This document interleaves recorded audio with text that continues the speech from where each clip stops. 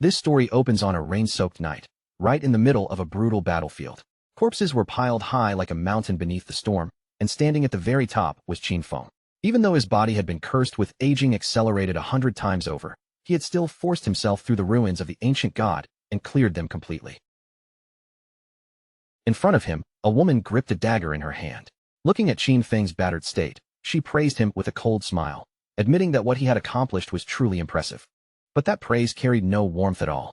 Her real goal was the divine artifact Qin Feng had obtained, the legendary Eye of Judgment, and she had already decided to take it for herself. Qin Feng was covered in wounds, barely holding on to his last breath.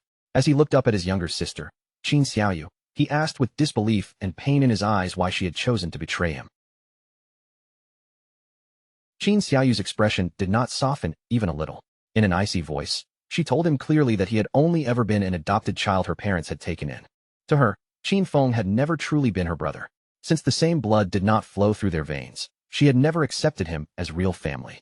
At that moment, a blond man named Song Fei stepped into view. With a satisfied look on his face, he casually remarked that Qin Feng had turned out to be far more useful than expected. Song Fei rested one hand on Qin Xiaoyu's shoulder while holding the divine artifact in the other, smiling as if everything had gone exactly according to plan. He thanked Qin Feng, saying that without him, neither he nor Qin Xiaoyu would ever have gotten their hands on the Eye of Judgment. Then he revealed that, in order to drain Qin Feng's remaining lifespan all at once, he had gone through great effort to obtain the soul-stealing blade now buried in Qin Feng's body. With a cruel grin, he asked whether Qin Feng liked this farewell gift. After their parents died, it was Qin Feng who had raised Qin Xiaoyu with his own hands. He supported her through school, protected her after the game descended into the world, and risked his life for her more times than he could count. But now, seeing her stand on the side of the people who had ruined him, Qin Feng finally understood that he had been completely wrong about her. Qin Xiaoyu did not show the slightest guilt. Instead, she said that after their parents passed away, Qin Feng had always interfered in her life, constantly ordering her around and trying to control her choices. Back when she and Song Fei still needed his protection, he had at least been somewhat useful.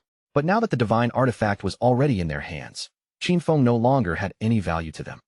Song Fei suddenly rushed forward, aiming to finish Qin Feng off once and for all. As he attacked, he even smiled and promised that from now on, he would take very good care of Qin Xiaoyu. With death closing in on him, Qin Feng clinched onto the last trace of his consciousness. Through pain and rage, he swore that he would never let the two of them get away with what they had done. But before Qin Feng could even finish speaking, Song Fei's attack struck him down, cutting off his final words along with his life.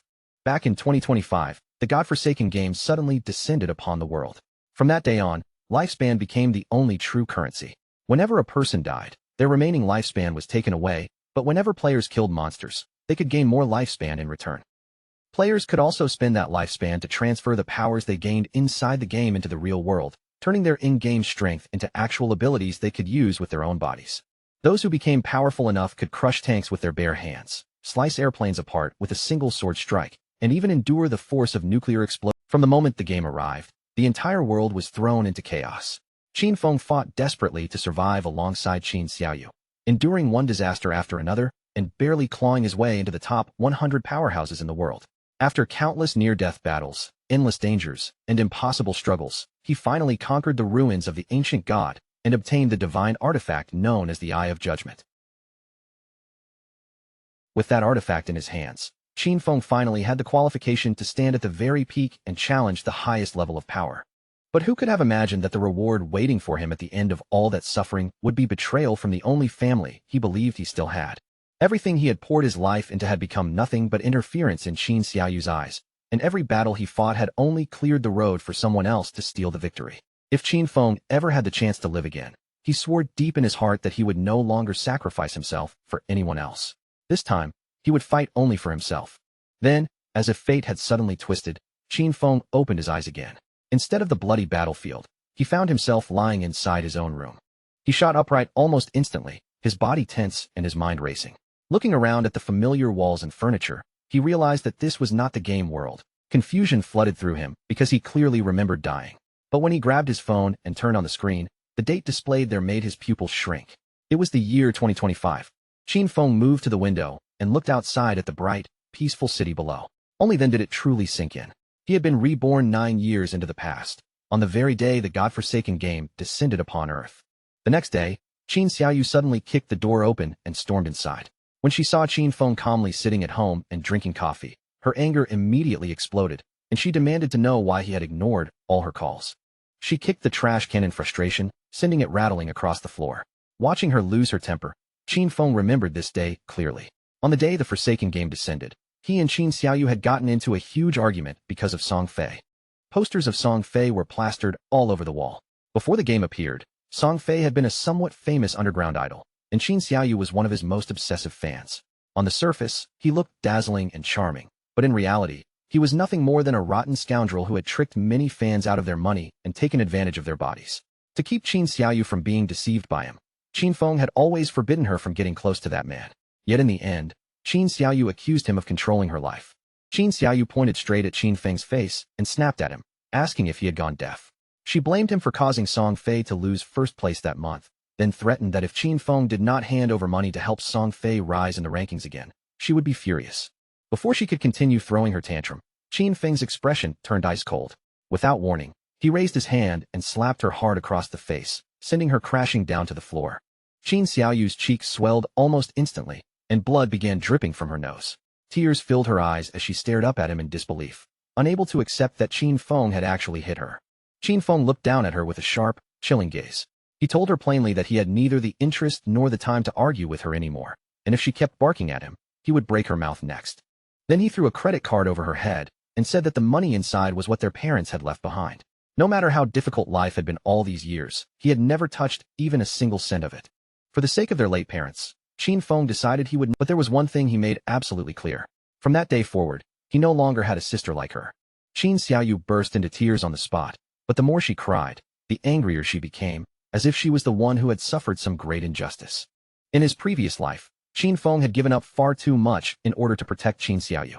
Opportunities slipped through his fingers, secret treasures were abandoned, and dangerous dungeons that might have changed his fate were all left behind because he had to consider her safety first.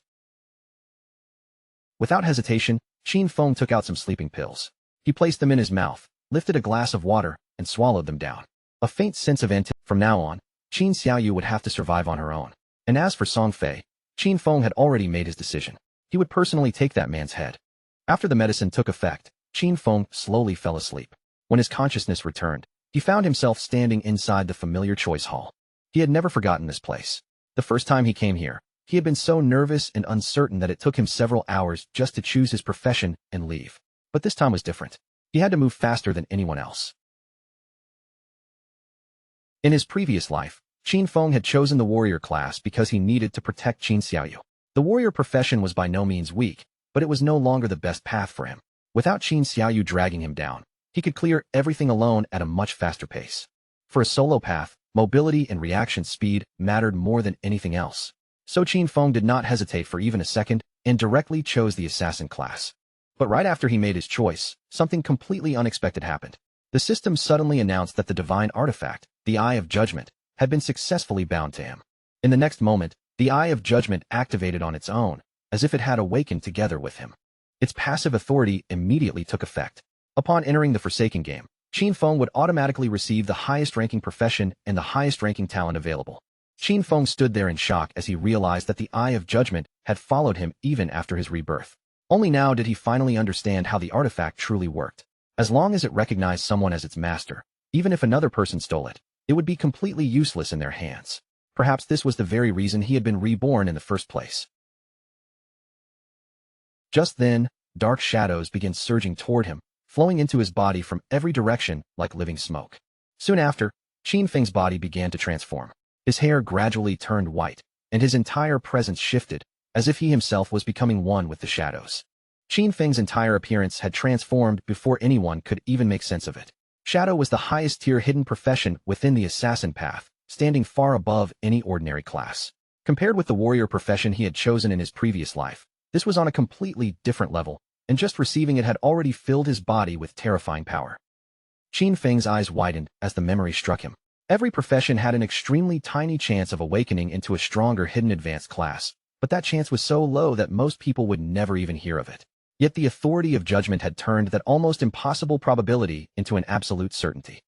At that moment, the system awakened and delivered even more shocking information.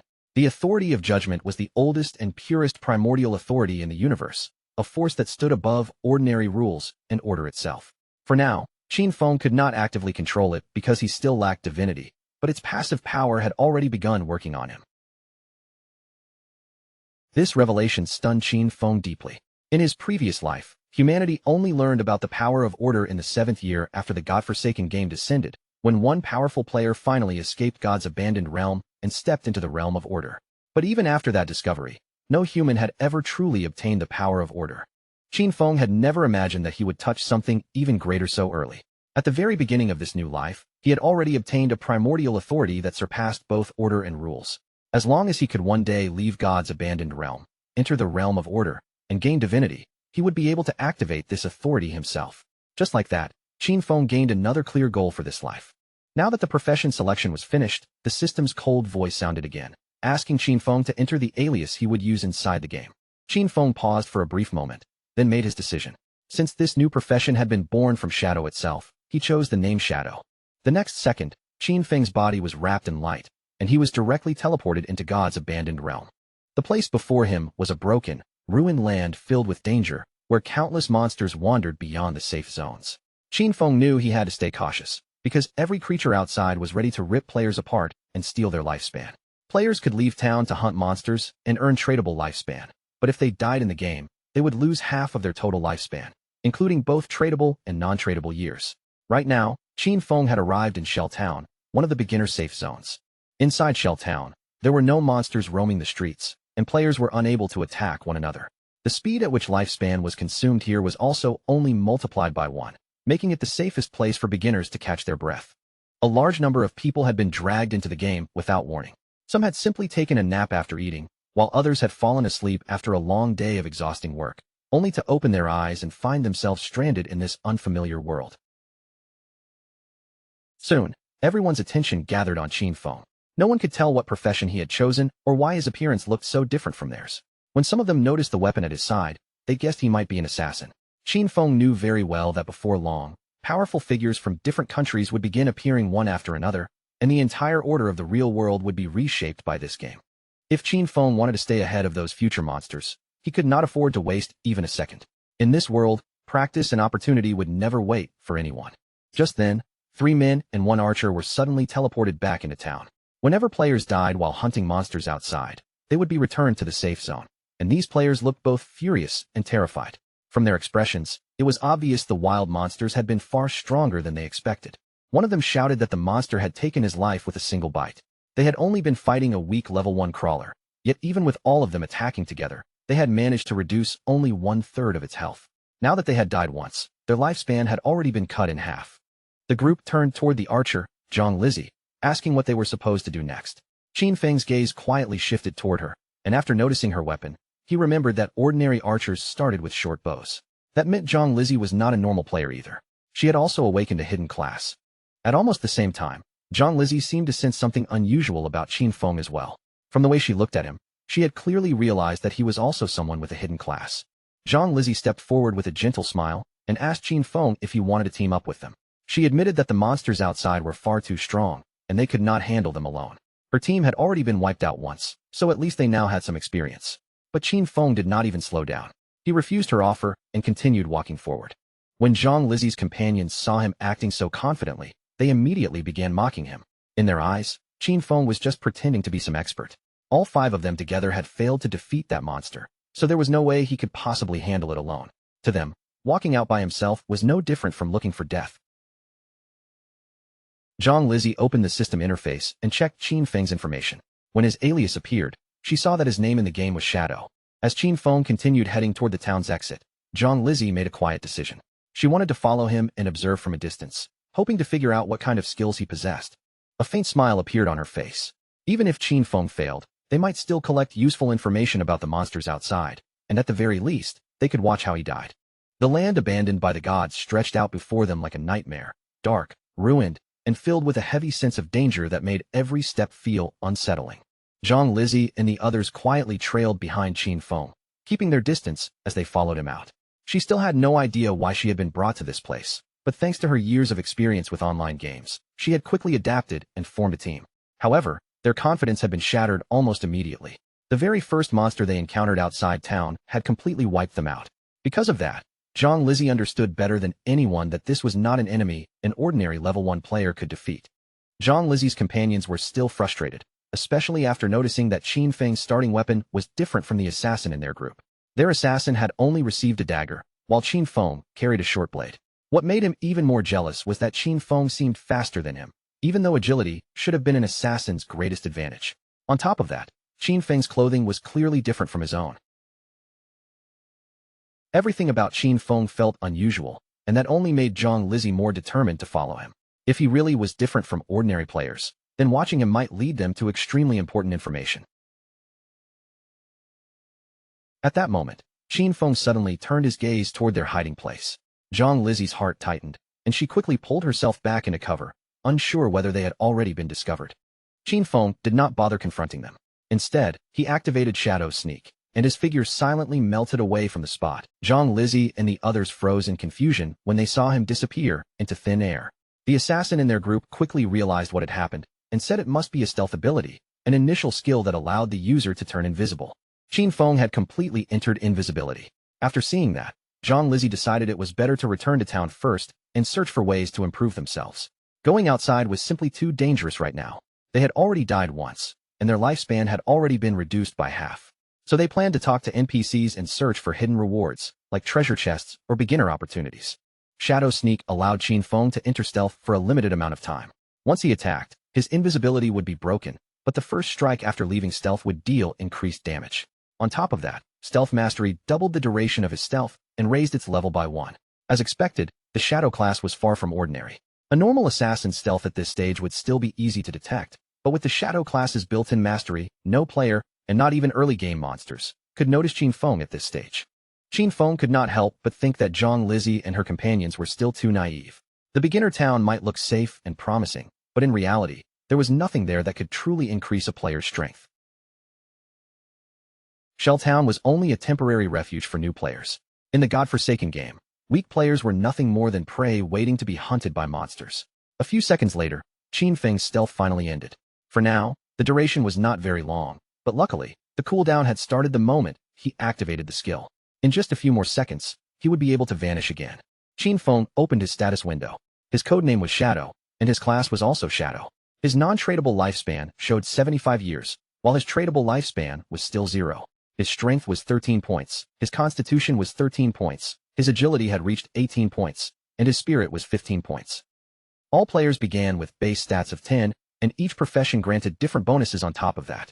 In his previous life, when Qin Feng chose the warrior class, it had only given him 3 extra points in strength and constitution. But this time, the Shadow class had increased every one of his attributes, and his agility alone had risen by 8 points. He still had 5 free attribute points left to assign. Most players at the beginning would spend those points on strength or spirit to increase their physical or magical attack power, but Qin Feng knew from experience that this was a serious mistake. Without wasting even a moment, Qin Feng placed all 5 free points directly into agility, pushing the stat up to 23 points. Agility was the key to surviving the early game. No matter how players allocated their stats, early monsters could still deal overwhelming damage if they landed a hit. The only reliable way to kill monsters without being injured was to move faster than them, dodge their attacks, and strike before they could react. Just as Qin Feng finished adjusting his attributes, something nearby suddenly caught his attention. Behind a tree not far away, a monster was hiding in the shadow. It was a level 1 crawler of normal grade, but something about it was abnormal. The creature was in the middle of evolving. Qin Feng immediately became alert. When he noticed that the crawler was still absorbing lifespan, he quickly understood what had happened.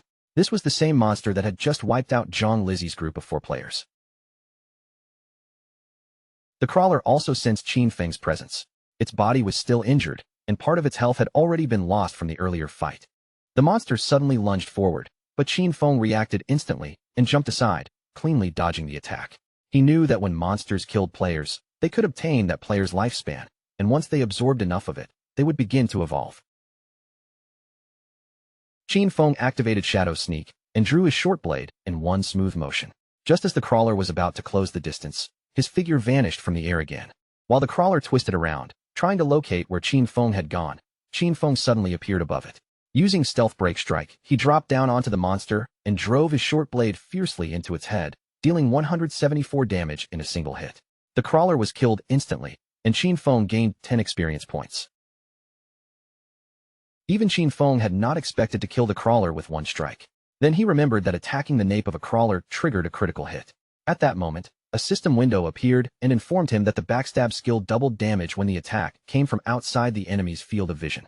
That explained everything. Backstab had stacked together with several other abilities, creating a terrifying. Qin Feng stood beside the crawler's corpse and stared at it in silence, the short blade still in his hand. He remembered how difficult things had been when he played as a warrior in his previous life. Even when he landed a critical hit back then, he could barely deal 40 damage, and every fight against a crawler dragged on for what felt like ages. He had nearly died just trying to kill one of them. The moment the crawler collapsed, a glowing orb floated up from its corpse, shimmering faintly in the air. That light was not ordinary loot. It was the lifespan the monster had gathered. Qin Feng reached out and clenched his fist around the shining orb.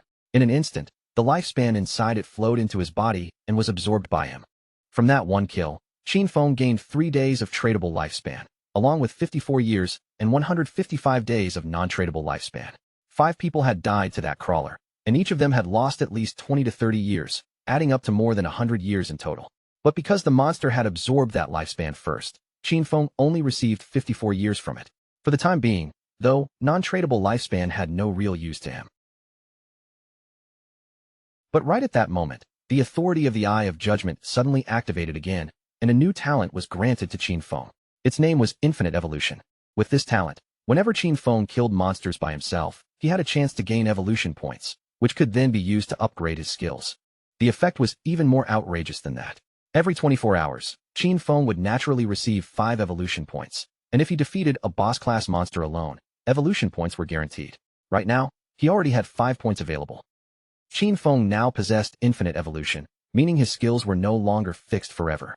In his previous life, he had never heard of anything like this. No matter what equipment or skill book dropped from monsters, its grade was set from the beginning, and there was no normal way to raise it. This was clearly a power that existed beyond rules and order. Curious to test it, Qin Feng decided to upgrade Shadow Sneak and Backstab first. He spent 4 evolution points, and both skills were successfully strengthened. Shadow Sneak rose from normal quality to bronze quality, increasing its duration from 12 seconds to 16 seconds. The bonus damage after breaking stealth also rose from 60 to 90, while the cooldown was shortened by 2 seconds. Backstab improved from inferior quality to normal quality, raising its damage by another 5%. Now Shadow Sneak could last 16 seconds, and with Stealth Mastery doubling the duration, that became a full 32 seconds. With stealth lasting this long, Qin Feng could almost remain invisible without interruption. If his skills had been upgraded before the earlier fight, even a crawler at full health would have been killed by a single strike. Just then, a young man walking with a woman noticed what had happened and immediately became overconfident. He laughed and said this game must not be that hard if even a skinny guy like Qin Feng could take down a monster alone.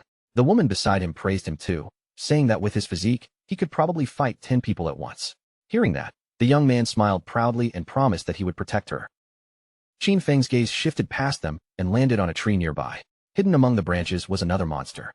Meanwhile, the young man, still wearing that confident smile, asked Qin Feng if he wanted to team up with them. Qin Feng instantly sensed the danger closing in. Without wasting a single word, he activated Shadow Sneak, and his figure disappeared from the spot. When the young man saw Qin Feng vanish, he completely misunderstood the situation. He thought Qin Feng had been scared away by his muscles and intimidating presence. But in the next second, a huge spider dropped down from above and landed heavily on the ground, instantly sending both of them into panic. It was a level 1 bronze-grade monster called the Nurturer. The moment it appeared, it attacked without hesitation, ending their lives almost instantly. Qin Feng remembered this monster clearly. The Nurturer was a beginner boss with 1600 HP, and it was absolutely not something an ordinary rookie could handle. Worse, after killing the 2 players, the Nurturer began feeding. Qin Feng saw his chance and decided to use this moment to test just how powerful his upgraded abilities had become. He activated Stealth Break Strike and moved in sharply, driving his short blade straight into one of the spider's eyes. The Nurturer immediately counterattacked, but Qin Feng reacted fast enough to avoid the blow. After dodging, he pulled back, created distance, and slipped into invisibility again with Shadow Sneak. That attack dealt 338 damage to the Nurturer. However, during the exchange, Qin Feng still took 9 points of damage himself. He had only escaped the real danger because of his high agility. Qin Feng's total HP was just 130, and if the spider's attack had landed cleanly, he would have been killed on the spot. Still, seeing that his strike had dealt over 300 damage to a boss made even him feel impressed. The injured nurturer flew into a rage. Its massive limbs lashed out wildly, and the trees around it were split in half under its furious attacks. Qin Feng knew these monsters were not mindless beasts. They possessed intelligence, and this spider would never just stand there obediently while he attacked it again and again. The nurturer began attacking everything around it, clearly trying to force Qin Feng to reveal his position. Even the smaller spiders had become alert now, so charging in recklessly would only get him surrounded. While the spider's attention was still scattered, Qin Feng seized the opening.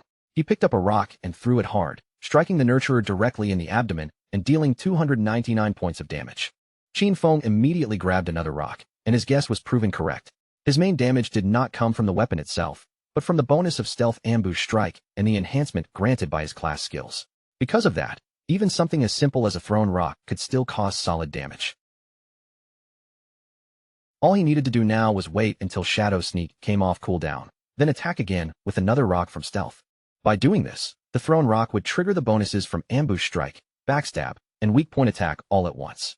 The moment Shadow Sneak's cooldown ended, Qin Feng threw another rock, dealing 279 damage to the spider, then immediately activated Shadow Sneak again and vanished. His strategy was simple but extremely effective. Stay hidden, wait for Shadow Sneak to refresh, strike from the shadows, and then disappear before the monster could touch him. At the same time, back in Shell Town, the leaderboard suddenly updated. It announced that the player Shadow had killed the bronze-grade boss Nurturer, becoming the first player to reach level 2 and instantly rising to number 1 on the list. The other players were stunned, because most of them had already died to ordinary mobs, and they could not understand how someone had defeated a boss this early. Zhang Lizzie and her companions were completely speechless when they saw that Qin Feng had killed a boss and reached level 2. They could not even deal with normal monsters as a group, so the idea that Qin Feng had defeated a boss alone felt impossible. For a moment, they even wondered if the system had made some kind of mistake. The man and woman who had just been attacked by the giant spider soon respawned back in town as well. When they saw that someone had killed that terrifying monster, shock filled their faces. Then they realized that the player called Shadow was the same young man they had seen earlier in the forest. Back in the forest, the system announced Qin Feng's victory. He had killed the boss Nurturer, gained 300 experience points, and received 2 evolution points. At the same time, Shelltown's level leaderboard was officially unlocked. The system also granted Qin Feng 1 reputation point. He then began absorbing the spider's lifespan. Unfortunately, the moment the giant spider died, all the smaller spiders scattered in every direction, which felt like a waste. Qin Feng could not help but regret not killing the small spiders first for extra experience. Still, he obtained 46 days of tradable lifespan, a bronze-quality skill book called Greedy Hand, and a corrosive dagger with 35 damage and 4 agility points. After learning Greedy Hand, Qin Feng could use it on defeated monsters, giving him a 20% chance to receive an additional loot reward. Even Qin Feng was surprised. He had never expected a bronze boss to drop such a god-tier assassin skill this early. This skill could greatly increase the amount of loot a player obtained. In the late game, when powerful bosses dropped rare items, a 20% chance for extra loot was incredibly valuable. In Qin Feng's previous life, there had been a player in the Godslayer Guild whose combat strength was only average. But because he possessed this one skill, he became one of the most desired players around, even traveling with a personal bodyguard wherever he went. Qin Feng's eyes widened as he realized the true potential of this skill. The activation rate was only 20% right now, but if he combined it with infinite evolution, he could continuously raise both the drop rate and the amount of loot gained. The next day, students were making their way to school, as usual, unaware that the world around them had already begun to change. On the way there, Qin Xiaoyu's friend asked whether she planned to call Qin Feng and apologize. She reminded Qin Xiaoyu that they had skipped the exam yesterday to secretly go support Song Fei, so Qin Feng was probably angry with her. But Qin Xiaoyu refused immediately, insisting that she had done nothing wrong. In her eyes, Qin Feng was the reason they had almost missed the entrance time, so he was the one who should apologize. Her friend tried to persuade her, saying that Qin Feng had always treated her very well, then asked what had happened to her face. Qin Xiaoyu remained stubborn, claiming that Qin Feng did nothing but interfere in her personal affairs. As for the injury on her face, she made up an excuse and said she had simply tripped and hurt herself. When they entered the school, they immediately saw a large crowd of students gathered outside one of the classrooms. Qin Xiaoyu's friend became curious and pushed her way through the crowd. Once she stepped into the classroom, she saw Shang Wai sitting there with his body becoming faint and semi-transparent. One of Shang Wai's friends explained nervously that he was not completely sure what had happened. A moment ago, Shang Wai had said he was going to take a nap, but when they turned around again, he had already become like this. And this was not an isolated incident. Similar cases were spreading all over the internet. People across the world were experiencing the same strange phenomenon, and some experts were saying that anyone who fell asleep might enter a ghost-like semi-transparent state. The worst part was that nobody knew why it was happening. Qin Xiaoyu's friend immediately became alert and decided to call her parents to warn them. She also advised Qin Xiaoyu to call Qin Feng, just in case he needed to be warned too. But Qin Xiaoyu refused coldly, saying she would rather see him dead than contact him. Meanwhile, Qin Feng was focused on evolving his newly acquired skill, Greedy Hand. He upgraded it from bronze quality all the way to gold quality. After the upgrade, the chance of gaining an extra piece of loot from an enemy increased from 20% to 70%. Thanks to this improvement, Qin Feng used Greedy Hand and obtained 2 more evolution points. Qin Feng clenched his fist and activated the skill again. This time, he successfully gained 2 evolution points along with 46 days of tradable lifespan. He was extremely satisfied with the result. Now that he had gained 2 evolution points, he knew he only needed 3 points to raise Greedy Hand to the next level. Once that happened, the chance of receiving extra loot would soon reach 100%. Qin Feng also understood that the governments around the world must have realized the seriousness of the situation by now. More and more people would soon flood into the game, so he had to speed up his progress and equip anything useful immediately. Without hesitation, he put on the bronze quality corrosive dagger, gaining 35 attack points and 4 additional agility points. Then Qin Feng activated Shadow Sneak to avoid attracting the attention of nearby monsters. He knew that before long, people would discover that the skills and equipment obtained in this game could be extracted into the real world.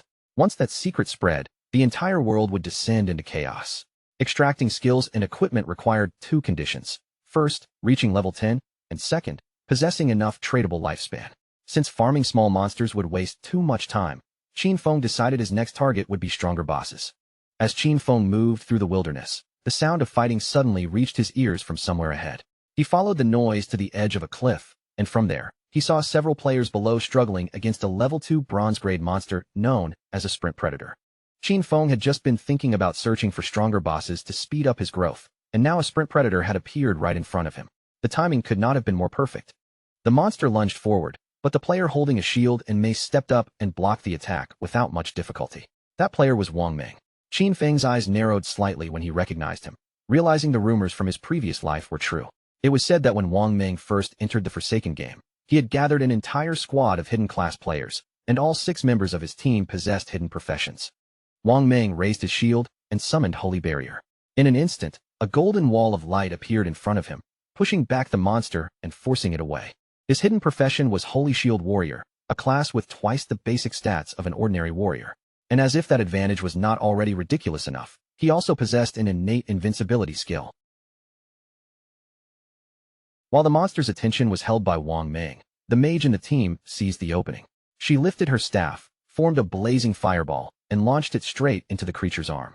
Her hidden profession was Prophet, an advanced mage class that allowed her to deal double the magical damage of an ordinary mage. It also came with a built-in prophetic fireball skill, giving her powerful early-game damage. The team's archer also had a hidden profession from the archer path, called Sharp-Eyed Shooter, which granted double the stats of a normal archer and came with the rapid shot skill. Even their priest was not ordinary.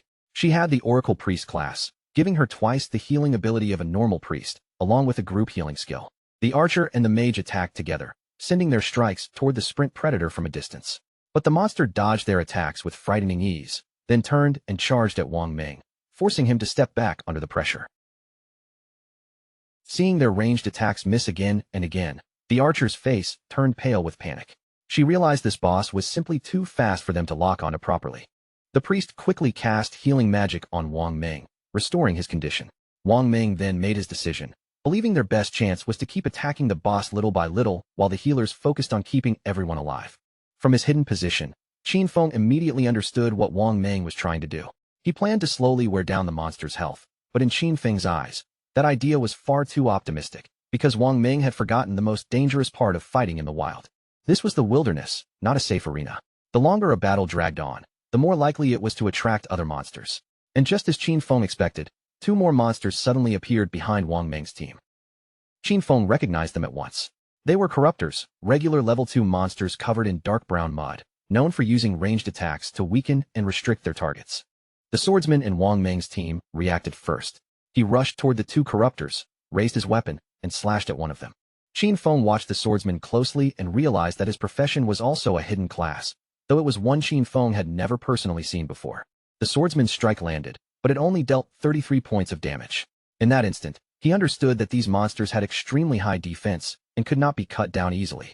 Before he could adjust his stance, the corruptor opened its mouth and spat a thick mass of mud directly onto him. That attack was groundbind.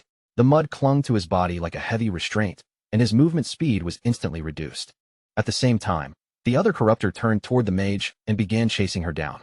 The mage's eyes filled with tears as she stumbled backward, forced to flee in panic. But just as the corruptor was about to close in, Qin Feng suddenly leapt into action. In the blink of an eye, his figure flashed past, and the monster's head was severed cleanly from its body. The attack dealt 441 damage, saving the mage on the spot and leaving everyone frozen in shock. Qin Feng's strike was so powerful that the corruptor died instantly. The mage stared at the fallen monster in complete confusion, unable to understand who had saved her or whether someone nearby was secretly helping their team. Using his sword for support, the swordsman forced himself back to his feet. He was stunned when he saw that someone had killed a level 2 corruptor with a single blow. After all, when their own team fought even a level 1 corruptor, they needed to work together for 10 full seconds just to bring it down. The remaining corruptor tried to launch another attack. But once again, Qin Feng moved like a flash of lightning, appearing and cutting off the monster's head before it could do anything. The swordsman began trembling with fear and quickly asked Li Zai if she had seen who made the attack. Li Zai panicked and said she had not seen anything at all. Wang Ming quickly steadied himself and told everyone not to get distracted. Deep down, however, he could only hope that the invisible attacker was on their side. Now, only the sprint predator remained on the battlefield, while Qin Feng quietly watched from a tree branch above. For killing 2 level 2 corruptors, he obtained 40 experience points, 1 evolution point, a common quality skill book called Venom Dart, and 8 days of tradable lifespan. Qin Feng did not hesitate for even a moment. Venom Dart was a perfect mid-range poison damage skill, so he immediately used his evolution points to strengthen it. After the evolution was complete, Venom Dart rose to level 2 and upgraded from common quality to silver quality. The skill now allowed him to throw a deadly poison dart up to 14 meters away, dealing 120 attack damage on impact and applying the Venom status, with only a 5-second cooldown. The Venom status would inflict continuous damage equal to 50% per second, lasting for 5 seconds. Although the poison could not stack, its damage over time was already extremely powerful for this stage. The sprint predator attacked again.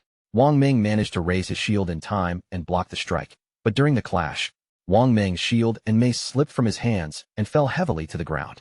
The monster immediately took advantage of that opening, stabbing him again with its other limb and causing him unbearable pain. The archer began shaking with fear at the sight. The priest also panicked, knowing the situation had turned terrible, because her healing could not keep up with the damage Wang Ming was taking. In that desperate moment, Wang Ming gritted his teeth through the pain and shouted for the others to run away. Before the sprint predator could continue its attack, Qin Feng flicked his hand and shot out a poison dart. The dart pierced directly into the monster's head, dealing 845 points of damage in one strike. The mage and the archer stared in disbelief. That single attack had taken away nearly half of the boss's HP, something their entire team had failed to do after struggling for so long.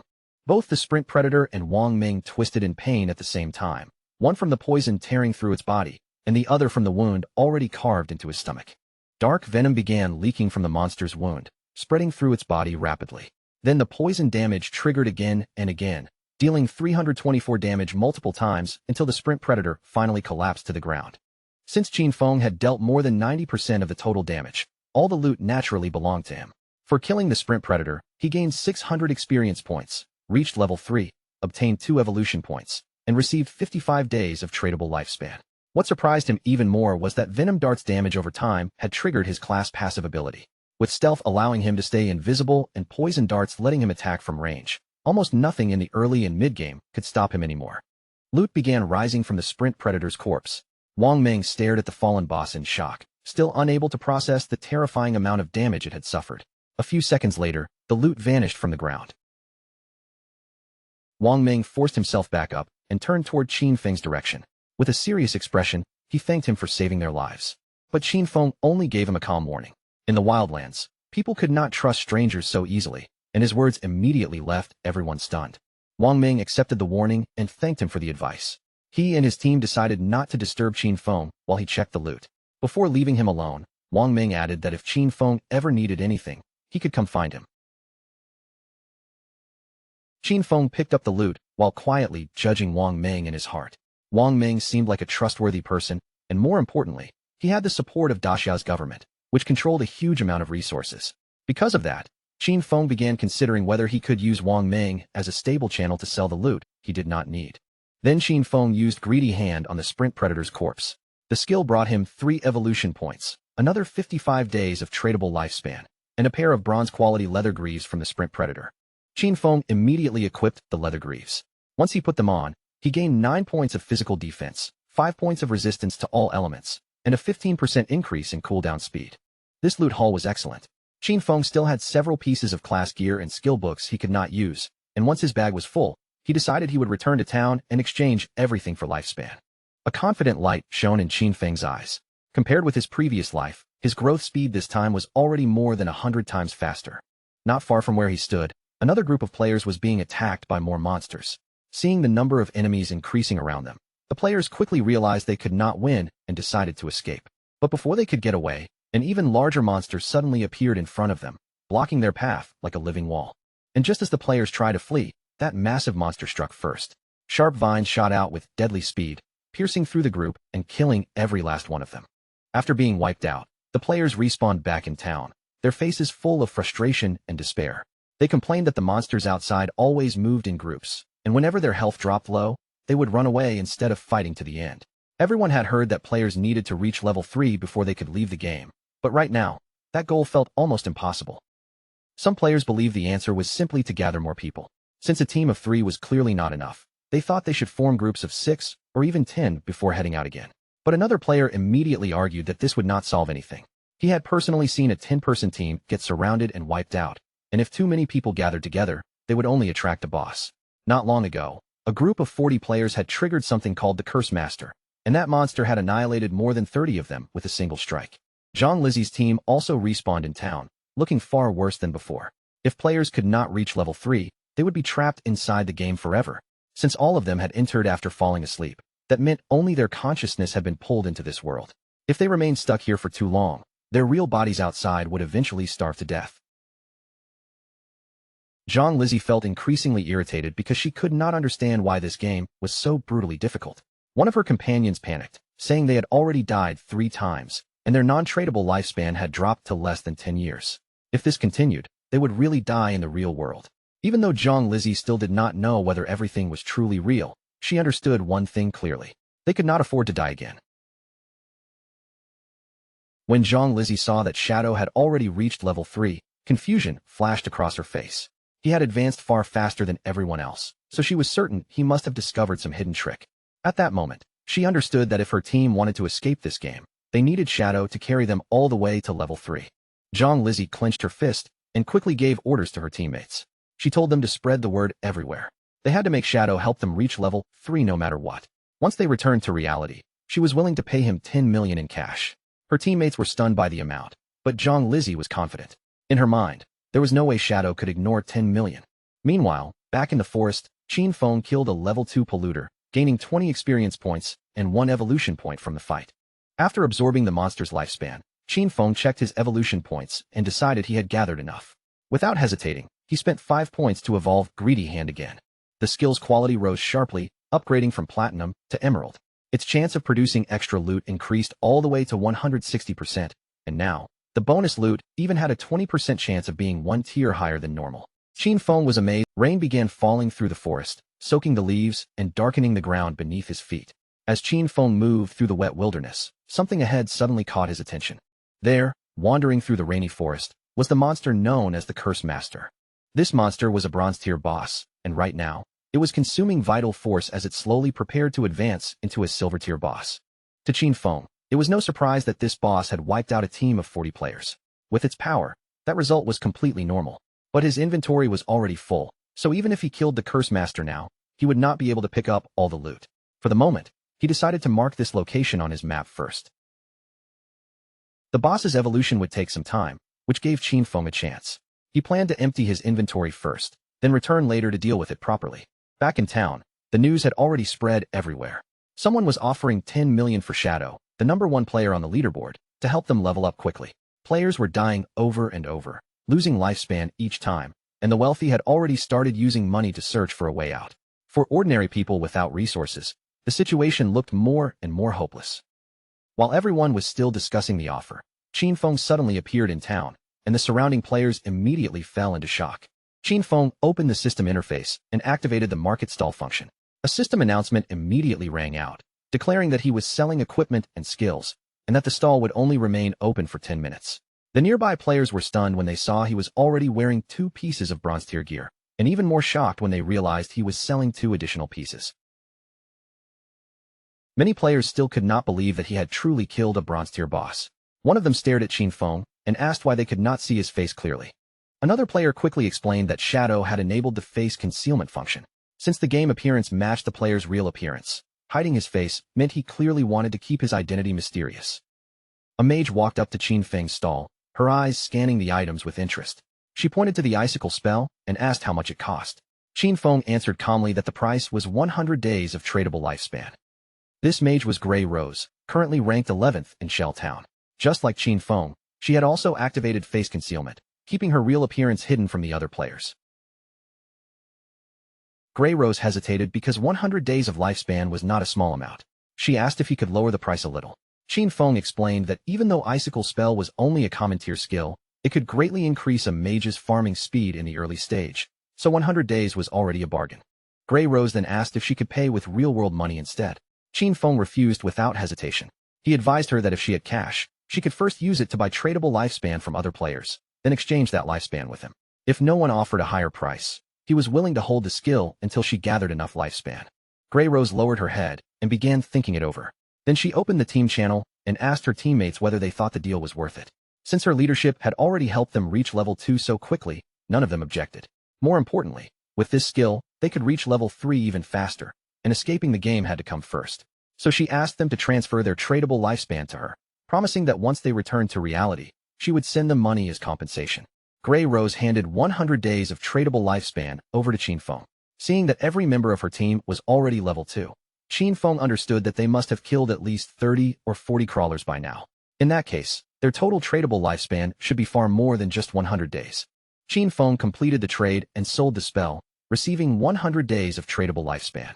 With that, his tradable lifespan increased from 268 days to 368 days. Just then, Zhang Lizzie appeared in the crowd, and her eyes lit up when she finally found Shadow. With a confident smile, Zhang Lizzie stepped forward and presented what she thought was a generous opportunity. As long as Shadow helped her reach level 3, she promised to give him 10 million in cash after they returned to the real world. The surrounding players were immediately shocked by her offer, and many of them turned to stare at Qin Feng, waiting to see how he would respond. Qin Feng recognized her. This woman was Zhang Lizzie, and according to the reports Qin Feng remembered, Zhang Lizzie had used cash to lure people into selling their lifespan. After that, she kidnapped them and forced them into labor, and anyone who resisted was murdered in reality. Knowing exactly what kind of person she was, Qin Feng rejected her offer coldly. Zhang Lizzie admitted that Shadow was powerful inside the game, but she reminded him that no one truly understood how this game worked yet. She told him it would be smarter to team up with her, and in return, she could give him a life of luxury, with cars, houses, women, and anything else he wanted. Qin Feng did not waver at all. He simply told her to stop blocking his business. He knew better than anyone that cash would soon become worthless, because before long, tradable lifespan would become the only universal currency. Zhang Lizzie's expression darkened, and her arrogance surfaced immediately. She said coldly that if this were the real world, she would have already taught him a harsh lesson. Qin Feng's gaze turned murderous. He warned her in a chilling voice that if she said one more word, he would kill her again and again until her lifespan dropped all the way to 0.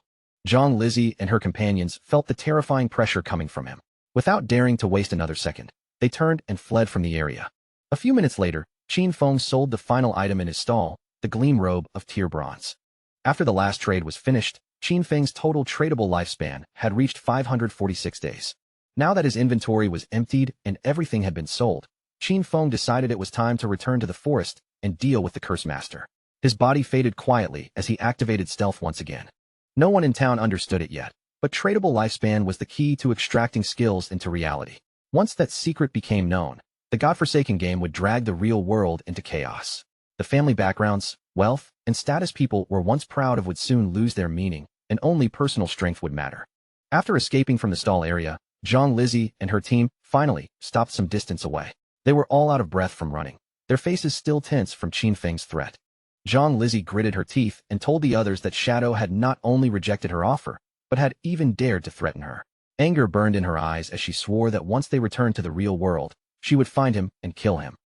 While Zhang Lizzie was thinking about revenge, a man named Mao Lijun, also known as Lao Mao, walked toward her from nearby. Lao Mao said that he had already reached level 2, and with a confident look, claimed that he knew some tricks that could help people level up inside the game. He then asked whether he could take the 10 million offer that Shadow had refused, saying he could help Zhang Lizzie and her team reach level 3 instead. Zhang Lizzie immediately became cautious and asked what kind of tricks he was talking about. Lao Mao smiled and said he usually kept these methods secret, but for her, he was willing to make an exception. He explained that under their current situation, the fastest way to level up was to put all attribute points into agility as soon as possible. Once their running speed became faster than the monsters, they could avoid being hit and find chances to win without taking damage. Zhang Lizzie froze when she heard this. She had put all her attribute points into strength, and only now did she realize she might have made the wrong choice from the very beginning. In the end, Zhang Lizzie agreed to Lao Mao's offer, but she cut the price down to 5 million because he was not as strong as Shadow. Lao Mao accepted the deal, though he could not help mentioning that while Shadow was powerful, it was strange for him to refuse such a huge amount of money. Meanwhile, Qin Feng reached the exact location he had marked on the map earlier. His body remained hidden in stealth, and from the shadows, he quietly studied the creature ahead. The monster had already broken through into the silver rank, and the thick gray fog twisting around its body made it clear that its evolution still had not finished. Without wasting any more time, Qin Feng activated his Venom Dart ability. He knew very well that if this creature was allowed to keep evolving until it reached the gold rank, the whole process would still but Qin Feng had no intention of standing there and waiting that long. The moment his chance appeared, he fired the poison dart straight at the monster, and because the strike came from stealth, the attack landed cleanly, dealing 659 points of damage. And that first hit was only the beginning. Once the poison seeped into the monster's body, the damage kept ticking, eating away at its health by 219 points every single second. Qin Feng immediately sprang toward the monster and activated Shadow Sneak, closing the distance in an instant. He understood that a silver boss was on a completely different level, with health that was at least 2 or 3 times higher than a bronze level 1 monster. Right then, the monster suddenly lifted its hands, and a terrifying amount of magical energy began gathering between them. As the power swelled, its already huge body seemed to expand even further, becoming more oppressive by the second. Qin Feng quickly judged the situation in his mind. As long as he could land Venom Dart 2 or 3 more times, this silver boss should be finished before its evolution could go any further. But before he could act again, the monster suddenly released a devastating attack. The blast erupted outward with brutal force, tearing through the surrounding ground and smashing the area around it into chaos. This was a magic-type boss, the kind of monster that could unleash massive area damage in one strike. After throwing out Venom Dart, Qin Feng had already started retreating, and even then, he only barely slipped out of the attack range in time. Still hidden from sight, Qin Feng felt the danger even more clearly. With his current health and defense, taking that attack head-on would be no different from throwing his life away. The fight dragged on, and before long, the monster began preparing another large-scale attack. Magical power once again gathered around it, making the air feel heavy and unstable.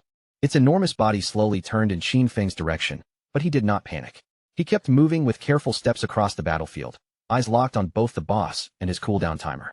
His hidden shadow ability still was not ready, so he had to stay patient and wait for the boss to expose a weakness. His strategy was simple, but every second had to be perfect. Wait for the right opening, strike exactly where it hurt, then vanish before the monster could counterattack. A moment later, the creature staggered, its focus slipping for just an instant. That tiny opening was all Qin Feng needed. He rushed forward without the slightest hesitation, raised his hand, and released Venom Dart again before the boss could recover. The attack flew in perfectly and struck the monster dead on, bursting against its body and dealing another 659 points of damage. Almost immediately, the venom began spreading through the boss once more. Its health started falling rapidly, with 219 points being drained away every second. Sensing that its life was in danger, the monster actually tried to flee. But Qin Feng had no intention of letting his prey escape now. He chased after it closely, his gaze sharp and steady, completely locked onto the creature. By this point, the monster was already close to death. No matter how desperately it tried to run, its body was weakening too quickly, and its escape attempt had become meaningless. In one swift movement, Qin Feng disappeared from sight and reappeared directly above the creature's head. With a heavy strike, he slammed it down hard into the ground, ending the fight with brutal precision. The system immediately confirmed his victory. Qin Feng had successfully defeated the silver-ranked boss, and a stream of notifications flashed before his eyes. He gained a total of 1,800 experience points, causing his level to shoot up from level 3 straight to level 5. On top of that, he received 4 evolution points and an unexpected 124 days of tradable lifespan. Seeing that one boss kill had raised him by 2 full. As the monster's body collapsed and transformed into loot, Qin Feng immediately reached out and activated his evolved skill, Greedy Hand. The air around the loot shimmered faintly, and a system screen quickly appeared to confirm that everything had been collected. The rewards were even better than Qin Feng had expected, giving him another 4 evolution points along with an additional 124 days of tradable lifespan. With his gains doubled once again, Qin Feng's lips curled into a satisfied smirk. Getting 2 extra bonuses so easily was far better than he had imagined. After adding everything together, he realized this one silver-ranked boss had brought him a total of 12 evolution points and 372 days of tradable lifespan. Just as Qin Feng was still taking in the size of his rewards, another notification suddenly appeared before him. This time, it revealed an unexpected bonus from Greedy Hand's secondary effect. One of the items he had looted had been upgraded from silver rarity all the way to gold. Qin Feng looked at the message with clear interest. A gold-tier item was no small reward, and now he understood even more why Greedy Hand was considered a Jade-level skill. It did not just collect loot. It could actually push the quality beyond its original limit. After that, Qin Feng turned his attention back to the scattered equipment on the ground. 7 or 8 pieces of gear had dropped from the boss, but the problem was that his backpack only had 10 empty slots left. He let out a quiet sigh, already seeing the trouble ahead. If he had to run back to town every time he killed a boss, it would waste far too much time. Something like a storage ring would have solved this problem perfectly. Just as Qin Feng was about to examine one particular item among the loot, the scene suddenly shifted back to Shell Town. Back in Shell Town, the mage from Wang Meng's team appeared in a flash of light. The tension on her face finally eased, and she looked visibly relieved. She had made it back safely, and it was all thanks to Wang Meng. One after another, the rest of the team returned as well. They gathered around Wang Meng and thanked him since the mage, however, still had one regret she could not shake off. She sighed softly, wishing she had managed to add Qin Feng as a friend back in the forest. In her mind, maybe the problem was that she had been covered in mud at the time and looked too miserable. Her teammate grinned and comforted her, saying that now that she had changed into a fresh outfit and looked so good, that mysterious player definitely would not reject her again. While they were still chatting, a system announcement suddenly echoed across the entire town. The leaderboard had been updated, and the name Shadow had risen again, reaching level 5. The news instantly shook the players in town. Someone stared in disbelief, unable to understand how Shadow had jumped from level 3 to level 5 so quickly. The only reasonable explanation was that he must have taken down some powerful boss monster. Another player said that just 10 minutes earlier, he had seen Shadow casually selling gear in the town square, and now the man had already leveled up again. Then another guy suddenly declared that his sister had just turned 18, and if Shadow happened to like her, their whole family would be set, because having Shadow help them level up would completely change their future. His friends immediately shut that idea down, reminding him that Shadow had already ignored 10 million in cash, so there was no way a random matchmaking offer would impress him. Back at Wang Meng's side, the mood in his team quickly became uneasy. They had only just been celebrating the fact that they had reached level 3, yet in the blink of an eye, Shadow had already pulled far ahead of them. Wang Meng, however, remained steady. He told everyone not to panic about it for now. Their priority was to log out, return to the real world, and warn their families and friends about the danger hidden inside this game. As their bodies began fading from the game, the system confirmed that they were logging out. Wang Meng's final words carried a heavy seriousness. If the world was truly moving toward chaos, then they had to make sure their loved ones were prepared. The scene then shifted to the real world. Wang Meng's eyes suddenly opened, and almost immediately, a voice nearby called out anxiously for the captain. It turned out that Wang Meng was not just an ordinary player at all. In reality, he was a police officer. His fellow officers rushed toward him, their faces filled with worry. One of them admitted that they had been terrified, because while Wang Meng was unconscious, his body had actually started turning transparent. The terrifying truth was now impossible to ignore. If a player died inside the game or lost all of their remaining life, they would not simply log out. They would vanish from the real world as well. But even with that horrifying realization hanging over, Wang Ming immediately stood up and ordered everyone to gather. His expression was grave, because something extremely serious had happened. Someone quickly asked Wang Ming for his report. Wang Ming explained that he and his team had formed a party, and every member had awakened a hidden profession, giving them a major advantage inside the game. Even with that advantage, they had still almost been wiped out by a single monster. In the end, they only survived because an unknown player named Shadow appeared at the last moment and saved them. Wang Ming confirmed that every part of his report was accurate. He then described just how terrifying Shadow's growth had been.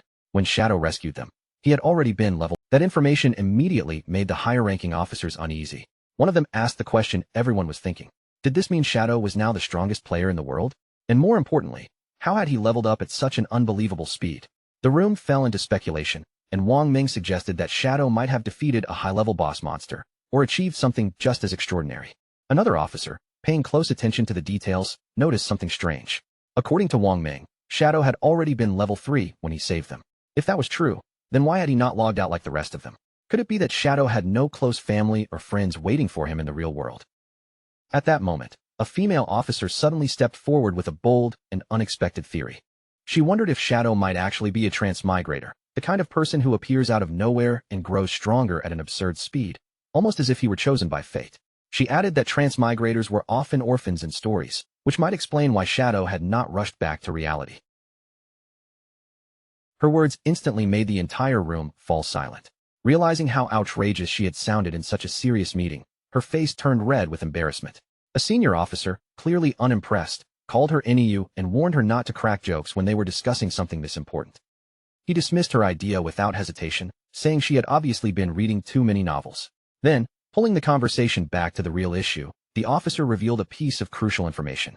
According to secret reports from the higher-ups, researchers had been investigating a disturbing pattern. A large number of elderly people had recently been dying mysteriously in their sleep. When the researchers compared those deaths with information from people who had returned from the forgotten game of the gods, they discovered something horrifying. The elderly people who died in their sleep had also died multiple times inside the game. This pointed to a terrifying truth. If a player's lifespan dropped all the way to 0 in the game, they would not only die there, they would die in real life too. One officer voiced his concern, saying that the forgotten game of the gods was an anomaly far beyond anything they currently understood. The head officer agreed, his expression heavy, and suggested that they might be facing something even worse than a game, an invasion from unknown beings belonging to higher dimensions. The entire room fell into a heavy silence as everyone absorbed that terrifying possibility. But the head officer did not allow the meeting to freeze there. He quickly moved on to the most urgent matter, explaining that the higher-ups, most likely the government itself, had already issued an emergency order. From this point forward, all officers were to form vanguard teams according to their locations, enter the forgotten game of the gods, and gather every piece of information they could find. This situation had already gone far beyond an ordinary police matter. The government was preparing a special force specifically to deal with this bizarre crisis, and the head officer made the scale of the problem clear. Every country in the world was now rushing to explore and understand this new reality, and if they fell behind, their nation would lose ground on the international stage. For the sake of national security, they had no choice but to collect information no matter the cost. The head officer then announced his decision in a firm voice. Anyu would serve as the captain of Team 1. The moment her name was called, she accepted the assignment without the slightest hesitation. Wang Ming was appointed as Anyu's vice captain, and both of them were given the authority to choose their own team members. Wang Ming gave a serious nod, fully understanding that this mission was no ordinary assignment, but something that could affect far more than just their own lives. After that, the head officer shifted the discussion toward Shadow, the mysterious player Wang Ming had encountered in the game. Judging from Wang Ming's account, Shadow did not seem to be someone with evil intentions. Because of that, the head officer ordered Anyu and Wang Ming to do everything they could to befriend him, uncover his true identity, and build a cooperative relationship with him. The head officer also explained why he was placing Anyu in charge of this task.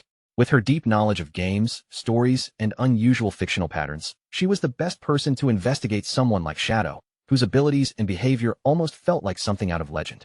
If Anyu and Wang Ming could turn him into an ally, Shadow might become their representative force inside the game. If they succeeded, they could gain access to crucial information that might give them a major strategic advantage. Meanwhile, the rest of the police force would be responsible for maintaining public order and preventing widespread panic from breaking out. With those orders given, the tense meeting finally came to an end. As the sun slowly sank below the city skyline, Warm golden light spread across the buildings. Beneath that fading glow, the officers began preparing themselves for the dangerous challenges waiting ahead. The next day, the scene shifted to a high school classroom, where the protagonist's younger sister sat at her desk with her mind clearly somewhere else. Around her, the other students were chatting excitedly about the latest news. A small group nearby brought up a surprising discovery. Xiangwei, the student whose body had once started to fade away, had now reached level 3 in the game and safely logged out. One girl said Xiangwei had revealed something extremely important. If several people from the same district fell asleep at the same time, they would all be sent to the same starter village inside the game. The news immediately stirred both excitement and unease among the students. Another girl became alarmed and insisted that this plan would not work for her because she had to bring her parents into the game. They had no gaming experience at all, and she was afraid something terrible might happen to them if they entered unprepared. But another student disagreed, saying they should not rush to drag their parents in yet. Their first priority should be getting stronger themselves, so that when the time came, they would actually be able to protect their families. Meanwhile, the protagonist's younger sister lowered her gaze to her phone, her thoughts growing heavier by the second. A small but stubborn frustration kept rising in her chest. Why had her brother still not contacted her? With something as huge as the forgotten game of the gods happening, she had expected him to at least send one message and check on her. But there was nothing. He had not asked if she was safe, and he had not even apologized for hitting her earlier. That kind of cold silence felt completely unlike him. In the past, no matter how badly they argued or how much she annoyed him, he would always find some way to smooth things over. But today was different. There was no apology, no softening, and no attempt to make peace. Even their parents had never laid a hand on her, yet her own brother had actually struck her. Still upset, she tried to defend herself in her own mind. All she had done was skip class to attend Song Fei's concert. Was that really such an unforgivable mistake? She puffed up her cheeks, deciding that unless her brother called her and apologized at least 1,000 times, she absolutely would not forgive him. But that irritation did not last long before her mood suddenly shifted. The moment Song Fei entered her thoughts, her eyes lit up, and her annoyance quickly turned into excitement. Thinking back on it now, she felt glad that she had gone to see Song Fei yesterday. Once the forgotten game of the gods truly took over everyone's lives, she might not get many more chances to attend his concerts. A dreamy smile spread across her face as she remembered the previous night, especially the feeling of being so close to him while he performed on stage. In her mind, Song Fei appeared again beneath the bright stage lights, looking dazzling as the crowd cheered around him. Just remembering it made her unable to hold back her admiration for how amazing he had been. Then a sudden thought struck her. If everyone entered the game world while they were sleeping, then Song Fei would eventually be pulled into that world too. The moment she imagined meeting Song Fei inside the game, her cheeks flushed red, and her heart seemed to jump a little faster. Could this actually be her chance? Was fate finally creating a way for the two of them to meet? The more she thought about it, the faster her heart beat, and the whole idea filled her with nervous excitement. As she prepared to go to sleep, another thought suddenly came to her. Xiangwei had managed to reach level 3 extremely quickly, which meant he was probably already considered an expert among the current players. If she wanted to perform well after entering the game, getting advice from him first would be a smart move. So without wasting any time, she picked up her phone and sent Xiangwei a message, asking whether he had any useful tips before she entered the game world. At that same time, Xiangwei was with his classmates when her message suddenly appeared on his screen. Xiangwei looked down at his phone and immediately smiled. He could hardly believe what was happening. Someone like the protagonist's younger sister was actually coming to him for advice. In his eyes, this was a rare opening, a perfect chance to get closer to her. Xiangwei quickly replied, telling her that she had definitely asked the right person. He then shared what he considered an important game secret. At the very beginning, she should put all of her attribute points into agility. Otherwise, she would not be fast enough to escape from monsters and would end up dying again and again. She hesitated and asked if that still applied, even if she chose a mage class. Xiangwei confidently assured her that it did. Agility was useful for mages too, he explained, because it improved casting speed, and in the early stages, being able to cast faster could make all the difference. Still not fully confident, she asked what she should do if she improved her agility and still could not win. Xiangwei told her not to worry so much. As long as someone in their village reached level 5, the village's teleportation formation would activate and connect all the starter villages together. Once that happened, she could simply join a random party to help her level up, and when the teleportation circle opened, he would personally come find her. Hearing that, she instantly felt much happier. Lying on her bed, she smiled to herself, thinking that people like Xiangwei really were useful at times. Just like that, she had already found someone willing to help her. As sleepiness slowly came over her, another pleased thought crossed her mind. This was perfect. She would enter the game before her brother, level up quickly, and become strong first. Then, when her brother finally joined, she would make sure he had a miserable time. No help, no support. He would have to figure everything out by himself. Feeling satisfied with that little plan, she drifted into sleep, full of excitement for the adventure waiting ahead. The scene then shifted back to the game, where the protagonist stood among the loot left behind by the defeated boss monster. Amid the scattered treasures, one glowing orb immediately caught his attention.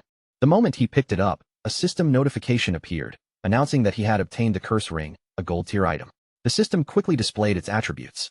The ring could be equipped by anyone, and it increased every attribute by 8 points. It also granted 26 points of dark elemental resistance and made weak point attacks 1.5 times stronger. However, there was one condition. The user had to be at least level 4 before wearing it. Looking over the effects, the protagonist immediately understood how valuable the item was. A boost of 8 points to every attribute meant a total increase of 32 points, which was almost the same as gaining 3 full levels. On top of that, the dark elemental resistance would be useful against many enemies, and the weak point damage boost was a very welcome bonus.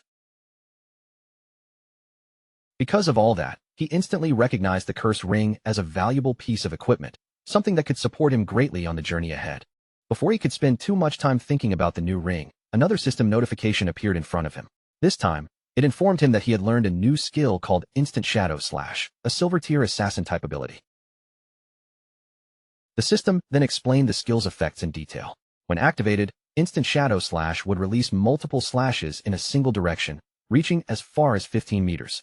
It also granted 5 seconds of temporary invincibility, striking every enemy within a 2.1 meter wide path 3 times. Each hit dealt 100 damage and counted as a backstab, though it could not trigger weak point damage. The cooldown was 12 seconds.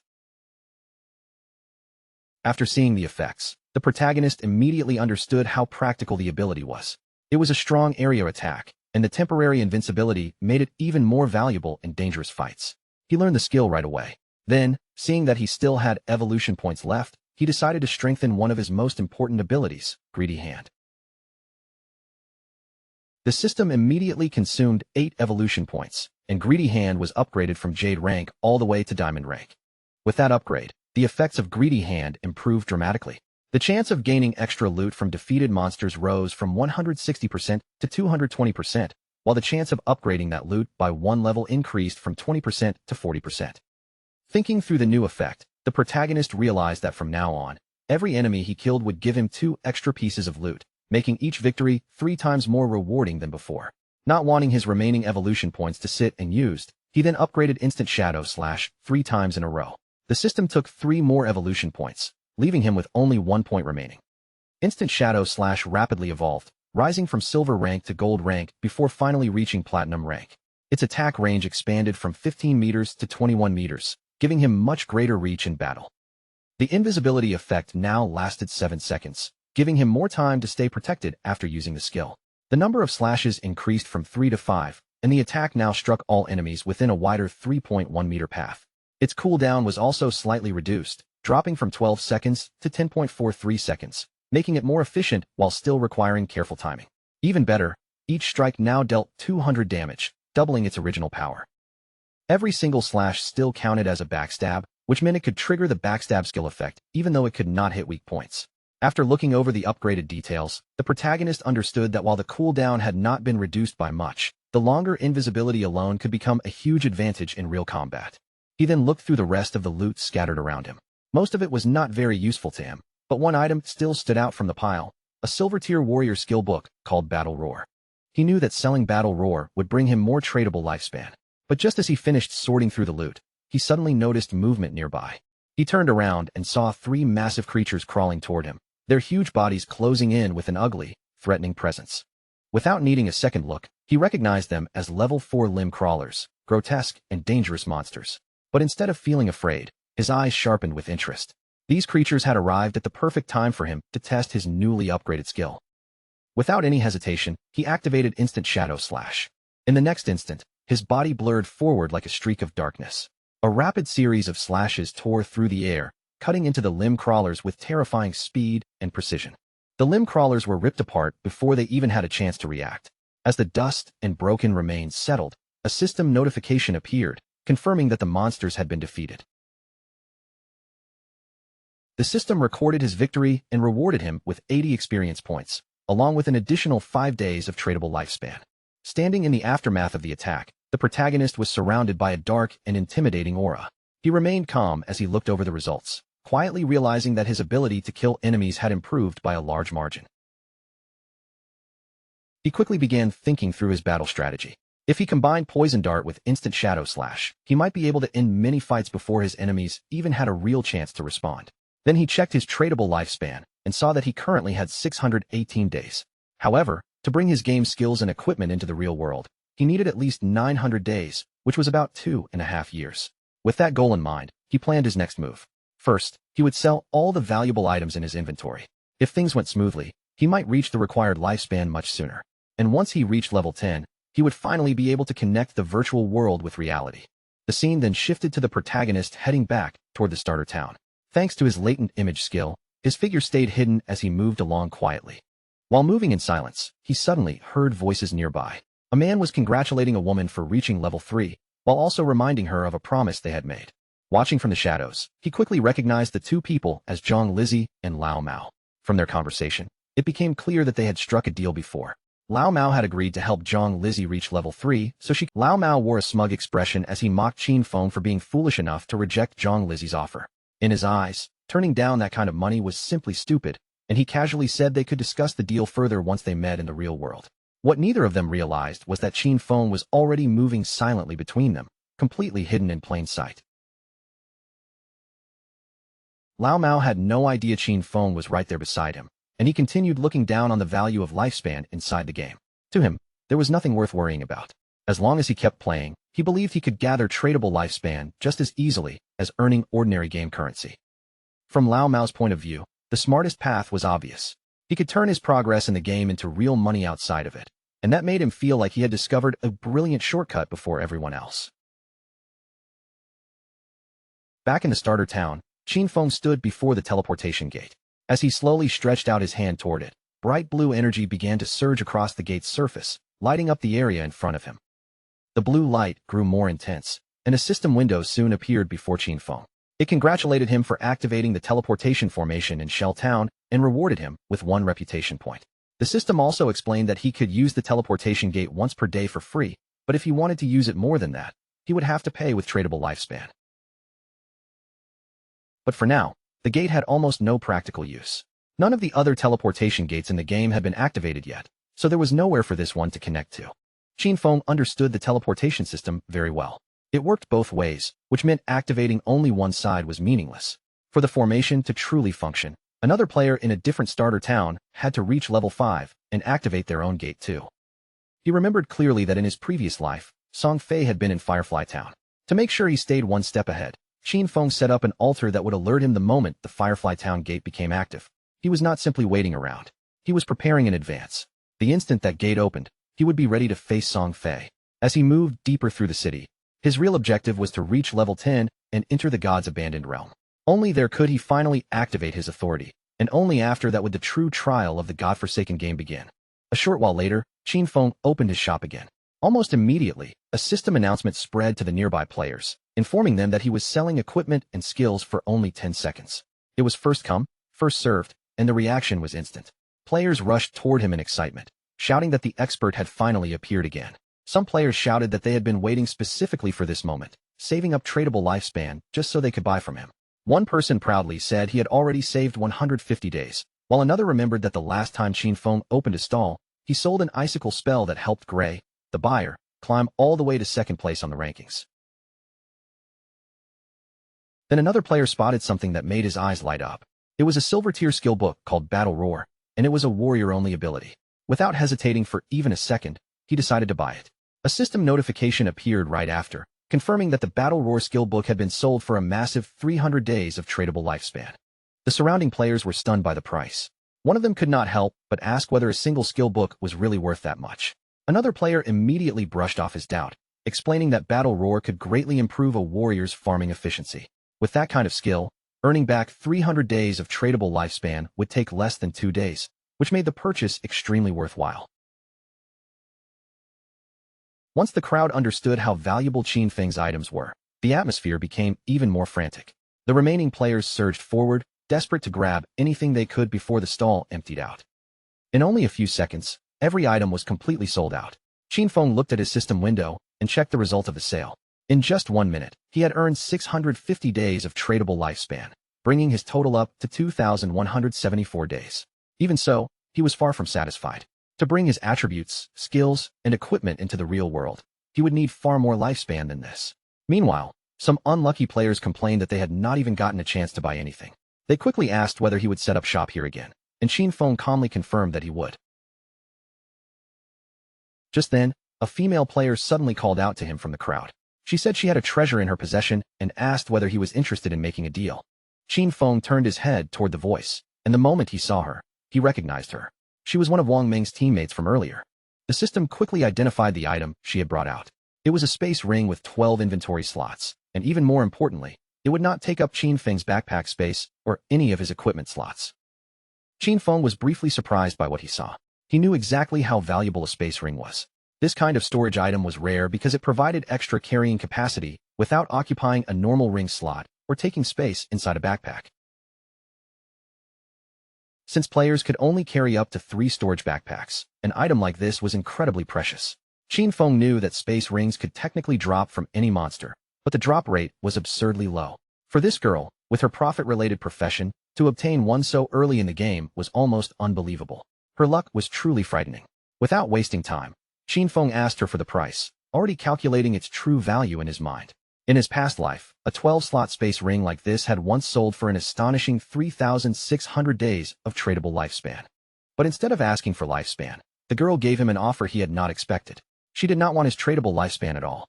What she wanted was for him to add her as a friend and team up with her to defeat a boss monster. Feng agreed immediately, and a system notification appeared soon after, confirming that the player Big Plum had accepted his friend request. After leaving Shell Town together, Feng asked Big Plum about the boss monster she needed help with.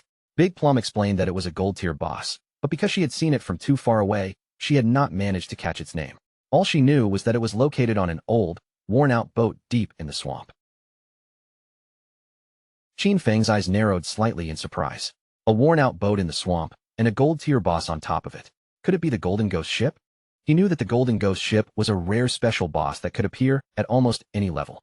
Its spawn rate was extremely low, but whenever it appeared in his previous life, the powerful equipment it dropped always drew big guilds into brutal fights. Just discovering the existence of this monster was enough to spark a large-scale battle. But judging from Big Plum's description, Feng guessed that this Golden Ghost ship should only be around level 5, which would make it the easiest version to defeat. Even so, he could not help wondering how Big Plum had managed to find such a rare boss so close to the starter town. His thoughts quickly began connecting the clues. The space ring, her connection to Wang Ming's team, and now a gold-tier boss appearing almost as if luck had dragged it in front of her. Suddenly, a possibility flashed through Feng's mind. Could she be the rumored koi fish from his previous life? He remembered the whispers he had heard back then. People had once said that someone on Wang Ming's team possessed terrifying luck, the kind of luck that allowed them to stumble upon rare bosses, treasure chests, hidden palaces, and ancient temples just by wandering around. At the time, Feng had assumed those rumors were just a cover story meant to hide the team's real intelligence sources. But now, looking at Big Plum right in front of him, he realized those rumors had most likely been true all along. Lost in thought, Feng stared at her for a moment, trying to understand what her existence really meant. Big Plum noticed his gaze, her cheeks turning slightly red as she asked why he was looking at her like that. Feng quickly snapped back to himself, told her it was nothing, and shifted his attention back to the road ahead. As Feng and Big Plum passed through the main gate of the starter town, neither of them noticed the figure hiding nearby. Behind a tree, a bald player crouched in the shadows, silently watching their every move. Elsewhere, a group of fierce-looking players had gathered together. In front of several bald players stood a long-haired man, speaking with the confidence of someone used to being obeyed. He boasted about his past victories, including how he had once led his team to conquer the overlord of Sand City. With a proud expression, he told the bald players that as long as they followed him, he would guarantee their success in this game. But before he could continue, the bald player who had been tracking Feng hurried back and reported that the target had left town with a girl.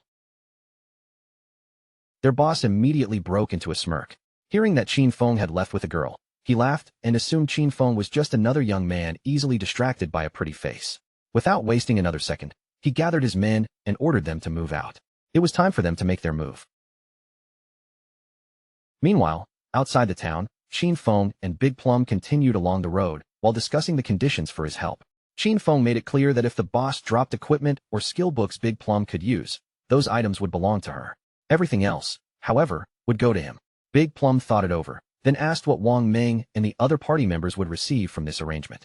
Qin Feng explained calmly that because everyone had different roles, there was no guarantee that assassin equipment would drop from the boss. If nothing useful for him appeared, then he would have fought for free, and that would not be fair. After hearing his reasoning, Big Plum understood and agreed to the terms, though she still had one small request. If the boss dropped gear that her captain or the other members of her party could use, she asked whether Qin Feng would be willing to sell it to her at a discounted price. Qin Feng agreed to that without making things difficult. With the conditions settled, Big Plum said they could head to the boss's location once Wang Ming and the rest of her party logged back into the game. But after walking for a while, she suddenly realized she had no idea where Qin Feng was taking her. Only when Qin Feng finally told her their destination did she understand. They were going to fight the gold-tier boss right now. Big Plum was instantly shocked. To her, that idea sounded far too reckless, almost completely insane. Qin Feng was an assassin, and she was a mage. Even if he could turn invisible, she had no way to withstand even one serious hit from a boss that strong. Challenging a gold-tier boss this early with only the two of them felt no different from walking straight toward death. But Qin Feng remained perfectly calm. He never intended for her to fight in the first place. His plan was to handle the boss alone while she stayed far back and watched from a safe distance. Even with his confident tone, Big Plum still found it hard to believe. She knew Qin Feng was strong, but soloing a gold-tier boss at this stage of the game was something she had never heard of before. Just as Big Plum was about to question him further, Qin Feng suddenly stopped walking, as if he had sensed something nearby. Without saying a single word, he activated his latent image skill, and his figure disappeared into thin air. Big Plum froze on the spot, completely stunned. She looked around in confusion, trying to understand what had just happened. A moment ago, Qin Feng had been standing right beside her, yet now there was nothing but empty space. She called out to him uncertainly, but no answer came back, only a quiet silence around her. Not far away, hidden behind the trees, the group of bald-headed players continued watching Qin Feng and Big Plum from a distance. Their leader wore a confident smirk, certain that they had the advantage. But then one of his men noticed something strange. Qin Feng had vanished. The players exchanged confused looks and turned to their boss for orders. Without thinking too deeply, the leader dismissed it, assuming Qin Feng had tricked Big Plum and abandoned her there alone. With a wicked grin, he ordered his men to move in. Their plan was to capture Big Plum first and enjoy themselves before dealing with anything else. As they rushed forward, their boss proudly reminded them of his promise, saying that following him meant living a good life. Now, he laughed, even women were practically falling into their hands. But just as they closed in, a shadowy figure suddenly appeared directly in front of them. The leader stopped in his tracks, and the grin on his face disappeared as he stared into the dark aura swirling before him. Confusion flashed across his eyes. He barely had time to wonder what he was looking at before danger was already right in front of him. Qin Feng activated instant shadow slash, and in the blink of an eye, the fight was over. A cold flash sliced through the air, and the entire group was cut down before they could even defend themselves. Their bodies collapsed one after another, torn apart so quickly that they barely understood what had happened before their lives were gone. After finishing them off, Qin Feng seemed to melt back into the darkness. His figure vanished again, leaving no trace behind.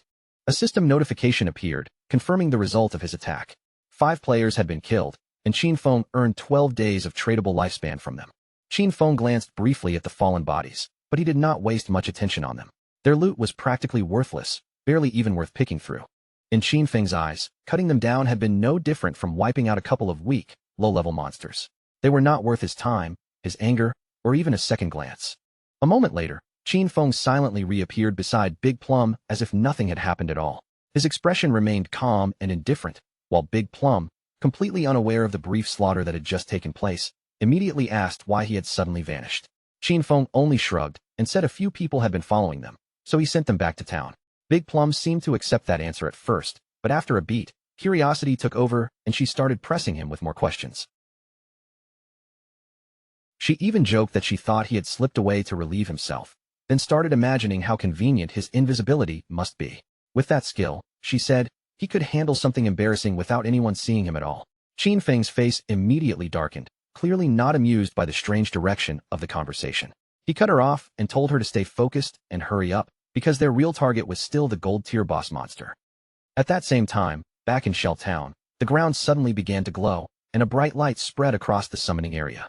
Right after that, Qin Feng's younger sister appeared in the town as a healer. The moment she opened her eyes and saw the magic staff in front of her, her eyes widened in surprise. She reached out and picked up the staff, and the solid feeling in her hand made her realize that everything here was real. This was not just some dream or illusion. Around her, nearby players quickly turned their attention toward her, immediately recognizing that another newcomer had just arrived. She was thrilled when she realized she had obtained the hidden class, Life Sacrifice. In her mind, a hidden class had to be incredibly powerful, and with this kind of special profession, she was sure she would be able to catch Song Fei's attention. But almost immediately, she started wondering where Song Fei was right now, and whether he already knew the secret about people from the same area appearing at the same starting point. Then, when she thought about Qin Feng, anger flashed in her eyes. He usually watched over her all day long, yet when the truly important moment arrived, he had become completely unreliable. She forced herself to stop thinking about him. After all, she now had a hidden class, and Shang Wei had already promised to help her level up. From this moment on, Qin Feng could fend for himself, because she was not going to worry about him anymore.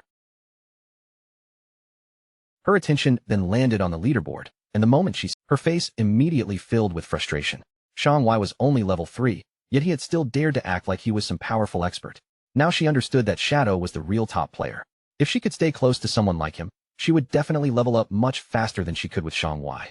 But then another question appeared in her mind. Where was she supposed to find an expert like Shadow? Not far away, a group of players was gathered together and talking anxiously. They were worried because they still could not get in touch with Swain, the healer in their party. It was Wang Ming's team. Wang Ming knew they could not afford to stand around waiting forever, so he asked if anyone had a solution. One teammate said with concern that without a healer, they would not be able to safely kill monsters. Another player pointed out that they were not experts like Shadow, who could farm alone, so the most practical choice was to find another healer and invite them into the party. While they were trying to figure out what to do, someone suddenly greeted them from nearby. When the group turned around, they saw Qin Feng's younger sister standing there. To her, this was a perfect opportunity. She walked over with a bright smile and asked if they happened to need a healer, then proudly revealed that she had the hidden class, Life Sacrifice. Meanwhile, deep in the forest, Qin Feng and Big Plum stood on top of a cliff. Below them stretched a dark, murky swamp, and in the middle of that gloomy water, the golden ghost ship lurked silently like a monster waiting for prey. Qin Feng activated Shadow Sneak and disappeared into the air. Before leaving, he told Big Plum to hide herself properly and watch out for possible ambushes while he went down to deal with the boss. Big Plum looked a little confused, but she still nodded and reminded him to be careful. Qin Feng descended into the swamp, and the moment he entered the area, a system window appeared in front of him. It warned that under the influence of the ghost ship, this place had become a violent domain, where lifespan was consumed at 100 times the normal rate. Qin Feng quickly calculated the loss in his head. At 100 times the normal speed, staying here for 15 minutes would be equal to spending one full day of lifespan. For most players, that would be terrifying, but to him, this kind of violent time-draining domain did not have much impact. The system then detected the Golden Ghost ship as a level 5 boss. But right after that, something unexpected appeared. A countdown timer started ticking, showing 45 minutes and 25 seconds remaining. Qin Feng was slightly surprised to see that a special boss like this actually had a time limit. Still, he quickly relaxed, because there were still more than 45 minutes left. For Qin Feng, that amount of time was more than enough to kill it. He immediately activated Instant Shadow Slash. His figure moved like a bolt of thunder across the swamp, and several powerful slashes tore into the boss, dealing a total of 1,500 damage.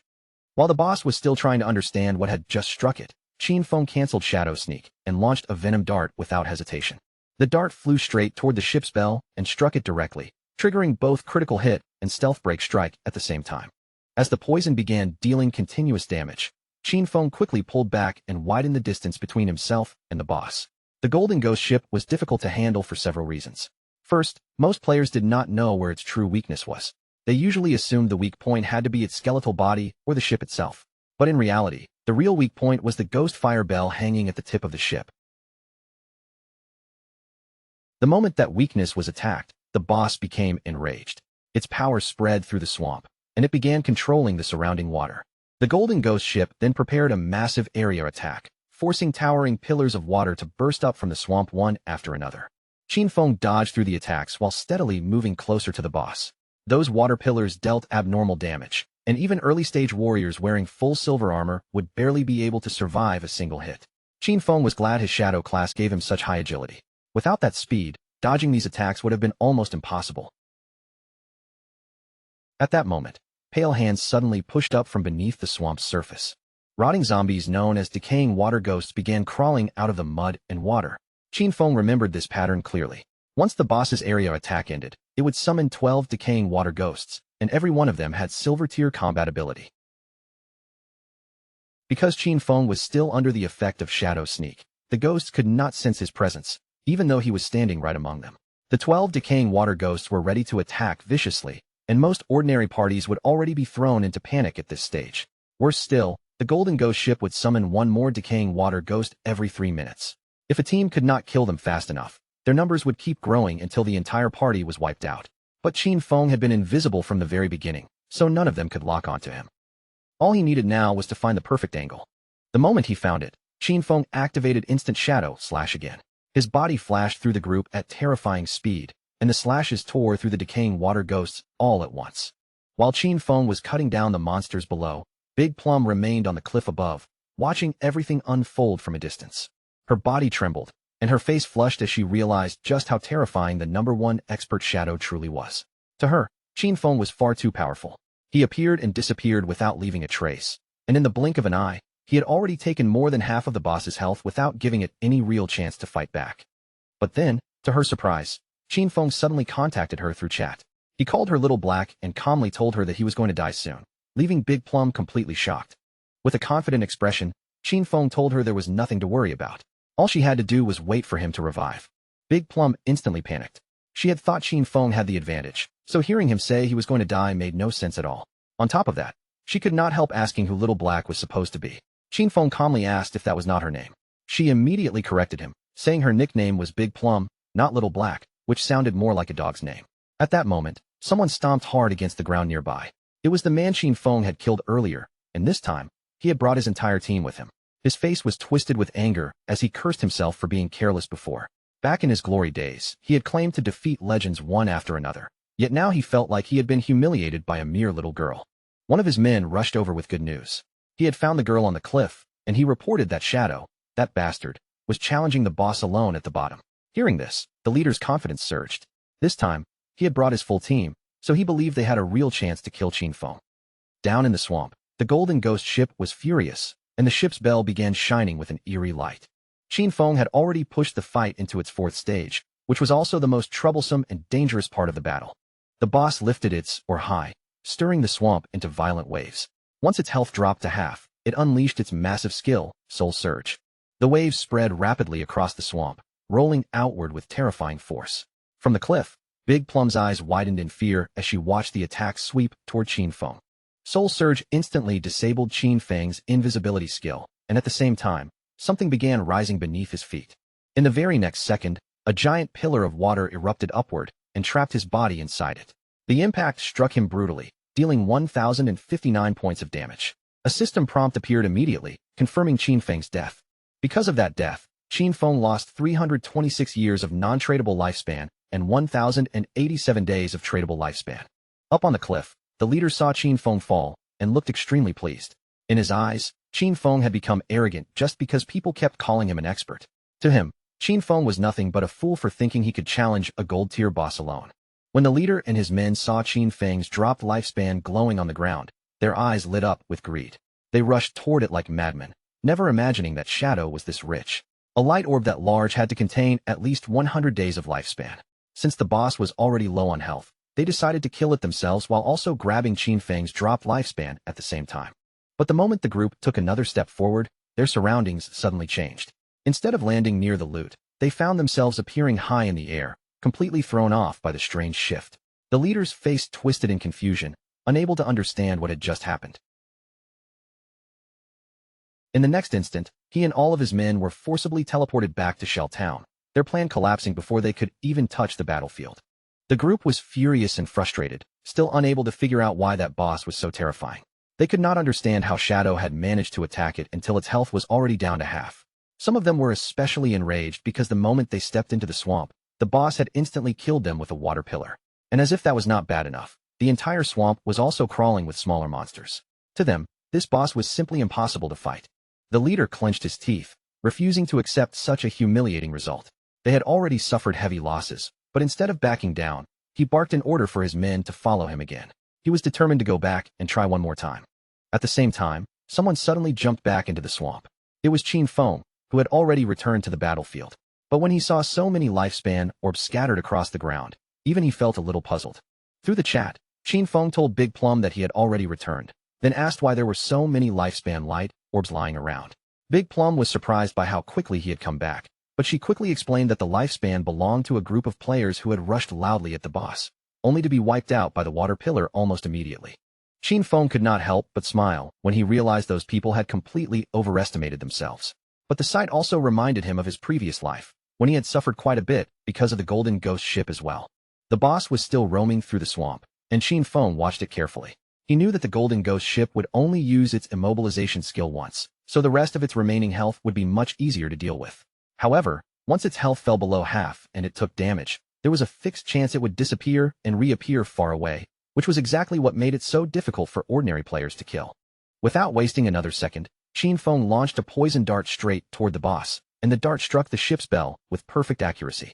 The Golden Ghost ship instantly became enraged and began preparing another attack. The moment Qin Feng saw that movement, he activated Shadow Sneak and vanished into invisibility. After calmly studying the boss's movements, Qin Feng used Instant Shadow Slash and rushed in with swift precision. He had already seen through its attack pattern, so every movement he made was sharp and deliberate. Meanwhile, the leader and his men returned to the cliff once again. One of them quickly reported that Qin Feng was already fighting the boss again. Hearing this, the leader's eyes darkened, and he immediately began looking for a chance to take down both Qin Feng and the boss together. When Big Plum saw that the same group of idiots had come back to cause trouble again, anger surged inside her. Shadow was clearly close to killing the boss, and she refused to let these bastards ruin everything and get away with it. She tightened her grip around her magic staff and focused her power. In the next moment, crackling thunder began gathering around the staff.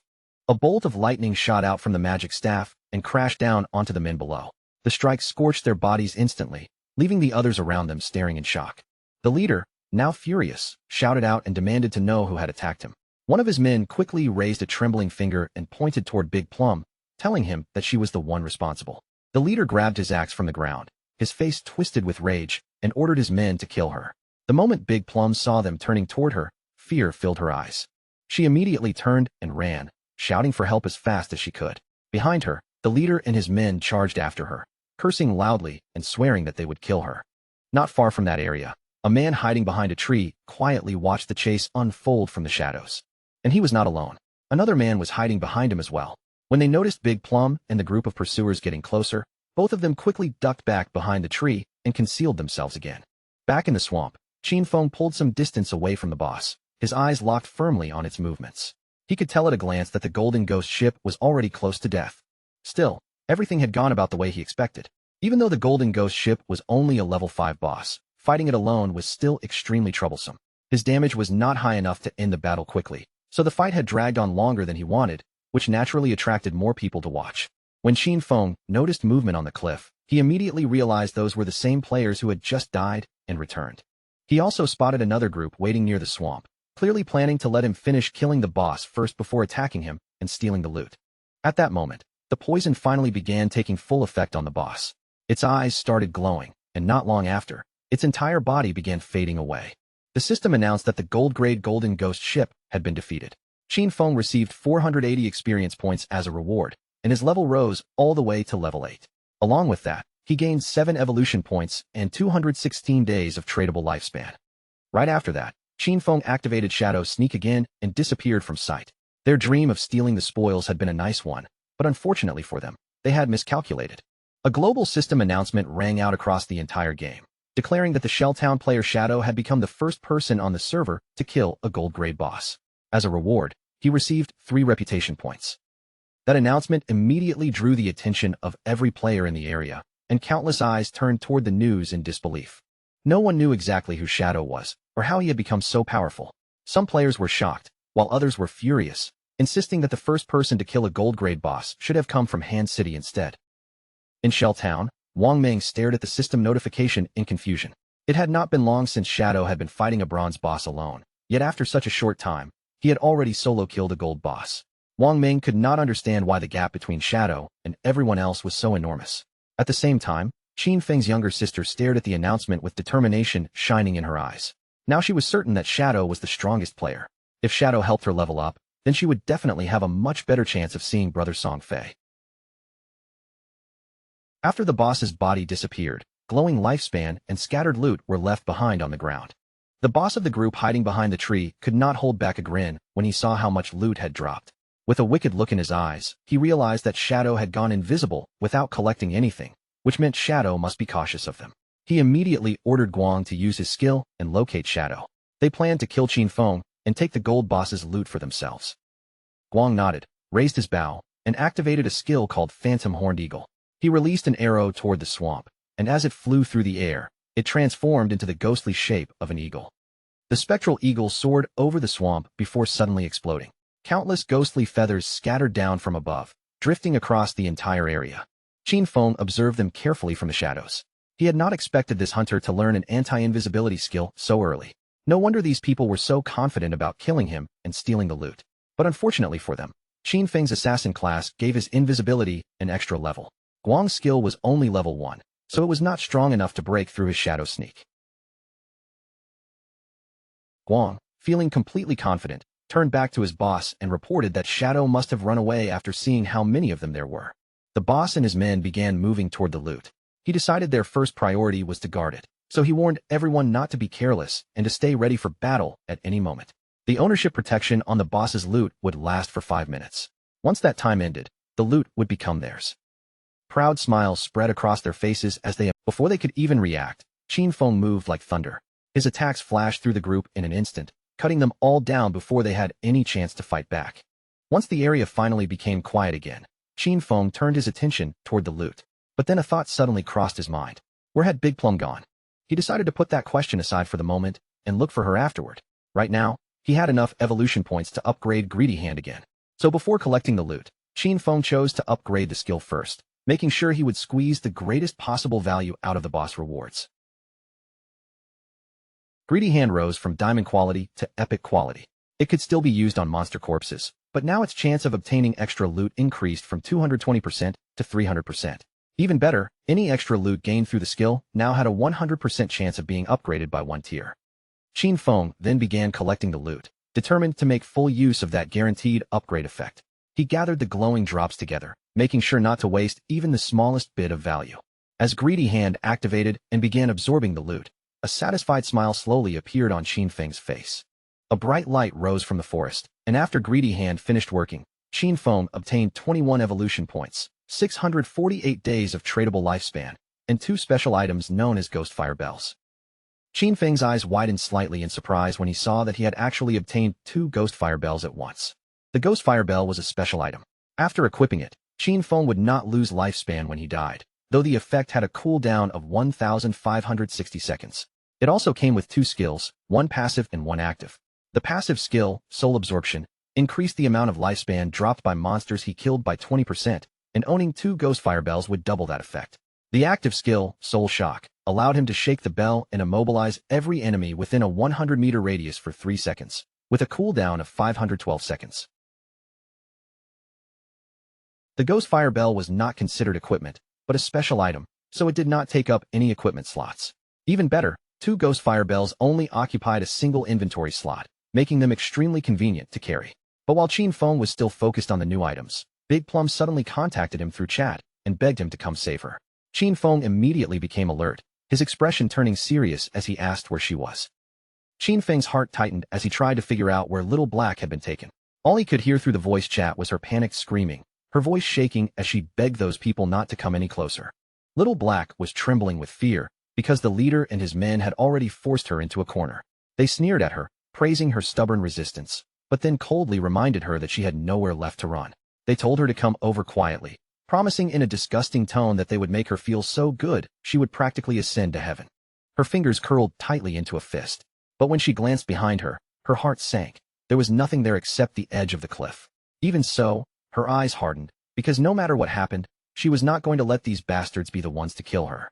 Without giving herself even a moment to hesitate, she leaned backward and threw herself straight off the cliff. The leader and the others froze in place. completely stunned as her figure vanished over the edge. Her body dropped through the air at terrifying speed, falling faster and faster until she slammed hard into the ground below. Pain tore through her instantly, and blood began spreading out beneath her, staining the earth around her body. Soon, her body started to fade away, breaking apart and transforming back into lifespan. The leader leaned over the cliff and looked down, his face full of confusion, as if he still could not believe she had truly jumped. In his mind, he had to admit she was far more decisive than he expected. Little Black quickly told Qin Feng that he no longer had to come and save her. She had already died and returned to town, and what relieved her most was that all the tradable lifespan from their party had been placed with Captain Wang Meng. Qin Feng finally let out a breath of relief and told her to wait there for him, because he was going to hand some things over to her. Hearing that, Little Black's mood brightened at once, and she happily praised him for working so hard. After that, Qin Feng swept through the area and collected every bit of lifespan lying around. This time, the harvest was huge. His tradable lifespan had already climbed to 3,115 days, and on top of that, he had gained 21 evolution points. He decided to spend the points first and tried to evolve Greedy Hand. But then a system window appeared, telling him that Greedy Hand had already reached epic quality. To evolve it any further, it would require 10 times more evolution points, and the system asked whether he wanted to spend 210 evolution points to continue evolving the skill. Qin Feng was not shocked by this at all. In fact, this result was exactly what he had expected. A skill of that level could not possibly keep evolving so easily. The higher a skill climbed, the more evolution points it naturally consumed. So he chose to put that aside for now and focus on improving his attack skills first. After all, the stronger his damage became, the stronger the bosses he could challenge, and that meant the loot he gained would only get better. He focused his attention on Instant Shadow Slash, and in one breath, the skill jumped directly from Platinum Grade to Diamond Grade. Its attack range expanded from 21 meters to 27 meters, and the invisibility duration also increased, stretching from 7 seconds to 9 seconds. The improvement did not stop there. Now, instead of striking enemies along the path 5 times, Qin Feng could unleash 7 slashes in a single sequence. The total duration reached 10 seconds, and even the length of each slash increased, growing from 3.1 meters to 4 meters. With the slash length now reaching 4.1 meters, every strike would also deal 300 additional damage instead of the previous 200. After spending 10 evolution points, Qin Feng was left with only 3 points. Then his starter skill, Backstab Enhancement, also rose from normal grade all the way to gold grade, skipping bronze and silver entirely. From now on, whenever he used Backstab, the damage increase would be 30% instead of only 15%. Qin Feng was extremely satisfied, because after evolving Instant Shadow Slash twice, the skill's damage had practically doubled. Even without entering stealth mode, and without breaking invisibility, he could still deal around 3,000 points of damage. And if stealth was broken while he performed Backstab, the combined damage from all 7 slashes could reach somewhere between 6,000 and 7,000. Through the system window, Qin Feng began carefully checking his skills and loot. He remembered that a gold-tier boss would normally drop only 2 to 4 pieces of silver equipment, with just a small chance of dropping gold equipment. But because of Greedy Hand's effect, he had obtained 11 pieces of gold equipment and skill books, along with 2 platinum pieces of equipment and 1 platinum skill book. This harvest was already very impressive, especially since 3 of those items could actually be used by assassin-type players. Among the equipment was a platinum-grade assassin weapon called the Ghost Ship Dual Blades. Its damage reached 136 points, it added 22 agility, increased attack speed by 24%, and provided 17 points of armor penetration. The requirement to equip it was level 5, and its unique effect was even more eye-catching. Every normal attack would deal damage twice. Qin Feng immediately. Next, Qin Feng was genuinely amazed when he saw the effect. Leveling up had not increased his constitution. Using the system settings, Qin Feng chose to hide the appearance of his defensive equipment and kept the basic starter look of the assassin class on the outside. That way, other players would not be able to judge his equipment just by looking at him. They would have to open the game interface and inspect him properly to see anything. But his upgrades were not finished yet, because there was still one final item waiting in his inventory. When Qin Feng checked his inventory again, he discovered that the last item was a skill book. It was called Ghost Shadow Blur, a gold-tier assassin class skill. This skill was passive, granting a 15% dodge rate, and whenever dodge successfully activated, it would make the user immune to all damage from that attack. Qin Feng was happy at first, because he had finally obtained a survival skill for assassins. But almost immediately, he remembered why this skill was usually considered weak. In this game, increasing dodge rate was extremely difficult. If a player invested too much in a dodge, their other attributes would fall behind. And if dodge failed to activate at the critical moment, the situation could become extremely dangerous. But Qin Feng was different from ordinary players. As his body began to glow with the light of learning the skill, he knew he had an advantage no one else had. He could evolve skills infinitely. For him, raising the dodge rate would not require sacrificing other attributes at all. That meant this skill brought him only benefits, with almost no drawback. After finishing his upgrades, Qin Feng started leaving the area and decided it was time to return. The remaining loot was mostly equipment for warriors, priests, and archers. He could sell those items to Wang Ming at a 10% discount. And although Wang Ming's group probably could not afford everything right now, Qin Feng was sure that with Wang Ming's personality, he would still take them on credit. This huge round of upgrades was all thanks to Little Black. Without that lucky koi, Qin Feng would never have found a level 5 ghost ship to attack in the first place. So he decided he definitely had to thank her properly. As Qin Feng passed by a tree on his way back, several figures suddenly appeared nearby. It was the furious leader from before, and his men had come with him. Qin Feng noticed the moment they saw Shadow standing there, fear filled their eyes. Without even daring to say another word, they turned around and began running for their lives. Of course, Qin Feng had no intention of letting them escape so easily. He activated Shadow Stealth, and as his figure began fading from sight, he let out a quiet sigh. Before those men could even take another proper step, Qin Feng moved like a flash of thunder. In the blink of an eye, he caught up and killed all of the leader's subordinates.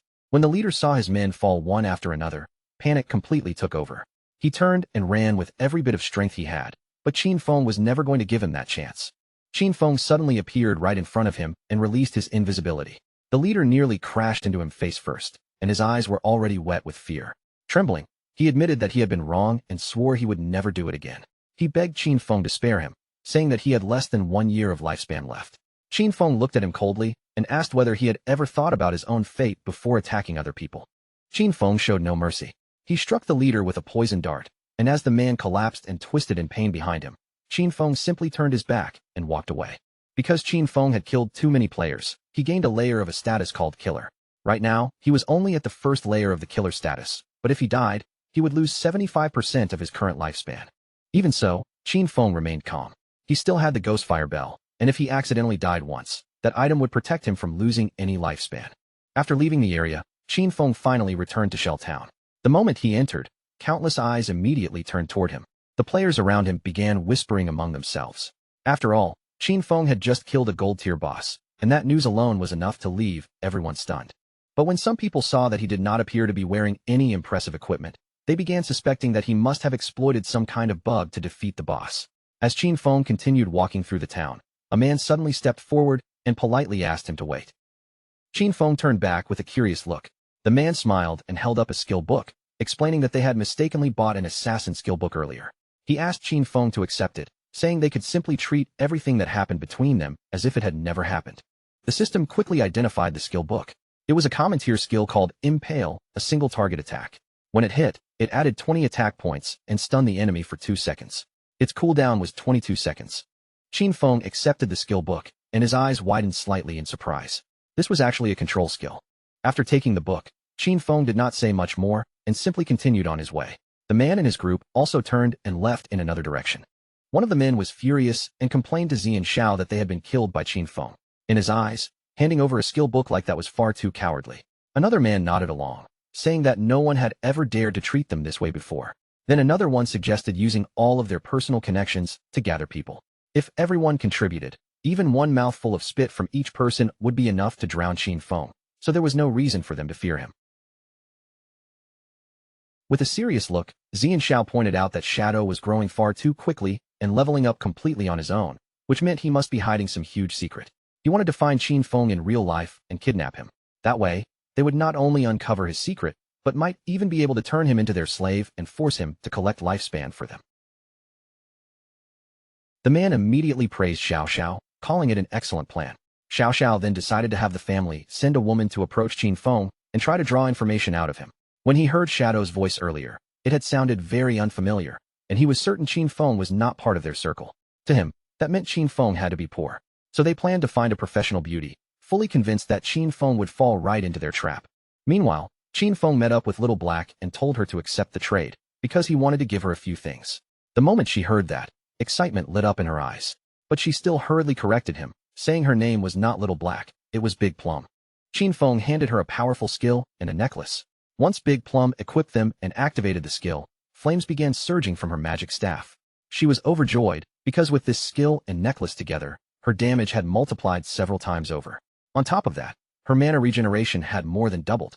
She looked at Qin Feng with sincere gratitude and thanked him from the bottom of her heart. Qin Feng told her there was no need to be so polite, explaining that he was only following their original agreement. Then he asked her to give him the space ring.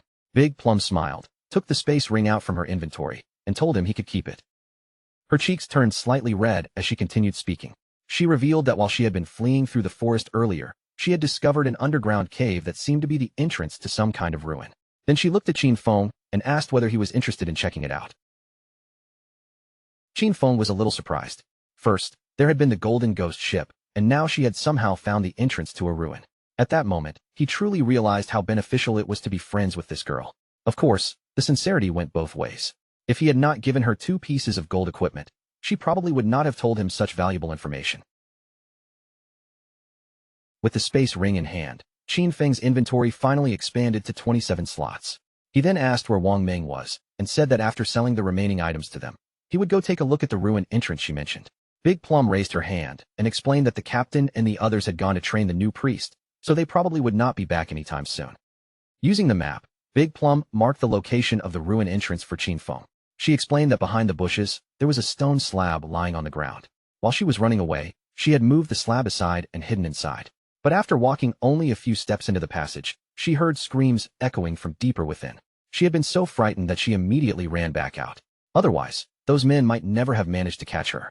Qin Feng's figure soon vanished from sight, and instead of waiting around in Shell Town, he decided to head straight for the ruins first.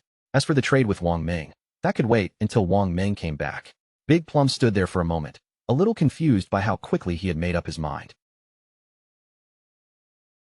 Leaving Shell Town behind, Qin Feng moved into the forest once again, his figure slipping between the trees as he followed the route toward the place Big Plum had marked. Originally, Qin Feng had planned to find a suitable area and grind monsters until he reached level 10. But now that a ruin entrance had appeared, there was no need to waste time on ordinary grinding. In a beginner town, there were mainly 3 types of ruins that could appear: tombs, cursed ruins, and temples of faith. No matter which type of ruin it turned out to be, the small monsters inside would at least be bronze tier. There was even a chance of running into silver tier monsters. To Qin Feng, that was not danger alone. It was practically a huge pile of lifespan and evolution points waiting to be collected. Following the exact location Big Plum had marked on his map, Qin Feng crossed through the forest and finally arrived at the hidden entrance of the ruin.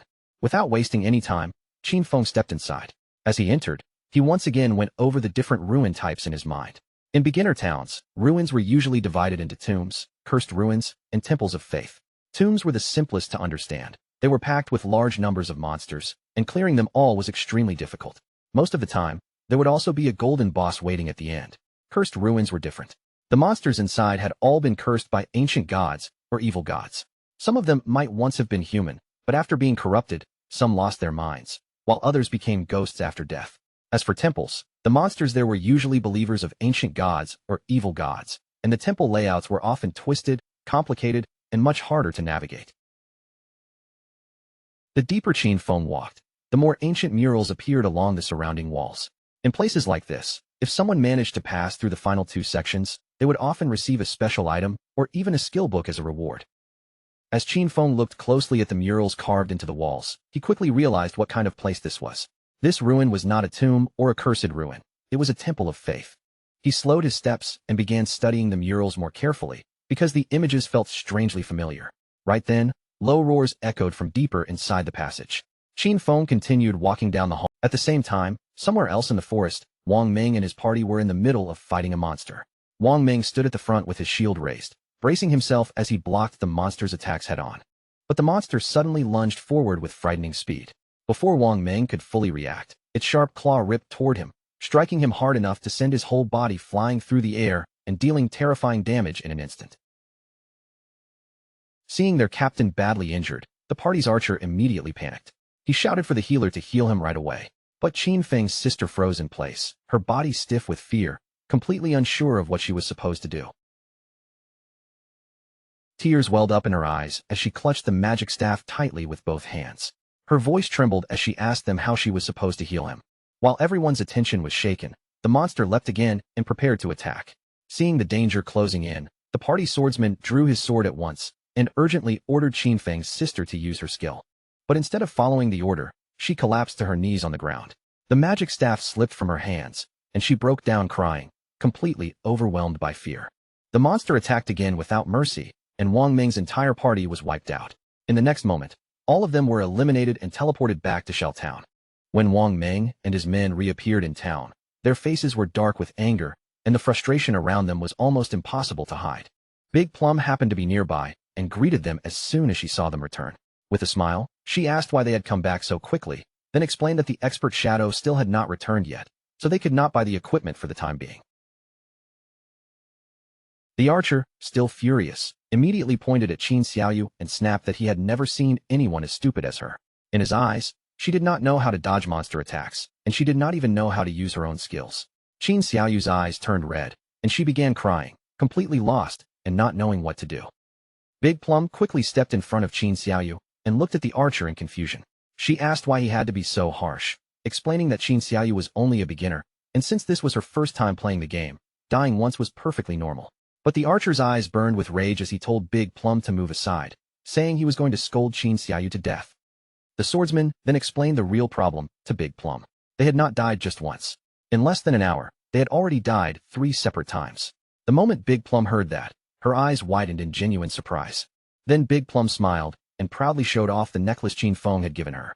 She decided to go with them herself, saying that she had just received 2 excellent things from the expert. Now that she had become much stronger, she believed that as long as she joined them, they should not die again. Wang Ming stepped forward and firmly ordered everyone to stop arguing. To him, Big Plum's suggestion was actually not bad. With her joining the party this time, things should go much more smoothly, and maybe once they returned, they would be able to meet Shadow as well. Although Qin Xiaoyu was furious deep down, she forced herself to look grateful on the outside. She apologized softly and promised that she would work hard. But in her heart, she could hardly believe these people had the nerve to blame her when they could not handle the fight themselves. If it were not for the fact that they had connections to Shadow, she would not have bothered dealing with them at all. The more she thought about it, the angrier she became. Meanwhile, Qin Feng had already entered a room deeper inside the temple, and something in front of him immediately caught his attention. 2 monsters were kneeling before him as if worshipping something. The system quickly identified them as devout followers of the ancient god. They were called the Judged, and both of them were level 10 silver tier monsters. A suspicious light flashed in Qin Feng's eyes as he stared at the 2 kneeling monsters, clearly sensing that something about this situation was not normal. But he did not waste another second standing there. With a determined look, Qin Feng immediately launched Instant Shadow Slash and attacked the 2 monsters. His body vanished into invisibility, and after the attack passed through them, Qin Feng turned back to check the damage. To his surprise, their health had barely dropped. Even after he broke stealth and used backstab, the 2 monsters only lost a small portion of their health. Still, Qin Feng had expected something like this. After all, they were level 10 silver bosses, and the combined health of these 2 devout followers was already higher than the gold tier golden ghost ship. Just then, something strange happened in front of him, and Qin Feng's expression shifted as curiosity rose in his eyes. The 2 monsters knelt down before him again. Qin Feng was confused, because they were once more kneeling in his direction, even though he was still hidden in stealth. It was a strange sight. He was not sure whether they had sensed the eye of judgment on him, or whether that was the reason they had not attacked him directly. Qin Feng looked at them and asked whether they knew the way forward, telling them to guide him if they did. The monsters slowly raised their heads, but instead of answering, they let out rough, beast-like roars. At that moment, Qin Feng understood. These creatures had already been corrupted, their bodies decayed, and their minds completely broken. They had become nothing more than wild beasts that only knew how to steal lifespan from humans. Right then, the eyes of the 2 monsters began to glow, giving off an eerie light in the dim room. Not long after that, they suddenly turned their backs on Qin Feng, and at the doorway of the room, a group of players had just appeared. The 2 monsters sensed their presence and immediately charged toward them. The players' expressions changed the moment they realized these bosses were silver tier. They knew very clearly that they could not handle even 1 silver tier boss, let alone 2. Without hesitation, they decided to flee from this place as fast as possible. But before they could escape, the monsters launched their attack. A toxic mist spread out and wrapped around the players, melting their bodies with terrifying speed. Their bodies soon disappeared, leaving behind lifespan orbs on the ground. Qin Feng recognized them then. They were the team of the girl named Grey Rose, the one who had bought Ice Spike from him earlier. He had not expected them to find this ruin as well. Judging from the current level of player equipment, Qin Feng concluded that no one was truly prepared to explore deeper inside yet. Qin Feng canceled his stealth and walked over to collect the lifespan that had dropped. As soon as he appeared, The two monsters knelt before him again. Those players had lost more than 100 days of tradable lifespan, and Xinfeng honestly had not expected them to be that rich. After collecting everything, Xinfeng returned to the room and began searching carefully. Several minutes passed, but after looking all around, he still found nothing. There were no traps, no hidden treasures, and no special mechanisms. In the end, he could only conclude that this room contained nothing except those two silver mini-bosses. A flash of irritation appeared in Xinfeng's eyes. Since there was nothing else to gain here, he decided to forget about it and stop wasting time. Without the slightest hesitation, he attacked again, throwing out poison darts that shot forward and embedded themselves directly into the heads of the two monsters. After killing the two silver-tier bosses, Xinfeng received his rewards.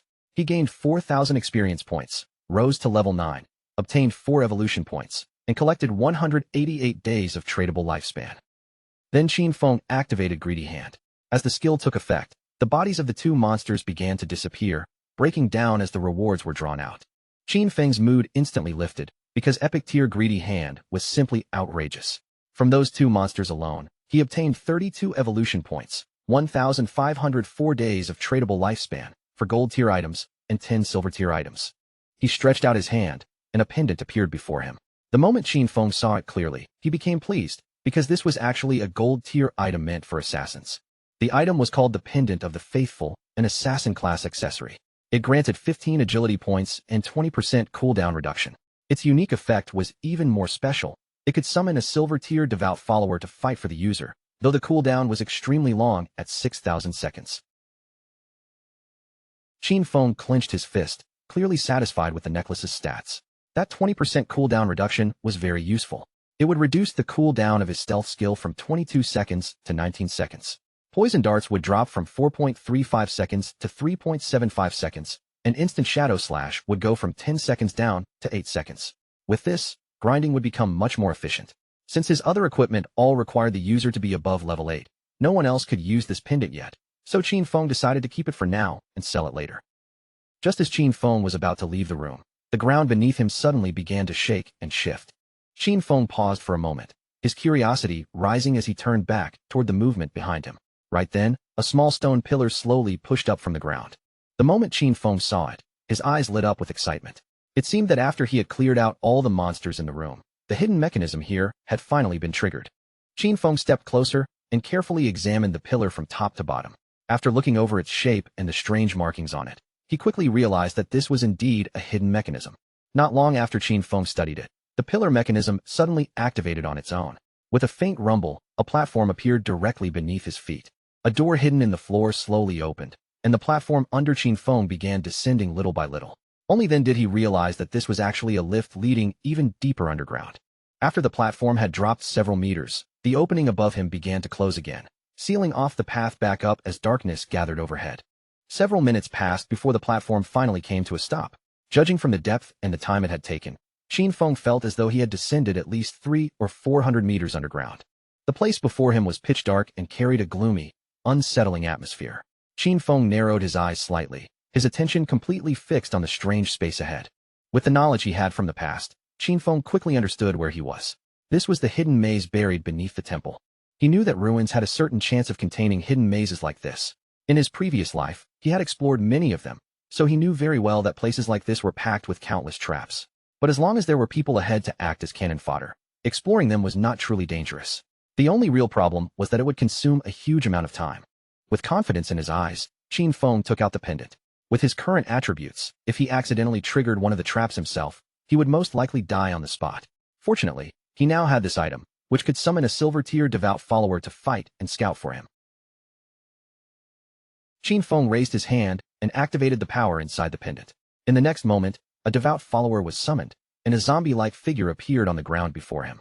Pointing toward the hallway stretching into the maze, Xinfeng gave it a direct command to go ahead and scout. The devout follower slowly stood up, then began moving step by step toward the dark passage. Xinfeng crossed his arms and could not help feeling satisfied. Having a summoned lackey walk ahead to explore made things much easier. Still, the maze was not completely safe, so just in case, he decided to evolve his dodge passive first. He spent 11 evolution points, and Ghost Shadow Blur immediately rose from gold tier to epic tier. Its passive dodge rate increased sharply from 15% all the way to 75%, and whenever dodge activated, it would still grant immunity to all damage. A 75% dodge rate was already extremely high. After that upgrade, Qin Feng looked at his remaining points and realized he still had just enough to evolve Instant Shadow Slash into Epic Tier as well. Using 13 evolution points, Qin Feng raised Instant Shadow Slash from Diamond Tier to Epic Tier. Its range expanded to 30 meters, and its duration increased to 12 seconds. Now he could unleash 9 slashes instead of 7, while the cooldown became 8.8 seconds. The width of each slash also grew to 5 meters, and the additional damage rose from 300 points to 400. Qin Feng's eyes shone as he thought about the evolution rules. To evolve something from Epic Tier to Legendary Tier, it required 10 times the evolution points. That also meant the higher a skill's starting tier was, the more profitable it became to evolve it. For example, if a skill started at Epic Tier, then evolving it to Legendary Tier would count as its first evolution. That meant it only needed the base evolution cost of 1 point, and because the target was Legendary Tier, that cost would be multiplied by 10. In the end, 1 times 10 was only 10 points. In other words, if Qin Feng obtained an epic skill, he could quickly push it to Legendary Tier, then later to Mythical Tier, Ancient Tier, and even Immortal Tier. But if a skill started at Normal Tier, then reaching Epic Tier would already require 7 evolutions. By the time the 10 times cost appeared, it would consume hundreds of points. The good news was that no matter what tier a skill started at, he could still spend a relatively small number of points to raise it to Epic Tier. From now on, all of his skills would at least reach epic quality. Qin Feng still had 11 evolution points left, and the only skill he could evolve now was his starter skill, Shadow Sneak. He spent 8 points, raising it from Silver Tier to Platinum Tier. The skill duration increased from 16 seconds to 24 seconds, and the bonus damage when breaking stealth changed from 50 to 120. Its cooldown also dropped from 26 seconds to 22 seconds. On top of that, Qin Feng had attributes that reduced cooldown speed by 35%, so the final cooldown of Shadow Sneak became 16.3 seconds. Still, he felt that the cooldown was too long, and the stealth-breaking attack was not impressive enough, so he knew he would have to replace this skill in the future. As the devout follower walked through the hallway, it suddenly stepped on a stone slab. The trap activated instantly, and a massive rock dropped from above, crashing down directly onto its body. The huge stone crushed the summon completely, and its body quickly transformed into light and disappeared. Since the summon had died, Qin Feng could only wait for the cooldown to finish before summoning another one. This maze was complicated and dangerous, so slow exploration was his only option. He could only hope that when he finally reached the end, there would be something valuable waiting for him. Meanwhile, on the upper layer of the temple, a shield-carrying man and a hooded woman cautiously poked their heads through the doorway. The man quickly reported to his captain, Grey Rose, that the monsters inside had disappeared. Hearing that, Grey Rose could not help but show a trace of surprise on her face. They carefully entered the room, and Grey Rose immediately noticed that the lifespan dropped there had also vanished. She understood at once that someone must have killed those monsters and taken the lifespan away, though she had no idea who it was. The shield-bearing man said that only the expert Shadow could possibly kill 2 Silver Tier bosses. Grey Rose felt that he was probably right, but she was also relieved, because at least they would not have to die again here. She placed a hand under her chin and thought back to what they had seen when they first came here. At that time, there had been someone who seemed to be communicating with the monsters. She was not sure whether that person had been Shadow, or whether he possessed some kind of skill that could charm bosses. If that was true, then his power was simply incomprehensible and terrifying. At the same time, down in the second layer of the temple, Qin Feng's devout follower died once again after triggering another trap in the maze. Ahead of Qin Feng stretched a long path that led straight to a door. By this point, he had already explored the maze for 3 full hours, and this place should have been the end. Based on his experience from his previous life, if ordinary players used human lives to explore a maze like this, at least hundreds of people would have died. Qin Feng activated the pendant once more and summoned another devout follower to take the lead for him. The summoned monster began walking ahead, and Qin Feng followed closely behind it, keeping just enough distance to stay safe. When they arrived in front of the door, Qin Feng pointed forward and ordered the devout follower to open it. Following Qin Feng's command, the monster used all its strength to push against the door. But no matter how hard it tried, the door did not move. It strained so much that its whole body began trembling. Seeing that even the summoned monster could not open it, suspicion flashed through Qin Feng's eyes. This door clearly was not ordinary. After a brief pause, Qin Feng stepped forward himself and reached out, placing his hand directly on the door. The moment he touched it, the door slowly began to open. Qin Feng's expression changed at once, and even he was shocked by how easily it responded to him. From the other side of the door, a wave of air rolled outward, followed by a curtain of drifting smoke that spread into the hallway. Cold sweat began to gather on Qin Feng's forehead. Just from that strange reaction, he could tell this was definitely not a good sign. Beyond the door was a large room, filled with pillars. At the very center of the room sat a treasure chest, tightly wrapped in thorn-covered vines. Qin Feng stepped into the room and examined the chest carefully. It was covered from top to bottom in sharp thorns, and it was clearly locked. Beside the chest stood an NPC. The NPC was a woman, and the lower half of her face was wrapped in bandages. Qin Feng tried to use the system to detect her stats, but no information appeared at all. Qin Feng's eyes widened in surprise. This was the first time he had encountered an NPC whose information could not be detected by the system, making her seem even more mysterious. The woman began whispering in a strange language Qin Feng could not understand. Then she slowly knelt down, and her entire body transformed into light, fading away right before his eyes. Qin Feng watched her closely, his gaze fixed on the spot where she had been. He had no idea why she had suddenly disappeared like that. Right after the mysterious woman vanished, the thorny vines wrapped around the treasure chest also began to disappear little by little. Even so, Qin Feng did not lower his guard. Although he could not see the mysterious woman's information, he was certain that she had some kind of connection to the Eye of Judgment. The chest soon began glowing with a golden light. Qin Feng immediately realized that it contained epic tier items, but he remained cautious. After all, there was still a chance that the chest could be a mimic or that a trap was hidden inside. Pointing toward the glowing chest, Qin Feng ordered his summoned follower to go forward and open it. The monster obeyed the command and stepped up to the chest. As it opened the lid, a brilliant light burst out from inside. Qin Feng's eyes widened in surprise as he looked at what had appeared. It was a skill book, and not an ordinary one, but a godly assassin skill that contained both passive and active effects. Inside the chest was an epic tier assassin skill book called Stole of Mercy. Its passive effect was extremely powerful, giving a 100% correction bonus when striking weak points, while also doubling the damage multiplier whenever a weak point was hit. The skill book also carried an active skill called Slit Throat. After activation, Shadow's next attack would apply the Slit Throat effect, causing damage equal to 100% of that attack every second for 3 seconds. Its normal cooldown was 60 seconds, but with Qin Feng's cooldown reduction, it dropped all the way to 44.4 seconds. Qin Feng immediately noticed how terrifying the passive ability was. It directly doubled the hitbox range of an enemy's weak points, making precise attacks much easier to land. But compared to that, the truly ridiculous part was still the active skill, Slit Throat. For example, if Qin Feng's next attack dealt 300 damage, then Slit Throat would continue dealing 300 damage every second for 3 seconds. That meant the debuff alone could add 900 extra damage, bringing the total impact to 1,200 points, which was 3 times more than the original attack by itself. Qin Feng read through the details more carefully. A multi-hit skill like Instant Shadow Slash could land several times, but Slit Throat would only calculate the first strike. Even so, this skill was only epic tier, which meant he only needed 10 evolution points to push it into legendary tier. This harvest was enormous, because his burst damage had just increased by several levels at once. After putting the skill book away, Qin Feng began heading toward the exit. He knew this entire opportunity had come from Big Plum's information, so it was time to return and sell the remaining equipment to her party. Through the chat, he told Big Plum to inform Wang Meng to return to town, because he had items to sell. When they heard that Shadow had already finished exploring the ruins, they immediately decided to head back. By the time Qin Feng returned to the starter town, he had barely stepped inside before his eyes widened in surprise. A huge crowd of players was already waiting for him. Every one of them seemed eager to add him as a friend, and some even offered to become his followers, promising they would cheer him on from the side. The chairman of the Runding group from Jianghai City had also arrived in person, formally inviting Shadow to join their corporation. There were even fans from Firefly Town who had rushed over just to greet him. Players from several different towns had gathered here, all hoping for a chance to form a team with Qin Feng. Seeing players from other places appear like this, Qin Feng immediately realized that the teleportation gates between towns had started activating.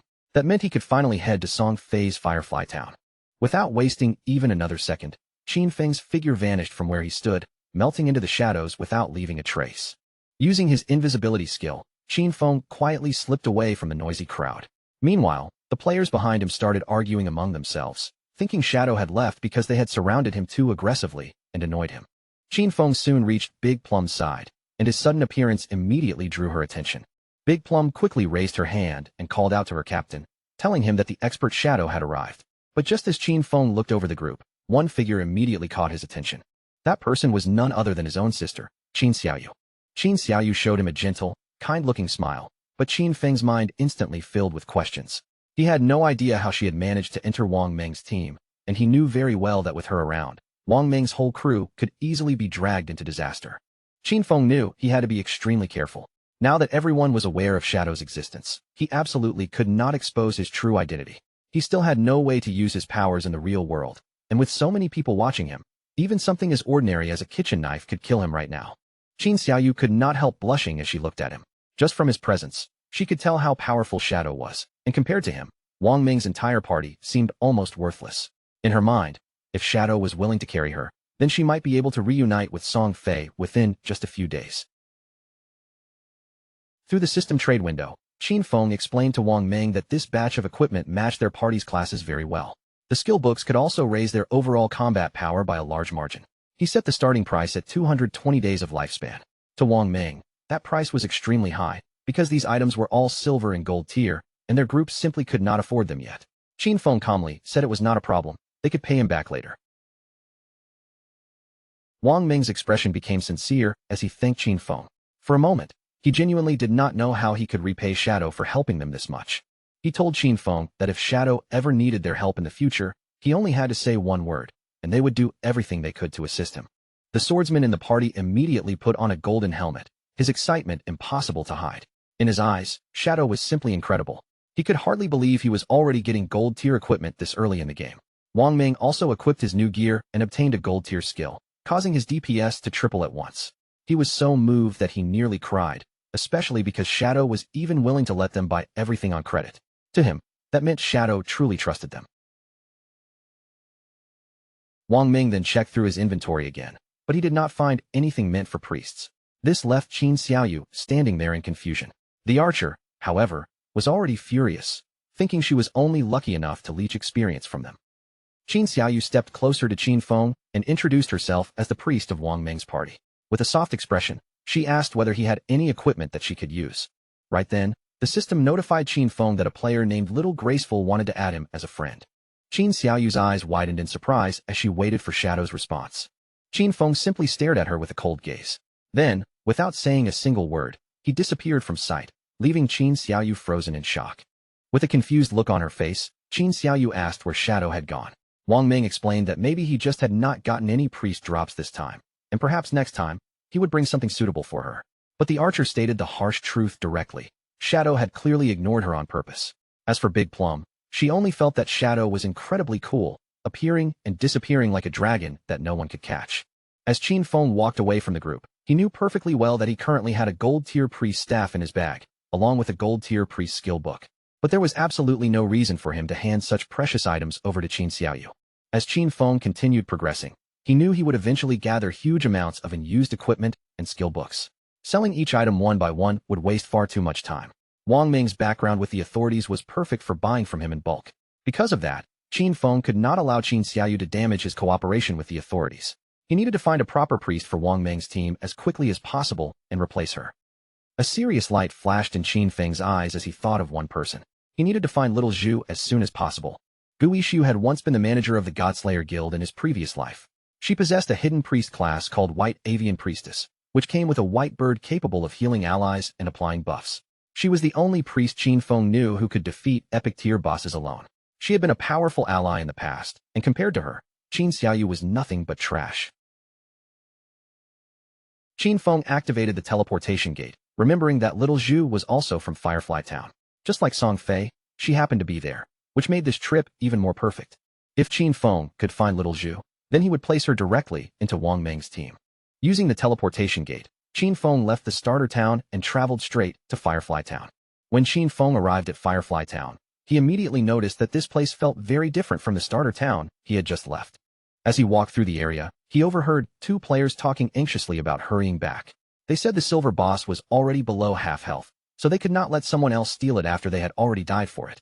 One of them cursed Song Fei, saying that bastard had brought a crowd of fangirls with him, making it impossible to compete. He could not understand how some minor celebrity had so many brainless fans following him around. Qin Feng had only just arrived in Firefly Town, yet he had already picked up clues about Song Fei's location. Following those players from a distance, Qin Feng soon arrived at a valley. This was a level 5 area known as Wailing Valley. The monsters that roamed this place were Ember Fiends and Shackles, both dangerous creatures suited to this area's level. After walking a little farther into the valley, Qin Feng began hearing the sounds of players fighting up ahead. He carefully peeked out and saw a large group of players attacking a two-headed monster whose entire body was wrapped in flames. Qin Feng recognized it at once. This twin-headed Ember Fiend was a silver-tier boss, but the battlefield around it was already chaotic because many players were not only attacking the boss, they were also attacking each other. After observing more closely, Qin Feng spotted a group of players in the crowd, and standing among them was that bastard Song Fei. Two players stepped out in front of Song Fei's team and drew their weapons. One of them glared at Song Fei, saying he had been ambushed by him before and had his lifespan stolen, so he swore he would kill him today. The shield-bearing player beside him sneered and asked whether Song Fei really thought hiding behind his mage girls would keep him safe. He then revealed that he possessed a godly anti-mage skill. But before that player could even take a step forward, one of Song Fei's mages moved first and smashed his head with her magic staff. Qin Feng remembered very clearly that Song Fei, known by the title Heaven-Defying Mage God, was a mage-class player. In his previous life, this bastard had tricked a large number of fans into choosing the mage class, then took their equipment and skills to strengthen himself as quickly as possible. But a team could not function with only mages, so his fangirls had come up with their own twisted solution. Some of them poured their attribute points into intelligence, turning themselves into glass cannon mages with high damage. Some invested in agility, becoming disruption mages who could interfere with enemies. Others placed their points into health, forcing themselves into the role of meat shields for the team. Some of the players chose raw strength instead, turning themselves into battle mages who could rush in and strike with their staffs while casting spells at close range. During the early phase, Song Fei's team looked almost unstoppable, sweeping through the area and stealing lifespan from players wherever they went. But as the fight dragged on, the weakness of that ridiculous fan army became obvious. Just as expected, most of the girls worshipping him started dying off very quickly. Song Fei raised his hand and pointed straight at the boss, putting on a sorrowful expression as he started spinning another lie. He claimed his fans were working so hard for him that his own heart was aching just watching them suffer. Then, with that fake gentle tone, he said he only hoped the boss would die soon so everyone could finally rest, and that one day the whole world would be filled with love instead of violence. The twin-headed Burfin slowly pushed forward, closing the distance toward Song Fei's group with heavy, threatening steps. One of Song Fei's fans immediately stepped up and told the others that this battle was nothing difficult for them, because the person truly suffering the most was Song Fei himself. In her eyes, he had already worked far too hard and should never have been forced to endure this pain. With that, she pointed angrily at the monster and declared that they had to kill it before it could hurt their beloved Song Fei again. Song Fei's fans instantly raised their staffs and began throwing spell after spell at the monster. Their eyes were burning with devotion, and every attack carried the same ridiculous goal. They were determined to defeat the boss, push Song Fei higher, and make him the king they believed he deserved to become. No matter where he went, they swore they would follow him without hesitation. The monster suddenly opened its massive mouth, and a blazing wave of fire burst out from between its jaws. The flames rushed straight towards Song Fei, forcing him to tense up as danger closed in right before his eyes. But before that burning blast could reach him, one of his fans threw herself forward without the slightest hesitation. She planted herself directly in the path of the flames and took the entire attack with her own body. Song Fei quickly grabbed the girl's hand, lowering his gaze as if he were heartbroken while her body slowly began to fade away. Even as tears welled up in her eyes and her figure disappeared, she still looked at him with devotion and swore that she would do absolutely anything for him. The chubby girl clenched her magic staff with both hands, her face twisting with anger as she shouted for the others to get fired up. As far as she was concerned, if they could kill this ugly monster, then brother Song Fei would rise all the way to first place in the rankings. He had to climb above Shadow, no matter what it took. Her words instantly stirred up the rest of the girls. They lifted their weapons high, their faces glowing with wild excitement, and shouted that they would conquer the world, rule over the heavens, and keep fighting at Song Fei's side until the very end. One powerful spell after another gathered above them, filling the air with violent magical energy. A moment later, thick thunderbolts crashed down from the sky and slammed into the monster's body again and again. Song Fei watched the boss closely and realized it was already on the verge of death. Since this was a silver-tier boss, he knew it should have been extremely difficult to kill, and that made him even more confused about how someone could have taken down a gold-tier boss alone. In his mind, Shadow must have used some kind of bug.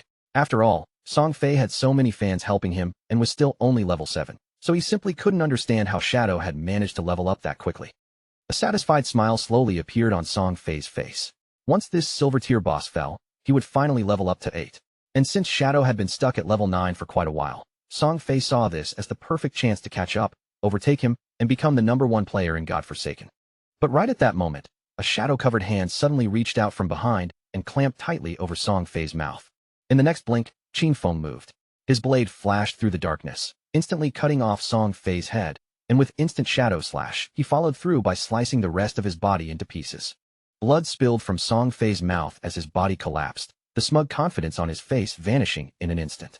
His fans froze in complete shock, their minds going blank at the sight of Song Fei being killed so suddenly.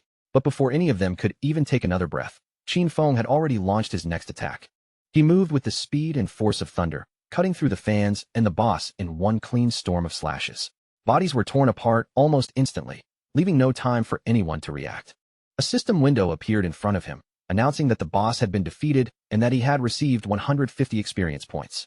The boss crashed heavily to the ground, and its huge body began breaking apart into lifespan. The surrounding players stared in disbelief, unable to accept what they had just witnessed. Shadow had killed the boss with a single strike. While their attacks only dealt around 100 points of damage, one blow from Shadow caused thousands. The gap was so large it felt like Shadow was at least 10 times stronger than them. As the boss's corpse dissolved into glowing orbs of lifespan, Qin Feng finally deactivated his stealth and appeared in front of everyone. The sharper players immediately realized that what he had used was an area attack. A single move had wiped out Song Fei, his entire group of fans, and the boss at the same time. When they looked more carefully and recognized Shadow, the player who had achieved the first global kill of a gold-tier boss, they quickly made up their minds. None of them dared to fight him, so they stepped back and let Shadow take the loot. The players around him even began cheering for Shadow, acting as if he had avenged them by wiping out Song Fei's gang.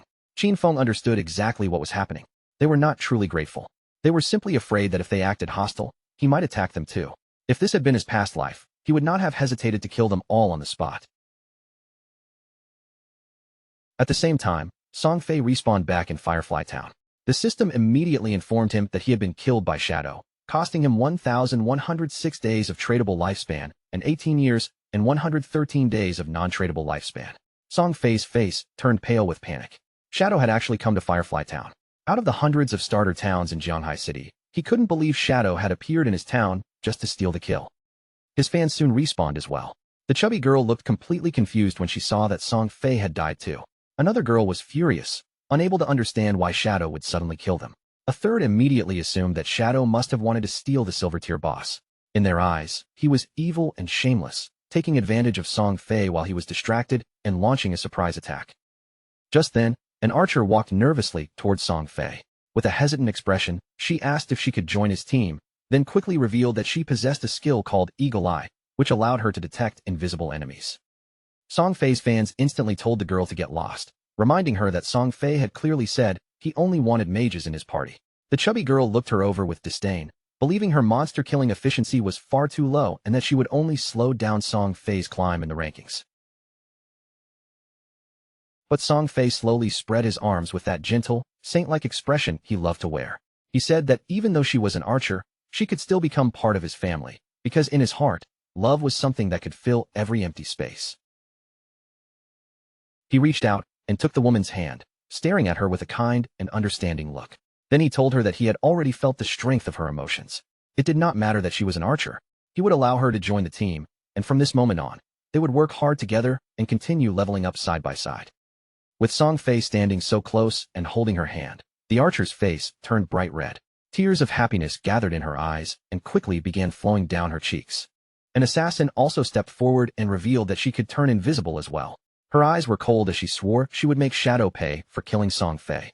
Then one of the mages added that she had just learned a new area skill, and with it, she could freeze Shadow in place.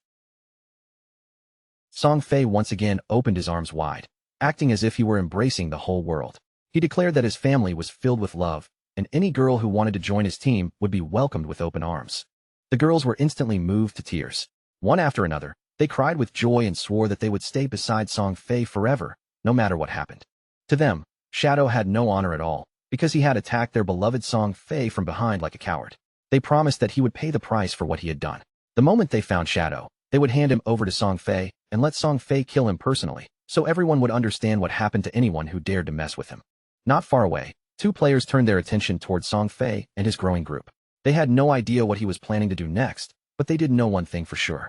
Someone had killed him out there, and honestly, that alone felt extremely satisfying.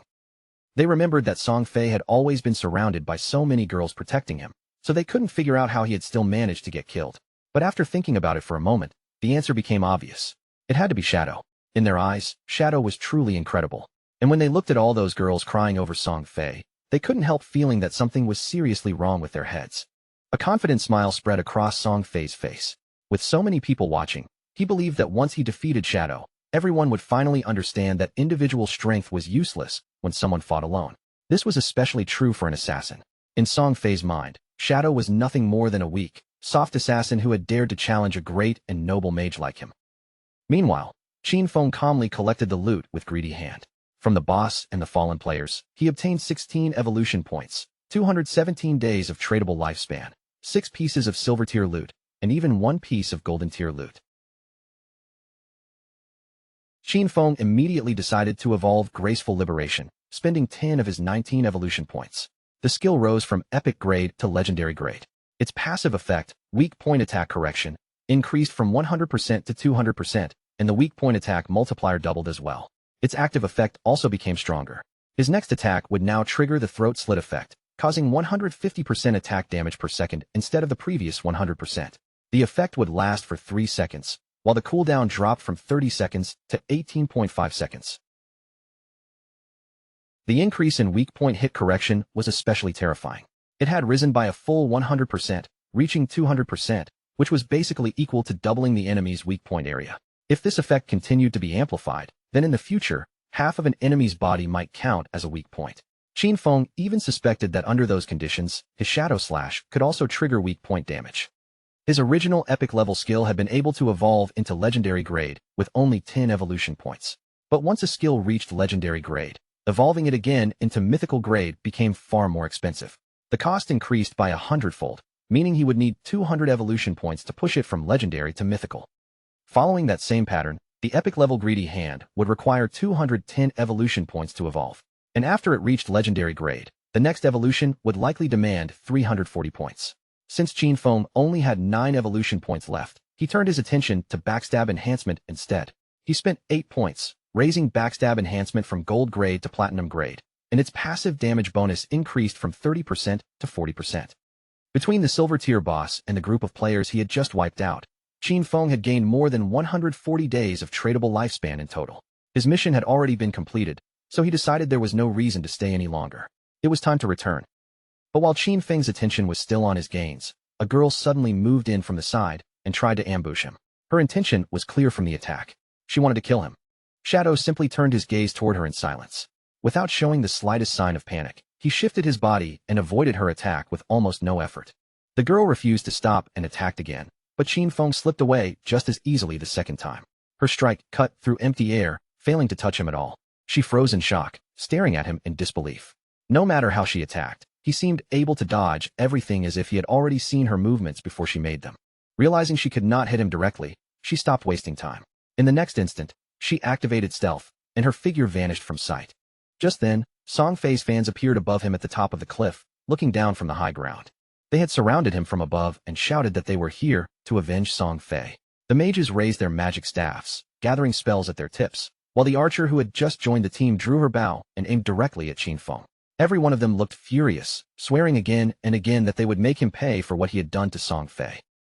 Qin Feng immediately activated stealth. His body blurred, melted into the air, and vanished like a shadow slipping back into darkness. The moment she saw him disappear, the archer used her eagle eye skill. Her gaze sharpened as she locked onto his presence, making it clear that Qin Feng's invisibility would not work against her. Her arrow shot forward and transformed into a ghostly eagle in midair, its shape flickering like a spirit made of light.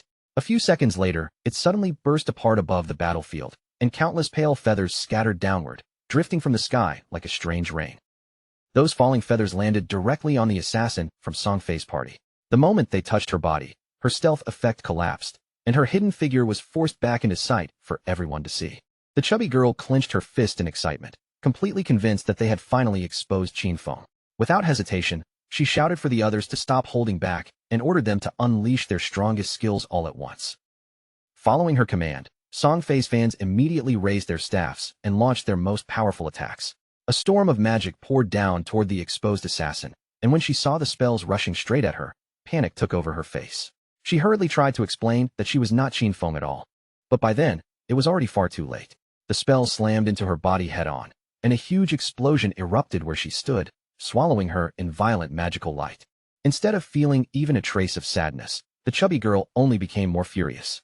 In her eyes, that assassin did not matter anyway, because she was not a mage, which proved she had never truly loved Song Fei from the bottom of her heart. She even called it a punishment from heaven for being false, then immediately ordered the archer to fire the eagle again and find Shadow for real this time. The archer quickly nodded, preparing to use her skill again. But right at that moment, Qin Feng took out the ghost fire bell and began shaking it in his hand. The bell's active effect, Soul Attack, was activated. This skill could immobilize every enemy within a 100-meter range for 3 seconds, though its cooldown lasted as long as 521 seconds. Just before the archer could release Eagle Eye again, a strange aura wrapped around her body and spread across her companions as well. In an instant, every one of them froze in place, unable to move, and confusion flashed across their faces. Before they could even understand what had happened, Qin Feng appeared. With instant slash, he attacked like a bolt of thunder, his blade tearing through them so quickly that their bodies were cut apart before they had any chance to react. Song Fei, who had been hiding behind a corner, quietly poked his head out and stared in confusion. He had no idea what had just happened or why his fans had suddenly died. At first, he suspected Shadow was responsible, but he quickly rejected the thought, believing that if Shadow had made a move, he should have revealed himself. Qin Feng, still hidden in stealth, silently approached from nearby. With a cold and arrogant look, he made it clear that Song Fei's death was already close. The moment Song Fei heard Shadow's voice, his eyes widened in fear and shock, and his whole body began trembling. Without wasting another second, Song Fei hurriedly activated his magic shield. A powerful barrier appeared around his body, wrapping him in a protective glow. But to his horror, Qin Feng simply threw out a poison dart. The dart pierced straight through Song Fei's magic shield with almost no resistance, shattering the barrier into pieces as if it were nothing. The poison dart struck Song Fei right in the forehead. He dropped to the ground at once, screaming in agony as the pain spread through his body. Song Fei's body quickly dissolved into glowing orbs of lifespan. Qin Feng deactivated stealth, and when he saw how much lifespan Song Fei still had left, he realized that before all this, Song Fei must have originally possessed more than 2,000 days of tradable lifespan. As Song Fei's body disappeared completely, only the scattered lifespan remained behind. Qin Feng looked over it with a trace of confusion, wondering why his fans had no tradable lifespan at all. Then he understood it. They had already handed all their lifespan over to Song Fei. Even after so much time had passed, there were still people who foolishly believed God-Forsaken was nothing more than an ordinary game. Those crazy fans were genuinely terrifying. To Qin Feng, it was a pity, because the tradable lifespan they had gathered added up to several hundred years, yet now most of it would only be absorbed by the nearby monsters. Back in Firefly Town, Song Fei and his fans respawned once again. Song Fei was furious, because out of more than 2,000 days of tradable lifespan, he now had only 500 days left. With a confused and angry stare, he turned to the archer and demanded to know why her detection skill had failed to find Qin Feng. The archer quickly explained that she had indeed used the skill, but the only person it revealed was their assassin sister. The chubby girl frowned, and said she could see there was a stealth level listed in the attribute panel. She began wondering if Shadow's stealth level was higher than they had expected. The archer then revealed that her Eagle Eye skill only had counter stealth level 1. That meant she could only detect enemies whose stealth was also level 1. If the opponent's stealth level was higher than that, she had no way to see them. Song Fei became even more frustrated, because Shadow could attack and disappear without leaving a single trace. He had no idea how he was supposed to defend against that.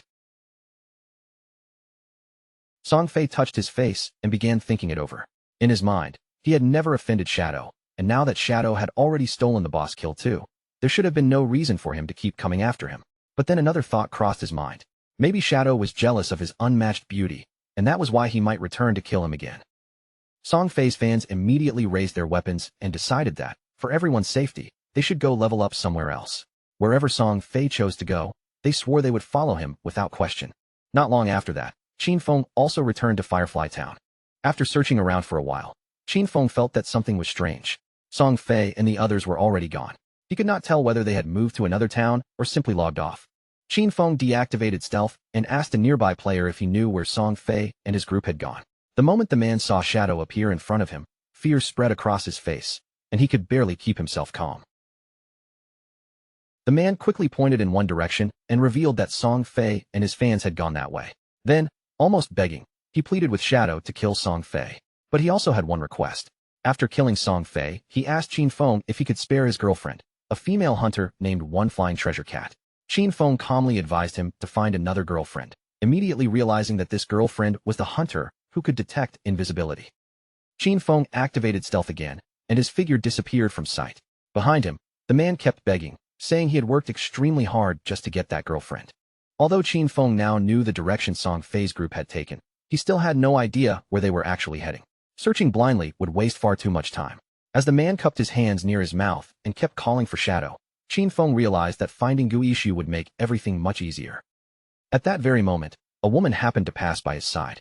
Qin Feng's attention immediately shifted to her, and a hint of surprise appeared in his eyes. That girl was none other than Gu Yishu. Qin Feng deactivated stealth and called out to her with a cheerful look, casually calling her beautiful before asking if she could help him with something. When Gu Yishu saw that the person in front of her was Shadow, she could not hide her surprise. Qin Feng took a golden grade staff out of his inventory and told her that he had heard her class could search for targets across a wide area. If she could help him find Song Fei, he promised to sell her the staff at a bargain price as her reward. The moment Gu Yishu saw the weapon, her eyes lit up with excitement. She opened her system window and asked how he knew she had the ability to search across such a large range, since she was sure she had never told anyone about it.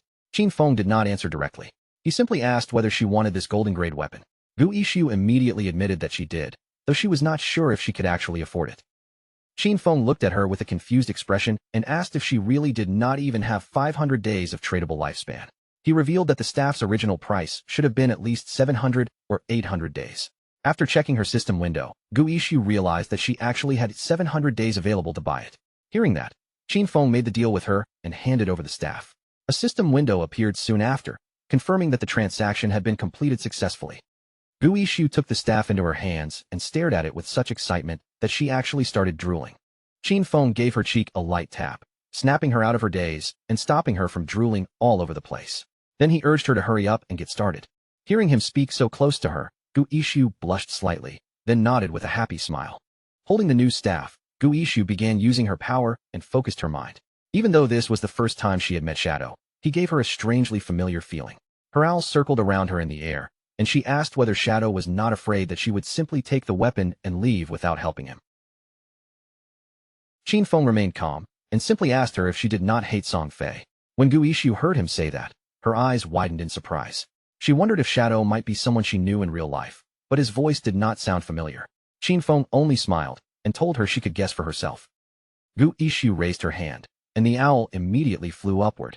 As for guessing Shadow's identity, she was far too lazy to bother with that right now. But just then, her eyes suddenly widened in surprise. The owl flew high above the town, sweeping its gaze across the surrounding area. In the distance, between the rocky canyons, Gu Yishu finally spotted Song Fei and his group of fans. Her owl had located Song Fei's hiding place deep in the rocky canyons, so Gu Yishu quickly told Qin Feng the exact direction. She also warned him to move fast, because Song Fei and his companions might leave before he arrived. The owl could fly quickly, but following targets for too long would drain its strength and leave it exhausted. Shadow was already prepared to move, and he told her not to worry, because he would reach the location very soon. Right after saying that, Qin Feng shot forward like an arrow leaving the string. He rushed across the rough terrain, leaping over rocks and passing through uneven ground without slowing down at all. But then the owl suddenly stopped flying. Qin Feng stopped as well, immediately realizing that something had interfered with their tracking. He scanned the area around him and soon noticed a tree nearby. On its trunk, there was a strange sign that looked completely out of place. Wanting to understand what was going on, Qin Feng contacted Gu Yishu again and asked her to have the owl inspect the area more carefully. Before long, the owl found 2 more trees marked with the exact same strange signs. One stood about 100 meters ahead, while the other was positioned 100 meters to the left. Qin Feng moved from one tree to the next, stopping in front of each strange mark and carefully pressing his hand against the symbols. He did not rush, instead feeling them out one by one as if testing whether they were part of some hidden mechanism. The moment Qin Feng touched all 3 symbols with a trace of his own energy, the marks suddenly responded. A bright line of light shot out between them, linking the 3 trees together like the edges of a glowing formation. Then the ground at the center of the connected symbols began to shine. The light grew brighter and brighter, until a treasure chest suddenly rose into view, wrapped in a vivid green radiance and a faint golden glow. Qin Feng was stunned. He never expected a treasure like this to appear in an ordinary starter area like Firefly Town.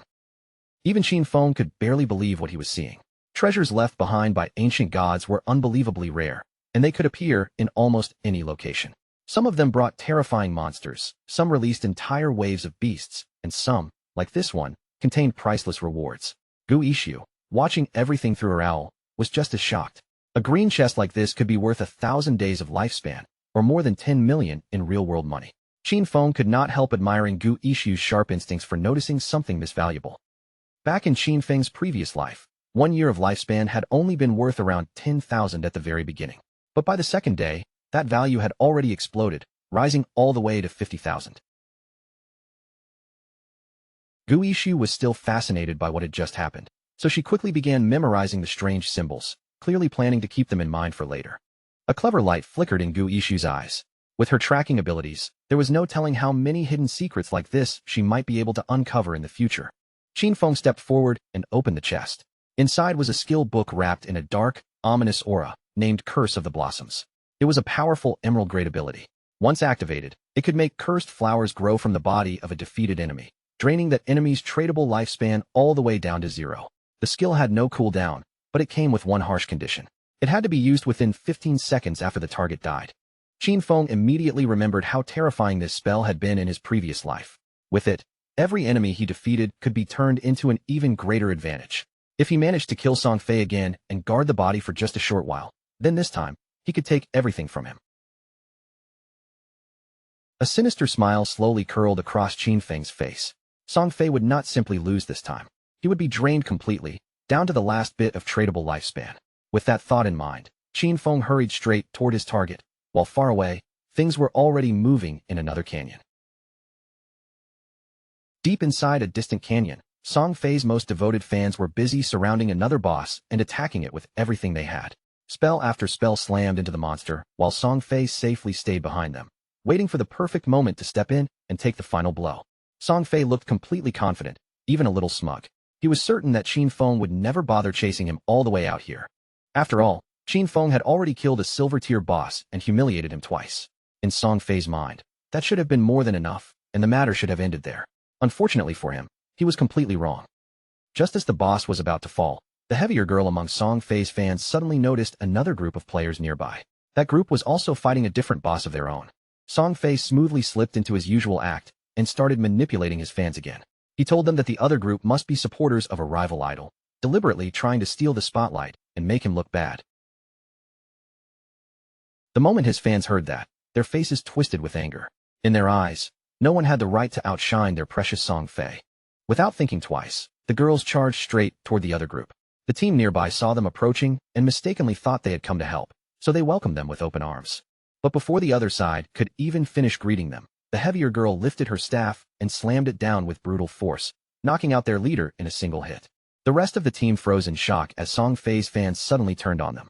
The girls attacked like lunatics while shouting strange things about idols, destiny, and their absolute devotion to Song Fei. One of the opposing players tried to ask what was going on, but he never got a proper answer. Before he could finish speaking, a spell came crashing down and silenced him on the spot. Then the situation became even stranger. Song Fei's fans began reciting bizarre, dramatic lines, praising Song Fei as if he were some divine being who stood above everyone else. After wiping out the other team, the girls obediently stepped aside and cleared a path for their golden prince, Song Fei, to come forward and finish off the boss himself. Song Fei continued playing his role perfectly, putting on a grateful expression and showering the girls with meaningless thanks.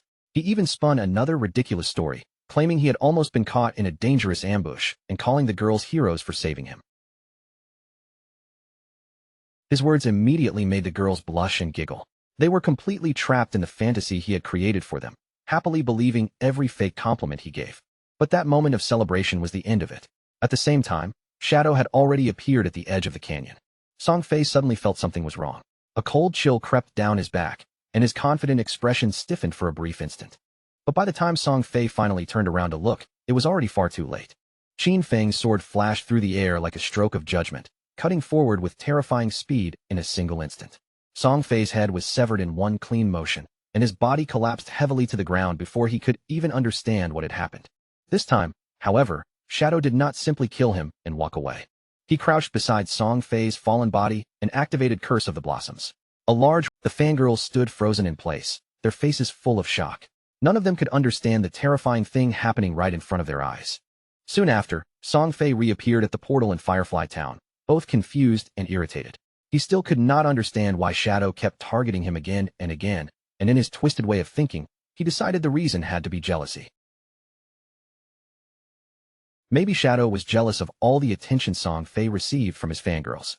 Or maybe one of those girls was secretly someone Shadow liked. Song Fei convinced himself that Shadow's constant appearances in Firefly Town must be part of some complicated revenge scheme. But while he was still lost in those wild thoughts, a system alert suddenly popped up, terrifying him with the news that his tradable lifespan was dropping fast, much faster than a normal death penalty. At first, Song Fei thought this might be some special punishment for dying too many times in a row. But before he could figure out what was really happening, his fan club began appearing at the portal one after another as well. The heavier mage girl was among the first to arrive. She was out of breath as she rushed over and told Song Fei about the creepy red flower that had grown from his body, clearly draining away something extremely important. Song Fei immediately understood. That cursed flower, along with his rapidly vanishing lifespan, had to be Shadow's doing. Shadow had obtained some frightening new ability. The realization struck Song Fei hard, and he suddenly ordered all his fans to log off. He knew that if they kept losing to Shadow like this, their tradable lifespan could be drained all the way down to 0, and that would mean real death. Even then, he still put on the act of a noble leader, calling them his family and promising that he would go into the real world to extend their lifespan. After that, he said they would return with new equipment bought using the lifespan they had saved. The girls were still completely under Song Fei's control, and instead of questioning him, they became excited as they imagined coming back stronger and finally defeating Shadow. Even as Song Fei disappeared from the game, anger and humiliation twisted across his face. He refused to see this as a real defeat. After spending 2.5 years building himself up to this point, he could not accept being crushed by some unknown player who had appeared out of nowhere. In his mind, money could solve everything. As long as he had enough resources, he could smash through any obstacle standing in his way. All he needed was a little more time. Back at the place where the battle had taken place, red flowers had bloomed everywhere. Each one grew from the body of a fallen player, silently draining the tradable lifespan from Song Fei's fans. With Shadow's relentless attacks and repeated kills, his killer rank had already risen to level 4, causing the lifespan lost upon death to reach a terrifying 96.8%. But Shadow was not bothered by that number at all. After calculating his gains, he realized this ambush had added roughly 1,000 days to his lifespan. It was all thanks to Song Fei and his misguided followers. They had done all the hard work of fighting monsters and gathering resources, only to hand the final rewards over to him. But that harvest did not last forever. Soon, the cursed flowers began to fade, and the flow of energy stopped. Shadow immediately understood that the players had logged off to prevent themselves from losing even more lifespan. High above the canyon, the white owl continued circling silently through the air. Guishu had watched the entire thing through the owl's eyes, and even she was shaken by what she had seen. Witnessing the true strength of the top player up close was completely different from just hearing rumors about him. When Shadow asked Guishu whether Song Fei had really logged off, she nodded and confirmed that the whole group had disappeared from the game to buy themselves some time. Shadow calmly told her to continue keeping watch and to let him know right away if Song Fei ever came back online. Guishu wondered if her task was already finished, but Shadow told her to stay on it for a little longer. Then he mentioned that he had just obtained a golden tier priest skill called Sword of Divine Judgment. The moment she heard that, Guishu's interest was instantly sparked. She clearly wanted that skill, and seeing the look in her eyes, Shadow made her an offer. He said he would trade the skill to her for 500 days of lifespan, but if she agreed to one condition, he could cut the price in half. Guishu's eyes narrowed immediately, and she warned him that she would never trade away her dignity, which left Shadow briefly stunned. Shadow quickly explained that she had completely misunderstood him. What he wanted was simple. He needed her to join his team and become their main healer. Once Guishu realized what he meant, she relaxed and laughed. She agreed almost right away, but still warned him that if his team turned out to be a complete disaster, she would definitely hold him responsible. Shadow calmly reassured Guishu that his team was reliable and definitely not some messy group thrown together at random. Since she had agreed, he decided there was no reason to delay any longer and immediately prepared to contact the others. Elsewhere in the game world, Wang Ming was standing proudly over the body of a poisonous monster he had just defeated, clearly pleased with the experience points he had earned. But the poison was still eating away at him, so he quickly called out to Zhu, asking her to heal him and remove the toxin. Zhu, however, froze in place, completely unsure of what she was supposed to do. Wang Ming tried reminding her again that, as a priest, She should have a skill capable of cleansing poison. But before Zhu could properly understand what he meant, she panicked and activated the ability in the wrong direction, accidentally casting it on a nearby tree instead of the poisoned Wang Ming. The remaining time ran out before anyone could fix the mistake. Wang Ming's body finally gave in to the poison, and he collapsed onto the ground, wasting the victory he had just earned over the monster. The rest of the team stared in stunned silence, their frustration almost written across their faces. One by one, they turned toward Qin Feng's sister, unable to believe a healer could be this useless at the moment they needed her most. Later, near the teleportation stone, the team leader stood there with a heavy expression, clearly facing a decision he could no longer avoid. He understood that the team desperately needed a real healer. The problem was that almost every skilled hidden class priest had already been taken by other groups. Even so, they could not keep moving forward with someone who failed at healing at the most basic level. Zhu, on the other hand, had no idea how badly she had failed. She was still lost in her own fantasy, imagining herself as the chosen one, almost like a goddess descending into this new world. Since she had leveled up so quickly, she believed it was proof of her destined greatness, and she was already dreaming about joining her brother Song Fei in glory. But just then, news from Shadow reached Wang Ming, instantly making his eyes light up with excitement. A hidden class healer had agreed to join their team, and she was a white bird priest with strong potential in other roles as well. This was exactly the chance they had been waiting for. The leader immediately asked Shadow where she was, and Shadow told them the new healer was currently in Firefly Town. It was not the best leveling area, but gathering together first and moving as a proper team mattered more right now. Wang Ming agreed without hesitation and prepared to head over, but before leaving, he knew he still had to deal with Zhu's situation. He chose his words carefully and told her that the team would be moving to a higher level area soon, because Shell Town had become far too crowded. He deliberately made it sound as if her level was the only problem, using a softer excuse so he would not hurt her pride too directly. But before Zhu could even respond, the entire team had already moved out, and their relief was obvious. Everyone seemed happy to leave behind a healer who could not actually heal. Zhu, however, did not seem upset at all. In her mind, their departure was actually a good thing. She convinced herself that they simply were not strong enough to be worthy of her, and she decided she would find Shadow instead, then make him help her level up. Meanwhile, Wang Ming arrived in Firefly Town and soon found Shadow together with Guishu. The first thing Wang Ming did was hand over the lifespan he had gained from their previous fight, settling the share honestly before they moved on.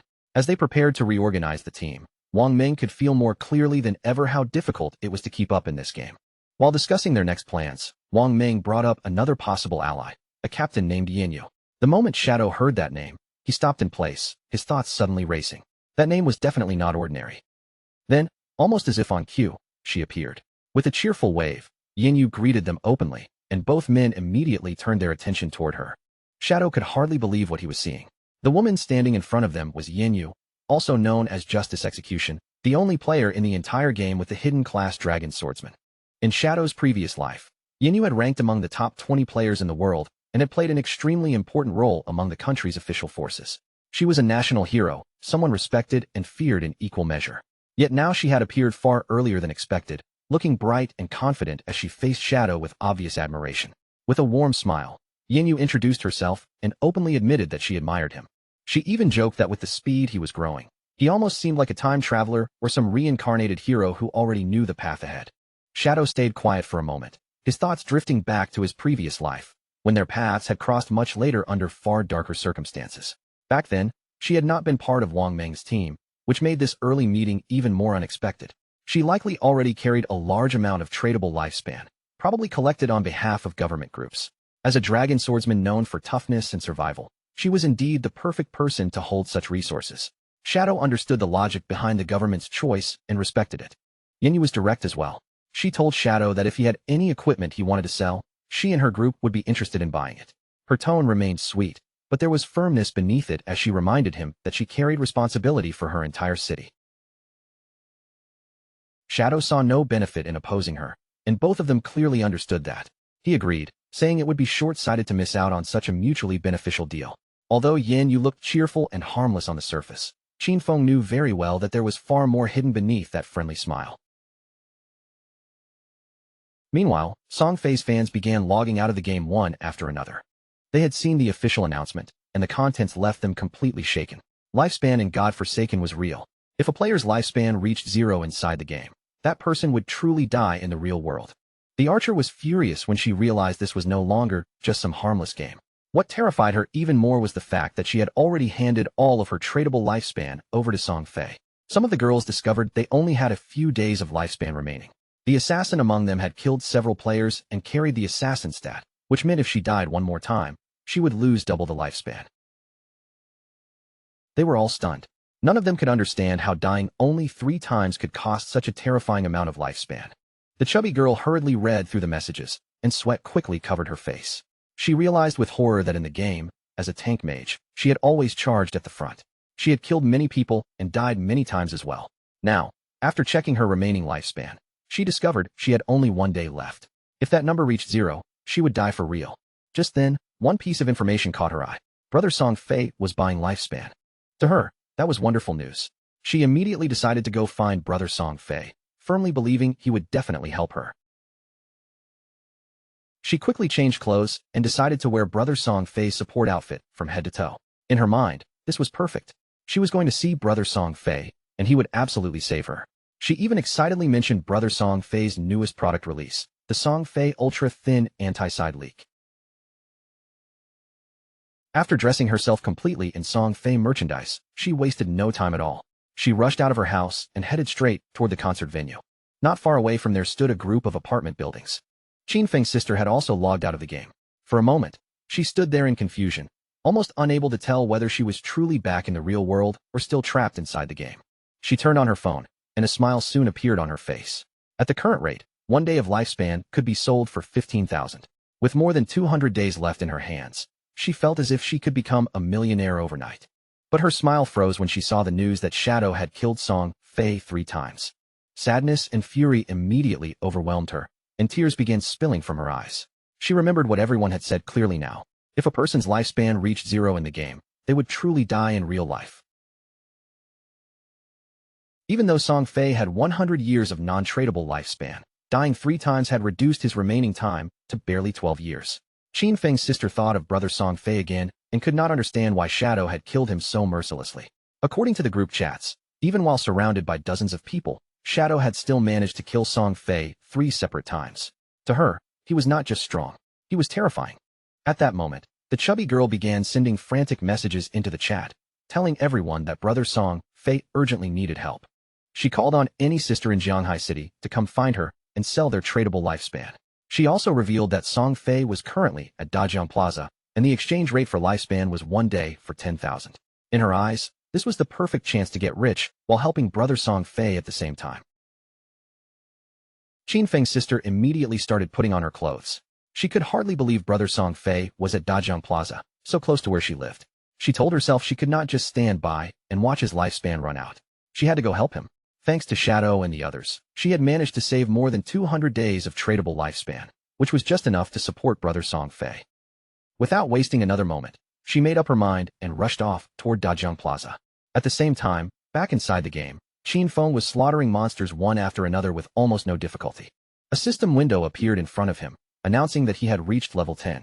His attributes increased by 2 points, and he also received 5 free attribute points to distribute. With level 10 reached, Qin Feng unlocked the class promotion function. On top of that, as the first player in the Jianghai City area to reach level 10, he earned 7 reputation points.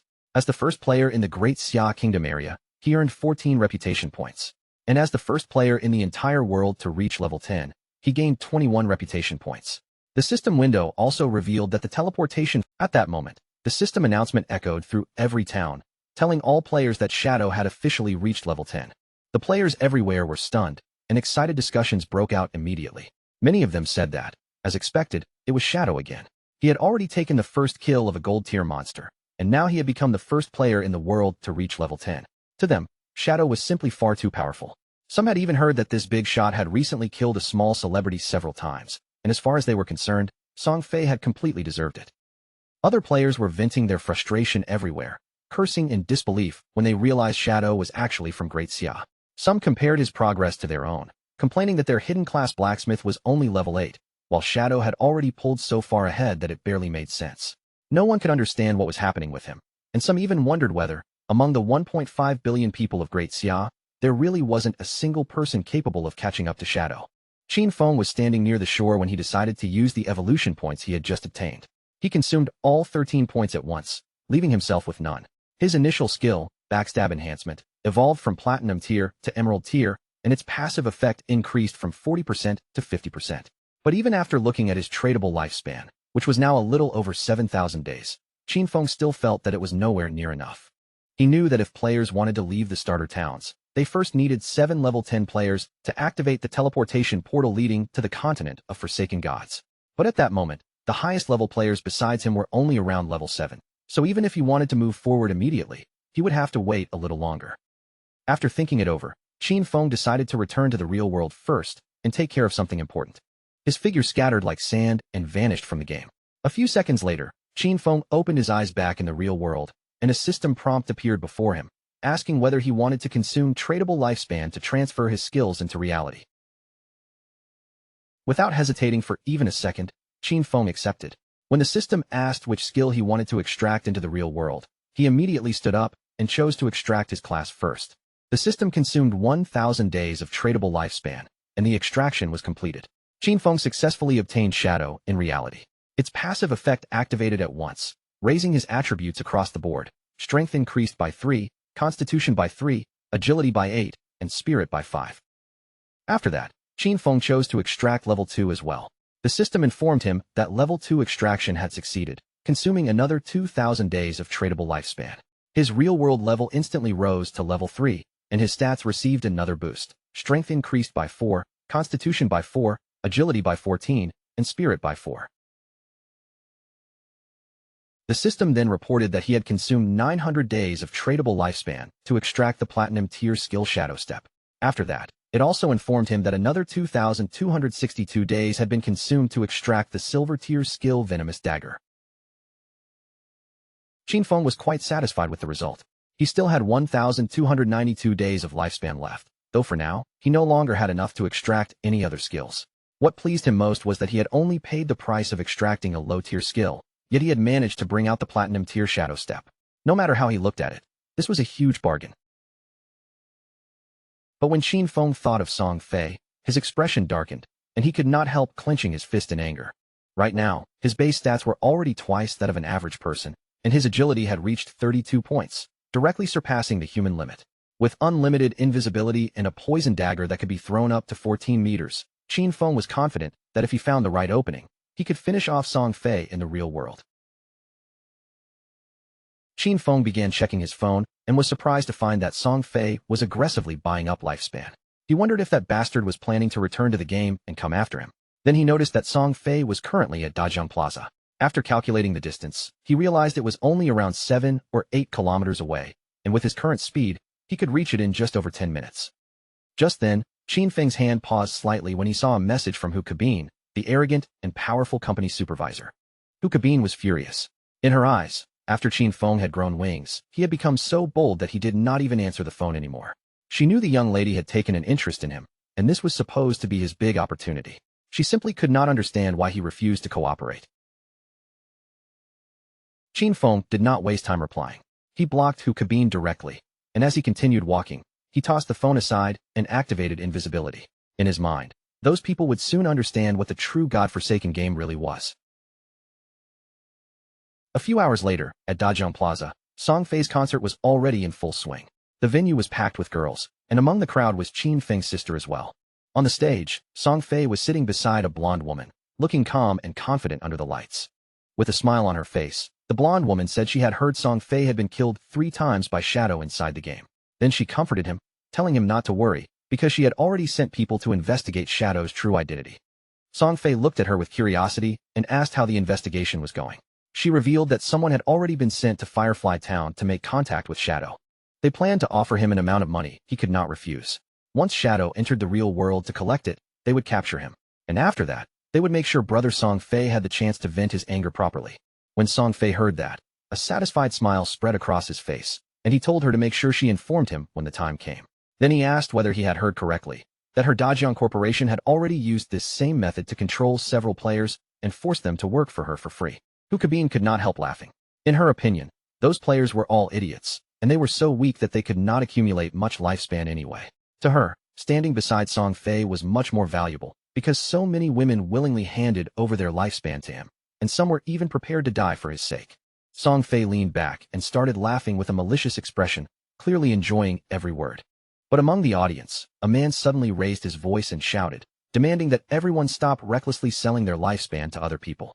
He turned his anger directly toward Song Fei, saying that Song Fei clearly knew lifespan was tied to life and death, yet he was still brainwashing his fans and aggressively buying up their remaining time. The man accused him of endangering people's lives and declared that they were going to report him. Song Fei only smiled at that, silently thinking that there was always some fool who had to jump out and cause trouble at the worst possible time. Then he stood up and addressed everyone in public. He said he had noticed the recent arguments and discussions online. He admitted that his actions in acquiring lifespan had taken up certain public resources and caused inconvenience to many people. Because of that, he said he felt deeply regretful and offered his most sincere apology. His fans immediately shouted back that he did not need to apologize at all, because in their eyes, he had done absolutely nothing wrong. Song Fei looked out at them with a sincere smile and said he was truly grateful for all the support and affection his fans had given him. At the same time, he urged everyone with a serious expression to remember that love should always be positive and uplifting. He hoped they could follow their idols rationally. During this special moment caused by the game, while making sure they stayed safe, he said everyone should work together in a more positive way, contribute to society, and spread good energy. Tears filled his face as he explained that while the entire nation was being affected by the game, he had been actively cooperating with the authorities and working hard inside Godforsaken. That was why he had used his own wealth to acquire lifespan. He claimed he only wanted to become a quality idol within the game, someone worthy of being liked. He said he did it to repay his fans, hoping they could gain something outside the game as well, live happy, peaceful, and safe lives, and work together toward a better tomorrow. But he said he had never expected his actions to cause so much trouble for everyone.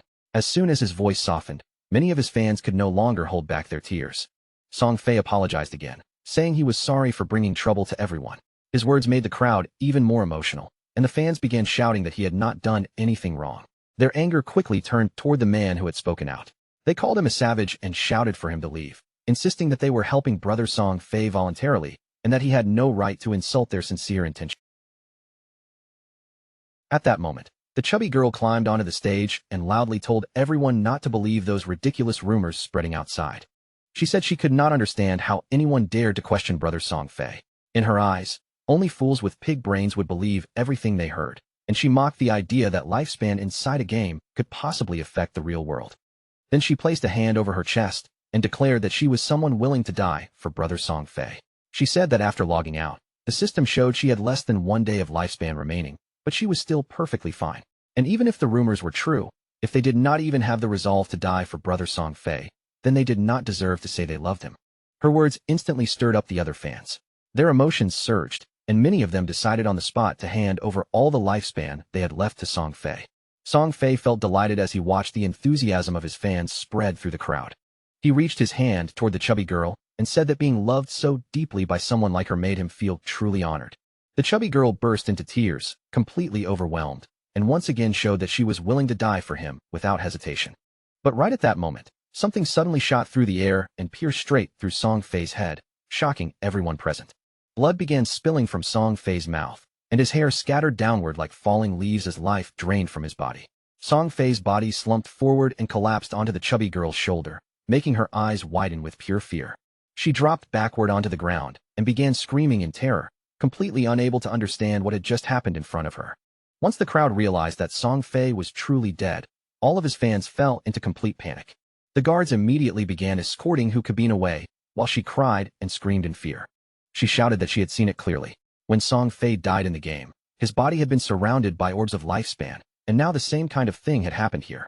She ordered them to leave immediately, because the person who killed Song Fei had obviously done it using a skill from the game. Hu Kabin was horrified as a terrifying thought formed in her mind. Could the skills from Godforsaken really be used in the real world? How is that even possible? Killing Song Fei in an instant, turning invisible, and collecting lifespan. When she put all of it together, she realized there was only one person who could have done this. It had to be Shadow.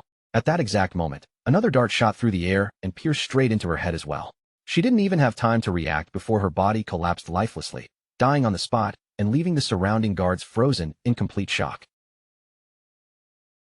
And hidden among the gathered crowd, quietly watching everything unfold, was Qin Feng.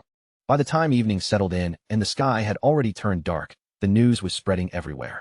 Superstar Song Fei had tragically died at Dajun Plaza, and the entire city was thrown into panic. The report also said that Song Fei's most fanatical supporters had sacrificed every bit of lifespan they had left. One after another, they dropped dead beside his corpse, and after the police investigated the scene, they confirmed that his death was connected to supernatural abilities. When Qin Feng's sister and her friends saw the news, their faces were soaked with tears, and fear was written all over their eyes. She was devastated, because no matter how hard she tried, she still couldn't accept it. Just the day before, they had gone to Song Fei's concert together, watching him shine on stage, and now he was already gone forever. Her friend, however, wasn't stupid at all. The moment she thought about the throwing knives and the invisibility, she immediately realized those had to be abilities from the godforsaken game. Then a terrifying thought crossed her mind. Could Shadow have been the one who killed Song Fei? After all, she had heard that Shadow had already killed him 3 times inside the game. Qin Xiaoyu was completely confused, her mind spinning as she wondered how skills from a game could possibly appear in the real world. Even then, she still couldn't bring herself to believe that Shadow had really killed Song Fei.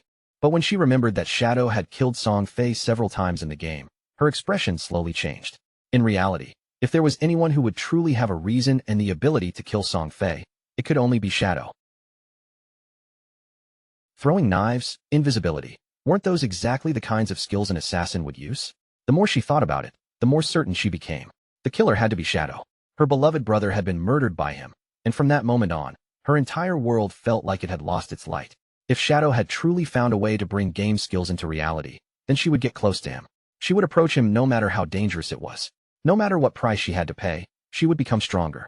Starting that day, only one goal remained in her heart. The taxi pulled over at the roadside, and the two of them quickly got out. Her friend looked at her in confusion and asked if she was really okay. But Qin Xiaoyu's eyes were already burning with rage. At that moment, there was only one thought left in her mind. She wanted to kill Shadow and avenge her brother, Song Fei. At the same time, Qin Feng was sitting quietly inside a small restaurant, calmly eating a bowl of noodles as if nothing had happened. In the godforsaken game, even though players had been— Just then, his phone suddenly started ringing. Qin Feng unlocked the screen and saw a new message. Someone told him that Fat, who was furious, had already blocked his phone number in WeChat, and if Qin Feng didn't show up soon, he would be fired and lose his salary for the entire month. The message had come from Yang Xiaoya. In Qin Feng's eyes, she was a kind girl, though a little fragile and often bullied by others. In his previous life, she had also been a member of his Zhanshin guild. Qin Feng simply told her not to worry about him or the job, and instead to focus on leveling up properly in the game. Yang Xiaoya was confused and asked Qin Feng if he had also started playing. She had heard that the game was incredibly difficult, and that many people's lifespan was almost completely drained. Qin Feng explained that no matter what profession she had chosen, in the early stage, she only needed to focus on raising agility. She decided to trust him, but then added that she had heard the lifespan produced inside the game was extremely expensive right now. After that, she asked how his own progress was going and how much he had earned. Qin Feng replied casually that it wasn't much, because he had already spent almost everything. Qin Feng knew very well that Fat, who was nothing more than a lackey. The real trouble was the person standing behind him, Qian Shishir. She was the daughter of the president of Qian Group, and the company Qin Feng used to work for was under that group. That young woman spent her days doing almost nothing except chasing after men. She had once entered a hotel with 6 middle-aged foreign men, and she had even driven a sports car around with 3 African men just for fun. And now, she had somehow started showing interest in him as well. Qian Shishir was obsessed with foreign culture. After the godforsaken game arrived, she left Great Xia and went to North America, where she led the creation of one of the top 3 guilds there, Alice's Wonderland. That woman had always stood openly against Great Xia. In Qin Feng's previous life, she had caused endless trouble for Great Xia and for the Zhanshin Guild. Qin Feng knew he had to find a way to deal with her before she left the country. Otherwise, once she reached North America, handling her would become far more difficult. If Qian Shishir died, then Alice's Wonderland might never be established at all. Rumor had it that the key founders of that guild were all connected to her in some way, and once that woman disappeared, the link binding those founders together would naturally collapse. Before long, Qin Feng's phone rang again. This time, the caller was Qin Xiaoyu. Qin Xiaoyu sounded a little surprised when Qin Feng actually answered the call, because she had assumed he had already died in the game. Since he was still alive, she told him directly that she had earned enough money to buy a house, so he no longer needed to worry about her. Qin Feng decided to go along with it, and calmly asked if she had anything else to say. She told him not to bother her anymore, and said she would not come looking for him either. She even warned him not to try finding out where she lived, because from this moment on, She had completely cut ties with him. Qin Feng hung up the call, and instead of feeling upset, he couldn't help feeling strangely happy. After that, he decided it was time to return to the game and continue leveling up. It wouldn't be long before someone reached level 10 and discovered that game skills could be transferred into reality. And once that secret spread, the world would never be peaceful again. Not long afterward, Qin Xiaoyu and her friend also logged back into the game. Her friend still looked uneasy and asked if cutting ties with her brother was a little too harsh, even advising her to make peace with him. But Qin Xiaoyu's attitude didn't soften at all. She firmly refused and revealed that she had already sold her lifespan to Qian Group, receiving a full 2 million in return. Her friend was shocked speechless. Qin Xiaoyu then said she had already bought a house, and from now on, the two of them would live together. She added that she would soon meet Shadow, and once that happened, Qin Feng would no longer matter to her at all. Just then, a player passing through the area suddenly caught Qin Xiaoyu's attention. The man walked up with a smile and handed her a book, saying this was the assassin skill book she had wanted. He also reminded her not to forget what she had promised him. Qin Xiaoyu smiled brightly, nodded, and said that once everything was finished, she would satisfy his little wishes. But deep down, she was already sneering at him as nothing more than a flatterer, thinking that once she met Shadow, no one would care about a useless piece of trash like him. She quickly informed Wang Meng that she had obtained an assassin skill book, and that it was a control-type skill. Then she asked him to check with Shadow and see whether he needed it, because if he did, she was willing to give it to him. A smile slowly spread across her face. In her eyes, Zhang Wei, that shameless flatterer, was still somewhat useful after all, since he had actually managed to bring her such a good skill book. This book would become the red thread connecting her to Shadow. Soon, she would approach Shadow, stay quietly by his side, heal him when he needed it, help him kill enemies, and level up together with him. She would make sure he clearly felt every bit of help she gave him, until little by little, he began to trust her. Eventually, she wanted him to see her as someone inseparable from him, almost like his other half. But once she became strong enough, and once Shadow no longer had any use to her, she would personally kill him with her own hands. She would even tear out his eyes, all to avenge her brother, Song Fei. But to Qin Xiaoyu's surprise, Wang Ming soon replied that Shadow had said the skill was trash. He didn't need it at all, and told her she could keep it or sell it herself for money. A while later, Shadow also logged back into the game. Almost immediately, he heard the sounds of battle nearby, and judging from the noise, someone seemed to be fighting a boss that was anything but ordinary. Following the fierce sounds of combat, Qin Feng moved closer and saw a man carrying a shield, desperately fighting against a terrifying multi-armed boss. The shield-bearing man suddenly turned and tried to run, but it was completely useless. In the next instant, the monster caught up and sliced him into pieces. Qin Feng immediately recognized the creature. This boss was the Golden Arachnid, a level 8 gold-tier boss. And what made it even more troublesome was that this boss possessed a level 2 anti-stealth ability. That meant that in front of the Golden Arachnid, Qin Feng's invisibility would be completely useless, with no way to hide from its senses. The monster suddenly let out a furious roar. Qin Feng gathered his strength, rushed out from his hiding place, and attacked at high speed. With Shadow Slash, he struck the Golden Arachnid directly and dealt several thousand points of damage. Qin Feng had a buff that doubled his damage whenever he attacked from outside the target's line of sight. But he also knew that against an enemy capable of seeing through invisibility, that effect would not activate, which meant his damage output had been greatly reduced. However, the legendary effect of Graceful Liberation had amplified the Golden Arachnid's head and heart weak points by 200%. Out of the 9 strikes from Shadow Slash, 3 were judged to have landed directly on weak points, triggering triple weak point damage and instantly making up for the damage he had lost. It truly lived up to being a legendary skill. Qin Feng couldn't help thinking that he really had to thank Sister Hai for this, because she was the one who helped him find that faith temple. Not far away, a mage was watching the battle closely. In her eyes, Shadow's damage was simply ridiculous, because with just one skill, he had already shaved off 1/6 of the Golden Arachnid's health bar. Qin Feng followed up by throwing a venomous knife. The blade shot forward and stabbed straight into the monster's head, dealing 1,783 points of damage. Even so, Venomous Throwing Knife was still only a silver-tier skill. Its damage was already starting to fall behind compared to the stronger abilities Qin Feng now relied on. Qin Feng knew very clearly that he still had to advance his profession as soon as possible. Only by completing that step could he obtain a higher-level invisibility skill and stop being restrained by enemies with anti-stealth abilities. But before he could think any further, the monster suddenly rushed forward. Its massive body lunged straight at him, and in the blink of an eye, it was already preparing to launch another fierce attack. Seeing the Golden Arachnid charge and so violently, the mage instantly panicked. But Qin Feng didn't retreat at all. Instead, his eyes sharpened and began to glow with calm, unshakable confidence. The monster's attacks came down one after another, but Qin Feng moved lightly between them, dodging each strike with almost no effort, as if the danger in front of him was nothing at all. The mage and her companion were completely stunned. They couldn't help wondering what kind of terrifying speed this was. But soon, they realized it wasn't just his movement speed. Qin Feng's reactions were unbelievably fast, and he seemed to understand the boss's attack patterns far too well. In terms of pure speed, Qin Feng was nearly on the same level as the boss. Every time the golden arachnid attacked, he slipped away at the perfect moment, making it look as if he had fought this exact monster countless times before. Back in his previous life, Qin Feng had traveled together with Qin Xiaoyu, but she could barely protect herself, let alone heal him properly. Because of that, he had slowly trained himself to survive through movement. A warrior couldn't rely only on taking hits head-on. Agile footwork and sharp evasion skills were just as important. A fierce light flashed in Qin Feng's eyes. This was also one of the reasons why, even with only an ordinary warrior class in his previous life, he had still managed to force his way into the world's top 100. He seized the opening and launched a chain of slashes at the boss.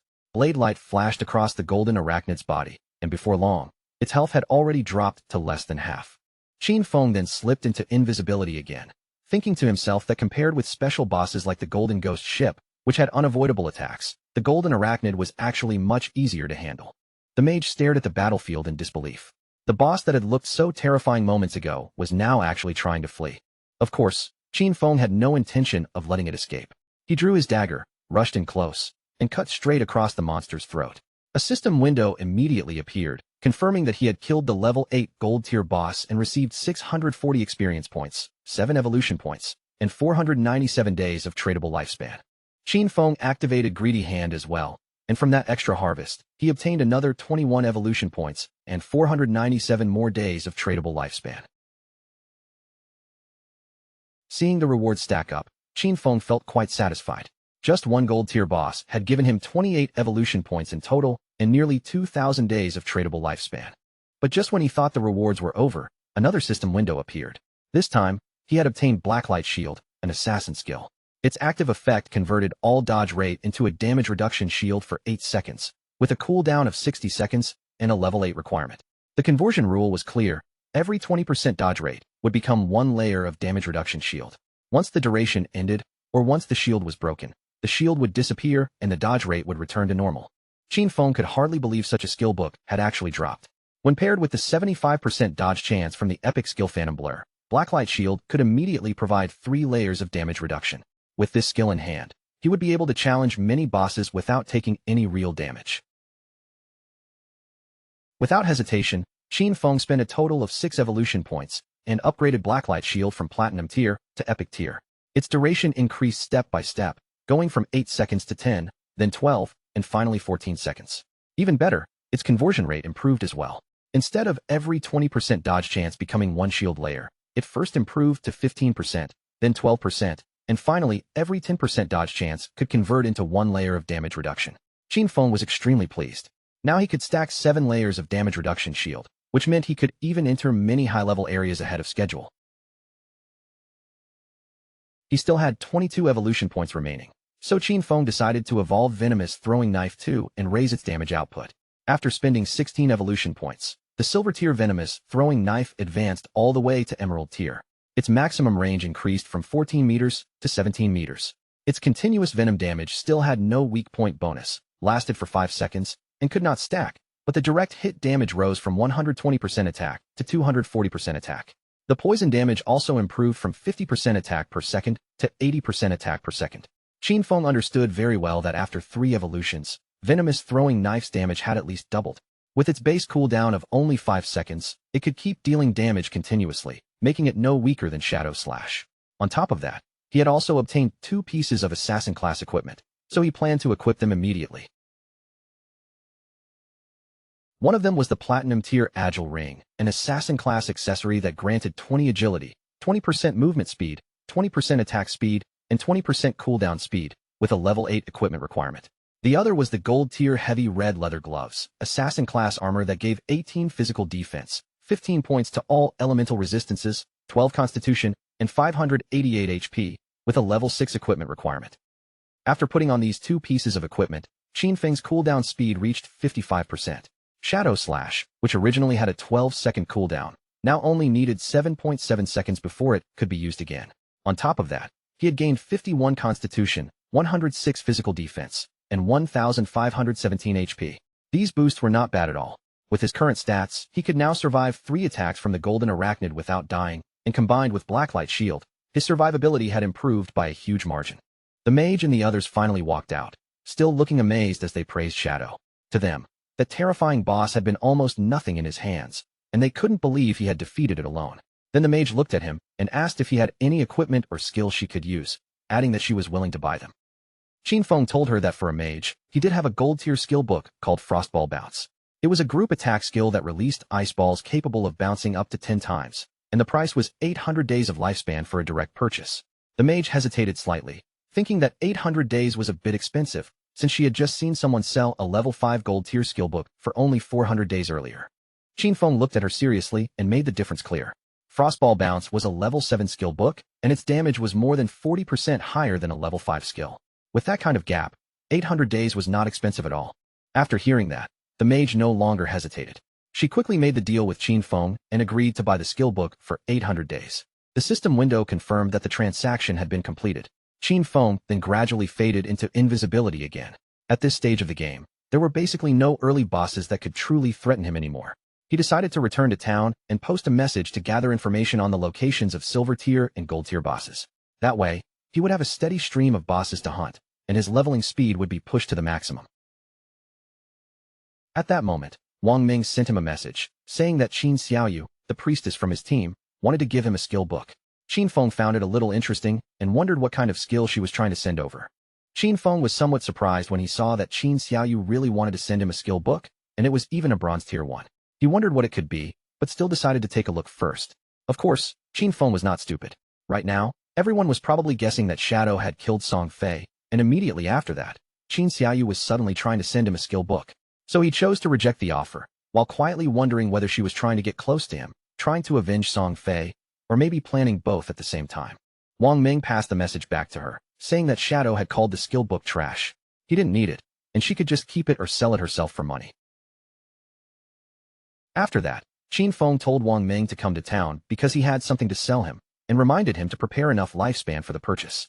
Wang Ming's expression grew serious, and he seemed to want to ask something important. Qin Feng immediately understood and asked if he was trying to ask whether he had been the one who killed those people. Then Qin Feng admitted it directly, saying that yes, he was the one who killed them. To Qin Feng, Wang Ming was a friend. Because of that, Wang Ming knew very well that when Song Fei was killed, Shadow had been offline the entire time. The motive and timing lined up perfectly.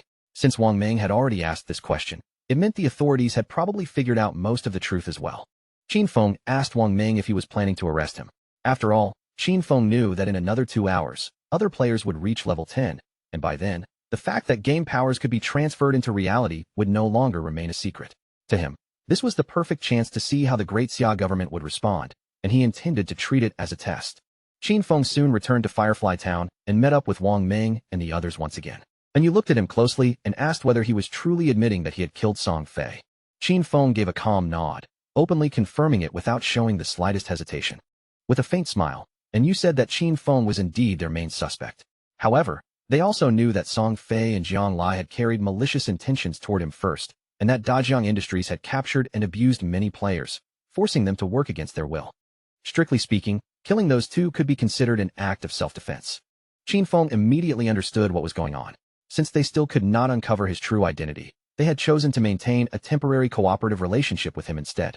He remembered that in his previous life, because he had worked with the officials, his record had always remained completely clean. But this time, things were different. He had directly killed Song Fei and Jiang Lai, and that might cause the future to shift in unexpected ways. Qin Feng was actually looking forward to seeing just how much his rebirth could change that doomed era brought by the game. For now, Qin Feng decided to sell the platinum tier equipment he had no use for. Since this group had official backing, they would accept equipment and skill books from any class. More importantly, they had enough resources to make the trade worthwhile. Qin Feng opened the system window, and the moment the others saw the items inside, they could barely believe their eyes. Platinum tier equipment and skill books were actually sitting there. They cried out in shock, wondering if Shadow had just achieved the first kill of a platinum grade boss. But they quickly rejected that idea, because no global announcement had appeared. Qin Feng casually said that his luck had been pretty decent. He had found a few treasure chests, and Xiaozhu could confirm it. Even she herself had obtained an emerald-tier skill book from one of them. The mage immediately nodded and confirmed that she had personally seen Qin Feng open that emerald chest. Little Black couldn't help feeling jealous when she noticed that Qin Feng called the mage Xiaozhu so naturally. But when it came to her, he only called her Yu. Qin Feng then decided to call her Little Blackie instead of Little Black, which immediately made her angry. She quickly told him that he would be better off just calling her Little Black. Qin Feng then announced the prices. The Platinum Grade Archer skill book was fixed at 2,500 days, the Platinum Grade Berserker weapon was 1,500 days, the Platinum Grade Mage skill book was 3,000 days, and the Gold Equipment and Skill Book package was 8,000 days. Including the remaining Platinum Equipment and Skill Books, there were 25 items in total. Since they were buying in bulk, he gave them a discount and set the total price at 16,000 days. Wang Ming was completely shocked and immediately told Yu to pay whatever Shadow asked. Then he looked at her again and asked if she wasn't going to bargain at all. And Yu simply smiled and said she felt the price was actually very fair. She would also include what Xiaosu and Wang Ming owed from before in this deal. The transaction was completed smoothly, and Qin Feng couldn't help praising her. He called her a true heroine, straightforward, decisive, and not the kind of person who wasted time. Deep down, Qin Feng knew that once tradable lifespan exceeded 10,000 days, the unit would automatically change into years. 60 years converted into days was roughly 22,000 days. According to the current exchange rate, that was equal to around 400 million in cash. Even for the officials of Jianghai City, this was still an enormous expense. However, the benefits they gained were far greater than the money they spent. With this batch of equipment and skill books, many teams under Jianghai City's official support could develop far ahead of schedule. Qin Feng understood that the stronger the authorities became, the more unnecessary trouble could be avoided in the future. They might even gain an advantage later in international confrontations.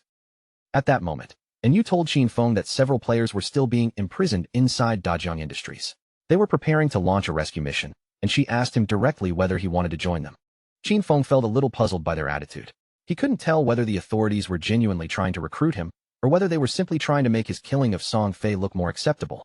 So he calmly refused to join the rescue mission, but before leaving, he decided to give them a warning in advance. Their guess was right. He had indeed used skills from the game to kill those two people, and the moment those words came out, everyone around him was stunned. Qin Feng then made the key point clear. Once players reached level 10 inside the game, they could consume lifespan to extract their skills from the game and bring them into reality. And Yu immediately understood what that meant. This was probably the reason Dajiang Industries had been buying large amounts of lifespan at this time. Once their own people reached level 10 and pulled game skills into the real world, the rescue mission would face far stronger resistance than expected. Seeing that she had grasped the danger so quickly, Qin Feng felt relieved and decided it was time for him to leave. Not long after that, Qin Feng's figure melted into a dark shadow, and in the next moment, he vanished from where he stood. With a serious expression, Yu immediately gave Wang Ming an order. From this moment on, they would stop leveling together as one full group and instead split up. Their 6-person team was already at a fairly high level, and when they stayed together, even ordinary monsters were being killed in one blow because their combined damage was too excessive. But if they separated, and each person led a smaller team, their overall leveling efficiency would rise by a large margin. Wang Ming nodded in agreement, and Yu added firmly that right now, everyone's top priority was to reach level 10 as soon as possible. After giving that order, she told Wang Ming to log off for a moment and report the information they had just received. Meanwhile, 2 players in town noticed that Shadow had set up a stall again. But this time, he wasn't putting items up for sale. Instead, he was openly buying information. A system window appeared above the stall, announcing Shadow's offer. He would buy silver boss coordinates for 30 days of lifespan and gold boss coordinates for 100 days. The moment one of the nearby men saw that announcement, a sly smile slowly appeared on his face. He walked up to Qin Feng and said that his young lady had already made her offer. As long as Shadow was willing to help her level up, she would give him 300 million, along with shares in Dajiang Industries. The man even spoke like he was presenting a once-in-a-lifetime blessing, advising Qin Feng not to let such a rare opportunity slip away. The other players nearby quickly realized that this man still hadn't logged out yet. He probably had no idea that Shadow had already killed Song Fei and the young woman from Dajiang Industries in real life. Some people were shocked to hear that the girl from Dajiang Industries had also been taken out, and a few even muttered that they had seen her before and thought it was a real pity.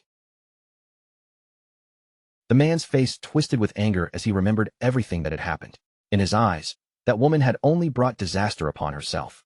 At first, she had wanted to capture Shadow in reality and force him into illegal work, but in the end, she was killed right on the spot. Then his expression changed sharply as the truth finally sank in. Zhang Lai was dead. He remembered how, in the beginning, Zhang Lai had offered 10 million for Shadow to help her level up. After Shadow refused, he saw the money and rushed forward to help her instead. He thought he could earn a huge payment of 5 million, but when he went to collect the money in reality, they knocked him unconscious. When he finally woke up, he found himself locked inside an unknown basement. Every day after that, they whipped him, abused him, and forced him to earn lifespan for them inside the game, while also using him to lure even more players into the trap. He had never imagined that Zhang Lai, the woman who had caused all of this, had already been killed by Shadow. A bitter laugh escaped him as he thought that hateful woman had truly received the death she deserved. Back then, he had mocked Shadow for being stupid, but only now did he realize that the real fool had been himself all along. Seeing the look on the man's face, Qin Feng immediately understood that this guy had probably helped Zhang Lai trap quite a few people. The man became nervous and quickly denied it, insisting that he had been forced to, before trying to leave in a hurry. Qin Feng knew exactly what kind of trash this man was, but he decided to let the officers handle him instead. Soon after, 2 more players approached Qin Feng. They said they had the coordinates of a silver boss and were willing to sell the information for 30 days of lifespan, asking him to complete the deal. At that moment, someone entered the city, and almost every player nearby turned to look. They quickly recognized her as Ace of Spades. Rumor had it that in reality, she was Qian Shishir, the heiress of Qian Group. The players quietly warned each other to keep their distance, saying she had already killed quite a few people, and that anyone who got too close might have their lifespan stolen. Qian Shishir logged into the game together with several of her men, arriving with the same arrogant air she always carried. She couldn't help smiling to herself. In her eyes, this game wasn't anything impressive. As long as someone had enough money, they could simply buy piles of equipment and skills. Once her combat power stayed ahead of ordinary players, then whenever she found someone carrying lifespan, all she had to do was kill them and take it for herself. Still, anger flickered across her face. This cursed game had delayed her flight and completely ruined her original plans. By this time, she should have already been in North America, enjoying herself with Big Dick and Max Fackel, throwing herself into pleasure and excitement instead of being trapped here. Her gaze soon fell on 2 players who were trembling in fear. She was still stuck in Great Xia's magic city and couldn't leave the country, and as she looked at those Great Xia men, she saw them as nothing but weak insects. In her mind, Tony's men were far more appealing. Tony smiled and said that she had excellent taste. According to him, they were naturally much stronger than the men of Great Xia, especially in that regard. He added that once they returned to reality, she could experience it for herself. Hearing those words, Qian Shishir's face flushed red, almost like a ripe tomato. She had also heard that the useless Song Fei had died. In her mind, that was no great loss. She had fought him once before, and he had disappeared within a minute. So to her, he was nothing more than trash. What truly excited her was the rumor that the person who killed him was called Shadow. Even though Shadow was a man from Great Xia, he was still the #1 player in the world. That made her feel that perhaps he was worth getting to know. After learning that Shadow was capable of killing Song Fei in reality, she immediately concluded that killing an ordinary person would be even easier for him. To Qian Shishir, this was a perfect chance to build a connection with him. She told her men that she would log off for a moment, make a call, and send someone to contact Shadow on her behalf. She believed that even if Shadow didn't care about cash, he definitely wouldn't refuse 3,000 days of lifespan. And to obtain that much, she felt all she needed to do was kill an ordinary person with a casual flick of her finger. Deep inside, she let out a quiet laugh. She had never forgotten the look on Qin Feng's face when he rejected her, and in her mind, it wouldn't be long before Qin Feng was dead. At the same time, deep in the forest, a player had just killed a monster. Its body dissolved into lifespan, while a healer beside him was still patching him up from the wounds left by the monster's attacks. The man looked completely exhausted and begged Qin Xiaoyu that the next time she healed him, she shouldn't push it so far. Just now, he felt like he had nearly gone to meet his great-grandmother. Qin Xiaoyu turned her back on him and asked why he was being so fierce, adding that he wasn't dead anyway. The man looked confused and quickly explained that he hadn't meant to sound fierce. He was only trying to remind her. At that moment, Qin Xiaoyu said the system had warned her that her hunger level had already reached 90%. She decided to log off and eat together with her friend Yin Yin. The 2 of them vanished from the game, leaving the man standing there in confusion. The more he thought about it, the angrier he became. He cursed silently in his heart, remembering how Qin Xiaoyu used to call him boss. But after seeing Shadow once, she had started looking at him with disgust. He swore to himself that sooner or later, he would make her pay and tear away that proud attitude of hers. At the same time, Qin Xiaoyu logged out of the game and opened her eyes inside her new house, only to feel her stomach painfully empty. When she checked her phone, she was stunned. Every delivery place was already closed, and not a single delivery worker was accepting orders. She couldn't help wondering whether everyone had gone into the godforsaken game. Then she suddenly remembered how, back at home, Qin Feng had always prepared delicious food for her. She had never needed to lift a finger or even think about what to eat. But the next second, rage flashed in her eyes. She forced herself to stop thinking about it, and told herself she needed to be more ambitious. It was only food. Compared with freedom, this kind of problem was nothing at all. Clenching her fist tightly, she encouraged herself again and again. She was the best. She had to keep going. She could do it. Without Qin Feng around, she would definitely live an even better life. Meanwhile, back inside the game, near the shoreline, there was a small cave hidden close to the water. A monster suddenly rushed out from inside, and it turned out to be a crab. But the moment the crab came out of the cave, a blade flashed across it, cutting its body cleanly in half. The one who had struck was Shadow. He let out a quiet sigh, thinking that in just over an hour, he had already killed 4 silver bosses. Overall, the efficiency was quite good. Each silver boss had given him 16 evolution points, and the crab's corpse quickly transformed into lifespan as well. On average, every silver level boss yielded around 3,500 days of tradable lifespan. Thanks to these gains, all of Qin Feng's equipment had now reached gold tier or higher. He couldn't help smiling as he checked his improved stats. His cooldown speed had risen from 55% to 75%, which meant Shadow Slash, originally on a 12-second cooldown, now only needed 6.8 seconds before he could use it again. This greatly increased his damage output. Since there were no platinum-level bosses around the outskirts of the safe town, gold-level equipment was already the best he could get for now. If Qin Feng wanted to keep improving from here, then the only real path left was to advance his profession. He knew that the platinum-level bosses he would face later would each have at least level 2 anti-stealth. Because of that, he had to advance his profession quickly and raise his stealth to level 3. The only problem was that he was still more than 20,000 experience points short. Only when his stealth reached level 3 or higher could Qin Feng truly reduce the risk of unexpected accidents while fighting platinum-level bosses. After all, in his previous life, even taking down one platinum boss had required a tightly coordinated 20-person team. With that thought in mind, Qin Feng decided to return to town first and contact the officials so he could sell off everything he didn't need.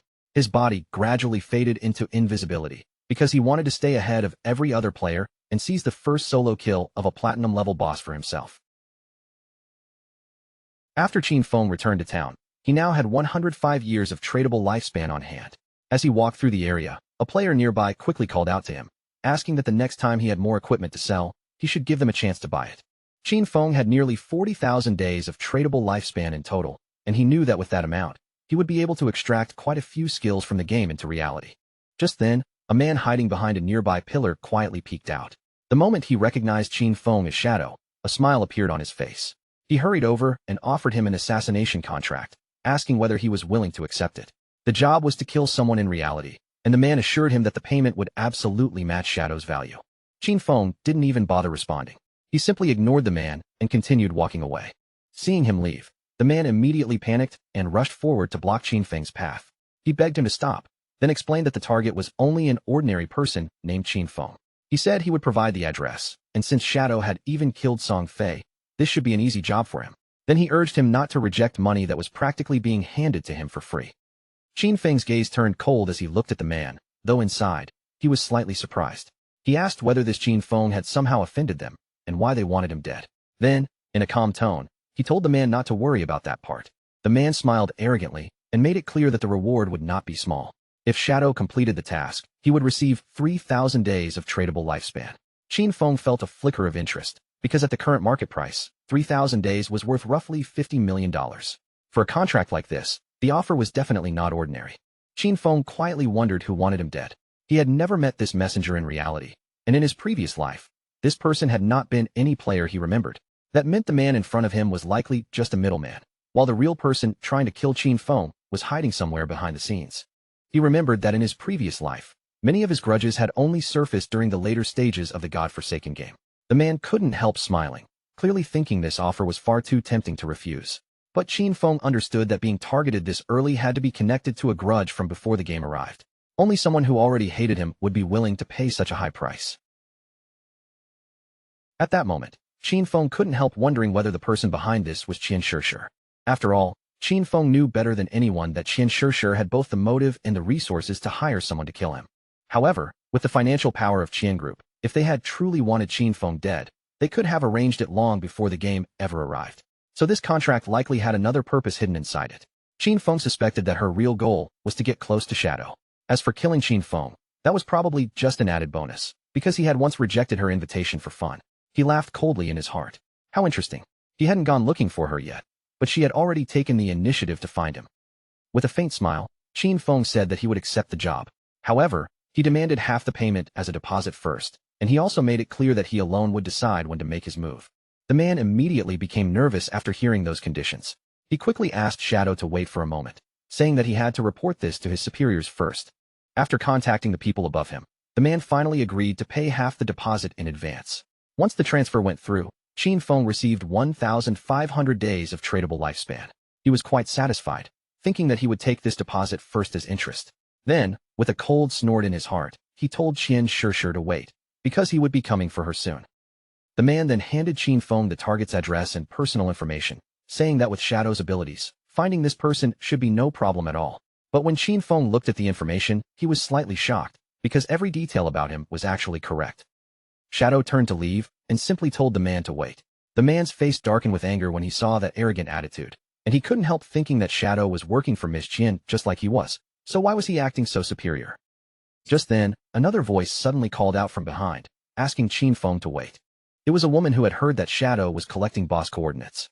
She asked if he was interested, saying she had the coordinates of a gold-level boss.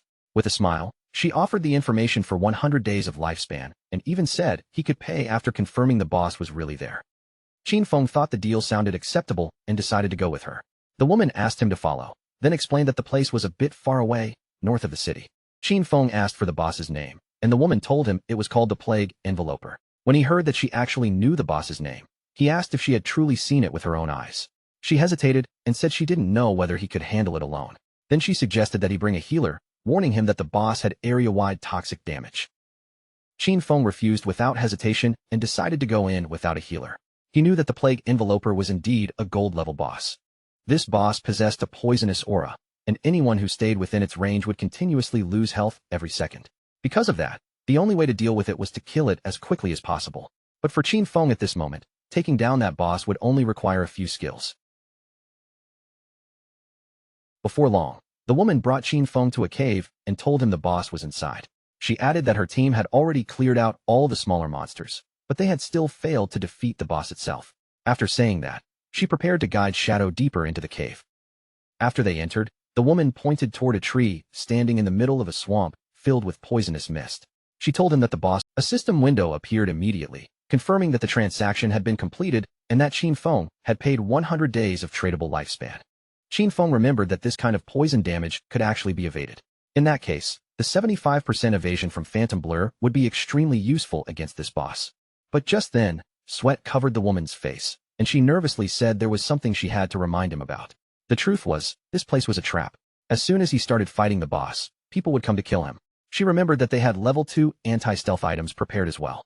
To Qin Feng, that threat didn't matter much. But the woman continued, revealing that those people had ordered her to pretend to stop them as part of the plan. She was supposed to use that chance to get close to Shadow, and in the end, they wanted her to find a way to uncover his real-life information. Qin Feng stared at her quietly, and after hearing their entire plan, disappointment flashed across his eyes. Their scheme was far more childish than he had expected. The woman blushed with embarrassment, her expression turning nervous as she explained that she had also been forced into this. She wanted to tell him the truth so he could deal with the person behind everything. Since they were blackmailing her in reality, she hated them just as much and wanted them dead too.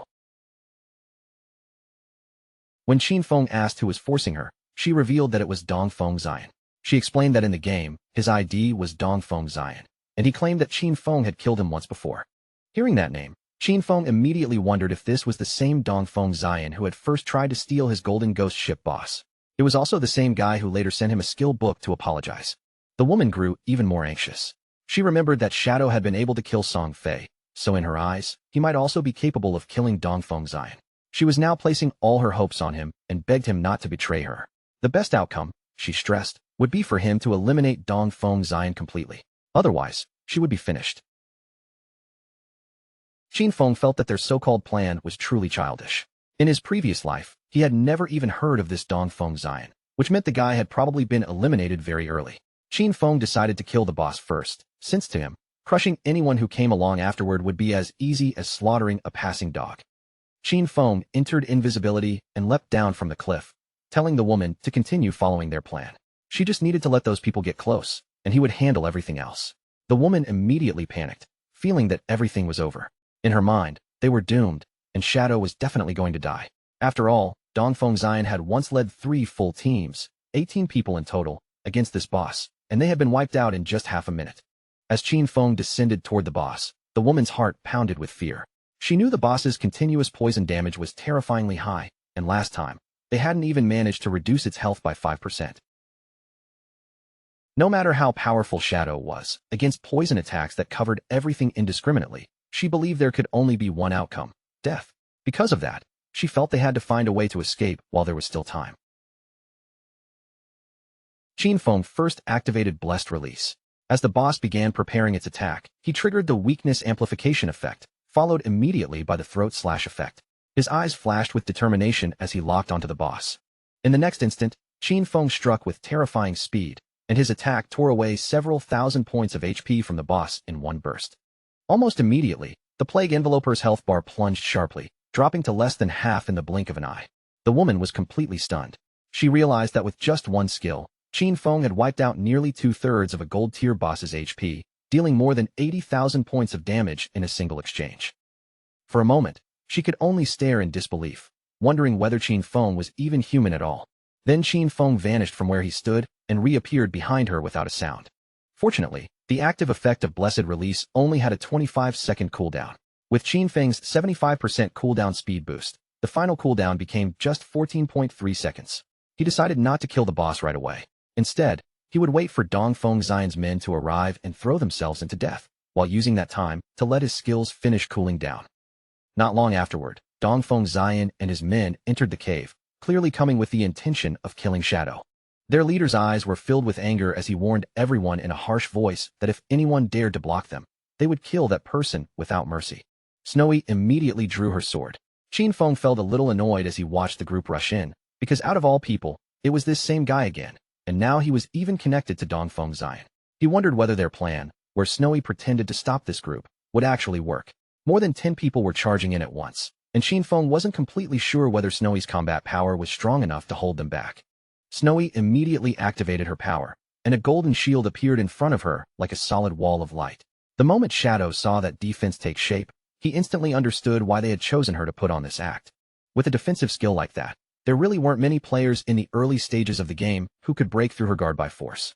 The men rushed forward and began hammering the golden shield with their weapons, trying to smash their way through. Qin Feng immediately realized that Snowy must have encountered an ancient god's blessing out in the wild, and obtained a gold-level treasure chest from it. His eyes turned sharp and serious. In the next instant, Qin Feng activated Instant Shadow and moved like a flickering dark blade, cutting through those men so quickly that their bodies were torn apart before they could even react. A cold rage flashed in Qin Feng's eyes as he followed up with Blooming Curse. The corpses scattered across the ground twisted and changed, transforming into strange crimson flowers. Snowy froze in place, her face pale with shock. To her, it was terrifying beyond belief. One skill had killed so many people at once, and now those bodies had turned into eerie red flowers. She couldn't help wondering what those crimson blooms really were. Thankfully, she had not listened to Dongfeng Zion. Otherwise, she would have ended up just as miserable as Song Fei and the others. She quickly asked Shadow to add her as a friend, promising that if she got the chance, she would tell him Dongfeng Zion's real-life location. Qin Feng thought for a moment and decided to accept her request. Snowy's cheeks suddenly turned red, and with a shy little smile, she told him that if he ever needed any special services, he could come find her anytime. For him, she said, they would always be free. Only then did Qin Feng finally understand what she meant, and no wonder the poison had felt so irritating before. After that, he leapt forward and began descending from the cliff again. Qin Feng charged straight at the boss and unleashed a storm of powerful slashes. In his mind, the lifespan absorbed from more than a dozen players could not even compare to the rewards this boss had given him. He remembered how those people could have simply focused on farming safely, yet instead, they chose to run around causing trouble. Since they had gone looking for death, they fully deserved the end they received. Qin Feng turned back toward Snowy, and asked if there was any problem left. Snowy quickly said there wasn't, then chose to leave without wasting any more time. Qin Feng activated Greedy Hand, and a pleased smile appeared on his face. It had been quite a while since he had seen another assassin skill book, and now, one had finally dropped again. This skill book was called Darkest Hour, a platinum-level assassin skill.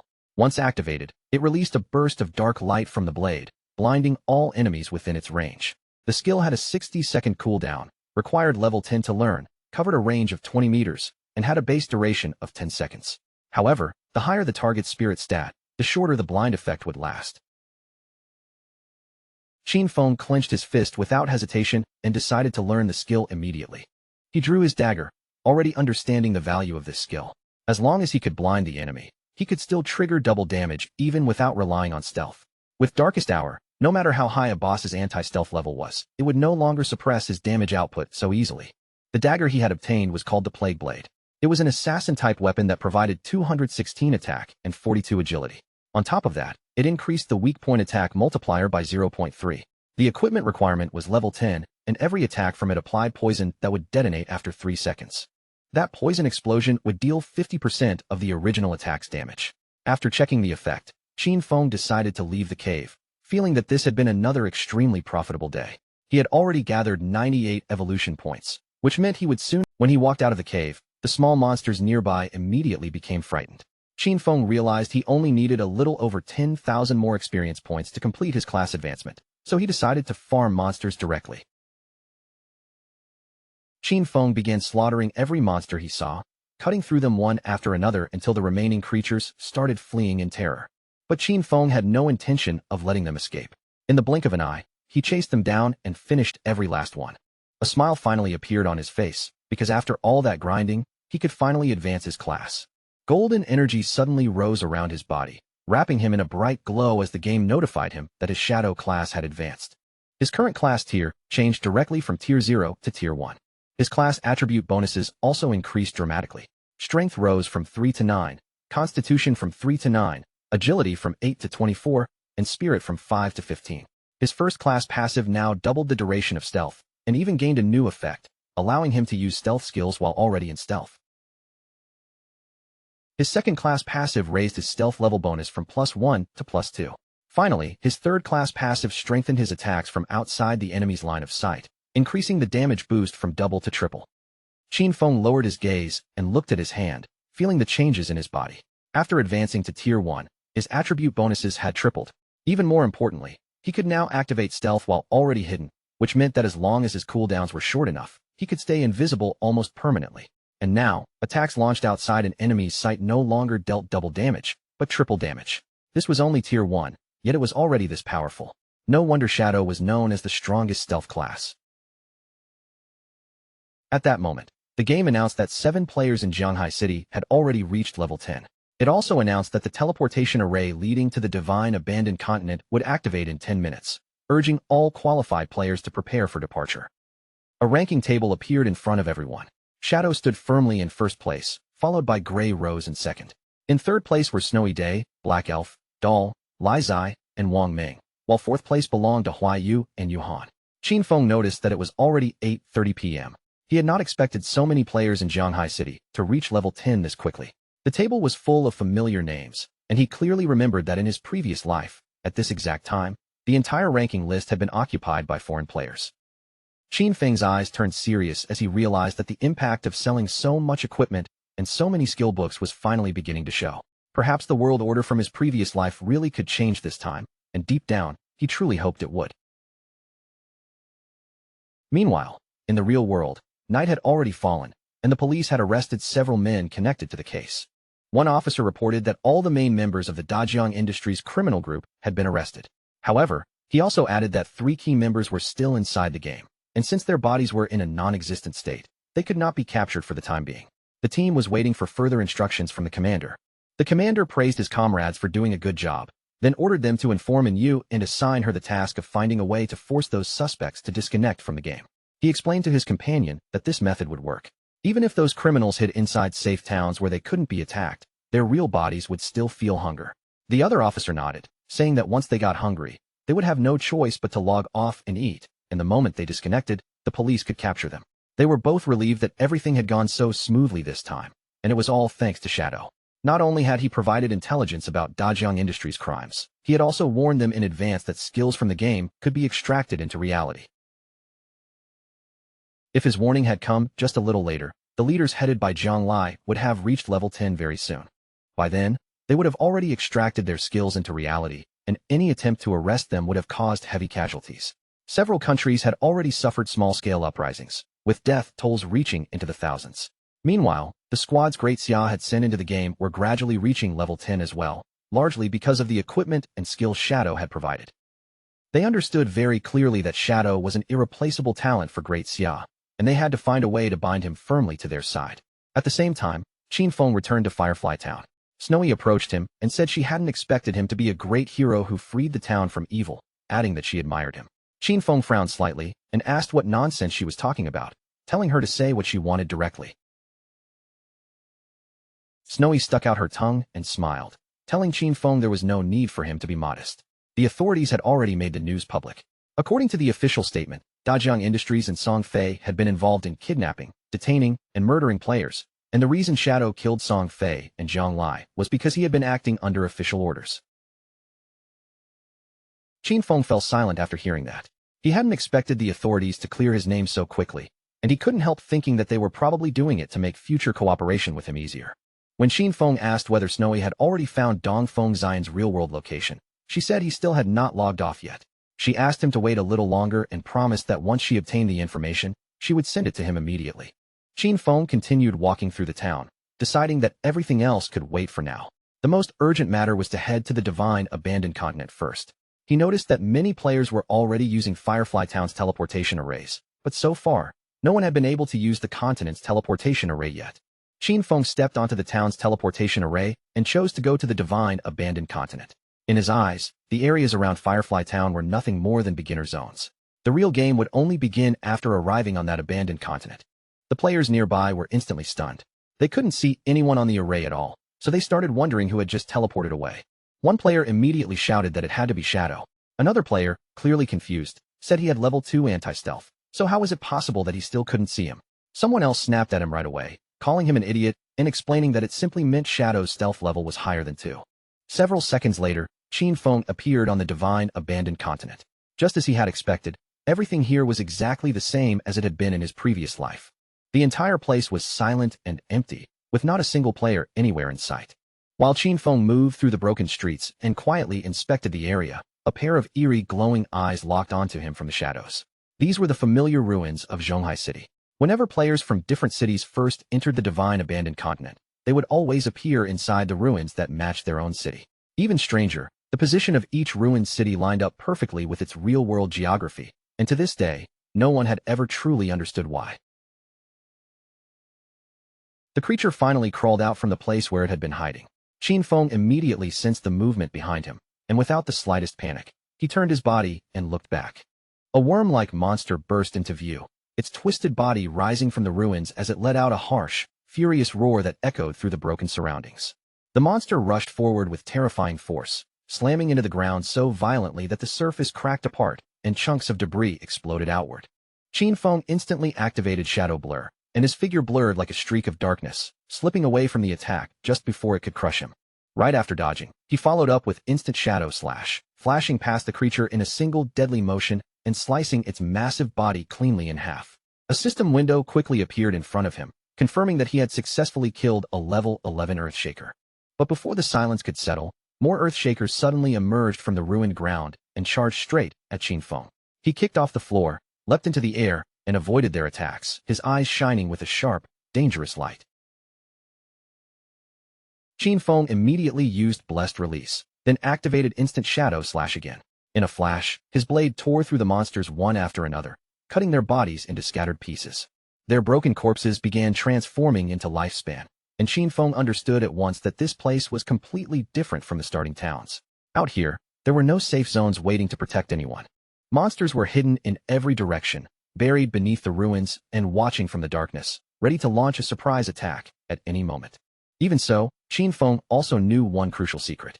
As long as someone could locate the refuge hidden deep within the ruins, they could establish a fortress there and take control of the surrounding region. He clearly remembered that the best refuge in the ruins of Jianhai City was hidden in the northwest.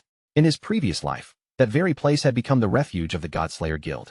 At the same time, somewhere else on the divine abandoned continent, another group of players had also just arrived. It was Wang Ming's party. Little Black looked around with visible surprise, while Wang Ming frowned in confusion, unable to understand why this place looked so much like the ruins of a modern city. For their group, the scenery felt strangely familiar. Little Black lifted her hand and pointed toward the distant tower, asking if these were not the ruins of Zhongnan City. Du Yishu looked in the same direction and confirmed that she was right, saying that the towers of Zhongnan City were still standing there. Little Black kept scanning the area from side to side, because she had heard someone mention that Shadow had teleported here.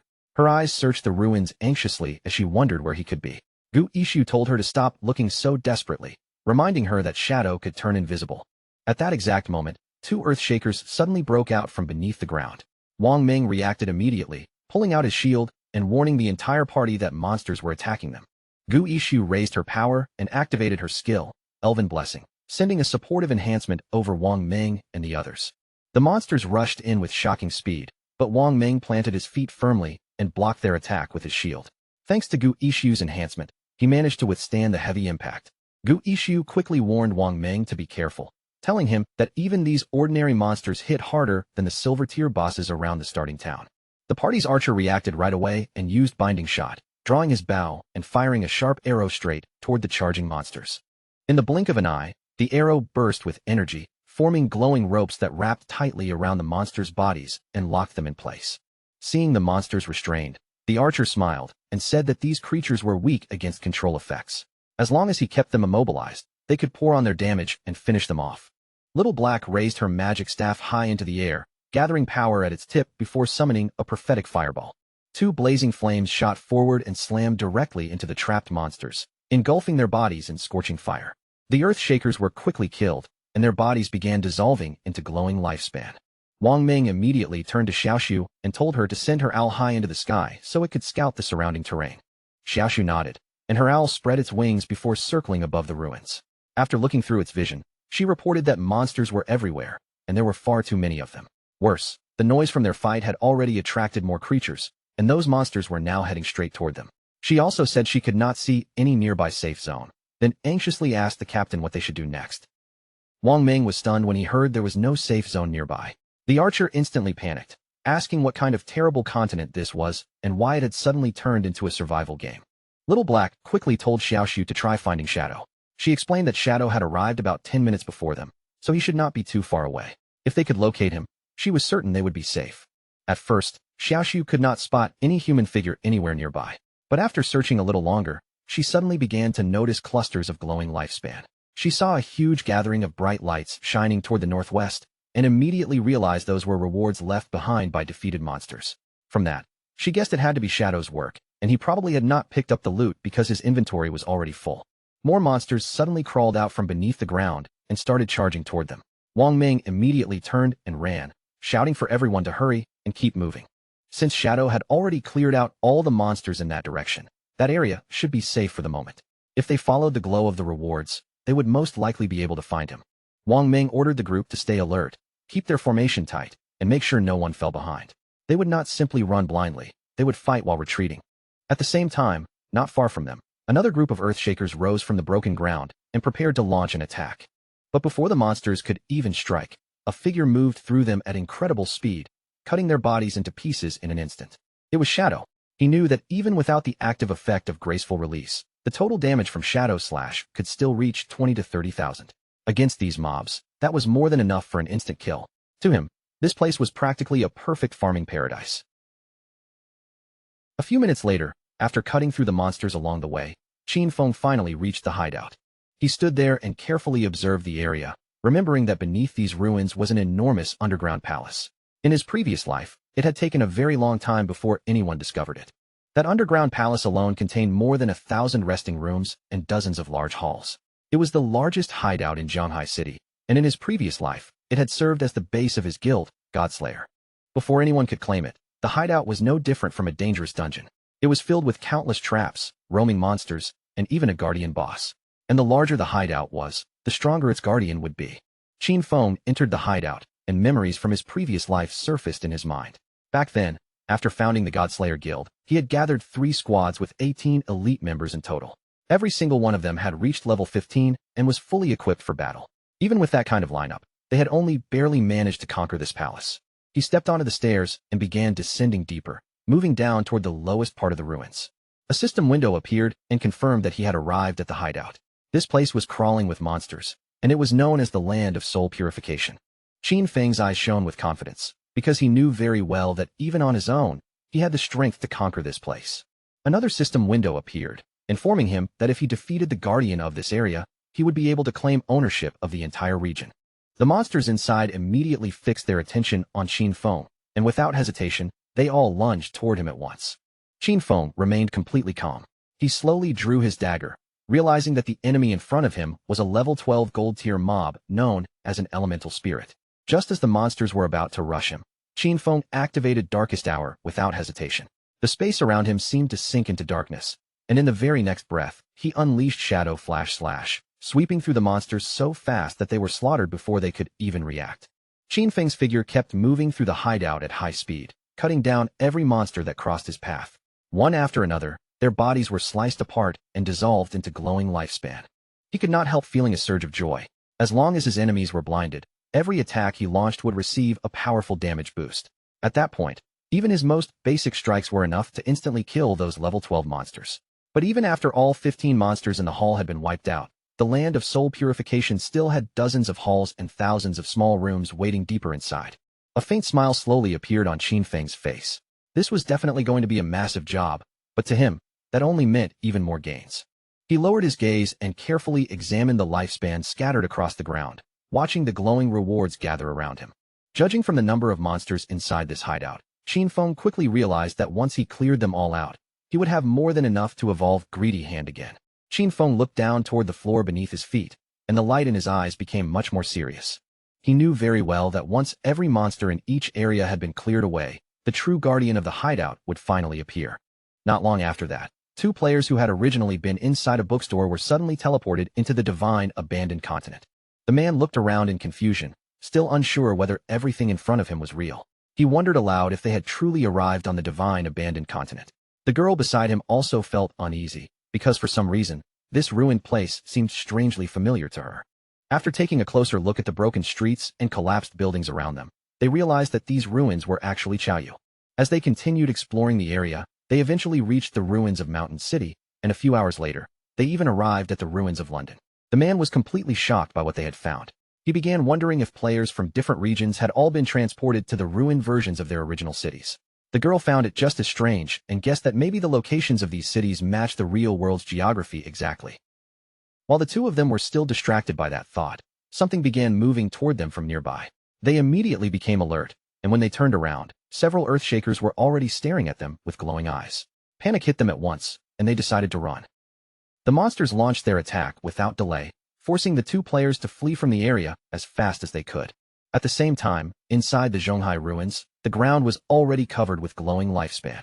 Not far from that scene, Wang Ming and his team were hiding quietly beneath a pile of rubble. Wang Ming carefully poked his head out from behind the rubble.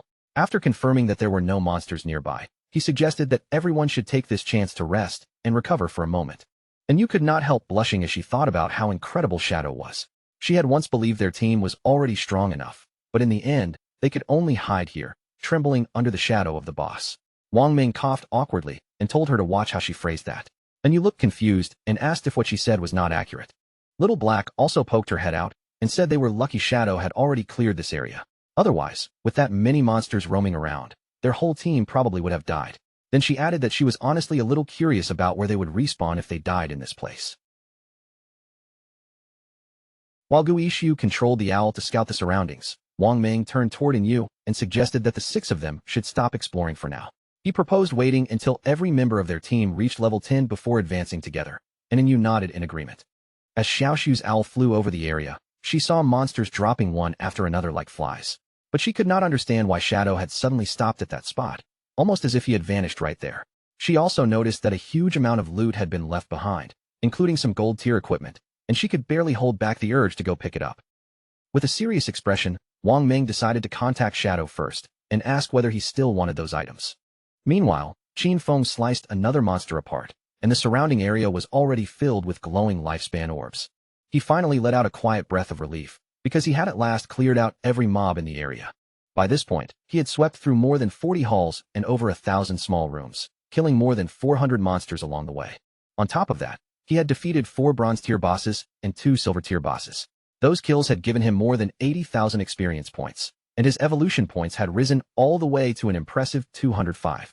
Qin Feng started walking forward, knowing he only needed 5 more points to evolve Greedy Hand. At that moment, Wang Ming contacted Shadow and said they had noticed some loot left behind from the monsters he killed. He asked if they could collect it and pay him the matching value and lifespan afterward. Hearing that message, Qin Feng immediately realized that Wang Ming and his official squad had also arrived. He did not refuse their request, allowing them to collect the loot and adding that he would contact them later, since he had a batch of equipment to sell. Wang Ming thanked him and told him they would wait at coordinates 89,554 and 66,666 inside the shelter within the ruins. At that moment, arcs of electricity suddenly began to appear in the area, and Qin Feng's attention instantly locked onto the strange movement.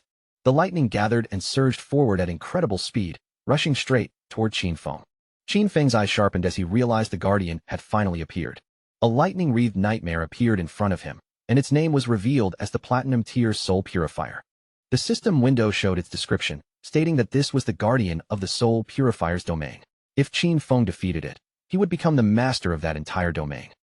Qin Feng quickly thought through what he knew, remembering that the highest-level monsters inside the city ruins were level 15. This Soul Purifier, Faisal, was already the highest-level monster within the city ruins, and it was also the highest-grade boss there. If Qin Feng remembered correctly, this boss had a total of 750,000 HP and would fight across 3 different phases. Qin Feng immediately used Instant Shadow Slash, choosing to strike first before the boss could fully pressure him. However, the attack barely seemed to make a dent. He followed up with Throat Slash, driving the attack in with precision. This time, the boss's HP finally dropped by a small amount. The Soul Purifier raised its hand, and crackling electricity gathered in the air before forming a spear of lightning. A rain of lightning spears came crashing down from above, aiming straight for Shadow. He immediately moved at high speed, weaving through the attacks and dodging each falling strike. While avoiding the lightning, Qin Feng understood the danger clearly. With his current defense and lightning resistance, if even one of those attacks landed on him, death was almost guaranteed. He knew that any skill or attack used by a Platinum Tier boss or higher carried hit correction. With his current 75% evasion rate, ordinary monsters only had around a 25% chance of landing an attack on him, but the Soul Purifier's strikes had at least a 50% chance to hit. Even so, his agility had already reached 182 points, and at full speed, he could move faster than 40 meters per second. As long as he stayed focused, he could dodge before the lightning fully struck. Qin Feng's eyes burned with anger as memories from his previous life flashed through his mind. Back then, he had barely survived this fight with his guild, relying on the priest's shield and a lot of luck. This time, he attacked with everything he had, determined not to give the boss even the smallest chance to turn the fight around. The boss had already lost a quarter of its HP.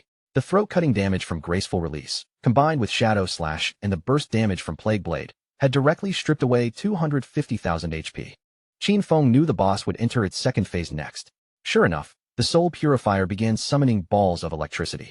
He understood that in this phase, the boss would become invincible while continuously creating lightning, orbs, and bolts. The top priority was to destroy the 3 lightning orbs first, because if they were left alone, the boss would go berserk. Qin Feng remembered what had happened in his previous life.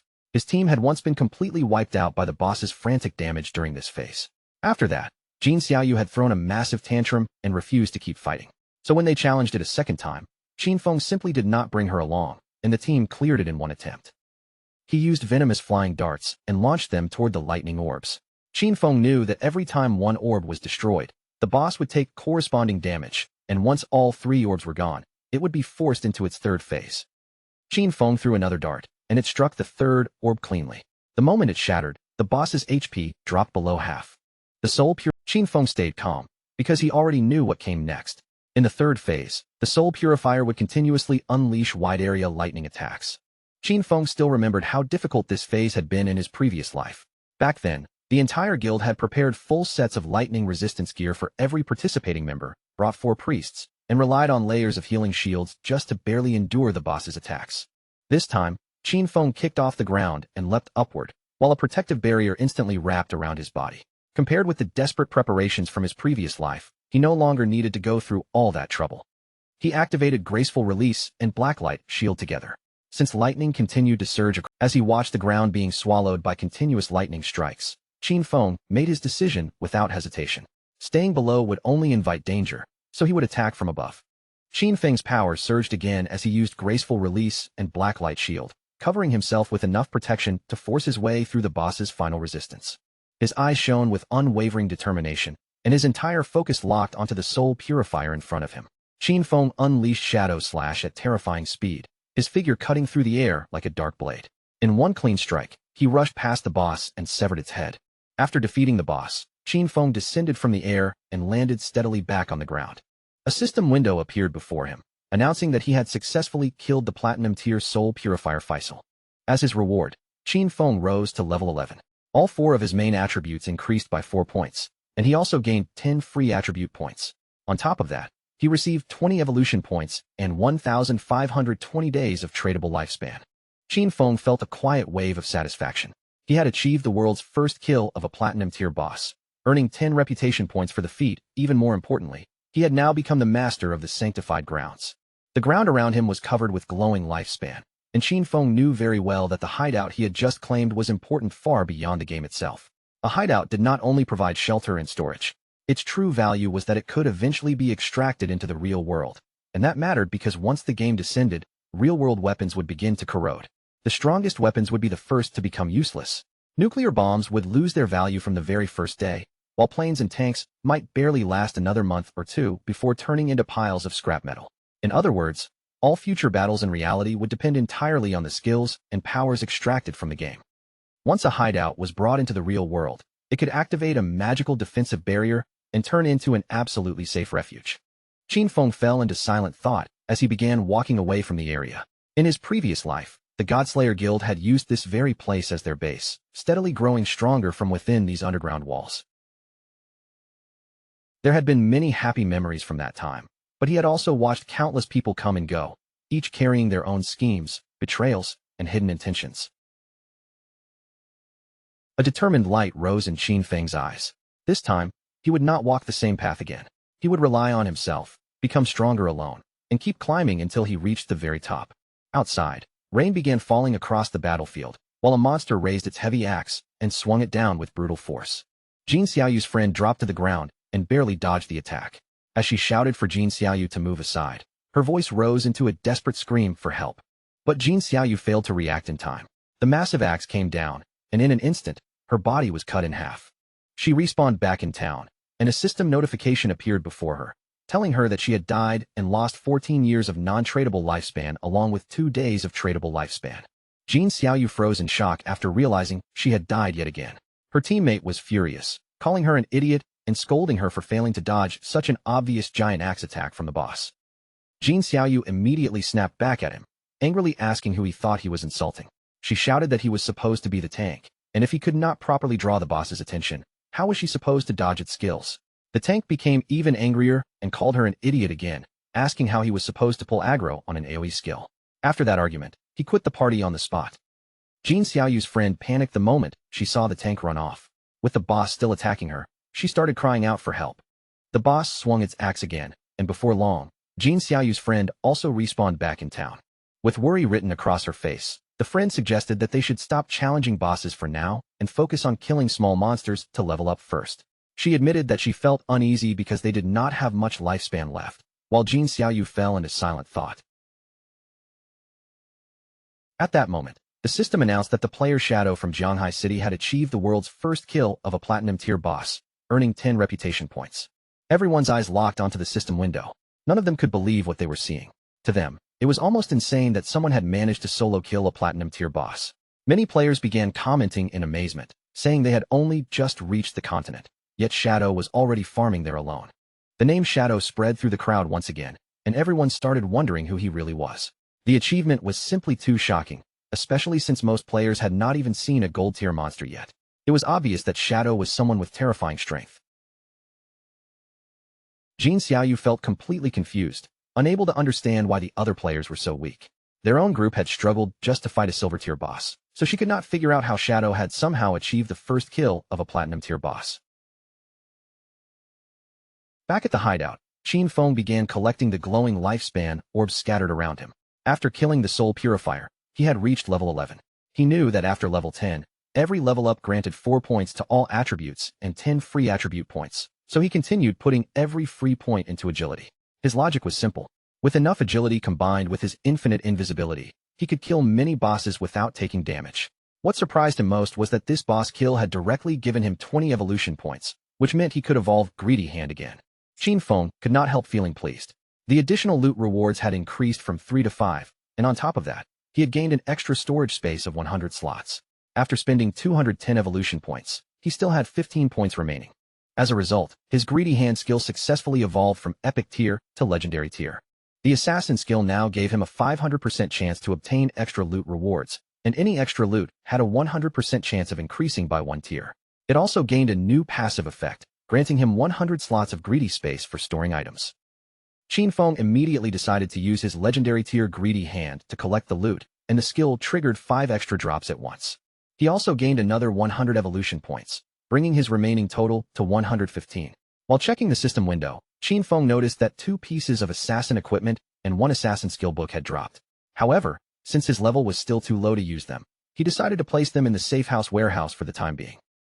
Qin Feng summoned a devout believer and gave it a simple order: collect every piece of loot throughout the palace and pile everything together. The devout believer immediately began working.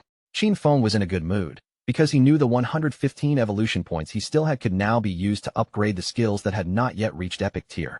He first consumed 42 evolution points and evolved Shadow Stealth 3 times in a row, raising it all the way to Epic Tier.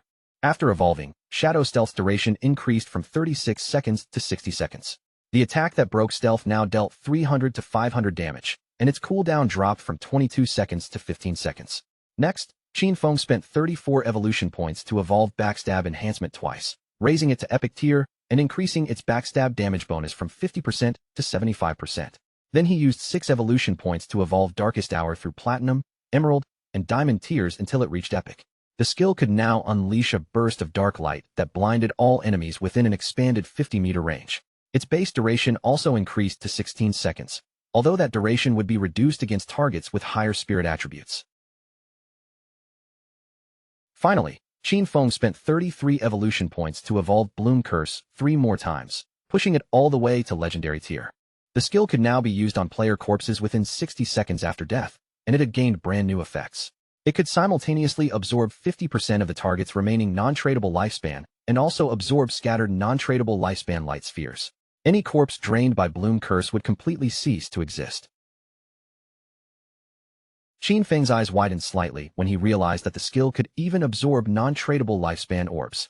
He remembered that in many high-level areas, as well as in the rage zones of certain special bosses, lifespan would drain hundreds or even thousands of times faster than normal. And when that kind of consumption began, it would always eat away at non-tradable lifespan first. At that moment, Snowy contacted Qin Feng and congratulated him on securing the first kill of a Platinum Tier boss. Snowy explained that she had heard Eastern Sage's clan was gathering at the Jiangnan Hotel. Apparently, they had purchased a large amount of lifespan and planned to convert it into combat power inside the game. While the devout believer continued piling up the loot, Qin Feng praised Snowy for the information. But she told him there was no need to thank her, because this was what she was supposed to do. Then she said he had to defeat Eastern Sage no matter what, or she would be doomed. Qin Feng told her not to worry and began storing away the loot. After putting everything inside, he realized all the items fit easily, and he still had half the storage space left. Thinking about how useful the 100-slot backpack truly was, he decided to go find Wang Ming and sell the equipment to them. When Shadow finally returned, Enyu and Little Black immediately widened their eyes with joy. Enyu became excited and quickly ran toward him, looking as if she was about to rush in for a hug. But before Enyu could actually hug him, Qin Feng raised one hand and stopped her in place. Then he got straight to the point, saying that the rules were the same as always. He set the price, and if they did not accept it, they could simply pass. He explained that more than 30 of the items were common grade and bronze grade junk, so he would give them a discount and sell the whole batch for a single price of 950 days of lifespan. And you still had Qin Feng's handprint on her face, but instead of looking embarrassed, she smiled brightly and agreed right away. She said they had already calculated the value of the loot they picked up earlier, and it came to roughly 1,000 days. To keep things simple, they would just pay 2,000 days of lifespan for the entire batch. Qin Feng was a little confused and calmly pointed out that this batch included silver tier, gold tier, and even platinum tier items, with a total value of nearly 18,000 days of tradable lifespan. And you quickly opened the system window and started checking the contents. And the more she looked, the more shocked she became. She could hardly believe there was actually platinum tier equipment inside. Even she only owned a single piece of gold tier gear. So in her eyes, only a true big boss would be willing to sell items of this level. Her excitement rose immediately as she realized this would greatly speed up Zhonghai City's development, and she thanked Shadow again and again. Qin Feng simply said it was fine, since they were helping each other. Little Black looked at him nervously and could not help asking how he had so many inventory slots, even wondering if he was secretly some kind of Doraemon. Qin Feng guessed their own bags were probably already full, so as a friendly reminder, he told her that beneath the statue in the center of the city ruins, there was a staircase leading to a teleportation portal back to the starting town. Qin Feng then began walking away from them, adding one final warning. If they wanted to return to the starting town, the first teleportation would cost 500 days of lifespan. After that, coming back again would not cost anything, but whether it was worth using or not was something they needed to decide for themselves. After saying that, Qin Feng left the area, and Yu immediately pointed in his direction with a proud smile, saying she had told them so. She was convinced Shadow had to be a reborn player, because otherwise, there was no way he could know such hidden information. Seeing how excited she was, Wang Ming felt a little uneasy, and Yu's face turned red, and she suddenly asked what they would think if she tried flirting with Shadow. After Qin Feng left them behind and moved to a quiet place, the system asked whether he wanted to consume tradable lifespan to extract a skill into the real world. Qin Feng did not hesitate for long. He chose to activate both level synchronization and class advancement synchronization. The system notified him that he had consumed 27,000 days of lifespan, and both level synchronization and class advancement synchronization had been completed. Qin Feng felt a rush of excitement, because the next step was skill extraction. He remembered that he had already extracted Shadow Meld before, but it was only level 1. This time, he not only intended to raise Shadow Meld's level in reality, but also planned to extract several more skills at once. He first spent 1,946 days to raise Shadow Meld to level 10. Then he extracted skill after skill. Backstab Enhancement for 900 days, Greedy Hand for 1,000 days, Shadow Flash Slash for 3,200 days, Ghost Blur for 5,366 days, Bloom Curse for 16,099 days, and Blacklight Shield for 11,313 days. Once all the skill extractions were synchronized, he had 7,480 days of tradable lifespan left. Finally, he spent 3,600 days to extract the gold tier Boots of Concealment, and another 3,394 days to extract the gold tier Pendant of the Devout. Now, it was finally time to bring his equipment into reality. Qin Feng carefully browsed through the system window and quickly understood the real value of the Pendant of the Devout. It did not only reduce cooldown time. More importantly, the silver tier follower it summoned would be almost invincible in the real world. After spending nearly everything in one go, he only had 486 days of tradable lifespan left. But in exchange, his strength in reality had finally become almost equal to what he possessed inside the game. Qin Feng's figure slowly vanished without leaving a trace. He knew he still needed to gain more lifespan, because by the next time he logged out, he had to make sure he could complete full synchronization. Several minutes later, with shadowy energy still fading from his body, Qin Feng woke up in the real world. He sat there in silence for a moment, thinking through the situation. Now that Kai and Shirshir already knew his address, staying here was no longer safe. Extracting the Sanctuary of Soul Purification would require more than 1,300 years of lifespan, so for the time being, he needed to find a temporary place to stay. With a serious light in his eyes, Qin Feng activated Greedy Hand and began absorbing everything inside his room. One item after another disappeared without a trace. Qin Feng felt satisfied, because Greedy Hand's storage space was truly convenient, and all of his belongings fit neatly inside. Then he sprang upward and climbed onto the window with quick, steady movements. He took out his phone and checked the location, realizing that Dongfang Zion was currently at the Jiangnan Hotel, roughly 15 kilometers away from the neighborhood. Qin Feng looked down toward the ground below. Then, after making himself invisible, he descended silently from his apartment all the way to the street. At his current speed, he calculated that he could reach the hotel in about 10 minutes. Under the cover of night, Qin Feng moved quickly through the city, heading straight for the Jiangnan Hotel. Several minutes later, he arrived outside the building. Inside the hotel, several men were gathered around a dinner table. One of them said that, judging from the current situation, the skills and lifespan from the game could already affect the real world. To him, this was a tremendous opportunity for the Dongfang family, and he praised Dongfang Zion for doing well by establishing a faction inside the game from the very beginning. Dongfang Xian smiled politely and replied that he was only doing what he should. The old patriarch looked pleased and said he was very satisfied with Dongfang Xian's progress.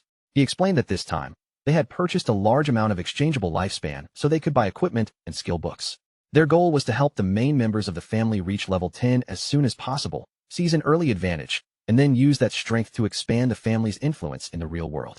With both the game and reality developing together, the Dongfang family would surely become a dominant power, and even their dream of building a 1,000-year dynasty would no longer be impossible.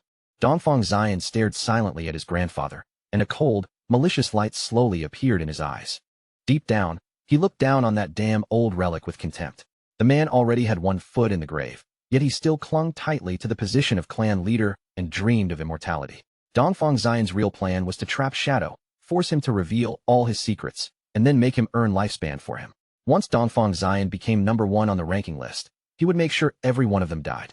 The old patriarch then asked him how the plan to deal with Shadow was progressing. Dongfang Xian smiled and told his grandfather not to worry. He assured him that he had already found a trustworthy woman to uncover Shadow's true identity, and they should receive news very soon. The patriarch reminded him that Shadow had to be captured alive and forced to work for the Dongfang family, because that was the only way to bring enormous benefits to the clan. Meanwhile, Qin Feng had already eliminated the guards watching the hotel entrance. Inside, the Dongfang family members lifted their glasses together, toasting the family's rise, before shouting in unison that the Dongfang family would live forever. Qin Feng's eyes grew serious. He had not expected these noble families to be armed.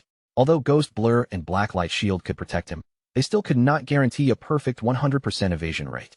Worse, he had not extracted any armor into the real world. If a bullet struck his heart or head, there was no doubt he would die instantly. Since caution was the smarter choice, Qin Feng stretched out his hand and used the pendant of the devout to summon one of his followers. A devout believer appeared, equipped with razor-sharp claws for close combat and green flames for ranged attacks. Qin Feng gave it one cold order: go inside and leave no one alive. As a silver-tier boss, the devout believer had extremely high damage resistance, and even against firearms, it could endure for quite a while. While everyone inside was still distracted by the banquet, the devout believer pushed open the door. It let out a terrifying roar, and the moment the people inside saw it, panic exploded across the room. None of them understood where this monster had suddenly come from. With its eyes glowing fiercely, the devout believer charged straight toward them. Seeing the monster rush in, Dongfang Xian stood up with a tense expression and pointed at it immediately. The guards raised their guns and aimed at the creature, while Dongfang Xian stared in disbelief, realizing this was actually a monster from the game. He quickly ordered them to open fire. Bullets struck the devout believer directly in the head, but the attacks barely seemed to affect it. The devout believer swung its arm with brutal force, instantly killing one of the guards. Then it drove its sharp claws straight into the chest of another guard. As the devout believer began slaughtering the guests, Dongfang Xian broke into a cold sweat, fear spreading across his face. The monster then turned toward his grandfather and attacked. The old man panicked immediately, screaming for someone to save him. But Dongfang Xian did not waste even a second trying to help. Instead, he turned around and ran. He did not dare look back. All he knew was that he had to escape this place as fast as possible, because as long as he could get away and enter the game, he would be safe. His eyes were filled with fear, and one thought kept repeating in his mind. As long as he could reach level 10 in the game, extract his skills into the real world, and come back stronger, nothing would be able to threaten him anymore. But at that very moment, he saw Qin Feng standing at the entrance of the hotel. Before Dongfang Xian could even take another breath, Qin Feng moved with terrifying speed, and Dongfang Xian's head flew into the air.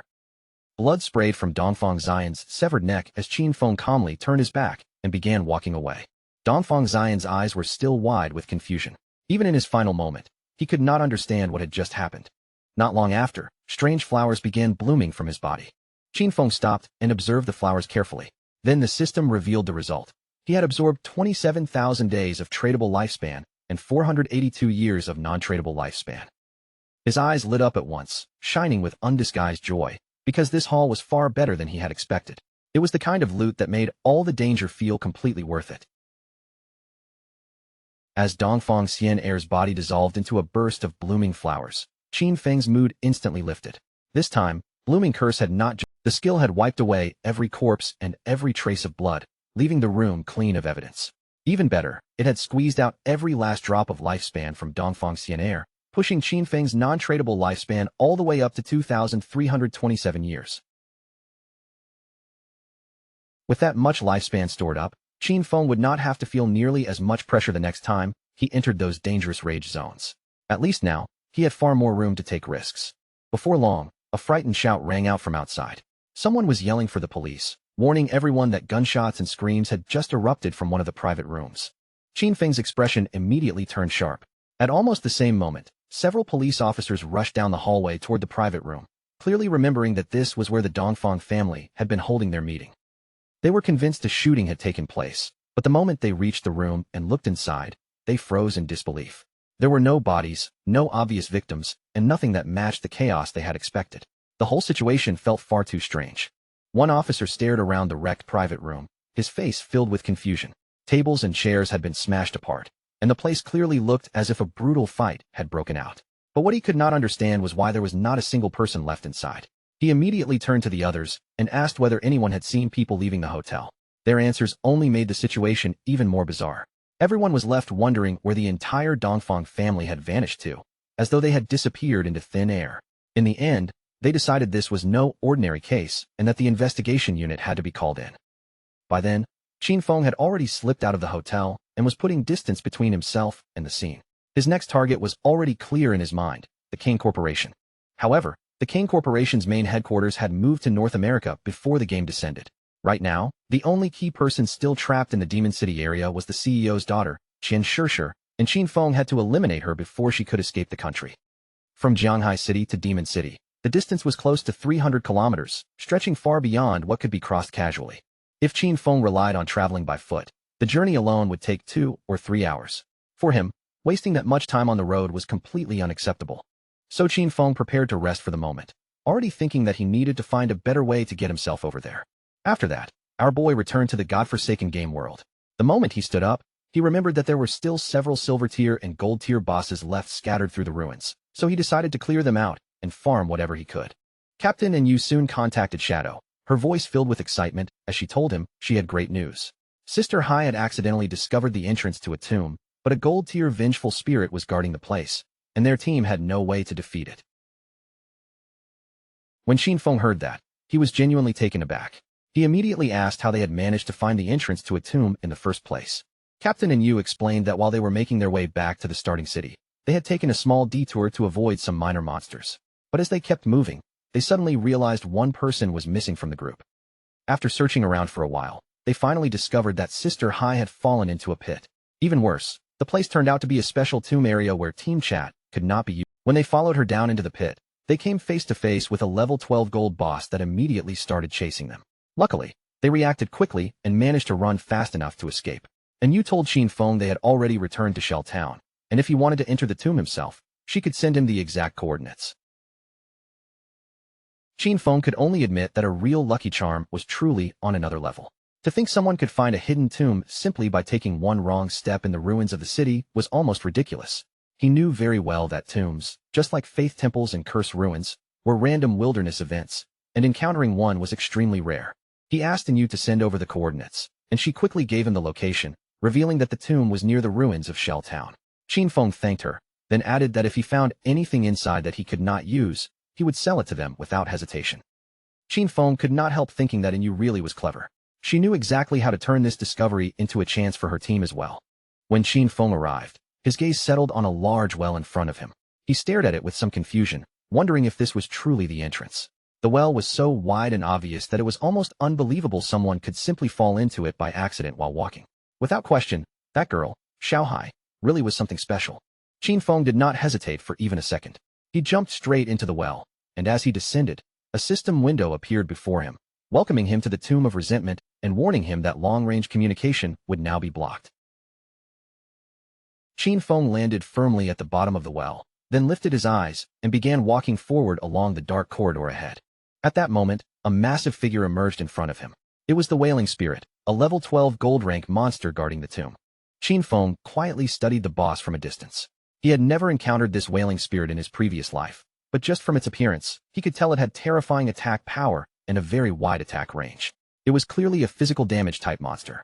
No wonder Yu and the others had run for their lives. The equipment and skill books he had sold them could not raise their defense by much. Even Wang Ming, a Holy Shield warrior with around 5,000 HP right now, would probably lose at least half his health from just one hit. Qin Feng continued watching the boss in silence, his expression steady but cautious. He knew very clearly that if that axe landed on him even once, he would be dead on the spot. The next instant, Qin Feng combined Blessed Release with Instant Shadow Slash. His figure flashed forward at high speed, and his blades cut cleanly through the monster's arms. He knew this boss had extremely high defense, and Instant Shadow Slash could only deal 80% of its normal damage here. But that did not bother him at all, because the real killing blow would come from the follow-up throat-slitting damage triggered by Blessed Release. But just then, the monster's severed arms suddenly twitched and moved toward Qin Feng, causing a flicker of alarm to pass through him. A moment later, the arm exploded violently. Qin Feng reacted just in time, leaping out of the blast area before it could swallow him. His eyes narrowed in surprise. It was a corpse explosion. He immediately realized he had been careless by not dodging sooner. Fortunately, Ghost Blur had activated at the critical moment. Otherwise, that sudden explosion would have killed him right there. As the boss's corpse transformed into lifespan, Qin Feng remembered something similar from his previous life. Back then, a team had killed an unknown boss, and one excited member had rushed forward to loot the body, only for it to explode and wipe him out instantly. Some teams had even been completely annihilated by boss corpse explosions, though that usually happened with platinum-level bosses or higher. He had not expected a mere gold-level boss in this tomb to self-destruct in such a dangerous way. After making sure the danger had passed, Qin Feng used Greedy Hand and calmly collected the loot from the fallen boss. A series of system notifications quickly appeared. For killing the resentful ghost, a gold-level boss, Qin Feng gained 1,010 days of tradable lifespan and 20 evolution points. He also obtained the platinum-level skill book Night Ring Blades. Because he had used Greedy Hand, he received an additional 630 days of tradable lifespan, along with a platinum-tier piece of equipment called Resentment Leather Armor. Qin Feng was a little surprised. This time, the boss had actually dropped both a piece of equipment and a skill book that were useful to him. According to the system, Dark Knight Ring Blade was a platinum-tier assassin skill. It allowed the user to infuse their blade with dark power, dealing dark elemental damage to every enemy within a 5-meter radius, while adding 500 points of dark elemental attack. The cooldown was 10 seconds, which was reduced to 5.7 seconds, and the skill required level 11 to use. Qin Feng was pleased, because this was exactly the elemental damage skill his assassin class needed. Since the shadow class had higher spirit than strength, its magic attack power was stronger than its physical attack. That was precisely why elemental skills like Dark Knight Ring Blade suited him so well, and it also made him realize that he should focus more on raising his spirit stats to maximize this kind of damage. At the moment, he had 9 points in strength, 9 in constitution, 24 in agility, and 15 in spirit. Qin Feng let out a breath, then decided to evolve the skill to epic level and see how far it could grow. He immediately spent 6 evolution points, leaving himself with 36. Dark Knight Ring Blade advanced step by step, rising from platinum to emerald, then to diamond, and finally reaching epic. After the evolution, its dark elemental damage range expanded from 5 meters to 12 meters, while the additional dark elemental attack rose from 500 to 1,300 points. With the skill fully evolved, Qin Feng looked over the changes again. The range had more than doubled from 5 to 12 meters, and the bonus attack had increased from 500 all the way to 1,300 points. Even so, Qin Feng's eyes grew serious. He knew better than anyone that because this was an area attack, its bonus damage could not be considered overwhelmingly strong, and a single use still could not compare to the burst power of Shadow Slash. However, when it came to clearing groups of small enemies, this skill was practically divine. Shadow Slash could cut across a 5-meter range, but in the end, it was still a straight-line attack. Dark Knight Ring Blade, on the other hand, struck in an area around him, making it far more effective when enemies surrounded him from all sides. The system then displayed the details of the platinum-level Resentment Leather Armor. It granted 55 physical defense, 45 points of resistance to all elemental types, 42 points of damage block, and a full 777 points of health. The equipment requirement was level 11. On top of that, it came with the resentment effect, which gave Qin Feng 30 points of base attack power after he was attacked. Qin Feng continued forward toward a massive door, already judging the equipment in his mind. The resentment effect itself was not especially important, but the armor's base defense, elemental resistances, and damage block were all very high. It was more than enough to replace the level 5 golden Ghostfire leather armor he had been wearing. Altogether, the remaining loot added up to around 20 items, and if he sold them all, he could earn more than 10,000 days of lifespan. Now that he had entered the tomb, he hoped to find even better materials inside, and if he could obtain a mount, that would be the best outcome. At the same time, Somewhere else, a goblin raised its sword and swung down with brutal force, slicing Qin Xiaoyu and her friend in half. A moment later, Qin Xiaoyu and the rest of her party respawned back in town, their failed battle ending in complete defeat. The man was so furious that he completely lost control, shouting at the top of his lungs like a madman. Then he grabbed Qin Xiaoyu hard by the collar, yanking her close as his anger finally exploded. He cursed her as a useless fool who had only grown taller but never grown smarter, blaming her again and again for dragging the entire team into defeat. Because of her mistakes, he said, he now had only 2 years of non-tradable lifespan left. With a rough shove, he threw Qin Xiaoyu to the ground, making her hit the floor in humiliation. Then he pointed at her and threatened her coldly, warning her not to even think about coming to find him at school, because if she did, he would definitely deal with her himself. Her friend hurried over at once, bending down to help Qin Xiaoyu up from the ground. As for the man, he did not bother saying anything else, and simply disconnected from the game.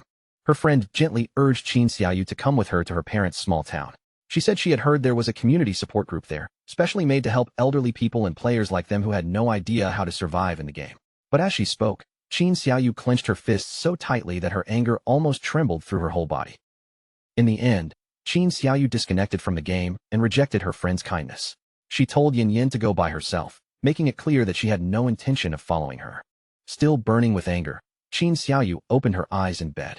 She grabbed her phone almost immediately and sent Han Han a message, asking if he could help her level up. Han Han smiled when he saw the message, and he did not reject her outright. Instead, he gave her a condition. If she wanted him to raise her by 1 level, then she had to spend 1 night with him, because he wanted to see how the famous school goddess acted in bed. Qin Xiaoyu's face twisted with fury as she cursed him as an ugly monster. She snapped at him for actually thinking he had the right to take advantage of her, then angrily ordered him to get lost. But moments later, a smile slowly spread across Qin Xiaoyu's face. Her tone softened as she told Han Han that, in truth, she had always liked him too. She claimed she had only rejected his confession before because her brother, Qin Feng, had been controlling her. Now that she had cut ties with Qin Feng, she said, the two of them could finally be together openly.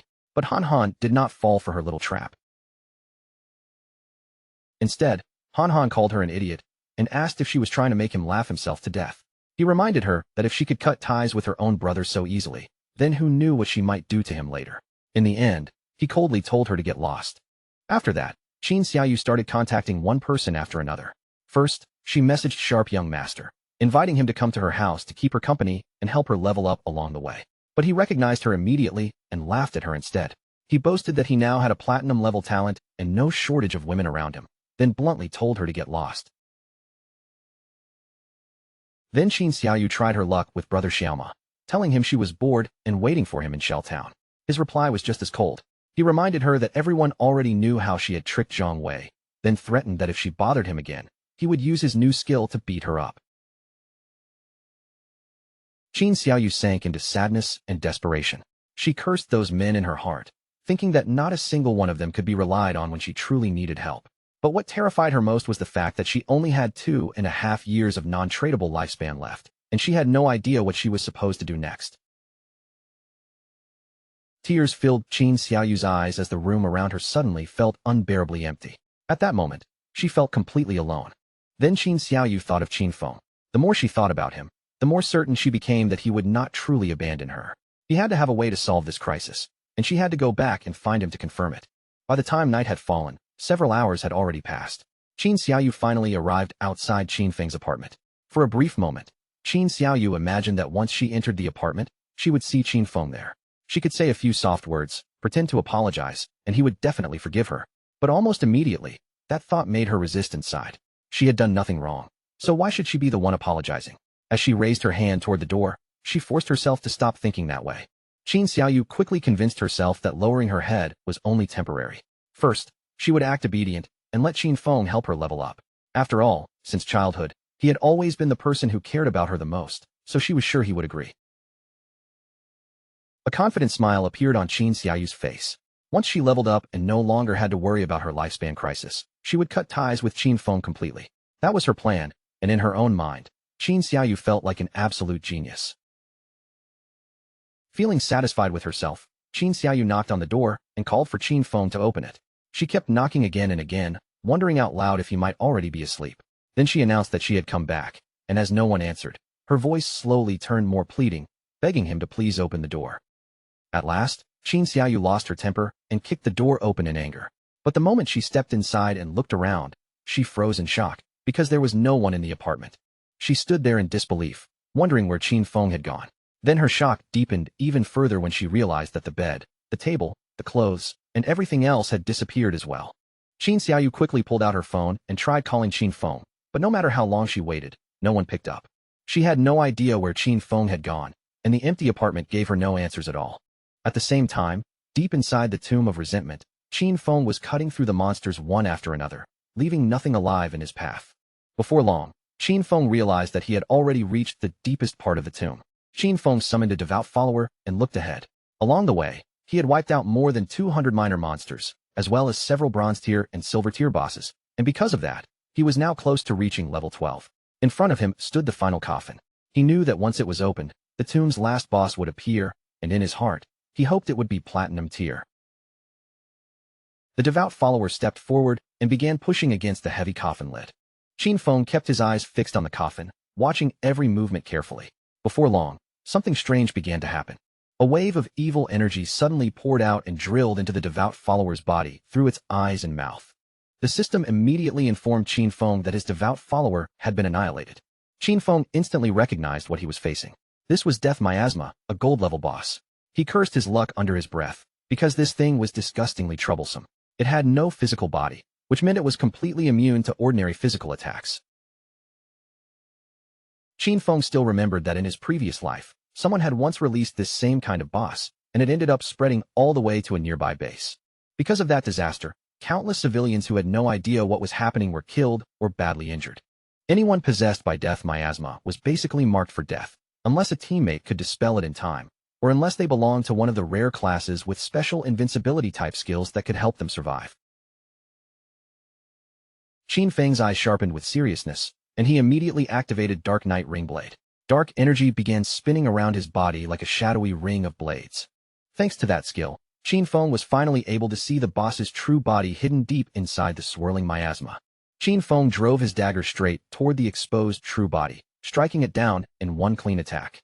A system window appeared at once, announcing that he had killed the gold-tier boss, Death Miasma.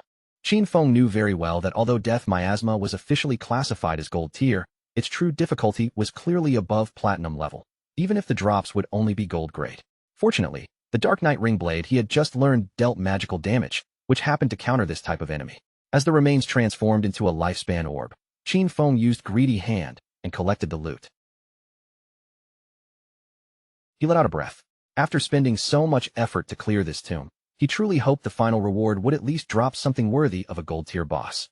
Then Qin Feng obtained a rare item called the Mount Bell, and the moment he saw it, his eyes widened in shock. Qin Feng's mood instantly brightened, because the boss had really dropped a mount. This proved that Lin Lu's famous koi luck was not just some exaggerated rumor, it was absolutely real. According to the system, the Mount Bell, Ghost Night Wolf could summon a level 11 Ghost Night Wolf. The creature could help in battle, and could also be ridden as a mount, as long as the user had reached at least level 11.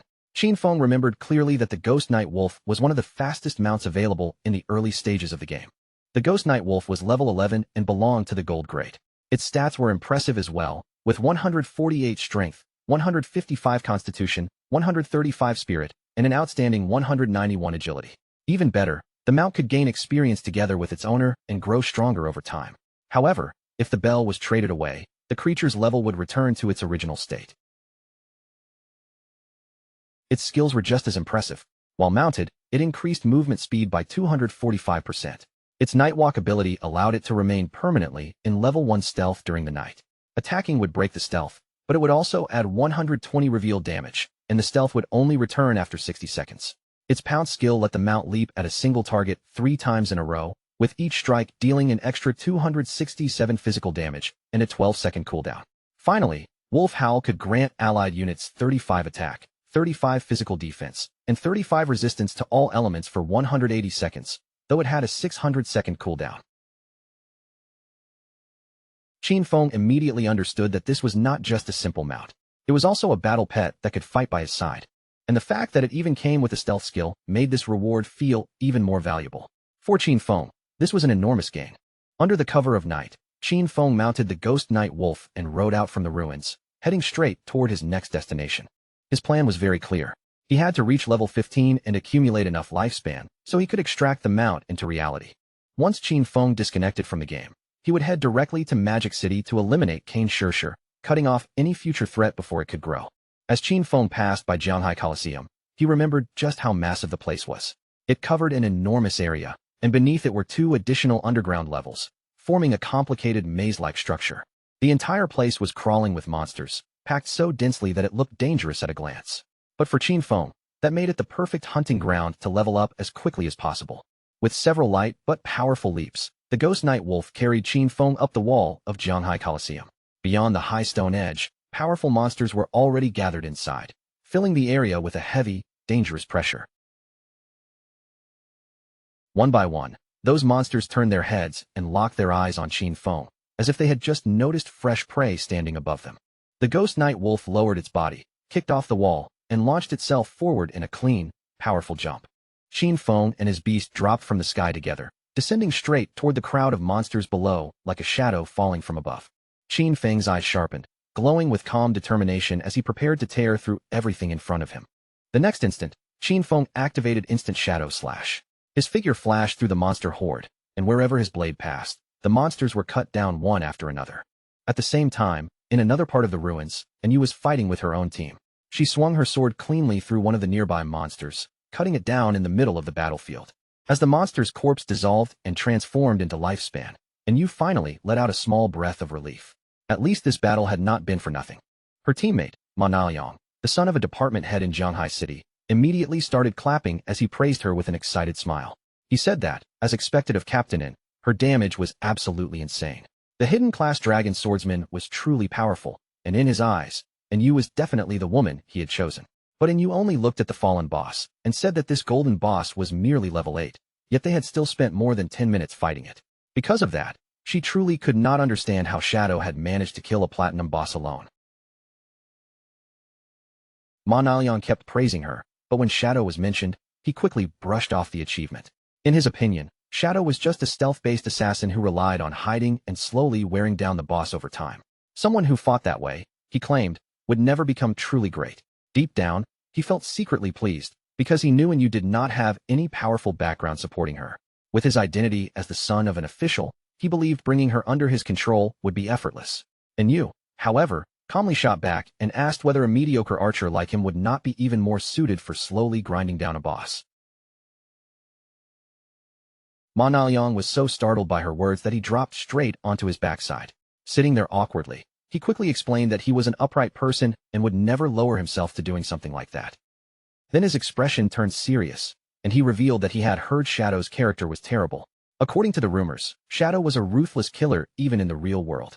Ma Naoyang also said he happened to know a hunter from the Metropolitan Police who already had level 3 anti-stealth skills. Because of that, he suggested they find a way to set Shadow up, uncover his real-world identity, and then take control of him afterward. In Ma Naoyang's view, someone as dangerous as Shadow could only be trusted if he was forced to work for their organization. Otherwise, disasters like the Songfei incident and Zhonglai incident would only continue to happen. He sounded completely fed up, saying he was tired of cleaning up Shadow's messes. But when Yu and Wang Meng heard that, they looked at each other for a moment before both of them burst into laughter at Ma Naoyang. They asked him if he truly still had not understood the situation. Shadow had never begged them to clean up after him. In reality, they were the ones who had to deal with what Shadow left behind, because only by doing so could they keep their interests aligned with his and continue cooperating with him. Then they reminded Ma Naoyang of Shadow's achievements, the world's first solo kill of a gold boss, and the first solo kill of a platinum boss. Ma Naoyang's face twisted with anger. To him, Shadow was nothing more than a fragile assassin. As long as their anti-stealth level could keep up, he could not understand why Shadow could not be controlled. He cursed them as a bunch of nobodies, furious that they actually dared to lecture him. Then Ma Naoyang turned toward Yu and told her to watch carefully. He declared that he would ruin Shadow's reputation and capture him with his own hands. And when that day came, he said, and Yu would kneel in front of him, apologizing and begging for his forgiveness. Wang Meng ignored Ma Naoyang's outburst and turned to Yu instead, asking what loot the boss had dropped.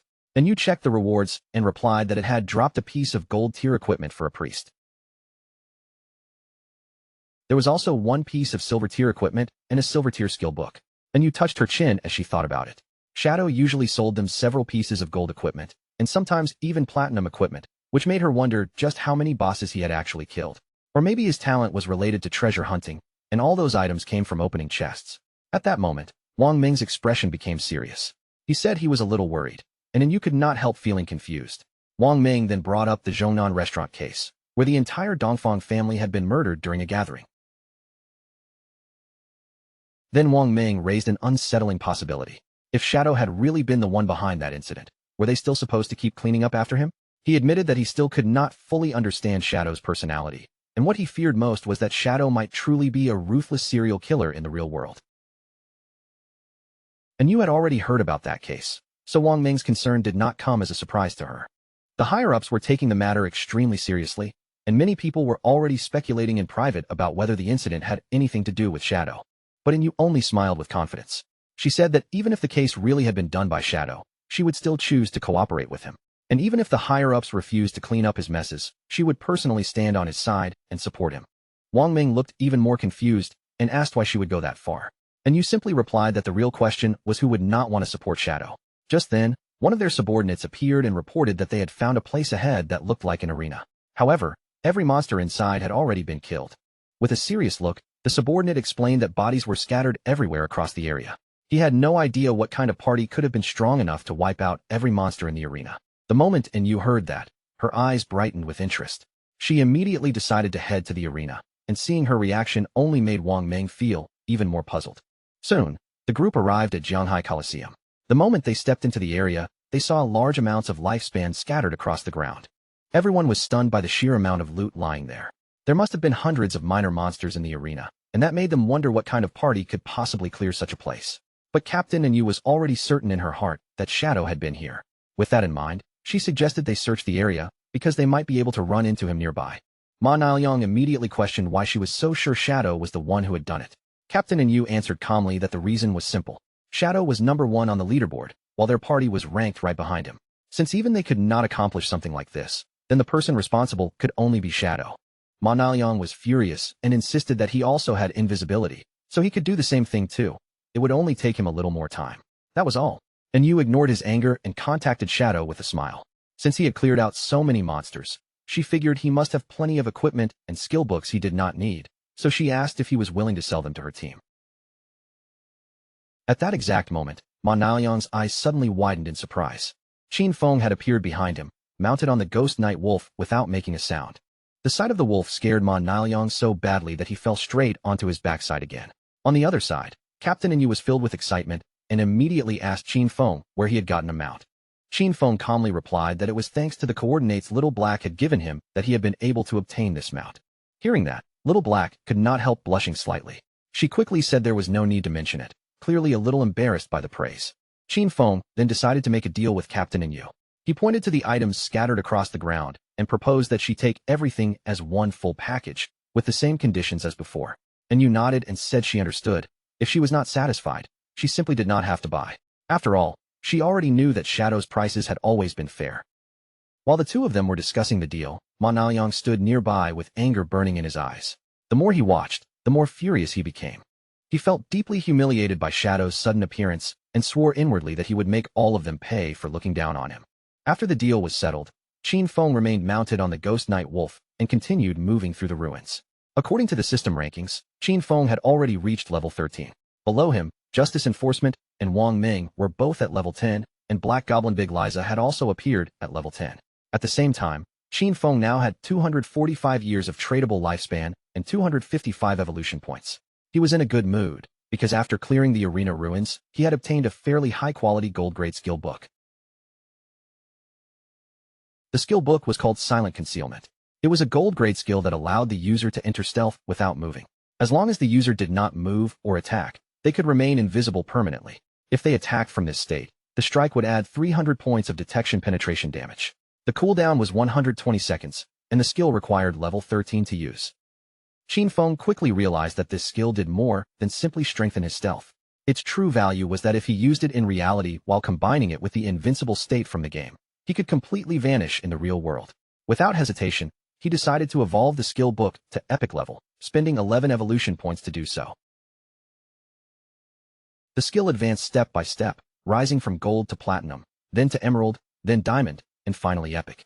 After the evolution, the additional damage from stealth penetration attacks increased from 300 to 800 points, while the cooldown dropped from 120 seconds to 60 seconds. After seeing the result, Qin Feng decided to evolve several other skills as well. First, Qin Feng spent 34 evolution points to raise Venomous Dart to epic level. The skill advanced from Emerald to Diamond and finally to Epic, greatly improving its attributes. Its maximum range increased to 20 meters, its on-hit attack damage rose to 400, and it now applied the Venom status. That status dealt 100% damage per second for 5 seconds, had no weakness bonus, and could not stack. After that, he invested a massive 200 evolution points to raise Blessed Release to Mythic level. Once it evolved from Legendary to Mythic, its weakness attack bonus surged to 300%, and its weakness attack multiplier doubled, while its level remained at 5. Its active effect now applied Throat Slash, dealing 200% of the attack's damage every second for 3 seconds, and its cooldown was reduced to only 15 seconds, or 9.7 seconds after his bonuses. Qin Feng was delighted, because mythic-level skills were truly powerful. Now, except for certain special monsters, almost every attack he launched would count as a weak point strike. Then he took out the necklace, studied it carefully, and decided it was time to evolve that as well. The necklace was the Deceiver's Pendant, a platinum-grade assassin accessory. It granted 45 points of physical attack, 20 strength, and 20 constitution. The requirement to equip it was level 13, and it also had a unique effect that increased stealth level by 1. After adding together his skills and equipment, Qin Feng realized that his stealth level had already reached 4. At this stage, he was convinced that no one should be able to detect him. On top of that, he also had the item Shadow Veil. Thanks to it, his evasion rate had shot up directly to an astonishing 83%.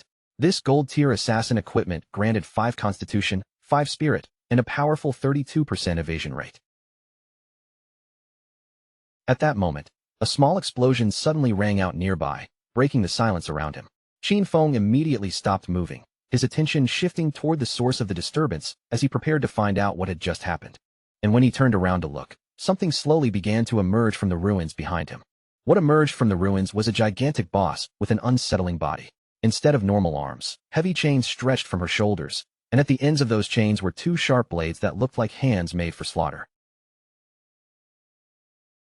The moment Qin Feng saw her clearly, he recognized her at once. This was the Steel Saintess, and he could not help wondering which lunatic had been reckless enough to release a boss like this.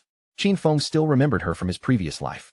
Back then, the Steel Saintess had appeared in the ruins of Jianghai City, and more than 1,000 people had tried to hunt her down, only for the battle to end with over 4,000 deaths in total. In truth, she was the guardian of a refuge known as Church Sanctuary, the second largest safe haven in the Zhonghai ruins.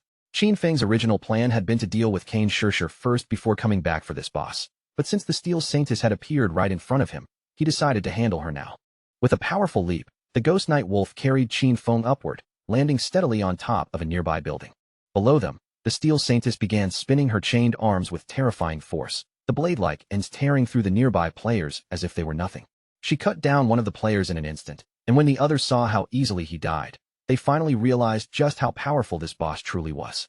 But before they could even react properly, the Steel Saintess swung her blade-formed arms again with brutal speed, sweeping into the remaining players and beginning another round of slaughter.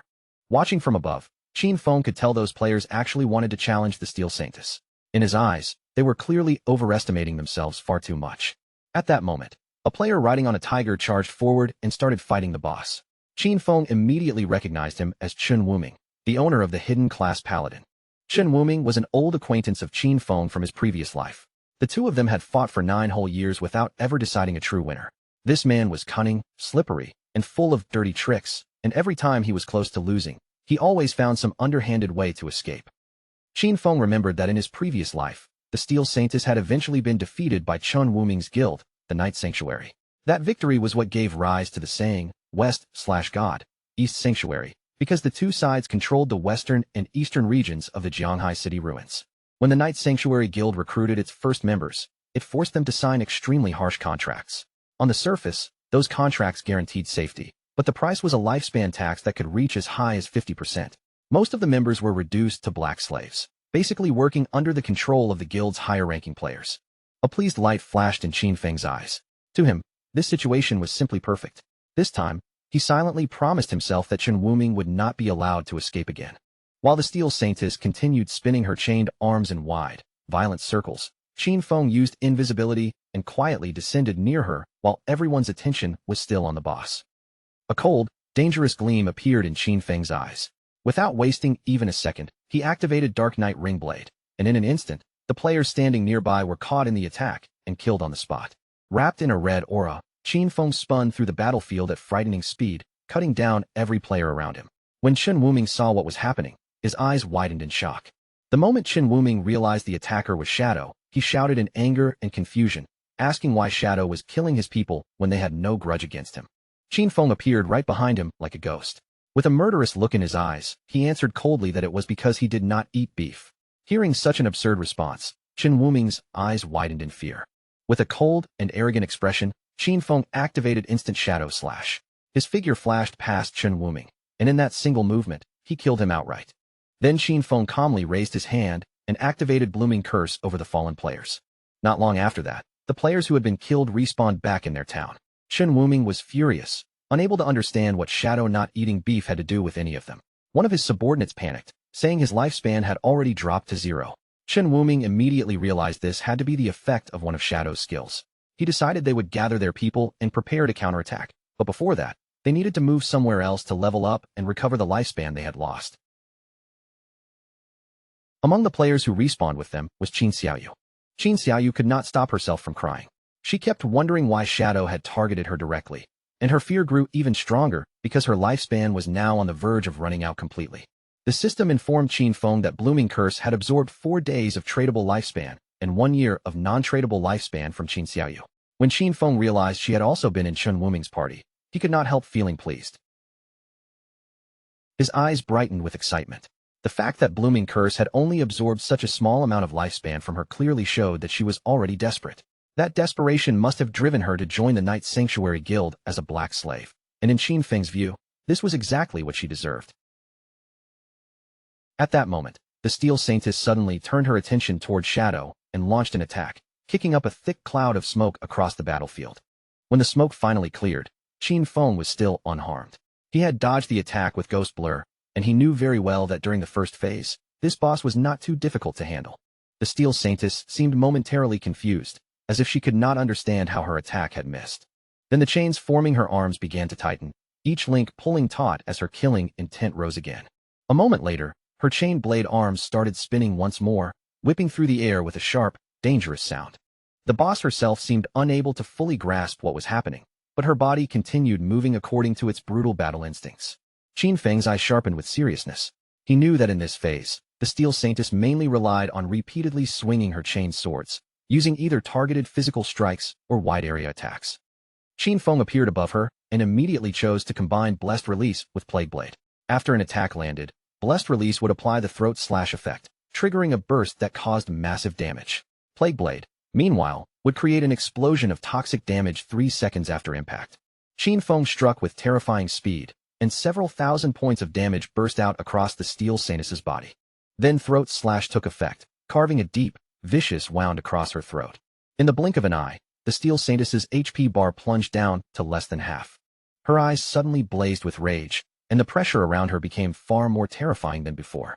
Qin Feng remained calm, because he knew exactly why the Steel Saintess had become the guardian of Church Sanctuary. Her true terror was hidden in her second phase. Once she lost half of her health, the demon sealed inside her body would awaken. From that point on, all damage she received would be reflected equally back at the attacker. There was even a legend claiming that a portal existed inside the demon's stomach. According to that rumor, anyone swallowed by the demon would be transported to some unknown place, said to be the bottom of a volcano. However, in Qin Feng's previous life, no one had ever proven that part true. He suspected that a few fools had simply mixed it up with mechanics from some other game. A group of players nearby was watching the battle from a distance. In their eyes, Shadow was absolutely ruthless. The Platinum Tier boss had clearly been summoned by the Night Sanctuary Guild, yet Shadow had suddenly appeared and wiped them all out. And right after killing those players, Shadow used just one skill to slash away half of the boss's health in an instant, forcing the Steel Saintess directly into her second phase. While those players were still talking among themselves, Qin Feng, hidden in invisibility, quietly turned his attention toward them. His eyes grew serious as he considered the Steel Saintess's second phase. He knew she had one weakness. Whenever she launched an attack, her damage reflection. That meant if Qin Feng attacked at the exact same moment she attacked, he could avoid taking reflected damage. The problem was that several of his strongest skills, including Shadow Slash, Throat Slash, Plague Blade, and venomous dart, all dealt damage over time. If he used any of them carelessly, the reflected damage would still come back to him, and with his current strength, it would kill him instantly. As Qin Feng thought through the problem, his gaze shifted toward the players secretly watching from the cliff. Very quickly, he decided to make use of them. One of the players pushed forward from the back and told the others to move aside, saying he wanted to get a better look at what was happening. This man was known as Anshuan. When the other players saw him arrive, they immediately looked pleased. One of Anshuan's subordinates explained that they had been watching the battle for a long time and had already memorized all of the boss's skills. In their view, the Steel Saintess only had a few moves to deal with. With a faint smile, the girl stretched out her hands and explained what they had just seen. After the boss's health fell below half, she suddenly stopped moving, and her body changed slightly, as if new skills were awakening inside her. And right when the boss entered her second phase, Shadow vanished as well. Hearing this, Anshuan could hardly believe that Shadow had actually been fighting such a boss all by himself. Anshuan's eyes immediately burned with anger. He turned to his subordinate Xiao Tu and ordered her to activate Red Eye at once, telling her to check whether Shadow was still hiding nearby. Xiao Tu nodded without hesitation, then focused her gaze and began activating her ability. A small rabbit-like figure quickly manifested beside her, then darted toward the boss with light footsteps, moving close without drawing the Steel Saintess's attention. A moment later, Xiao Tu reported that she could not find Shadow's location anywhere, so he had probably already left. When Anshuan heard that even her level 3 anti-stealth ability had failed to detect him, he felt certain Shadow was gone, because he refused to believe Shadow could possibly have level 4 invisibility. Anshuan suddenly jumped down from the building, causing Xiao Tu to stare after him in confusion. Before heading in, Anshuan told her to keep watch carefully and warn him immediately if Shadow came back. Xiao Tu nodded again. Anshuan landed on the ground below, straightened his posture, and drew both of his swords. A confident smile spread across Anshuan's face, and his eyes gleamed with excitement. The surrounding players thought he was simply rushing to his death by challenging a platinum tier boss alone. But one of them suddenly recognized him, saying he had once seen Anshuan defeat a gold tier boss in the starting town without taking a single scratch. His class was Soul Warrior, a class that gave him 100% dodge while rolling, and he was the famous player known as Safety First. There were even rumors that he had once been a top global streamer for Souls-type games, with terrifyingly fast reflexes. The Steel Saintess immediately turned her attention toward Anshuan, locking onto him as her next target. Without warning, she swung her sharp blade-like arms toward him, the attack cutting through the air with terrifying force. Luckily, Anshuan reacted at the perfect moment. He slid low across the ground, narrowly slipping past the deadly strike by the smallest margin. The Steel Saintess then formed arms made of pure energy and tried to crush him where he stood, but Anshuan rolled again, dodging the attack just before it could land. When the boss reached out again, trying to grab him directly, Anshuan performed another smooth roll and pulled himself out of her range. His subordinates immediately started praising him from a distance, stunned by how skillfully and calmly he dodged every attack. What impressed them most was his discipline.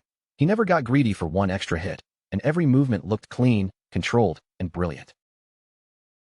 One of them smiled in amazement, saying Anshuan was truly incredible for perfectly avoiding every strike from the boss. It looked almost unbelievable. He even saw several slash effects flash across the Steel Saintess's body, making him wonder if the Soul Warrior class was really that powerful. The black-haired woman beside him explained with a curious look that when Anshuan rolled, he triggered the Soul Warrior's special passive counterattack mechanic. Every perfect dodge or roll created a counterattack that damaged the boss, so each time he avoided an attack, he was also striking back and draining her health at the same time. Xiao Tu smiled and added that perfect dodging was only the foundation of Anshuan's strength. What truly made him frightening was his offense. Every attack he launched was precise and fierce, turning defense into a constant storm of counterattacks. His timing and skill combinations made him not only hard to touch, but deadly as well. His defense kept him alive, but his offense was what ended battles quickly. The Steel Saintess kept trying to catch Anshuan, her attacks growing more frantic as he slipped away again and again. Xiao Tu's eyes shone with confidence as she revealed another detail. If Anshuan successfully triggered a dodge during a roll, his next attack would ignore 50% of the boss's defense. At that moment, Anshuan suddenly turned back toward the boss, choosing to face her head-on. Blue energy began rising from his body, wrapping around him like a surging aura.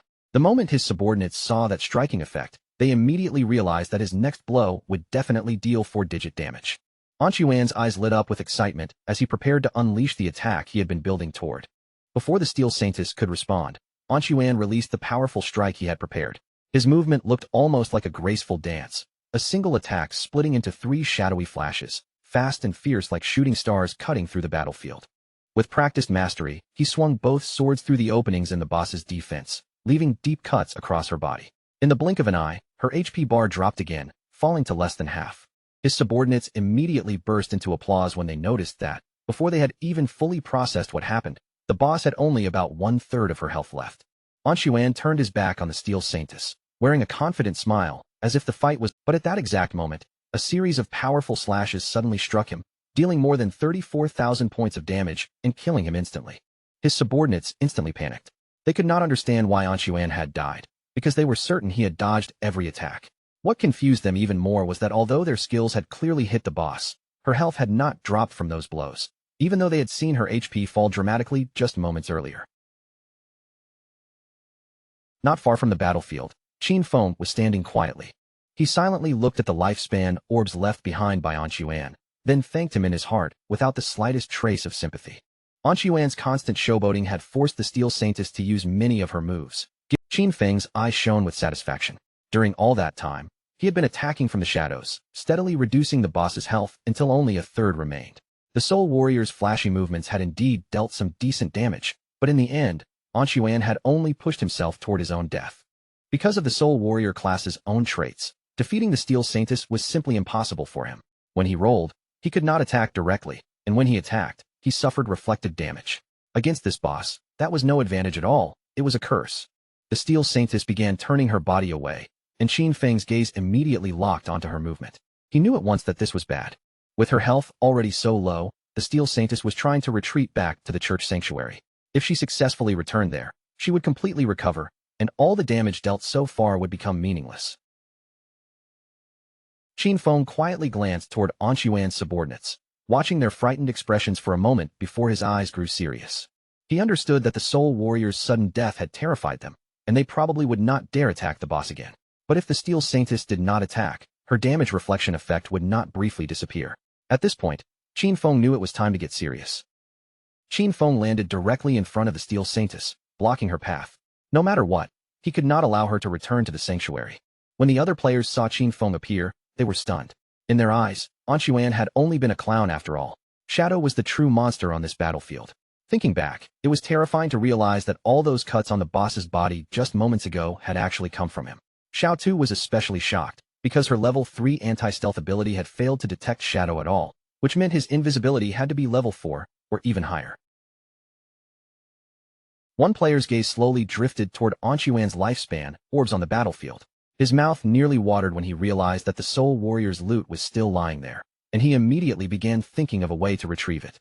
Qin Feng's eyes flashed with determination as he activated Blacklight Shield. A golden shield instantly appeared around him, forming a 10-layer barrier, with each layer capable of blocking 1 instance of damage. The Steel Saintess focused on Qin Feng, and her chained arms transformed back into sharp blades. She launched her attack, and Qin Feng instantly recognized that this was the exact timing he had been waiting for. Qin Feng activated Instant Shadow Slash and rushed forward, unleashing a rapid series of slashes against the Steel Saintess. He stared closely at the boss as the attack ended. His Blacklight Shield now had only 7 layers remaining. Qin Feng remembered clearly that out of the 9 strikes from Instant Shadow Slash, the final 3 had landed right after her attack ended. During the moment her damage reflection returned. If Blacklight Shield had not blocked those 3 reflected hits, he would already be dead. The Steel Saintess began gathering energy in her abdomen. Then she suddenly leaped up, and streams of purple flame burst outward from her body. Qin Feng quickly stepped back, but by then, every remaining layer of his Blacklight Shield had been destroyed.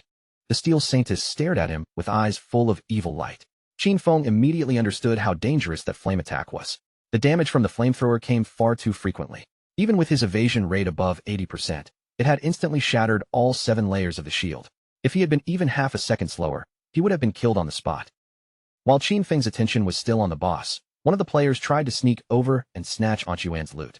But Qin Feng noticed him instantly and flicked out a venomous dart, sending it straight into the man's forehead. That player was wiped out on the spot, leaving no room for a comeback. Qin Feng made his attitude perfectly clear. Since the loot had already fallen into his hands, there was no way he would let anyone else reach in and snatch it away. Right after that, the system notified Qin Feng of his gains. From Safety First, he had obtained 612 days of tradable lifespan, along with 67 years of non-tradable lifespan. At the same time, Blossom Curse had absorbed 355 days of tradable lifespan and 20 years of non-tradable lifespan from clean hands and feet. Qin Feng was a little surprised by the numbers. Safety First actually carried an unusually massive amount of lifespan, which most likely meant he had never died before.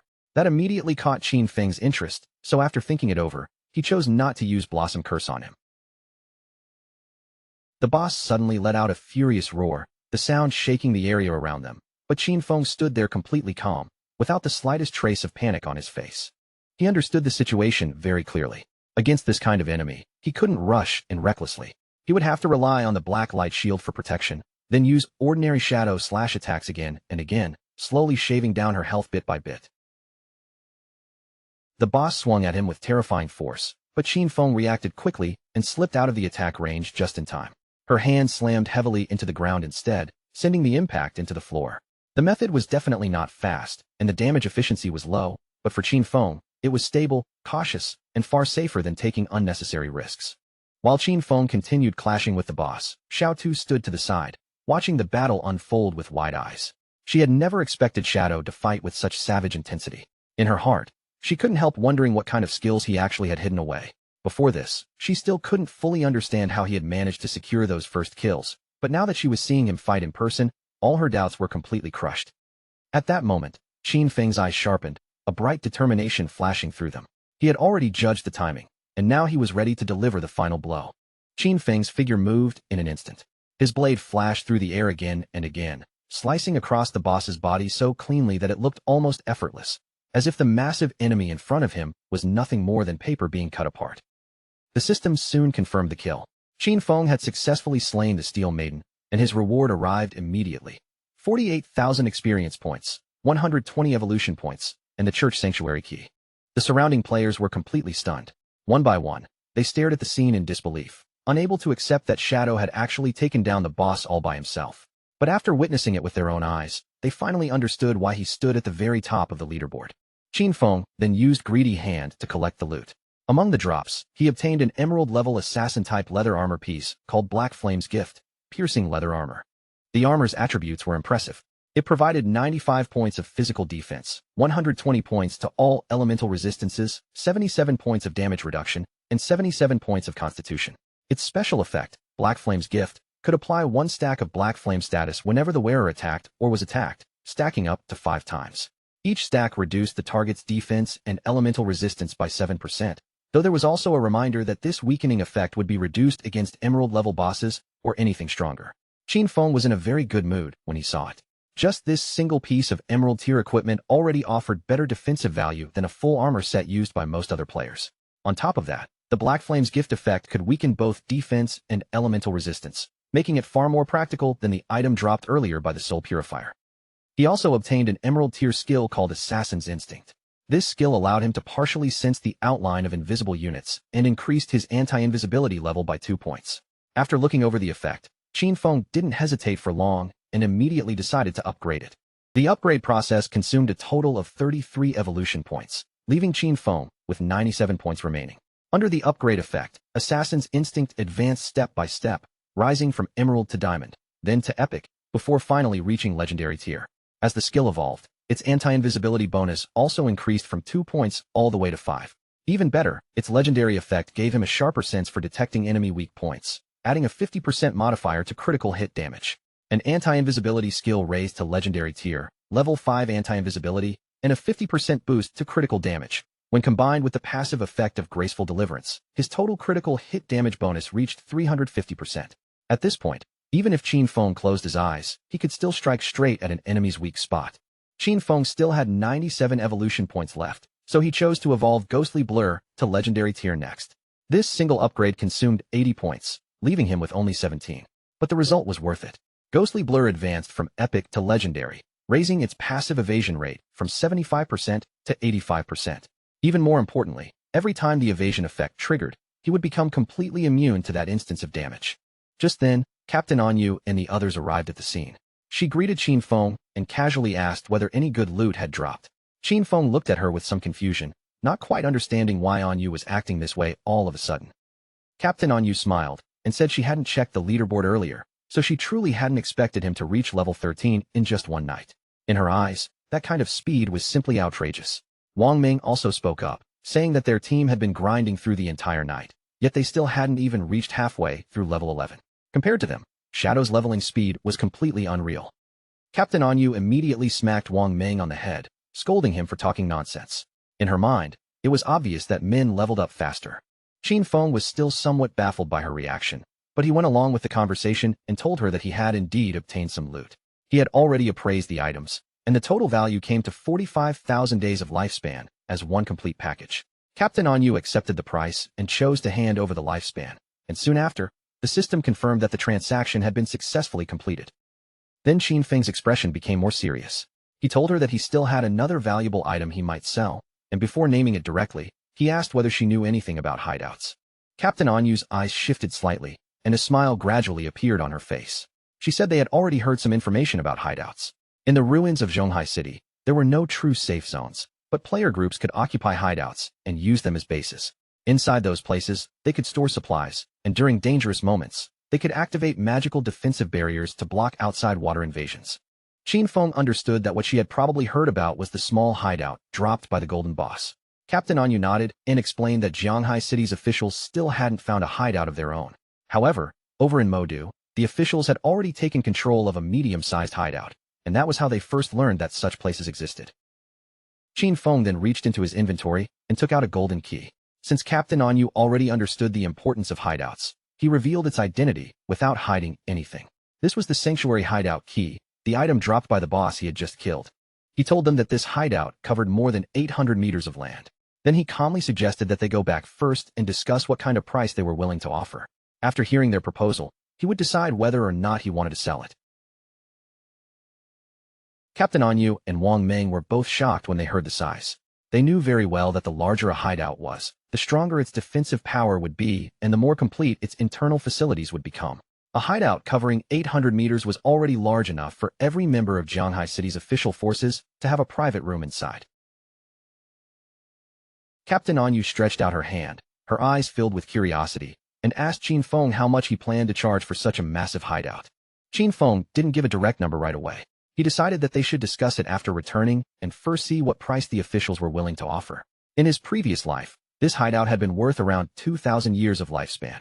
If he could successfully sell it to the government this time, then combined with the lifespan he already had, it would be enough for him to bring all of his equipment, skills, and levels into the real world. Captain Anyu's expression turned a little tense, but she still accepted his suggestion. She promised Qin Feng that she would report the matter to her superiors immediately. After that, Captain Anyu brought up another matter and asked for his help. They had just received urgent news that 7 gold-tier bosses had appeared together in Dark Moon Town, and many people had already died there. Because of this, the officials were willing to offer Shadow 10 years of lifespan as payment if he stepped in and eliminated them. When Qin Feng heard this, he didn't think 7 gold-tier bosses sounded especially terrifying on its own. Even if those bosses moved together, the official forces should still be able to wipe them out given enough time. So if Captain Anyu had personally come to ask for his help, then there had to be something unusually troublesome about those bosses. Captain Anyu raised her thumb toward him, clearly impressed by how quickly he had seen through the real problem. She confirmed that his guess was correct. Their team had managed to isolate one of the 7 bosses and kill it first, but the boss actually revived. And the moment it came back to life, the stats of all 7 bosses suddenly surged upward, exploding to a terrifying level and wiping out her entire team in an instant. Qin Feng's eyes widened slightly when he heard that. A memory from his past life surfaced in his mind. There were indeed special group-type bosses that had the ability to resurrect. Because of that, Qin Feng immediately suspected that these bosses might be puppets created by the Cursed Slate, one of the ancient god slates. If an ancient god slate was truly involved, then this was an opportunity he absolutely could not afford to miss. Qin Feng decided to head over immediately and asked Captain Anyu to send him the coordinates. She wished him good luck. In his opinion, Anyu was actually quite sincere. The loot from 7 gold-tier bosses alone could likely be sold for 40 or 50 years of lifespan, and on top of that, she was offering him another 10 years as a reward. Honestly, that was already a very generous offer. Riding on the ghost night wolf, Qin Feng moved swiftly through the ruins. As he passed by a statue, his gaze suddenly froze, and his eyes widened in surprise. Not far away, a group of players had surrounded a young girl and were hitting her. The girl being beaten was none other than Qin Xiaoyu, Qin Feng's own sister. One of the women stepped forward with a cruel smile on her face. Qin Xiaoyu's face was covered in bruises, and tears kept streaming down her cheeks. The woman glared at her coldly and made it clear that this was only a warning. If Qin Xiaoyu dared to get close to the guild leader again, she would ruin that pretty face of hers completely. After that, the group didn't stop. They continued beating Qin Xiaoyu, their attacks falling on her one after another. From the top of a nearby building, Qin Feng watched everything in silence. He quickly realized that after joining the Knight's Sanctuary, Qin Xiaoyu had been dragged into the guild's internal power struggle. These petty fights and insignificant schemes were nothing new to him. In his previous life, whenever something like this happened, he had always been the one to step in and clean it up for her. Qin Feng descended from above and landed on the ground, thinking that she should simply learn to enjoy life on her own. Meanwhile, Qin Xiaoyu cried helplessly, begging them to stop because it hurt too much and she felt like she was about to die. But the women showed no mercy. They kept cursing at her, saying they would kill her, calling her a filthy slut, and accusing her of seducing who knew how many men. Qin Feng then entered the statue. He remembered clearly that beneath the enormous statue at the center of Jianghai City's ruins, there was a hidden chamber that could send someone back to the starter town. Very few people knew about this secret passage. A magic circle soon appeared in front of Qin Feng. He knew very well that teleportation through this place was not free. The first teleport cost 500 days of lifespan, the second cost 1,000 days, and the third cost 2,000 days, with the price doubling every time it was used. As time passed, the starter town would eventually develop into a higher-level area. The weak monsters there would gradually transform into bosses, and hidden treasures would begin appearing as well. This time, the ancient god slate was one of those treasures, and Qin Feng had no intention of letting it slip through his fingers. The system asked whether he wanted to teleport back to the abandoned land of the gods, Darkmoon Town. Qin Feng remembered that Darkmoon Town was supposed to appear only in the later stages, and in his previous life, he had never even heard of this place. Still, he didn't hesitate and directly chose to teleport. The system immediately consumed 500 days of lifespan. In the next moment, Qin Feng's figure vanished from the magic circle and was transported straight to Darkmoon Town. When Qin Feng arrived, he found the town surprisingly lively.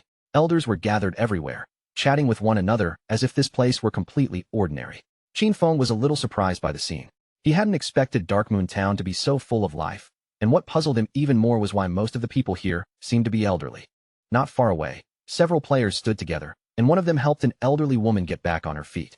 The old woman looked relieved, clearly glad that she had finally returned to the safe zone. The players reminded her that, just as they had promised, they had already helped her level up to level 3.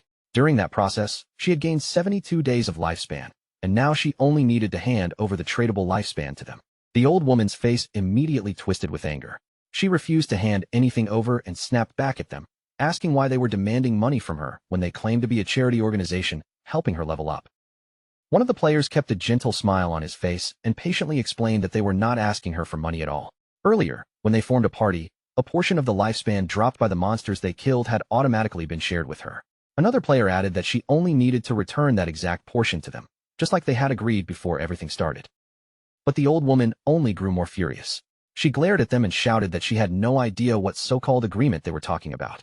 To her, these young people were simply shameless, actually having the nerve to ask an old lady like her for money. The players quickly tried to calm her down, explaining again that she had misunderstood the situation. They were helping her level up for free, and all they wanted in return was the lifespan dropped by the monsters. They also clarified that if she had not joined their party, that lifespan would never have been shared with her, and she would not have gained the same amount of experience either. But the old woman suddenly yelled at them not to touch her, then started screaming for help, accusing the people from the Mengxiao River Guild of harassing her. Right at that moment, someone suddenly appeared behind the old woman, grabbed her, and hurled her straight to the ground. The old woman was stunned, and even the nearby players froze in confusion, not understanding what had just happened. The one who stepped in was Qin Feng. He seized the old woman by the neck, his eyes cold and filled with killing intent, then drew his dagger. Without the slightest pause or hesitation, he ended her life on the spot. When the two players saw this sudden turn of events, their minds went completely blank. They stood there in shock, clearly unable to process why this stranger had killed her so decisively. Lifespan orbs quickly scattered across the ground. Qin Feng glanced at them and calmly told the players that her lifespan had already dropped, so they could just pick it up themselves now. The two players immediately became excited, celebrating in disbelief and wondering which expert had suddenly stepped in to help them. Qin Feng only replied that it was nothing more than a small favor. After saying that, Qin Feng turned his back on them and walked away. Behind him, the players quickly collected the lifespan orbs, delighted to find that they had obtained 72 days in total. They thanked Qin Feng again and again. while Qin Feng himself only felt that it was troublesome that fighting was forbidden inside the town. As Qin Feng continued forward, his thoughts shifted to the Mengxiao River Guild.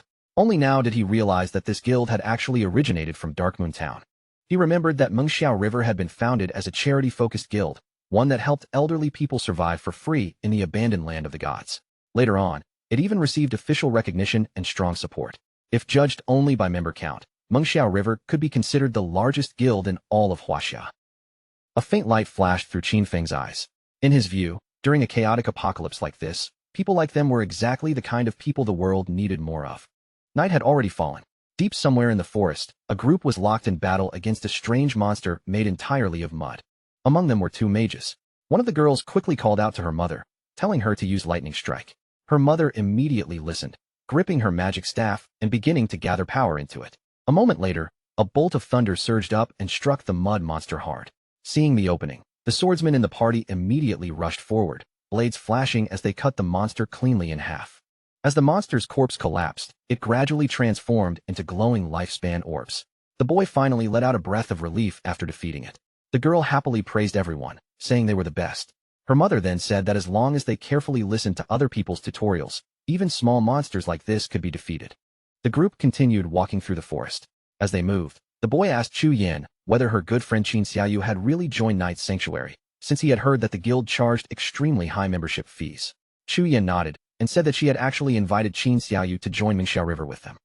With an earnest look in her eyes, Chu Yin explained that she had told Qin Xiaoyu about Mengxiao River. It was a charity guild where many people like them, people who were not very good at games, could support one another. There were even experienced players willing to guide them. But even after hearing all that, Qin Xiaoyu still refused to join. Another player remembered that Qin Xiaoyu was already level 10 because the people from Knight's Sanctuary had helped raise her level. She also added that she had heard Knight's Sanctuary's membership contract bound its members for 3 full years. Once someone signed it, they were basically treated like slaves for that entire period. The boy understood the situation clearly. Even if Knight's Sanctuary had raised Qin Xiaoyu to level 10, they were most likely treating her as nothing more than a useful tool. In his opinion, if someone did not have strong skills, the smartest path was to quietly kill small monsters, slowly building up lifespan and experience. That was exactly what they were doing, focusing only on weaker monsters and immediately retreating to ask for help whenever they ran into a boss. Chu Yin let out a quiet sigh. She knew Qin Xiaoyu had always believed she was special. After all, Qin Xiaoyu possessed a hidden class, and in that sense, she really was stronger than ordinary players like them. But at that very moment, a rain of invisible arrows suddenly came pouring down toward them from the darkness. They had no time to react at all.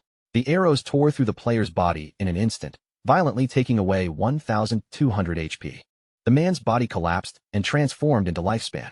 Chu Yin immediately panicked, because the man who had just died was her father, while her mother broke down beside her, unable to stop herself from crying. The archer who had fired the arrows smiled with satisfaction. He was clearly pleased that a single skill had instantly killed his target. The masked men beside him told him to stop wasting words, saying it was impossible for the Mengxiao River Guild to have any real experts. To them, the guild was just a pile of trash. They could not imagine any skilled player willingly carrying a group of elderly people, and they sneered that all of them were nothing but scum. The attackers then closed in on Chu Yin and her mother. With a relaxed smile, the archer told them to hand over. Chu Yin could not stop fear from rising in her chest. She knew the authorities had officially banned killing people in-game, and these attackers were putting themselves at risk of becoming wanted criminals. But the archer simply pointed at her with a mocking smile, making it clear that he did not care about the authorities at all. Then he lost interest in talking and coldly gave them 3 seconds to hand over their lifespan. Chu Yan's mother was about to obey, but Chu Yan stood firm and immediately told her not to even think about it. She urged her mother to quickly call for help in the guild channel while she stayed behind to hold the attackers off. Seeing her resistance, the archer's expression turned cruel. He ordered his men to attack, telling them to kill the older woman first and keep the young one alive for entertainment. The masked men rushed forward at once, but just as they were about to reach them, a wolf suddenly burst into the scene and sank its teeth into the attackers. Chu Yan froze in place, completely confused by the sudden change. She had no idea where this wolf had come from or what was happening. The archer's eyes also filled with confusion, his confident expression cracking for the first time. Before he could even take another breath, a figure flashed past him with terrifying speed, and in the next instant, his head was sliced clean off. The one who appeared was none other than Qin Feng. While the wolf tore into the archer's subordinates, Qin Feng quietly looked down at the severed head. He soon realized that this man was Shadow. The archer and his subordinates soon respawned back in town. He was furious, and his men were just as enraged. They wondered whether this had happened because of their killer status, but even with that status, it still should have been impossible for all of their lifespan to be completely drained. They were horrified and completely unable to understand what had happened. Not only had all of their lifespan disappeared, but such a huge amount had even dropped as tradable lifespan. Panicking, they immediately ran toward the forest. They knew that if things continued like this, they would die for real, so they had to kill monsters as quickly as possible and recover some lifespan. But just then, a strange energy suddenly appeared around them. A moment later, a sword formed from pure energy descended from above and struck down toward them. That energy pinned them in place, making it impossible for them to move. As someone approached from ahead, they finally understood that after wandering around and attacking other players, they had at last been caught. The people who appeared were two priests. The man holding a skill book revealed that they were official bounty hunters, and according to the law, they were going to arrest them. He ordered the attackers to provide their real-world information. The other priest stared at them with a cold, serious gaze and warned them that if they dared to resist, their lifespan would be ended immediately. Back in the forest, flowers slowly began blooming from the archer's corpse, spreading out from the place where he had fallen. Chu Yin was overwhelmed with relief and quickly thanked Qin Feng. She knew very well that without his help, both she and her mother would have been finished. Qin Feng lowered his gaze toward the ground, quietly thinking that Chu Yin was surprisingly good-natured. She was kind-hearted and brave, completely different from Qin Xiaoyu. He did not know how the two of them had become best friends, but fortunately, they had chosen different paths. In the next moment, Qin Feng vanished without leaving even a trace behind. When Chu Yin and her mother noticed he was gone, both of them were left standing there in confusion. Chu Yin picked up the lifespan orb from the ground. Her eyes filled with uncertainty because she did not know whether it belonged to her father. Her mother also looked around in confusion, wondering where the other attackers had gone. She asked Chu Yin how Shadow had disappeared so suddenly. Chu Yin said she did not know either. The only thing she knew was that he was the #1 shadow boss in the world. Elsewhere in the forest, another group of players was waiting. They remembered that Captain Anyu had said Shadow would arrive in just a few minutes, but almost half an hour had already passed. None of them could understand what he was doing. With curiosity written across his face, one player asked another whether Shadow could really defeat the bosses inside. The other player said he doubted it. After all, those bosses could revive. To him, it was already unbelievable that Shadow had dared to accept a mission involving bosses that seemed capable of resurrecting endlessly. Meanwhile, Qin Feng, still invisible, silently passed right between them. Qin Feng moved away from the group without making a sound. In his mind, he was thinking about the ancient god slate. He knew that this kind of slate could add 1 positive affix and 1 negative affix to equipment. If luck was good enough, those affixes might even alter class traits. In fact, there had even been people who witnessed the 7th-ranked player in the world use 7 of these slates to summon the ghost of an ancient god, destroying a legendary-level boss in one overwhelming strike. Sometimes, these bosses could even hide themselves completely, carrying stealth levels so high that ordinary players would walk right past them and die before they ever understood what had struck them. The group-type bosses born from the ancient god slate were not ordinary enemies at all. Each one carried its own special combat rules, and every boss had a different set of skills that made them troublesome in its own way. Qin Feng looked ahead and saw several monsters standing there, their eyes glowing with clear malice. Some bosses created by ancient god slates could become invisible, their stealth levels so absurdly high that players nearby would be killed before they even realized danger had arrived. In other cases, the real boss might be a summoner-type sorcerer hiding somewhere nearby, while the monsters players fought on the surface would simply keep respawning endlessly. According to the information currently available, once these bosses were killed, they would revive. Even worse, every resurrection would give all of them another stack of a berserk attribute.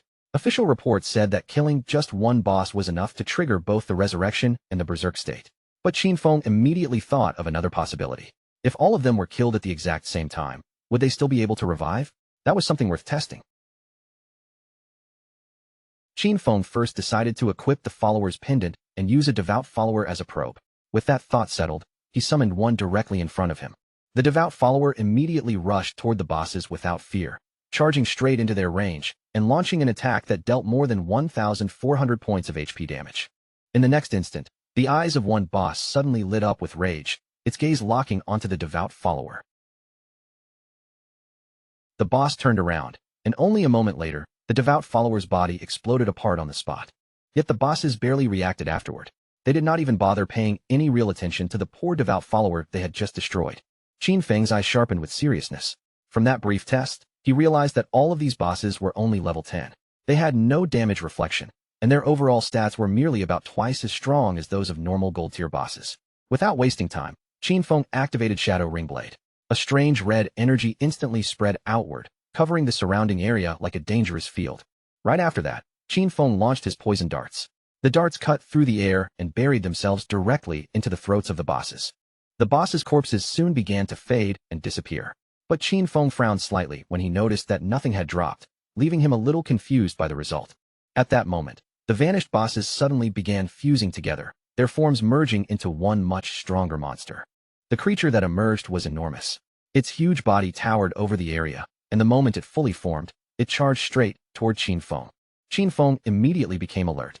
He understood that killing them at the same time had been the correct choice, and now the fight had clearly moved into its next phase. Then his gaze caught the strange symbols covering the giant boss's body. The boss launched an attack, but Qin Feng calmly dodged out of the way. As he moved, he recognized the markings on its body as ancient god characters. By reading the separate words and rearranging them in the proper order, he finally translated the boss's true name, Euthos, the Calamity Ancient God. As the massive boss crept closer step by step, Qin Feng felt uncertain for a moment, unsure how to proceed. Then a thought flashed through his mind. Maybe he needed to strike the different parts of the boss's body in the order of those characters. After all, in his previous life, he had poured a huge amount of manpower and resources into studying the ancient god language just to conquer the ancient god ruins. Qin Feng slipped past the boss's movement and struck the symbol on its leg first. Then he shifted positions, attacking the symbol on its arm, and finally drove his attack into the marking on its chest. Poison suddenly began seeping out from the boss's body. The creature opened its mouth wide and let out a painful roar, the sound echoing through the area. Its body started breaking apart piece by piece before collapsing into the water below. Qin Feng's expression tightened, and he immediately raised his guard, not yet understanding what was about to happen. Then, one coffin after another rose up from beneath the water. At the same time, the boss's body floated back up and began changing shape again. Its body continued mutating, twisting into a more grotesque form. Before long, several monsters burst out from within it, each one roaring fiercely as they emerged. Qin Feng quickly noticed that the raised inscriptions on the coffins matched the monsters one by one. From the look of it, during this stage, he needed to kill each monster near its corresponding coffin. He could already see the ancient god slate waiting ahead. This looked like the final phase of the battle. At that same moment, the monsters rushed toward Qin Feng all at once. Qin Feng stood his ground without retreating. His eyes shone with determination as he prepared to face the final wave head-on. Above the battlefield, crows began circling through the air, flying over the area where Qin Feng was fighting against the power of the ancient god slate. The strange movement immediately drew the attention of all the nearby players. They looked toward the valley with confusion and curiosity, unsure whether the tremors they felt were an earthquake or a sign that the boss inside had entered a berserk state. Because of that, they decided to go over and see what was happening. The mage in the team looked around curiously and asked where Shadow had gone. Her friend said there was no way Shadow could defeat that boss, so he probably would not come at all. But just then, the swordsman's eyes widened in surprise, and he quickly called for the others to come and look. When they arrived, the place was completely empty. There was no sign of Qin Feng, and even the boss had vanished, leaving all the players frozen in shock. They walked around the area, staring at the cracked ground beneath their feet. Some of them wondered if the earthquake had somehow killed the boss, or if something else had happened while they were away. Then Captain Anu contacted them and ordered them to retreat, telling them that Shadow had already dealt with the boss. The players' eyes filled with surprise and confusion. They could hardly believe that Shadow had actually defeated the boss by himself. The coffins were empty, and the chains around them had already been broken. Only moments earlier, these players had still been doubting whether Shadow could handle 7 bosses on his own. Yet barely 10 minutes had passed, and all of those bosses had disappeared before they even noticed Qin Feng arriving. They could not understand how he had done it, especially when the bosses were supposed to revive. Only then did they finally begin to understand why their leader trusted Shadow so much. Meanwhile, beneath the moonlight, Qin Feng walked calmly with the slate in his hand. To him, the gains from this trip were not bad at all. His eyes brightened with satisfaction. He had successfully reached level 14, and thanks to those 7 bosses plus the effect of Greedy Hand, he had gained a total of 294 evolution points. But the most important gain was still the ancient god slate in his hand. With its complicated mechanics, even the official forces would need at least a month to decipher it, and the losses during that time would be disastrous. Qin Feng then spent 210 evolution points in one go, leaving himself with 115 points remaining. His skill, Shadow Flash Slash, evolved from epic tier to legendary tier. The improvements were huge. Its blink range increased to 40 meters, its stealth duration rose to 15 seconds, and its cooldown was reduced to 8 seconds. The skill could now unleash 9 slashes within a wider 6-meter area, and every hit came with an additional 700 attack power. But compared with those upgrades, the most powerful change was an entirely new effect. From now on, every slash would grant Qin Feng a shield equal to 100% of his maximum HP. These shields could stack up to 9 times and would last for a full 60 seconds. Qin Feng felt confident, and a cheerful mood rose in his chest. From this point forward, as long as all 9 slashes of Shadow Flash landed, his effective HP would become 10 times higher than normal. His room for error had suddenly increased by an absurd amount. He entered invisibility again and began walking through the area. Based on his current leveling speed, he knew he would be able to reach level 15 in about another 5 hours. Once that happened, it would be time to head toward Modu. Several hours later, Qin Feng returned to the ruins. To his surprise, the women from earlier were still there, still beating Qin Xiaoyu. They clearly looked ready to beat her to death. Qin Feng was a little surprised to see that the fighting still had not ended. These women were far more ruthless than ordinary troublemakers. The white-haired woman stretched her arms, finally taking a short break. She looked exhausted and complained that both her back and waist were aching. Her friend was just as irritated, staring at her swollen hand and grumbling that after hitting Qin Xiaoyu for so long, her hands were practically smoking. After that, they spat on Qin Xiaoyu and decided that this was enough for today. In their eyes, this beating should be more than enough to teach her a lesson. Qin Xiaoyu's body was covered in bruises and wounds. Only after the women stopped did she slowly begin to push herself up from the ground. She could not hold back her tears. In her mind, all of this was Qin Feng's fault. She had told him to cut ties with her, and he had actually ignored her afterward.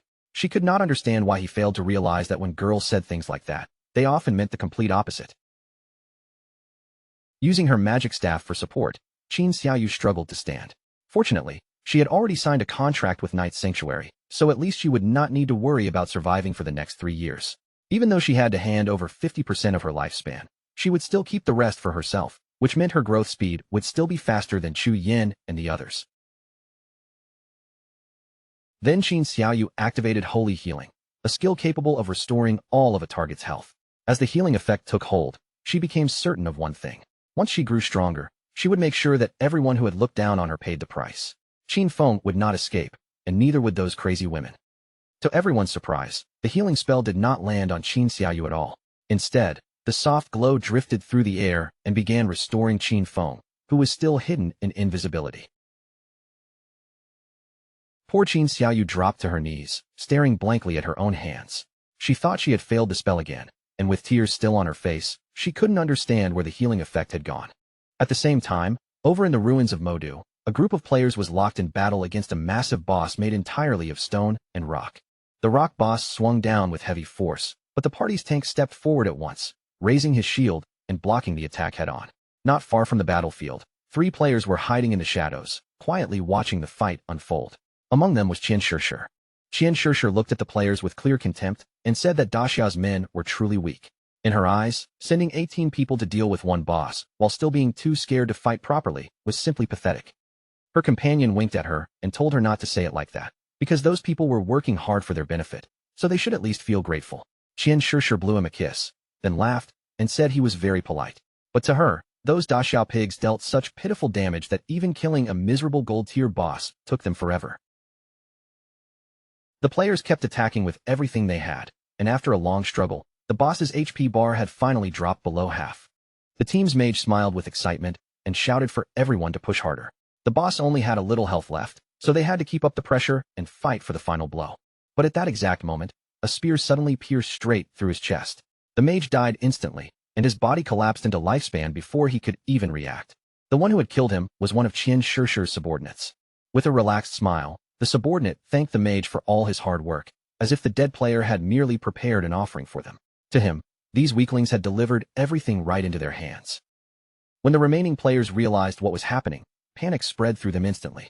They recognized the attackers as the Spade Gang, a band of thieves made up of mysterious women from Daxia and foreign players. They could not understand how such monsters could exist, people who would actually guide outsiders to massacre their own countrymen. The players gritted their teeth and charged forward. Their leader shouted for everyone not to be afraid and ordered them to attack together, because the enemy only had a few people. Seeing them try to resist, Qian Shishir's expression became even more vicious. She promised to massacre all the pigs of Daxiao, and coldly warned them to get ready to die.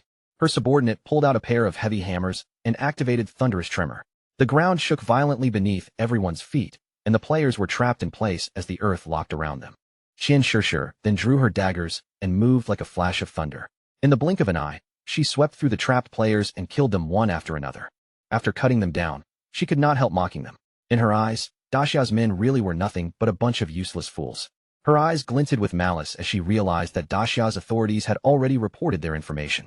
But to her, that meant nothing.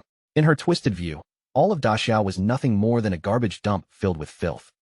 Her companions said these were only ordinary players, so of course they had no chance of competing against people like them, especially when Qian Shishir's side had powerful capital backing them from behind. As the corpses on the ground slowly transformed into lifespan orbs, Qian Shishir explained that although their real identities had not been exposed yet, they should still leave Daxia as soon as possible for safety and head to North America. She looked down at the ground and decided that once they got there, they would create a guild dedicated to hunting down Daxia pigs. The black man beside her thought it sounded like a good idea, while the other man asked what they should name the guild.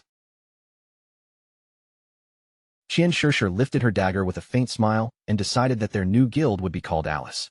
Then she dropped down to the ground, already imagining herself surrounded by black men as she laughed to herself.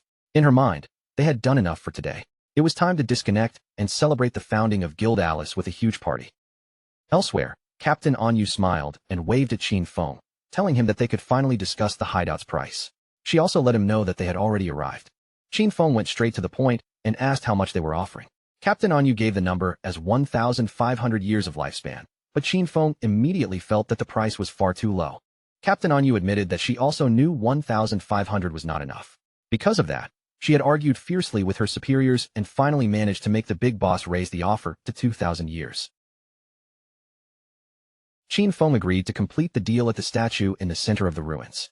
He knew Captain Anyu was smart, but even so, she had still tried to start with a low price. A while later, Qin Feng arrived at the statue and saw Captain Anyu waiting there, accompanied by several knights. Captain Anyu blushed slightly and smiled as she explained that she was carrying too much lifespan on her. The High Command did not feel safe letting her come alone, so they had arranged a military escort for her. Qin Feng's eyes grew serious for a moment. To him, this escort was nothing impressive. The authorities still had no idea how strong he really was, and those knights only knew one or two decent moves at most. Qin Feng handed over the key, and almost immediately, the system notified him that the transaction had been completed successfully. He lost the church sanctuary hideout key, but in exchange, he obtained 2,000 years of tradable lifespan. After finishing the deal, Qin Feng turned to leave, and Captain Anyu said goodbye to him. The knights around her were still confused, unable to understand why she would spend 2,000 years of lifespan just for this. Captain Anyu calmly told them that they simply did not understand its value. This was a hideout capable of sheltering hundreds, possibly even thousands of people, and other than Shadow, no one would be generous enough to give up something like that. As for Qin Feng, Captain Anyu's timely payment came at the perfect moment. With this lifespan, he could fully prepare himself before heading to Modu. Qin Feng immediately began investing the tradable lifespan he had just received. He first consumed 71.2 years to raise himself to level 15. After that, he purchased several new skills, including the mythic level Blessed Liberation for 161.7 years and the legendary Assassin's Instinct for 71.12 years. He then bought 3 epic level skills, Shadow Ring Blade, Silent Concealment, and Darkest Hour, costing 36.35 years, 23.71 years, and 30. At that moment, the system alerted him that his hunger level had already reached 90%. Qin Feng realized he had gone far too long without eating, so he decided to disconnect first and deal with his hunger before continuing. Qin Feng logged out of the game, and when he opened his eyes in the real world, he found himself waking up inside a cage at the Hualuen Hotel. The men nearby immediately noticed that Qin Feng had regained consciousness. They drew their weapons and demanded that he hand over all the lifespan he was carrying, warning that otherwise, he would end up like the other people in the motel. One of them even laughed mockingly, saying the apocalypse was wonderful because now he could kill whoever he wanted. Qin Feng stared at them with a sharp, penetrating gaze. Seeing that look, one of the men grew furious and shouted at him to hurry up and hand over his lifespan. Another man eagerly asked their boss to let him tear Qin Feng apart. The man holding the bat looked at Qin Feng and assumed he was so terrified that he had frozen in place. Since Qin Feng was not responding, he decided it would be easier to just kill him directly. But before any of them could take another breath, a strange energy quietly began spreading through the air around them. Qin Feng activated Shadow Ring Blade, and soon after, the entire hotel began collapsing apart, breaking down piece by piece under the force of his attack. Afterward, Qin Feng picked up a pack of instant noodles. He realized that the more power he synchronized into the real world, the more energy his physical body would need. At his current strength, ordinary food was no longer enough to properly satisfy him. Qin Feng began eating the instant noodles while thinking ahead. Once he dealt with Qian Shishir and her newly founded guild Alice, he would need to find a way to obtain the divine gifted book. Mounted on his wolf, Qin Feng set off once again. He knew Qian Shishir was extremely cunning, far harder to track than Song Fei. However, he still had one useful method. The mission called Kill Qin Feng that he had accepted earlier could be used as bait to lure her out. Still hungry, Qin Feng headed toward Modu, planning to find something to eat along the way. At the same time in Modu, Qian Shishir was throwing a huge party. In front of her men, she smiled proudly and praised them, saying they had all done an amazing job.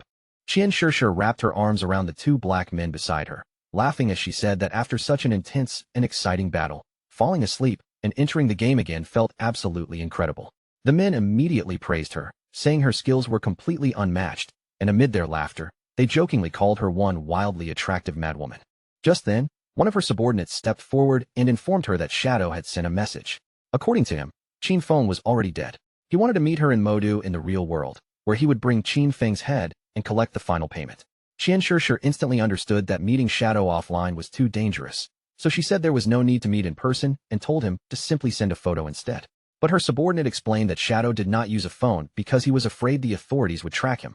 When Qian Shishir heard that, a smile slowly appeared on her face.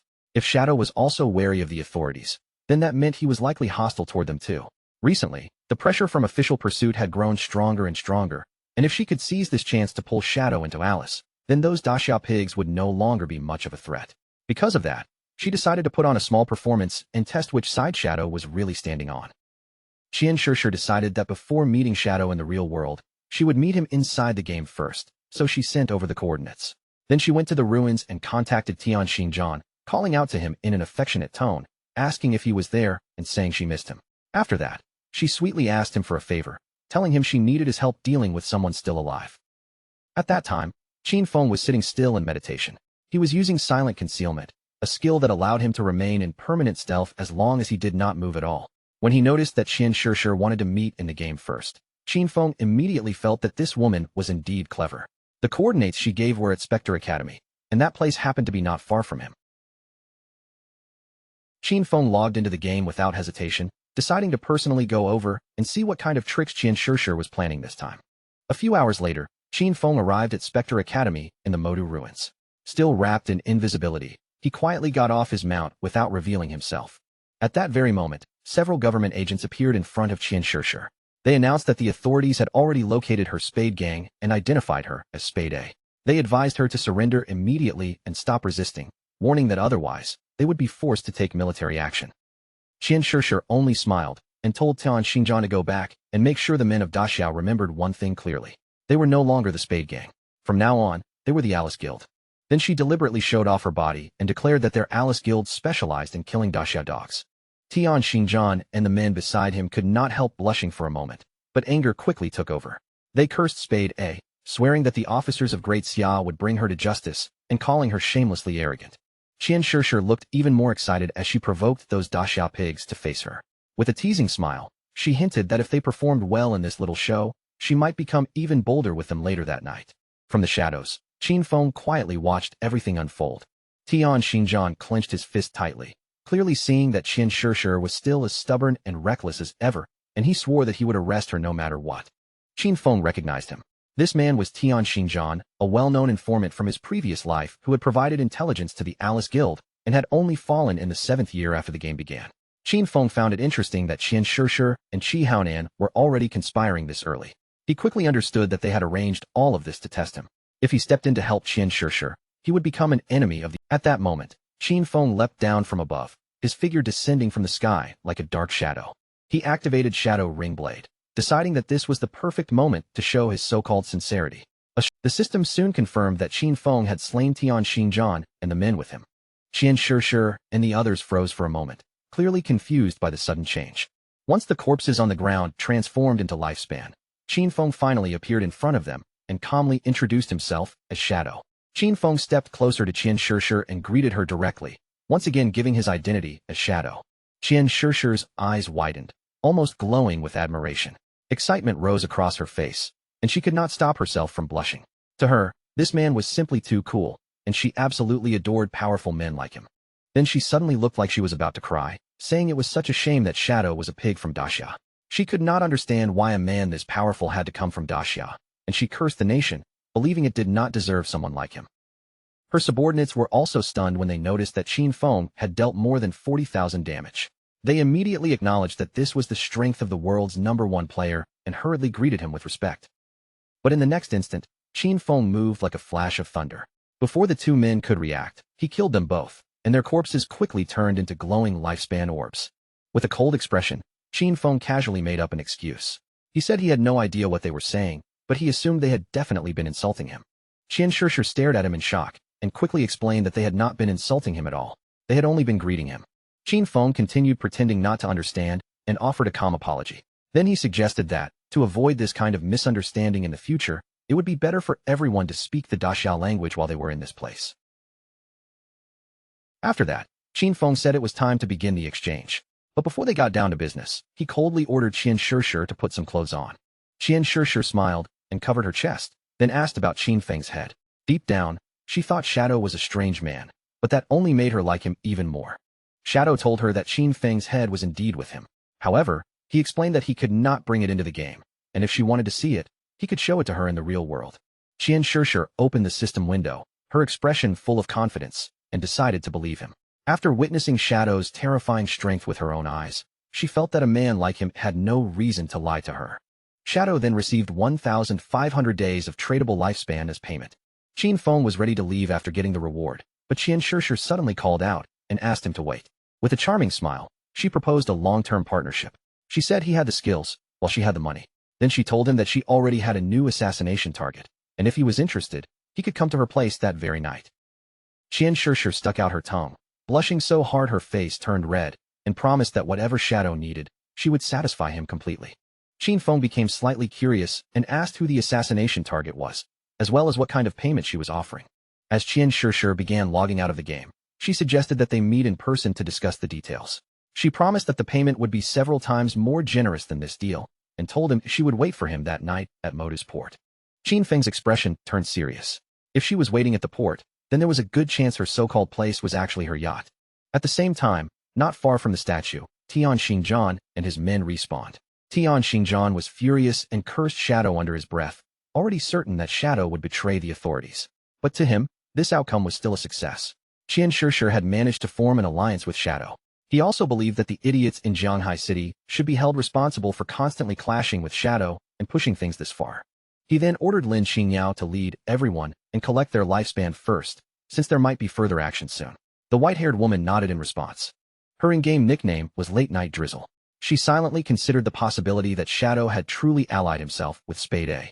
If that was really the case, then they would have to find a way to eliminate Shadow, even if it cost them their lives. Lin Qingyao lowered her gaze to her hand and sank into thought. She understood very clearly that the gap between herself and Shadow was enormous. During that earlier exchange, she had not even managed to catch a glimpse of his silhouette before everything was already over.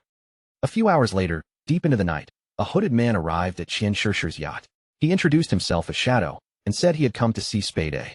When the guards noticed that Shadow had arrived, they immediately recognized him. The guards told him that they had been waiting for him and that the yacht was already prepared to set sail. Then they invited him to come aboard, while Shadow remained silent. By then, night covered the sea, and the yacht was already sailing far away from the cities, cutting through the dark water under the open sky. While Shadow seemed distracted, Qian Shishir appeared with a glass of wine in her hand. She was dressed in an elegant red gown, and with a smile, she offered him a drink, saying they were finally meeting in person. She also remarked that she had not expected him to remain this mysterious even in the real world. Shadow had no interest in wasting time. He went straight to the point and asked her who she wanted him to kill. Qian Shishir stepped closer to Shadow with a mischievous smile and told him there was no fun in being so direct. With such a beautiful night and such pleasant company around them, she suggested they leave those boring matters for later. Instead of pressing him any further, Qian Shishir gently invited him to share a drink with her, raising the glass as if they were simply celebrating this beautiful evening together. Shadow accepted the wine glass from her hand, and without showing even the slightest hesitation, he brought it to his lips and took a calm sip. Seeing him drink so easily, Qian Shishir could barely hide the joy spreading across her face, and before long, Shadow had settled himself down on the sofa. Qian Shishir immediately sat down beside him, leaning close as she wrapped her hands around his arm. With a sweet smile on her face, she asked if he was already starting to feel something, then proudly revealed that the wine had been mixed with her own special secret recipe. Her breathing grew heavier as excitement rose inside her, and she admitted that anyone who drank that mixture would end up obeying her every command. In her mind, she was already celebrating, convinced that everything had gone exactly as planned. Even Shadow, in the end, was still only a man. But her excitement quickly turned into stunned surprise when she saw just how intense the reaction seemed to be. Drooling with anticipation, she moved in front of Shadow and softly told him not to be nervous, urging him to relax and enjoy himself. Then she laid out her plan with a thrilled smile. Once they both reached the peak of the moment, she would finally lift his hood and look clearly at his face, certain that he had to be unbelievably handsome. Until then, though, she wanted to preserve the mystery a little longer. Qian Shishir lost herself in the moment with Shadow, amazed that Daxia could actually have such an extraordinary man. Only now did she feel she understood why he was called Shadow. A fierce heat spread through her body, overwhelming her senses as she marveled at the experience. Feeling that scorching warmth swallow her completely, she urged him to keep going, crying out that she was ready and telling him to release himself, until the moment finally reached its peak. But right at that instant, something strange suddenly erupted from Shadow's body. Green flames burst outward and rushed straight onto Qian Shishir, burning across her body. Qian Shishir froze in horror, feeling a searing heat tear through her as panic flashed across her face. In disbelief, she wondered if this was actually fire. Someone appeared beside her in an instant and snatched the protective crystal pendant hanging around her neck. He had not expected her to possess such a valuable item, one that had actually saved her life. It was a gold-tier universal accessory, a protective crystal pendant with a unique effect that granted its wearer a layer of damage immunity once every 300 seconds. The person standing there was none other than Qin Feng. His body gave off a suffocating pressure, and his sharp gaze locked firmly onto Qian Shishir. She was completely shaken, unable to understand why he was still alive, because she clearly remembered seeing Shadow kill him before. Qin Feng decided there was no longer any need to hide the truth from her. There was only one reason he could be standing there. He was Shadow. Qian Shishir instantly backed away from the so-called Shadow still sitting on the couch, her eyes stretching wide as fear finally crashed over her.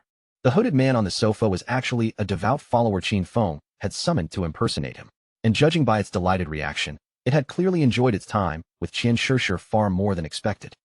The once proud and arrogant Qian Shishir was now kneeling in front of Qin Feng, slamming her forehead against the floor again and again in desperate panic. She begged him to spare her life, sobbing that she knew she had been wrong.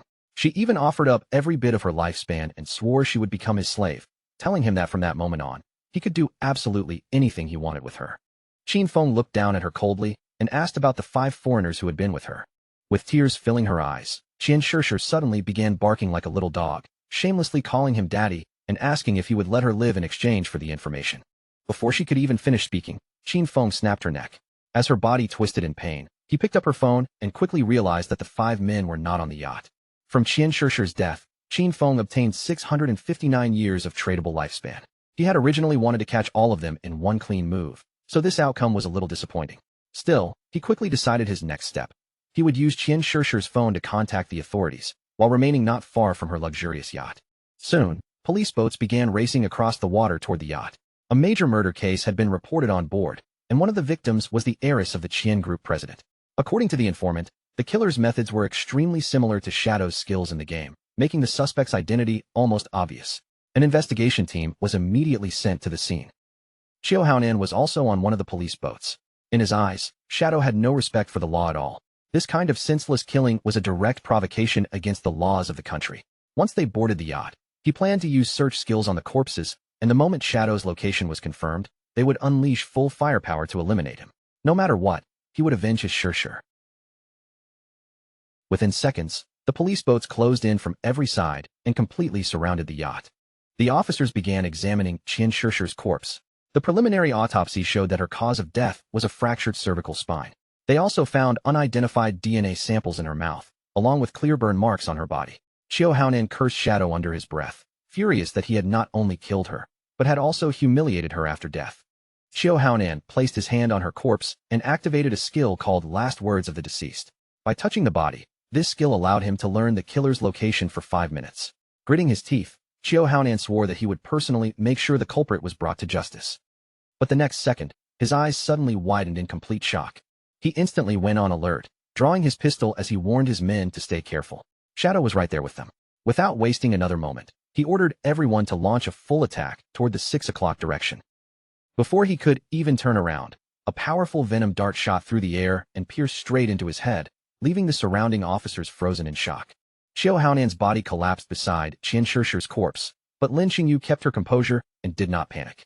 With a firm and determined expression, Lin Xingyu immediately summoned a group shield and opened fire. She accused Shadow of killing the investigator and demanded to know whether he was trying to make himself an enemy of the authorities. Qin Feng calmly told them not to be nervous. He explained that the reason he killed Xiao Haonan was because the man was a traitor who had leaked official information to Qian Shishir in exchange for personal benefits. As for proof, Qin Feng pointed out that the evidence should be on Xiao Haonan's phone, and they were free to investigate it carefully. One of the officers turned on Xiao Haonan's phone, checked through it, and quickly reported to Captain Lin that they had indeed found communication records between Captain Xiao and Qian Shishir. It was also revealed that Qian Shishir had been the player known in the game as Black Ace. Captain Lin Xingyu still found it hard to believe, so she decided to look through the evidence herself. She reached out and took the phone, but the officer suddenly panicked and told her to wait a moment. Lin Xingyu frowned in confusion, wondering what exactly was on the phone that she was supposedly not allowed to see. Then her eyes widened in surprise as a photo appeared on the screen, showing Xiao Haonan and Qian Shishir kissing each other. When Lin Xingyu opened the photo gallery and saw all the private photos of Xiao Haonan and Qian Shishir, her face instantly flushed bright red. The officer beside her grew nervous and awkwardly said that he had already tried to warn her. At that moment, Lin Xingyu finally realized that everything Shadow had said was true. She understood the full picture at last. The last time Shadow killed them in the game, it had only been a performance meant for Qian Shishir to see. Shadow had used that to gain her trust, then tracked her down in the real world and dealt with her directly. Afterward, he informed the authorities, drawing Xiao Haonan into the open and killing him as well. With a single move, he had helped the officers solve 2 major problems. One of the officers noticed her staring at the photos for too long and asked why she kept looking so intently. But Lin Xingyu's mind was elsewhere. She finally understood just how terrifying Shadow truly was. If someone like him ever became openly hostile toward the authorities, the consequences would be impossible to imagine. Then she remembered that only moments earlier, she had fired at him. Shadow probably would not care about something so small, and he might not even hold a grudge, but she still worried that this could create a rift between him and the authorities. With sincere gratitude on her face, Lin Xingyu thanked him for helping them and apologized for shooting at him earlier. Then, without hesitating for even a second, she aimed her gun at her own leg and pulled the trigger, instantly throwing the surrounding officers into panic. But Lin Xingyu quickly told them not to worry about her. With tears gathering in her eyes, she looked toward Shadow's direction and said she had now repaid the debt. Then she pleaded with him to continue cooperating with the authorities in the future. One of the officers moved in to support her and told her there was no need to be that cautious. But Lin Xingyu said they did not understand Shadow's personality, and no matter what, it was always better to be safe than sorry. Qin Feng was still hidden under his invisibility skill, quietly watching everything unfold. He recognized her as Late Night Drizzle, whose real name was Lin Xingyu. She had shot herself just to avoid becoming his enemy, and that level of decisiveness was exactly what one would expect from the future leader of Magic City's official forces. At the same time, back inside the game, several monsters appeared not far from the ruins. The player carrying the shield immediately rushed forward to fight them, blocking the monsters head-on while calling out for Qin Xiaoyu to heal him. Qin Xiaoyu raised her friendly staff and activated a healing skill, but she was so clumsy that the healing light landed on one of the monsters instead of her own teammate. The monster immediately bit the shield-bearing player, and he stared in disbelief as he realized she had healed the wrong target again, angrily calling her as useless as ever. Her healing skill kept pouring light into the monster instead, while the other creature tore into her teammate right in front of her. It did not take long before both of them were completely wiped out, disappearing from the battlefield one after the other. When the two of them respawned again, Qin Xiaoyu stood there with tears welling in her eyes, completely unable to understand what had just happened. She said she had not even seen anyone attack them, so it had to be Shadow. Then she anxiously wondered if he kept targeting her because he had discovered her plan to avenge Brother Song Fei. The man immediately gave her a heavy smack on the head, calling her an idiot and asking why Shadow would ever waste his time attacking someone like her. He angrily explained that they had been wiped out by the Platinum Boss, headless assassin Shaluo, then asked if she had not even bothered to look at the system notifications. Qin Xiaoyu now had a swollen bump on her head. The man glared at her furiously and revealed that the boss had only been provoked because her healing skill had landed on the wrong target. Then he swore that if the guild leader ever assigned her to his team again, he would rather kill himself right there on the spot. At that exact moment, the boss suddenly descended near them, and the man's face instantly changed as panic took over. As a strange aura began leaking from the boss's body, the man immediately turned his back on Qin Xiaoyu and ran for his life, realizing in horror that the boss had actually followed them all the way there. Qin Xiaoyu's eyes widened with fear, and in that instant, she knew the situation had become very, very bad. That night, somewhere deep within the city, a grand mansion stood under the darkness. Inside the mansion, someone suddenly hurled a plate of fruit onto the floor, sending everything scattering across the room. It was a red-haired woman on the phone, and her anger was burning out of control. She snapped at the officers on the other end, calling them completely useless. This had been a perfect chance to kill Shadow, yet they were simply choosing to give up, and she had no patience for any of their excuses. Shadow had slaughtered her entire Dongfang clan, and in her eyes, that blood could never be allowed to go unpaid. After spending years infiltrating the government, those people had still proven worthless at the most important moment. She demanded that, no matter what price had to be paid, Shadow must suffer for what he had done. Behind her stood a boy holding a whip in his hand. The woman reminded him coldly that Shadow had killed his father-in-law, then questioned why he was still hesitating. Behind the boy was a wounded woman, her eyes glowing with both malice and confidence. At that moment, the boy looked toward his mother and revealed that he already had a plan to kill Shadow. His mother immediately became curious and asked her son, Nantian, what kind of plan he had come up with. After all, that godforsaken game was only open to adults over 18, and he still had no way to enter it himself. Nantian's eyes shone with confidence as he explained that even if he could not enter the game, he could still use his brain. Since Shadow enjoyed killing people so much, his idea was to send some people to provoke him and draw him straight into his father's fireworks factory. They would set everything up ahead of time, and the moment Shadow appeared to kill those people, they would detonate the entire factory. Tens of thousands of fireworks would become his funeral pyre, and the whole world would witness Shadow's death in a blaze of fire. Even if the plan failed, there would be no way for Shadow to trace it back to them. A satisfied smile slowly spread across his mother's face, as if she had just realized they had not done such a bad job raising him. Then she turned sharply toward Chu and snapped that even her son was more useful than him. Chu did not argue back. He only reminded her that this matter had to stay secret. The official attitude toward Shadow was still focused on winning him over, and besides that, his eldest and second brothers would never support them taking action like this. After hearing that, the woman ended the call at once and decided she would handle the matter personally. She walked toward her son, glanced at the tied-up woman in front of him, and asked why he still refused to hand over his lifespan. Nantian apologized softly, raising a hand to touch his own cheek as a blush appeared on his face. He admitted that he had lost control for a moment and had accidentally killed her. At the same time, inside the godforsaken game, within the ruins of Magic City, the boss that had chased Qin Xiaoyu and her companion attacked with terrifying speed.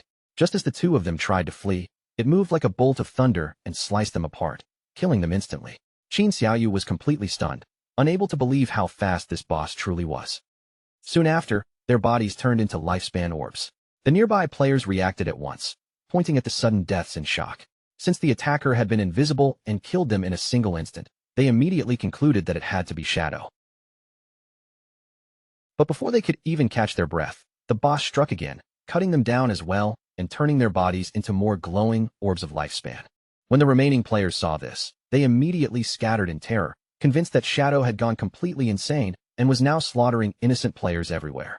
Meanwhile, Qin Feng was standing above the sea, casually whistling as he enjoyed the open view around him. Since this place was far away from the city, he felt it was the perfect location to extract the hideout. The system then asked Qin Feng whether he wished to consume 1,315.2 years of lifespan. That lifespan would be used to extract the soul, cleansing land into reality. Since the hideout was an underground structure, Qin Feng also had to mark its exact location on the map. Before the process began, the system gave one final warning. Any material overlapping with the hideout would be completely obliterated, and it asked Qin Feng to confirm the action. Qin Feng lowered his gaze toward the bottom of the sea and calmly confirmed it. Not long afterward, a magic circle began to appear across the water.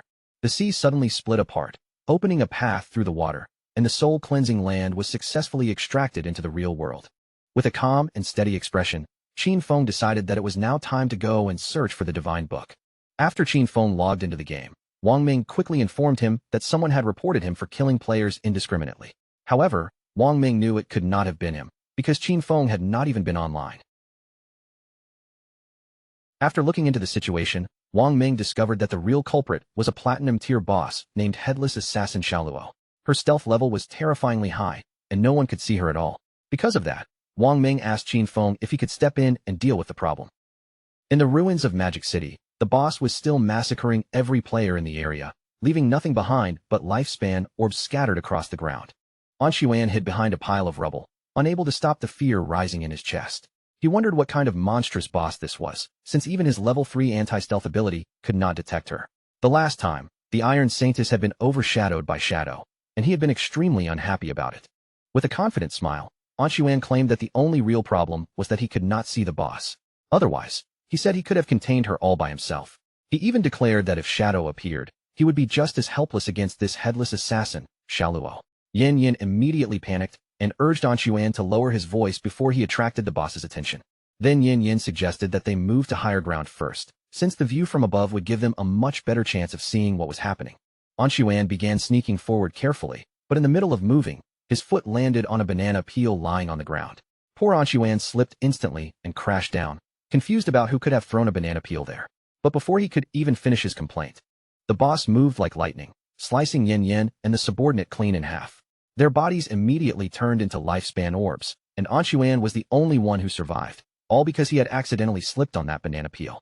An Xuan stared in shock, realizing that the boss had wiped out all of his subordinates in an instant. Without wasting a single, Xiaoluo raised her arm, clearly preparing to eliminate An Xuan next. But instead of trembling in fear, An Xuan shouted back at her, boldly declaring that he was not afraid.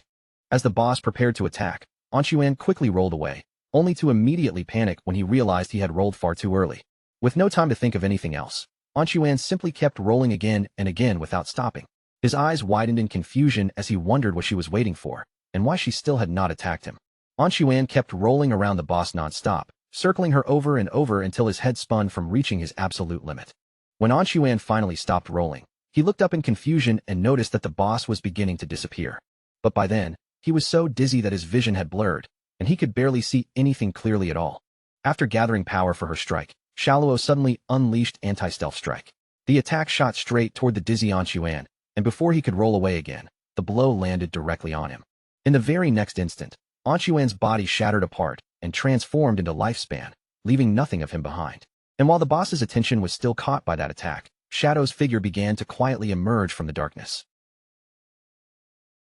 Out of nowhere, Qin Feng appeared above Xiaoluo like a shadow dropping from the sky. Using true anti-stealth strike, he drove his dagger forcefully into her back, dealing more than 28,000 points of damage and killing her instantly. His movement was so fast that Xiaoluo did not even have the chance to turn around or sense him behind her. But when Qin Feng saw the boss's name, he could not help feeling slightly surprised that she was actually called Xiaoluo. A few minutes before Qin Feng showed up, every guild member hiding in the city ruins had started pointing at poor Qin Xiaoyu, blaming her for casting her spell on the wrong target. They said her mistake had awakened the headless boss, causing the monster to notice her and chase her. Qin Xiaoyu's eyes filled with tears, her face full of sadness and helplessness as she quickly explained that she had never meant for any of that to happen. Two of the players were furious and told the guild leader that their teams would never dare accept someone like her.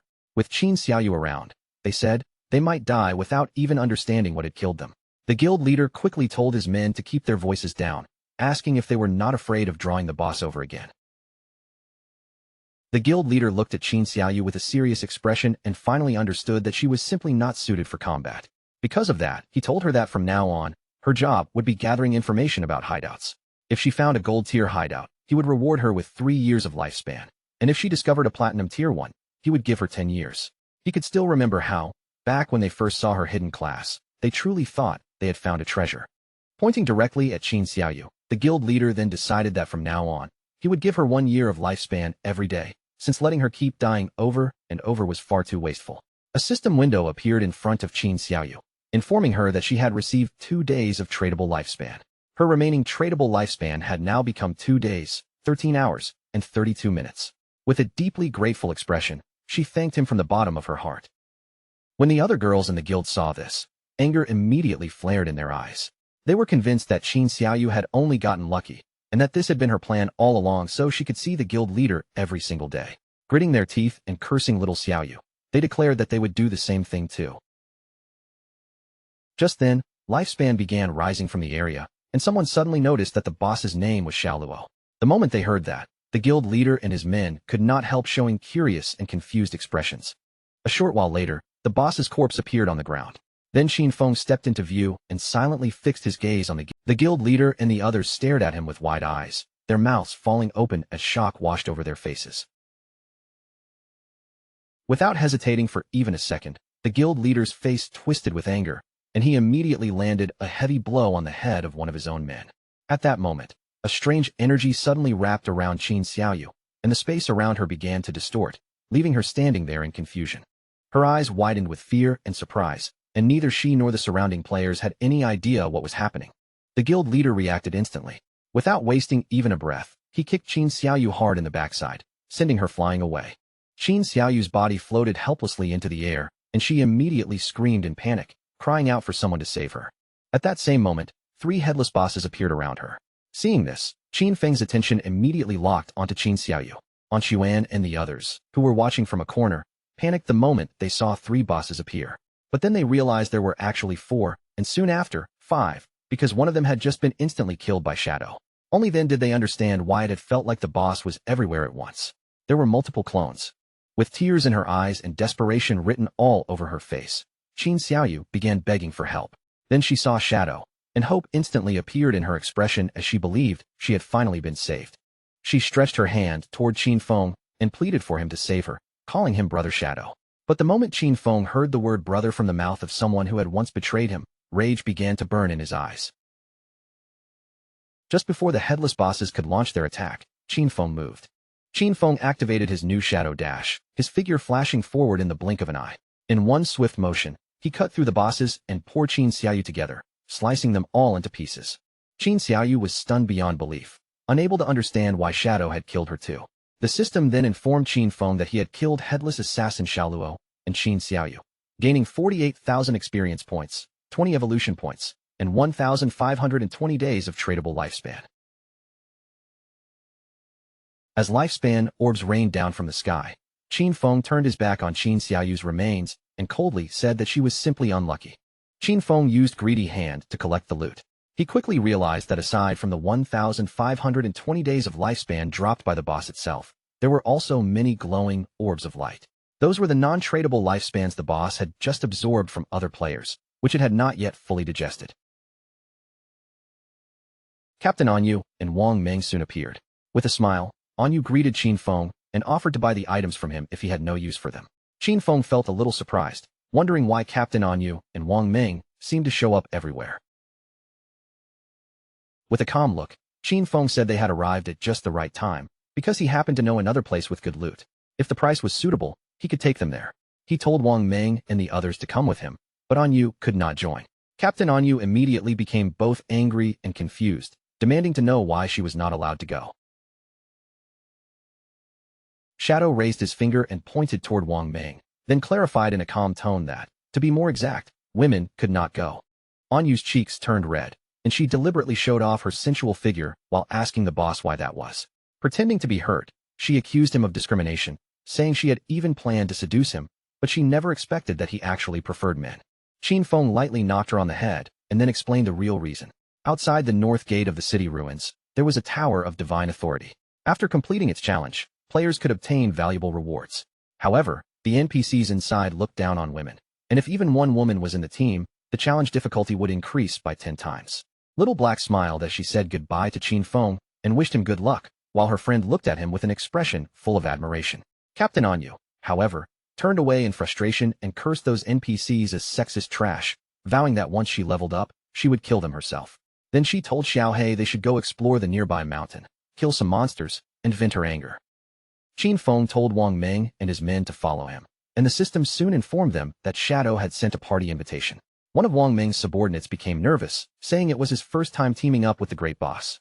Wang Meng immediately scolded him for being so tense, reminding him that this was a rare chance to learn from the great boss's movements.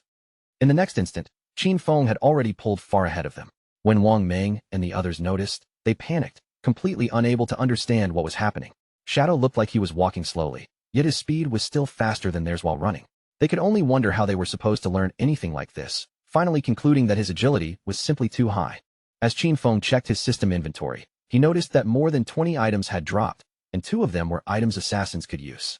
The first item was the Emerald Tier Forest Bone Blade, an assassin weapon. It provided 388.125 attack power with armor penetration, while also increasing strength by 39 and agility by 48. It required level 15 to equip, and its unique effect, Qin drew the new Forest Bone Blade, and joy flashed in his eyes when he saw its attack power. Compared to the Plague Blade's 216 points, this weapon was almost 80% stronger. On top of that, it added armor penetration, strength, and agility. This blade was definitely not bad, and it was absolutely worth equipping. The second item was the Platinum Tier skill, Shadow Blade. It could launch a blade of shadow condensed from dark elements, dealing dark elemental damage to a single target within 20 meters, with an additional 600 points of dark elemental attack. On impact, it would dispel one random buff up to Platinum Tier. Its cooldown was 12 seconds, which became 6.49 seconds after reduction, and it required level 14 to use. Qin decided to evolve this skill all the way up to Legendary Tier. Although its single-target dark elemental damage was not especially high, he felt the buff dispelling effect was extremely useful. The evolution consumed 56 evolution points, leaving Qin with 219 points remaining. Shadow Blade advanced through Platinum, Emerald, Diamond, and Epic tiers before finally reaching Legendary Tier. Its added dark elemental attack rose to 1,500 points, and it could now dispel a random buff up to Legendary level. Its cooldown dropped to 7 seconds, with an effective cooldown of 3.78 seconds. Finally, the skill gained a brand new legendary effect. Whenever Shadow Blade struck a weak point, it would refund 3 seconds of its cooldown. Holding the newly upgraded skill in his mind, Qin felt a clear surge of excitement. He realized that as long as he hit a weak point, Shadow Blade would immediately return 3 seconds of cooldown, which meant that for him, the true effective cooldown would be only 0.78 seconds. Qin finally came back from his thoughts, but when he turned around, Wang Ming and his subordinate had already vanished from the area without a trace. At the same time, nearly 2 kilometers behind Qin Wang Ming's subordinates were gasping for breath, completely exhausted.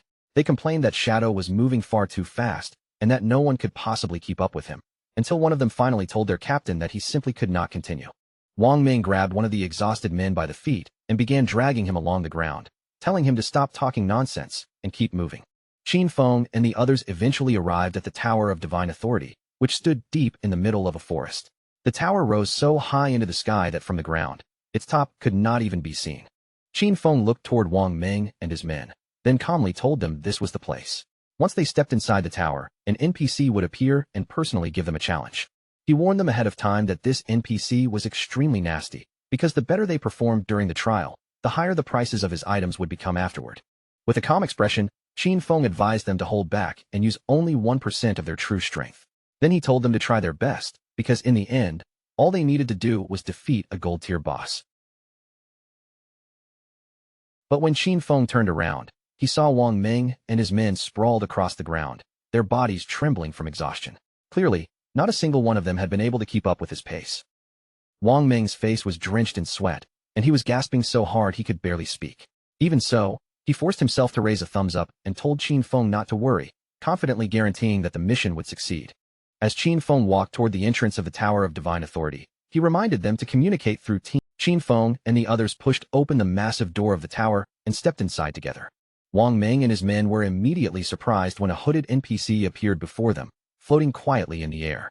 The figure greeted them warmly as friends from Blue Star and assumed that the arrival of the Forsaken Gods had already made them feel uneasy. The hooded NPC revealed that this place was the Tower of Divine Authority. If they successfully completed the challenge inside, they would earn the right to trade with him. Then he calmly told them to inform him once they were ready to begin. Wang Ming's men were both surprised and confused when they realized the game actually had NPCs. One of them quickly asked Shadow what kind of boss they would have to face in the challenge. Qin simply told them to follow his lead during the fight and assured them it would be easy.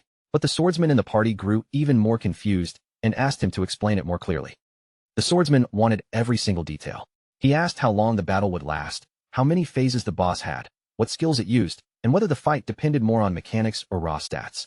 He kept going, asking whether the boss had movement skills, instant kill attacks, targeted abilities, where its weak points were, and exactly how long they should expect the battle to continue. Wang Ming told Qin Feng not to mind him. He explained that this guy was nicknamed Steady as an old dog, and ever since an accident during one mission caused 2 party members to die, he had become extremely cautious no matter what he was doing. Qin Feng did not waste any more time and directly told the NPC that they were ready to start. The swordsman instantly panicked, hurriedly saying that he was not ready yet. The NPC slowly lowered his head toward them and announced that it was time for them to start enjoying the trial. A moment later, a portal opened in front of them, and from within it stepped a powerful boss, the level 20 gold tier obsidian skull-splitting puppet. The swordsman's eyes widened with fear when he saw the boss's level. This monster was level 20, while the highest level player among their group was only level 11. Qin Feng remained completely calm and said there was no problem, then signaled for Wang Ming to go first. Following Shadow's order, Wang Ming pulled out his shield and drew his sword from his inventory. With shield charge activated, he rushed headfirst at the boss and slammed his shield hard into its teeth. The boss was instantly enraged and swung back at Wang Ming. Luckily, Wang Ming reacted quickly and managed to block part of the blow with his shield, but the impact still sent his entire body flying backward. Qin Feng moved like thunder and caught Wang Ming before he could crash into the wall. Seeing this, the swordsman and the archer were stunned for a moment, and both of them started to worry for Qin Feng. Qin Feng fixed his eyes on the boss and told the archer not to worry about anything. He ordered him to use Starshine Shot, then turned to the swordsman and commanded him to unleash triple ground slash. Both of them nodded immediately.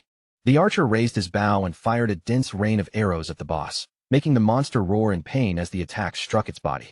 Taking advantage of the boss's lowered guard, the swordsman moved in like a gust of wind and launched a series of precise, yet powerful slashes. The boss opened its mouth as blood began to spill out, and its rage grew even stronger. Then it slammed the ground with terrifying force. A powerful aura erupted around the boss's body, and a strange black energy began forming near the swordsman. The moment Qin Feng saw it, he realized that the boss had entered berserk mode. Qin Feng immediately warned them that he would handle it himself, then ordered everyone to stay far away from the black oil spreading across the ground.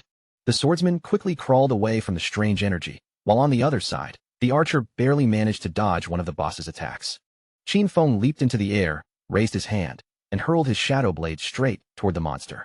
The attack was so fast that the boss had no chance to react. The blade struck directly into its face, instantly dealing more than 4,500 points of damage. But instead of calming down, the boss only roared even louder. Qin Feng immediately used his skill to dispel the berserk state from its body. Wang Ming could not help smiling as he commented that the damage Qin Feng dealt did not match his true strength at all. It was almost as if the boss had removed all of his gear. The swordsman's face lit up with joy as he said Shadow was truly amazing at pretending, since he had stayed in the corner the whole time. The NPC probably thought he was a complete beginner. The archer became curious and asked Qin Feng how he knew the NPC's items would become more expensive when stronger players performed too well. More than that, he wanted to know how Qin Feng had discovered such a hidden detail in the first place. Qin Feng thought for a moment before explaining that this game was full of secrets. A great deal of information was buried deep within the ruins, so they should often ask themselves whether they had truly made an effort to explore and whether their knowledge had actually grown. The archer and the swordsman both fell silent, unable to come up with any response to his words. While they were distracted by Qin Feng's explanation, the boss suddenly opened its mouth and began charging a fireball. As the fireball in the boss's mouth grew larger and more powerful, Qin Feng warned them that the monster was about to spin clockwise and spit flames. He told them to dodge properly, explaining that once the fire touched the black oil on the ground, they could be burned to death in only 3 seconds.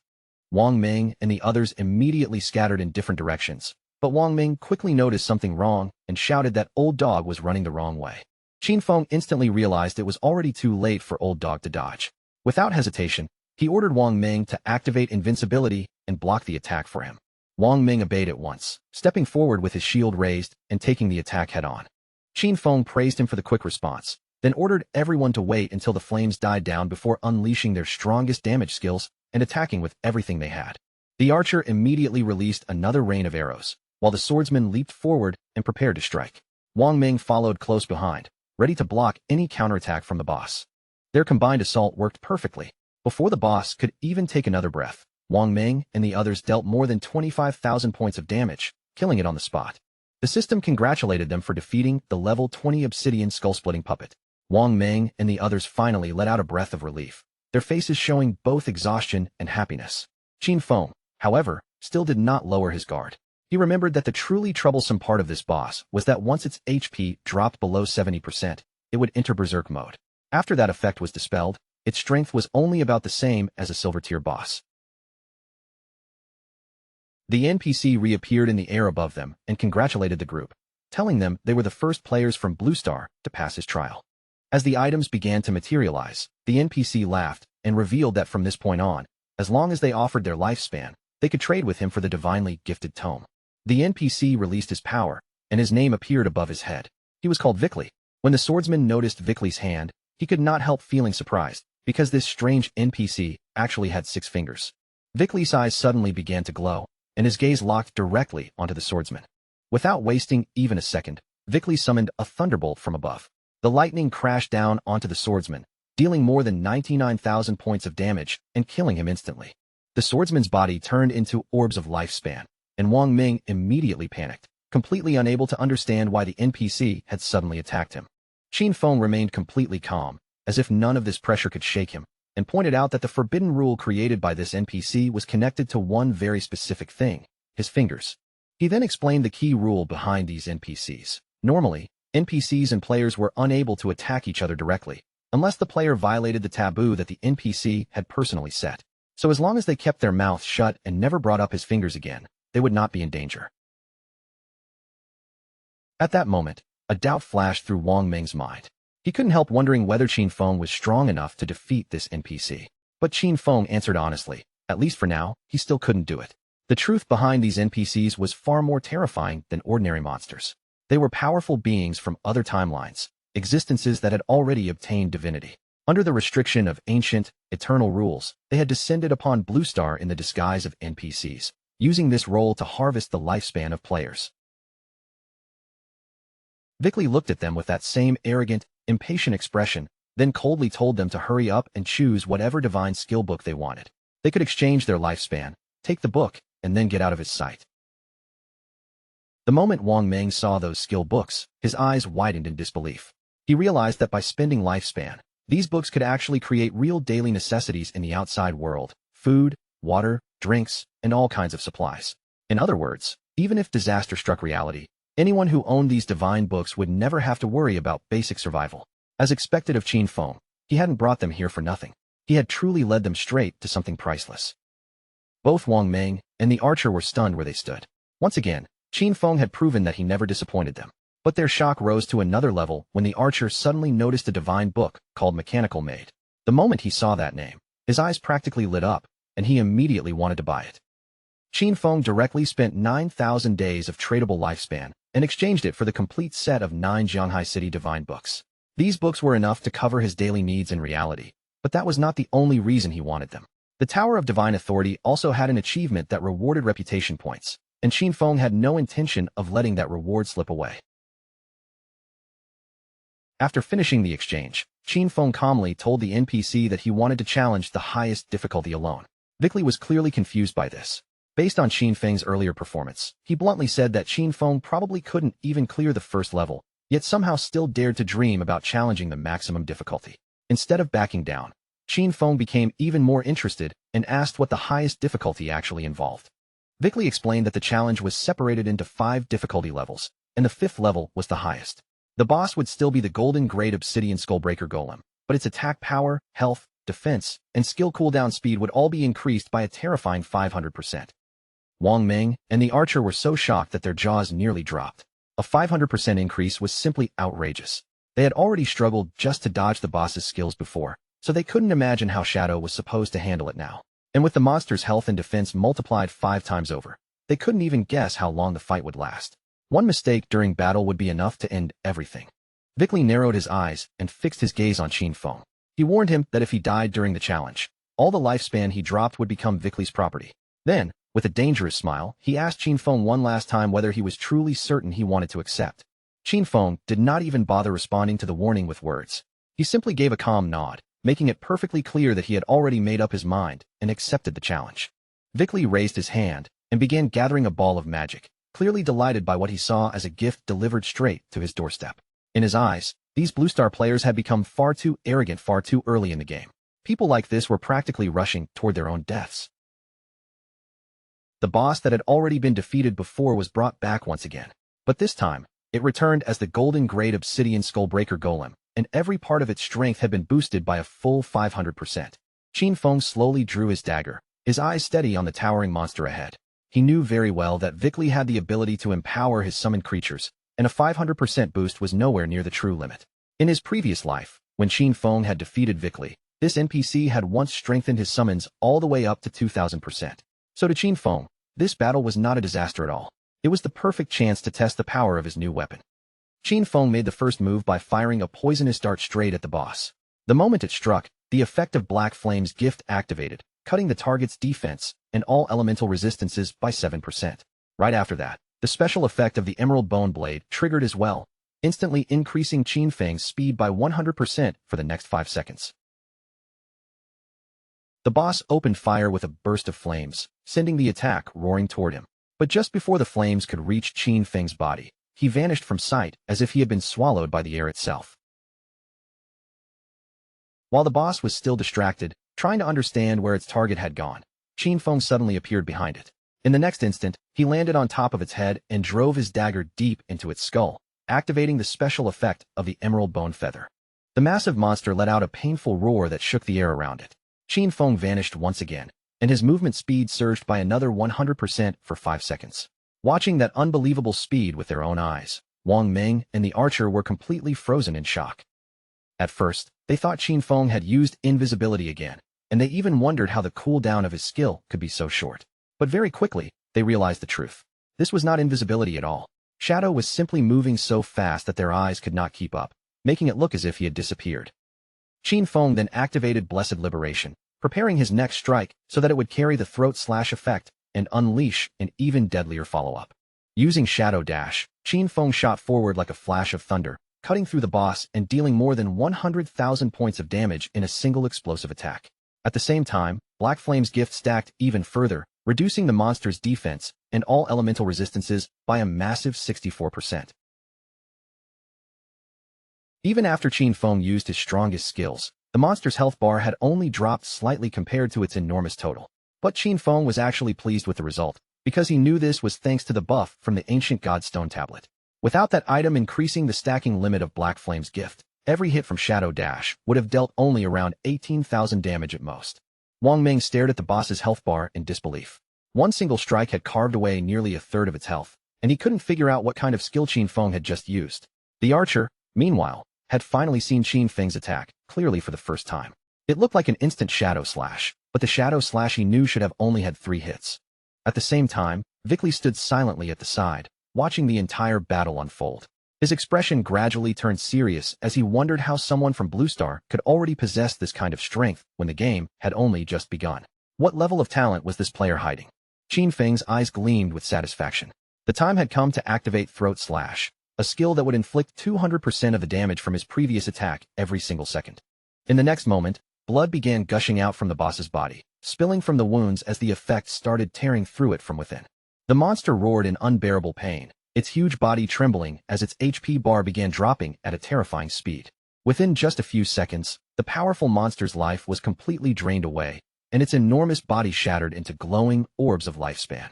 A game notification immediately congratulated Qin Feng for completing the 5th level achievement challenge of the Tower of Divine Authority, granting him a total of 15 reputation points for surpassing every difficulty level. And because this was the first time in the entire world that someone had cleared the tower solo, he received an additional 75 reputation points. Then, an official global announcement rang out across the world. Player Qin Feng had cleared the maximum difficulty challenge of the Tower of Divine Authority for the first time in history. But instead of being shocked by the announcement, most players were completely confused. They had no idea what the Tower of Divine Authority even was.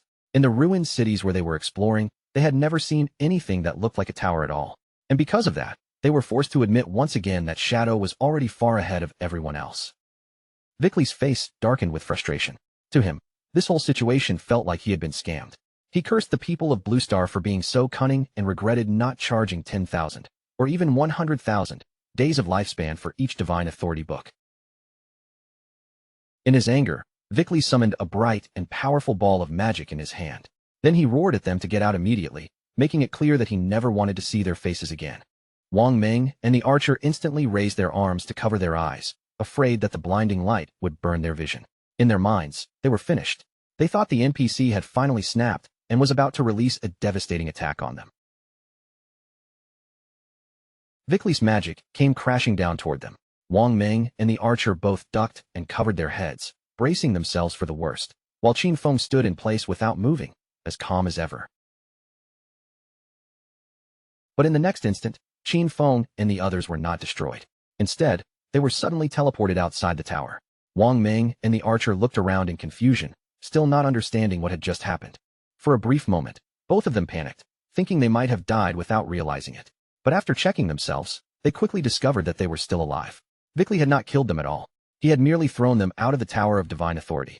Qin Feng reminded them calmly that there was never any need to be afraid. Just as he had already told them before, these NPCs could not attack players unless the player first violated their taboo.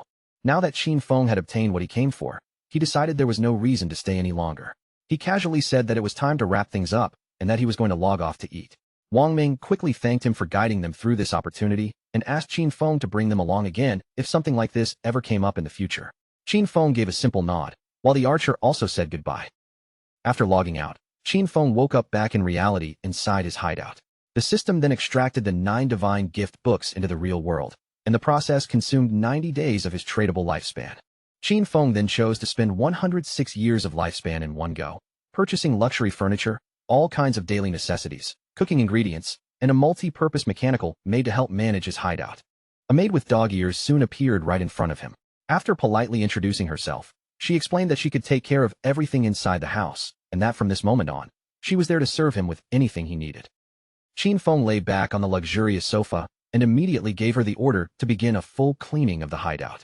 The maid got straight to work, starting with the floor, while also planning to prepare a lavish feast for him once the cleaning was finished. At the same time, in the real world, over in Zhanghai City, the authorities were dealing with a far darker problem.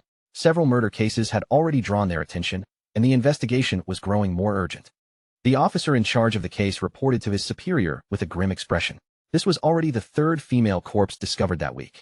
Just like the 2 victims before her, all 4 limbs had been severed, and her eyes had been removed. Because the method was almost exactly the same, there was a very high chance that the killer was the same person. Hearing this, the superior immediately asked whether the investigators had found any useful clues. The officer answered that the killer clearly understood how investigators worked. Every time a body was abandoned, the timing was placed just outside the effective duration of their investigative skills, making it extremely difficult for them to trace anything directly. After hearing this, the superior immediately ordered them to question everyone relevant to the case, and then asked how much time was left before the researchers' professional advancement. They could not afford to delay anymore. This killer had to be caught as soon as possible. The police officer beside him nodded in agreement. But then another officer suddenly asked them to wait, causing the superior to turn and ask whether he had discovered something. The officer's eyes sharpened with seriousness as he stared at the information in front of him. He had noticed something strange. Shadow's login and logout times lined up almost exactly with the moments when those girls had died. The superior fell into thought, because a simple overlap in timing was not enough to prove anything.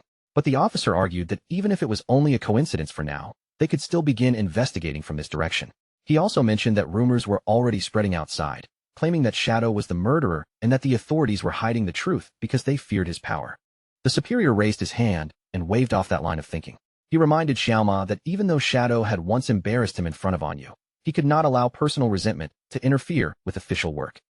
The superior assured him that the technology department would support him around the clock, 24/7, so they could solve the case as quickly as possible and bring justice to the victims. After saying that, the superior turned and began discussing the next steps with another police officer. Meanwhile, Xiaoma lowered his gaze to the ground, his eyes burning with barely suppressed rage. At the same time, Qin Feng logged back into the game and silently looked up at the castle standing within the ruins of Demon City. He remembered this place clearly. It was the Academy of Evil Spirits, a platinum-tier hideout. Although the castle was not exactly hidden from sight, rumors said its protective barrier was the strongest in all of Huaxia, standing like an unbreakable shell around the entire place. The system then informed Qin Feng that he had consumed 2.74 years of tradable lifespan to create his guild, Shadow. His plan was very straightforward. He would take control of this hideout, register it under the guild's name, and secure a personal sanctuary within the ruins of Magic City. Qin Feng leapt forward without hesitation.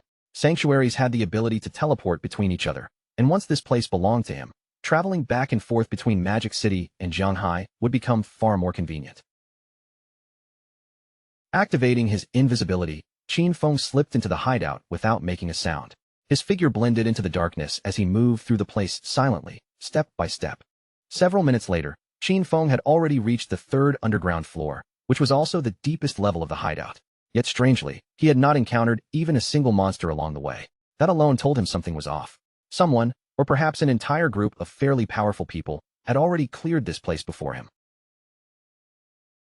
Just then, a harsh voice suddenly echoed through the underground area, shouting that she had nowhere left to run. Qin Feng's eyes shifted with interest. He quietly moved closer and peeked around the corner, only to see several men surrounding a woman up ahead. The woman's face was pale with fear, and her eyes trembled as she backed away. In a shaken voice, she begged them not to come any closer. They were standing on a narrow bridge, and the woman had already been forced into a corner with a river of lava burning behind her. One of the men smiled and told her not to worry, saying they would not kill her, at least, not for now. He explained that Dongfang Yu wanted them to bring her back so her son could show her some love. Then he demanded that she reveal her real-world location. If she refused, they would keep killing her again and again until her lifespan was completely drained. And even suicide would not save her, because members of their guild, Shura Hall, were already waiting at the respawn point. The orange-haired man kept smiling as if he were making a friendly offer, then suggested they strike a deal. He reminded her that she had killed Dongfang Yu twice in the game, and because of that, he guessed she must have taken at least 30 years from Dongfang Yu's lifespan. The woman said nothing, her expression tense as her thoughts raced. The orange-haired man leaned in and told her to hand over those 30 years of lifespan first. After that, she only had to play with the three of them for a while, and in exchange, they would supposedly let her leave. Tears gathered in the woman's frightened eyes. Her voice shook as she looked at them and asked what exactly they were planning to do to her. The men immediately began grinning in a disgusting way. Then one of them reached for his pants and started pulling them down, sending the poor woman into instant panic. The orange-haired man looked at her with a filthy, teasing smile and said that this was exactly how they liked to play. The woman lowered her head and seemed to think in silence for a moment.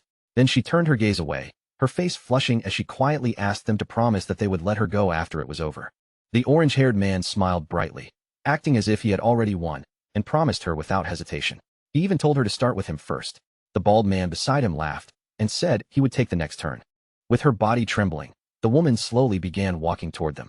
But in the next moment, the fear in her eyes faded, replaced by a sharp, determined glow.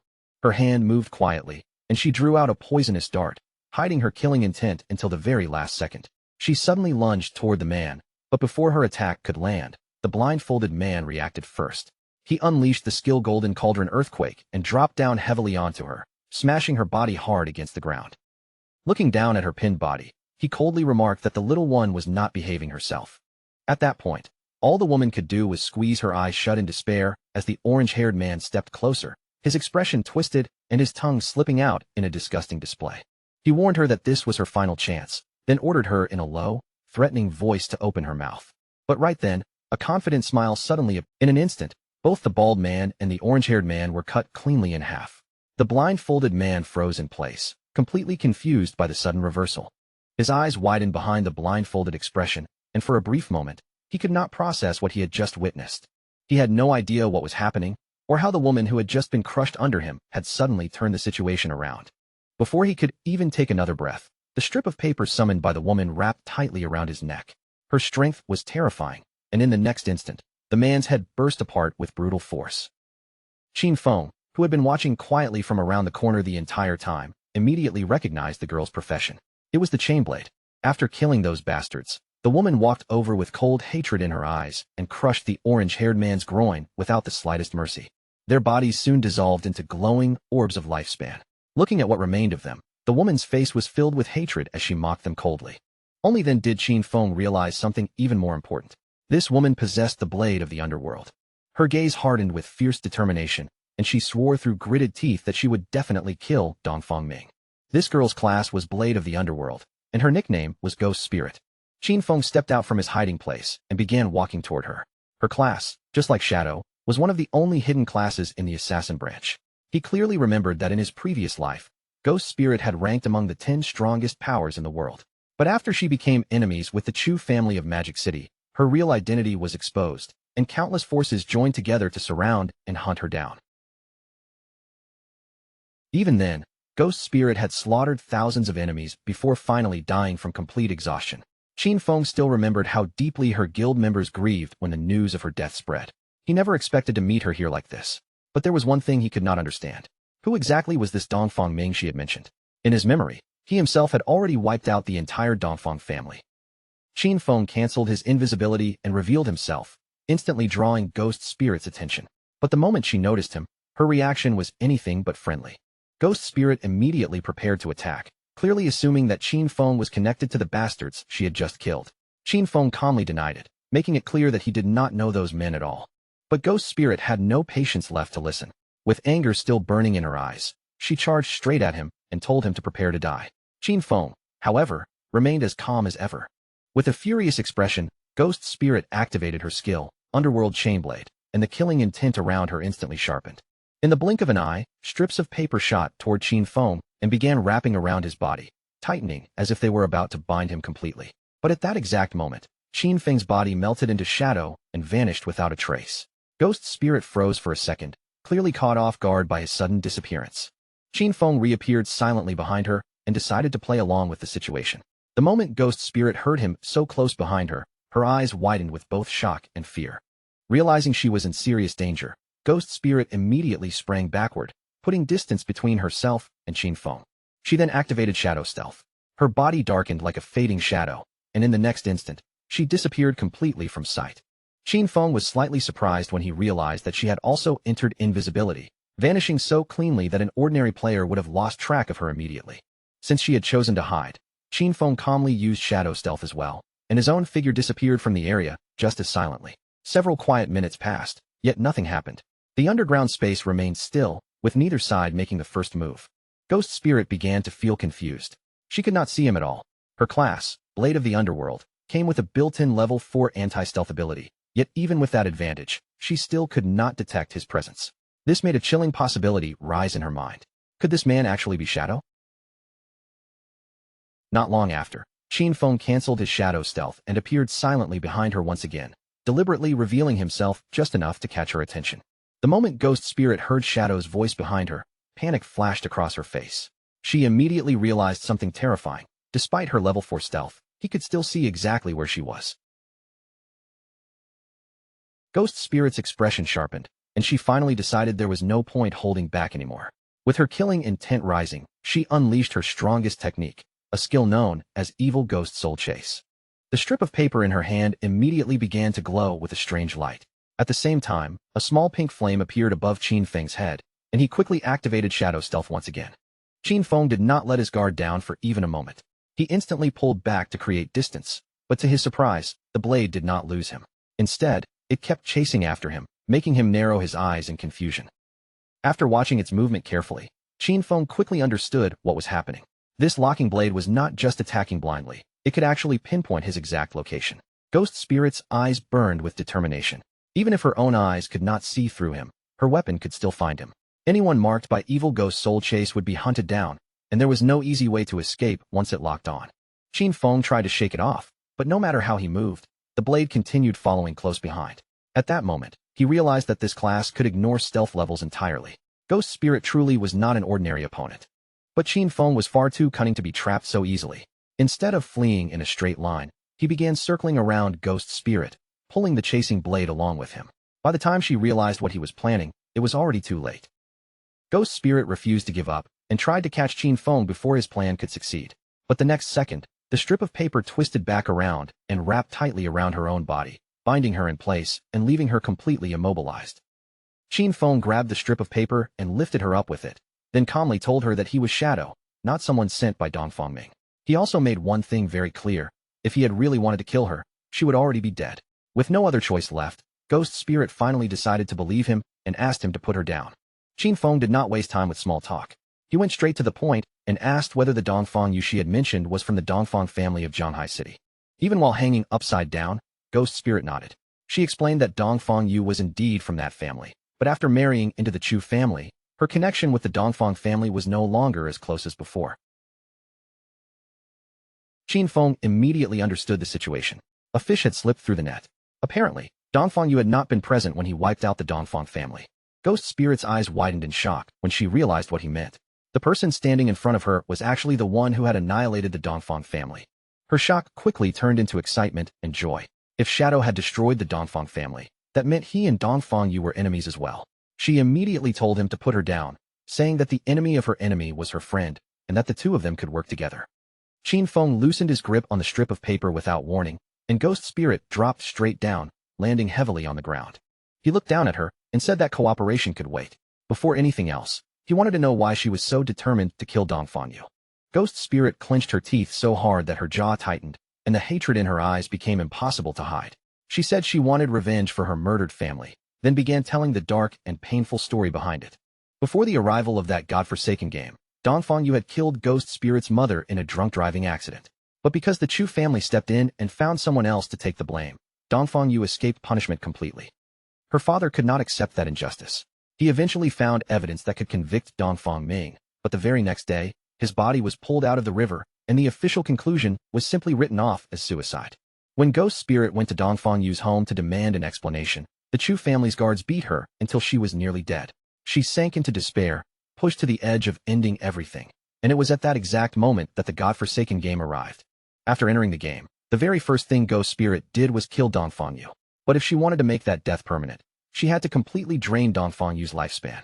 After Dongfang Yu revived again, she began hiring countless people to hunt Ghost Spirit down, which eventually led to the situation Qin Feng had just witnessed. Qin Feng stood there in silence as Ghost Spirit finished telling her story. From beginning to end, he did not interrupt her even once. Tears streamed down Ghost Spirit's face as she looked at Shadow with desperation in her eyes. Her voice trembled as she begged him to help her kill Dongfang Yu. Qin Feng's answer was cold and direct. Without softening his words or giving her false hope, he refused. But Ghost Spirit did not give up. With sorrow filling her tearful eyes, she begged him again, pleading for him to help her kill Dongfang Yu. Qin Feng quietly stared at her. He could tell from her expression that she was not the kind of person who would easily abandon her revenge. With a pained look on her face, Ghost Spirit promised that she would not ask for his help without paying a price. She offered him everything she had. She would work for him, hand over every bit of lifespan she earned, give him her equipment, and even surrender her skills, as long as he helped her kill Dongfang Yu. And then, with her pride already crushed by hatred and desperation, she declared that she would even become his slave willingly. Qin Feng studied her in silence, and a trace of surprise flickered in his eyes. Then, with a calm but almost arrogant gaze, he told her he would not help her kill Dongfang Yu. That revenge belonged to Ghost Spirit, and it had to be settled by her own hands. Qin Feng was not some heartless villain, so he told her that he would help her reach that point. But how far she could truly go after that would depend entirely on her own fate. Ghost Spirit froze in shock, her eyes widening with confusion. She could not understand what kind of help he meant or how he planned to support her revenge. Qin Feng spoke honestly, his gaze calm and steady. He told her to join his guild, become one of his people, and in return, he would help her complete her revenge. A system window appeared in front of Ghost Spirit, informing her that Shadow had invited her to join his guild, which was also named Shadow. Ghost Spirit fell silent and thought it over. Then her eyes slowly lit up with joy when she realized that Shadow's guild currently consisted of only him. If all she had to do was join, then there was nothing to hesitate about. Without wasting another second, she accepted the invitation, and a system window confirmed that she had officially joined Qin Feng's guild. Qin Feng accepted Ghost Spirit's friend request as well. Seeing that she had chosen to join, he felt satisfied and told her that there was only one thing she needed to focus on now: class advancement. Qin Feng turned his back to her and said she would have to figure out for herself what class advancement was and how to complete it. Once she achieved it, she could come find him again. Ghost Spirit remained kneeling on the ground, but her eyes began shining with renewed determination. Qin Feng made his meaning clear. If she could not even accomplish this much, then she might as well give up on revenge altogether. Using shadow stealth, Qin Feng disappeared from the area. He knew that the potential of the blade of the underworld class was practically limitless, and with just a little guidance, Ghost Spirit could definitely go much further in the future. After leaving Ghost Spirit behind, Qin Feng continued deeper into the hideout and finally arrived at the depths of the Evil Spirit Academy. Standing before him was a level 15 boss, a strange woman surrounded by several spiritual heads. She was the Platinum Grade Aberrant Witch Stana. After observing her closely, Qin Feng quickly realized that she was the guardian of the Evil Spirit Academy. In the blink of an eye, Qin Feng leapt forward and activated Dark Knight Ring Blade against the boss. The attack struck hard, dealing 26,000 points of damage while also triggering weak point strike. As he landed back on the ground, Qin Feng remembered the key detail of this fight. During the first phase, only one of the boss's 4 heads would activate, and she would be immune to physical damage. Because of that, he could only rely on elemental skills for now, even though they dealt slightly less damage. Qin Feng summoned his Shadow Blade, his eyes glowing with confidence. He had the pale white bone blade to increase his movement speed, and his Shadow Blade skill could reset its cooldown whenever it hit a target. Qin Feng began summoning Shadow Blades one after another until hundreds of them filled the air around him. Then he launched them toward the boss, piercing one of her spiritual heads and dealing more than 200,000 points of damage. In that moment, he was like a mobile Gatling gun, unleashing a storm of fire attacks without pause. Before long, the golden head exploded into pieces. Shadow remained completely composed, because he knew the fight was only moving into its second phase, where 3 heads would activate at the same time. Stana's eyes flared with rage, and her furious gaze locked tightly onto Qin Feng as if she wanted to tear him apart. Moments later, her heads began firing bursts of energy from their eyes.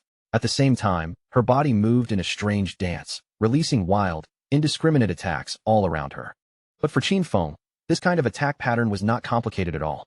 Without much effort, he slipped through the incoming attacks and avoided every dangerous strike. Then he drove his Shadow Blades into the boss's head once again, dealing another burst of more than 200,000 points of damage.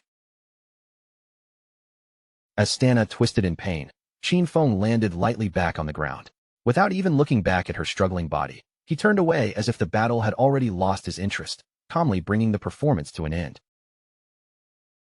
He released his final Shadow Blade, and the moment it struck, the boss's body burst apart in a violent explosion. The system immediately announced that Qin Feng had killed the aberrant witch Stana, gaining 50,000 EXP and obtaining the Platinum Tier hideout key of the Evil Spirit Academy. Qin Feng's eyes widened slightly when the system revealed that he now met the requirements for class advancement. Without hesitation, he chose to advance his class. A dark shadow quickly wrapped around his entire body, and his shadow class rose from Tier 1 to Tier 2. With that advancement, his attribute bonuses surged dramatically. Strength increased from 9 to 27, Constitution from 9 to 27, Agility from 24 to 72, and Spirit from 15 to 45. This class advancement directly tripled all of his attribute bonuses, causing a huge rise in his strength, constitution, agility, and spirit. Because of that, his overall combat stats, including attack power, defense, and resistances, all improved by a noticeable margin. His non-tradable lifespan had already passed 4,510 years, while his tradable lifespan exceeded 566 years. On top of that, he gained his 4th class passive, which allowed him to attack while staying in stealth and still enjoy the bonus damage from a stealth-breaking strike. Qin Feng's attention soon fell onto the golden key in his hand, and his eyes lit up with satisfaction. His class attribute bonus had tripled, and now, attacking would no longer break his stealth. The Tier 2 Shadow class had changed far more than just his numbers. It had completely rewritten the rules of how he could fight. Several minutes later, outside the Evil Spirit Academy, a group of people returned. The moment Ghost Spirit noticed them coming back, her face changed, because she could not believe they actually dared to show up again. They were the same men she had killed earlier, but this time, they were no longer alone. Instead of just 3 people, they had brought every member of their guild with them. The bald man grinned and said that last time, he had only been careless because he had not known she carried a chain blade. The orange-haired man looked even more confident, proudly saying that this time, he had called everyone from Shura Hall, and now he wanted to see where she could possibly run. The bald man charged at her first, raising his weapon with clear killing intent. He made it obvious that this time, he would not be as gentle as before, and Ghost Spirit immediately realized that the situation had turned extremely bad. Using Earth Slash, the bald man came crashing down toward the ground and swung his axe straight at her. Fortunately, Ghost Spirit reacted just in time, twisting her body away and narrowly dodging the heavy strike. With a sharp and confident look in her eyes, Ghost Spirit immediately tried to activate Shadow Stealth. But at that exact moment, someone threw a flash grenade toward her. It exploded right in front of her face, releasing a blinding burst of light that forced her to cancel the skill and raise her hands to cover her eyes. Taking advantage of that opening, the bald man rushed in and kicked her hard, sending her body crashing down. He stepped on her head with an arrogant smile, pressing her into the ground as he said he was going to teach her a real lesson this time. Even so, Ghost Spirit's eyes still refused to surrender. She struggled to move and quietly pulled out a small green vial, but before she could use it, the orange-haired man stomped down on her hand and snatched the vial away. After examining it closely, he realized it was suicide poison. Its effect was to sacrifice half of the user's lifespan and return them to the respawn point. Instead of being angry, the man seemed amused, laughing at how fierce and stubborn her personality was. He stuck out his tongue with a twisted expression, unable to hide his excitement. The more she resisted, the more he seemed to enjoy it, as if her defiant personality only made him more interested. Ghost Spirit's eyes widened with fear, and for the first time, a trace of helplessness flickered across her face. Then he leaned closer and began licking her cheek. But in the very next moment, his eyes suddenly widened in shock as a system window appeared in front of him. It announced that the Great Platinum Sanctuary, the Evil Spirit Academy, now belonged to the Guild Shadow. The barrier had been activated, and every person who did not belong to this guild would be treated as an intruder. The sanctuary's defense system immediately began eliminating the intruders. A powerful thunderbolt tore down from above, striking the men before they even had time to react. In the blink of an eye, their bodies were reduced to glowing orbs of lifespan, scattered across the ground where they had just been standing. Ghost Spirit stared in stunned silence as she realized what had happened. The Evil Spirit Academy was actually a sanctuary, and now it belonged to her guild. That meant that within just a few minutes, Shadow had killed the Guardian and obtained the key. Qin Feng also obtained the Jade Tier Aberrant Witch's Ring. This ring could be used by all classes starting from level 14, and it increased every attribute by 22 while also raising cooldown speed by 30%. Its unique effect increased the range of area skills by 25% and boosted area damage by 10%. As if that were not already impressive enough, he also received the Platinum Grade Virulent Poison Trap. This Platinum Grade skill was designed for Assassin and Hunter classes. It allowed Qin Feng to place a trap with level 5 stealth. Any enemy who triggered it would suffer 500 additional poison damage, be slowed by 50% for 5 seconds, and continue taking poison damage equal to 100% of his attack power. He could place up to 3 traps at most, each with a 4.65 second cooldown and a duration of 3,600 seconds. Qin Feng was quite satisfied, because 2 of the items that dropped were usable by assassins. The ring, in particular, was very useful to him. Both his Instant Shadow Slash and Dark Knight Ring Blade were area of effect skills, so the ring would give him a major boost. His eyes then lit up with joy as he noticed that he had 363 evolution points, exactly what he needed to evolve his Backstab Enhancement skill to Legendary. He consumed 340 evolution points, leaving only 23 behind. With that, Backstab Enhancement successfully evolved from Epic to Legendary, and its passive effect increased back attack damage from 75% to 100%. Even better, the Legendary effect made all of his damage while in stealth count as backstab damage. Qin Feng was extremely pleased, because combining this constant backstab bonus with the permanent stealth effect from his advanced class would massively raise both his damage output and his ability to survive. Just then, Little Black contacted Qin Feng and told him she had discovered another set of ruins, asking if he wanted to come take a look. When Qin Feng asked where she was, she said she was in the Jianghai City ruins. According to her, the stones around the temple entrance were carved with murals that looked very similar to the ones in the beginner village ruins. Shadow was a little confused and asked why they had not explored it themselves. With their current progress, they should already be capable of dealing with a platinum grade boss. Little Black answered honestly that they had wanted to keep going, but after they cleared all the enemies to the very end, a teleportation orb appeared. When they touched the orb, nothing happened at all. The system only said that a fated person was required to enter, so Little Black wondered whether her boss might be that person. Qin Feng decided to check it out personally.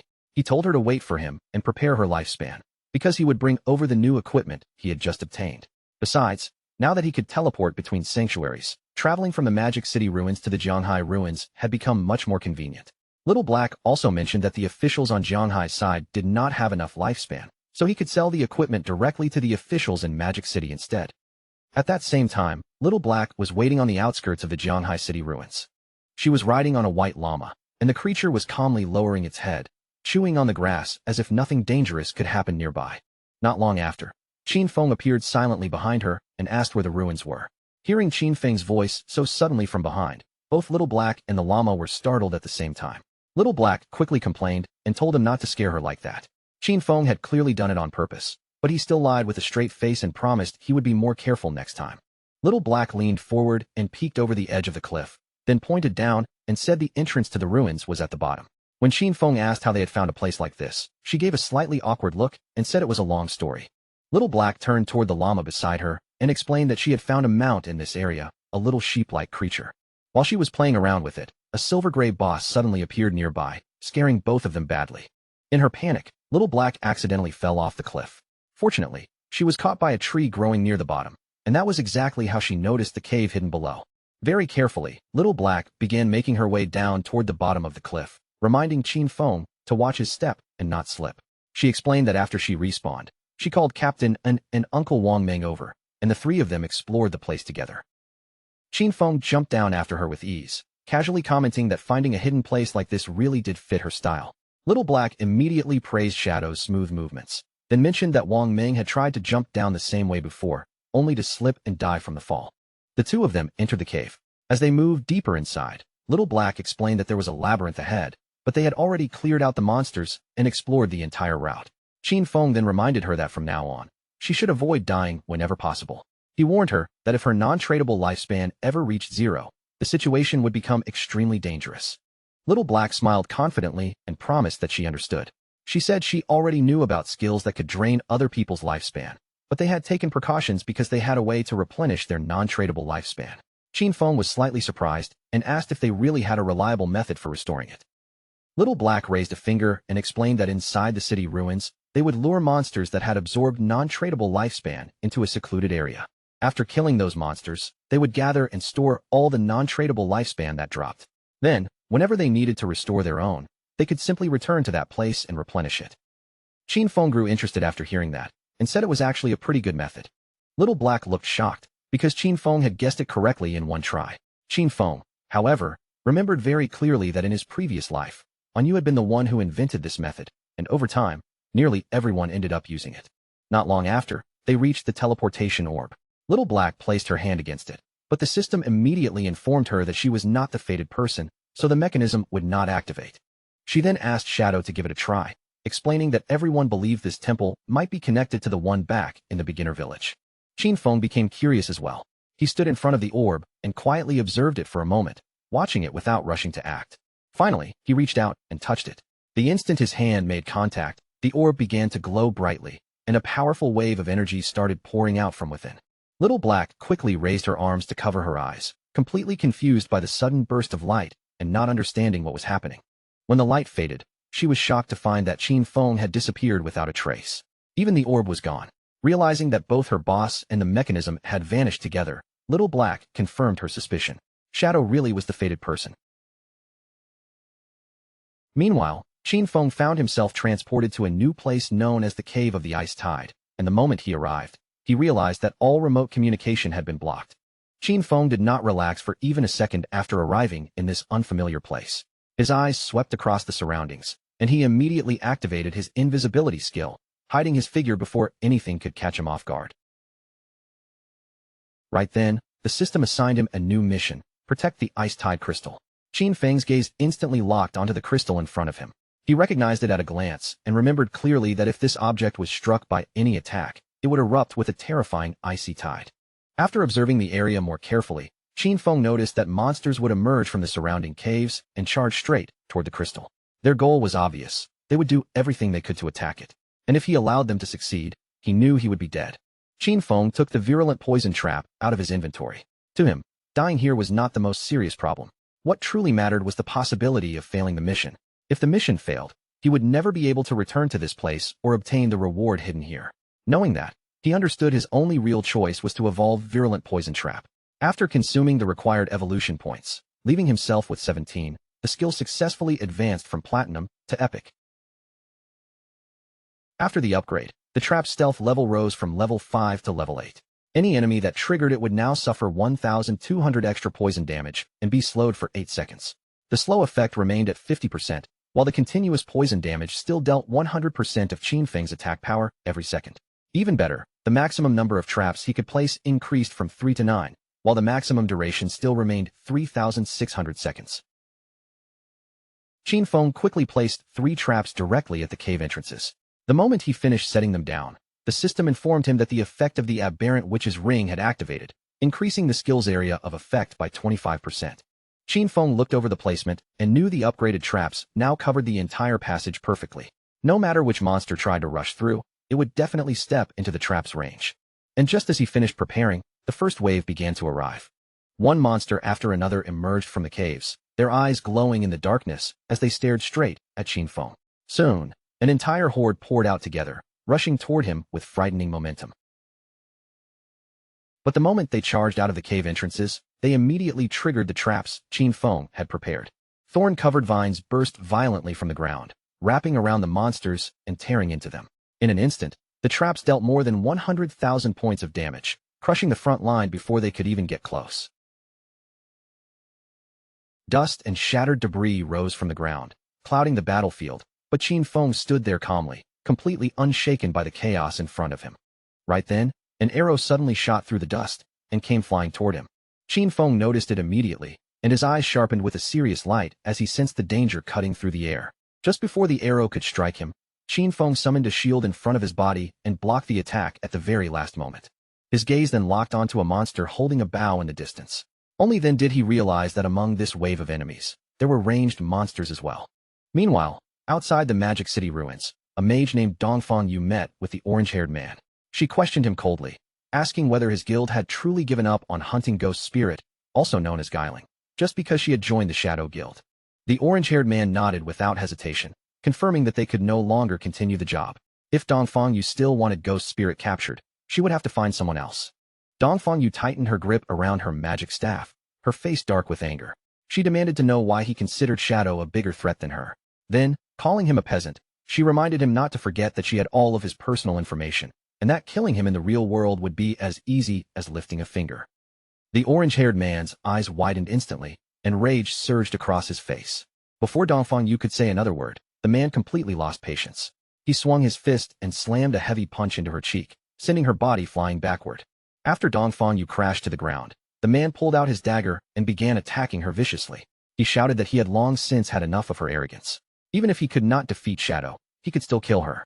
With every furious strike, he cursed her for calling him a peasant again and again, yelling for her to die as his blows continued to fall. In the blink of an eye, Dongfang Yu was killed, and her body quickly dissolved into glowing orbs of lifespan. A moment later, she woke up in the real world inside the Chu family residence, her golden-cased phone still in her hand. Her face twisted with fury, and she clenched her fist tightly, unable to believe that those peasants from Shura Hall had actually dared to kill her. She immediately demanded that her husband send people to capture every single one of them. Her husband looked somewhat confused and asked whether she was talking about Shura Hall, the very group she had hired to capture Ghost Spirit. With a furious expression, Dongfang Yu explained that Ghost Spirit had now joined Shadow, and those people no longer dared to continue because they were afraid of his retaliation. Her husband calmly replied that they would deal with those peasants later, after Shadow had been eliminated.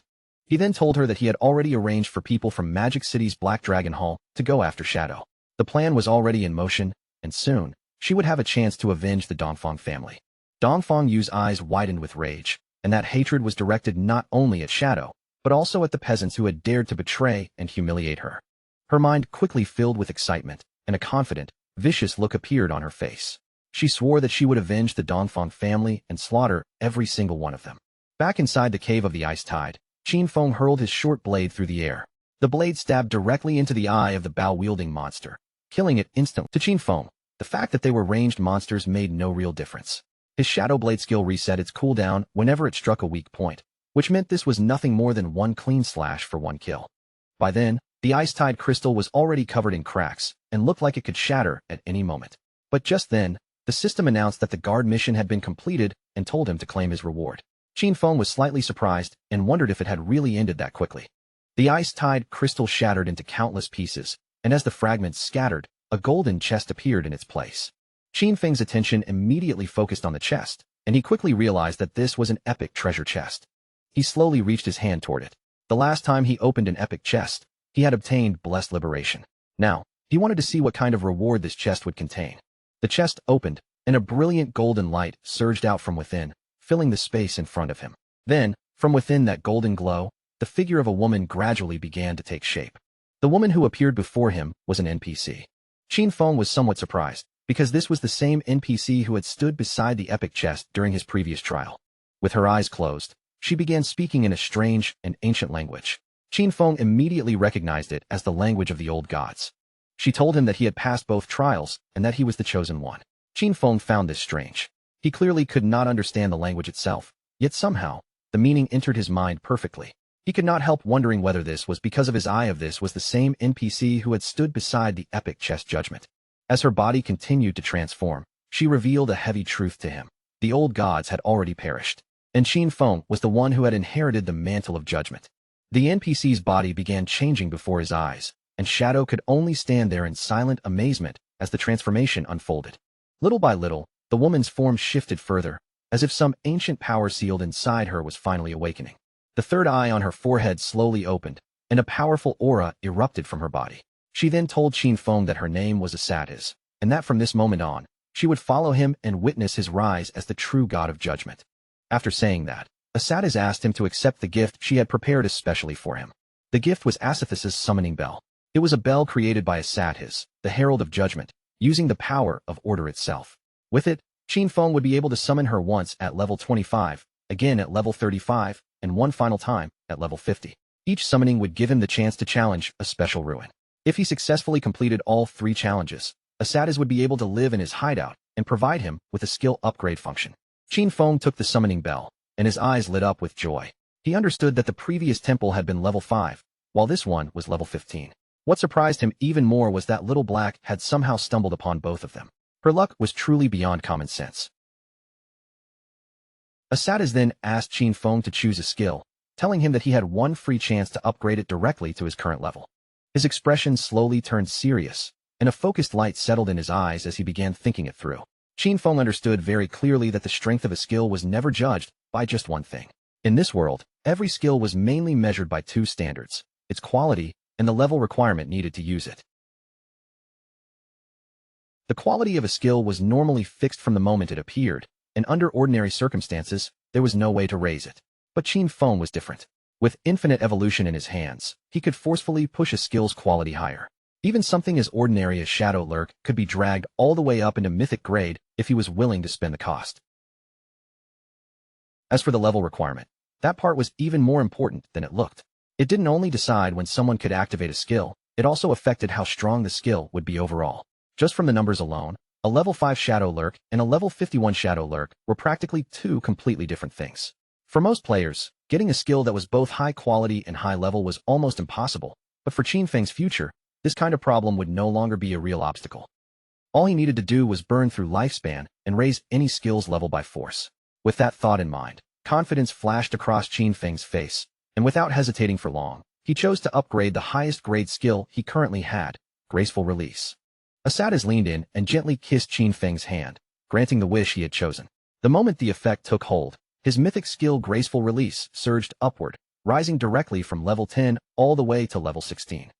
The weak point attack correction also climbed sharply, increasing from plus 300% to plus 410%, while the attack multiplier against those weak points doubled as well.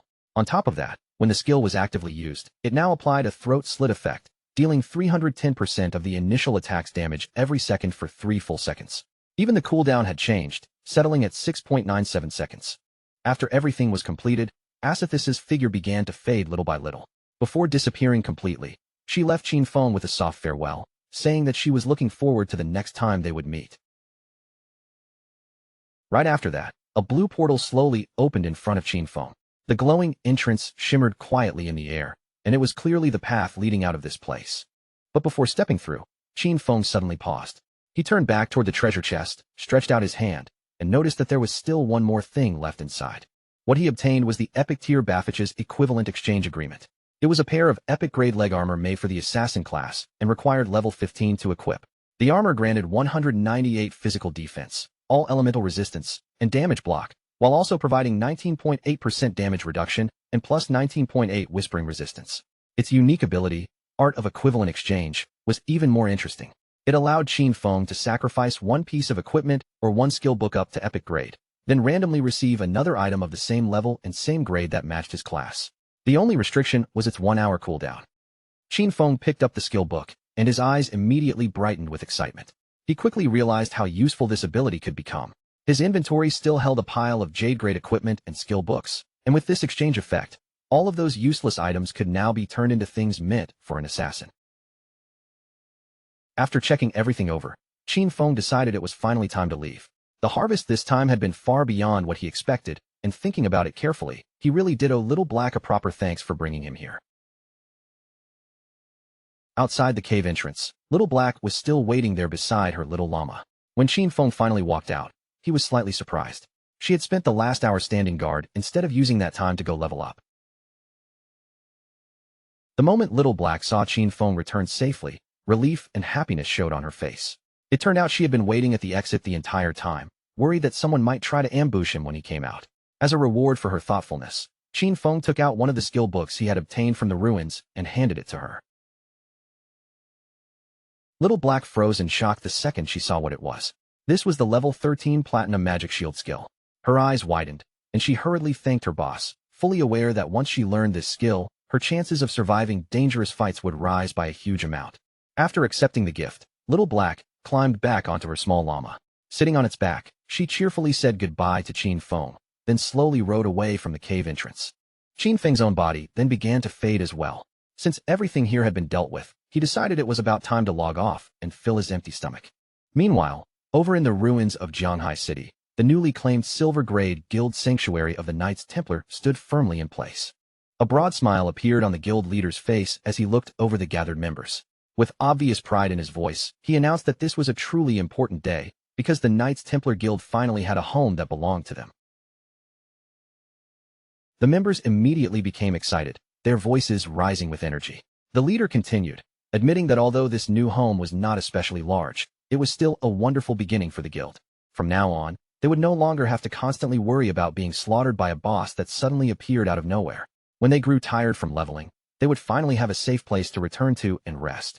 And for all of this, there was one person they needed to thank most, Qin Xiaoyu. After all, Qin Xiaoyu had been the first one to discover this place.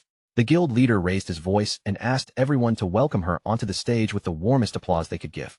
The crowd immediately began praising Qin Xiaoyu, and wave after wave of applause and compliments washed over her. Standing there under everyone's attention, she couldn't help feeling happy and proud.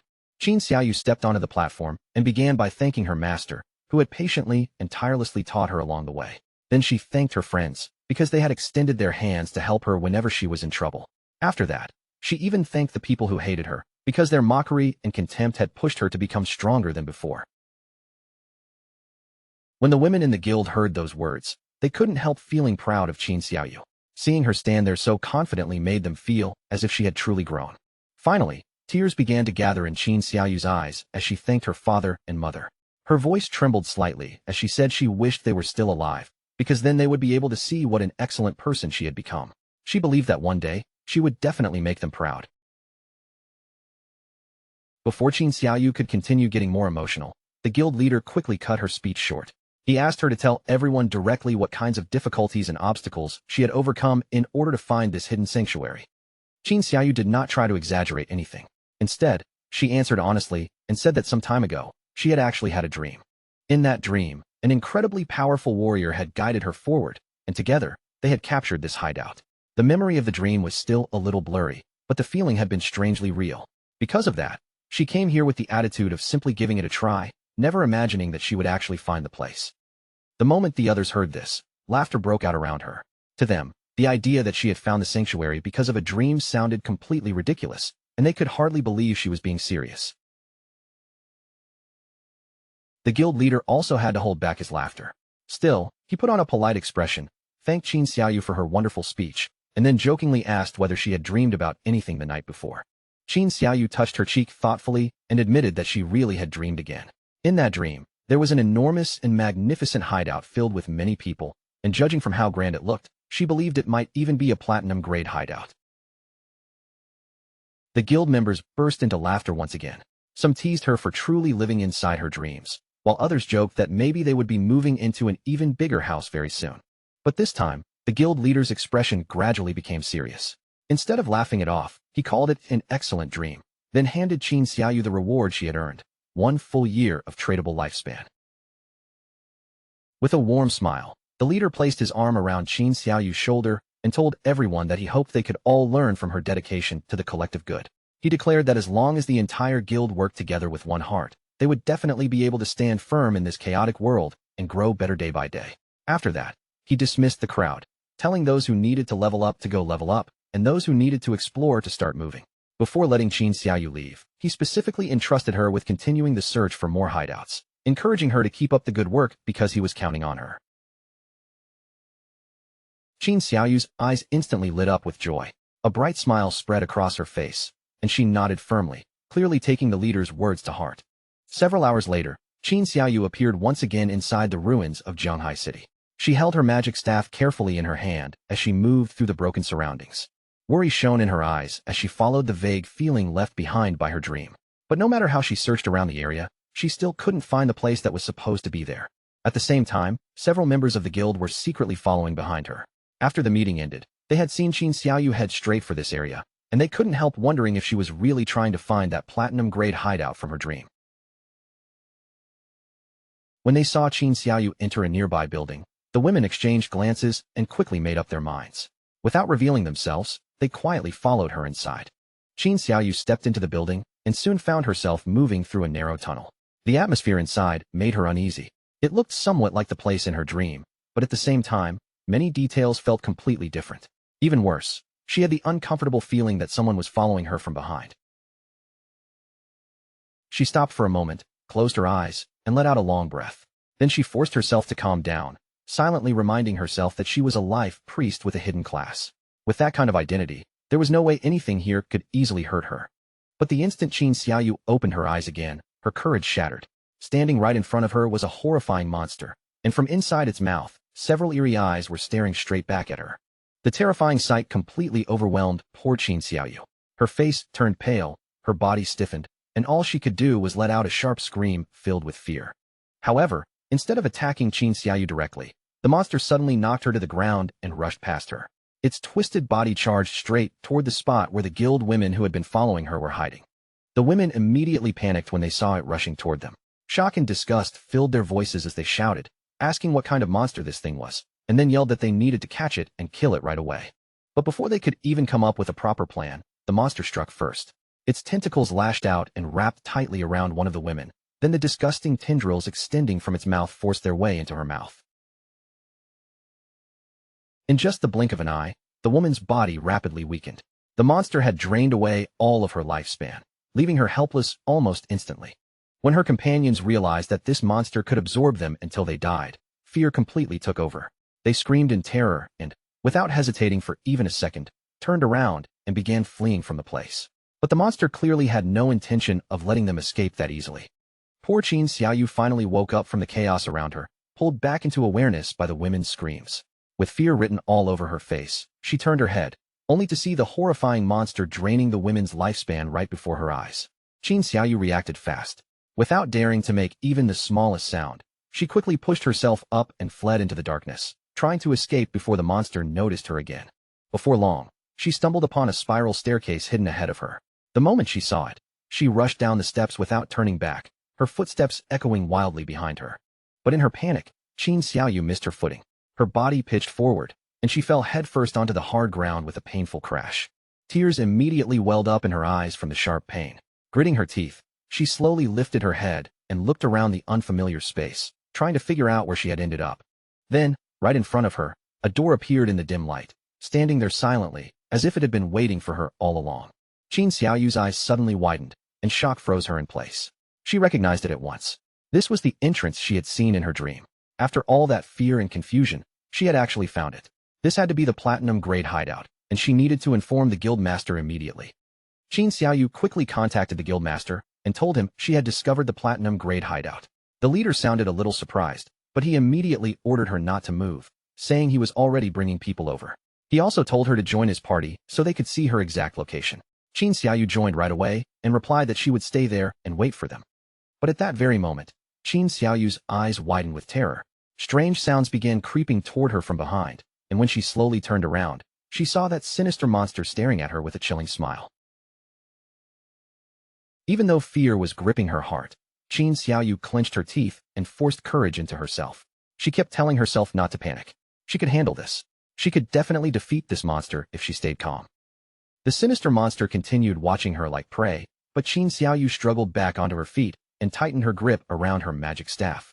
She reminded herself that she was no longer the weak girl she used to be, and this time, she had the power to fight back. A powerful aura suddenly surged out from Qin Xiaoyu's body. Confidence returned to her face little by little, and with a faint smile, she reminded herself of who she was now, the noble hidden class, the life priest.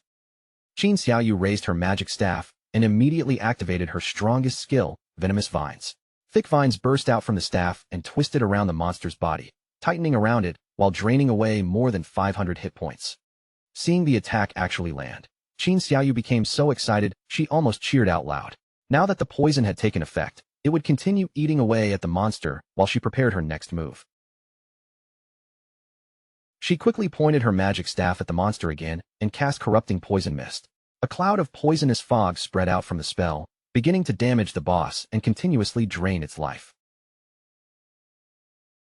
This was no ordinary poison.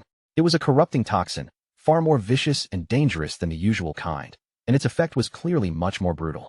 The poisonous mist did not stay in one small area. It continued spreading outward, rolling through the space until it began filling the entire place around her. The moment Qin Xiaoyu noticed what was happening, panic flashed across her face. Her eyes filled with fear as she realized this was an enclosed space, and the poisonous mist had nowhere to escape. If it filled the whole area, she would be trapped inside her own attack. She hurriedly waved both hands in front of her face, desperately trying to fan the smoke away. But the mist kept drifting around her, and she could no longer hold her breath much longer. Qin Xiaoyu's chest tightened as she reached her limit, but at that critical moment, she suddenly remembered something important. As a life priest, she had an antidote spell. She raised her magic staff at once and used the antidote skill. Under the spell's effect, the poisonous mist slowly began to fade away, but at the same time, it also stopped affecting the monster. With the mist clearing, the monster's attention locked firmly onto Qin Xiaoyu. Its twisted face curled into a smile, making the danger feel even closer than before. Tears gathered in Qin Xiaoyu's eyes as fear overwhelmed her. In the confusion, she accidentally inhaled a little of the remaining poisonous mist before it fully disappeared. The effect was immediate. Qin Xiaoyu's body could not withstand the poison at all, and she died on the spot, her figure breaking apart and turning into lifespan. A system message appeared, announcing that the player Qin Xiaoyu had committed suicide. In the next moment, she respawned inside her guild's hideout. Just then, the guild master contacted her through chat and asked why she had suddenly returned. Qin Xiaoyu quickly told him that a monster inside the place had killed her. The leader and his men had already killed the monster by then. He asked if she was talking about the soul-sucking hag, the silver-grade monster they had just defeated. But the more he thought about it, the stranger it seemed. The soul-sucking hag was slow, and its attack power was low, but anyone it caught would have their lifespan completely drained. Because of that, he could not understand how Qin Xiaoyu had managed to survive at all. Hearing his confusion, Qin Xiaoyu's face slowly broke into a smile. She told the guild master that in that desperate moment, she had chosen to kill herself instead, because she knew that if the monster caught her, she would definitely die for real. The leader was stunned for a second, then exclaimed that she was incredible and had actually found the only possible way to survive. When the leader praised her and called her a true genius, Qin Xiaoyu happily thanked him for the compliment. She then told the guild master she was already on her way back. As she moved, excitement rose inside her, because from the looks of it, the three nasty women who had secretly followed her were gone for good. That was exactly what happened when someone dared to mess with her. A while later, Qin Xiaoyu returned to the door of the hideout and told the guildmaster that the platinum-grade hideout was right behind it. The leader patted her on the back with approval, praised her for doing a good job, and promised that once they secured the hideout, her reward would definitely be waiting. Then the guildmaster turned toward his men and ordered Data to take a group out to clear the surrounding area, making sure no other players came to cause trouble. Data nodded without hesitation and told the guildmaster not to worry. He declared that anyone who dared interfere would be eliminated, even if that person was Shadow himself. After that, the leader pointed directly at the hideout's door and ordered his men to charge. As long as they killed the guardian inside, this hideout would officially belong to them. Several men immediately rushed up to the door and prepared to open it, filling the area with excited battle cries. They shouted for everyone to charge in, kill the guardian, and claim victory for the Knights Templar, while urging the men at the front to hurry. But after struggling with it, one of them turned back and reported that the stone door would not open. The guildmaster narrowed his eyes with curiosity and began thinking carefully. He remembered that in this game, every hideout was protected by some kind of guardian. Then, all at once, with a confident expression, the guildmaster raised his hand and pointed at the hideout's stone door. He declared that the door itself was the guardian they had to defeat. Hearing that, one of the men immediately lifted his axe and swung it hard, slamming the weapon directly into the heavy stone door. A damage number appeared above the door, showing that the attack had dealt 320 hit points. That single number confirmed the guildmaster's guess. The stone door really was the guardian. The surrounding members instantly began praising the guildmaster for his brilliance. With a pleased smile, The leader said that this platinum-grade hideout was practically being handed to them as a gift, then ordered his men to bring the door down. The group answered in unison, their voices full of confidence. His men charged the stone door together, striking it again and again. In the blink of an eye, the violent impacts kicked up a thick curtain of dust around the entrance. At that same time, several system windows suddenly appeared in front of Qin Feng, warning him that his hideout, the land of purified souls, was under attack. The entrance stone door's durability had fallen to 99.3% and was still taking continuous damage, while the magic defense barrier remained at 100%. The system also informed him that normal teleportation to the hideout had been blocked. If he wanted to return instantly, he could only use War Teleport, and it would consume his single use for the day. Qin Feng's eyes turned serious, and confusion flickered across his face. Someone had actually found the entrance to the land of purified souls and was now attacking his hideout. Riding on his wolf, Qin Feng headed toward the hideout himself. Judging from the attacker's damage, he estimated that at their current attack power, it would probably take them an entire year to break through the door. Since there was no real rush, he simply chose to ride over and see what was going on. After some time, Qin Feng finally arrived near the outskirts of the land of purified souls, his wolf slowing as the area came into view. Just then, Qin Feng's eyes lit up slightly. Something ahead had caught his attention. Not far away, two men were chasing after a woman. They shouted at her to stop, threatening that if she kept running, they would slaughter her without mercy. Before she could escape, another man carrying a spiked mace stepped out in front of her, blocking her path. With a threatening look, he asked where she thought she was going. The woman barely had time to catch her breath before the man struck her heavily. The impact sent her body flying backward through the air. A purple-haired man smiled coldly as he stretched out his hand. In the next instant, he activated his skill, Sacred Chains. For energy, swords descended from the sky, like judgment falling from above. They pierced through the woman's hands and knees, pinning her painfully in place and making her scream. One of the men stepped closer and reminded her that he had already warned her about this area. It had been claimed by their guild, the Knights Templar, and he asked if she really thought she could just force her way in. With a serious look in her eyes, the woman insisted that she was only passing through and had never tried to force her way into anything. To her, it was obvious these men were just using the guild's claim as an excuse to rob her. Qin Feng immediately recognized the woman pinned in that dangerous situation. She was Yang Xiaoya, his colleague from the company, and in his memory, she had always been a pretty decent girl. She had even kindly warned him about things before, so seeing her being bullied like this made the scene feel even more familiar. After hearing them claim that the guild had already reserved this area, Qin Feng quickly understood what was going on. The people attacking the land of purified souls were most likely members of the Knights Templar Guild. At the same time, the purple-haired man sneered and said that if they claimed Yang Xiaoya was forcing her way in, then that was exactly what she was doing. With a disgusting smile on his face, the purple-haired man reminded the others that according to their usual rules, he would be the first to enjoy this. Another man laughed along beside him, saying that if that was the case, then he would be right after him. But before their filthy laughter could continue, someone suddenly moved like a streak of thunder. In a single flash, the heads of all three men were cleanly cut off. The one who had appeared was none other than Qin Feng himself. Qin Feng stood there and stared closely at Yang Xiaoya, his eyes beginning to glow with a strange light. Yang Xiaoya froze in shock, wondering for a moment if the person before her was Shadow. But almost immediately, she felt something was not quite right. Those eyes looked far too familiar. They looked exactly like Qin Feng's. Without saying anything extra, Qin Feng simply raised his hand and snapped his fingers, activating one of his skills in an instant. The skill was Blooming Curse. Brilliant red spider lilies suddenly burst out from the corpses of the men Qin Feng had just killed, spreading across their bodies as they drained away the last traces of lifespan left inside them. Qin Feng stood quietly in the middle of that glowing red energy. His face remained calm and cold, as if cutting down those men had not shaken him in the slightest. Not far away, Yang Xiaoya stared at him in complete shock. The more she looked at those glowing eyes, the stronger the sense of familiarity became, and she couldn't help murmuring in disbelief, wondering if he could really be Qin Feng. The orbs of lifespan left behind by the fallen men were quickly pulled together, drawn into a spinning vortex of blue energy before disappearing completely. Yang Xiaoya watched everything vanish right before her eyes. For a moment, she stood there silently, trying to make sense of the unbelievable scene she had just witnessed. She couldn't deny that Shadow's eyes looked incredibly similar to Qin Feng's, but she soon shook that thought away and treated it as a coincidence. After all, if Qin Feng really was the powerful player Shadow, there was no way he would allow his sister, Qin Xiaoyu, to join a guild like the Knights Templar, where members were practically treated like slaves. Outside the land of purified souls, the situation around Shadow's hideout had already become tense. A group of players led by the Knights Templar Guildmaster spotted Shadow arriving, and the entire crowd immediately exploded with excitement. Their voices rose one after another as they shouted wildly, welcoming Big Brother Shadow like devoted fans. The Guildmaster hurried forward with a flattering smile and explained that his men had only been trying to rob someone. Then he quickly thanked Shadow for appearing at the perfect time and teaching those reckless members a lesson. He went on to say that ever since Shadow had saved them from the headless assassin, every member of their guild had become completely devoted to him. In their eyes, Shadow was already someone they deeply admired.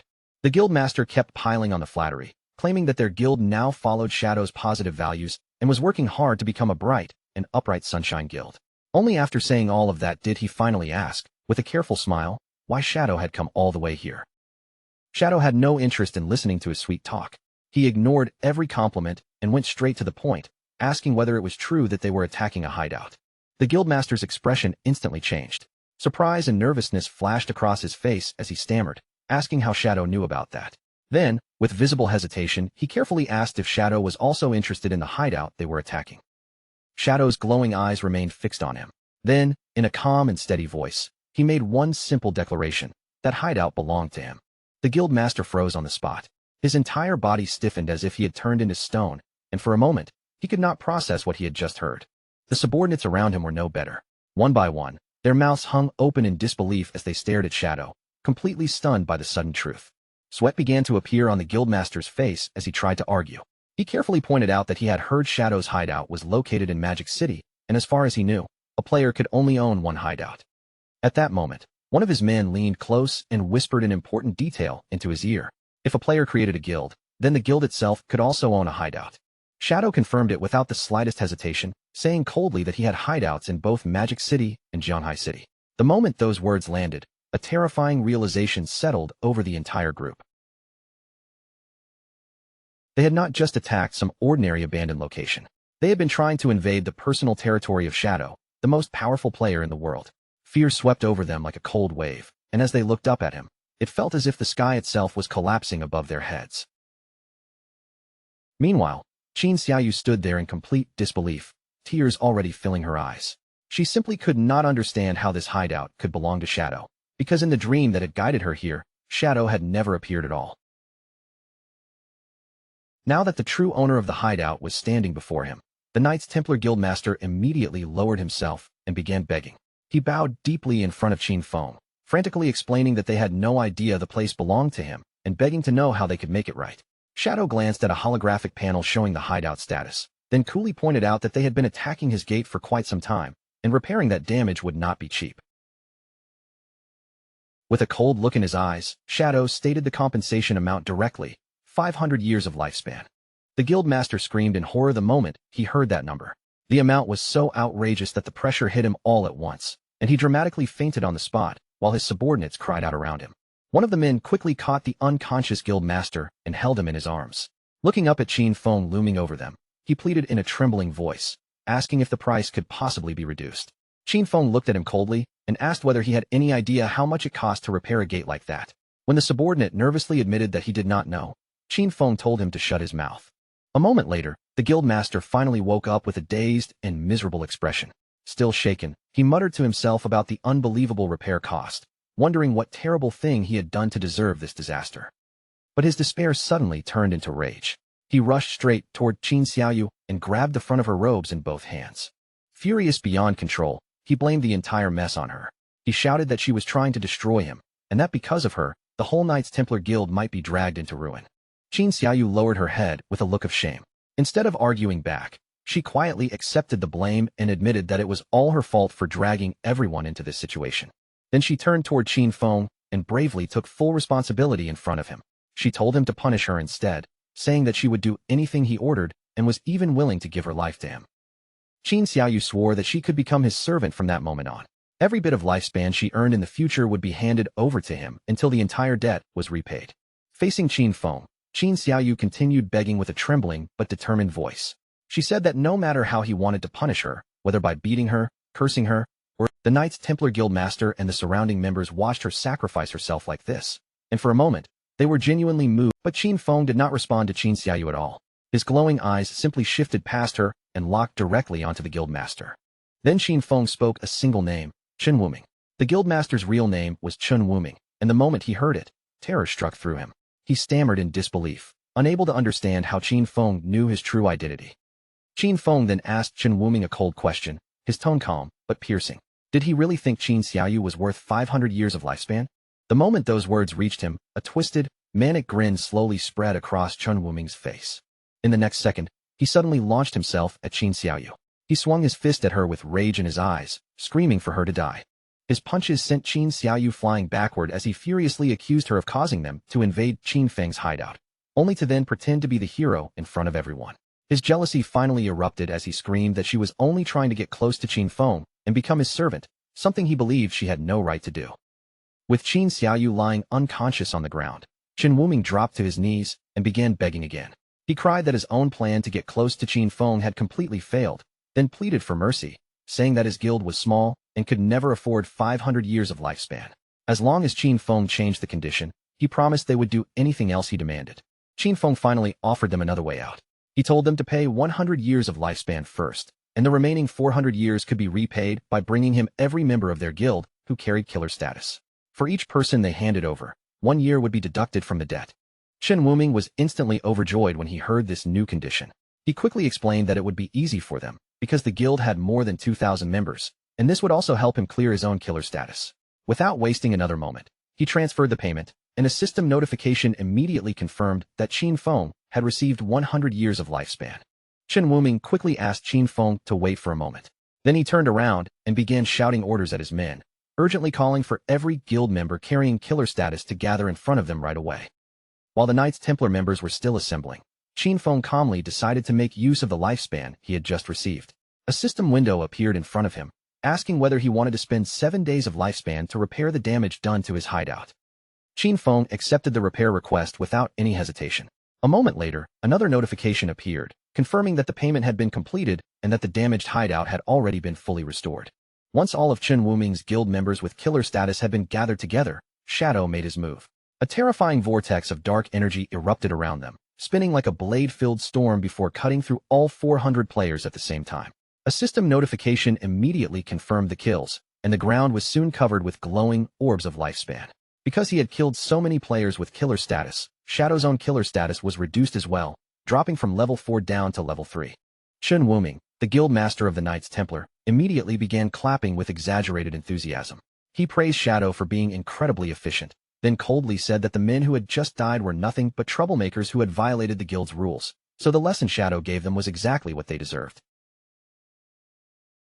Shadow then turned his gaze back toward Chun Wuming and gave him a new arrangement. From now on, the Knights Templar Guild would be responsible for guarding this hideout. Shadow explained that this would also be a perfect way to control the guild's unruly members and keep them from causing trouble elsewhere. He ordered Chun Wuming to arrange shifts and have his people guard the area properly. Then Shadow warned him in a cold voice that if anyone attacked this hideout again in the future, Chun Wuming himself would be the one held responsible. Chun Wuming agreed on the surface, forcing himself to nod respectfully. But deep down, he was already cursing Shadow, because he understood very clearly that his guild had just been turned into free security guards. Just then, another system notification suddenly appeared in front of Qin Feng. His other hideout, the Evil Spirit Academy, was under attack. The defensive barrier there was already taking damage, and the system asked whether he wanted to use his single daily war teleport. Qin Feng's mood immediately turned sour. Annoyed by this second problem appearing right after the first, he decided to use the teleport and deal with the new threat himself. Blue light began to wrap around Qin Feng's body as the teleport activated. As he disappeared, he wondered out loud who could possibly be stupid enough to provoke him, especially when everyone should already know that the Evil Spirit Academy belonged to him. After watching Shadow vanish in the blue glow, Chun Wuming immediately dropped his obedient act and ordered the guild members to pack up and leave. One of his subordinates quickly reminded him that Qin Feng had ordered them to guard the hideout. Chun Wuming glanced over and pointed at Qin Xiaoyu, who was only just beginning to wake up, then cruelly declared that she would be the one left behind to guard it. He mocked Qin Xiaoyu with a cold smile, saying this was exactly what she had wanted anyway. Then he ordered her to stay right there and report immediately if anything happened, warning that if she failed, he would drain her lifespan as punishment. Over in the ruins of Magic City, the Evil Spirit Academy stood like a massive Gothic cathedral, dark and imposing, its towering structure looming over the ruined surroundings. Outside the academy, A group of men from the Magic City Black Dragon Hall were attacking the main doors without stopping. Blow after blow crashed into the entrance as they tried to break through the magical barrier protecting it. In the next moment, Qin Feng arrived through the teleport and appeared directly inside the battlefield, landing within the Evil Spirit Academy. Standing high above them on the academy walls, Qin Feng looked down at the attackers with a puzzled expression. He could not remember ever dealing with the Magic City Black Dragon Hall before, so he wondered why they had suddenly decided to become his enemies. Down below, the leader of the Magic City Black Dragon Hall was already rallying his men for one last powerful strike. He roared for everyone to lend him their power. Under his command, the men joined their strength together, gathering a massive ball of dark energy before preparing to unleash their combined attack. The leader shouted the name of the attack, Black Flame, Magic Dragon Break. In the next instant, a colossal blast of dark power rushed forward and slammed violently. The barrier cracked badly under the impact, and its durability plunged all the way down to just 13%. Seeing this, the attackers burst into celebration. They believed the gate was about to collapse, and excitement filled their faces as they imagined the hundreds of years of lifespan they were about to seize. Watching from above, Qin Feng quickly understood that these men were nothing more than hired pawns. He began thinking about who still had a grudge against him and was alive enough to act on it, and very quickly, his mind landed on Dong Fenghua. But before the attackers could continue celebrating, they suddenly heard a strange sound echoing from above, and their expressions changed at once. When they raised their heads, they saw a massive, ethereal dragon descending from the sky, its enormous form pressing down on them like a nightmare. A powerful wave of energy swept over the group. In an instant, the men were frozen in place by fear, their eyes spinning in a dazed, hypnotic state as their bodies refused to move. Completely unable to escape, they could only stand there helplessly. Then one of the guild members suddenly raised a trembling hand and pointed frantically toward the sky. Above them, a huge fiery meteor was falling straight down, blazing through the air as it headed directly for their position. The massive celestial body crashed into the ground with terrifying force, and a huge explosion swallowed the helpless men in roaring flames. One of the men had braced himself for the impact, certain he was about to die. But when the flames faded, he was shocked to find that he was still alive. Relief immediately turned into laughter as he bragged that the meteor had only dealt 3,000 damage, and his high health build had saved him. His celebration ended almost instantly. Before he could finish laughing, his head was severed from his body, and dark tendrils swallowed him up, tearing through him until his entire body disintegrated.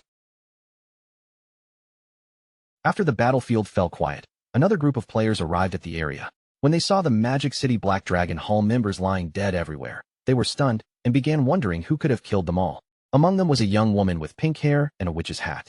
The moment she saw the aftermath, she immediately suspected that the one behind it was the legendary player, Qin Feng. Her companions were doubtful because they could not see anyone nearby, but she insisted that Shadow's power could never be judged by ordinary standards, and he might even have a way to stay permanently invisible. From his unseen position, Qin Feng quietly observed the newcomers. He soon recognized them as members of the Sky Dome Guild. He also identified the pink-haired woman at the front as Zhang Yaoying, a player who possessed the unique hidden class known as Soul Painter. At that point, Qin Feng understood where the dragon and meteor attacks had come from. They had not appeared naturally at all. Zhang Yaoying had painted them into existence with her magical brush. Qin Feng remembered that the Soul Painter class was extremely powerful during large-scale battles. However, despite its terrifying battlefield potential, it also had a major weakness. It was vulnerable to sudden surprise attacks. Sensing that he was nearby, Zhang Yaoying looked around and called out respectfully, asking whether she could speak with Senior Shadow. To the shock of Zhang Yaoying and everyone beside her, Qin Feng's voice suddenly answered from empty air, calmly asking what she wanted. Zhang Yaoying's face flushed slightly as she explained her purpose. She needed to enter his hideout to search for something required for her class advancement, and she promised that she would pay him generously for the chance. Shadow quickly connected the dots. In his previous life, the Sky Dome Guild had controlled this hideout, and now he finally understood why. Zhang Yaoying must have discovered it while doing this advancement quest. Thinking about it, Qin Feng realized that his actions had once again changed the course of history. As he looked at Zhang Yaoying, Qin Feng suddenly remembered the past with a faint sense of nostalgia. Back then, he had often watched the popular gaming streams made by her and her grandfather. Her grandfather, Old Man Zhang, was the founder of the Sky Dome Guild, and under his leadership, that guild would eventually become one of the top guilds in the entire nation. Behind his mask, Qin Feng actually felt a little embarrassed. He admitted to himself that the reason he knew so much about them was simple. He used to be their fan. After pushing those memories aside, Qin Feng made his decision. He told them to come inside so they could talk. As his voice fell, the huge sealed doors of the Evil Spirit Academy slowly swung open, revealing a dark and cavernous entrance beyond them. Inside the Gothic halls of the Evil Spirit Academy, Qin Feng sat on a massive throne while dark energy swirled around him.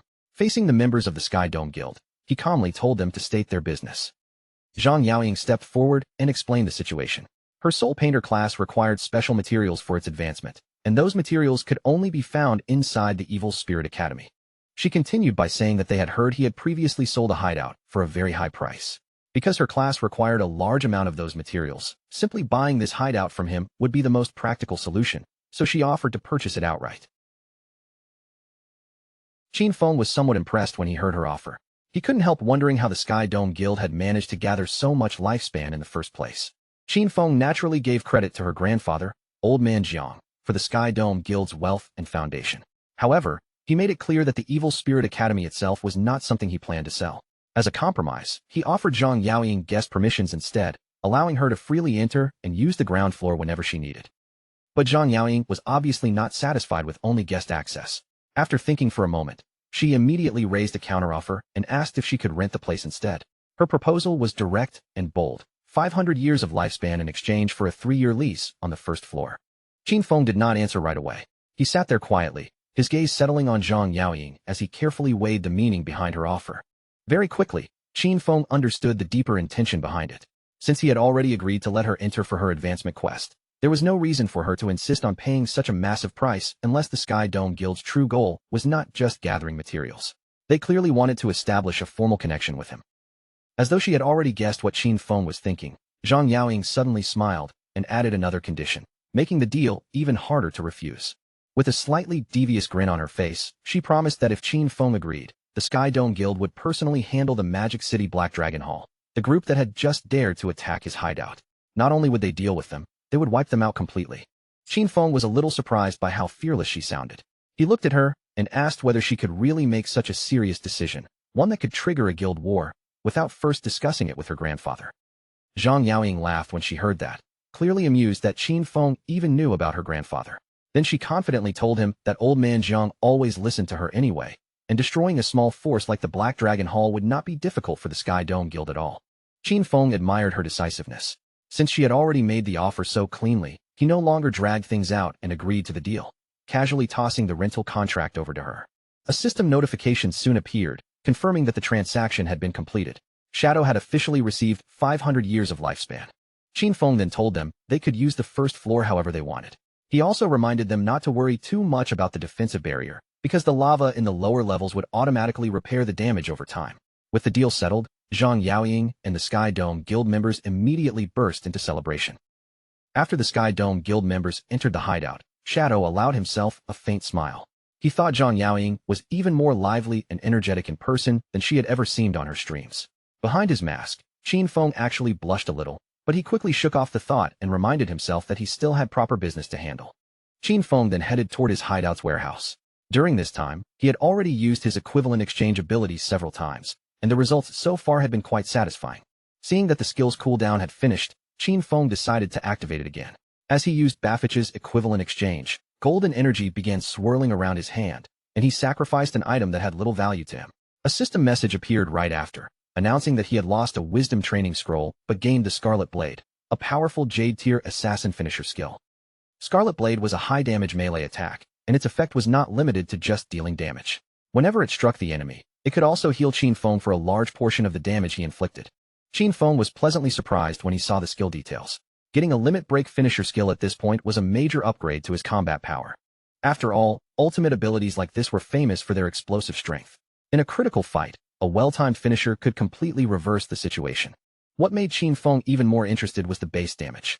This new Jade-tier skill already had more than twice the damage of his strongest legendary skill. After seeing how much potential Scarlet Blade had, Qin Feng immediately spent evolution points to raise it to legendary tier.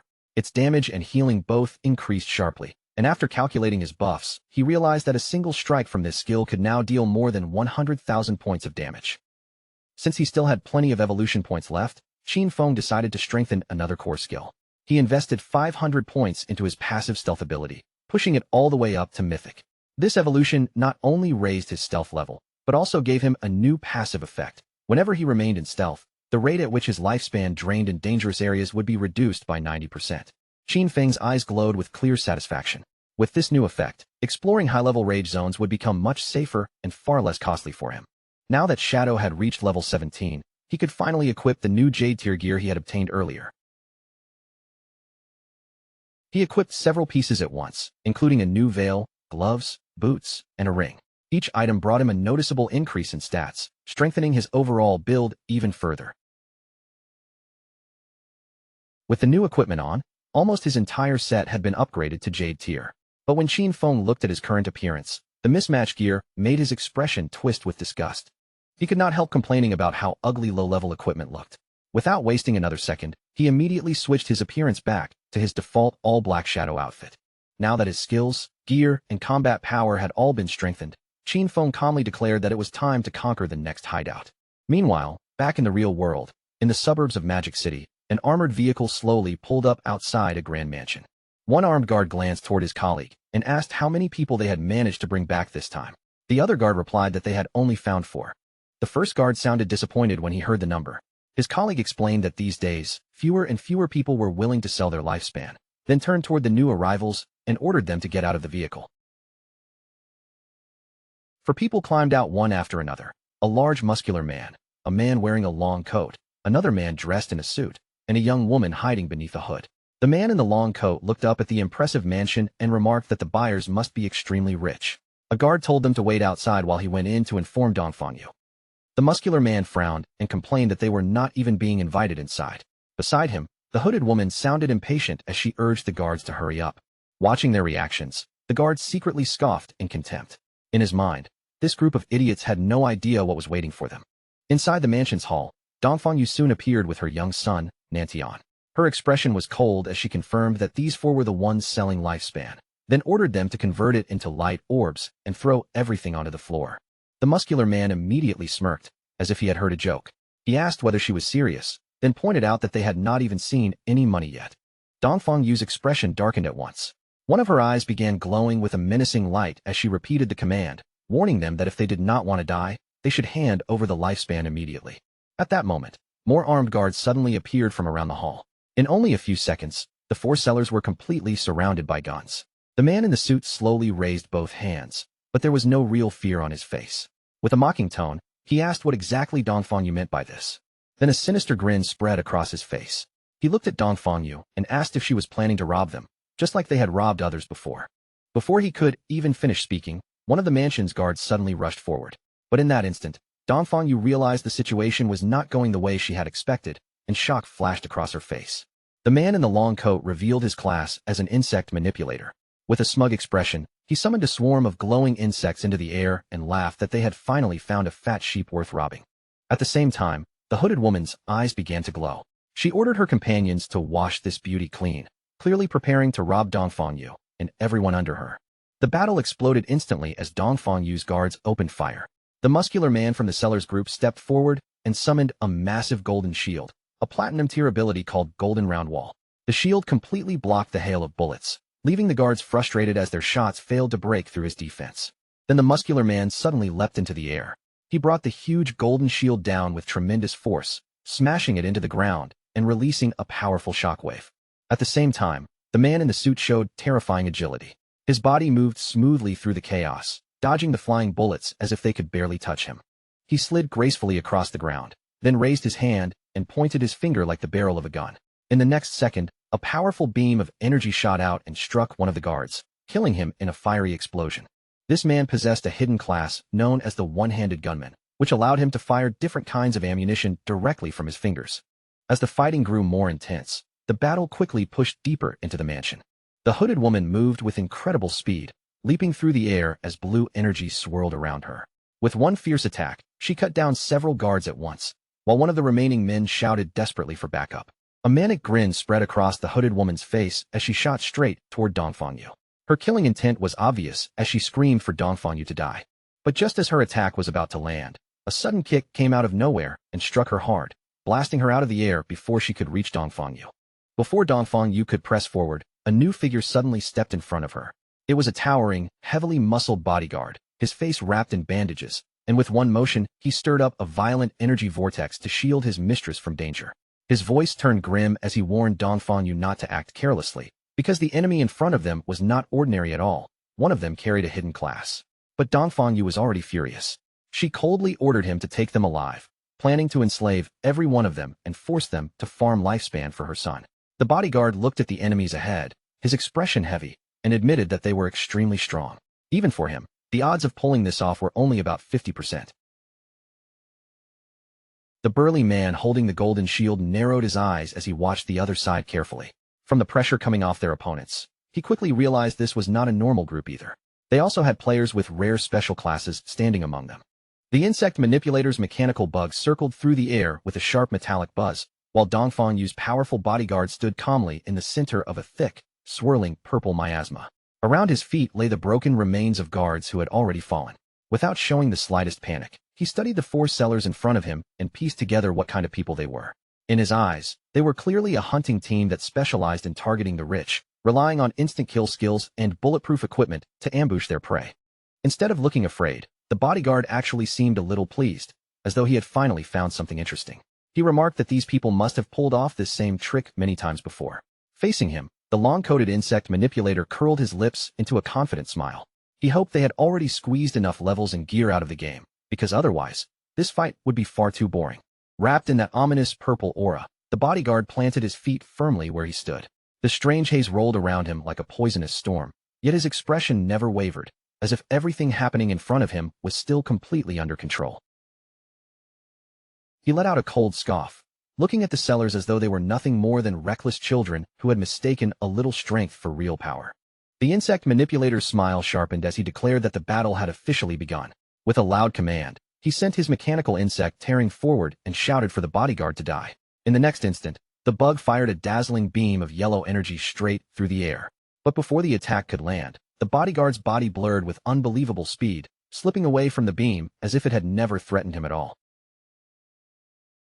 Then, in a move so fast it barely looked real, the bodyguard raised one hand and reached into the air. The mechanical insect, which had been darting around at terrifying speed, was suddenly caught right in his grip, snatched out of flight as easily as plucking a leaf from the wind. The sellers froze on the spot, their faces filling with shock. The insect manipulator's confident expression collapsed instantly as he shouted in disbelief. His insect could fly at 200 kilometers per hour, yet this man had caught it barehanded. He could not understand how such a thing was even possible. With a rough grunt, the bodyguard suddenly released a strange burst of purple gas from behind him. The foul pressure spread through the air, and before the stunned sellers could even react, his powerful fingers tightened around the mechanical insect. Metal cracked and twisted in his palm until the bug was crushed into useless fragments. He barely even looked at the broken pieces before casually dropping them onto the ground. Then he lifted one heavy foot and stomped down, grinding the remains into the floor as if he were crushing an annoying insect for real. Only after that did he speak again, his tone calm and almost casual. He revealed that the area had already been sealed off, and a barrier had been placed around them before the sellers even realized it. The purple aura around the bodyguard surged even more violently, wrapping his massive frame in a sinister glow. He finally revealed the nature of his unique hidden class, Fart Master, the very source of plague itself. With chilling confidence, he declared that his purpose was to spread pestilence in a way that surpassed ordinary humanity. Then, with the air growing heavier around him, he simply announced that it was his turn to come forward. A dangerous light flashed in Dongfang Yu's bodyguard's eyes. The Fart Master lowered his stance, his muscles tightening beneath the bandages, and he announced his attack with a menace that made the air around him feel even thicker. In the blink of an eye, he launched himself upward with shocking speed. His huge body cut through the air faster than anyone expected, leaving the muscular man from the opposing group visibly startled as he tried to track the movement. The bodyguard twisted midair and drove a powerful high kick straight toward him. But the muscular man did not back away. Instead, he braced his stance and taunted him loudly, daring him to test the strength of his iron wall defense head-on. Just as the muscular man steadied himself behind his golden shield, the bodyguard's real attack came from an absurd angle. A devastating air cannon erupted from his buttocks with explosive force, slamming into the shield before the defender could adjust. The golden barrier shattered under the impact, and the man was blasted backward, crashing hard into the ground. The insect manipulator's face twisted in panic the moment he saw his companion go down. He immediately shouted toward the one-handed gunman, ordering him to fire before the bodyguard could close the distance again. The gunman raised his weapon and unleashed a rapid volley of energy blasts, each shot cutting through the air in quick succession. But the bodyguard moved with almost insulting ease, shifting his body just enough each time to dodge every single attack without taking a scratch. Seeing him still airborne, the gunman sneered and tried to regain his confidence. He shouted that jumping into the air against a gunman was practically suicide, because once someone was suspended above the ground, there was nowhere left to escape. But the bodyguard with the bandaged arms had already recovered his rhythm. Instead of falling into the gunman's trap, he clenched his body, brought his buttocks together with terrifying force, and released a thunderous sonic boom that exploded outward like a shockwave. The blast struck the one-handed gunman before he could even finish reacting. His glasses shattered across his face, his body jerked under the impact, and in that single instant, the sonic boom killed him on the spot. The bodyguard landed near the corpse and looked down at him with complete indifference. In a flat, almost disappointed tone, he remarked that the man's cultivation level must have been pitifully low if something as simple as a sonic boom was enough to take his life. The insect manipulator saw his comrade drop dead, and all the confidence drained from his body. Terror took over. He turned at once and tried to run, but before he could get far, a hand shot out from behind him and clamped down on his head, stopping him cold. The bodyguard held the trembling man firmly in his grip, while the insect manipulator begged desperately for his life. Yet the bodyguard's voice remained strangely calm. He told him not to worry, because he had no intention of killing him. With 2 enemies dead and 2 still alive, he had already fulfilled the 50% success rate he had promised earlier. After saying that, the bodyguard casually shifted the topic as if this were nothing more than a routine check. He asked what had happened to their stealthy companion, pointing out that his earlier fart should have stunned everyone nearby. The captured man looked both confused and terrified as he hurried to explain. The hooded woman was not part of their group at all. His other 2 brothers had already been killed, and they genuinely did not know that woman. She had merely gotten out of the same vehicle as them because she had also come there to sell her lifespan. The scene then shifted far away, to the outskirts of the Magic City ruins. There stood the Magic Leaning Tower, a strange landmark that resembled the Leaning Tower of Pisa, rising at an angle against the broken skyline. Above the very top of the tower, a glowing purple magic circle floated silently, casting an eerie light over the ruins below. Within the ruined cityscape, Shadow slowly materialized. His body appeared semi-transparent and ghost-like, as if he had slipped into this place without a physical form. He made his way to the entrance of the tower, but the moment he arrived, he noticed something was wrong. The guardian monster that should have been stationed there was nowhere to be seen. Shadow immediately understood what that meant. Someone else had reached this place before him. Without wasting time, Shadow moved forward and entered through the massive doorway. The entrance was sealed in frost, its edges covered with cold, rigid ice, making the tower feel even more ancient and dangerous as he passed inside. Once inside, Shadow carefully took in the vast space around him. He knew the Magic Leaning Tower was not simply a tower, but an enormous multi-floor library built like a giant maze. Every level was filled with traps, hidden mechanisms, and countless dangerous paths. He also remembered the old legend tied to this place, the story of a terrifying monster sealed deep within the tower, a princess who had been transformed by an evil white dragon. As Shadow floated deeper through the library, he began noticing clear signs that the place had already been ransacked. Shelves had been disturbed, and traces of looting were scattered along the path. That confirmed his guess. Another party had already pushed far inside. He also remembered that the teleportation mechanism leading to the top floor should be hidden somewhere in this area. It did not take him long to find the trigger. Among the books, one volume gave off a faint glow, and its title was strangely eye-catching, Postpartum Care for Sows. Shadow recognized it at once. Pulling this ridiculous-looking book was the key to activating the tower's teleportation magic. The moment Shadow pulled the book from its place, light burst out around him. His figure was swallowed by the glow in an instant, and before the surrounding shelves could even come back into view, the teleportation magic carried him away. When the light faded, Shadow appeared on the rooftop of the tower. He was floating silently behind 2 players, and both of them were startled the moment they sensed his sudden arrival, their bodies stiffening as they turned toward him in shock. From the rooftop, Shadow looked out across the battlefield. A large group of players had gathered in the open arena, locked in a fierce battle against the tower's guardian. Their opponent was a massive tentacled monster known as the Desperate Princess, its huge body looming over the players as chaos erupted around it. Shadow quietly assessed the battle from a distance. The players were clearly not well equipped for a fight of this level, and their gear looked far from ideal. Worse still, their losses were piling up fast, with casualties appearing at a dangerous rate. Even so, Shadow could not help feeling a trace of admiration. With such obvious disadvantages and such heavy losses, the fact that they had managed to reach this point at all proved that they were far more capable than they looked at first glance. His gaze then settled on the person leading them. At the front of the group stood a woman with long gray hair, shouting commands and trying to hold the team together. She urged her troops not to be afraid, telling them that even if they died, they only needed to run back again. Shadow recognized them almost immediately. This was the Faker Heavy Industry Guild, and the woman commanding them was Huang Huifan. In his past life, Faker Heavy Industry had not been some small organization, but a major corporation with considerable influence. After the game descended into reality, Huang Huifan had reacted faster than most people. She converted company funds into lifespan and quickly formed a guild using her own employees as the core members. Shadow also remembered her class clearly.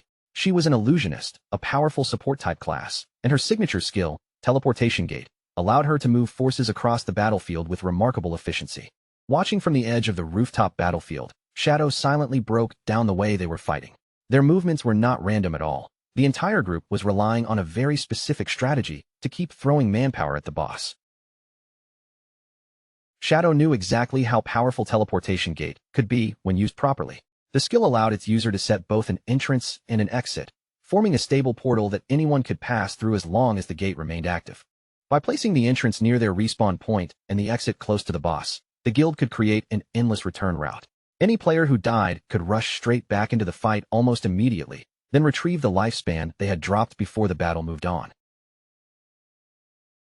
In Shadow's past life, this exact tactic had been one of the main reasons Faker Heavy Industry rose so quickly. With that portal strategy supporting their forces, the guild eventually became one of the top 20 guilds in the entire nation. But Shadow also knew the cruel truth. Against this particular guardian, their proud strategy was completely useless. The enemy before them was the Desperate Princess, a level 18 Platinum tier boss, and she was not the kind of monster that could be worn down through repeated deaths. This boss possessed a terrifying ability that made ordinary attrition tactics incredibly dangerous. Whenever the Desperate Princess killed a player, she absorbed that player's lifespan at a speed 100 times faster than normal monsters. In other words, every fallen player was not just a casualty. They were fuel being poured directly into the boss. Shadow could already see where this was heading. If Faker Heavy Industry kept fighting this war of attrition, the Desperate Princess would soon evolve into a Jade-tier boss and restore her health. At that point, the entire party would be wiped out, and the lifespan cost would be enough to cripple the guild completely. Shadow understood the danger clearly, and after watching the situation unfold, he decided he could no longer remain on the sidelines. He had to step in.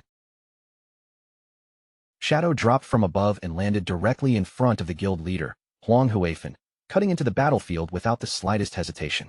Huang Huifan stiffened in surprise as he calmly laid out his terms. Pay him 1,000 years of lifespan, and he would take care of the boss for them. As for anything that dropped for an assassin, that would belong to him. Huang Huifan's eyes widened the moment she got a clear look at him. Her words caught in her throat, and she stammered in disbelief as realization hit her. The person standing in front of her was none other than the legendary Shadow. Shadow confirmed his identity without any dramatic reaction, his voice steady and cold. Then he gave Huang Huifan and her guild a direct warning. They had no chance of winning this battle as they were now. Before she could even fully gather her thoughts, he told them they had only two choices: accept his deal or retreat immediately while they still had the chance. But before Huang Huifan could answer, an arrogant young man stepped forward with anger written all over his face. He glared at Shadow and snapped at him, demanding to know who he thought he was to declare that their guild could not win. The young man sneered even harder when he heard the price. 1,000 years of lifespan sounded completely insane to him, and he openly mocked Shadow for daring to ask for so much. He barked at him to get lost, while Huang Huifan's expression changed at once. She hurriedly tried to stop him, shouting for Huang Ziqing not to be rude, but her warning came a moment too late. Before Huang Huifan could finish speaking, Shadow had already moved. His hand shot forward with frightening speed and clamped directly over Huang Ziqing's face, cutting off the young man's arrogance in an instant. Then, with one smooth and effortless motion, Shadow swung him away like he weighed almost nothing.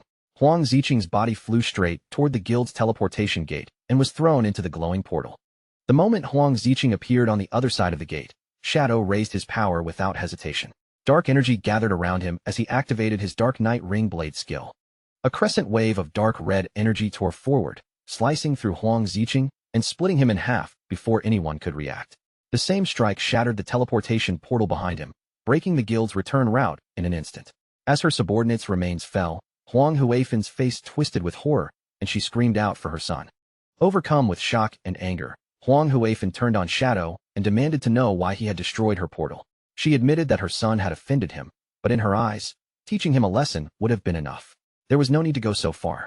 Shadow's golden eyes glowed as he looked down at her, his expression unreadable. Instead of arguing, he simply told her that she would understand soon enough. Then he repeated his offer with the same calm certainty as before, 1,000 years of lifespan, and he would solve the boss problem for her. After saying that, Shadow's figure slowly dispersed and vanished from sight, leaving Huang Huifan and the rest of the guild frozen in stunned silence. Shadow knew exactly what they did not. The boss they were fighting was already on the verge of evolving. That was the real reason he had destroyed their portal. Their strategy of dying, respawning, and rushing back into the fight looked useful on the surface, but against this monster, it would only keep feeding the boss more lifespan until the entire guild was wiped out. Of course, Shadow's reason for stepping in was not purely out of kindness. Beneath his calm actions, his true motive was far more practical.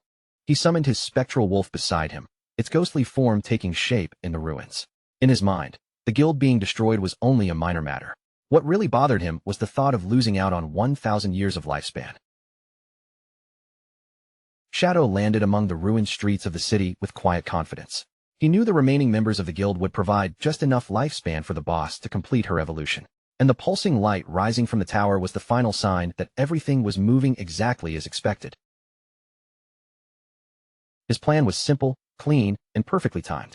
Once the boss advanced to the Jade tier, Shadow would return to kill her himself. By waiting until she evolved, he could claim far greater rewards than if he ended the fight too early. Just as Shadow settled in to wait for the right moment, a message suddenly came through from Ghost Spirit. Her voice carried obvious excitement as she reported that she had found Dongfang Yu in a suburban manor. But there was a serious problem. Dongfang Yu was being protected by an incredibly strong player, and that person had nearly killed Ghost Spirit. Shadow immediately told her to meet him at the Withered Bone Field and bring every detail with her. At the same time, he felt genuinely impressed. Finding a single person inside the vast magic city was no easy task, which proved that Ghost Spirit was far more capable than most people. Not long afterward, the two assassins met in a bleak wasteland scattered with bones. The air around them felt dry and desolate, and Shadow wasted no time. He asked Ghost Spirit to describe the guard protecting Dongfang Yu. Ghost Spirit explained that the man was a fast and powerful melee fighter, but his main attack method was strangely ridiculous. He fought by farting. She added that he could see through her stealth completely, and that his body was surrounded by a smoky aura spreading about 10 meters around him. Shadow understood the situation at once. He told her that she had run into someone with the hidden class known as Source of the Plague. That smoky aura was one of its first-tier abilities, a plague field capable of sensing any physical body within its range, which made it a perfect counter to her stealth. He also explained that the class could strengthen the user's body and recover through plague-based abilities. At higher tiers, it was even rumored to be nearly impossible to kill. Ghost Spirit's face went pale as she listened. Horror and frustration sank into her eyes, and for a moment, she almost lost hope, wondering whether she would ever be able to take revenge against an enemy like that. But Shadow did not leave her in despair. He calmly revealed that this class had a critical weakness. While the plague power strengthened the user's body, it also ate away at the user's mind. If the person's mentality was weak, that inner corrosion would become their greatest flaw. Then Shadow shifted the conversation to her own class. He told Ghost Spirit that Blade of the Underworld also had an evolutionary path. Once it reached Tier 2, it would advance into the Yellow Spring Evil Ghost. As his words fell, a massive spectral green demon began to form behind Ghost Spirit. Its towering shape rose out of the gloom, and its glowing eyes opened slowly, filling the bone-covered field with a chilling presence. Ghost Spirit stood frozen in awe, staring at the terrifying figure connected to her own future. Her eyes shone with an ethereal light, and in that moment, she finally began to understand just how much potential was hidden inside her class. In the middle of that desolate field of bones, Shadow advised Ghost Spirit to push her class to Tier 2 as soon as possible. Only by advancing could she break through her current limits, and that path, he told her, was the true route she needed to follow. Ghost Spirit looked at him in amazement, still shaken by everything he had just revealed. She could not help asking how he knew so much about her class, especially details that even she herself had never understood clearly. Shadow did not answer her question directly. Instead, he bent his knees and leapt upward, landing lightly on top of a large tombstone overlooking the graveyard. Standing above her, Shadow spoke in a calm and distant tone. He told her that the game was far deeper than most people realized, and that persistence mattered more than quick results. If she wanted to reach true greatness, she first needed to build a foundation strong enough to support it. Ghost Spirit listened quietly, and his words lit a fire inside her. She suddenly felt filled with determination, believing that Shadow's overwhelming strength had not come from luck alone, but from constant effort and relentless training. Shadow then pointed out that this graveyard was the perfect place for her to level up. The monsters here respawned quickly, giving her a steady flow of enemies to fight, and they could also help her upgrade her class weapon, the Underworld Chainblade. However, he warned her not to underestimate the area. Every monster here was an elite, with 3 times the health, defense, and attack power of ordinary enemies. To help her understand, Shadow said that these monsters were not impossible to handle. As long as she used the right technique and attacked properly, even elite enemies like these would not be that difficult. Then he moved before she could blink, leaping straight into a cluster of monsters. His attacks landed with terrifying precision, striking their weak points one after another, and in only a few moments, the entire group was wiped out effortlessly. Ghost Spirit watched from the side, her face flushing slightly as she stared at him in astonishment. The ease with which Shadow destroyed those elite monsters made his strength look almost unreal. In the next instant, Shadow appeared beside her again, as if the distance between them had never existed. He told her to give this training everything she had, because only by betting it all could she truly complete her path of revenge. After leaving those words behind, Shadow vanished in a flash of blue energy. The light scattered across the bone-covered field, and when it faded, Ghost Spirit was left standing there alone. She remained silent for a while, thinking back to the moment he mentioned revenge. For just an instant, she had clearly felt a fierce and unmistakable killing intent coming from Shadow, sharp enough to make her heart tremble. Meanwhile, far away in the ruins of Zhanghai City, the sky was already sinking into sunset, and the broken streets were bathed in the dim light of evening. Little Black was resting on the ground, leaning heavily against her white llama. After exploring for so long, exhaustion had finally caught up with her, and she looked as though she barely wanted to move. Her stomach was already starting to feel empty, but after checking the map, she decided to push herself a little longer. The area was almost fully explored, and since she was already this close, she wanted to finish the job before stopping. While she sat there catching her breath, something unusual caught her eye. On the ground nearby was a strange fruit giving off a dark glow, standing out clearly against the ruined surroundings. Curiosity immediately got the better of her. Little Black reached down and picked up the fruit, turning it over in her hand as she thought it looked a lot like a plum. Without thinking too much about it, she took a big bite. The moment the flavor spread in her mouth, her eyes brightened with delight. To her surprise, it was actually delicious. Then, a system notification suddenly popped up in front of her, informing her that she had gained 50 experience points. Little Black stared at it in amazement, hardly believing that a simple fruit she found on the ground could actually give her experience. When she looked up again, her surprise grew even stronger. Ahead of her was a long trail of the same dark, glowing fruits, scattered one after another as if they were leading her somewhere. Excitement instantly replaced her fatigue. Little Black followed the trail with a happy expression, eating the glowing fruits as she moved along. Each one gave her another 50 experience points, turning the strange discovery into a moving feast. But her feast did not last uninterrupted. A message suddenly came from Captain Anyu, and the tone was urgent. Anyu told Little Black to come to the corrupted coast right away, explaining that a man named Manhwa had been captured by a boss. Since he was carrying more than 500 years of lifespan, they needed her help immediately. Little Black immediately opened her map and checked her position, only to realize she was already near the area Captain Anyu had mentioned. She quickly replied with her location, and Captain Anyu told her to stay where she was, promising that their team would arrive there very soon. Still chasing the trail of glowing fruits, Little Black crawled forward bit by bit, while muttering complaints under her breath about Manhwa. In her eyes, that guy was completely useless and always caused trouble. But before she could stay annoyed for long, her attention drifted right back to the sweet, delicious fruits scattered ahead of her. By the time night fully settled over the ruins, Little Black finally climbed to the top of a hill. The moment she looked down from the ridge, she froze in surprise, staring at the strange and unsettling sight spread out below her. The trail of glowing fruits had led her all the way to the desolate, corrupted coast. At the very end of the path sat a small slug-like creature, quietly resting there as though it had been the one producing the fruits she had been happily eating the entire time. But just nearby, an even more horrifying scene waited for her. A colossal, bloated monster towered over the coast, with several sharp-toothed mouths growing across its back. In one of its huge hands, it held a tiny humanoid creature that was screaming desperately. Little Black's face was still stained with fruit juice, but the moment she saw that giant creature, her expression went stiff with shock. She stared at its enormous body and twisted mouths, wondering what kind of terrifying boss had appeared in front of her. Then her eyes suddenly dropped toward the ground. There, lying motionless near the monster, were two fallen players. After taking a closer look, Little Black recognized one of them as Manhwa, and her heart immediately tightened. Only then did she realize that this grotesque creature had to be the boss Captain Anyu had warned her about. The monster sat in front of a massive bowl, like it was preparing a meal, then lowered the small creature in its grip and bit into it without hesitation. A system window suddenly appeared, confirming the monster's identity. This terrifying boss was called the Spirit Devourer, a level 20 Jade grade monster. Right after that notification appeared, the Spirit Devourer tightened its massive fist around the small creature. With brutal force, it crushed the poor thing completely in its palm. Little Black watched the scene unfold in horror, finally understanding what was happening. The boss was not eating a player at all, it was devouring another monster right in front of her. After crushing it, the Spirit Devourer casually tossed the bloody remains into the giant bowl. Then it began stirring everything together, mixing the mangled flesh into a disgusting and gruesome meal. A short while later, Captain Anyu and her party arrived on the hill and found Little Black still watching from above. Anyu quickly stepped beside her and asked whether she had already spotted Manhwa and the boss. The whole group looked down from the hilltop, and the sight made their faces tense.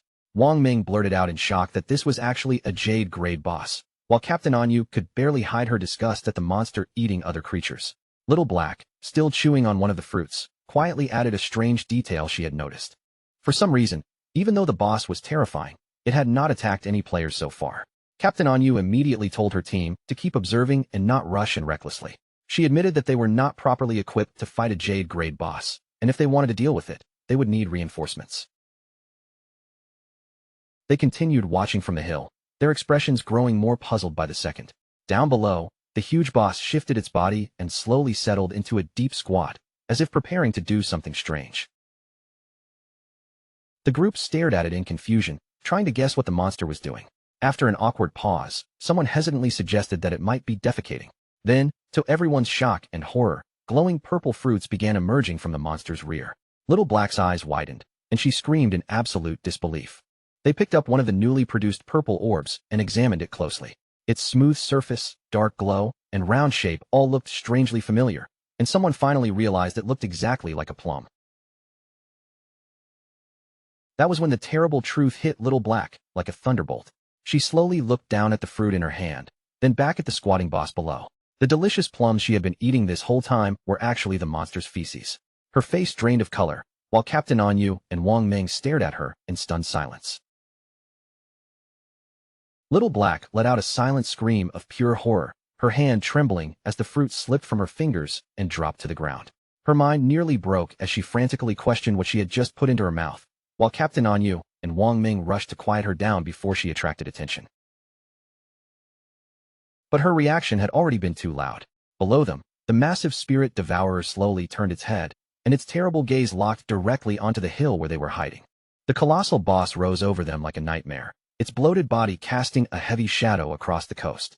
Then one of the gaping mouths on its back opened wide, releasing a terrifying roar that seemed to carry the whispers of some ancient gluttonous god.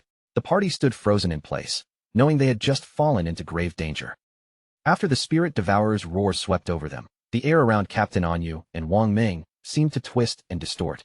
A strange power washed through their bodies, and their eyes suddenly glowed red as they screamed in agony. They grabbed their heads with both hands, staggering as if something had invaded their minds. A ravenous hunger swallowed their thoughts completely, driving out all reason and leaving only the desperate urge to eat.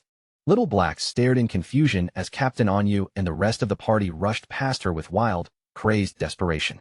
They no longer seemed to notice her, the boss, or the danger surrounding them.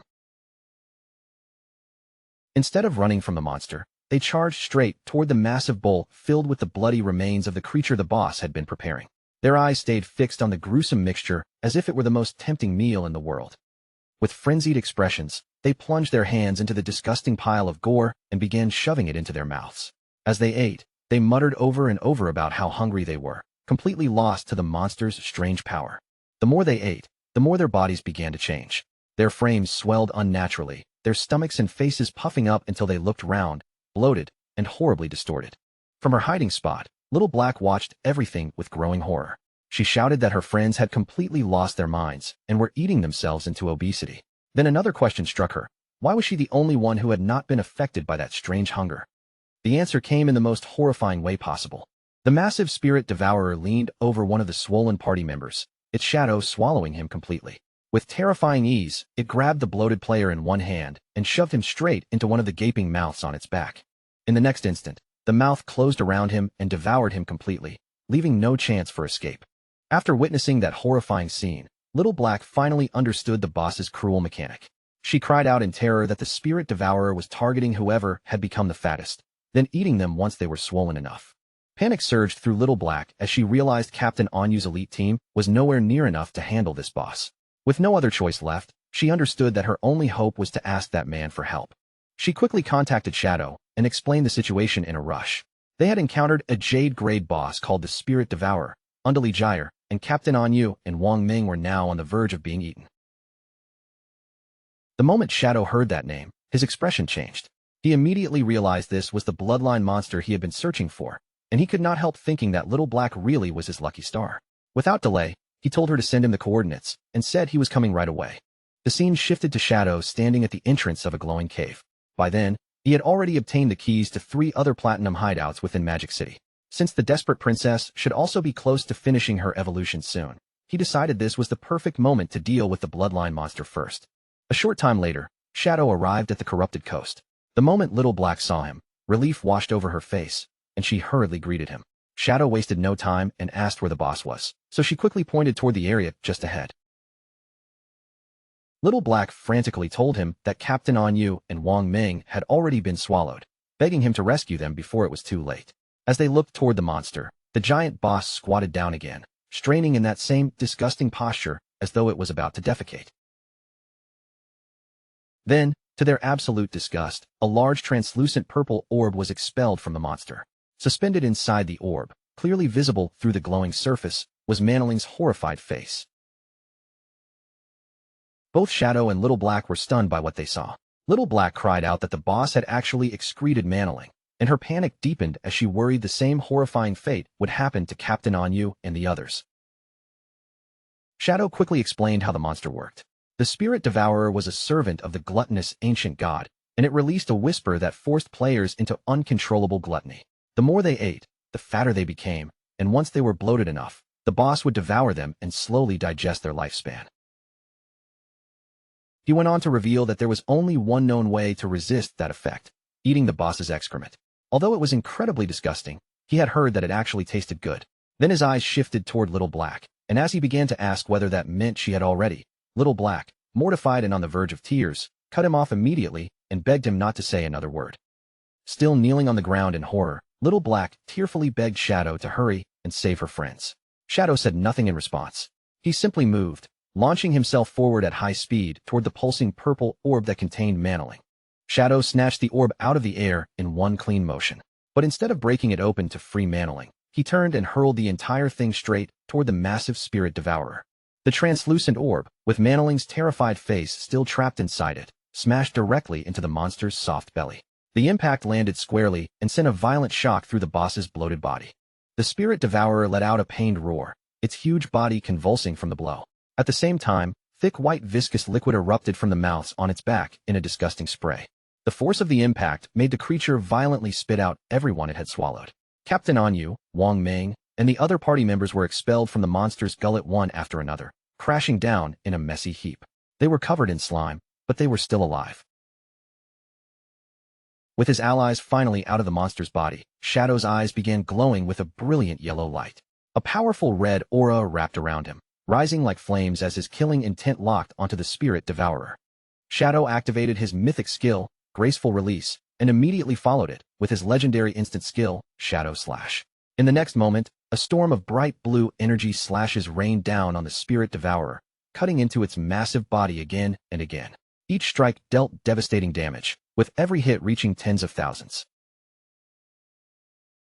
Shadow glanced at his finisher skill gauge and saw that it had finally filled to the limit.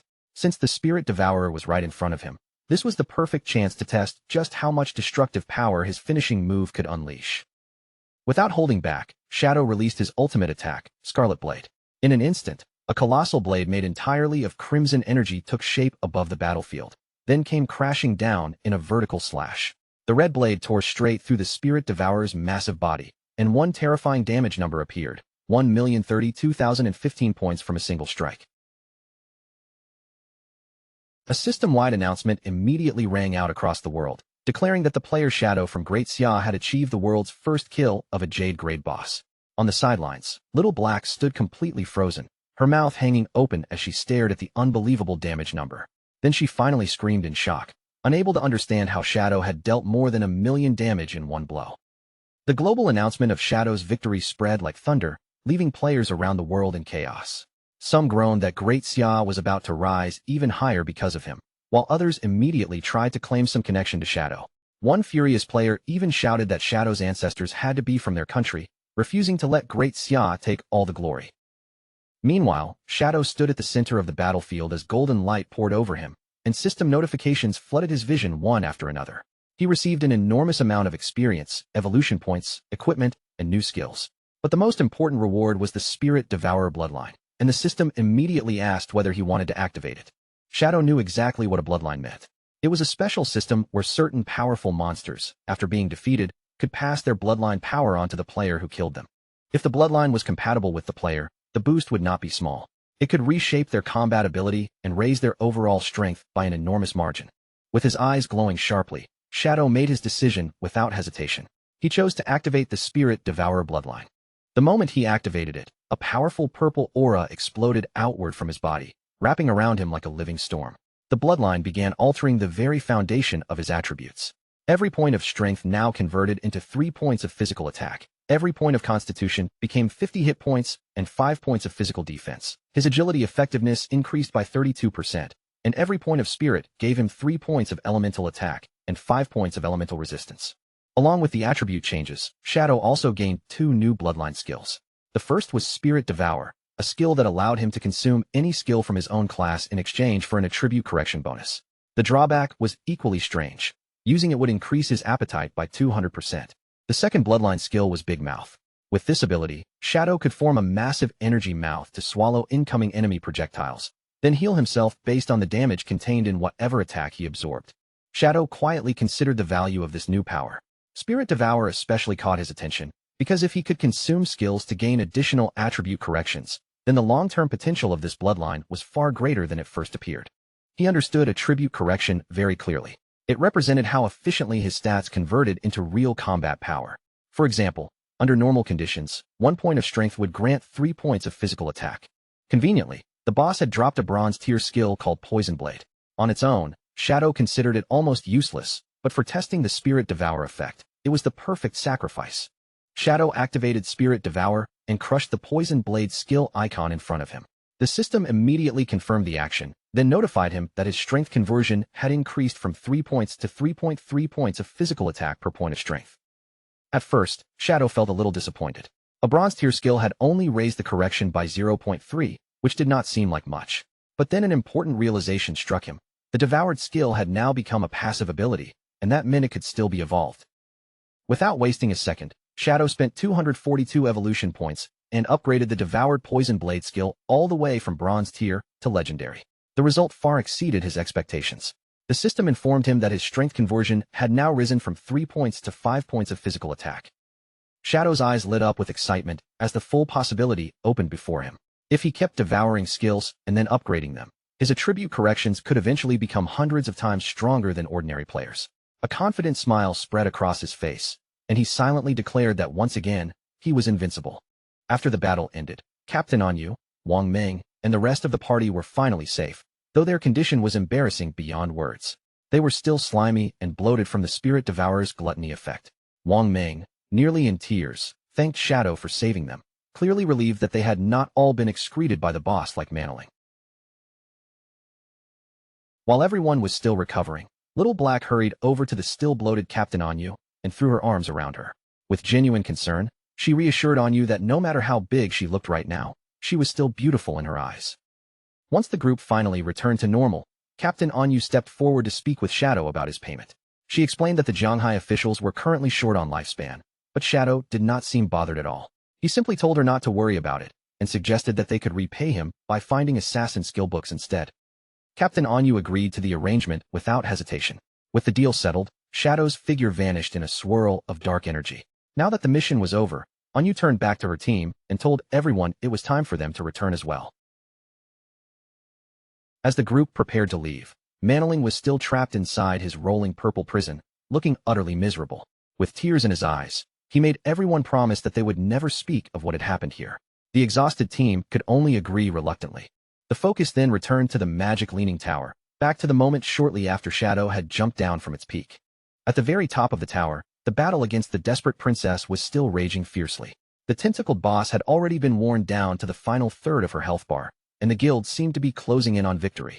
Huang Huifan, the guild leader, pushed her team forward with urgent commands. She quickly called out to the healer, Xiao Kuei, ordering her to use her Tree of Life skill before their front line collapsed. Xiao Kuei obeyed immediately. A massive tree of glowing green energy burst up from the ground, spreading radiant branches over the battlefield and continuously healing the wounded guild members beneath it. With the healing support in place, Huang Huifan raised her voice and rallied everyone again. Since Shadow had destroyed their teleportation portal, she reminded them that they could no longer afford to die and come back. Their only choice now was to go all out and finish the boss here. Believing victory was finally within reach, the guild's morale surged. The tanks charged forward with renewed determination, while the rest of the team unleashed one final barrage of attacks onto the weakened desperate princess. For a brief moment, Huang Huifan truly believed they had won.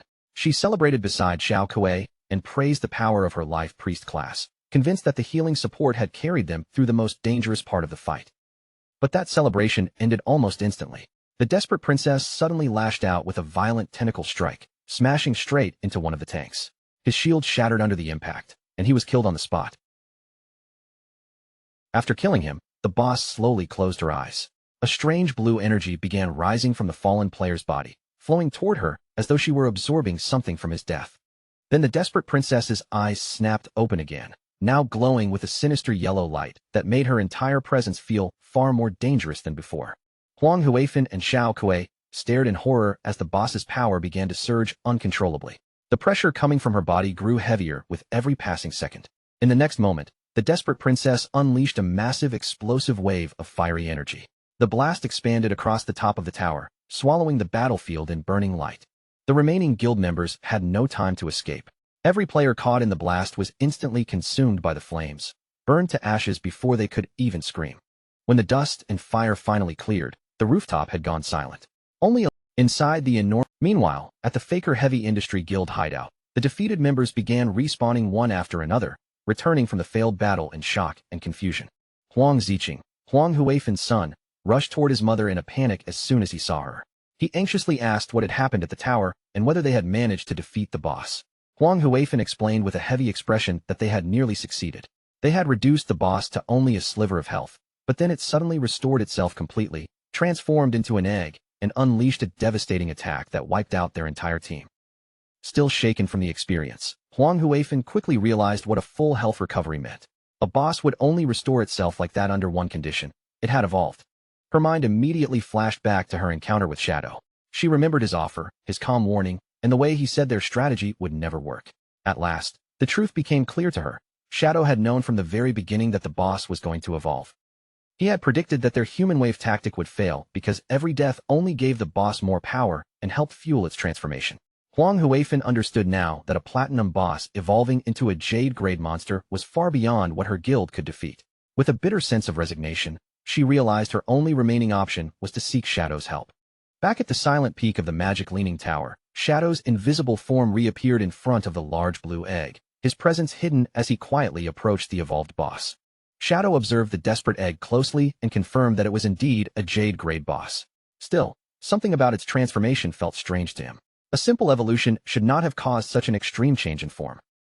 He noticed that the egg itself did not seem to have any offensive ability. That made him wonder whether this was only a transitional stage, a temporary shell before something even more powerful eventually hatched from within. After a brief moment of thought, Shadow decided to test it directly. He leapt into the air, gathered dark energy around a dagger, and hurled the weapon straight at the glowing blue egg. The dagger struck the egg with a sharp burst of dark power, and a damage number of over 28,000 appeared above it. However, compared to the boss's enormous 10 million point health bar, that attack barely made a visible dent. The desperate egg remained standing there, glowing silently as if the strike had done almost nothing at all. While remaining hidden in his spectral form, Shadow studied the egg and quickly realized just how absurd its durability was.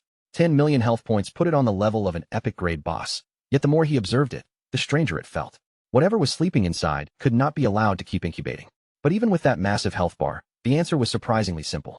The egg had no way to detect invisibility, which meant to Shadow, it was nothing more than a blind target waiting to be carved apart. So Shadow settled on the most direct plan possible.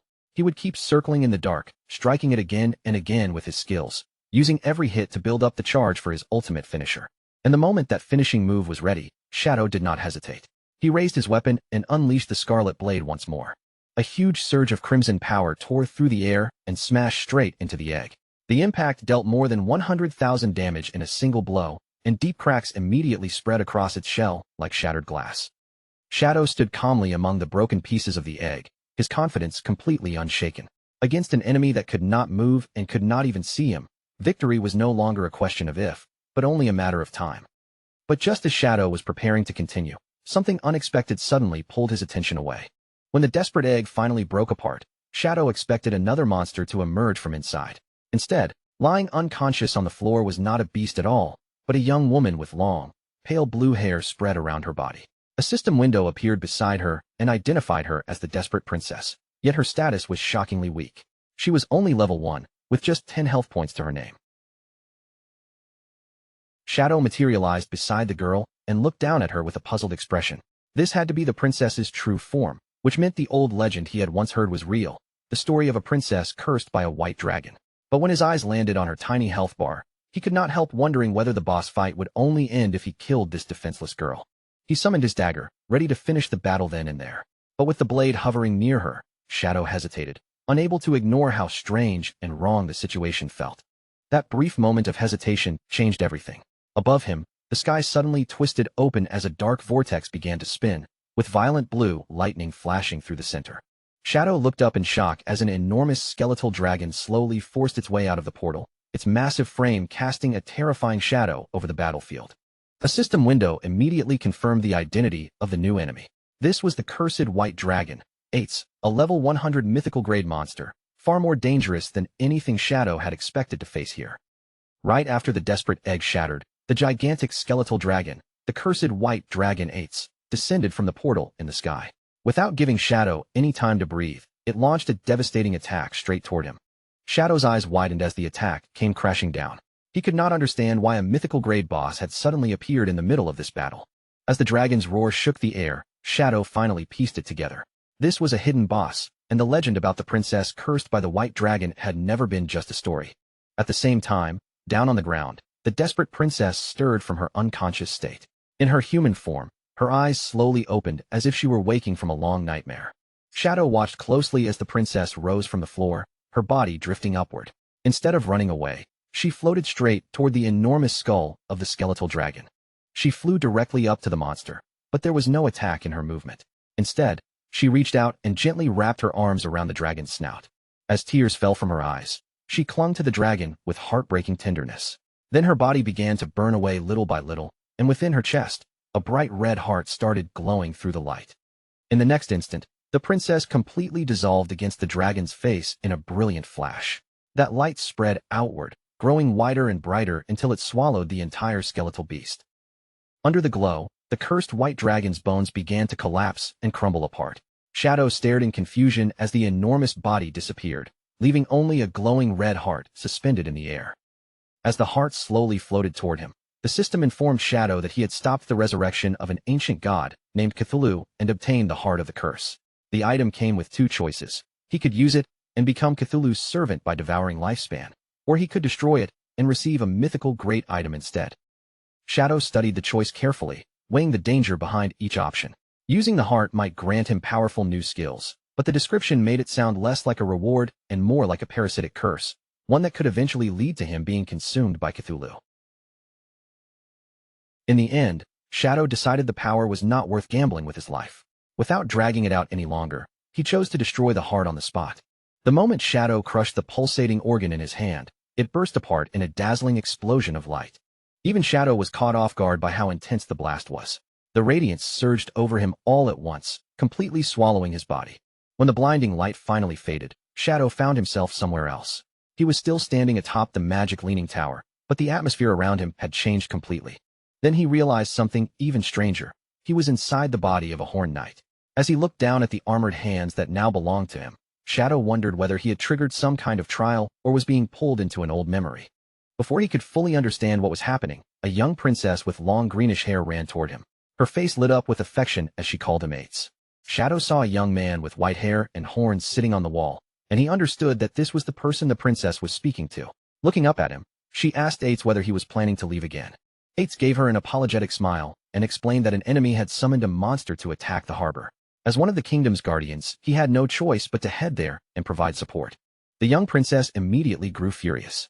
With her cheeks puffed in anger, she called him a liar and reminded him that he had promised to teach her how to ride the wind that very day.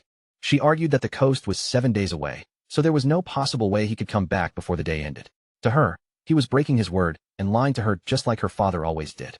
Then she pointed at him angrily and declared, with all the outrage she could gather, that men were nothing but terrible liars and shameless scoundrels. Ates looked completely flustered by her outburst. Trying to calm her down, he asked where she had even learned such harsh words in the first place. Then he reached out and presented her with a silver object that looked almost like a dragon scale, calling it the Scale of Promise. Ates explained that under the witness of this scale, anyone who broke a promise would lose their wings and would never be able to fly again. The princess instantly blushed and panicked, pushing the gift away without thinking. She cried out that she did not want Ates to lose his wings, not even as part of a promise. Ates gently reassured her, promising that he would not break his word. Then, with calm confidence, he told her not to underestimate his ability to ride the wind. As he said that, Ates spread open a pair of magnificent white wings, each one large and powerful enough to fill the princess's eyes with wonder. The princess stared up at him with sparkling eyes, completely captivated. She exclaimed that every time he transformed like this, he looked handsome and unbelievably cool. Before leaving, Ates promised her that he would be back in time for dinner. He also told her that his 3 shadow guards would stay behind to keep her company while he was gone. With that promise made, Ates launched himself into the open sky and flew away on his white wings. Below him, the princess waved with both excitement and worry, wishing him a safe journey. After watching him disappear into the distance, the princess clenched her small fists with determination. Since Ates was working so hard for the kingdom, she decided she could not afford to fall behind either. She turned to the shadow guards and ordered them to follow her. With bright enthusiasm, she announced that she would gather ingredients and prepare a grand dinner for Ates when he returned. By then, Shadow understood what he was seeing. This was a memory sealed inside the heart of the curse, revealing the past shared by the desperate princess and Ates, the white dragon. From there, the memory unfolded into warmer moments from the princess's day. She spent her time with the shadow guards, cheerfully picking mushrooms in the forest, running into a strange rabbit, and fishing beside a quiet lake, all while the magic leaning tower stood in the distance over their kingdom. Later, worn out from all her preparations but glowing with happiness, the princess finally presented the large feast she had worked so hard to make. With obvious pride, she began listing the unusual dishes one by one, including steamed rock and volcanic ash pizza. To her, there was nothing strange about them at all, because she happily announced that every dish was one of Ates's favorite foods. After setting everything out, the princess waited with bright, expectant eyes, fully believing that Ates would come back at any moment and sit down to dinner with her. But time kept passing, and as the sky outside sank into night, her excitement slowly turned into exhaustion. Still waiting at the table, she eventually rested her head down and fell asleep beside the untouched food. An elderly attendant approached her gently and woke her with a soft voice, telling her that it was already very late and she needed to rest. He glanced at the dishes spread across the table and quietly reminded her that the food had long since gone cold. The princess jolted awake in shock, her sleepy eyes widening the moment she realized how much time had passed. In a panic, she immediately asked the attendant where Ates was, unable to understand why he still had not returned. The attendant's face turned heavy as he continued speaking. According to the reports from the front line, the battle had become extremely dangerous, and General Ates would most likely be delayed. The princess refused to accept that answer. She insisted that Ates was the kingdom's mighty guardian, and no matter what enemies stood before him, they would be nothing more than lambs waiting to be slaughtered. But the attendant's expression only grew more serious as he explained the true scale of the crisis. The enemy nation had sacrificed tens of thousands of lives to summon a horrifying monster from the sea, a colossal creature as large as a city, covered in countless tentacles and eyes, so terrifying that even one glance could drive a person insane. Hearing those words, the princess's confidence finally began to waver. Her proud certainty faded from her face as she realized that even someone as powerful as Ates might be locked in a desperate battle. Suddenly, her eyes widened in pure fear as the scale of promise in her hand shattered apart. She instantly understood what it meant. Ates had broken his promise to return. If he failed to come back before midnight, the curse would take his wings from him. Panicking, she grabbed the attendant, Scholar Lu Wan, and begged him to take her to her father at once. As a dragon knight, her father might know a way to remove the curse from the scale. She ignored the old man's startled complaints and pulled him along with all her strength. Her voice trembled as she explained that if Ates lost his wings in the middle of battle, he would be finished. But the moment she burst through the door, she froze in place. Standing right in front of her was Ates, completely unharmed, as if nothing terrible had happened at all. Ates looked at her calmly and asked why she had rushed in with such panic written all over her face. Overwhelmed by relief, the princess ran straight into his arms and hugged him tightly.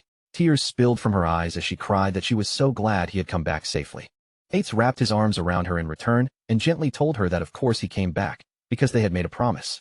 Still clinging to him, the princess admitted that she had been terrified after hearing how terrible the situation on the front line had become.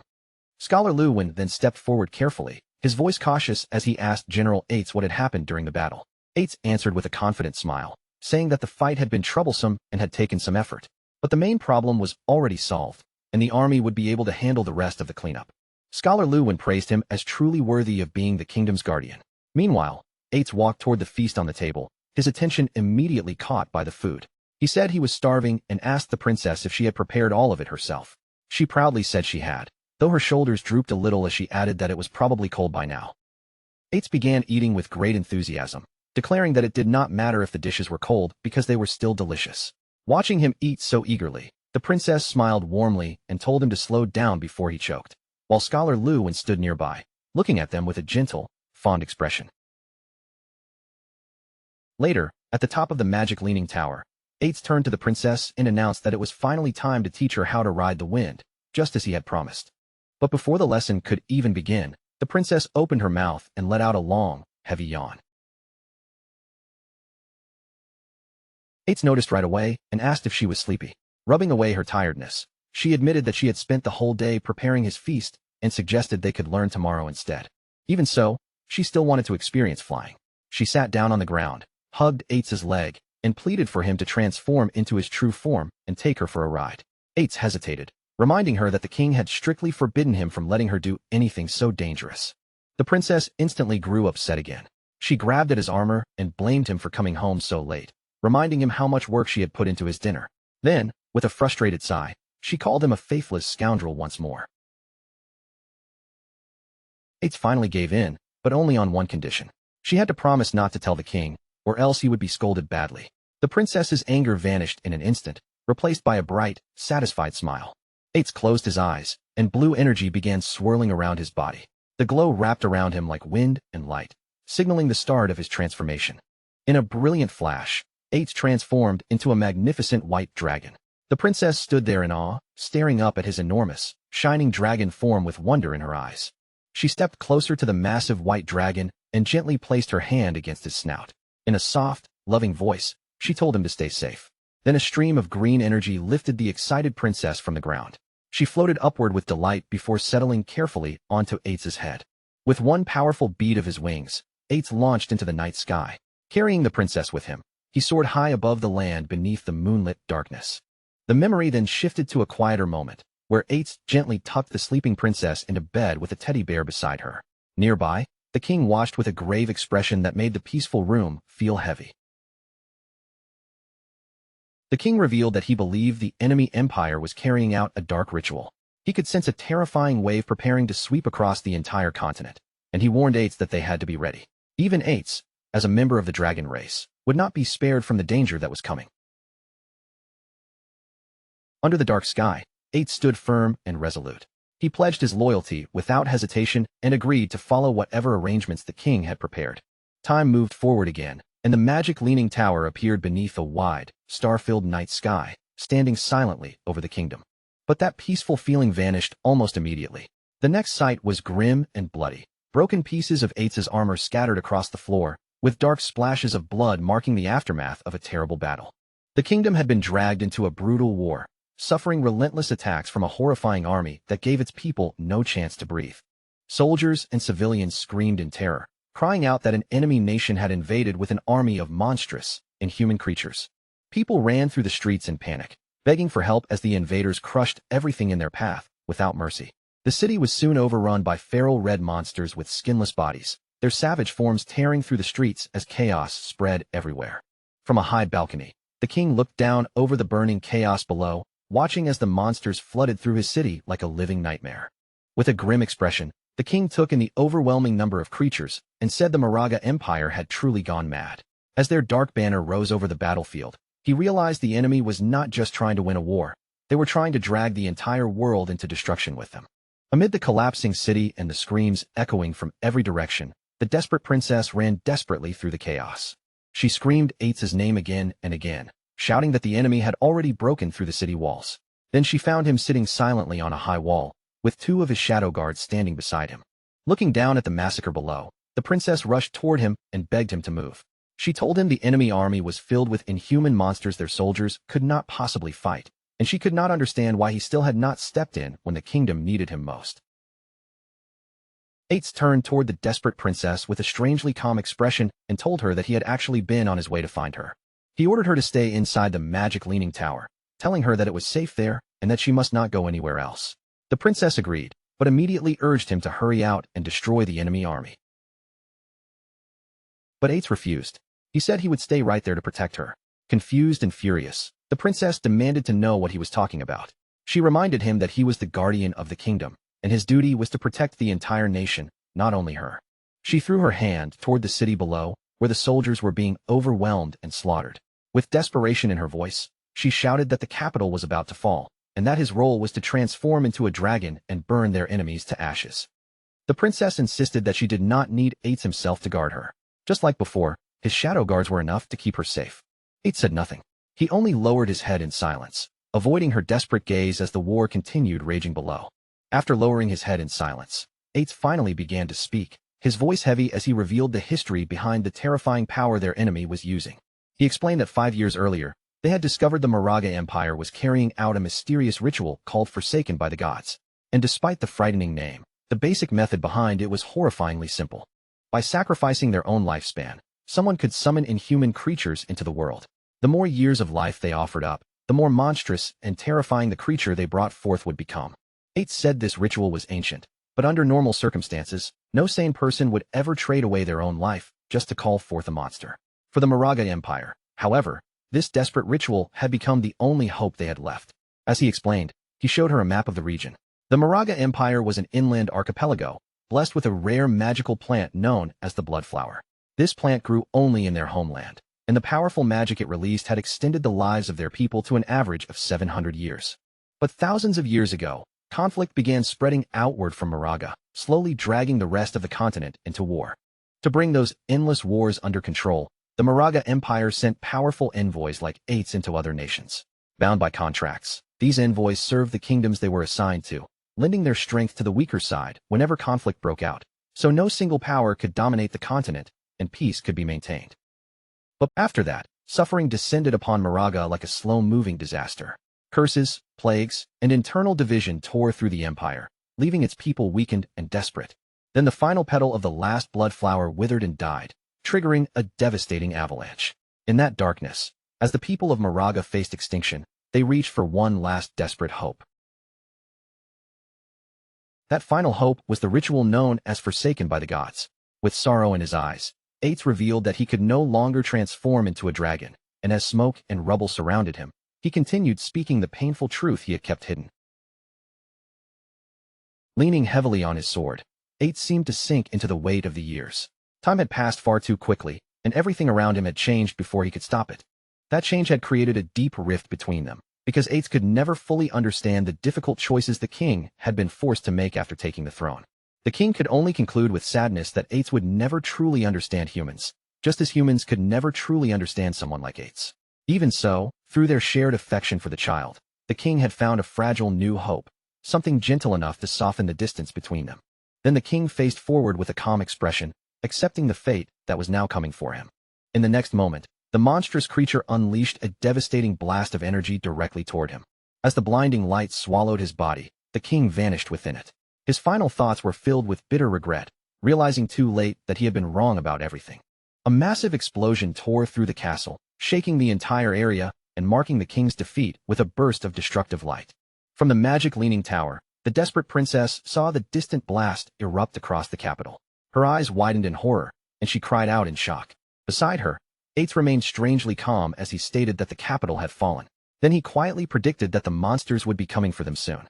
As if answering his words, a swarm of dark-winged creatures suddenly descended from the sky. One of the shadow guards shouted a warning, announcing that monsters were approaching.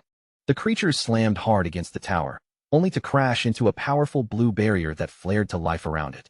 Ates reassured the princess that the magic-leaning tower was protected by a strong barrier. With that shield in place, he told her it would be nearly impossible for ordinary monsters to break through. Then, without warning, an injured Scholar Lu appeared on the tower wall. The princess turned toward him in surprise, calling out his name the moment she saw him. Leaning weakly on his staff, Scholar Lu told Ates that he had come under the king's orders to escort the princess away from the tower. The princess immediately noticed how badly he was wounded and cried out in alarm.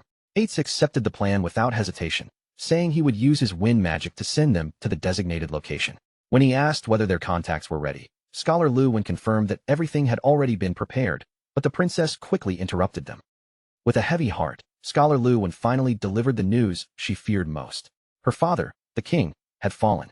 The princess froze in shock as he explained that the king had arranged for her to escape to a neighboring country for safety. Trembling with anxiety, she immediately asked whether Ates would be going with them. Ates turned to her with a sad smile and asked where he could possibly go. The monsters swarming below were his own people, the Moraga, and to the rest of the world, he was now an enemy. No matter where he ran, humans would hunt him down and kill him. Kneeling at the edge of the wall, Ates looked down at the horde below and accepted the fate waiting for him. He declared that where a knight fell would become a dragon's tomb, and this place was where he belonged. Until the last of his lifespan drained away, he would remain here and protect it. After hearing that solemn promise, the princess's grief slowly hardened into determination, and the look in her eyes changed completely. Without warning, she used her wind magic to break away from Scholar Lu and leaped straight back toward Ates. She landed in front of him and declared that if he was staying, then she would become his dragon knight. This was her home too, and she would protect it by his side. With proud confidence, she added that her wind riding skills were already perfect. Ates looked up at her in stunned silence, completely shaken by the unwavering loyalty shining in her eyes. Moved by her resolve, Ates reached out and took the princess's hand in his armored one. With a gentle but sorrowful smile, he finally agreed to her request. Then he presented the silver scale of promise to her, explaining that it would serve as their contract, just like it had in the old days. The princess smiled brightly, relieved that the contract was so simple. Happily, she began sealing their pact, starting to promise that the two of them would remain together forever. But Ates cut her off before she could finish. With a heart-wrenching twist, he completed the promise himself, saying that their vow was to never see each other again. The princess's smile vanished instantly. Her eyes widened in shock and disbelief, as if she could not understand the words she had just heard. Before she could respond, Ates released a powerful gust of wind that swept her and Scholar Lu away from the tower. As the wind carried them through the air, Ates entrusted the princess's safety to Scholar Lu, leaving her protection in his hands. The princess screamed Ates's name, her voice filled with confusion, fear, and betrayal as she was forced farther and farther away from him. Left alone on the wall, surrounded by swirling wind magic, Ates told her to go. Her place, he insisted, was not beside a dragon's tomb. Then everything turned horrifying. Scholar Lu's eyes suddenly glowed with a red light, and without warning, he drove his hand straight into the princess's chest, ripping out her still-beating heart. In a chilling voice, he told her that she did have a place where she belonged, a place meant for humans. From the tower, Ates watched the betrayal unfold in utter shock, while the princess stared in horror, unable to stop her own life from being torn away. As Scholar Lu died, he gasped out one final warning to Ates. With his remaining strength, he told him to be careful, revealing that the Moraga were not the only ones who had been cursed. Then Scholar Lu's face was swallowed by a monstrous red growth. From his body, a massive tentacled monster burst forth, seizing and devouring the princess's heart. The creature laughed cruelly, mocking Ates as it savored the flesh and lifespan it had consumed. Then it taunted him, asking whether killing the person Ates loved was fitting revenge for being burned by his dragon flames in the past. Ates stood frozen in stunned silence, unable to move, while the tentacled monster laughed louder and louder in deranged triumph. The monster lifted the princess's lifeless body along with her bloody heart, waving them before the white dragon like a trophy. It sneered at Ates, asking whether destroying his beloved was enough to repay the agony of his dragon flames. Then, in one final gruesome act, the monster clenched its fist around the princess's heart and crushed it completely. Rage finally exploded through Ates. Beside him, his two loyal shadow guards faced the monstrous creature in silence, their eyes burning with a cold, vengeful light. One of the guards, the Shadow of Sorrow, turned into a swirling vortex of dark energy and rushed forward to catch the princess's falling body. At the same time, the other guard charged straight at the monster, slashing furiously and cutting its writhing tentacles into pieces. But the monster only sneered, treating the attack as if it meant nothing. Nearby, the Shadow of Sorrow knelt on the ground, holding the princess's body carefully in its arms while a soft blue aura wrapped around her like a final shield. From beneath the guard's helmet, a single tear slipped free and fell in silence. In the last fragile moments of her life, the princess weakly whispered Ates' name. Then her voice faded, and she passed away in the Shadow Guard's arms. Even though its host body had been torn apart, the monstrous entity kept mocking Ates. It explained with cruel amusement that the small amount of lifespan sacrificed by the white dragon's kin had only been enough to summon a tiny fragment of its true form. Then it revealed something even more horrifying. Its seeds had already been scattered everywhere, hiding inside hosts, feeding in silence, and waiting for the perfect moment to mature and burst out, just like what had happened to the old scholar. The creature, Cthulhu, continued tormenting Ates with every word. It reminded him that the monsters born from his own people were now spreading across the world, trampling everything in their path. It also pointed out that Ates himself was deeply cursed and could transform at any moment. Worse than that, it claimed he had always known the princess he loved was destined to meet a tragic end. Cthulhu twisted the knife even deeper, telling Ates how powerless he truly was. It suggested that he might have become the monster who killed the princess himself, then delighted in the storm inside his heart, the hatred, grief, rage, and despair, calling those emotions beautifully intense. Then Cthulhu offered him temptation. It told Ates that everything could still be changed. Introducing itself as an ancient and all-powerful god, it claimed it could hear Ates' heart beating violently with pain. Then came the promise. It could help him destroy the monsters, protect the kingdom, and even resurrect the princess so the two of them could remain together forever.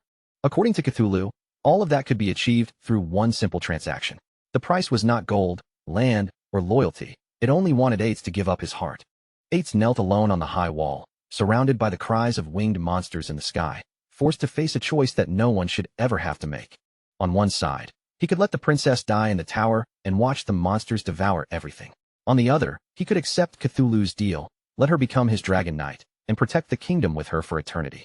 From within its dying host, Cthulhu urged him to choose quickly.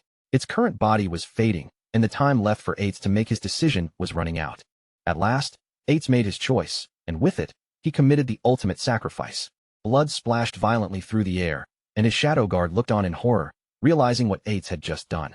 Driven by desperation and love, Ates tore his own still-beating heart from his chest. Cthulhu praised him coldly, declaring that he had made the correct choice. Cthulhu announced that it would place a blessing upon Ates' heart. The glowing organ rose into the sky, surrounded by a brilliant explosion of energy, destined to keep beating for all eternity. Then the entity explained the terms of their pact. The princess would receive Ates' heart and awaken again with its immense power.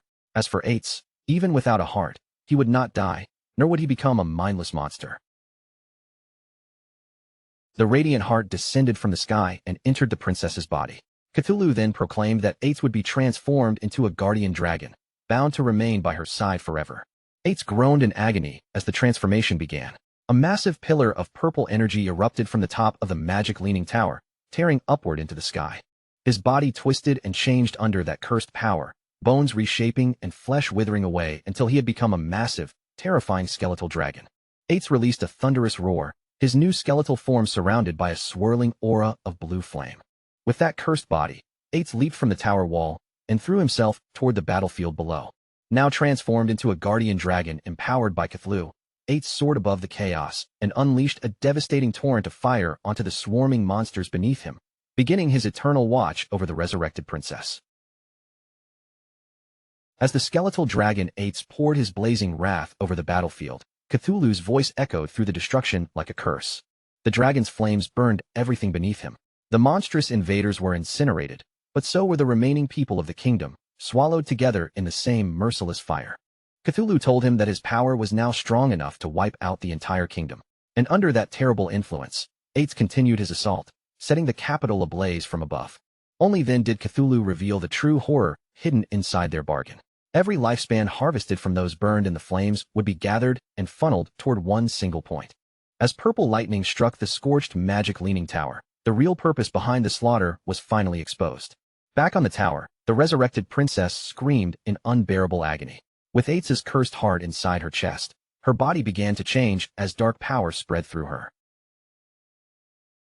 Shadowy energy erupted from her body, twisting and swelling around her like a living nightmare. Monstrous appendages grew from the darkness, and she was swallowed whole by a massive tentacled beast, becoming its new living core. With the princess transformed, Cthulhu reflected on its weakened state with frustration. Its power was still too diminished to directly parasitize the mighty dragon race, forcing it to use a human as a temporary host instead. But it remained confident, believing it only needed time to use the white dragon and gather the lifespan required for its full return.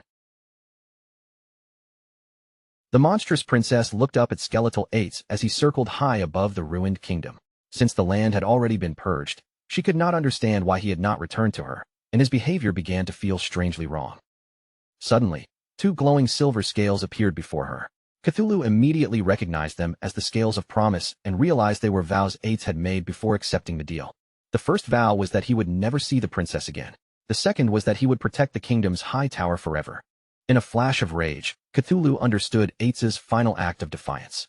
He had seen through the entity's plan and used his own vows to bind himself to the magic leaning tower, sealing himself away from the transformed princess. Cthulhu cursed the white dragon in fury. Ates had chosen to become a zombie-like guardian without a will of his own rather than serve as its pawn. With its plan ruined, Cthulhu declared that it would turn the tower into its nest and feed on the lifespan of anyone who dared approach. It vowed that one day, it would fully revive and rule the world again.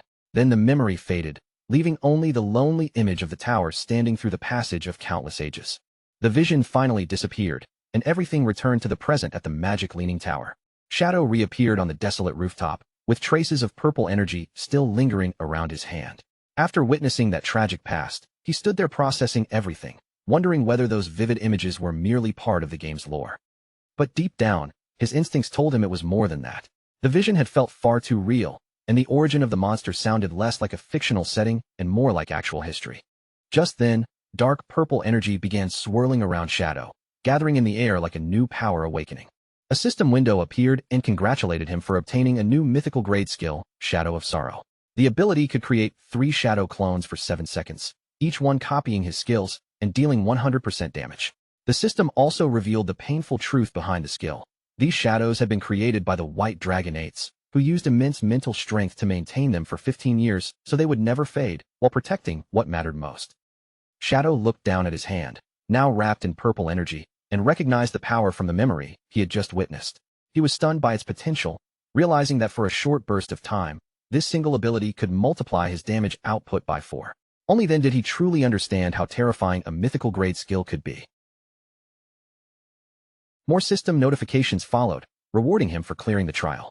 Shadow obtained the key to the magic leaning tower's hidden area, reached level 19, and received a large number of evolution points, along with equipment and skill books. Among those rewards were a gate key and a map leading to a level 20 area called the Withered Bone Ruins. Shadow's curiosity was immediately stirred, because he had never heard of that place before. He unrolled the old map and found Withered Bone City marked on an island in an inland sea. Looking at its location, Shadow quickly made the connection. It had likely once been part of the Moraga Empire from Ates's tragic story. Convinced that this new area had to be connected to the White Dragon's homeland, Shadow felt his curiosity flare up at once. A place tied to Ates's past was almost certain to hide deeper secrets and rarer treasures. Since the map marked it as a level 20 area, and he had already reached level 19, Shadow quietly decided that he would head there before long. But before chasing after that new mystery, Shadow lifted the ornate golden key to the magic leaning tower's hideout and made another decision. This kind of valuable item was better turned into profit first. The view then shifted to the hideout of the Faka Heavy Industry Guild. Inside the guild base, Huang Huifan and her members were still regrouping after their crushing defeat. One guild member asked what they should do next, openly admitting that they had no way to beat the new Jade Grade boss. In his eyes, Their only real option was to contact Shadow and ask for his help. Huang Huifan let out a tired sigh and reluctantly agreed. She planned to reach out through her contacts in Zhanghai City, hoping those who had a good relationship with Shadow could act as intermediaries for the guild. But just as she was considering that approach, Shadow suddenly materialized directly behind her. Before anyone could react, he calmly told her there was no need to go through all that trouble, because they could simply trade face to face. The guild members froze in shock, and Huang Ziqing was especially startled by Shadow's silent arrival. Several people cried out Shadow's name in alarm, while Huang Ziqing angrily accused him of sneaking around and demanded to know what he had come for. Shadow simply walked a few steps away, calm as ever, and reminded them that if he had come with hostile intentions, they would already be dead. Then he casually pointed out that the barrier around their hideout could be opened, which was exactly how he had entered. Still shaken, Huang Huifan forced herself to stay composed and asked what kind of trade he meant. Shadow turned back toward her and raised the ornate golden key in his hand. He offered to sell them the key to the magic Leaning Tower's hideout, then asked if Huang Huifan was interested in buying it. The guild members were completely stunned. They recognized the key almost immediately, and that meant Shadow had somehow defeated the Jade Grade boss they had failed against, something they could hardly believe. Huang Huifan's eyes lit up, and she accepted the offer without hesitation, asking Shadow to name his price. Shadow answered just as calmly as before, saying the price remained the same, 1,000 years of lifespan. While Huang Huifan was ready to agree, Huang Ziqing exploded in anger. He shouted at Shadow, calling him shameless and accusing him of setting this whole situation up from the very beginning. Pointing straight at Shadow, Huang Ziqing laid out his accusation with growing fury. In his mind, Shadow had attacked him first, used that chance to destroy their portal, cut off their reinforcements, and caused their whole team to be wiped out. Now Shadow was pretending to be their savior while selling them the key at a ridiculous price. Huang Ziqing declared he had never seen anyone so vile. Huang Huifan sternly ordered her son to stop, but Huang Ziqing refused to back down. He kept trying to convince his mother that they were being tricked, arguing that the key should have belonged to their guild in the first place, and that they could not let Shadow profit from their losses. Shadow remained completely unfazed by his outburst. Instead of getting angry, he calmly looked at Huang Ziqing and asked what he wanted to do about it. A greedy grin spread across Huang Ziqing's face as he made an outrageous demand. According to him, Shadow should return the key to them, and even compensate the guild with 800 to 1,000 years of lifespan. Shadow glanced toward Huang Huifan and sarcastically remarked that she truly had a remarkable son. Then, to Huang Ziqing's surprise, Shadow actually said he would follow that suggestion. But his eyes turned cold as he gave the new price. The key would now cost 1,800 years of lifespan, and he would not sell it for even a single day less. At first, Huang Ziqing looked proud. Shadow patiently explained that he had originally come with sincerity to do business, which was why he had not retaliated even after Huang Ziqing cursed him. But now that he had been insulted, the previous discount was gone, and the new price was final. Huang Huifan finally reached her limit. Without another word, she stepped forward and slapped her son hard across the face. Then she angrily ordered a guild member to take Huang Ziqing away and make him level up, forbidding him from returning without her permission. As he was dragged off, Huang Ziqing kept protesting, asking why she had hit him when he had not even finished speaking. Once he was gone, Huang Huifan turned back to Shadow and apologized, asking whether there was any room to reconsider. Shadow's response was cold and direct. 1,800 years, and he would not repeat the offer again. With a weary expression, Huang Huifan accepted the price. She admitted it was still reasonable, since she had heard Shadow had sold other hideouts for 2,000 years. However, because the guild had suffered such heavy losses, she explained that they could not pay the full amount immediately and asked to settle it in installments. Shadow agreed to the installment arrangement. His condition was simple. They had to pay 1,000 years up front, and 10 days later, he would return to collect the remaining 800. Huang Huifan was visibly relieved and thanked him sincerely before completing the transaction. A system window appeared, confirming that she had received the key and that Shadow had gained 1,000 years of lifespan. As Shadow's figure began to fade, he said his goodbyes without lingering. In his mind, the Faka Heavy Industry Guild still had potential, and giving them a strong hideout could help them become a useful force for the Great Xia server. With their new base finally secured, Huang Huifan turned to address the entire guild. She announced that the platinum-grade hideout now belonged to them, but to repay their debt to Shadow, every member would be charged a 50% lifespan tax. She acknowledged that the rate was harsh, yet framed it as a necessary investment for their future, urging everyone to work harder. Her guild members responded with renewed determination. Later, in a forest under the glow of sunset, the small party accompanying Huang Ziqing tried to talk sense into him. One girl told him not to blame his aunt, and said he had clearly been in the wrong, but Huang Ziqing angrily brushed her off. Lowering his voice, he muttered to himself that sooner or later, he would make Shadow pay. Their conversation was suddenly interrupted when one of the party members spotted a silver-grade boss nearby, the human-faced Spider Emperor. The team immediately prepared for battle, rushing forward to engage the boss. Huang Ziqing, however, stayed farther back. His teammates warned him that the boss used poison and told him to be ready with a detox spell, which he answered with a careless confirmation. But instead of supporting them, Huang Ziqing quietly turned around and fled into the woods, abandoning his team without the slightest hesitation. As he ran, he cursed them all as idiots, thinking they could deal with the boss on their own. He was especially disgusted by the girl who had tried to lecture him, wondering what his mother had been thinking when she tried to set him up with someone like her. After finding a secluded spot, Huang Ziqing crouched down, his face twisted with resentment. He believed the entire guild was full of cowardly rats who only knew how to grow slowly and safely. To him, the real path to power was seizing every opportunity before anyone else could. That had to be how Shadow became so powerful. A sinister smile spread across Huang Ziqing's face as he revealed that he was not as foolish as his guildmates thought. He scoffed at the idea of confronting Shadow without a proper plan, then summoned a dark, ornate vase with a single glowing red eye, calling it a treasure he had obtained from a jade-grade chest. A system window identified the item as the Abyssal Vase. By reaching inside, the user could randomly draw out a powerful skill, though it came with a long 48-hour cooldown. Huang Ziqing pushed his hand into the vase and soon pulled out a small, grotesque piece of flesh. The system informed him that he had acquired an epic-grade skill called the Abyssal Puppet Curse. This magic allowed him to turn any corpse into a puppet under his complete control while keeping all of the deceased person's original abilities. Huang Ziqing burst into manic laughter, thrilled by the power in his hands. A dark plan formed instantly. If he could kill Shadow, then he could enslave Shadow's corpse and become truly invincible. As Huang Ziqing celebrated, the Abyssal Vase glowed with a dangerous purple aura. One final ominous warning appeared. The abyss held extraordinary power, but when a person gazed into the abyss would also gaze back at them, hinting at the dark future now closing in around him. Meanwhile, in the withered bone field, a desolate graveyard within the Magic City ruins, night had already fallen over the broken land. In the middle of battle, Ghost Spirit sent her energy-infused paper ribbon flying forward, wrapping around a skeletal monster before piercing straight into its eye. With one precise strike, she beheaded the enemy and dealt more than 5,600 damage. System notifications appeared right after, informing her that her weapon had upgraded to gold and that she had gained enough experience for a class advancement. Standing among the glowing energy orbs left behind by defeated enemies, Ghost Spirit finally let out a breath of relief. She confirmed that she had gathered enough experience to begin her advancement. With determination in her eyes, Ghost Spirit accepted the class advancement without hesitation. A bright magic circle immediately formed beneath her feet, and a column of purple energy surged upward, wrapping around her entire body as the transformation began. When the light finally settled, the system began listing the new abilities she had gained.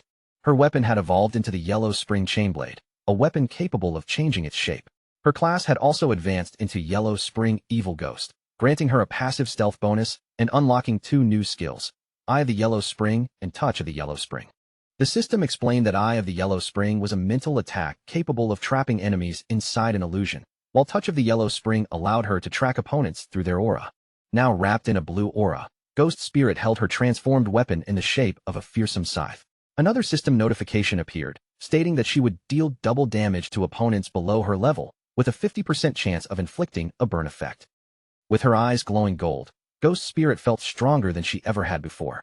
Her damage, speed, and newly awakened mental attack all gave her greater confidence, and in her heart, she knew these powers would help her avenge her parents and defeat Dongfangyu, along with the source behind the Plague Wielder. After completing her advancement, Ghost Spirit sent a message to Shadow, her teacher, telling him that she had reached Tier 2 and would repay him for his guidance. From a rooftop, Shadow saw that she had already logged off, and he understood at once that her thirst for revenge had driven her straight toward Dongfangyu. He thought back to the memories of his previous life, remembering how Ghost Spirit had finally taken revenge back then. But because she had spared a single dog, that tiny loose end gave a Beastmaster the chance to follow her trail. That one mistake exposed Ghost Spirit's true identity, and once the powerful families learned who she really was, they launched a terrifying large-scale hunt against her. The conflict dragged official forces into a brutal war, costing them heavy casualties, and in the end, Ghost Spirit collapsed from complete exhaustion and died, leaving the entire Magic City region swallowed by chaos. Shadow quietly weighed Ghost Spirit's talent in his mind. Her potential was terrifying, but because she was still too young, and her emotions were far from stable, he feared she might act too recklessly when pushed too far. To stop her from walking into the same fatal mistake again, Shadow made his decision. He would log off immediately and check on Ghost Spirit in the real world before things slipped out of control. Soon, the scene moved to Dongfang Manor, standing on the outskirts of Magic City. The entire estate was wrapped in a thick poisonous fog, making the buildings look hazy and dangerous beneath the night air. 2 guards were making their rounds through the misty manor grounds, but neither of them looked focused. As they walked, they grumbled about how unlucky they were to be stuck with patrol duty. Their complaints quickly turned into idle talk about women. One guard brought up Mrs. Dongfang, saying that even now, she was still incredibly attractive, and his companion immediately agreed with a knowing grin. The two of them began fantasizing about defeating her bodyguard and doing whatever they wanted with Dongfang Yu. But just as their dirty thoughts were getting worse, one of the guards suddenly narrowed his eyes and noticed something moving inside the fog. A figure slowly took shape in the mist before them. It looked exactly like Dongfang Yu, appearing like an alluring illusion right in front of the 2 stunned guards. She was dressed in a seductive black dress, kneeling in a provocative pose as the fog curled around her body. The guards froze completely, their eyes wide and their voices shaking as they stammered, asking why she was there and why she was dressed so revealingly. The illusion leaned closer, her voice dropping into a soft whisper. She claimed she could no longer stand her weak husband and needed other men to satisfy her desires, then teasingly asked whether the 2 of them were capable enough for her. The guards were instantly bewitched. Drool almost slipped from their mouths as they stared at her in disbelief, unable to believe such a perfect chance had fallen into their laps, and they eagerly asked if she was truly serious. The 2 guards immediately started arguing over who should go first, both too blinded by lust to think clearly. Still kneeling before them, the illusion of Dongfang Yu gave a sly little smile and suggested they did not have to fight, because they could enjoy her together. Before either guard could react, a sharp streak of purple energy flashed through the mist. In a single instant, both of their heads were sliced clean from their bodies. Their headless bodies dropped heavily to the ground as the illusion vanished like smoke. Dark energy burst from the severed necks, while a magical ribbon spun around them with a cold, deadly rhythm. Ghost Spirit stepped out from the shadows, her figure calm and silent. With one smooth motion, she caught her weapon as if the kill had taken no effort at all. Without wasting even a second, Ghost Spirit kicked off the ground and leapt high into the air, swiftly escaping from the manor grounds before anyone else could notice her. At the same time, Dongfang Yu's powerful bodyguard, the Fart Master, was lying back in a hammock, looking completely relaxed as if nothing in the manor could disturb him. But then his senses suddenly sharpened. His eyes shifted slightly, and he muttered to himself that a little mouse had managed to sneak inside. Ghost Spirit landed silently on the rooftop of the manor, her feet touching down so lightly that the tiles barely made a sound beneath her. She stopped for a brief moment, her gaze sweeping over the area as she calmly judged the situation and considered her next move. But in the next instant, her expression changed. From above, the Fart Master came descending toward her at shocking speed, closing the distance before she could fully react. He seized Ghost Spirit by the neck in midair, locking his grip around her throat. With his momentum dragging them both down, the 2 of them plunged straight toward the ground. Then the Fart Master unleashed his signature move, blasting a terrifying burst of gas from behind him. The force slammed into the ground like an explosion. The impact tore open a crater in the courtyard, with the Fart Master pinning Ghost Spirit down at its center. Looking down at her mockingly, he revealed that his ammonia barrier covered the entire manor, so the moment she entered, he had already sensed her presence. He recognized her as the little lady who had escaped from him once before. Grabbing her tightly by the neck, he sneered that she would not be getting away this time, while Ghost Spirit struggled helplessly beneath him, her face twisting with pain and fear. The Fart Master lifted Ghost Spirit into the air by her throat, his body wrapped in a threatening purple aura. As he studied her closely, he admitted that she had become stronger, and with a little more time, she might have grown into an opponent who could truly satisfy him. A dangerous excitement spread across his face. Even though part of him wanted to wait, he confessed that the urge to kill her right now was becoming almost impossible to resist. Ghost Spirit continued to struggle in his grip, gasping and clawing for a chance to escape. Meanwhile, the bodyguard wrestled with himself internally, trying to convince himself to wait until she became even stronger. But almost immediately, he contradicted his own thoughts. He admitted he was losing control, cursing under his breath as the urge tore through him, and then his fingers tightened around her neck with a sickening crack. The Fart Master's eyes widened in panic. Only then did he realize that, in his moment of lost control, he had accidentally crushed Ghost Spirit to death. Horror washed over him as he loosened his hand and let her lifeless body fall to the ground. Staring down at what he had done, he shouted in despair. But then his entire body suddenly froze. From behind him, a purple energy claw pierced straight through his chest, bursting out with a deadly glow. In disbelief, he slowly turned his head and saw Ghost Spirit standing behind him, her arm driven into his back.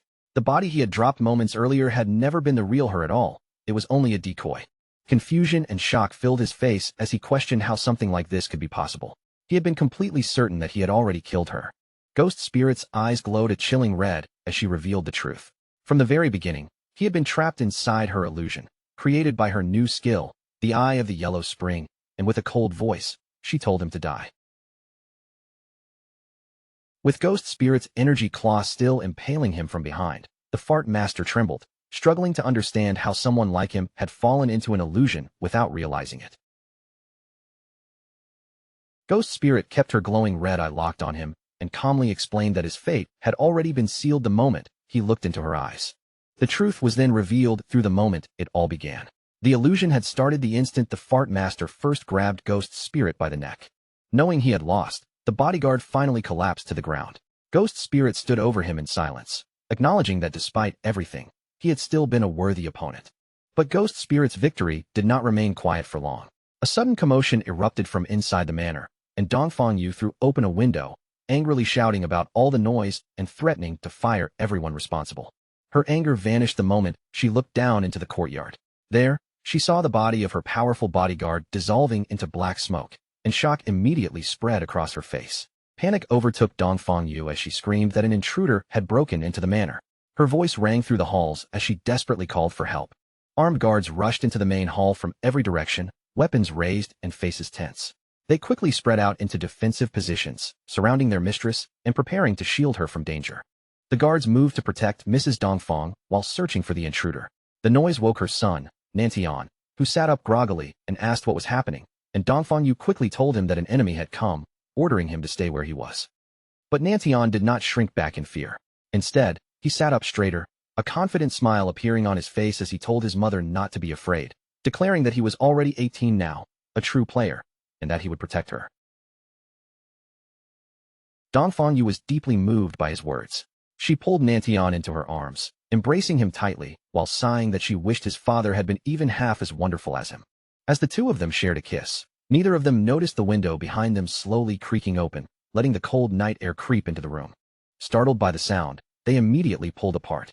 Dongfang Yu snapped her gaze toward the window and demanded to know who was hiding there. Outside in the hallway, the guards who should have been protecting them were already lying on the floor, their bodies slowly dissolving into shadow. Dongfang Yu stared at the hallway in pure horror, her face turning pale as she struggled to understand how every guard had died so silently. Her thoughts spun wildly, and one terrifying possibility surfaced in her mind. Had Shadow already discovered their secret plan to ambush him? At that exact moment, Ghost Spirit's spectral figure quietly emerged behind her like a shadow rising from the Dongfang Yu spun around in alarm, her eyes locking onto the hooded figure behind her. Trying to hide her fear beneath anger, she demanded to know who this attacker was, why she had come after her, and insisted they had never had any grudge between them. Ghost Spirit did not rush to answer. She simply stood there with eerie calm, staring straight at Dongfang Yu as she asked whether Dongfang Yu truly failed to recognize her. Then Ghost Spirit's eyes lit up with a threatening red glow. Her voice turned colder as she ordered Dongfang Yu to look carefully and remember exactly who stood before her. Dongfang Yu's expression twisted with fear as recognition finally struck her. The girl in front of her was someone she had believed was long gone, and she cursed in disbelief that Ghost Spirit was still alive. Before Dongfang Yu could even gather herself or make a move, a burst of energy shot forward and pierced straight through her body. Ghost Spirit stood above her fallen enemy, looking down with burning hatred in her eyes. She called Dongfang Yu a demon and coldly commanded her to die right there. Inside the bedroom, Nantian and his small dog were trembling beneath the covers, too terrified to move. Ghost Spirit made her reason clear. Dongfang Yu had murdered her parents, so now she would repay that blood debt by killing Dongfang Yu in front of her own son. Broken and crying, Dongfang Yu knew she had already lost. She accepted that she could not escape death, but with tears running down her face, she begged Ghost Spirit for one thing: do not hurt her son. Ghost Spirit let out a mocking laugh as her energy ribbons wrapped around Dongfang Yu and lifted her helplessly into the air. Nantian cried out for his mother from the bed, but Ghost Spirit only sneered, asking what right Dongfang Yu had to make demands now. Dongfang Yu kept pleading through her tears, desperately insisting that the hatred was only between the two of them. Her voice shook as she begged Ghost Spirit to spare Nantian, saying her son was innocent. Ghost Spirit's anger exploded. She screamed at Dongfang Yu, asking whether she had ever imagined this day would come when she murdered Ghost Spirit's parents all those years ago.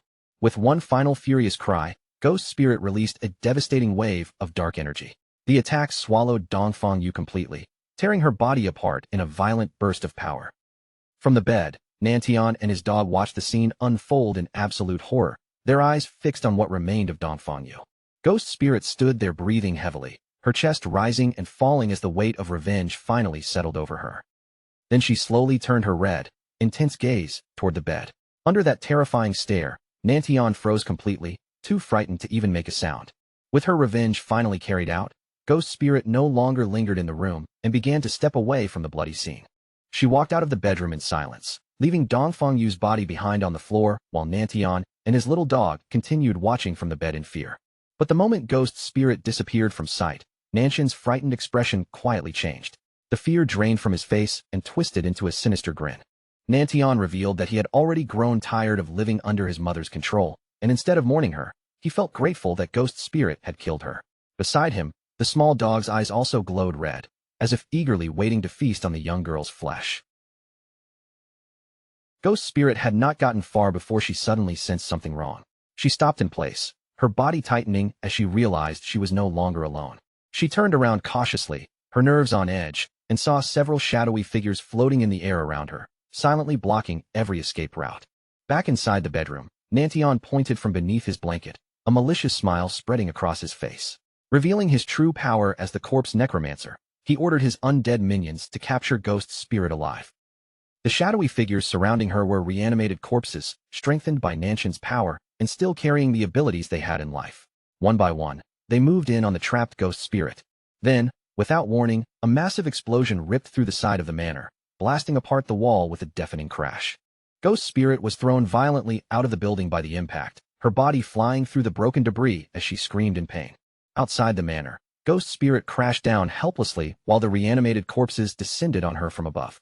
The one-handed gunman stepped in close, raising his weapon to fire a deadly energy blast at point-blank range. But just as the shot was released, black spikes suddenly erupted into its path, intercepting the attack and saving Ghost Spirit at the last second. The force of the counterattack swept outward and slammed into the undead minions, knocking them down before they could finish her off.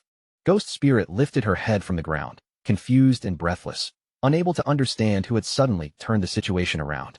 Inside the bedroom, Nantian was no longer hiding safely beneath his blanket. He had been lifted by the head and was screaming in terror. A figure stood over him, holding his severed head while crushing his demonic dog beneath one foot. It was Qinfeng.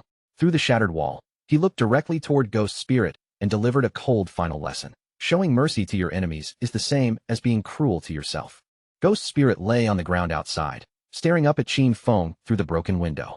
Still shaken and unsure who had saved her, she forced out a question, asking who he was. From within the shadows, Qinfeng told her that enemies should never be spared. Then he activated his blooming curse on Nanshan's decapitated body, and red spider lilies began sprouting from his head in a haunting bloom. Only then did Ghost Spirit realize that this man had saved her and had also allowed her to finish her revenge. Her face flushed slightly as she lowered her guard and thanked him, calling him master. Surrounded by a field of crimson flowers, each one like a reminder of the vengeance she had finally claimed, Ghost Spirit could no longer hold back the storm inside her heart. Tears poured down her face as relief and sorrow overwhelmed her at the same time. In a trembling voice, she said aloud that she had finally avenged her parents. As the red flowers absorbed the remaining life force, a notification appeared showing that 788 years of tradable lifespan had been gathered. Qinfeng walked toward Ghost Spirit and asked what she planned to do now that her revenge was complete, but without that single purpose left to cling to. She admitted she did not know and even began thinking about dying so she could reunite with her parents. Qinfeng's voice turned stern as he told her that revenge would only leave emptiness behind, and she should have prepared herself for that from the start. He warned that if she truly wanted to sink into despair, then he had nothing more to say, but there was one thing she needed to understand first. He then showed her a vision of the game world, letting its vast and mysterious scenery unfold before her eyes. Qinfeng explained that this godforsaken game hid endless secrets, and somewhere among those secrets, there might even be a way to resurrect the dead. He told her that as long as a person continued moving forward, countless possibilities would eventually appear before them. But if she had decided that revenge was the final end of her life, then everything he said would be meaningless. Qin Feng turned his back to her and left the decision in her hands. If she still wanted to move forward, then she had to follow him, but whether she chose to stand up again was entirely up to her. After a quiet moment of reflection, a new determination slowly appeared in Ghost Spirit's eyes. She pushed herself back on her feet and ran after Qin Feng across the moonlit field. Soon, the scene shifted away from the battlefield and returned to Magic City in the real world. At Qin Feng's hideout, known as the Soul Cleansing Land, they arrived inside a vast ethereal space that shimmered like endless water, calm and unreal in every direction. Ghost Spirit looked around in confusion and asked where they had come to. Qin Feng calmly explained that this place was his hideout in the real world. He led her forward until they reached the doors of an unbelievably luxurious mansion. The sight of the grand entrance alone left Ghost Spirit staring in stunned silence. When they stepped inside, Qin Feng's maid immediately greeted him and welcomed her master home. Ghost Spirit was caught off guard, clearly surprised that Qin Feng even had a maid waiting for him. Qin Feng casually ordered the maid to prepare dinner for two. Seeing Ghost Spirit's confusion, he explained that the maid had been created by the Divine Authority book. Qin Feng went on to explain that the Divine Authority book could create all kinds of necessary items whenever they were needed. He then promised that he would take Ghost Spirit to challenge the Tower of Divine Authority in Magic City, so she could obtain a book of her own. Hearing this, Ghost Spirit lowered her head gratefully and thanked her master once again. Sometime after Qin Feng and Ghost Spirit had already left, the scene shifted back to Magic City, where the Chu family manor stood under a tense and uneasy atmosphere. A man came rushing into the manor in a panic, shouting at the people around him to move faster with the rescue. His voice was filled with urgency as he declared that absolutely nothing could happen to his wife. This man was Chu Kunshan, Dongfang Yu's husband and a military staff officer. He looked completely confused and unsettled, remembering the desperate call for help his wife had made, and wondering who would dare attack them so late at night. The first person who came to Chu Kunshan's mind was Shadow. As he hurried deeper into the manor, he worried that their secret plan involving the fireworks factory might have been exposed, though he quickly tried to push that thought aside. Inside the manor, his personnel were already combing through the scene. Some examined the huge crater left behind in the courtyard, while others searched the empty bedroom for any trace of what had happened. One officer stepped forward and reported to the stunned Chu Kunshan that the signs of battle were obvious everywhere. But despite all the destruction, they had not found a single person inside. Chu Kunshan's panic grew even worse as he demanded to know where his wife, his son, the guards, and the servants had gone. The officer could only give him the grim truth. No one was there, and rage surged through Chu Kunshan as he realized this was exactly like what had happened to the Dongfang family. Everyone had disappeared without leaving behind even the slightest trace. The terrifying thought that his wife and son were both gone hit him like a heavy blow. Chu Kunshan staggered backward, his face filled with denial, as if he could not accept what was right in front of him. His grief quickly twisted into tearful fury. Chu Kunshan screamed that Shadow had killed his family, then roared for an immediate arrest warrant to be issued against him. Lin Qingyu, who had been quietly watching the situation unfold, finally stepped forward and asked how he could be so certain Shadow was responsible. Chu Kunshan snapped back furiously, saying it was obvious because his wife's family, the Dongfangs, had also been wiped out by Shadow. Lin Qingyu remained completely calm. She pointed out that there had never been solid evidence in the Dongfang family case, so using that incident to connect Shadow to his wife's disappearance was far from convincing. Her gaze sharpened as she pressed him further, asking whether he knew something others did not. She suggested that maybe his family had some hidden grudge with Shadow, and if so, this could simply be revenge coming back to them. Those words hit Chu Kunshan's sore spot instantly. His expression darkened with anger as he warned Lin Qingyu to watch what she said, then demanded to know if she thought she could interrogate a military staff officer. Lin Qingyu did not show even the slightest fear. In a calm, steady voice, she told Chu Kunshan that threats like that would not work on her. She then revealed that not long ago, the Sky Dome Guild had captured members of Magic City's Black Dragon Hall and handed them over to the authorities. During interrogation, those men confessed that Chu Kunshan had personally ordered the attack on Shadow's hideout. They also admitted there had been a plan to lure Shadow to a fireworks factory and kill him there with a massive explosion. Lin Qingyu explained that the authorities had originally planned to arrest everyone involved at the factory itself. But now that Dongfang Yu had disappeared, she was officially suspected of fleeing justice. Then Lin Qingyu turned her accusation directly on Chu Kunshan, stating that he had abused his authority and conspired to commit a terrorist act, so he needed to come with them for investigation. Two officers immediately stepped forward and grabbed Chu Kunshan from both sides. Shocked and furious, he struggled hard, shouting at them and demanding to know what they thought they were doing. He turned his anger on Lin Qingyu, yelling that she had some nerve colluding with a trashy guild and using that as an excuse to arrest an official like him.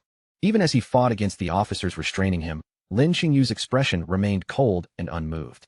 She told him that his official status meant nothing to her, because she only stood on the side of justice, while Chu Kunshin continued screaming for them to let him go. Lin Xingyu simply advised him to cooperate.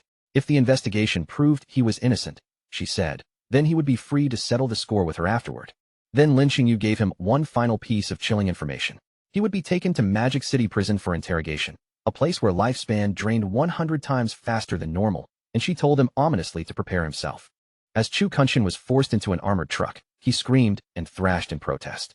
He shouted that they had no right to do this to him and threatened that he would report every one of them.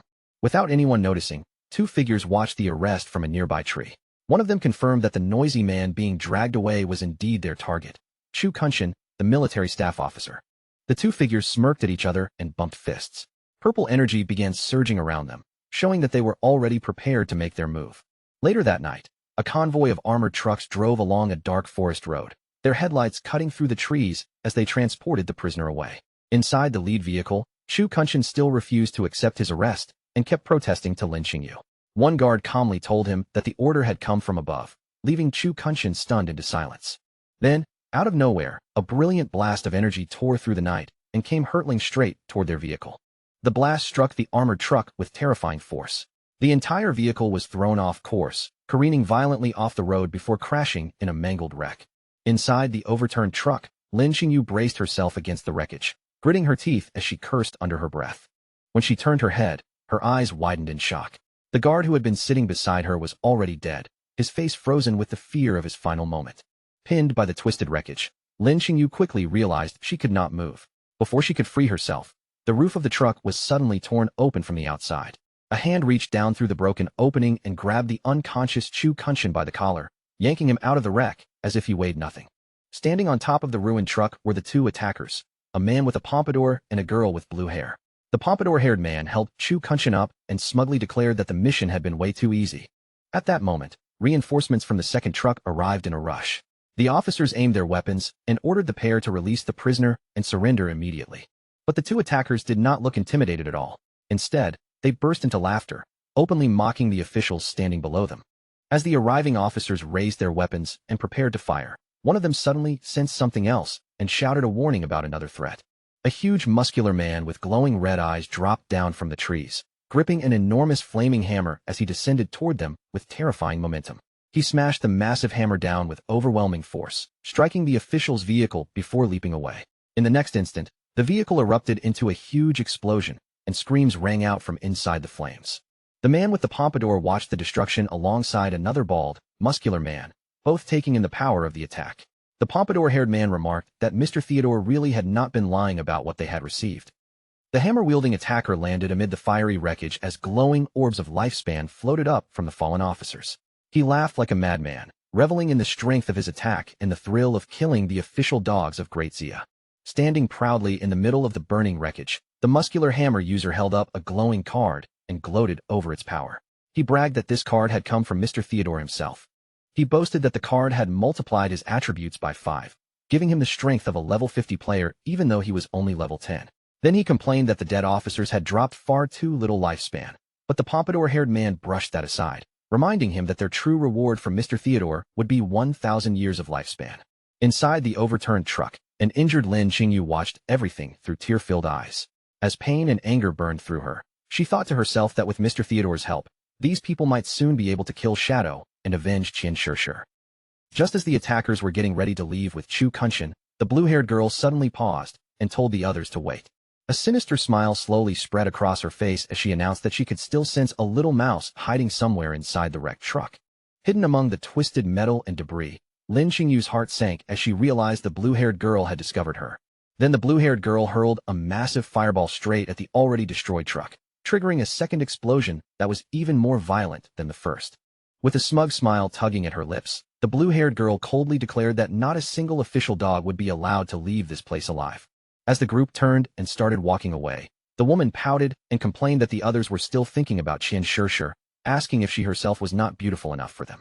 The pompadour-haired man only laughed, saying she was definitely cute, but Qian Shishir had been their old partner, and helping her get revenge had always been one of their traditions. After saying that, The group disappeared deeper into the night, their figures slipping past the trees until the darkness swallowed them completely. From the wreckage, a naked and battered Lin Qingyu watched them leave, her body covered in injuries and her face tense with shock. At that moment, she finally understood that these attackers were the remaining members of the Alice Guild. Her passive skill, killing intent perception, confirmed the truth for her. These people had been sent by a man named Theodore to capture Chu Kunshin, and now that her entire squad had been wiped out, Lin Qingyu knew she had to report this disaster immediately. After leaving the real world behind, Shadow brought Ghost Spirit to the Tower of Divine Authority, a mysterious structure hidden within the ruined parts of Magic City. Seeing Ghost Spirit's surprised expression, Shadow explained that the NPC guarding this tower was commonly known as Old Mom, though her true name was Queen Veer of the Waning Moon. Shadow then told her about Vier's tragic past. Long ago, she had watched her own son and daughter be brutally murdered before her eyes, and that unbearable trauma shattered her mind, leaving her trapped in the belief that her children were still alive and causing her to give players almost impossible quests. But Shadow also revealed that her delusion had a weakness. If one young man and one young woman entered the tower together, Veer would mistake them for her lost children, making the challenge much easier while also greatly improving the rewards. Then Shadow told the horrified Ghost Spirit that the moment they entered, she had to call the NPC Mom. Seeing her shocked face, he explained that this was exactly why players had given Veer the nickname Old Mom, and told Ghost Spirit to focus on acting while he handled everything else. Ghost Spirit hesitated for a moment, clearly uncomfortable with the idea, but she still nodded in agreement. Together, the two of them walked toward the tower's enormous glowing doors. Once they stepped inside, a radiant path of light stretched out before them, leading them through a star-filled, dreamlike space until Queen Veer appeared ahead. The moment Veer saw them, tears of joy welled in her eyes. She welcomed them back with trembling happiness, calling them her children and asking if they had returned for the Divine Authority book. Shadow immediately played along without hesitation. He gently confirmed that this was exactly why they had come, and he addressed her as Mom as if he truly were her child. Ghost Spirit quickly followed his lead. She threw herself into the role, her eyes filling with tears as she cried out that she had missed Veer so much. Veer was instantly overwhelmed with emotion, her expression softening as she said she had missed her child as well. But even though she wanted to hand over the book immediately, she explained that the rules of the tower required them to complete a challenge first. With a wave of her power, Veer summoned her avatar before them, a massive level 20 Jade Tier entity, and told the two of them that they had to defeat it to pass. At the same time, a system notification appeared, confirming that they had received Mother's Blessing, which increased all of their stats by 20%. Before Ghost Spirit could even recover from the pressure of the boss appearing, three shadowy figures suddenly materialized around her like silent blades in the darkness. These figures were the clones created by Shadow's skill, Shadow of Sorrow, each one carrying the same cold killing intent as their master. In the next instant, the clones moved as one, unleashing a terrifying storm of slashes. Hundreds of thousands of damage points erupted across the avatar's body, and the massive enemy was obliterated before it could even fight back. The system immediately announced that the challenge had been successfully cleared, leaving Ghost Spirit frozen in place. She stared in disbelief, unable to comprehend how Shadow had summoned three shadows and killed the boss instantly. The entire battle ended in a blinding flash of light, disappearing almost as quickly as it had begun. Ghost Spirit stood behind Qin Feng, still completely stunned by what she had just witnessed. The way he summoned three clones and ended the fight in one strike made her wonder just how terrifyingly powerful he really was.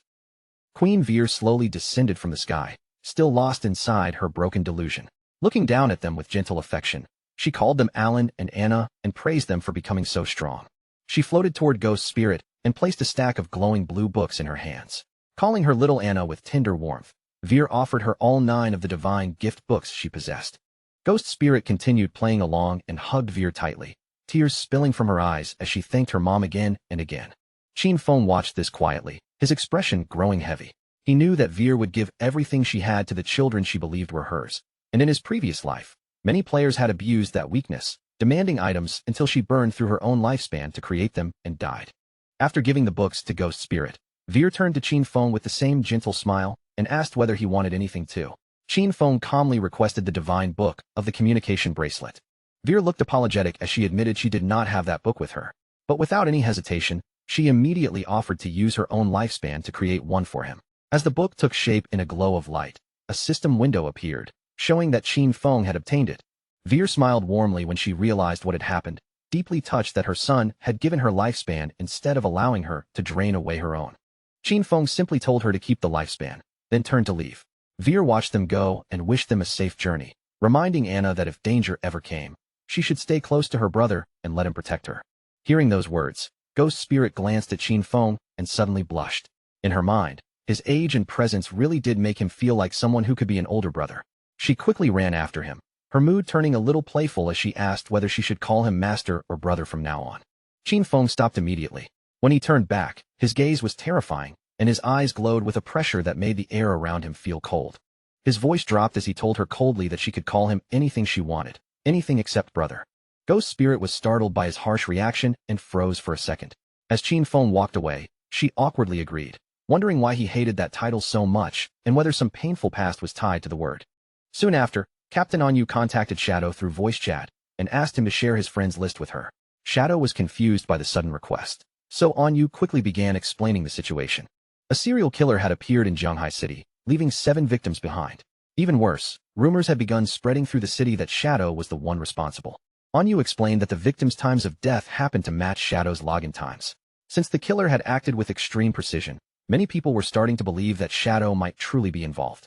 Still, Anyu added that she and her team did not believe he would ever do something so low and cruel. Shadow immediately understood the key point. If someone was framing him based on his login times, then that information must have leaked from someone on his friends list. Shadow began listing the possible suspects: Anyu's squad, Radiant Martial Virtue, Milky Snow, Old Man Zhang, and his granddaughter from the Sky Dome Guild, as well as his own guild member, Ghost Spirit. Then he asked where the bodies had appeared, and Anyu replied that they were scattered throughout Shanghai City before asking whether he would investigate. Shadow confirmed that he would, and Anyu sounded relieved as she said she would send over the case files, confident he could catch the real killer within minutes. After ending the call, Shadow immediately ordered Ghost Spirit to log off as well, telling her they had a mission to handle. Back at his mansion hideout in the real world, Qin Feng handed Ghost Spirit the Divine Book, communication bracelet, so they could contact each other between the game and reality. He also gave her the Ghost Knight Wolf mount to help track down the killer, leaving Ghost Spirit shocked by the value of the items, though she honestly admitted she had no idea how to investigate a crime. Qin Feng explained his reasoning calmly. He had already checked his friends' list and did not believe any of them were the culprit, but since Wang Meng and the others had reported to the officials, he suspected there might be a mole inside the police leaking his login times. He told Ghost Spirit that she was the best person for this job because her skill, Touch of the Yellow Spring, allowed her to track targets through aura or scent. After sending her the case files, he reminded her to use her abilities flexibly. Ghost Spirit's eyes filled with determination as she accepted the mission. No matter what it took, she vowed to find the true culprit behind the murders. Meanwhile, inside a hotel in Magic City, Tony and the blue-haired girl dragged the bound Chu Kunshin in and threw him roughly onto the floor. Tony stepped forward and announced to the man waiting in the shadows that he had brought the target. From the darkness, an older bald man slowly turned around, a cigar held between his fingers as smoke curled around his face. The bald man praised Tony for completing the job so cleanly. The moment Chu Kunshin saw him, fear rushed across his face as he recognized him as Mr. Theodore from the embassy. Theodore smiled with a chilling calm, saying he was pleased dear Chu still remembered him, then claimed he simply could not bear to watch Chu suffer such injustice, so he had asked a few friends to rescue him. Chu Kunshin's face stiffened as he looked around at the group. Even through his fear, he pointed out that Theodore's so-called friends were all wanted criminals. He stared at Theodore with suspicion and asked him directly what his real goal was. Was he trying to deal with Shadow, or was he aiming at the Great Xia government itself? Theodore burst into laughter, as if Chu Kunshin's question amused him. With a casual smile, he asked whether there was really any difference, since the officials and Shadow were already standing so close together. Chu Kunshin's anger finally spilled out. He ranted that his wife and son had died, yet instead of arresting Shadow, the authorities had arrested him, a military officer. Then he looked up at Theodore with a grim expression, admitting he knew this rescue was not free, and asked what Theodore wanted him to do. Theodore answered in a calm, measured voice that his divination had pointed him straight toward Chu Kunshin. According to that result, Chu could help him find something he desperately wanted, and with that, Theodore asked what profession Chu used in the game. At first, Chu Kunshin looked confused by the question, but a moment later, he seemed to understand why Theodore had gone so far to capture him, and with his head lowered, he revealed his secret. He held the only hidden class in the priest system, the Feng Shui Master. Chu Kunshin explained his abilities in a low voice. Yin-Yang Harmony allowed him to manipulate an enemy's emotions and inflict extra damage on ghosts. while ley-line perception allowed him to locate treasures and monsters. Still, Chu Kunshin could not hide his frustration. He bitterly admitted that although his hidden class sounded special, it was mainly a support role and would not be very useful in a direct battle against someone like Shadow. But just then, a sinister glint flashed through Chu Kunshin's eyes. A yin-yang symbol appeared around him as he secretly activated his yin-yang harmony skill. The effect spread instantly through Theodore's subordinates. Tony and the bald, muscular man suddenly turned on each other, their tempers exploding as they began arguing with violent intensity. In the blink of an eye, that argument turned into a savage brawl. Chu Kunshin watched them coldly, explaining that under the influence of his skill, they would fight until one of them died, though the effect would not work on enemies more than 5 levels above him. Theodore did not panic at all.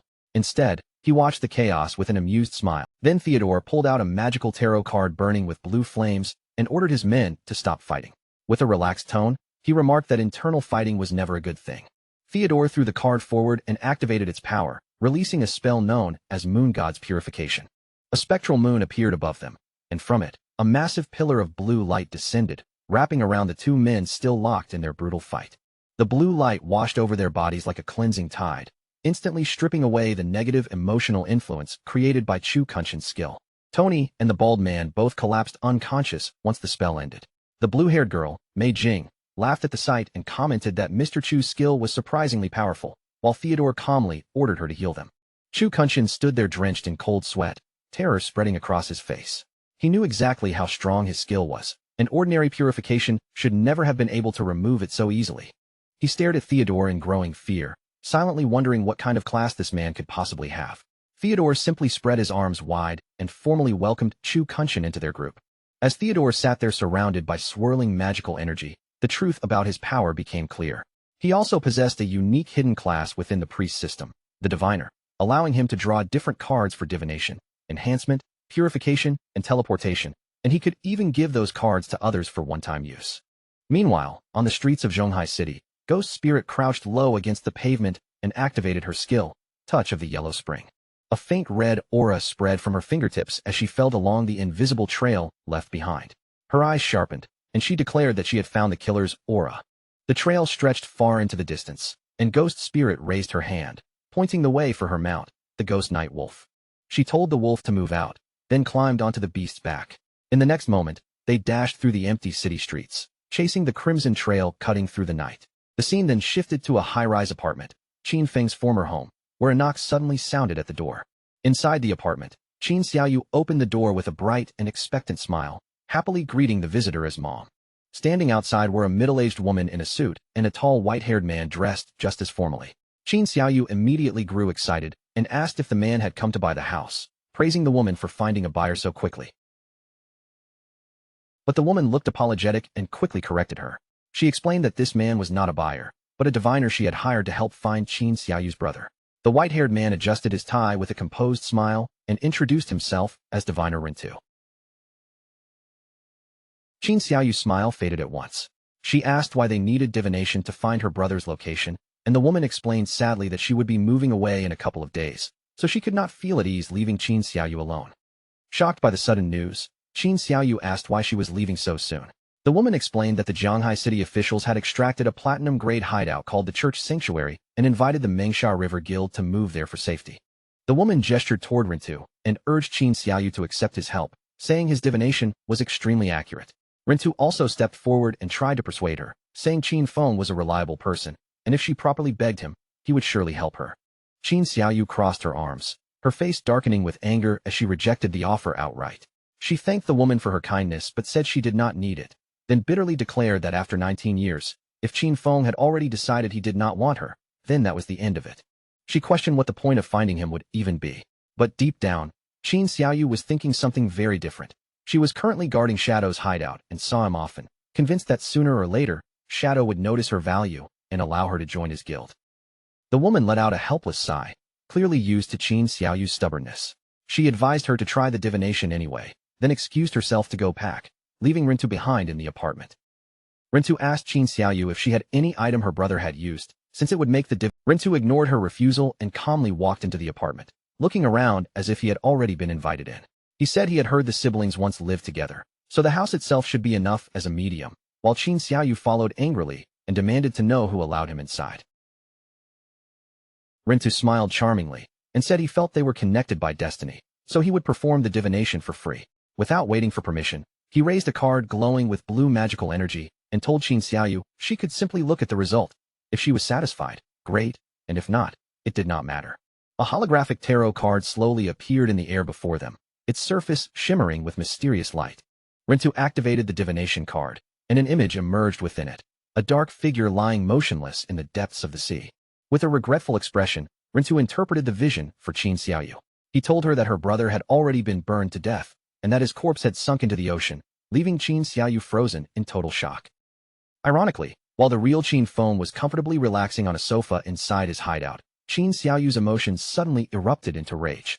In her mind, she cursed Qin Feng as useless trash for dying so easily. To her, he should have stayed alive long enough for her to become powerful and trample him herself. Outwardly, Rintu simply lowered his voice and offered his condolences, pretending to be sympathetic. Then Rintu changed the subject and mentioned that he had heard she interacted with Shadow. He claimed his divination had already found Shadow's location, then held up a golden card and asked if she wanted to go with him, explaining that he could teleport her there immediately. Rintu continued manipulating her, suggesting that even though her brother was dead, she could simply recognize Shadow as her new brother, and then everyone would be happy.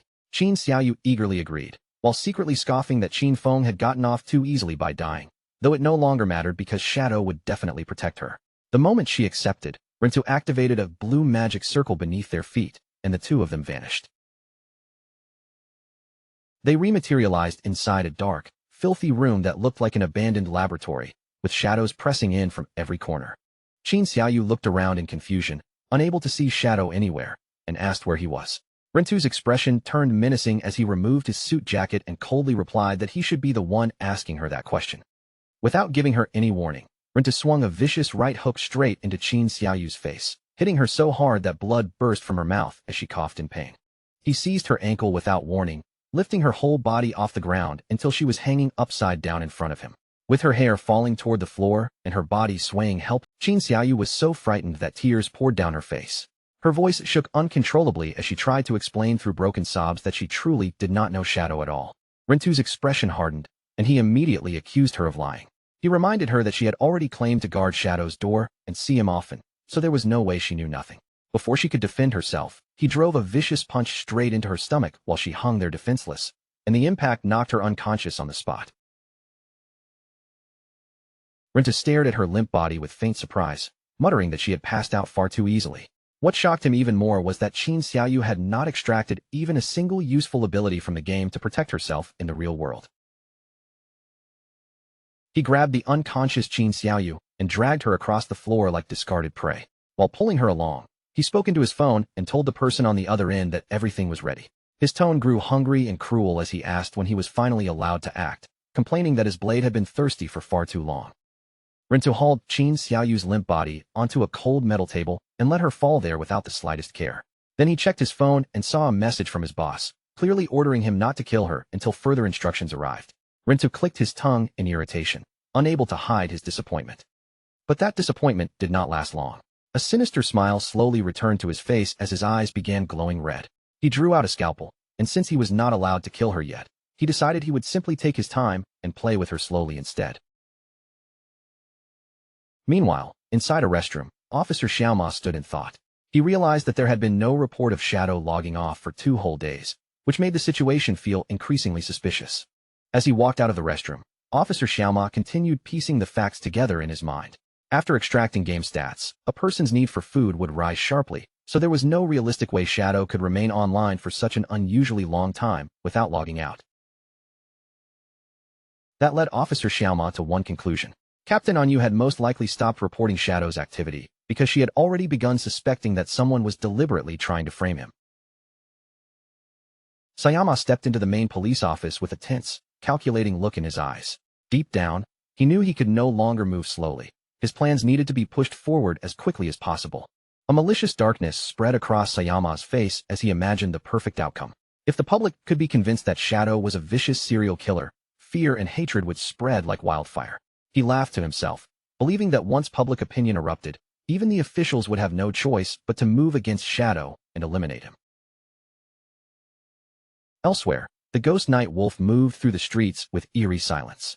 Its paws touched down softly against the pavement, each step light and controlled, leaving almost no sound behind. Seated atop the mount, Ghost Spirit looked ahead with calm focus.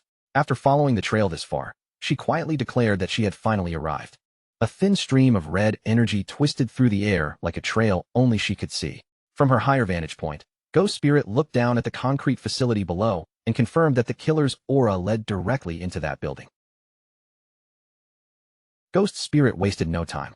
She leapt down from above, her figure dropping through the darkness as she activated Shadow Sneak, blending into the surroundings until her presence became nearly impossible to detect.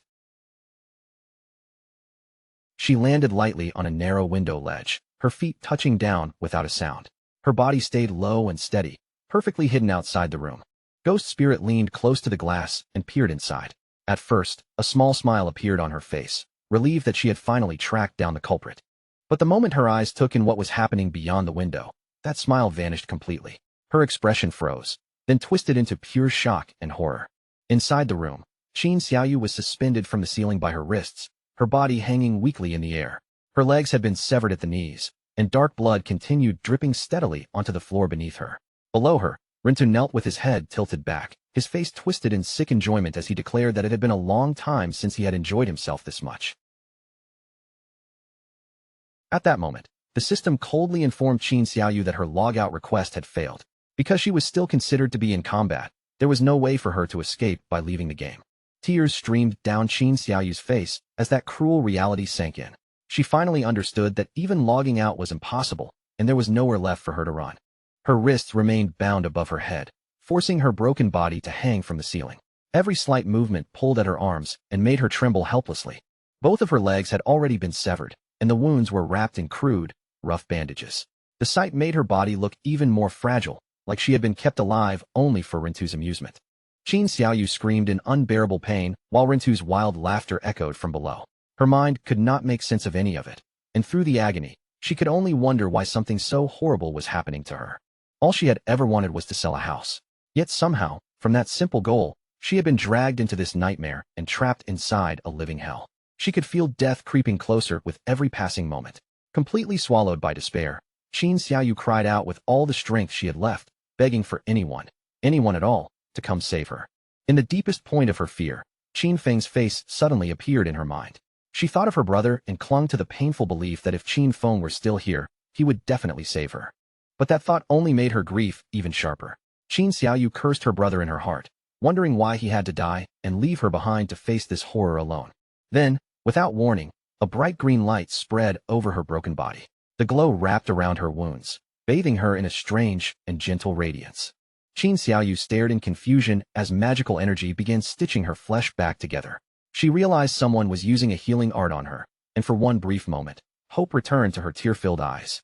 She thought someone had finally come to rescue her. But that fragile hope shattered when Rinta looked up at her with a twisted grin. He introduced himself once again and revealed the truth. His game ID was Human Butcher, and his profession was actually a priest. Rinta stepped closer beneath the green glow of his own healing spell, looking almost delighted by her confusion. In a calm, cruel voice, he told her not to worry, promising that he would not allow her to die so quickly. He covered his face and burst into uncontrollable laughter, openly revealing his sick way of thinking. To him, pushing prey to the limit and killing them slowly was the only way to create a truly wonderful experience. That was exactly why he had chosen to become a priest. The torture was far from finished, and as he looked at Qin Xiaoyu's terrified face, he announced that next, he would rip open her chest. The terror finally overwhelmed Qin Xiaoyu completely. Her eyes rolled back, foam gathered at her mouth, and her body lost all strength as she fainted from the unbearable fear. Rinta looked at her with clear disappointment, as if her collapse had spoiled his fun. He mocked her under his breath, sneering that she really was nothing more than a weak little girl. Suddenly, Rintu's instincts screamed danger. His expression changed in an instant, and he twisted his body aside just in time to dodge something flying toward him at terrifying speed. A cloaked figure descended into the room, her purple eyes glowing from beneath the shadow of her hood. It was Ghost Spirit, and her arrival instantly changed the atmosphere. Ghost Spirit unleashed Blade of the Underworld, sending a glowing ribbon of energy shooting through the air. The attack pierced Rintu and lifted him off the ground, leaving him suspended helplessly as she stared at him with a cold, merciless gaze. Her voice was icy as she demanded the truth from him. She wanted to know why he had used his crimes to frame Shadow. Rintu immediately activated his healing art, still wearing that arrogant look on his face. Even after being caught, he seemed convinced that he could recover and regain control of the situation. But his confidence disappeared almost as quickly as it appeared. The glowing ribbon tightened around his body, binding him so firmly that he could no longer move. Ghost Spirit dropped down with terrifying speed and closed the distance in an instant. She grabbed Rintu by the throat and slammed him down with brutal force. She pinned Rintu hard against the cracked wall, her grip crushing the arrogance out of him. With a chilling threat, she warned that if he refused to confess everything, she would saw off his legs. Terrified and completely defeated, Rintu stammered that he would talk and tell her everything. The view then shifted away from that horrifying room and returned to the desolate ruins of Zhanghai City, where the ruined streets stood silent under a heavy atmosphere. Among the ruins, Captain Anyu, Wang Ming, and Little Black were locked in a serious discussion. Captain Anyu pointed out that ever since they stopped reporting Shadow's login times, no new murders had happened. To her, that was clear proof that someone had been using those reports to frame him. Little Black immediately defended Shadow with visible anger. In her eyes, an expert as powerful as him would never be some twisted serial killer.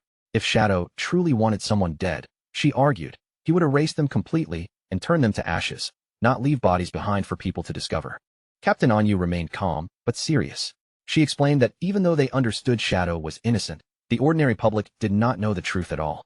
That was what worried her most. If rumors kept spreading, panic would erupt across the city, and that chaos was probably the killer's real objective. Once public fear reached a breaking point, the officials might be forced to kill Shadow just to calm everyone down, even if they knew he had been framed. Little Black frowned and asked whether the officials could truly defeat Shadow in the first place. Captain Anyu gave a grim smile, and after a brief pause, admitted the truth. They could not. Captain Anyu explained that if a direct conflict with Shadow truly broke out, the government would suffer devastating losses. Once Great Xia weakened from that internal struggle, other countries would never miss the chance to take advantage, and the entire nation could be pushed into danger. Wang Ming's expression turned serious as he said they had to clear Shadow's name as soon as possible. After thinking through the timing and the information leaks, he concluded that the person framing Shadow had to be hiding among the officials of Zhanghai City. Captain Anyu fell into deep thought, her brows tightening as she followed that clue. Among the Zhanghai officials, if she had to name someone who also held a personal grudge against Shadow, only one suspicious figure came to mind. Inside his office, Officer Xiaoma stood frozen in place, cold sweat gathering on his forehead. His eyes stayed locked on his phone, and the more he stared at the screen, the more anxious he became. 2 full days had already passed, yet there was still no news about Shadow logging off. Officer Xiaoma grew increasingly irritated, afraid that Rintu might have lost control and accidentally killed the prey before the plan was finished. Alone in the dim office, his thoughts twisted back to Captain Anyu again and again. Her face filled his mind, and his obsession only grew stronger as he convinced himself that as long as Shadow remained alive, Anyu would never belong to him. In desperation, Officer Xiaoma gripped a glowing card tightly in his hand. For Anyu's sake, he was willing to cross every line, even if it meant standing against all of Great Xia itself. Just then, the silence was broken by a sudden vibration from his phone. Officer Xiaoma quickly checked the screen and saw a message that appeared to be from Rintu. It claimed that the prey had escaped and demanded 3 years of lifespan to extract a tracking skill, even attaching an address where Xiaoma was supposed to deliver the payment. Rage flashed across Officer Xiaoma's face as he clenched the phone in his hand. He could not believe his subordinate had failed such a simple task, but he also knew that if this scheme was exposed, everything would be over for him. So he had no choice but to go there personally and clean up the mess. Under a gloomy, heavy sky, Officer Xiaoma drove all the way to an abandoned industrial facility. The place stood silent and deserted, giving off a cold, ominous feeling before he even stepped inside. He pushed into the dark warehouse and called out for Human Butcher in an angry voice. His tone was full of blame as he demanded to know why Rintu had allowed the prey to escape. But the moment he looked deeper into the warehouse, his words died in his throat. He stopped completely, and his expression shifted into pure shock. Officer Xiaoma slowly raised his head and saw a horrifying sight above him. Qin Xiaoyu was still suspended from the ceiling, hanging there in a state that made the entire room feel like a nightmare. Yet what shocked him even more was the figure hanging beside her. His own hired killer, Rintu, had also been bound in the air, unconscious and completely unable to move. Before Officer Xiaoma could even process what was happening, a streak of purple energy suddenly shot out from the darkness. The glowing ribbon whipped around his body in an instant, tightening around him before he had any chance to struggle free. His body was yanked off the ground and hoisted into the air, leaving him hanging upside down beside the other 2 captives. Panic finally burst through his voice as he shouted at the approaching figure to release him, angrily demanding whether they had any idea who he was. Ghost Spirit stepped out from the shadows, her eyes glowing with a terrifying red light. Her voice stayed calm as she told him she knew exactly who he was, Ma Naoyang, the son of Jianghai City's mayor. Rintu had already confessed everything, including how Ma Naoyang ordered him to kill people and dump the bodies during Shadow's offline hours to frame him. Ghost Spirit then glanced toward Rintu and thanked him for keeping his promise by luring out the true mastermind. She cut him loose from the bindings, looked down at him coldly, and said that as a reward for cooperating, she would give him one last chance to enjoy himself. Rintu rose to his feet, wrapped in a surge of eerie purple energy, his face twisted into a completely deranged smile. Ghost Spirit ordered him to kill Ma Naoyang in whatever way pleased him most, and Rintu giggled madly as he thanked the young miss for giving him such a wonderful opportunity. Still under Ghost Spirit's control, Rintu turned his crazed eyes toward Ma Naoyang. She commanded him to use his favorite method, and Rintu answered with a maniacal laugh, telling Ma Naoyang to stop struggling because there was no escape now. Ma Naoyang screamed in terror, but Rintu was already lunging forward with a scalpel in hand.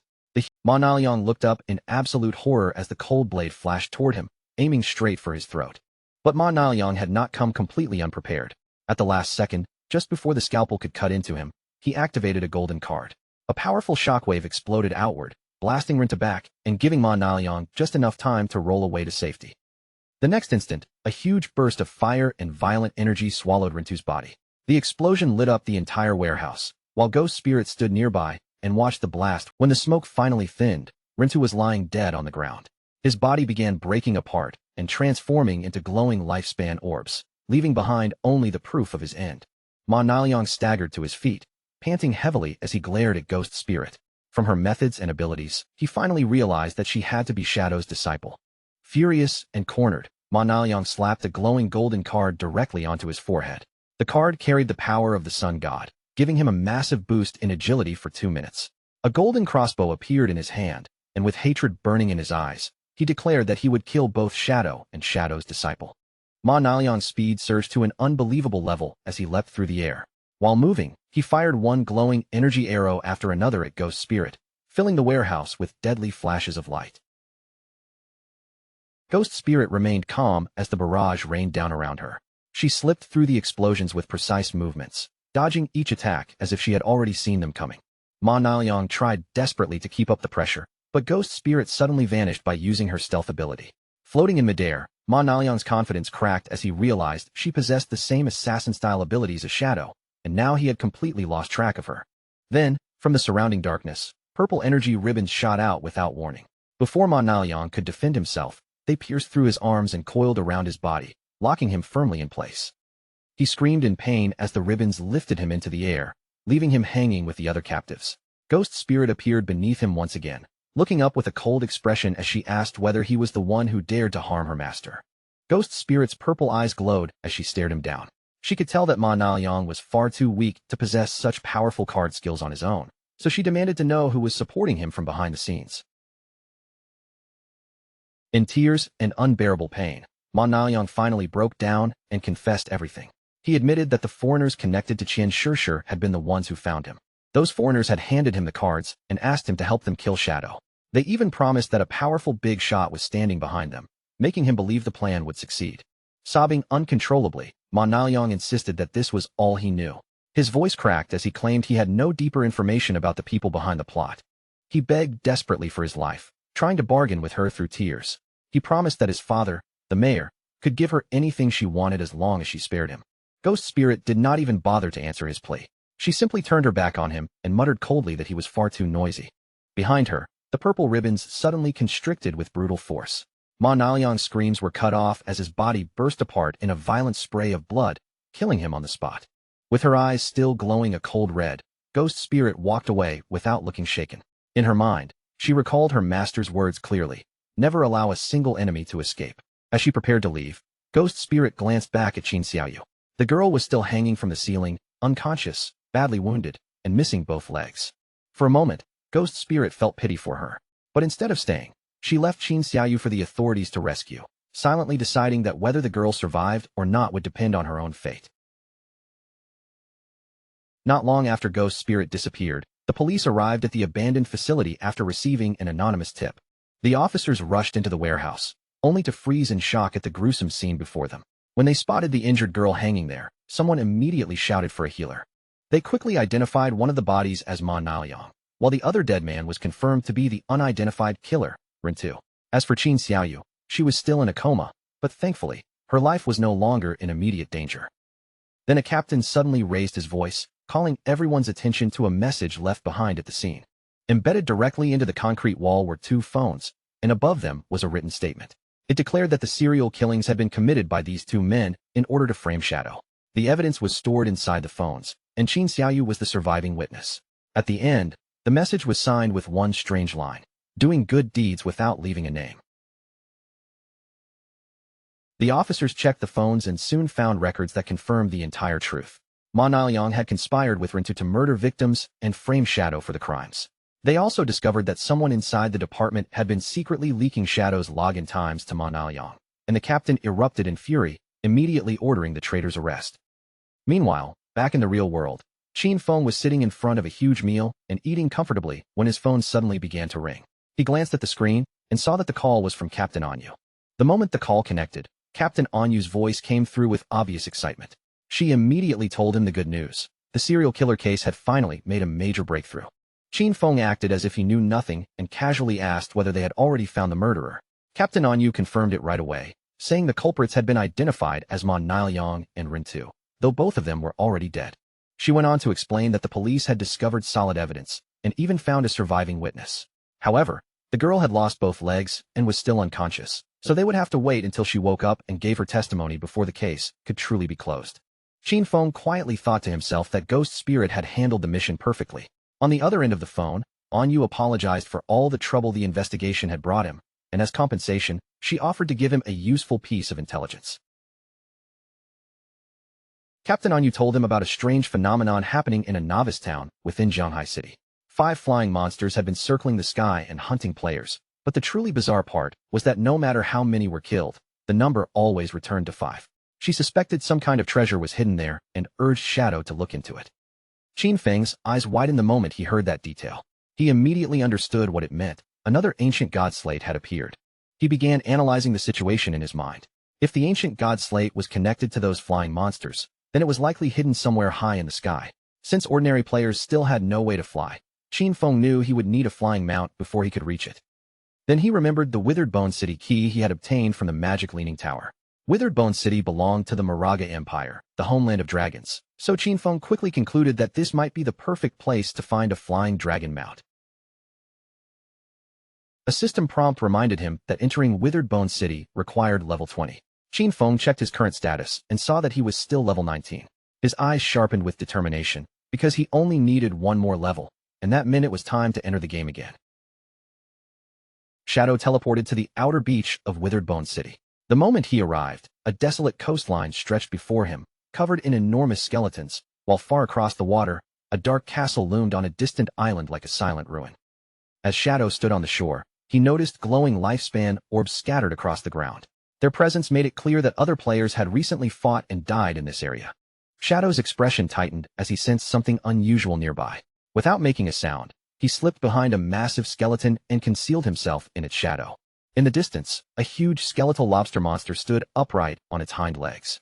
Its body towered over the battlefield as it spat streams of green acid toward a group of struggling players. Among those players were Lin Xingyu, Late Night Drizzle, and a large bald man.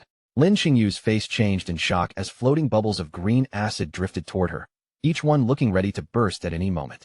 The bald man in the party stepped forward with complete confidence.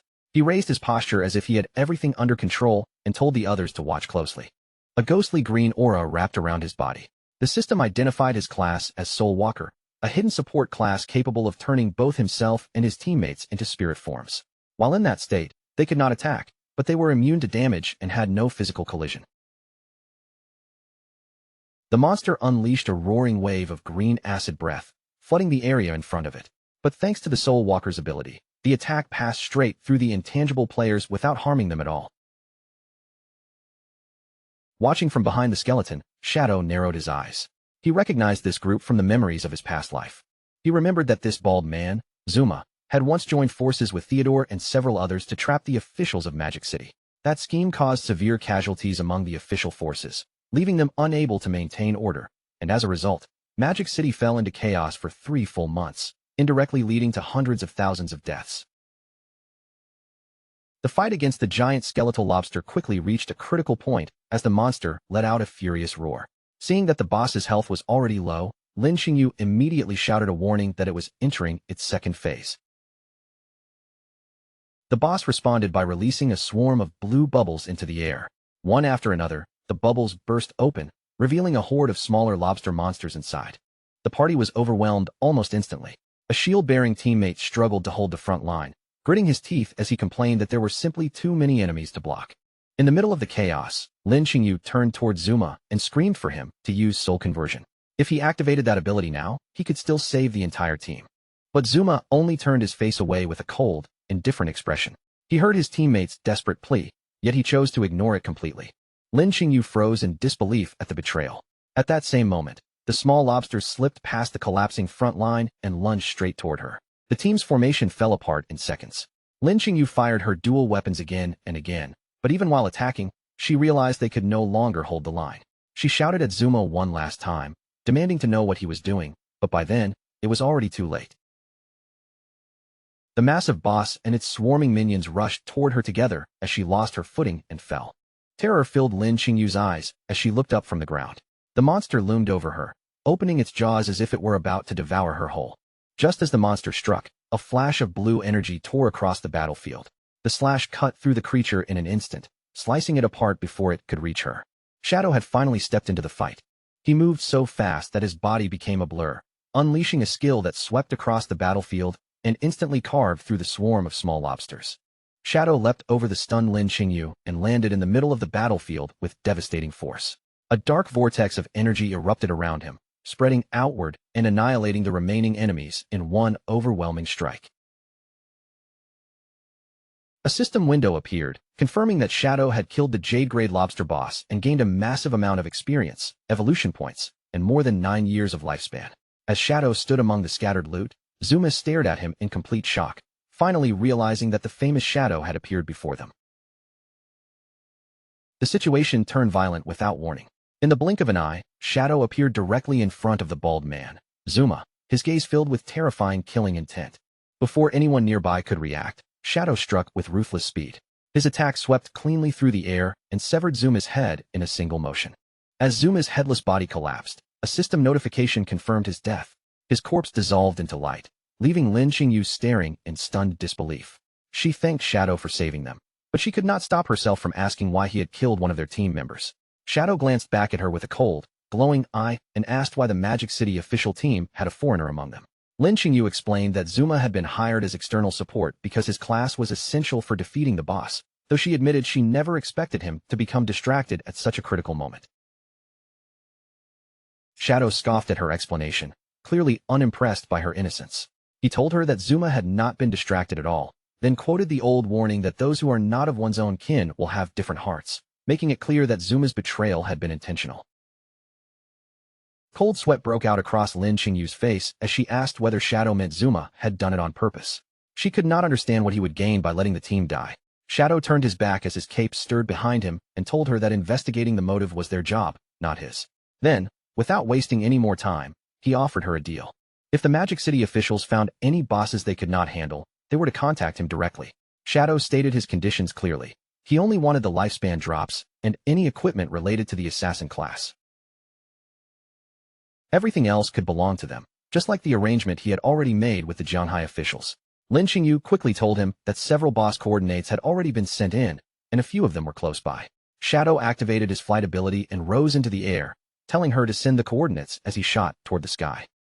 Nearby, a red-haired girl blushed as she whispered to her teammates that she had heard Shadow was coming, quietly wondering whether he was handsome. Her teammates were far more doubtful, but those doubts disappeared in a fraction of a second. The beast fell almost immediately, and a system notification confirmed Shadow's kill, rewarding him with experience, evolution points, more than 5 years of lifespan, and a platinum-grade assassin skill called Smoke Bomb. Then another terrifying Jade-grade boss appeared, the noble's eldest son, Traitor Lulu, clad in dark lava armor and holding a giant flaming sword. The nearby player froze in terror, feeling as if his life was already over. But in the next blur of movement, Shadow struck and dealt massive damage before anyone could even follow his motion. The system confirmed the kill, granting Shadow experience, evolution points, more than 10 years of lifespan, and a Jade-grade skill called Merge into Darkness. The rescued players stared in awe, completely unable to process what they had just seen. Each of Shadow's attacks had dealt over 300,000 damage, a number so absurd that it left them speechless. Instead of learning the skill directly, Shadow made a different choice. He activated his Spirit Devourer bloodline ability and consumed the card, using it to strengthen himself even further. A system notification immediately confirmed the result. By devouring the legendary skill, Shadow's elemental attack and elemental resistance had both increased by a significant amount. As Shadow continued forward, he noticed the path ahead dropping sharply downward. Surprise flickered through his mind when he realized he was no longer simply moving across the coastline, but heading deep underground through a dark, rocky passage. While moving through the long tunnel, Shadow quickly figured out its purpose. This underground passage ran beneath the ocean floor, connecting the mainland coast directly to the isolated island ahead. He kept traveling through the darkness until, at last, an exit appeared in the distance. Shadow stepped out from the cave mouth and found himself standing in a grim, storm-covered landscape. Above a high cliff, a dark and ruined castle loomed under the flashes of lightning, giving the entire place a dangerous, ancient atmosphere. A system notification appeared, welcoming him to the Moraga Empire's withered bone city ruins. At the same time, a severe warning followed. This was a berserk area, and any player inside would lose lifespan at 100 times the normal rate. Shadow stood by the dark water and looked back toward the hidden passage beneath the sea, silently admiring how cleverly it had been designed. At that moment, a memory from his past life surfaced in his mind. Back then, a strange madman had once rambled endlessly about a secret tunnel buried under the ocean. At the time, no one had taken that man seriously. Everyone simply thought he had lost his mind and was mixing up this world with some other game. But now, standing here with the truth right in front of him, Shadow finally understood that the so-called madman had never been talking nonsense. Everything he said had been real. Shadow moved forward through a dead forest filled with withered trees and scattered bones. But before he could get far, the ground beneath his feet suddenly began shaking violently, as if something enormous was waking up underground. Nearby, a gigantic skeletal dragon skull that had been lying on the ground started to tremble. Cracks spread across its surface, and the bones groaned as if they were about to break apart. Then, without any warning, a colossal creature burst out from inside the skull. The impact shattered the ancient dragon remains into fragments, sending bone pieces and dust flying everywhere. Shadow did not retreat. He stood firmly in place as the dust slowly cleared around him, and the horrifying shape of the monster finally appeared before his eyes. It was a giant skeletal centipede, and above its monstrous body was a stitched-together female torso with a single red eye glowing eerily. The system identified it as the guardian of the withered bone ruins, Thousand-Blade Centipede Moire, a powerful diamond-grade boss. Shadow calmly studied the enemy in front of him. Her upper body still vaguely kept the shape of a human woman, but everything below had been twisted into the body of a terrifying monster. Then his gaze fell on the festering wounds spread across her body. Those scars looked almost identical to the ones he had once seen on the white dragon, Atesh. As the terrifying creature lunged toward him, Shadow immediately understood what had happened. She had once been a citizen of the Moraga Empire, only to be corrupted by Cthulhu's curse. He dodged as the massive centipede body swept through the air, and while avoiding the attack, he looked at the scars across her human torso. From those wounds, he could tell she must have suffered inhuman torture while she was still alive. The skeletal legs stabbed toward him again and again, but Shadow kept weaving between them with sharp, controlled movements.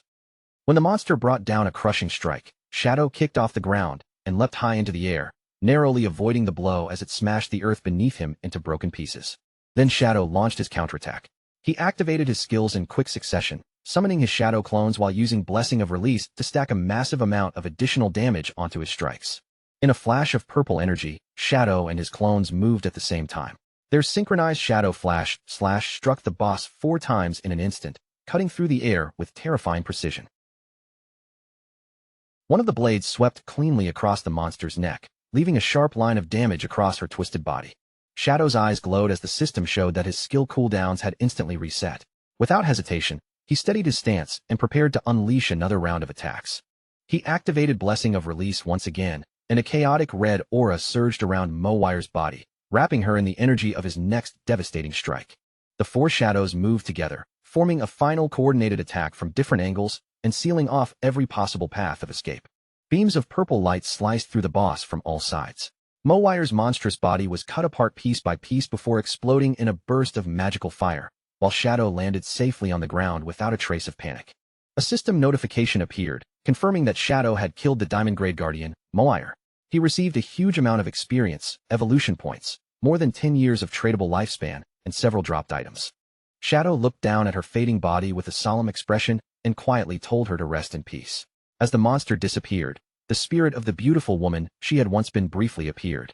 She gave a peaceful smile, finally released from the curse, before dissolving into glowing lifespan orbs. After defeating the Diamond Grade Guardian, Shadow continued deeper into the desolate ruins. He raised his head toward the cliffs, where the ominous castle stood beneath flashing lightning like a dark shadow pressing over the land.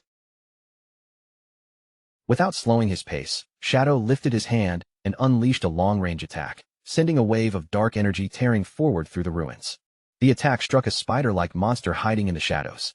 It had the upper body of a human woman fused to a spider's lower half, and it let out a piercing scream as the dark energy impaled it. A system notification appeared right after, confirming that Shadow had killed the cursed spider, Molly. He gained a large amount of experience, evolution points, and another 10 years of tradable lifespan. Standing among the floating loot, Shadow took in the grim reality of the place around him. Every monster he had encountered here shared the same horrifying pattern, a human upper body fused with a twisted, monstrous lower half, and even more unsettling, they still carried their original human names.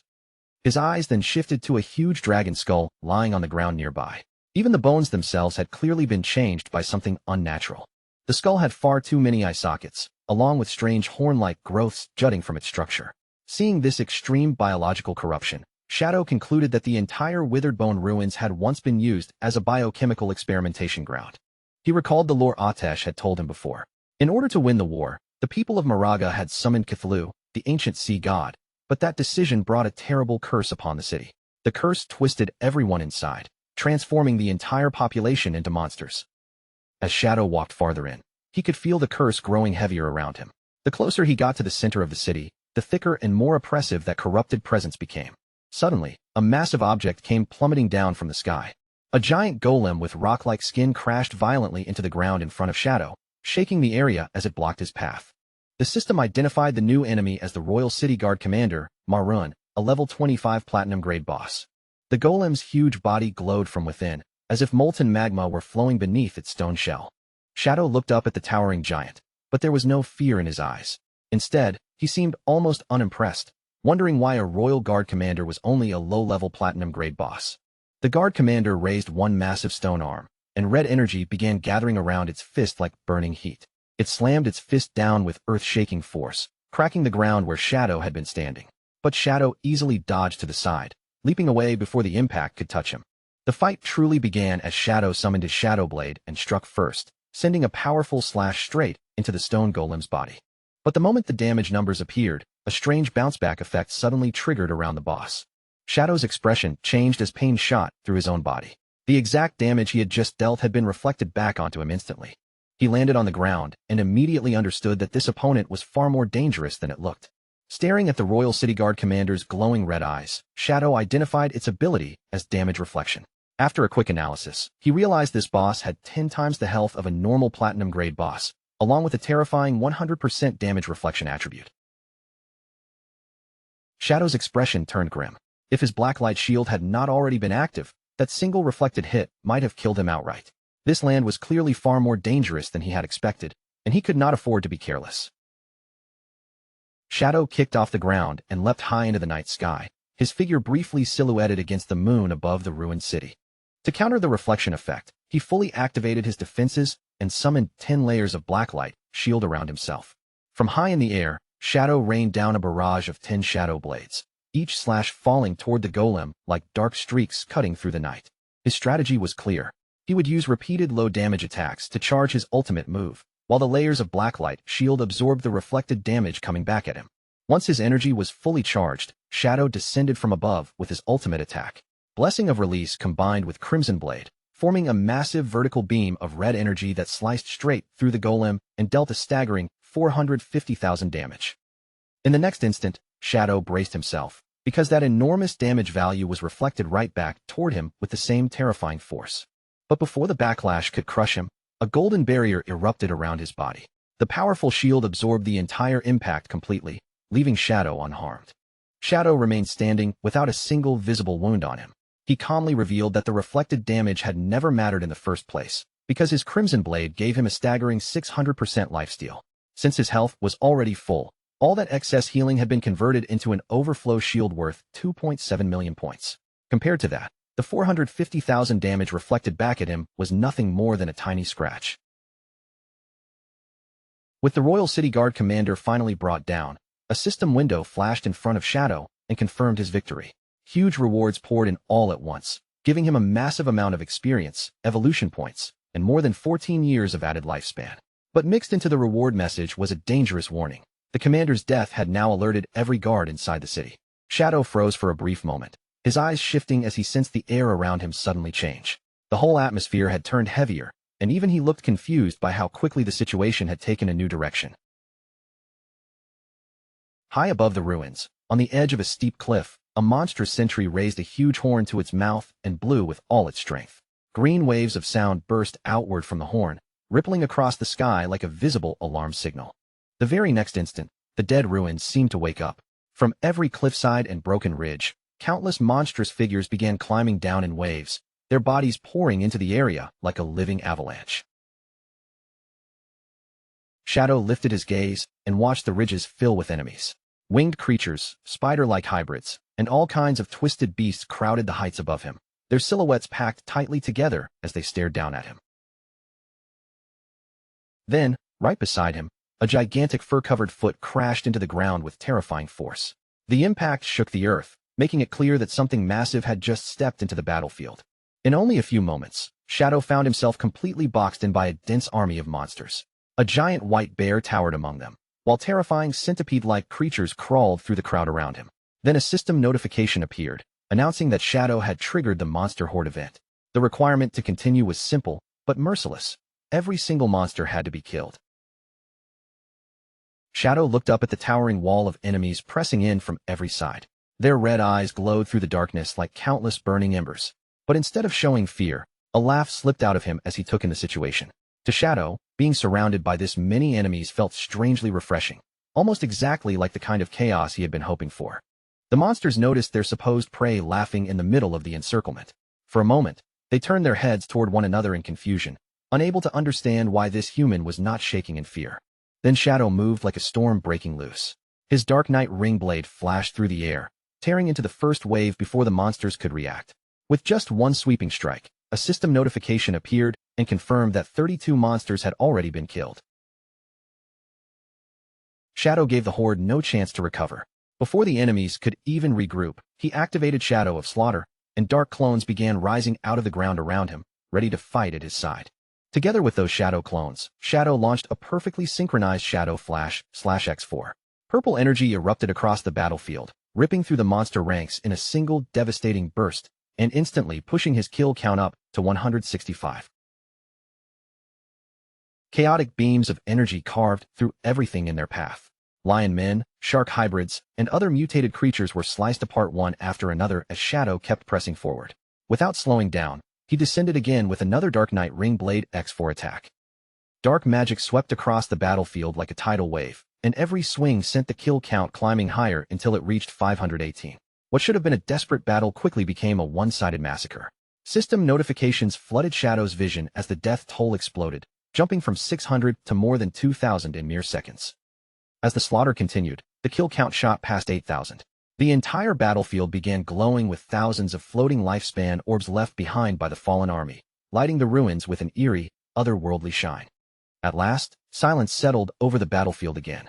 Shadow stood alone with purple light glowing in his eyes, having wiped out a total of 10,086 monsters.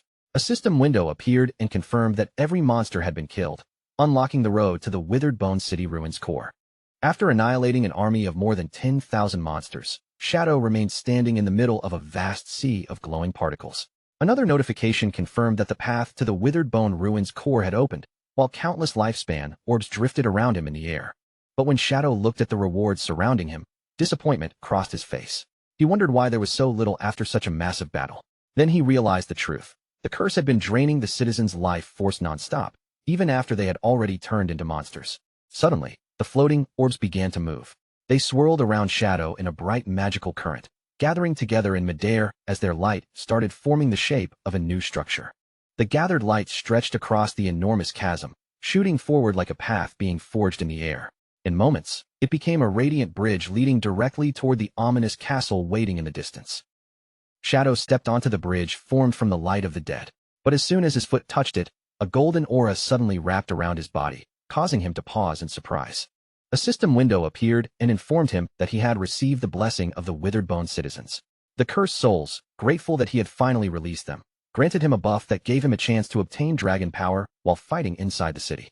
Shadow looked down at his glowing hand and remarked that this power was interesting.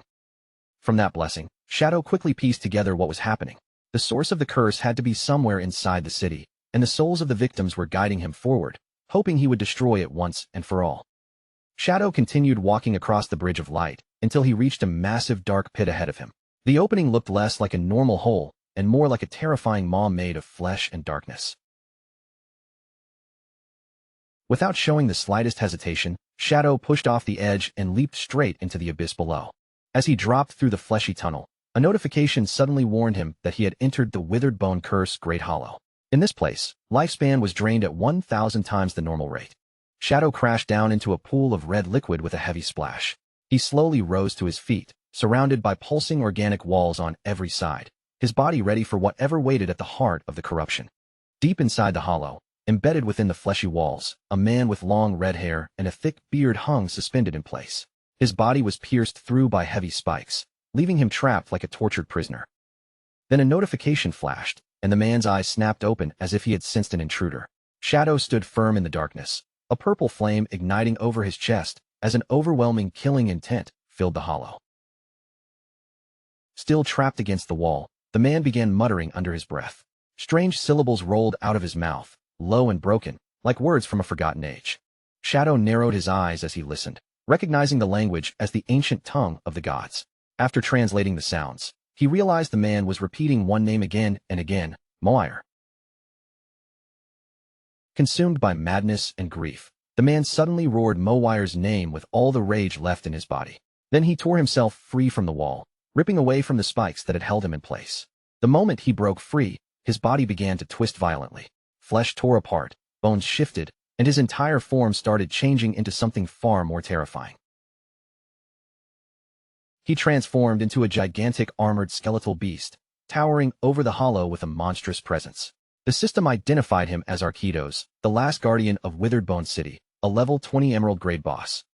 Shadow reacted immediately and activated Merge into darkness. His body dissolved into the surrounding shadows, fading from sight as he slipped into invisibility. But to Shadow's shock, Arkitos moved without hesitation. The massive beast swung one enormous claw directly toward him, cutting straight through his stealth as if it meant nothing. Shadow barely dodged the crushing blow in time. The claw smashed into the ground where he had just been standing, shattering the floor with terrifying force. He leaped back to open up distance, and after landing safely, he frowned in confusion, wondering how Arkitos could see through his level 21 stealth. Arkitos charged at him again, still screaming the name of the woman he had loved. As that grief-filled roar echoed through the hollow, Shadow finally began to understand the reason.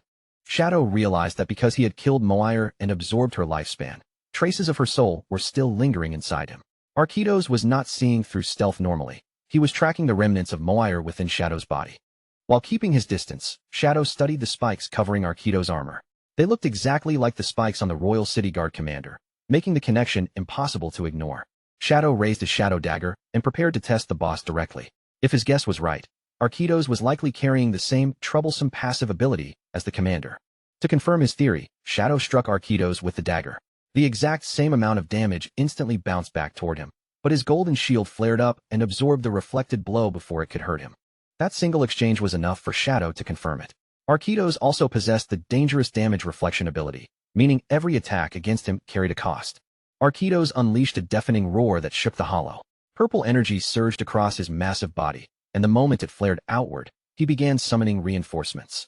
The fleshy ground around Shadow suddenly erupted.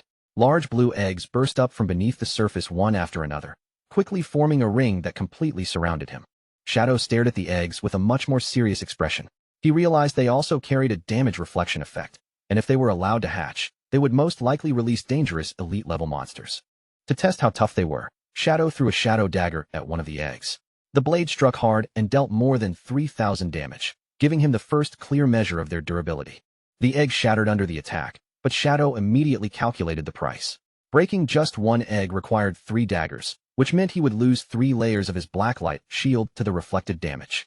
Since each shield layer needed 2 seconds to regenerate, he quickly concluded that there was no way he could destroy all the eggs in time.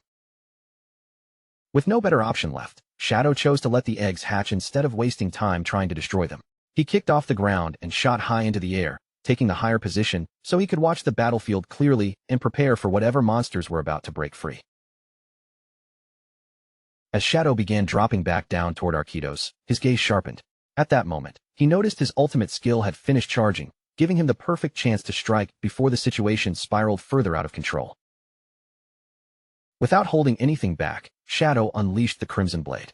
A massive beam of red energy tore down from above and slammed directly into Arquitos, exploding against his body with terrifying force and dealing a staggering 450,000 damage. Shadow touched down without making a sound, his posture steady and calm.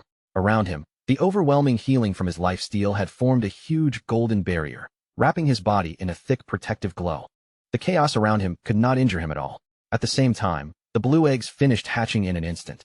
A swarm of cursed young dragons ripped free from the eggs and soared into the air. Each one was a level 20 emerald-grade monster, screeching sharply as their wings spread and they prepared to dive toward Shadow. Shadow dropped back into the pool of red liquid and landed in a low crouch. With the newborn dragon horde gathering in front of him, he raised his head and faced them without a trace of panic. Shadow did not hesitate for even a second. He released his Dark Knight ring blade, and a swirling vortex of dark energy roared outward, tearing through the young dragons and dealing nearly 30,000 damage to each one it touched. The battle was over almost as soon as it began. Shadow stood calmly inside his golden barrier while a notification confirmed that 9 dragons had been killed.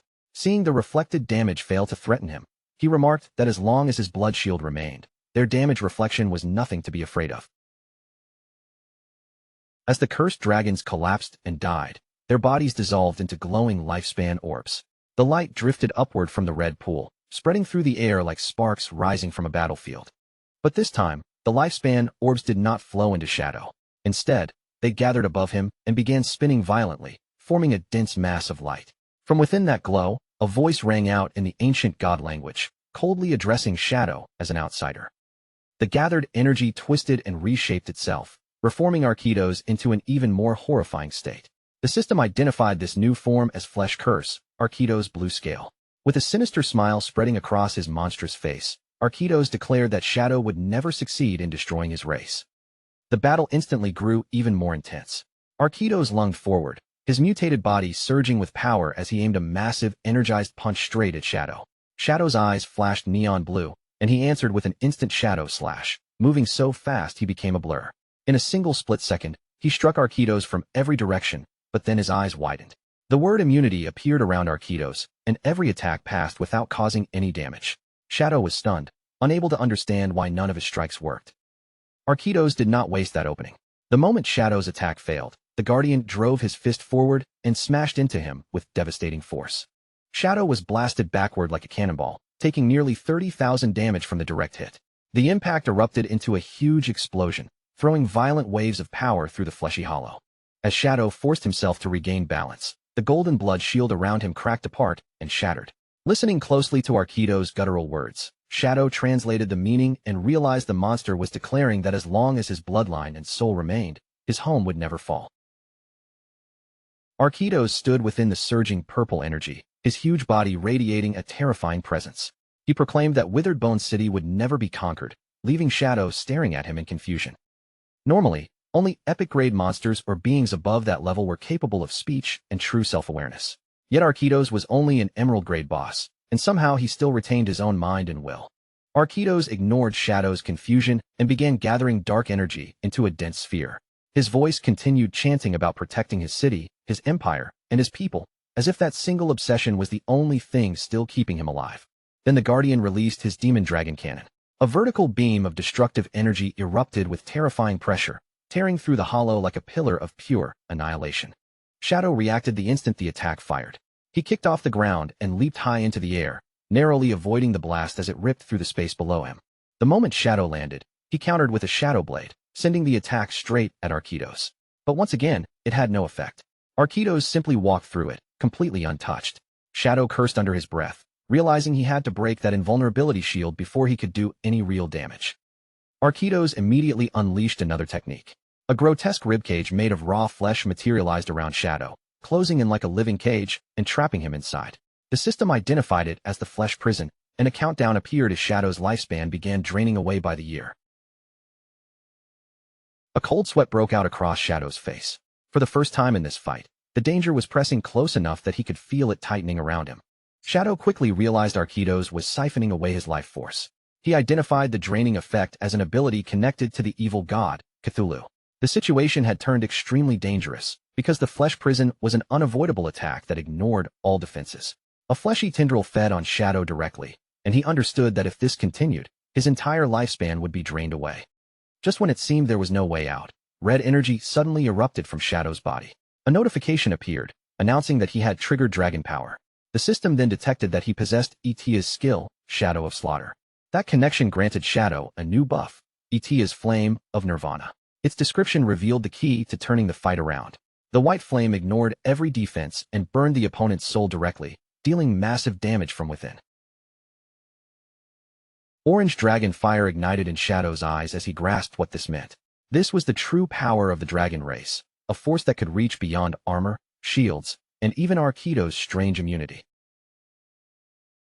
Shadow launched his counterattack with the enhanced dragon, Shadow of Slaughter. His clones materialized around him, each one wrapped in holy fire, before they descended on Arquitos like burning shadows. He immediately followed with Dragon, Instant Shadow Slash, cutting through the air at blinding speed. This time, the flames struck deeper than the body, and Arquitos' immunity finally shattered. The attacks landed cleanly, tearing into Arquitos and dealing tens of thousands of damage. At the same time, the flame of Nirvana left a severe burn on him, its white fire eating into his soul. Arquitos screamed as the white flames consumed him. In his final struggle, he cried out to Cthulhu, desperately begging the evil god to grant him more strength. Arquitos shouted that he could not die, because he still had to preserve the dragon race. Shadow stood calmly before him as the spirit of Itias appeared behind him. Then Shadow told the dying guardian the truth. What he had done was not protection. By summoning Cthulhu, he had condemned his own people to an eternal curse. With a cold glare in his eyes, Shadow told Arquitos to feel the flame of Nirvana. Let that fire burn through him completely and cleanse the sins he had carried for so long. Shadow delivered the finishing strike with Dragon, Crimson Blade. A colossal beam of red energy crashed down onto Arquitos, unleashing nearly 500,000 damage in one final, overwhelming blow. The last Guardian was swallowed by the attack and burned away completely. A system window confirmed the kill, awarding Shadow 1 million experience points, 120 evolution points, and nearly 40 years of lifespan. Shadow slowly descended as victory notifications glowed around him. The system continued listing his rewards, including 60 evolution points, nearly 40 years of lifespan, and a diamond-grade item known as the Bone Spike. As the dragon power buff faded from his body, Shadow calmly reviewed the rewards. The 1 million experience points proved that the city's monsters had funneled a huge amount of resources into Arquitos. But the lifespan reward was strangely low at only 39.8 years, making Shadow suspect that most of it had already been stolen away by the evil god, Cthulhu. Suddenly, the red liquid on the ground began to stir.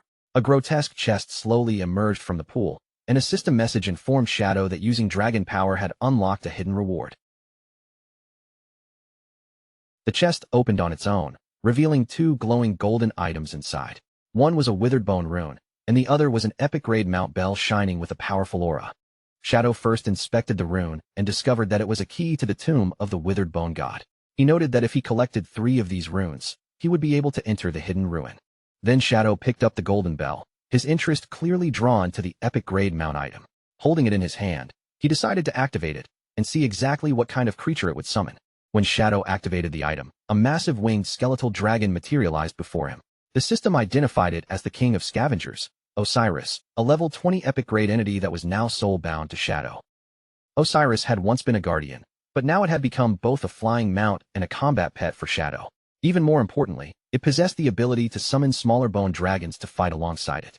To Shadow's surprise, the skeletal dragon was not some mindless creature. Osiris looked down at him with clear intelligence and asked in shock whether Shadow was the one who had purged the city and killed Arquitos.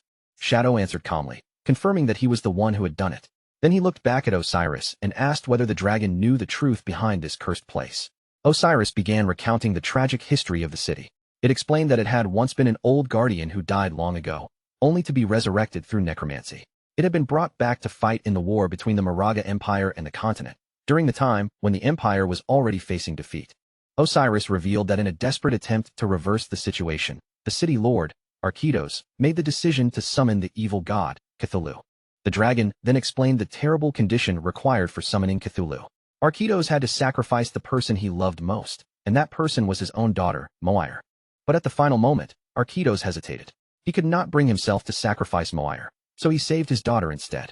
In her place, he offered the entire population of Withered Bone City, including himself, to the evil god. The result of that desperate choice was absolutely horrifying. What followed was not salvation, but a tragedy that swallowed the entire city whole. The citizens were cursed and filled with overwhelming power, enough to drive back the enemies invading their home. But the price was unbearable. Their bodies twisted into monsters, their minds collapsed, and the humanity they once had was stripped away forever. Osiris then revealed that Moire, the only human who had been left behind, suffered the cruelest fate of all. The monstrous citizens despised her for surviving when they had lost everything, so they tortured her relentlessly until even she was swallowed by the curse and transformed into a monster. After finishing the painful story, Osiris lowered its voice with deep gratitude. It thanked Shadow for finally freeing those miserable souls from their endless suffering and bringing an end to the tragedy that had trapped the city for so long. Then, sensing the powerful aura surrounding Shadow, the skeletal dragon bowed its head before him. With a solemn tone, it pledged to follow him forever and respectfully asked for the name of its new master. With his eyes glowing faintly in the darkness, the protagonist looked up at the massive dragon before him. Then, without any hesitation or unnecessary words, he simply answered that his name was Shadow. The enormous skeletal dragon, Osiris, folded its wings and lowered its head even further in submission.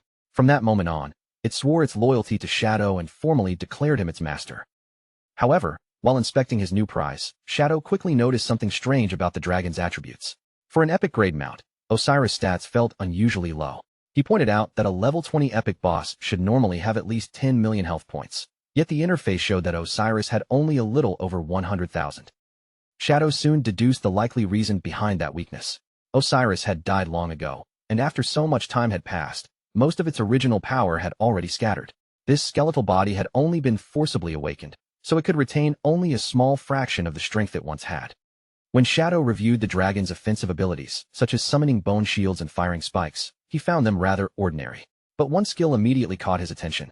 Osiris could summon 12 Jade-grade winged dragons, and Shadow realized they would be extremely useful for expanding his vision across the sky. The real value of this mount was not in brute force. Its greatest strength was revealed through its movement. Shadow noted that because the dragon's entire body was made from lightweight bone, its flight speed was shockingly high. It could reach 360% speed, roughly 450 meters per second, fast enough to break through the sound barrier. Shadow concluded that even if Osiris lacked strong combat power, its supersonic travel speed alone made it a very satisfying acquisition. For movement and long-distance travel, this mount was already more than worth it. Just then, a system window suddenly appeared in front of Shadow, notifying him that he had met the conditions for a class advancement. He was surprised at first, then quickly realized that clearing the Withered Bone ruins had given him more than 1 million experience points, enough to trigger the upgrade immediately. With a firm, determined look in his eyes, Shadow chose not to delay. He directly activated the advancement. A vortex of dark energy began spinning around him, wrapping his body in a growing storm of power. Magical runes appeared in the air one after another as the energy around him became stronger and more violent. Shadow stood at the center of the swirling chaos, his eyes glowing with intense power. A red ring of energy formed around him, circling his body as the advancement reached its peak. The system confirmed that the advancement had succeeded. Shadow's class rose from Tier 2 to Tier 3, and his attributes surged dramatically. His strength and constitution doubled from 27 to 54, his spirit jumped to 90, and his agility climbed sharply all the way to 144. Along with the massive stat increase, Shadow gained a new class passive skill called Shadow Arc. Its effect was incredibly powerful. While he was invisible, any damage, negative status, or stealth removal he suffered would be delayed by 1 second. During that brief window, he could act fast enough to cancel the damage or remove the status effect completely. Shadow looked down at his hand and let out a confident laugh. He immediately understood the value of this skill. As long as his reaction speed was quick enough, he could use that 1 second gap to nullify almost any attack that hit him while he was in stealth. Thinking about his new advancement, Shadow felt deeply satisfied. He was certain that in his previous life, no Shadow class player had ever managed to survive the 3rd advancement. Otherwise, a skill as powerful as Shadow Arc would have become famous for greatly reducing the class's death rate.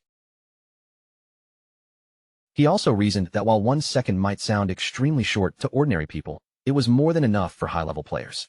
With their reaction speed, that tiny opening could allow them to activate multiple skills and completely reverse the outcome of a battle. After that, Shadow turned his attention to the rest of his rewards.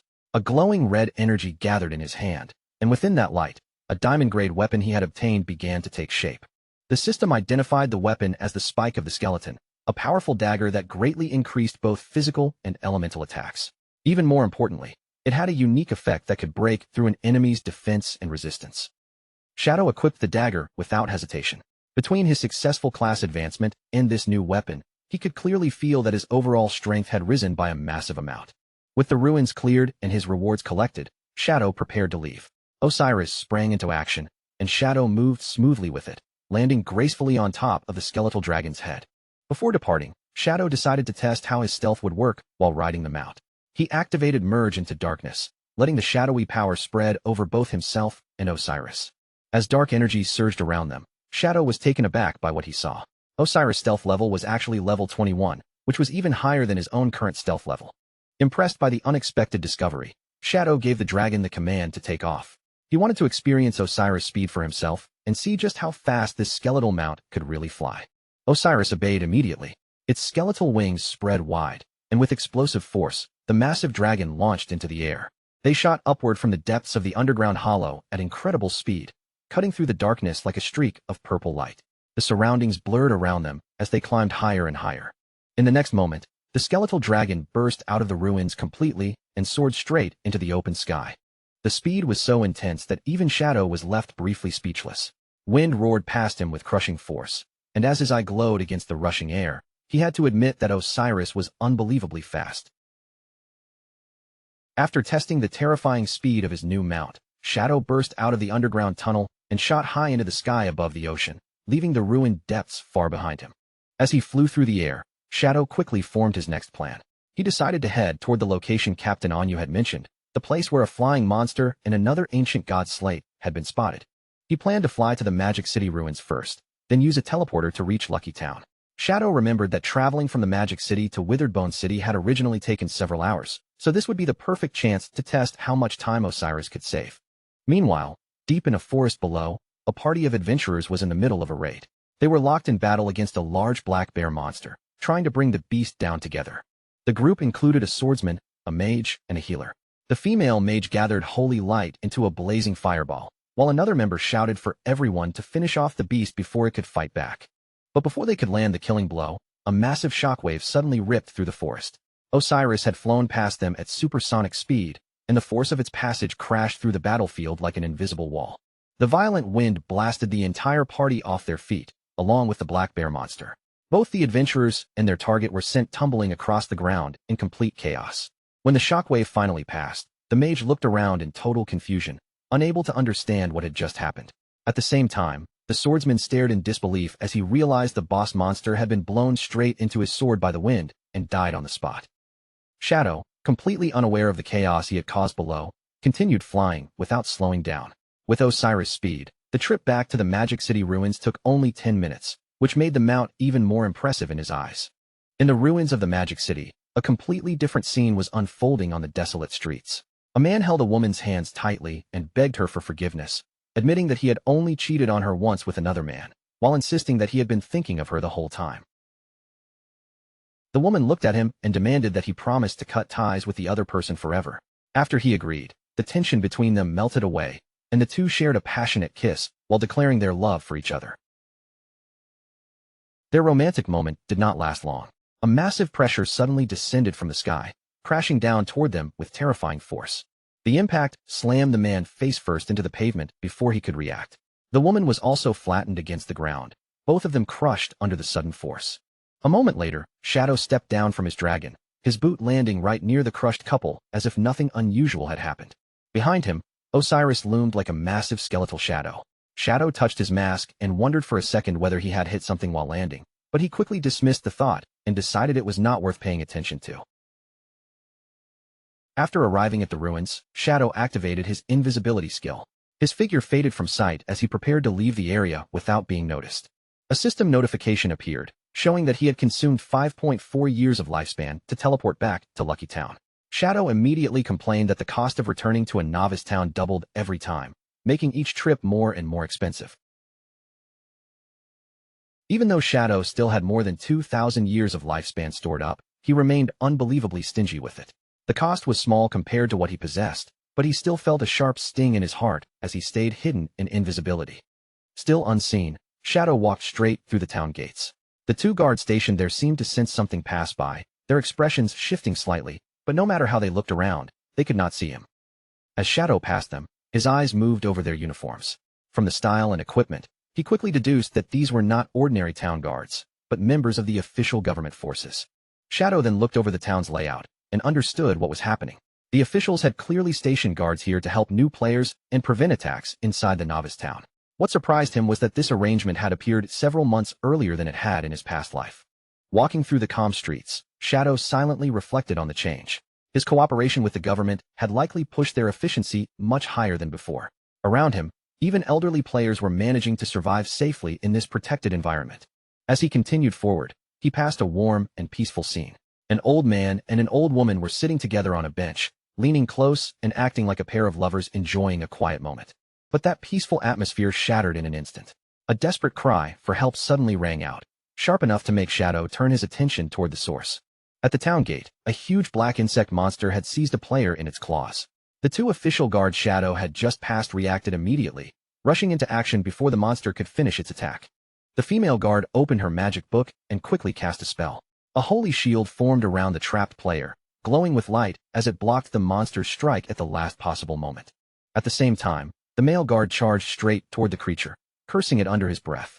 He leaped into the air and brought his weapon down in a powerful slash, cutting into the monster for more than 1,600 damage. The female guard followed up right away. Holy light gathered in her hand, and she fired a blazing fireball toward the giant insect without giving it a chance to recover. But the insect monster was far more agile than its size suggested. It twisted through the air and dodged the holy fireball, avoiding the attack cleanly. Using that opening, the creature quickly scurried away from the guards. The male guard clenched his teeth in frustration, furious that the monster had managed to escape them yet again. Both guards looked up as the escaped insect rejoined its pack of 5 in the air. The female guard's expression darkened with despair as she pointed out that killing one was useless, because another would immediately respawn to replace it. Shadow watched everything from invisibility and quickly understood the problem. Individually, the 5 gold-grade monsters were not that powerful, but whenever they started losing, they would simply fly away. Since the guards were stuck fighting from the ground, they had no reliable way to finish the bosses off. On the ground, the male guard hurried over to check on the elderly victim. The old man was kneeling in the dirt, trembling badly as tears ran down his face. But that fear vanished almost instantly. Instead of thanking the guards who had just saved him, the old man's expression twisted with anger, and he screamed at them for being useless. Still sitting in the dirt, the old man kept berating his rescuers without shame. He complained that these flying monsters had blocked the town for days, making it impossible for him to go out and hunt. Then he accused the guards of failing to care for the elderly, and even threatened to file a complaint against them. The female guard, already exhausted and confused, tried to calm him down by explaining that Shadow was on his way. But the male guard was losing his patience fast, and he snapped at the old man, telling him to show at least a little respect. The moment Shadow's name was mentioned, the crowd only became more agitated. The old man and the surrounding onlookers began shouting, demanding to know where Shadow was. They mocked him loudly, saying big shots were always too busy, and that he was taking far too long just to kill a few bosses. The hostile crowd grew louder, yelling that if Shadow was really so powerful, then he should already be helping them. A bald old man shouted angrily that he was waiting for his son to farm lifespan, and that Shadow was wasting everyone's precious time. The situation quickly spiraled beyond control. The female guard tried to reason with the angry mob, assuring them that Shadow would arrive soon and suggesting that anyone who could not wait should simply log off. But the male guard could already tell words were useless, so he urged his partner to leave. The crowd immediately blocked their path, accusing the officials of trying to run away from their responsibilities before solving the monster problem. The mob screamed that the guards were wasting taxpayer money, called them useless for failing to kill a few bugs, and demanded an explanation on the spot. Finally pushed to his limit, the male guard erupted in anger. He reminded the crowd that the officials had already spent time and effort power leveling them to level 3, then asked what more they expected from them. But the ungrateful mob immediately fired back, claiming that level 3 was still completely useless. The elderly players then began using their age as a weapon, jeering at the guard and accusing him of wanting to beat up old people. When the male guard tried to move forward, the same ungrateful old man from earlier suddenly stepped into his path. He deliberately bumped into the guard, as if he had been waiting for the perfect chance to cause trouble. The old man threw himself to the ground in an exaggerated performance, wailing that the officials were beating the elderly. He even clutched his chest and claimed his heart disease was acting up, shouting that he was about to die. The male guard stared down in panic, desperately insisting that he had not touched him. The mob seized that excuse instantly. They surrounded the two guards, daring the officials to beat them to death. Some shouted that their old lives were worthless anyway, while others accused the government of not only refusing to help them, but actively harming them. In the middle of the chaos, one perverted old man in the crowd tried to take advantage of the female guard. He reached out toward her chest, and the sudden shameless action made her freeze in shock and embarrassment. Acting purely on instinct, the female guard swung her hand with all her strength and slapped the man hard across the face. The result was immediate and far more violent than she expected. Because the difference in their stats was enormous, that single slap launched the old man through the air like a rag doll. The crowd watched in horror as his body broke apart into golden lifespan orbs before it could even hit the ground. The female guard had accidentally killed him, leaving the surrounding elderly players frozen in terror. That accidental death instantly triggered mass hysteria.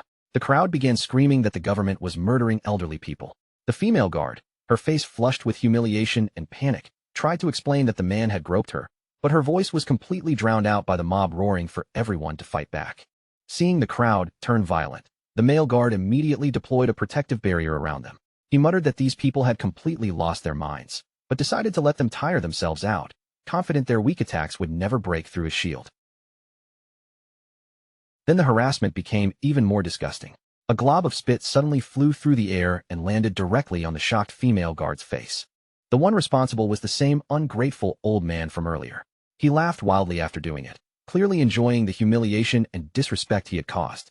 Emboldened by the chaos, the mob began hurling filth at the barrier. Shoes, rocks, women's underwear, and even feces splattered against the golden shield while the two guards were forced to remain huddled inside. Then, without warning, a terrifying presence descended over the area. The noise of the mob seemed to falter as a heavy pressure settled down from above. Shadow materialized behind the rioting crowd while mounted on his skeletal dragon, Osiris. In an instant, silence spread through the area as the massive dragon loomed over everyone like a creature of death. Shadow and Osiris both stared down at the crowd with glowing eyes. The aura radiating from them was cold and suffocating, making the air feel as if death itself had arrived. Without saying a single word, Osiris released a tremendous gust of wind. The force burst outward from the dragon like an invisible wave. The impact was catastrophic. The elderly players were blasted away like dry leaves caught in a violent storm, with no strength at all to resist the force. Their bodies were flung hard into the surrounding trees, crashing with bone-crushing force. In the next moment, the forest fell silent again. Inside their protective barrier, the two guards stared out in complete disbelief. Where the furious mob had been standing moments earlier, only dozens of golden lifespan orbs remained, showing that Shadow had wiped out the entire group in an instant. High above the town, Shadow and his skeletal dragon Osiris soared upward, rushing into a swirling orange vortex that twisted across the sky. From above, Shadow quickly spotted his targets. 5 winged insect monsters were flying in formation, connected by strands of magical energy to a floating stone tablet. The moment he recognized the object, Shadow ordered Osiris to chase them down. On the ground, the two official guards looked up in awe. Against the backdrop of a red, eclipse-like sun, they watched the enormous skeletal dragon pursue the flying monsters across the sky. Shadow stood firmly on Osiris' head as dark purple energy surged around him. His body remained steady even in the rushing wind, readying himself for an attack in midair. The 5 insect monsters realized they were being hunted and frantically tried to escape with the slate. But no matter how hard they beat their wings, their speed was nowhere near enough to outrun Osiris. Shadow's eyes glowed with intense purple light as he locked onto his prey. From atop the dragon's head, he focused on the fleeing monsters, preparing to strike them down before they could get away. In the blink of an eye, Osiris twisted through the air and launched a devastating slash. The strike was clean, sharp, and terrifyingly precise, cutting through all 5 gold-grade insect bosses at once and splitting their bodies in half before they could even react. Down on the ground, the 2 guards could only stare with their mouths hanging open. They had struggled with those monsters for so long, yet Shadow and Osiris had ended the fight in a single instant. Meanwhile, back on the ground, the situation with the elderly mob took an absurd turn. The old players who had just been wiped out by Shadow's gust of wind had already respawned and marched right back to the scene. Furious and shameless, they started screaming at the guards again, accusing them of attacking old people and playing the victim once more. The mob quickly surrounded the exhausted male guard, shouting over one another as they demanded compensation for the lifespan they had lost. The guard looked completely overwhelmed, realizing this harassment was not going to end on its own. Then, all of a sudden, a huge shadow fell over the entire group. The male guard slowly looked up, only to see the massive corpses of the 5 insect bosses falling from the sky, dropping straight toward the crowd below. Before the mob could even understand what was happening, the giant carcasses smashed down with brutal force. The impact crushed the elderly players flat, killing them for the second time and turning their bodies back into glowing lifespan orbs. The stone slate fell after them and landed upright in the dirt. Around it, golden lifespan orbs floated everywhere, left behind by the old man and his companions after their second ridiculous death. Osiris landed gracefully beside the fallen rewards, its skeletal wings settling behind it. Shadow looked around in genuine confusion, wondering why there was suddenly so much loot when he had only killed 5 bosses, completely unaware that he had accidentally farmed the annoying mob as well. The ungrateful old man, who had just been crushed under a falling monster corpse, crawled across the ground after respawning again. Instead of feeling any fear or gratitude, he pointed an accusing finger at Shadow and screamed about falling objects being dangerous, demanding to know if there was still any law left in the world. Shadow paid no attention to his shouting and calmly crouched down to pick up the slate. But the old man staggered to his feet and marched right up to him, yelling that he was talking to him and demanding respect. He even used the excuse that he had eaten more salt than Shadow had eaten rice, acting as if age alone gave him the right to be arrogant. Just as Shadow reached for the slate, the old man grabbed the other end and tried to snatch it away. He shouted at Shadow, asking if he was deaf, while Shadow looked at him in clear surprise, as if he could not believe someone this weak actually dared to rob him. Shadow's answer was instant and deadly. Without saying a single word, he flicked out a dagger at point-blank range, and the blade pierced straight through the old man's neck, cutting off his complaints immediately. The force of the strike sent the old man flying backward, dealing more than 13,000 critical damage. As he died yet again, the slate slipped from his hand, and his body dissolved into scattered light. Shadow calmly caught the falling slate before it hit the ground. With the nuisance finally removed, he glanced toward the scattered lifespan orbs and gave Osiris the order to summon the small bone dragons. The massive skeletal dragon obeyed him immediately, lowering its head as dark energy gathered around its body. A swarm of small black skeletal dragons then descended from the sky. They swooped low over the ground, their claws reaching out as they began collecting the countless lifespan orbs dropped by the mob that had been killed twice. The female guard and her partner looked up at the sky in confusion. Seeing so many summoned creatures suddenly appear, they had no idea what Shadow was planning to do next. Meanwhile, back near the town gate, the ungrateful old man had respawned for the 3rd time.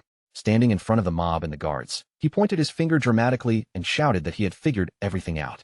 He accused the officials of conspiring with Shadow to murder people and steal their property, leaving the female guards staring at him in disbelief. The old man then launched into an even more exaggerated performance. Clutching his head as if he had suffered a terrible loss, he screamed that he had been carrying 1,000 years of lifespan, and claimed Shadow had stolen every bit of it. The female guard was furious at his shameless lie. Electricity crackled in her eyes as she shouted back, asking who he thought he was fooling. But the old man stubbornly insisted his son had given him that lifespan and accused the guard of defending Shadow only because she wanted a share of the loot. Turning toward the crowd, the old man began stirring them up again. He promised that if everyone helped him demand the return of his so-called 1,000 years of lifespan, he would share 1 year with each person. Then he played the victim card once more, shouting that they could not allow the officials and Shadow to bully the elderly. Blinded by greed, the mob immediately agreed. They raised their voices in support, shouting for Shadow to return the lifespan and demanding that their so-called stolen years be given back. The male guard gritted his teeth in frustration, clearly wishing he could arrest them on the spot. But these troublemakers were cunning enough to stay inside the town's safe zone, where the guards could not directly attack them. Led by the ungrateful old man, the elderly players raised their fists into the air and shouted with greedy excitement, making the scene even more chaotic. Then, without warning, the small bone dragons swooped down into the crowd. Their claws clamped onto the elderly players one after another, lifting them off the ground before they could react. The mob was hoisted into the air, dangling helplessly as their feet kicked at nothing. The old man looked up in terror, completely confused as he screamed about where these monsters had suddenly come from. The dragons carried the screaming players high above the town, flying over the walls and straight out of the safe zone. The old man thrashed in panic, yelling for help. The bone dragons obeyed his words in the most literal way possible. They opened their claws all at once and released the players from high in the sky. As he plummeted downward, the old man's face twisted with panic. He screamed that he had not meant for them to let go right then, but by that point, it was already far too late. Shadow walked calmly out through the town gate, while bodies crashed into the ground behind him. The female guard blushed as he explained that although the safe zone prevented players from directly damaging one another, it did not stop physics from working, which meant gravity could still kill them perfectly well. With a cold stare, Shadow told the guards that his bone dragons would remain stationed here from now on to throw any unruly people out of town. Whether the guards chose to catch and imprison them, or let them fall was their decision. He then confirmed that the bosses in the sky had already been cleared and prepared to leave. The male guard quickly called out to him, pointing out that Shadow had not collected all the scattered loot. But as Shadow's body began dissolving into the light of teleportation, he simply told them to keep it as a gift, leaving both guards stunned in place. The male guard stared at the glowing ground in awe. Lifespan orbs were scattered everywhere like treasure, and he could hardly believe that an expert like Shadow had casually left so much behind. He turned toward his partner and called her Electric Fox, telling her to stop standing around and help him collect the loot before it went to waste. But the female guard was not listening at all. She stood frozen in place with a dreamy look on her face, making the male guard stare at her with a mix of confusion and disgust as he asked what she was doing. Completely infatuated, she clasped her hands together against her chest and declared that her heart had already left together with Shadow. To snap her out of it, the male guard picked up a lifespan orb and tossed it straight at her. The glowing orb struck her forehead with a solid thud. She cried out in pain and immediately flared up in anger. The male guard scolded her to stop daydreaming, then bluntly reminded her that a big shot like Shadow would never look at a small-time figure like her, saying she was nothing but a toad wishing to eat swan meat. Triggered by the insult, the female guard snapped back at him, shouting that he was the real toad. The male guard playfully accepted it and joked that if he was a male toad, then she must be a female toad, which meant the two of them belonged together. Holding the glowing orbs in her hands, the female guard blushed deeply. His teasing left her flustered, and for a moment, she did not know how to respond. While the skeletal dragons continued dropping screaming elderly players from the sky, the two guards kept bickering in the middle of the chaos. The male guard teased her by asking if she secretly had a crush on him, and she immediately denied it, calling him disgusting. But when he casually asked whether she wanted to have dinner with him that night, her attitude changed instantly, and she excitedly asked if he was serious. In the real world, at Jianghai City Hospital, Qin Xiaoyu sat up weakly in a hospital room. Her face was pale, her body looked drained, and misery hung over her like a heavy shadow. A male official standing beside her bed expressed sympathy for what she had suffered, especially after losing both legs during her ordeal. But the conversation soon shifted away from comfort and turned toward the cost of her treatment. A female official then informed Qin Xiaoyu that her medical treatment had cost 50 years of lifespan in total. The government would reimburse 10 years of that amount, but Qin Xiaoyu herself still had to pay the remaining 40 years. Qin Xiaoyu panicked the moment she heard the number. She cried out that she did not have that much lifespan, then desperately asked whether she could mortgage her 2 houses to cover the debt. The female official answered coldly that they had already evaluated her properties. In this new world, those houses were no longer worth much at all, and together they were valued at only 3 days of lifespan. Qin Xiaoyu was completely stunned. She screamed that she had spent millions in cash and 200 days of lifespan on those properties, unable to accept that their value had collapsed so brutally. In desperation, she hurriedly offered 500,000 in cash instead, but the officials explained that old world currency was now useless, and only lifespan could be accepted. Qin Xiaoyu trembled as she admitted she did not have enough to pay. The male official then gave her a firm ultimatum. She had only 3 days to gather the required lifespan, or the hospital would stop all of her medical treatment. Then the officials offered her one possible solution. Qin Xiaoyu could be sent to the official logistics team and work off the debt there. The job would involve mining, gathering materials, or helping with reconstruction in the game world for at least 15 hours every single day. Qin Xiaoyu buried her face in her hands and cried even harder, her shoulders trembling as she argued through her sobs. She kept insisting that she was disabled, that her body could not handle any kind of hard physical labor, and that forcing her into that kind of work was simply impossible for someone like her. The official did not soften at all. He calmly reminded her that her real-world body might be crippled, but inside the game, her body was perfectly complete. And since powerful healing abilities might appear as players grew stronger in the future, there was even a chance her ruined legs could one day be restored. Hearing that, Qin Xiaoyu completely lost control. Her fear was not really about the work itself, but about being branded with that humiliating status. She screamed that she did not want to become a laborer, did not want to stand among sweaty, foul-smelling people every day, and cried out that just thinking about it made her feel sick. She threw herself into a louder tantrum, wailing as if the whole world had wronged her. With tears covering her face, she shouted that she was already pitiful enough and demanded to know why everyone still wanted to treat her so cruelly, insisting again and again that none of this was her fault. The two officials simply stood there in silence, their expressions cold. After a moment, the female official finally offered her another possible path. She asked Qin Xiaoyu whether she had any relatives or friends who could act as a guarantor for her. If someone was willing to vouch for her, then they could approve a loan covering the 40 years of lifespan, and with a low interest rate, she would be able to avoid being. Tears kept rolling down Qin Xiaoyu's cheeks as she desperately searched through every overwhelmed by pain and fear. Qin Xiaoyu slowly curled into herself, hugging her trembling body as she lowered her head. Her loud cries faded into broken little sobs, the kind that sounded even more helpless in the quiet room.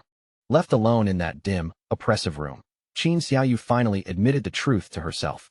She could not think of a single person who would step forward to help her, and that realization made her feel as if the entire world had abandoned her. But at that exact moment, the door was suddenly kicked open with a heavy bang.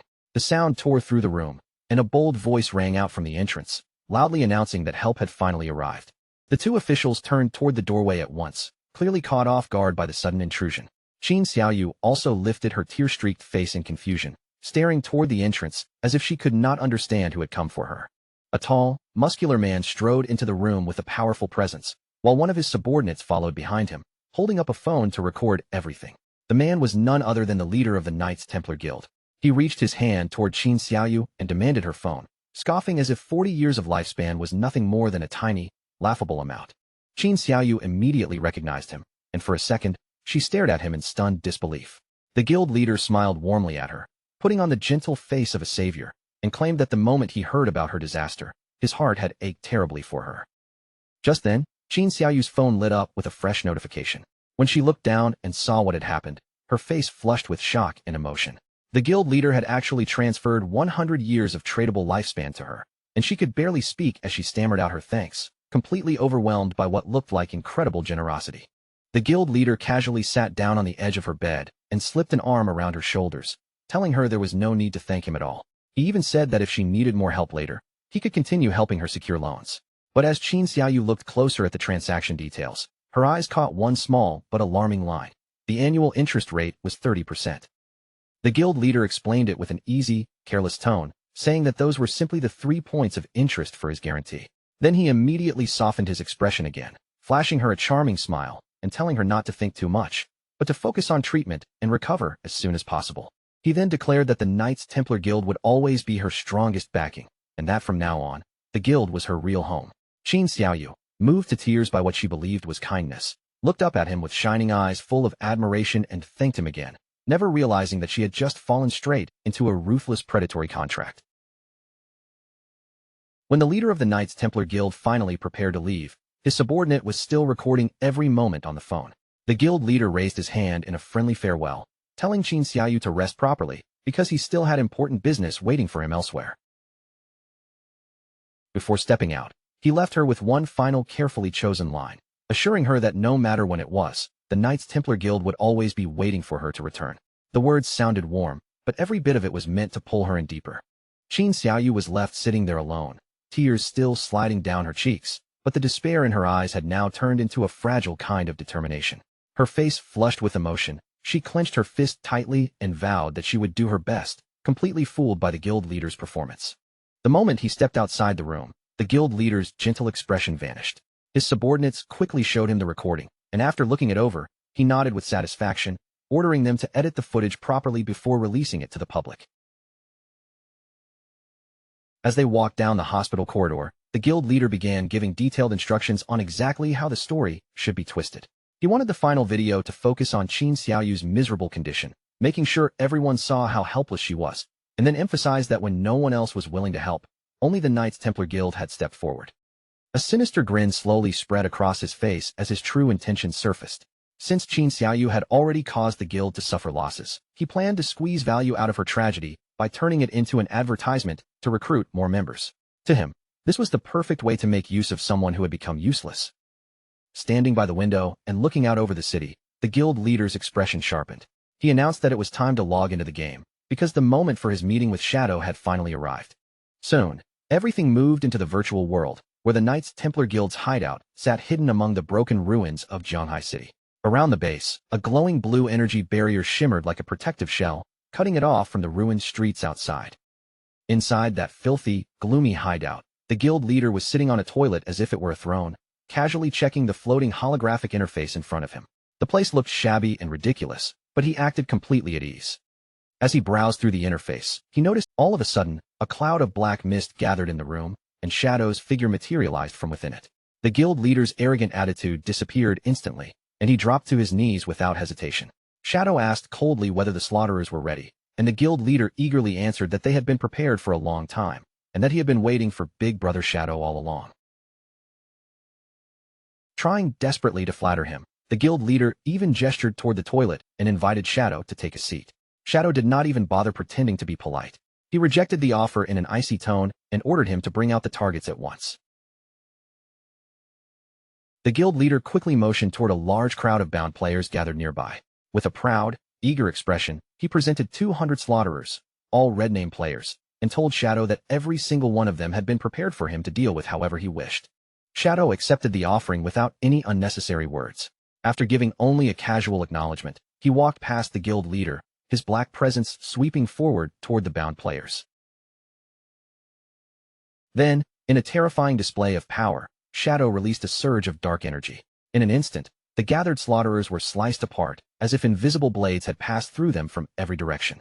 The guild leader watched with wide eyes, awestruck, as their bodies were torn into pieces before they could even resist. As the prisoners died, their bodies dissolved into a vast sea of glowing lifespan orbs that floated through the hideout like scattered lights. A system notification appeared, confirming that Shadow's slaughter value had dropped by 2 layers. Standing among the drifting orbs, Shadow simply told the guild leader that their debt was settled, then turned as if he was already ready to leave. The guild leader immediately panicked at the thought of losing Shadow's attention. He hurriedly called out after him, shouting that he had something urgent to report and desperately trying to stop him before he vanished. He quickly asked Shadow whether he had offended anyone recently, then projected a holographic screen into the air. On it was a viral news post featuring the face of the ungrateful old man from Lucky Town, with outrageous headlines accusing Shadow of killing an old man, scamming people, and colluding with corrupt officials. Shadow glanced at the image and instantly recognized the troublemaker he had already dealt with before. But Shadow's sharp gaze did not stay on that article for long. His eyes shifted slightly and caught another notification glowing on the same screen, something that immediately drew his attention. It was the propaganda advertisement the guild leader had just arranged. The headline claimed that a poor girl had been brutally mutilated and lost both legs, while the Knights Templar Guild had generously stepped in to help her. Beside the headline was a photo of Qin Xiaoyu crying helplessly, and the moment Shadow saw it, he was visibly stunned. He blurted out her name in surprise, finally realizing that the victim ghost spirit had rescued from the serial killer Rintu was actually his own sister, Qin Xiaoyu.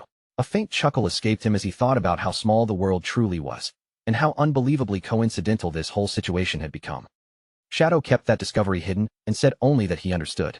Then his figure disappeared without another word. The guild leader, completely unaware of what Shadow had just realized, stayed beside the toilet and bowed with exaggerated enthusiasm, shouting for his big brother to take care and come back often. High above the city, Shadow flew through the sky on his skeletal dragon, Osiris, and contacted his disciple. He ordered Ghost Spirit to investigate and eliminate the person spreading those slanderous rumors online, deciding that such a small matter was not worth handling personally. In the communication window, Ghost Spirit appeared furious, enraged that someone dared to smear her master's name, and she immediately vowed to take care of it. On a high rooftop in Zhanghai City, Ghost Spirit stood against the wind while staring at a holographic screen in front of her. Her face tightened with disbelief and anger as she wondered who could possibly be bold enough to spread such vicious rumors about her master. The screen displayed a news article plastered with the face of the ungrateful old man from Lucky Town, claiming that Shadow had plotted against an elderly person. The accusation alone disgusted Ghost Spirit, and the old man's face only made her expression colder. With a sharp, icy resolve, Ghost Spirit raised her hands and pulled her hood over her head. Her eyes narrowed beneath the shadow of the hood as she declared that she had already memorized the culprit's face. Without wasting another second, she sprang from the edge of the building. Purple energy trailed behind her like a comet as she vowed to bring him to justice, diving through the air and gliding between the skyscrapers straight toward her target. At the same time, the focus moved to a residential complex known as Lakeview Garden, stopping outside the home of a man named Feng Xiaoying. The quiet entrance was about to be shattered by a very different kind of confrontation. A hand slammed against the door in a series of violent knocks, each blow loud enough to echo through the hallway. Outside the door stood a young man named Ma Dagon, accompanied by a woman and their injured child, who drooled helplessly beside them. Ma Dagon shouted in fury for Feng Xiaoying to come out, accusing Feng's dog of knocking his son down the stairs and leaving him paralyzed. His voice rose with rage as he screamed that Feng could not possibly escape responsibility for what had happened. Still burning with anger, Ma Dagon slammed his fist against the door again. The impact shook the doorframe as he demanded that Feng Xiaoying come out and give them an explanation immediately. At last, the door swung open, revealing Feng Xiaoying standing inside with an irritated, aggressive look on his face. He was the same ungrateful old man from Lucky Town, and instead of showing guilt, he snapped at the family to stop bothering him. Feng Xiaoying raised his hand and pointed straight at Ma Dagon, immediately turning the accusation back on him. With a hostile glare, he accused Ma Dagon of using his perspective eye ability to spy on his wife while she was showering, then threatened to call the police on him. Feng Xiaoying sneered at the family with open contempt, throwing insults without the slightest guilt. He claimed Ma Dagon's son was simply stupid and had fallen down the stairs by himself, then arrogantly demanded proof that his dog had anything to do with it. Ma Dagon immediately raised his phone in front of him, his hand shaking with anger as the screen played a clear video. In the footage, a monstrous dog could be seen kicking his son down the stairs, and Ma Dagon shouted that this was ironclad evidence Feng Xiaoying could not deny. But before Ma Dagon could say anything more, Feng Xiaoying suddenly exploded with violence.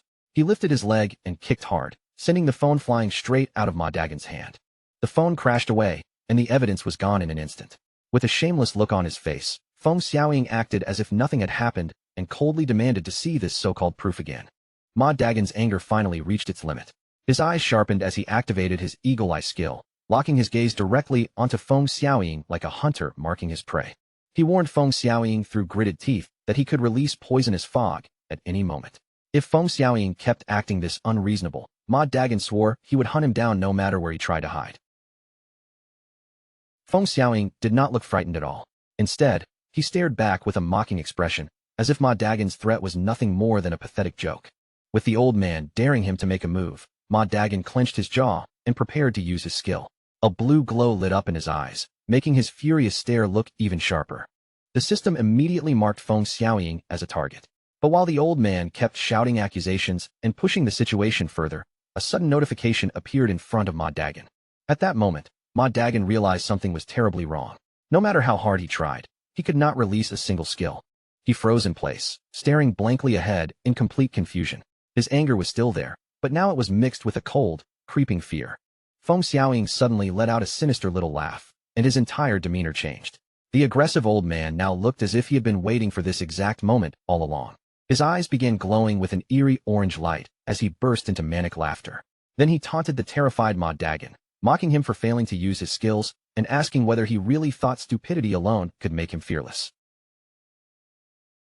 Ma Dagon immediately panicked and turned toward his wife, shouting in alarm.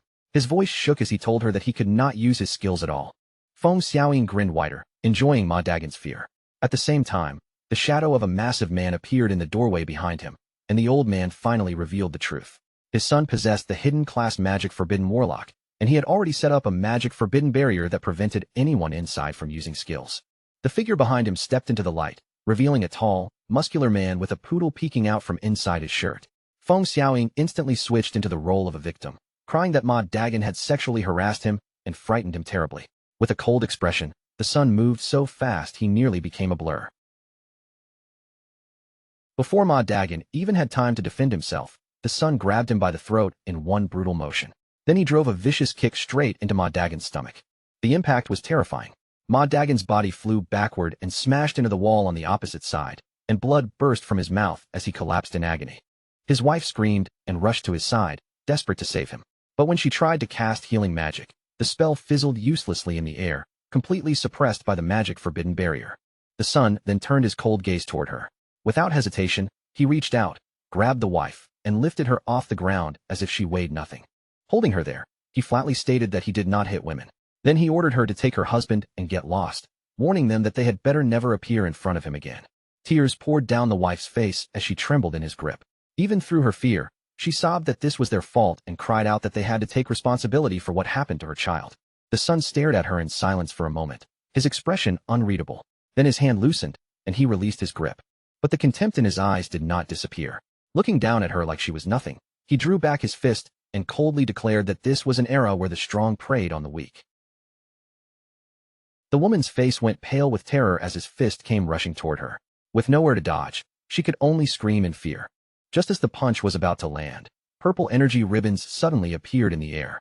They wrapped around the woman's waist and yanked her away at incredible speed, just as the Sun's fist smashed into the wall right beside where her head had been. The wall cracked from the force of the blow, and the Sun slowly looked up in confusion. He clearly had not expected anyone to interfere at that exact moment. Ghost Spirit now stood in front of the wife, shielding her from danger with a cold, steady presence. When the woman nervously asked who she was, Ghost Spirit answered that they were not qualified to know her identity, but she knew exactly who they were. Her eyes glowed with a terrifying purple light as she glared at Feng Xiaoying and his son. In a voice filled with cold killing intent, she stated that she knew they were the ones spreading rumors to smear Shadow, and now they would pay for it. The Sun stared at her in shock and asked if she was Shadow. Behind him, Feng Xiaoying immediately shouted for him not to be afraid, pointing out that Shadow was a man, not some petite girl standing in front of them. Hearing that, the muscular Sun regained his confidence and gave a smug smile. He boasted that even if the real Shadow came, it would not change anything. He was already level 16, with all his points poured into strength and constitution, making him invincible inside his magic forbidden barrier, where only physical combat mattered. Ghost Spirit did not take even half a step back. Purple energy swirled around her body as she looked at him with a hint of pity, called him an idiot, and declared that she would personally teach him just how stupid he really was. The fight erupted right there in the hallway, inside the oppressive field of the magic forbidden barrier. With skills sealed away, the entire battle was forced into pure physical combat. Feng Xiaoying's son stood tall and confident, his massive body blocking the hallway like a wall. He proudly declared again that inside his magic forbidden barrier, he was completely invincible. Ghost Spirit stared at him coldly, her expression sharp with disdain. To her, his confidence was nothing more than the arrogance of a frog sitting at the bottom of a well. In the next instant, Ghost Spirit attacked with blinding speed. Her body shot forward so quickly that the large man was visibly caught off guard. She swept in with a fierce kick, forcing him to react at the last second. Surprised by her agility, he quickly realized that she must be an assassin-type fighter. As Ghost Spirit followed up with another punch, he twisted his body in midair and spun aside, narrowly avoiding the attack before it could connect. Even so, the difference in raw physical stats was obvious.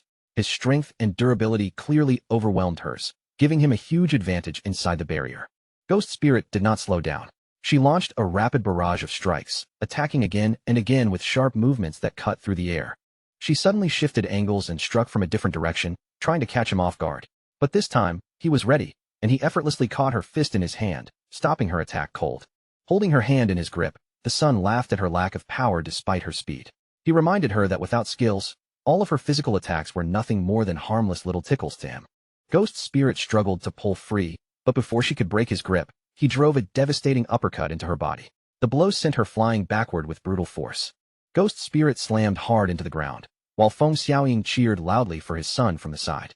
The Sun flexed arrogantly, taunting her about the overwhelming gap in their strength and warning her not to die too quickly. Battered against the wall, Ghost Spirit lay there unable to move for the moment. The Sun looked down at her and quickly guessed that she must be working for Shadow, so he decided she still had value for interrogation. The towering Sun grabbed Ghost Spirit by the collar and yanked her up, his face twisted with rage. He shouted that Shadow had killed his mother in the game again and again, and because of that, he had to kill Shadow no matter what. Then he gave Ghost Spirit 10 seconds to reveal everything she knew about Shadow, pulling her even closer with raw aggression. With only one arm, he lifted her off the ground as if she were weightless. His voice turned colder as he threatened to tear off one of her hands if she still refused to speak. But Ghost Spirit did not show the fear he expected. Instead, she slowly looked up at him with a mocking smile and called him an idiot. The sun froze for a brief second, confused by her reaction. Then Ghost Spirit calmly told him to take a good look at his own body. In the next instant, green ghostly flames suddenly erupted across his body, spreading over him like a cursed fire from the underworld. The huge man suddenly collapsed to the floor, his body shaking as violent coughs tore through him. Only then did he finally understand what had happened, but by the time he realized he had been poisoned, it was already far too late. Ghost Spirit stood there calmly, one hand glowing with a faint green light as she looked down at him. She coldly told him he was a fool for believing that his magic forbidden barrier made him invincible. Long before the fight began, she had already placed a venom enchantment on herself, and even though the barrier blocked new skills from being released, the enchantment had been active from the start. That meant every punch she landed had quietly stacked more poison into his body. The sun screamed in unbearable agony as the green flames swallowed him from head to toe. His powerful body twisted helplessly on the ground while he cried out for his mother, and Feng Xiaoying could only watch in horror as his son burned before his eyes. Ghost Spirit looked down at the dying man with cold eyes and revealed that she had already investigated them in advance. She knew Feng Xiaoying was nothing but a troublemaking nuisance, and she knew his son, Han Bingxiong, was a magic-forbidden warlock. Then she mocked Han Bingxiong's ridiculous build, pointing out that he looked down on support classes, poured all his points into strength, and only learned the barrier skill so he could bully people who could no longer use their abilities. In the end, Han Bingxiong's body could not withstand the poison any longer, and he died right there. Ghost Spirit watched him fall and said coldly that something as simple as the basic priest's skill to spell would have been enough to save his life. Feng Xiaoying was instantly swallowed by panic.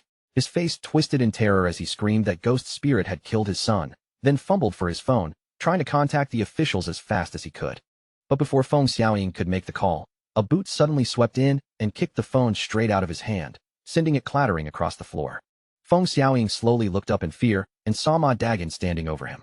Ma Dagan had already recovered, his body fully healed and his eyes burning with rage. Now that the barrier was gone, he coldly told the old man that it was finally his turn to pay. Terrified, Feng Xiaoying opened his mouth and screamed for help, but no one cared about his desperate pleas anymore. Ma Dagan stepped forward and slammed a vicious kick directly into the old man's face. Ma Dagan grinned fiercely as he looked down at Feng Xiaoying, saying he would hand him over to the officials eventually. But before that, he was going to beat him until every bit of anger in his chest was satisfied. His wife stood beside him and encouraged him, promising that she would keep healing him so he could continue without holding back. Ma Dagan then activated a transformation skill, and his body began swelling with explosive muscle. Veins bulged under his skin as the venom enhancement state took over, turning his already furious aura even more brutal. With that power surging through him, Ma Dagan rushed in and unleashed a storm of heavy punches. Each blow smashed into Feng Xiaoying with savage force, pummeling the old man until he could barely resist. His wife cheered him on from the side, her hands glowing as she repeatedly cast healing magic to keep him supported. With her backing him up, Ma Dagan could continue beating Feng Xiaoying without slowing down. The brutal punishment finally ended with one last crushing stomp. Ma Dagan brought his foot down hard onto Feng Xiaoying's face, ending the old man's resistance completely.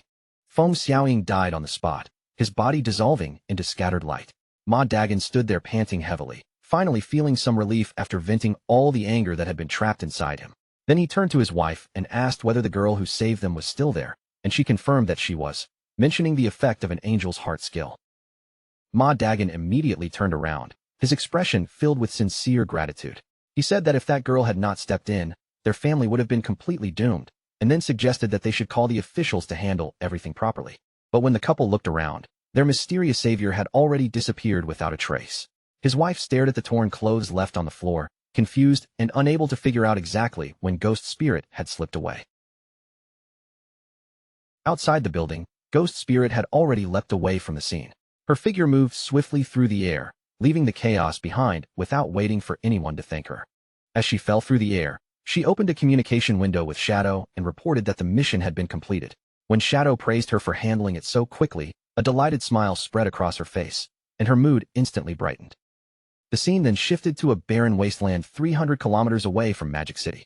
Four cloaked figures were trekking through the harsh terrain under Chu Kunshin's guidance, while one of the subordinates looked around uneasily and questioned whether Chu Kunshin had led them to the wrong place.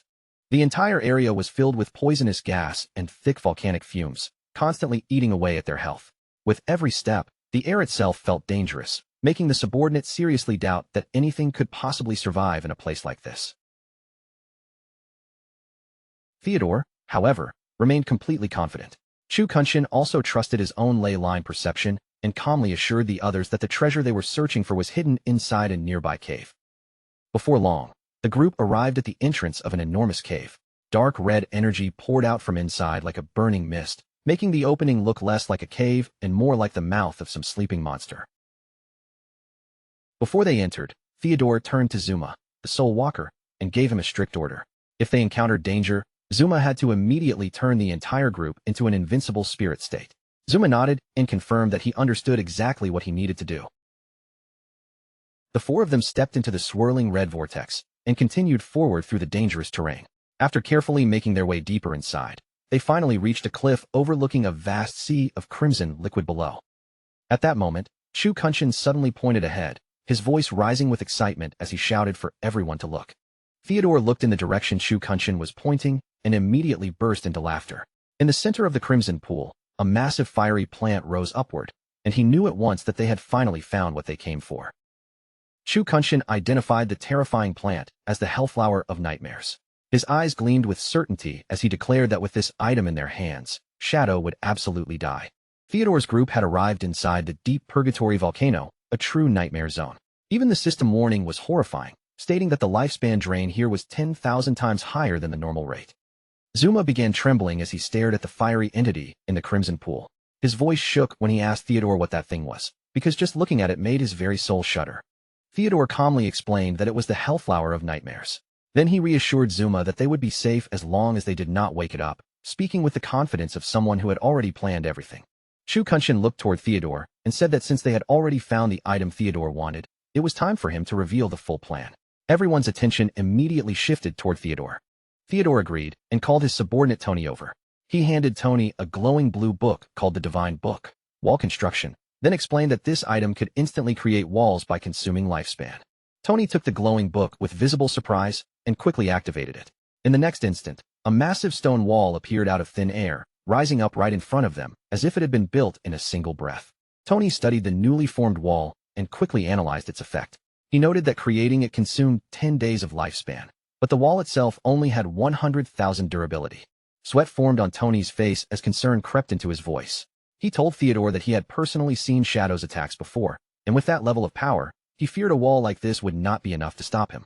Theodore answered sternly that he already knew that better than anyone.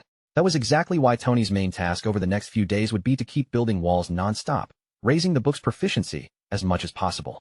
Then Theodore pointed toward the Hellflower of Nightmares and gave Tony his real target. He ordered him to increase the wall's durability all the way to 10 million points. After that, Theodore finally revealed the core of his trap. He planned to lure the Chinese officials and Shadow into this cave, and once they were all inside, Tony would immediately build the wall and seal off the only exit. To make sure their targets lowered their guard, Theodore explained that he and Zuma would enter the cave together with them. By putting themselves inside the trap first, they could make the whole setup look far more convincing. Then Theodore laid out the escape plan in detail. Once he gave the signal to wake the boss, Zuma's confidence returned as he listened to the plan. He believed that once the boss awakened, their success would be guaranteed, and the rest could be left to that terrifying creature. Chu Kunshin, however, still looked doubtful. He pointed out that even if the boss killed their targets, players would normally just respawn. Theodore then began explaining the truly terrifying nature of the Hellflower of Nightmares. Once battle began inside the cave, the entire area would be swallowed by a nightmare field. Anyone trapped inside would be forced to endure its effect with no easy way out. Players caught in the nightmare field would accumulate a nightmare gauge, and once that gauge filled completely, they would fall into a state where the Hellflower drained all of their tradable lifespan. Combined with the zone's terrifying 10,000 times lifespan drain, Theodore predicted that the victims would not simply die once, they would face permanent death. Theodore's expression darkened as he emphasized just how devastating this would be. If Magic City's strongest elite squad was wiped out here, especially Shadow, it would be a catastrophic loss for Great Xia. Then Theodore spread his arms wide, his voice filled with ambition. He promised that once the plan succeeded, all of them would become heroes in Country M and spend the rest of their lives surrounded by luxury and glory. Tony, Zuma, and Chu Kunshin all began to smile as greed flickered across their faces. The thought of the rewards waiting for them made each of them look more eager than before. But then Zuma raised another question. He asked how they were supposed to wake the boss from a distance when none of them had any long-range attacks. Tony immediately mocked him for asking something so stupid, then bent down and picked up a rock from the ground. Holding up the rock, Tony explained with a smug look that in this game, anything could be turned into a weapon. If they wanted to wake the boss from far away, all they needed to do was throw a rock. Tony, acting on pure foolish impulse, actually wounded his arm back and hurled the rock straight toward the Hellflower of Nightmares. The stone struck the fiery flower, and in that instant, the sleeping monster was violently enraged. A terrifying surge of energy exploded from the center of the Crimson Pool. The entire cave trembled as the massive boss began to stir, its sleeping aura waking like a disaster being unleashed. Theodore's face changed instantly, and he screamed in panic at the top of his lungs. He cursed Tony as an idiot, then frantically shouted for Zuma to activate his Soul Walker ability right away before they were all wiped out. As the boss's monstrous aura flooded through the cave like a tidal wave, Zuma hurriedly turned the entire group into spirit forms. With no time to hesitate, they fled through the tunnel in complete panic, desperately escaping the terrifying monster they had accidentally awakened. Only after rushing back outside the cave did the group finally manage to catch their breath. The oppressive pressure from inside faded behind them, leaving everyone shaken from the near-death scare. Theodore, furious at the stupidity that had almost gotten them all killed, snapped completely. He stormed over and kicked Tony violently to the ground, screaming at him for being such a brainless fool and nearly throwing all of their lives away. Theodore loomed over the trembling Tony with a terrifying glare, his voice cold and threatening. He ordered Tony to stay there and practice building walls until he mastered it properly, warning that if Tony failed, the powerful Count Bold from Country M would personally erase him. Terrified beyond words, Tony could only nod and agree. The scene then moved to the corroded forest on the outskirts of the Magic City ruins, where the air itself seemed rotten and dangerous. Twisted trees filled the area, and the ground was covered with traces of decay. A swift white creature suddenly lunged forward like a flash of light. It opened its jaws and bit down hard on a tree-like monster, tearing into it with ferocious speed. Lin Xingyu stood nearby with her squad, watching as the white creature tore through the tree spirits one after another. Each defeated monster burst apart into glowing orbs of lifespan, scattering light across the corrupted forest floor. One of her teammates could not hide his amazement and praised her with wide eyes, marveling at how powerful her dragon was and asking when she had managed to get such an incredible treasure.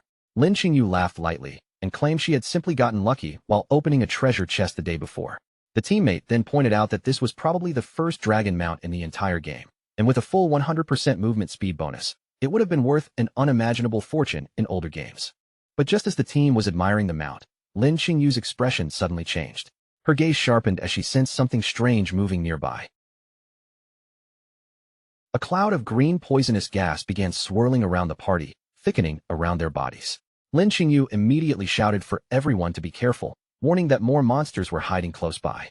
The ground suddenly shook beneath their feet, and enormous wooden spikes and vines erupted from every direction, trapping the party in the middle. Massive green vines whipped violently through the air, knocking the players and the white creature backward in a chaotic burst of force. Then, from deep beneath the forest floor, a gigantic and horrifying tree monster slowly rose up. Its massive body towered over them like a living mountain of corrupted wood. The creature was revealed as the corroded ancestor, Azura, a level 25 emerald grade boss. Just its name and rank were enough to make the situation feel hopeless. The entire squad was pinned down under the boss's pressure. One male teammate lay on the ground in despair, quickly calculating that the boss had 1 million health, while his own damage was only around 1,000 per second.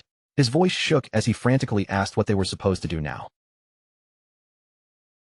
Lin Xingyu immediately opened her interface, her face tense as she shouted the only solution she could think of. They had to invite Big Brother Shadow over and let him save them. She sent a message to Shadow at once, desperately reporting that a massive emerald-grade boss had appeared and inviting him into her party so he could track their location. Far away in the city ruins, Shadow received the message and accepted with calm certainty. Shadow glanced at the coordinates and sent a reply to the team. He told them that he was more than 10 kilometers away, but he would head over immediately. Back in the corroded forest, Lin Xingyu looked at the map, and her heart immediately sank. She shouted to her teammates that even though Shadow was on his way, based on the distance, he would probably need almost half an hour to arrive. Her teammates cried out in panic, warning that the poison damage was far too high and their healing could not keep up. Realizing they could not survive that long, Lin Xingyu cursed under her breath and ordered everyone to retreat. But the very moment she gave the command, Osiris descended from the sky above the giant tree monster, and Shadow calmly announced that he had arrived, leaving Lin Qingyu completely stunned.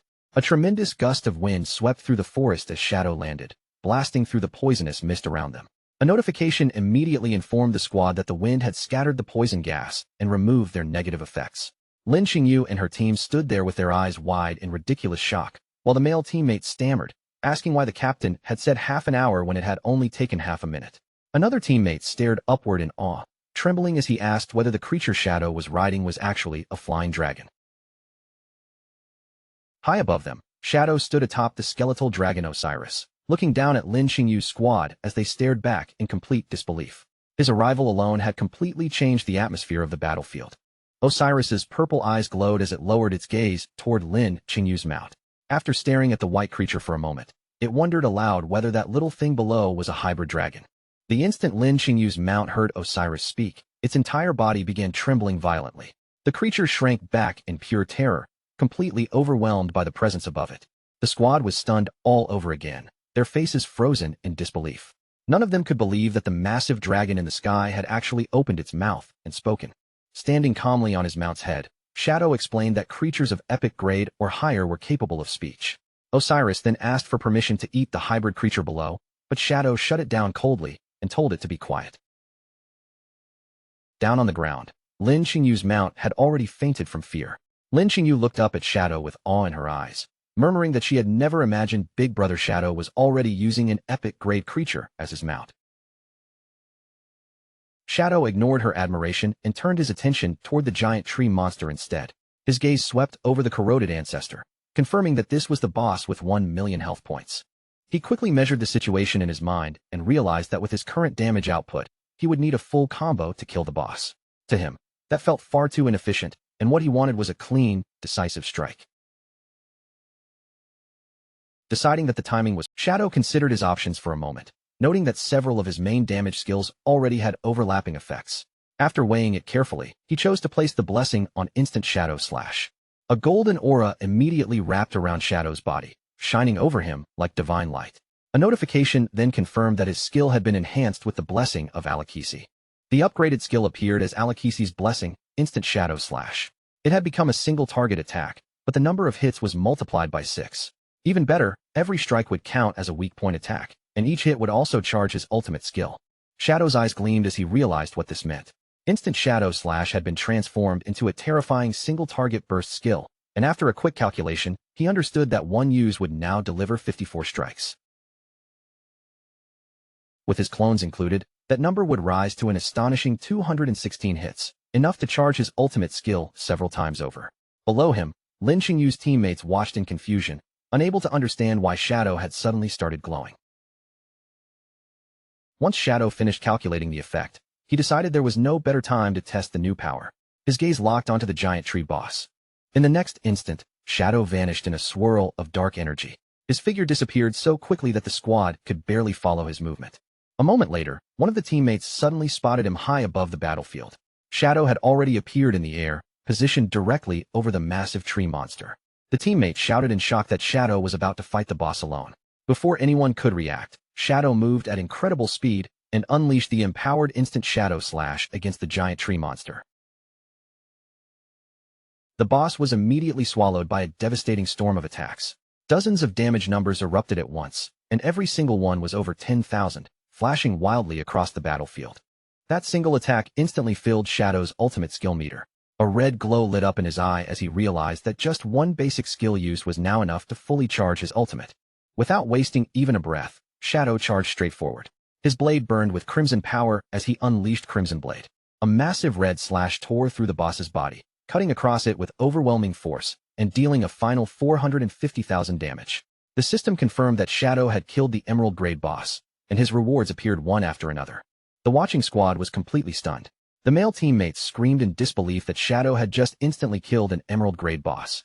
Lin Qingyu, however, stayed surprisingly calm and simply asked whether this was their first time seeing Big Brother Shadow fight a boss, as if something like this was already normal for him. Surrounded by the fading red aura from his attack, Shadow quietly assessed his new strength. He noted that a single use of instant Shadow Slash now dealt around 600,000 damage, making the 450,000 base damage of his Crimson Blade ultimate feel almost lacking by comparison. Shadow landed among the glowing lifespan orbs scattered across the battlefield, thinking over the way his power had changed. Compared with this new burst potential, his previous battle methods now felt clumsy and inefficient, especially in high-level fights where every move mattered. Gripping his sword, Shadow realized that the slate had created a powerful connection between his skills. It did not just raise his damage, it also improved the flow of his combat and strengthened his ability to survive dangerous battles. Even so, Shadow understood that this was only the beginning. The true potential of the Shadow class had barely started to reveal itself. Lin Xingyu hurried over with excitement written all over her face, unable to hold back as she exclaimed how incredible Shadow was. Shadow only acted casually, dropping the loot from the defeated boss in front of her team and telling them they could take it. The group was instantly overjoyed and thanked him again and again. After handing over the loot, Shadow did not waste any time celebrating. He simply asked whether there were any other bosses nearby, and Lin Xingyu immediately became excited, nodding quickly as she began listing several boss locations in the surrounding area. Before Lin Xingyu could finish naming every location, Shadow cut her off directly. He told her to get onto his dragon, because they were going to deal with those bosses one by one without dragging things out. Lin Xingyu was so thrilled that she could barely contain herself. In the next moment, Osiris shot straight into the sky, carrying Shadow and a screaming Lin Xingyu away at high speed, leaving only their fading voices behind in the distance. The two remaining male members of Lin Xingyu's squad were left standing there like abandoned statues. They looked up at the sky in stunned silence, and one of them finally asked with a defeated expression, what exactly were they supposed to do now? Meanwhile, in the real world, inside a conference room in Magic City, the atmosphere was tense and serious. On the large screen at the front of the room, Theodore's image was clearly displayed for every official present to see. One official reported that Theodore, a man connected to the Country M embassy, had offered them intelligence about the first diamond-grade boss. Another official immediately frowned and questioned whether such valuable information was really being given for free. The first official quickly clarified Theodore's condition. According to the report, Theodore's only request was a flight back to Country M, nothing more. The lead official's eyes narrowed with suspicion. For information this valuable, such a tiny request felt far too abnormal, and he openly stated that it looked very much like a trap. But his subordinate offered another angle. Theodore had also volunteered to personally accompany their team to the boss's location, and if this really were a setup, then joining them would be no different from walking into suicide. The lead official then raised the real problem they could not ignore. Even if the intelligence was true, could they actually defeat a diamond-grade boss? After all, no one had successfully done it yet. The unspoken meaning hung heavily over the room. Even the legendary Shadow might not be guaranteed to succeed against a monster of that level. After a long moment of thought, the lead official proposed a different approach. Instead of trying to handle everything alone, they should cooperate with Shadow. Another man at the table immediately supported the idea with enthusiasm. He said the latest reports showed that Shadow could already solo emerald-grade bosses with ease, and if their elite forces joined hands with Shadow's power, they might truly have a chance to claim the first kill on a diamond-grade boss. The lead official still did not fully relax. He looked at the others with a doubtful expression and demanded to know whether those reports were confirmed facts or just rumors spreading among players. In response, his subordinate raised a phone and played a clear video of Shadow in battle. He explained that the footage had been captured with a phone created by a Divine Authority book, and the lead official fell silent as he watched the proof unfold on the screen. With solid evidence in front of him, the lead official finally made his decision. He agreed to cooperate with Shadow, and the other officials voiced their approval one after another. The leader then announced that he would immediately send someone to make contact with him. Elsewhere, a heavily armored mechanical monster staggered forward, its massive metal body grinding and shaking as it tried to keep moving. Shadow raised his weapon and unleashed his signature move, Instant Shadow Slash, without the slightest hesitation. A massive beam of blue energy tore through the battlefield and split the enemy in a single strike. Shadow stood calmly in place as the attack passed through, his cape fluttering behind him while the mechanical monster was cut apart. Once the enemy was defeated, Shadow turned toward Lin Xingyu, who was peeking out from behind a nearby tree. He called for her to come out and collect the lifespan orbs, because they still had to move on to the next location. Lin Xingyu quickly approached, her face flushed with excitement from everything she had just witnessed. Then she reported that the officials had discovered a diamond-grade boss and asked Shadow whether he had any interest in going after it. Shadow's eyes narrowed slightly, and a hint of interest appeared in his gaze. He looked at Lin Xingyu and asked her to tell him the details. Lin Xingyu explained that the boss was located inside a volcano, then revealed its name, the Hellflower of Nightmares. The moment Shadow heard that name, his attention was fully caught. A memory immediately surfaced in Shadow's mind. He recalled a fiery plant rising above the ruins of the city, a monster that had once brought the first major crisis to the officials of Great Xia. In his memories from the past, a foreign force had used the Hellflower of Nightmares to wipe out more than 100 official professionals in Magic City. That tragedy plunged the entire region into chaos for half a year and led to the deaths of thousands. Shadow also remembered the mastermind who had stood behind that disaster. The man's name was Theodore. Sensing that Lin Qingyu's side probably had not discovered the boss on their own, Shadow questioned her about where the information came from. Lin Qingyu admitted that it had been found by a foreigner, and that the higher-ups had decided to gather a massive 100-person team to launch a crusade against it. Shadow immediately rejected that decision with a cold tone, saying the officials had no idea how dangerous the situation really was. He then ordered Lin Qingyu to gather 25 elite players, each of them at least level 18 and already completed with their first-class advancement. Lin Qingyu was stunned by the strict requirement. Her eyes widened as she asked whether he truly needed that many high-level elites to assist him in the raid. Shadow confirmed that she had understood correctly. He explained that although the Hellflower of Nightmares was classified as a diamond-grade boss, its real stats were already close to an epic-grade monster. There were only two ways to defeat it, and the first was overwhelming power, which he admitted he did not currently possess. Because of that, they had to use the second method. It was a proper strategic raid, and at minimum, it required a coordinated team of 25 people. Lin Qingyu could not help questioning him again. If a team was needed, then why not simply follow the official plan and send 100 people? In her mind, having more players should make the fight easier. Shadow did not explain the hidden danger behind it. He only stared at her with an intense, icy gaze and told her that she could either trust his instructions or ignore him and do whatever she wanted. Under Shadow's cold stare, Lin Qingyu immediately broke into a nervous sweat. The pressure in his gaze made it hard for her to say another word. Still, Lin Qingyu forced herself to think carefully. Shadow might be unpredictable and difficult to understand, but everything he had done so far had ultimately benefited the officials. Maybe this time, he was right again, and the higher-ups truly did not understand what they were walking into.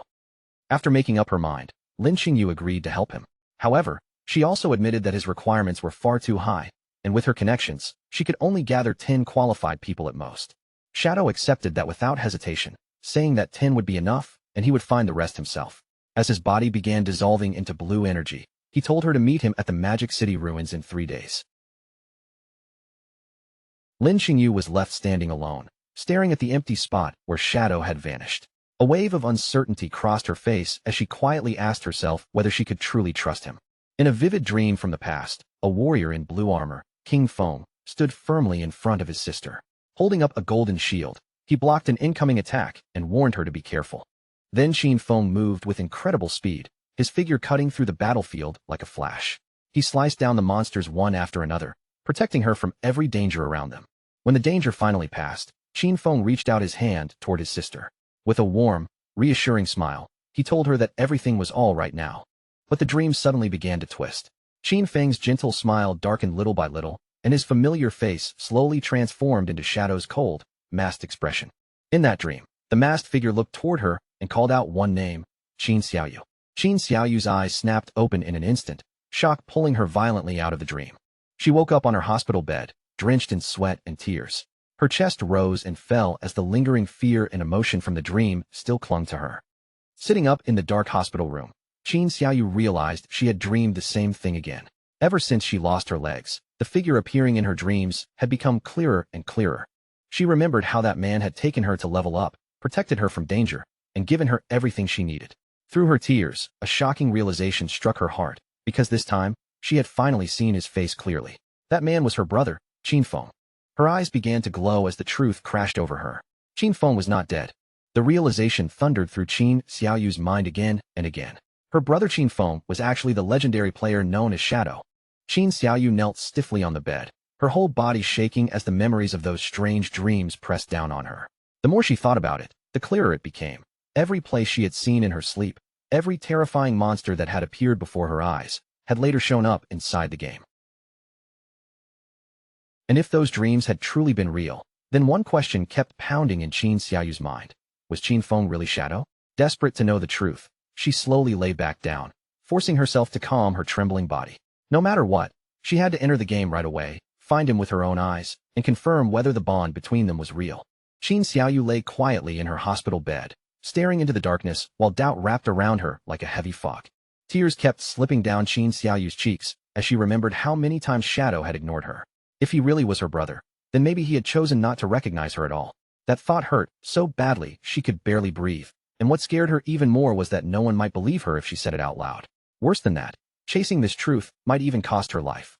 The horrific moment when she lost her legs flashed through her mind again, sharp and unbearable. Under the blanket, Qin Xiaoyu's body curled up and trembled, as if that pain had returned all at once. But as she lay there in the silent darkness, another thought slowly rose inside her. This might be frightening, and it might be dangerous, but it was also the last hope she had left. With that tiny spark of resolve burning brighter in her chest, Qin Xiaoyu made her decision. Even if she had to use the last bit of strength in her body, she would hold on to this chance and try to reunite with him. Inside the game, deep within the Knights Templar hideout, the guild leader hurriedly supported Qin Xiaoyu as soon as she appeared. He looked her up and down in surprise, asking why she had logged in so suddenly. Although her legs were whole again in the game world, her condition was still far from normal. Her stats had been cut in half, and the stumble debuff made every step unstable. The guild leader quickly bent down and asked if she was hurt, but Qin Xiaoyu immediately put on a pitiful expression. Her eyes filled with tears as she cried that she only wanted to repay the guild for all the kindness they had shown her. With a weak, pleading voice, she begged him to let her keep doing the one job she could still handle, standing guard at the door and watching for Big Brother Shadow. The guild leader's face softened as if her loyalty had deeply moved him. Playing along, he carefully helped Qin Xiaoyu toward the door, telling her that since she already knew the task so well, she could continue watching the entrance. But at that exact moment, a system notification suddenly flashed before him. It was a private message from Shadow, sent directly to the Knights Templar Guild leader, Chen Wuming. Shadow asked if he wanted to take the first kill on a diamond-grade boss, and the instant Chen Wuming read those words, his calm expression shattered into wild excitement. Chen Wuming shouted that this was the kind of chance he had dreamed about, and in his frenzy, he completely forgot Qin Xiaoyu was still leaning on him. He dropped her on the spot and rushed away, yelling that he had urgent business to handle. As he ran, Shadow's next message arrived, telling him not to get ahead of himself. Shadow ordered him to find 2 specific people, Safety First and Grey Rose, and then meet him at the Magic City ruins in 3 days. Chen Wuming accepted immediately, his whole body practically buzzing with excitement. In a bright, comfortable room, several pieces of magical food created by the Divine Gift Book were already arranged across the table. Among them sat an enormous fortress burger, stacked so high it looked almost impossible to finish. Little Black stared at the food with sparkling eyes, drool nearly spilling from the corner of her mouth. She praised the Divine Gift Book's creations with complete sincerity, already reaching forward and preparing to enjoy the feast. Just as she was about to dig in, Captain Enyu suddenly kicked the door open with a loud bang. She shouted for Little Black to come with her immediately, because Shadow was recruiting team members. Little Black didn't even get the chance to take a single bite. Captain Enyu grabbed her as she was pulled farther and farther from her precious burger. Little Black wailed in grief. Through her tears, she suddenly realized how serious this was. After all, this was the very first time Shadow had ever taken the initiative to ask them for help. Elsewhere, Shadow sent out another message, calling the team back to Magic City.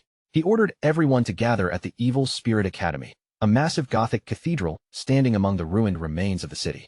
Inside the hideout, a heavy door slowly swung open, and Zhang Yaoying, the witch, rushed in with quick, eager steps.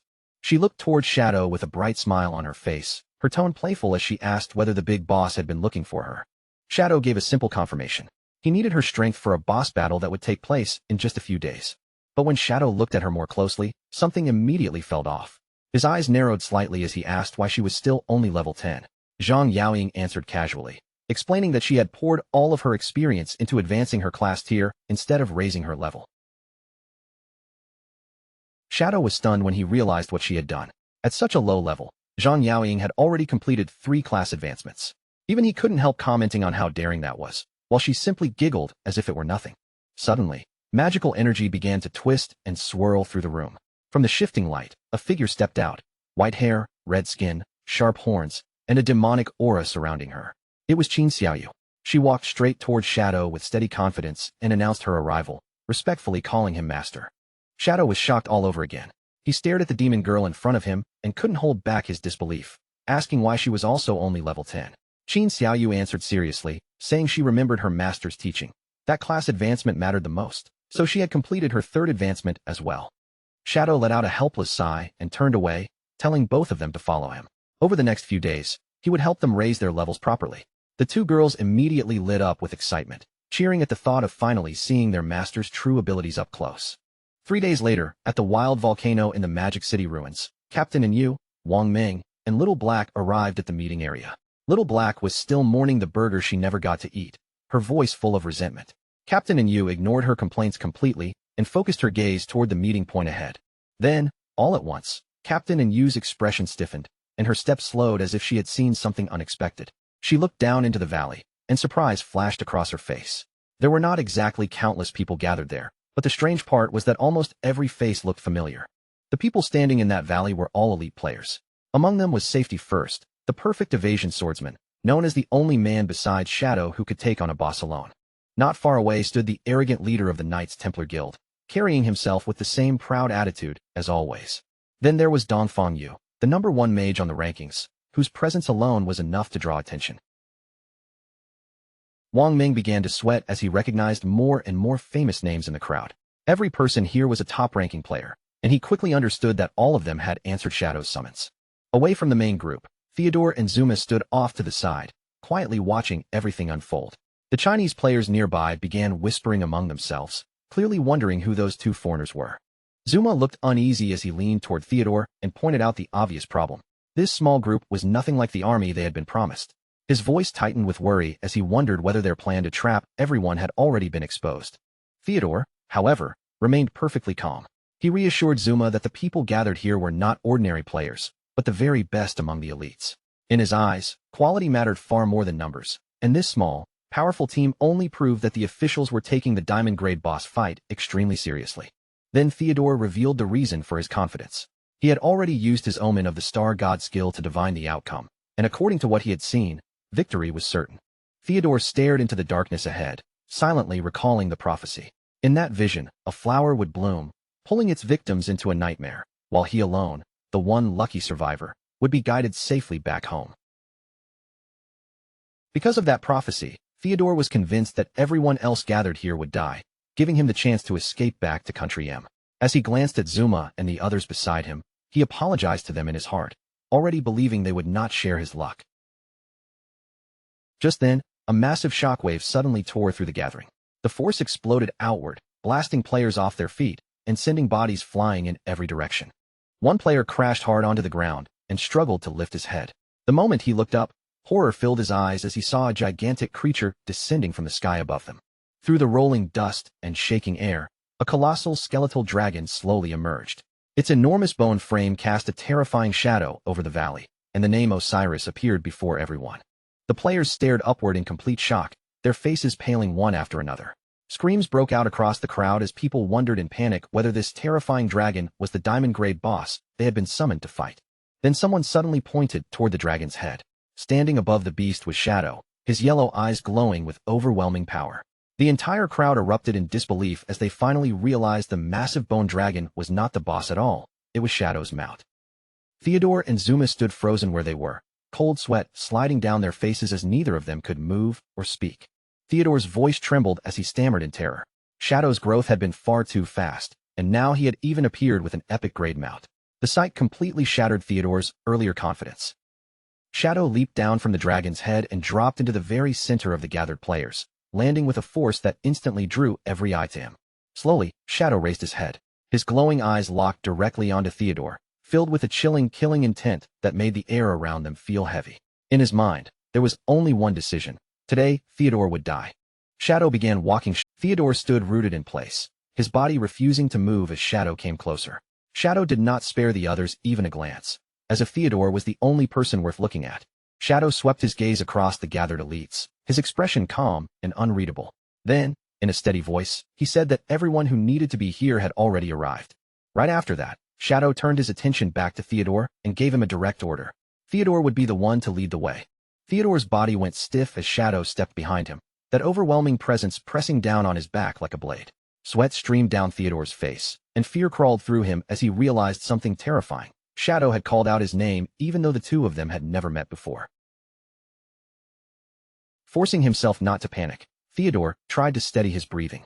He guessed that someone on Shadow's level probably had some kind of skill that could identify other players. Turning toward the crowd, he forced a bright, fake smile onto his face and invited everyone to follow him to hunt the diamond-grade boss. Deep inside, He kept repeating to himself that his divination was absolutely accurate, and that there was no way his plan could fail. Soon, the group reached the mouth of a dark cave, where an ominous red glow spilled out from within like the entrance to some burning underworld. Inside the cave, Chu Kunshin glanced back with an irritated expression and warned the others that their targets had already entered. Behind him, Tony and Mei Jing were standing close together, and Mei Jing complained in annoyance that the timing had completely ruined the mood. Mei Jing grumbled that the intruders had spoiled everything just when things were getting good. Tony leaned closer and comforted her, saying that once this job was finished, they would escape to Country M, and after that, they could enjoy themselves however they wanted. Shadow, Theodore, and Zuma moved deeper into the tunnel, their footsteps echoing against the stone walls. Theodore raised a hand and gestured for Shadow to keep following him farther inside, while the hidden ambushers whispered from the darkness that the targets were getting close. Concealed in the shadows, Tony, Mei Jing, and Chu Kunshin prepared themselves to strike, their eyes glowing with sinister light. Tony declared that it was finally time to avenge Sure, while Chu Kunshin glared with hatred burning across his face, screaming inside his mind for Shadow to die, so he could avenge his wife and son. The team finally stepped into the depths of the Purgatory volcano. At that moment, the system warning appeared, announcing that this was a nightmare zone where lifespan drained 10,000 times faster, and the entire group immediately looked around with unease. Far inside the volcanic chamber, Theodore stopped in front of a colossal fiery plant bud. Its blazing petals were still closed, but the pressure around it was suffocating as he introduced it as the diamond-grade boss, the Hellflower of Nightmares. Then Theodore glanced back at the group and suggested that their current numbers were still not enough. In his opinion, they should call in more people before starting the fight. Lin Xingyu rejected that suggestion immediately. Her eyes were sharp as she stated that everyone here was an elite, then bluntly told Theodore to stop wasting everyone's time and explain how they were supposed to fight the boss. Theodore's expression slowly darkened. He looked at Lin Xingyu with a faintly ominous gaze and asked if she was truly sure, warning that once this battle began, there would be no chance to turn back. Lin Xingyu narrowed her eyes at him, suspicion rising on her face as she asked exactly what he meant by that. Theodore avoided giving a direct answer and instead claimed that the boss involved complicated mechanics, and he did not want to explain everything twice. So, he asked them one final time whether they had truly decided to fight with only the people present. Behind Shadow, the elites burst into confident cheers. One after another, they shouted that as long as Big Boss Shadow was here, taking down this boss would be nothing difficult at all. Theodore's face twitched as anger flashed beneath his forced calm. Their arrogance clearly irritated him, but he only muttered a sarcastic word of encouragement under his breath. In his heart, Theodore cursed the Chinese players for being stubborn and foolish. Then he turned his back to them, hiding the cold expression that had crept onto his face. He bent down and picked up a rock from the ground, holding it in his hand as he told everyone to listen carefully. He would explain the boss mechanic only once. The others focused on him, waiting for the key information. Theodore lifted his chin and said the boss was actually very simple, and that there was only one thing they truly needed to understand. Without warning, Theodore's eyes lit up with a red glow. He pulled his arm back, preparing to throw the rock at the Hellflower of Nightmares, the very same action that had awakened the monster before. Then he screamed that the only mechanic was for all of them to die. The elites froze in shock, their faces changing instantly. By the time they realized Theodore had led them into a trap, it was already too late. Theodore roared and hurled the rock with all his strength. It struck the base of the Hellflower of Nightmares, and even that single point of damage was enough to trigger the sleeping monster. In the next instant, the massive plant erupted with violent fiery energy, the entire chamber lighting up as scorching power burst outward from its body. A terrifying atmosphere swallowed the cave. The nightmare debuff spread through the air, and shadowy figures began appearing around the group, like ghosts rising from the darkness. Wang Ming shouted in confusion, completely caught off guard by the sudden change. Lin Qingyu reacted even faster, screaming that this was a trap and immediately ordering everyone to retreat. But when they turned back toward the way they came, their escape route was already blocked. Three sinister figures stood waiting in front of them, cutting off the path. Tony stepped forward, his body glowing with blue energy as a cruel laugh left his mouth. He mocked them as great xia pigs and told them there was no way out anymore. Then Tony activated his wall construction skill. A massive stone wall slammed down with a thunderous crash, sealing the cave entrance completely. Even with the entrance blocked, Theodore remained calm. He had never planned to leave the same way as everyone else, because he believed he still had his own escape route. With a sinister grin, Theodore ordered his subordinate Zuma to use his Soul Walker ability. As long as Zuma activated it, they would be able to phase through the walls and leave the others trapped behind. But before Zuma could even make a move, an energy arrow shot through the air and pierced straight through his head. In an instant, Zuma was killed on the spot. Theodore whipped around, cold sweat breaking across his face. At that moment, he finally understood that his escape plan had already been seen through. Lin Qingyu stood with a glowing crossbow aimed directly at him, admitting that Shadow had been right all along. Her eyes were filled with killing intent as she declared that those who were not of their race would always hide treacherous hearts, and Theodore's sentence was death. Without hesitation, Lin Qingyu fired her demon-breaking arrow, unleashing it straight toward the traitor to carry out his execution. But Theodore only sneered, calling their attempt far too naive. He raised a glowing blue card in his hand and activated a skill that allowed him to swap positions. In a flash, Chu Kunshin suddenly appeared in front of the arrow. He had been forcibly teleported into Theodore's place, thrown directly into the attack's path. The arrow drove into Chu Kunshin's chest with a brutal impact, piercing through him before he could even understand what had happened. As Chu Kunshin collapsed, his eyes filled with confusion and disbelief, as if asking why he had been sacrificed. At the same time, Theodore's body dissolved into light, successfully escaping by trading places with him. Outside the sealed cave, a pair of feet suddenly landed on the ground, touching down safely beyond the stone wall. Theodore appeared there unharmed, now standing safely behind the barrier. Mei Jing and Tony stared at him in surprise, clearly not expecting him to come out alone like this. Above Theodore's head, a card floated into view, revealing the true nature of his trump card, the Dark Star Boundary. It allowed him to swap positions with anyone carrying his card, and he had given one to Chu Kunshin from the start, so he could use him as a scapegoat at the critical moment. Tony frantically asked where Zuma had gone, while Mei Jing quickly noticed that Chu Kunshin was missing too. Misunderstanding what had happened, Tony's anger exploded, and he concluded that Chu Kunshin must have betrayed them, cursing Great Xia people as completely untrustworthy. Theodore had no patience for their confusion. He ignored their questions and coldly ordered Mei Jing and Tony to log out of the game at once, telling them it was time to flee the country immediately. As Theodore's avatar began to fade, Lin Qingyu's words echoed in his mind. If they were not of the same race, their hearts would surely be different. He silently admitted that she had been right, using that thought to justify the betrayal he had just committed. Meanwhile, in the real world, inside a dark apartment late at night, a horrifying scene was already unfolding. On their beds, the physical bodies of Zuma and Chu Kunshin began shaking violently. The consequences of their deaths inside the game had now reached their real bodies, and the nightmare was no longer confined to the virtual world. Theodore looked down at his fallen comrades, his expression dark and unmoved. In a grim voice, he stated that because they had died within the boss's territory, their souls had been dragged straight into the nightmare. Then he coldly declared that there was no saving them anymore. His face showed only the faintest hint of pity, not for their lives, but for the loss of a useful asset like Zuma. But that tiny trace of regret disappeared almost immediately, replaced by a deep sense of relief. To Theodore, their sacrifice had been worth it, because Shadow and every elite trapped inside the cave should already be as good as dead. As Theodore walked through the room with Tony and Mei Jing, the words of his prophecy returned to him. The flower had bloomed, the victims had been pulled into a nightmare, and he alone was the fortunate survivor, guided back toward the home he had waited so long to return to. While preparing to leave, Theodore was already thinking several steps ahead. This disaster would deal a devastating blow to Great Xia's strength, and once he returned to Country M, they could send out their own elites to strike while Great Xia was still weakened. With one eye glowing fiercely and malice twisting across his face, Theodore silently vowed that Great Xia would be completely destroyed. Back inside the cave, the situation had already become critical. The massive hell flower of nightmares fully opened its burning petals, flooding the entire cavern with a dangerous, blood-red light. The players instantly fell into chaos as a red bar appeared above each of their heads, marking them with the nightmare status.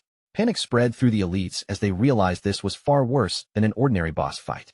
Wang Meng's face turned tense as he quickly explained the terrifying truth to Little Black. Once players entered the nightmare state, they could no longer revive or log out, which meant that dying here would be permanent. Those words crushed the group's morale in an instant. They were trapped with a diamond-grade boss, inside a nightmare zone where their lifespan was draining 10,000 times faster than normal.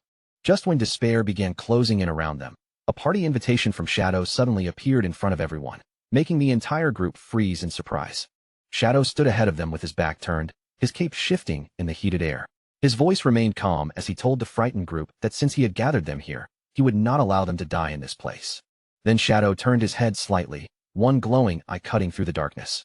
He ordered everyone to follow his commands exactly, promising that as long as they listened, they could defeat this boss. With no other, one by one, The system list began filling up as the elites accepted Shadow's invitation. Dong Fengyu, Safety First, Qin Xiaoyu, Zhang Yaoying, and the others all joined the party. Once their trust was placed in him, the terrified crowd finally found a bit of courage again. Voices rose through the cavern as they cheered for Big Brother Shadow. Shadow wasted no time and immediately began giving tactical orders. He turned toward the witch, Zhang Yaoying, and commanded her to activate Soul Link. Zhang Yaoying gave him a playful salute, then raised her giant brush with a confident smile. With broad sweeping strokes, she painted a massive magical rune directly into the air. The spell activated at once. Dark, purple chains of energy shot outward from the rune, stretching across the battlefield and linking the souls of every party member together. As the chains locked into place, Shadow explained the key behind the mechanic. Soul Link allowed everyone to share their resistances, and his plan was to use that connection to slow down the nightmare gauge. That was exactly why he had insisted on bringing players who had completed their first-class advancement. Only they possessed the hidden resistance needed to endure the nightmare. At last, the group understood how far ahead Shadow had planned. The battle erupted immediately as the Hell Flower lashed out with thorn-covered vines. Several players were caught before they could react, the twisting vines wrapping tightly around their bodies and trapping them in place. Shadow warned the team that if anyone died or slipped fully into the nightmare state, the boss would devour them and recover its own strength. He ordered everyone to focus on staying alive first, and if anyone fell, they had to revive that person immediately. Taking full command of the raid, Shadow explained that the boss had 36 million hit points divided across 3 phases. In this first phase, the Hellflower controlled 6 vines, and he had already assigned one team to hold back each vine. Then Shadow singled out Safety First and ordered him to handle one of the vines alone. Safety First was stunned for a moment, but when Shadow praised his ability, surprise quickly turned into pleased confidence. The fight exploded around them as the vines whipped through the air with terrifying speed, slicing across the battlefield like living blades. Safety First lived up to his reputation immediately. He slipped past the incoming strike with flawless timing, then counterattacked with his Moonshadow skill, sending a sharp slash straight into the vine. But Wang Ming and the Knights Templar Guild leader were both shocked when they saw the damage number appear, only -250. Their expressions changed instantly as panic set in, and they wondered why the damage was so absurdly low. Shadow calmly revealed the reason. During the first phase, the boss was protected by a shield that reduced incoming damage by 90%. The team's hope wavered again, and several players began asking how they were supposed to fight under such brutal conditions. Shadow ignored their panic and launched himself high into the air. Activating Blessing of Release together with Instant Shadow Slash, he sent a massive beam of blue energy crashing into the boss, dealing a staggering 666,666 damage even through the shield. Then, as if answering everyone's fear, he said this was how they were going to fight. Without giving the boss a moment to recover, Shadow followed with a throat-cutting strike. Another critical hit landed, blasting out more than 630,000 damage. The Knights Templar Guild leader screamed in disbelief, completely shaken by the numbers. Shadow then explained the real strategy. If the vines were left without targets, the boss would unleash a wide-area attack powerful enough to wipe out everyone. Their job was not to deal damage, but to draw the vines' attention and survive, while he alone handled the boss's health. Reassured by his overwhelming power, the elites shouted that they would obey his orders. The Hellflower released the rest of its vines, and in an instant, the cave was filled with twisting thorns spreading in every direction. The raid team tightened their formation, raising shields, weapons, and magic as they braced themselves for the incoming storm. Shadow moved first, stepping directly into the path of the attack. With overwhelming force, he struck the first vine before it could reach the others. Then he leaped into the air, his blade flashing again and again in a rapid storm of slashes. One vine after another was shredded apart, and Shadow's raw power became the shield protecting the entire team. But Little Black completely lost focus in the middle of the fight. Instead of guarding herself, she stared at Shadow with sparkling admiration, cheering about how handsome he looked and how unbelievable his damage was. That moment of distraction immediately cost her. A vine slipped past her guard from the side and coiled around her before she could react. Little Black was yanked straight into the air, her body dangling helplessly as she screamed for someone to save her. Shadow reacted without hesitation. In a blur, he appeared behind the vine, and with one slash of blue energy, he cut the twisting monster cleanly in half.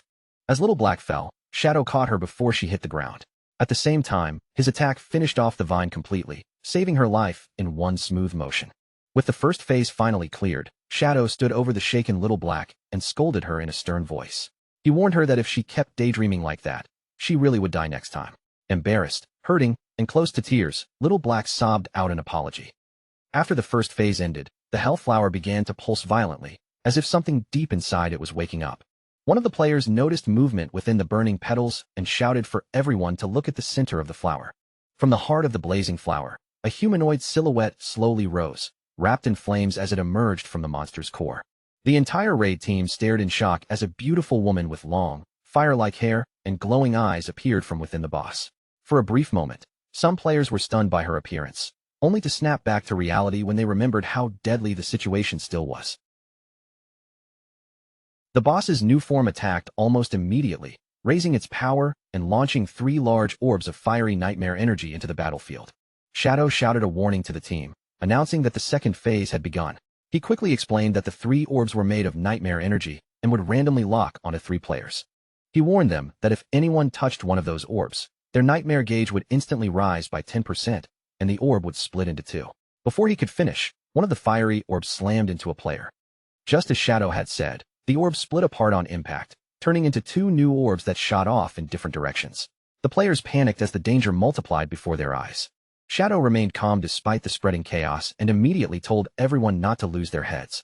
Since the orbs were moving slowly, Shadow ordered the targeted players to kite them away from the main group, while everyone else handled the vines that were starting to appear again. Then he added the most important detail for this phase. The boss's damage reduction had now dropped to 50%. With the plan finally set, Shadow left the rest of the team to handle the battlefield hazards. Then he lowered his body, gathered his strength, and charged straight toward the boss's main body alone. Shadow came dropping down from above, cutting through the heated air as he aimed directly for the Hell Flower's human form. In his mind, this diamond-grade boss was the perfect opponent. If he wanted to see just how far his current firepower could go, there was no better target than this monster. Shadow immediately activated Shadow of Slaughter, and dark silhouettes began forming around him like blades emerging from the night. In the next moment, 5 figures descended together, Shadow himself and 4 Shadow clones. They dropped around the boss from different angles, surrounding her completely. All 5 of them moved at once and unleashed the Crimson Blade Ultimate.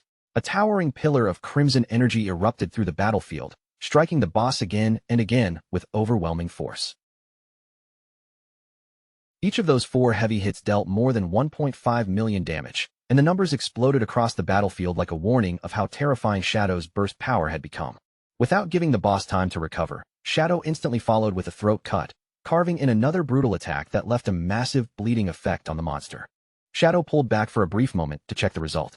Even with the boss still protected by 50% damage reduction, that single burst had nearly shaved off 6 million health.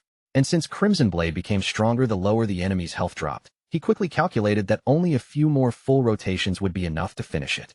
But just as he was preparing his next move, Shadow suddenly froze. A terrible feeling surged from behind him, as if the battlefield itself was about to collapse.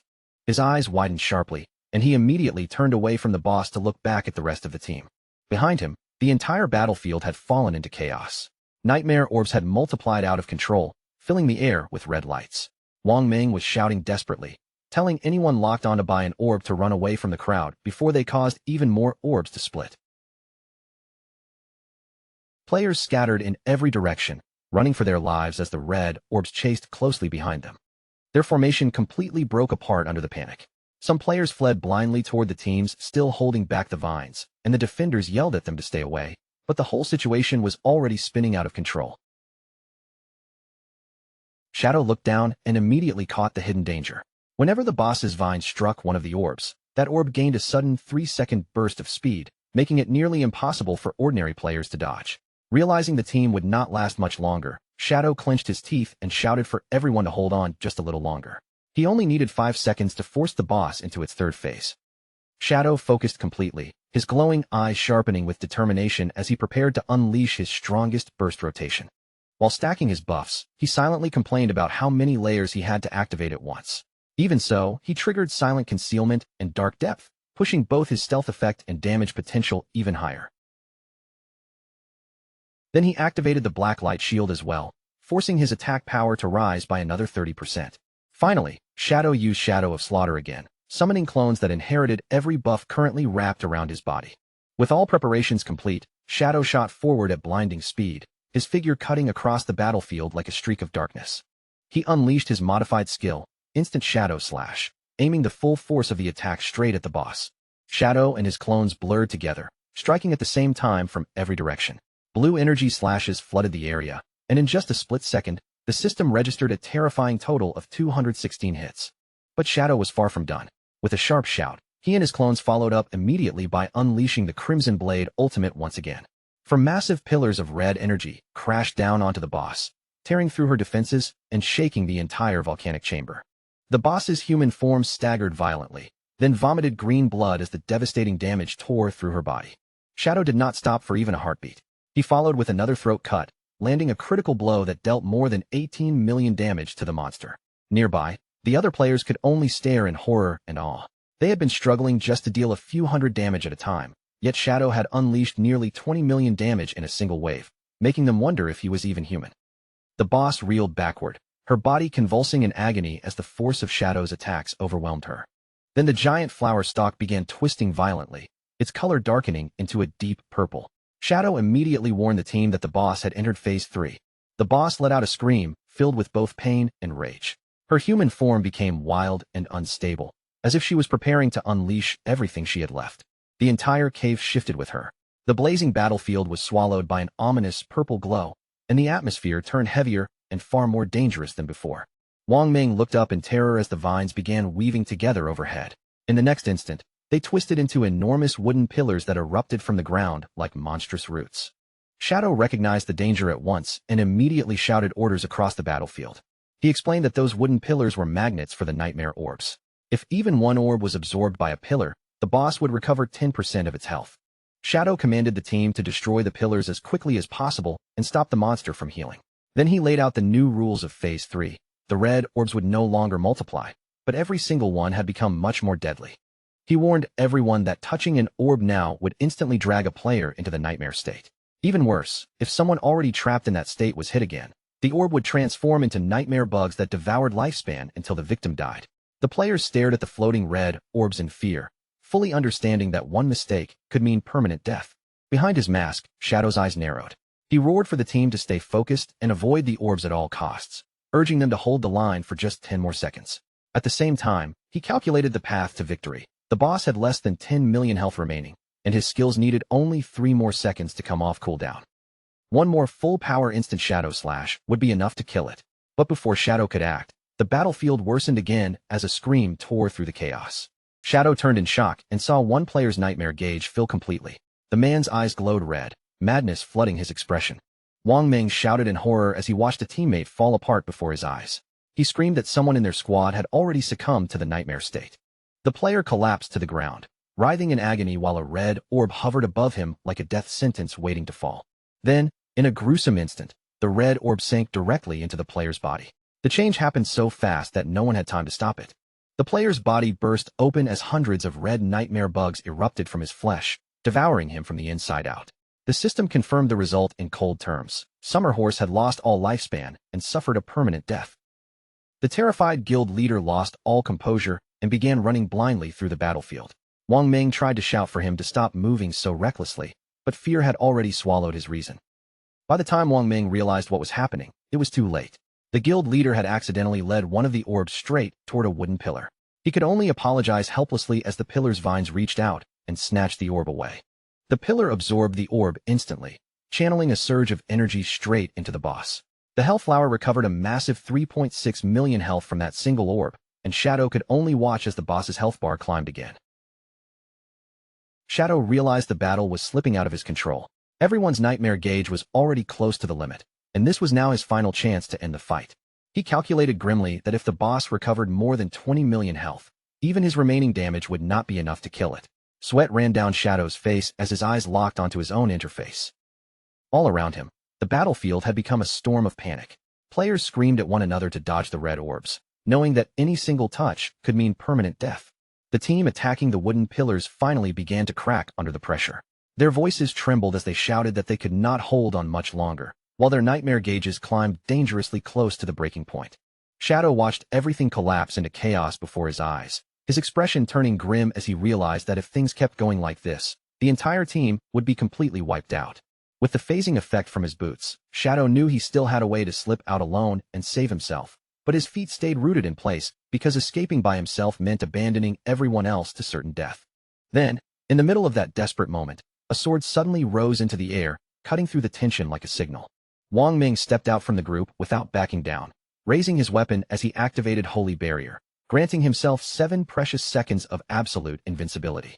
His eyes blazed with light as he shouted at Shadow to ignore everything else and pour all his strength into damaging the boss, promising that he would take care of the defense with his own body. Shadow froze for a second, clearly caught off guard by the tank's sudden determination, and he couldn't help questioning whether Wang Ming's reckless plan could really work. But Wang Ming gave him no time to argue. He immediately activated Speed Blessing, lowered his stance, and rushed straight into the deadly field of red orbs. Little Black stared in disbelief as Wang Ming threw his invincible body directly into the orbs, smashing into them one after another to stop them from reaching the boss and restoring its health. Captain Anyu screamed at Wang Ming, her voice sharp with panic as she warned him that he was being far too reckless. She shouted that the shield could block the damage, but it couldn't stop his nightmare gauge from rising, and the moment his invincibility ended, the nightmare bugs would devour him instantly. Wang Ming only smiled with a strangely peaceful look on his face, calmly saying that he already understood the price, but he still had to do it because this was the only chance they had to win. As he charged forward toward what looked like certain death, Wang Ming shouted that he trusted Shadow completely, believing without a doubt that Shadow would lead all of them to victory. Seeing his resolve, Captain Anyu's expression hardened, and her glowing eyes showed that she had decided to accept the same desperate gamble. She activated Symbiotic Dragon Spirit, and in the next instant, a huge blue dragon surged into existence, its body shining as it connected directly to her own life force. With one powerful swing of her sword, Captain Anyu commanded the blue dragon to rush forward and swallow the deadly nightmare orbs before they could reach the boss. Because her life was bound to the dragon, the corruption struck her body almost immediately. Her nightmare gauge shot to its limit, blood spilled from her mouth, and she endured the curse herself so Shadow wouldn't have to take it. Right at that critical moment, Wang Ming's invincibility finally ran out, and the protection around him vanished, leaving him exposed to the threat of permanent death. A moment later, Wang Ming dropped to one knee on the ground, his body wrapped in a faint golden glow as he struggled to keep holding on. Little Black cried out in horror as she realized Captain Anyu and Wang Ming were using their own bodies to consume the orbs and buy Shadow more time, and she immediately shouted for the rest of the team to join them. The other players rushed forward without hesitation, throwing themselves into the path of the red orbs and using their own bodies as shields, knowing they might still survive if Shadow could kill the boss fast enough. Anshuan, the swordsman, grinned even as the orbs slammed into him, confidently declaring that their only job now was to buy Shadow every last second he needed. Even Zhang Yaoying, the witch, stood together with the others, laughing boldly in the face of death as if fear itself had no hold over her anymore. One of the support players suddenly realized that since they were all falling into the nightmare state anyway, they might as well spend their final moments strengthening Shadow. He cast a blessing on him and shouted for everyone to use every skill they had on their leader. The other mages reacted instantly, raising their staffs and hands as waves of magic poured out, stacking every buff they could cast directly onto Shadow. Shadow stood in the center of that raging storm of energy, fully empowered as blue lightning crackled around his body, while his teammates screamed for him to kill the boss and drag them back out of the nightmare. Watching his teammates risk everything for him, Shadow's mouth curved with both amusement and determination as he muttered that they really were one reckless bunch. The enormous power they had poured into him surged through his body, overflowing from him in visible waves like he could barely contain it all. Without wasting a single second, Shadow activated one skill after another in rapid succession: Silent Concealment, Deepest Darkness, Shield of Black Light, Shadow of Slaughter, and Grace of Release. Now pushed to the absolute peak of his power, Shadow raised one finger toward the boss, locking onto it with cold focus as he gave the final command. His dark clones appeared around the hell flower of nightmares, surrounding the monstrous bloom from every direction like silent executioners. Together, they launched a perfectly synchronized barrage, and purple slashes spun into a violent vortex that tore through the boss's petals, instantly recording 216 hits. Shadow stood inside the surging energy with his cape whipping behind him, then sprang high into the air, positioning himself directly above the weakened monster. He came down like a falling meteor, diving straight toward the heart of the flower as his eyes burned with a deadly, focused glow. A colossal vertical slash crashed down and split the boss in two, cutting through the monstrous flower so cleanly it seemed to tear through space itself. The monster erupted into a swirling vortex of energy, and as its power collapsed, the twisted red pillars of the nightmare realm began crumbling one after another. A system window appeared before them, announcing that their party had achieved the global first kill of a diamond-grade boss. Below it, Captain Anyu and Wang Ming lay drained but still alive, surrounded by green healing flames as the nightmare finally lifted. An Xuan and Zhang Yaoying burst into cheers, their exhausted faces lighting up as they celebrated the fact that they had truly pulled it off. Captain An Yu complained weakly that the curse had drained 10 years from her lifespan, but Wang Ming comforted her by saying it was a small price to pay for surviving, and that this only proved trusting Shadow had been the right choice. As the boss's remains faded away, golden loot orbs began raining down from above. One greedy player immediately jumped toward the treasure, but the others yelled at him to stop, insisting that Shadow should be the one to distribute everything. But Little Black looked around and suddenly noticed something was wrong. Their leader was nowhere to be seen, and the team quickly started calling out, asking where Shadow had gone. Shadow's voice came through the team chat, telling them to wait for him because he still had unfinished business. The others were confused, pointing out that the boss was already dead. Then Shadow appeared far off in the distance, wrapped in deep purple energy, and coldly replied that although the monster was dead, the people who truly deserved to die were still alive. He mounted his skeletal dragon, Osiris, and the terrifying creature carried him upward into the dark sky. His target was Theodore, the traitor who had already boarded a plane and was trying to flee back to Country M. Even with all that distance between them, Shadow chased after the plane high into the atmosphere, refusing to let Theodore escape after everything he had done. Theodore's earlier prophecy echoed like a cruel mockery in the air. The flower would bloom exactly as expected. Shadow would be the only lucky one, and the invisible path across the sky would guide him back to his long-lost hometown. High above the night sky, our boy rode Osiris through the roaring winds, chasing the airplane across the clouds on the back of his skeletal dragon. To make this possible, he had consumed more than 3,500 years of tradable lifespan to synchronize his game abilities with reality, bringing over his stats, his equipment, and even his epic-grade mount into the real world. With Osiris's terrifying speed, Shadow finally closed the gap and caught up to the aircraft slicing through the sky.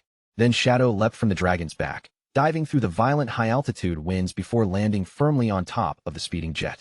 He slowly stood upright on the aircraft, his eyes glowing yellow as dark energy surged around his body, making it clear that his revenge was about to begin. Inside the plane, the mood was completely different from the battlefield. The cabin felt relaxed and triumphant as two crystal champagne glasses lightly clinked together in a clean, celebratory toast. Theodore and Mei Jing exchanged satisfied smiles across their seats, both acting as if everything had already been decided. Mei Jing warmly congratulated him on finally returning to his homeland in Country M.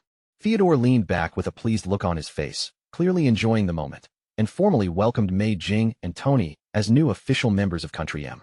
While Mei Jing politely asked Theodore to take care of them from now on, Tony lounged nearby with his phone in hand. A vicious laugh slipped from his mouth as he opened the news, eager to see whether those so-called great Xiapigs had all died yet. Tony's fingers moved across the screen with mocking confidence, but the second he saw the latest report, the smug look on his face collapsed into pure, frozen shock. His hands began trembling so badly that he could barely hold the phone up. When he showed the others the impossible headline, it revealed that Shadow's team had not only survived, but had also claimed the first kill on the diamond-grade boss with almost no casualties. Mei Jing and Tony stared at the screen like their minds had gone blank, their mouths hanging open as the reality of Shadow's strength smashed through every bit of arrogance they had left. Theodore was shaken so badly that strength left his hand completely. His wine glass slipped from his fingers, hit the cabin floor, and shattered, spreading dark red wine across the ground like spilled blood. He stammered in disbelief, his voice breaking as he tried and failed to understand how anyone could. Sitting there in the dim cabin, Theodore frantically turned the prophecy over in his mind, and the more he thought about it, the colder his expression became as he realized he might have understood it completely wrong. The true meaning of the omen of the star god finally locked into place. The pitiful ones were never Shadow's team at all. They were Theodore's own subordinates. His eyes slowly shifted toward Tony and Mei Jing, and an icy chill crawled down his spine as the final line came back to him. If he was truly the only lucky one, then the two people beside him were already doomed. As though his fear had pulled it into reality, Theodore looked beyond them and saw something that should have been impossible. Outside the plane window, Shadow's masked face appeared in the darkness, his glowing yellow eyes staring straight at Theodore. Theodore screamed on the spot, his face twisting with terror as he pointed a shaking finger at the window and shouted that Shadow was right outside the plane. Tony, completely confused by his boss's sudden breakdown, leaned forward and pressed his face against the glass to check for himself. Then he turned back with a puzzled look, saying there was nothing outside except empty sky, never realizing death was only inches away. Theodore stared down at his phone with horror written all over his face, and in a trembling voice, he confirmed to his panicked subordinates that Shadow really had tracked them down. Tony finally pieced together the impossible situation and screamed that Shadow must have extracted the skeletal dragon into the real world. Theodore instantly understood what that meant. To extract an epic-grade mount would require a terrifying cost of more than 1,000 years of lifespan, and beside him, Mei Jing broke down crying, convinced that they were finished. But Theodore forced himself to breathe and think logically, his eyes darting around the cabin as he pointed out that this was still a civilian flight packed with ordinary passengers. He quickly reasoned that if Shadow tried to force his way inside, the entire plane would be destroyed, and every innocent passenger would die with them. Regaining his confidence, Theodore declared that Shadow would never dare kill civilians, so they would be safe until the plane landed. Then Theodore revealed the card he had been keeping hidden. He had already contacted reinforcements and prepared a backup plan. Meanwhile, at the airport in Country M, a group of elite-powered individuals had already begun assembling. On the ground, a cybernetic soldier received the message that Shadow was on his way. The elite fighters, including a white-haired woman and a hooded figure standing among them, shifted into combat readiness, their focus sharpening as they prepared for battle. Two other agents quickly confirmed that the mission had changed, making it clear that their target was no longer just a threat to monitor. Above the airport, a massive magic circle lit up the night sky, spreading its glow over the runway as the new objective became clear: kill Shadow the moment he landed. High above the clouds, Theodore convinced himself that all they had to do now was wait until the plane reached Country M. He calmly reassured Mei Jing and Tony that Country M never abandoned its citizens. Mei Jing, relieved enough to breathe again, thanked him, and Tony immediately pledged their loyalty, completely unaware that their so-called safety was nothing more than an illusion. Behind Theodore's calm expression, his true nature was far colder. He already believed Tony and Mei Jing were destined to die, and deep down, he had accepted that he alone was the lucky one who had to survive. He began planning his escape, remembering the special cards he had handed out to informants before. If he gave one of those cards to someone on the plane, then the moment danger came close, he could use Dark Star Boundary to swap positions with that person and protect himself. Theodore stood from his seat and walked down the aisle, calmly scanning the passengers one by one as he searched for a suitable scapegoat. He finally stopped beside a young man wearing red headphones, and the passenger looked up in confusion as Theodore greeted him with a polite smile. Theodore held out a golden card and lied smoothly, claiming it would grant the young man powerful buffs. But just as his hand reached forward, a surge of black energy suddenly burst out from the surrounding shadows. The young man screamed in terror, and Theodore's eyes widened as he watched his own subordinates die right before him. The cabin instantly erupted into chaos as terrified passengers screamed from every direction. Glowing red hell flowers, like spider lilies from the underworld, bloomed from the victims' bloody necks, marking the presence of a terrifying skill. Theodore froze where he stood, sweat pouring down his face as the horrifying truth hit him. This was Shadow's doing. He looked back toward the seats, only to find that Tony and Mei Jing's corpses had already vanished, leaving behind nothing but bloodstains and those eerie red flowers. Driven purely by the instinct to survive, Theodore told himself he couldn't afford to hesitate for even a second. He prepared to activate Dark Star Boundary, deciding that even if the mission failed, staying alive came first. But before he could trigger the teleport, a sharp slicing sound flashed through the air. Theodore's body locked up, and in the next instant, his vision was filled with blood. His right arm, the same arm holding the escape card, was cut cleanly off at the wrist. Theodore screamed in agony as his severed hand flew upward through the cabin air. As the severed hand dropped back down, Shadow calmly reached out and caught it. He was standing directly behind the terrified traitor, holding the severed limb as if it were nothing. With his yellow eyes glowing coldly, Shadow mocked Theodore and assured him that he would indeed return to Country M, then invoked the Great Z, saying that fallen leaves return to their roots, making it clear he meant to send Theodore's corpse back home. Shadow's gaze grew even sharper as he leaned closer to the mutilated man, his voice low and deadly while he ordered Theodore to carry one final message before he died. Only then did the full horror of Theodore's prophecy reveal itself. In a dark room far away, the lifeless bodies of Chu Kunshin and Zuma lay on a bed, both having suffered the fatal consequences of being dragged into the nightmare zone. Around their corpses, ghostly red spider lilies bloomed in silence, as if mocking Theodore's belief that he alone had been the lucky one. Back on the airplane, Shadow delivered the final killing blow without mercy. His hand drove straight into Theodore's chest and tore out his still-beating heart. Theodore's face froze in utter shock as he stared at Shadow. A massive bloody hole opened in his chest, his prophecy fulfilled in the most brutal way possible. Killed instantly, Theodore's body lost all strength, dropped heavily to its knees, and then collapsed face first onto the airplane aisle. As one terrified man watched from nearby, Theodore's blood spread unnaturally across the floor, forming Shadow's final message to his enemies. Fallen leaves must return to their roots. Outside the cabin, the airplane continued gliding smoothly through the dark night sky, as if nothing had disturbed its flight at all. With his mission complete and the passengers left unharmed, Shadow calmly used his dark power to phase upward through the roof of the aircraft and disappear into the freezing night air. Standing calmly on top of the speeding plane, Shadow glanced down as a faint blue ghostly aura wrapped around his foot. He couldn't help remarking how useful his special boots were, since their formless effect had let him slip straight through the aircraft's structure without damaging it. Then, without the slightest hesitation, Shadow pushed off from the roof of the plane and threw himself backward into the open night sky. His body plunged through the freezing air in a controlled free fall, and with perfect precision, he landed directly on the broad back of his massive skeletal dragon, Osiris. Together, Shadow and Osiris peeled away from the jet, diving downward through the darkness as the aircraft continued on without realizing what had just happened. Ahead of them, the airplane drew closer to Country M's glowing futuristic cityscape, its lights stretching across the horizon as the aircraft prepared to begin its final descent. But the passengers had no idea that a huge military operation was already waiting below. Inside a control room, a commander calmly coordinated the ambush, ordering every unit to move into position. The entire airport had been locked down like a battlefield. Magical barriers, anti-stealth fields, and devastating attack formations were all activated, ready to fire the moment the aircraft came down. The instant the plane's landing gear touched the tarmac, the forces hidden across the airport were already tense and prepared for combat. In the shadows around the runway, cloaked assassins, distant snipers, and armored knights with raised shields waited in silence, all under strict orders to annihilate Shadow at any cost.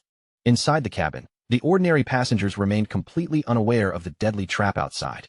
The young man wearing headphones looked through the window and naively wondered if Country M was always this intense when welcoming people. Once the plane finished docking, the cabin doors opened with a hiss, and an agent stepped inside with his guard already raised. But as he and his partner looked down the aisle, the determination on their faces instantly vanished, replaced by stunned disbelief. Theodore's corpse was lying on the floor of the cabin, and the agents immediately reported back in panic that he was dead, especially after noticing the terrifying message written in his own blood. The leader of the ambush force, a dark-haired man with glowing red eyes, stared furiously at the bloody warning that anyone who offended Great Xia would be hunted down. Rage tightened his face as he realized Shadow had already made his move. Desperate to catch their target, a masked ninja agent turned to a nearby witch and asked whether the anti-stealth barriers had detected anything, assuming Shadow might still be hiding inside the plane. But after checking her magic, the witch confirmed that no invisible entity had been found. The red-eyed leader's expression darkened as the ugly truth settled in. Their anti-stealth barrier was already level 20, which meant Shadow's stealth ability had to be even higher, allowing him to slip past their entire trap. Even with innocent civilians still inside the aircraft, the white-haired mage commander declared that the threat level had reached S-class and ordered every unit to open fire. A masked subordinate hesitated, reminding him that passengers were still on board. But the commander slammed his staff down in fury and demanded absolute obedience. He insisted Shadow was inside the plane and ordered an immediate full-power assault. In the next instant, the airport terminal erupted with magic, unleashing a massive barrage of blazing projectiles and laser-like beams toward the parked aircraft. Inside the plane, the young man with headphones and another passenger looked out the window in horror, only now realizing that the attack was aimed directly at them. The devastating magical strike tore across the tarmac, racing straight toward the defenseless airliner with overwhelming force. Finally, an enormous sun-like spell descended from above, crashing down in a massive fiery explosion that swallowed the entire airplane and obliterated it completely. As the flames roared over the wreckage, a scout quickly reported that the life detection barrier could no longer sense a single living being inside the smoking remains. The red-eyed ambush leader stood silently before the inferno, watching the fire burn, while a bald muscular man and another official hurried over toward him. The bald man confronted him in anger, warning that Great Xia would never ignore the open murder of its civilians and that flights between the two countries would definitely be suspended. Throwing both arms up in frustration, the bald man complained that his long-term plan to use civilian flights to smuggle spies into Great Xia had now been completely ruined, making it even harder to stop their enemy. The red-eyed leader, with his red eye glowing even more fiercely, he reminded them of one brutal truth. Once someone dies, there is no coming back. Standing before the towering wall of flames, the red-eyed leader justified his extreme decision without remorse. If Shadow had truly been on that plane, then this had been the perfect chance to kill him, and in his eyes, even the smallest possibility of eliminating Shadow was worth sacrificing the aircraft and everyone inside. The tension among Country M's forces finally boiled over. The bald man glared at the red-eyed leader with open fury and confronted him directly, declaring that he had never trusted him from the start. Then he ordered the man to shut up, insulting him as a half-breed with great Xia blood running through his veins. Before the bald man could say anything more, the red-eyed leader moved with blinding speed and smashed a brutal punch straight into his face. The impact was so powerful that the large muscular man was sent flying backward through the air like a broken doll. Wrapped in crackling golden energy, the red-eyed leader revealed the darkness buried inside him. He declared that he hated the great Xia bloodline within him, calling it a curse that had brought him endless despair, yet he still defended his absolute loyalty to Country M. After that violent clash, the focus shifted to the retrieval of their fallen comrade. Two agents, one of them the white-haired mage commander, approached the red-eyed leader while carrying Theodore's lifeless and mutilated body. Without ceremony or respect, they dropped Theodore's corpse onto the floor in front of him. The red-eyed leader knelt solemnly beside Theodore's body as a strange purple and golden aura gathered around him. In a low voice, he told the fallen man to rest in peace, honoring him as a hero of Country M and promising to return him to his hometown for burial. When the red-eyed leader stood again, his terrifying power was finally revealed. 3 glowing blue cards formed in his hands, exposing his hidden class, the Corpse Collector, an ability that let him draw power from the dead. Looking down at the shining magical cards, he coldly praised Theodore's enormous contributions and the huge spy network he had planted. At the same time, a system notice revealed that by touching a corpse, he could obtain that person's professional skills, while duplicate skills would strengthen and level up. Holding one of the glowing blue cards, his single red eye burned with malice as the system confirmed that he had successfully obtained Theodore's core abilities, including the divinatory omen of the star god and the spatial dark star boundary. Armed with his fallen comrade's powers, the red-eyed leader made a chilling vow to personally ensure Great Xia's complete destruction. The red-eyed leader lifted his arm high, gripping the glowing blue card as bright light began radiating around his body. He used his newly gained divination skill to search for a way to defeat Shadow, and a cosmic vision appeared before him, a mother desperately reaching out to save her falling child from a starry abyss. Watching that image, the leader began considering how to use this maternal bond against his enemy. Meanwhile, 2 of his subordinates, including the white-haired mage, reviewed the intelligence Theodore had left behind. From the clues in the prophecy, they deduced that a guild in Great Xia called Fika Heavy Industries, its leader Huang Huifan, and her son Huang Ziqing all matched the key information. The red-eyed leader confirmed their deduction, explaining that one of Theodore's informants was already inside that guild and carried a special card. A holographic map appeared in front of him as he revealed his plan to use Dark Star Boundary. Then the red-eyed leader summoned another glowing blue card into his hand. He handed the magical cards to the white-haired mage and her partner, ordering both of them to protect the cards carefully and absolutely not use them. He announced that he would enter Great Xia alone first and told his subordinates to wait for his signal. Once everything was ready, he would use his power to teleport Country M's elite forces into enemy territory in one massive strike. Staring at the glowing card while the red scars across his abdomen pulsed with light, the leader vowed to prove that Country M would conquer the entire apocalyptic game. With that declaration, he activated the spatial skill, and a towering pillar of blue light erupted around him before his body vanished from the spot.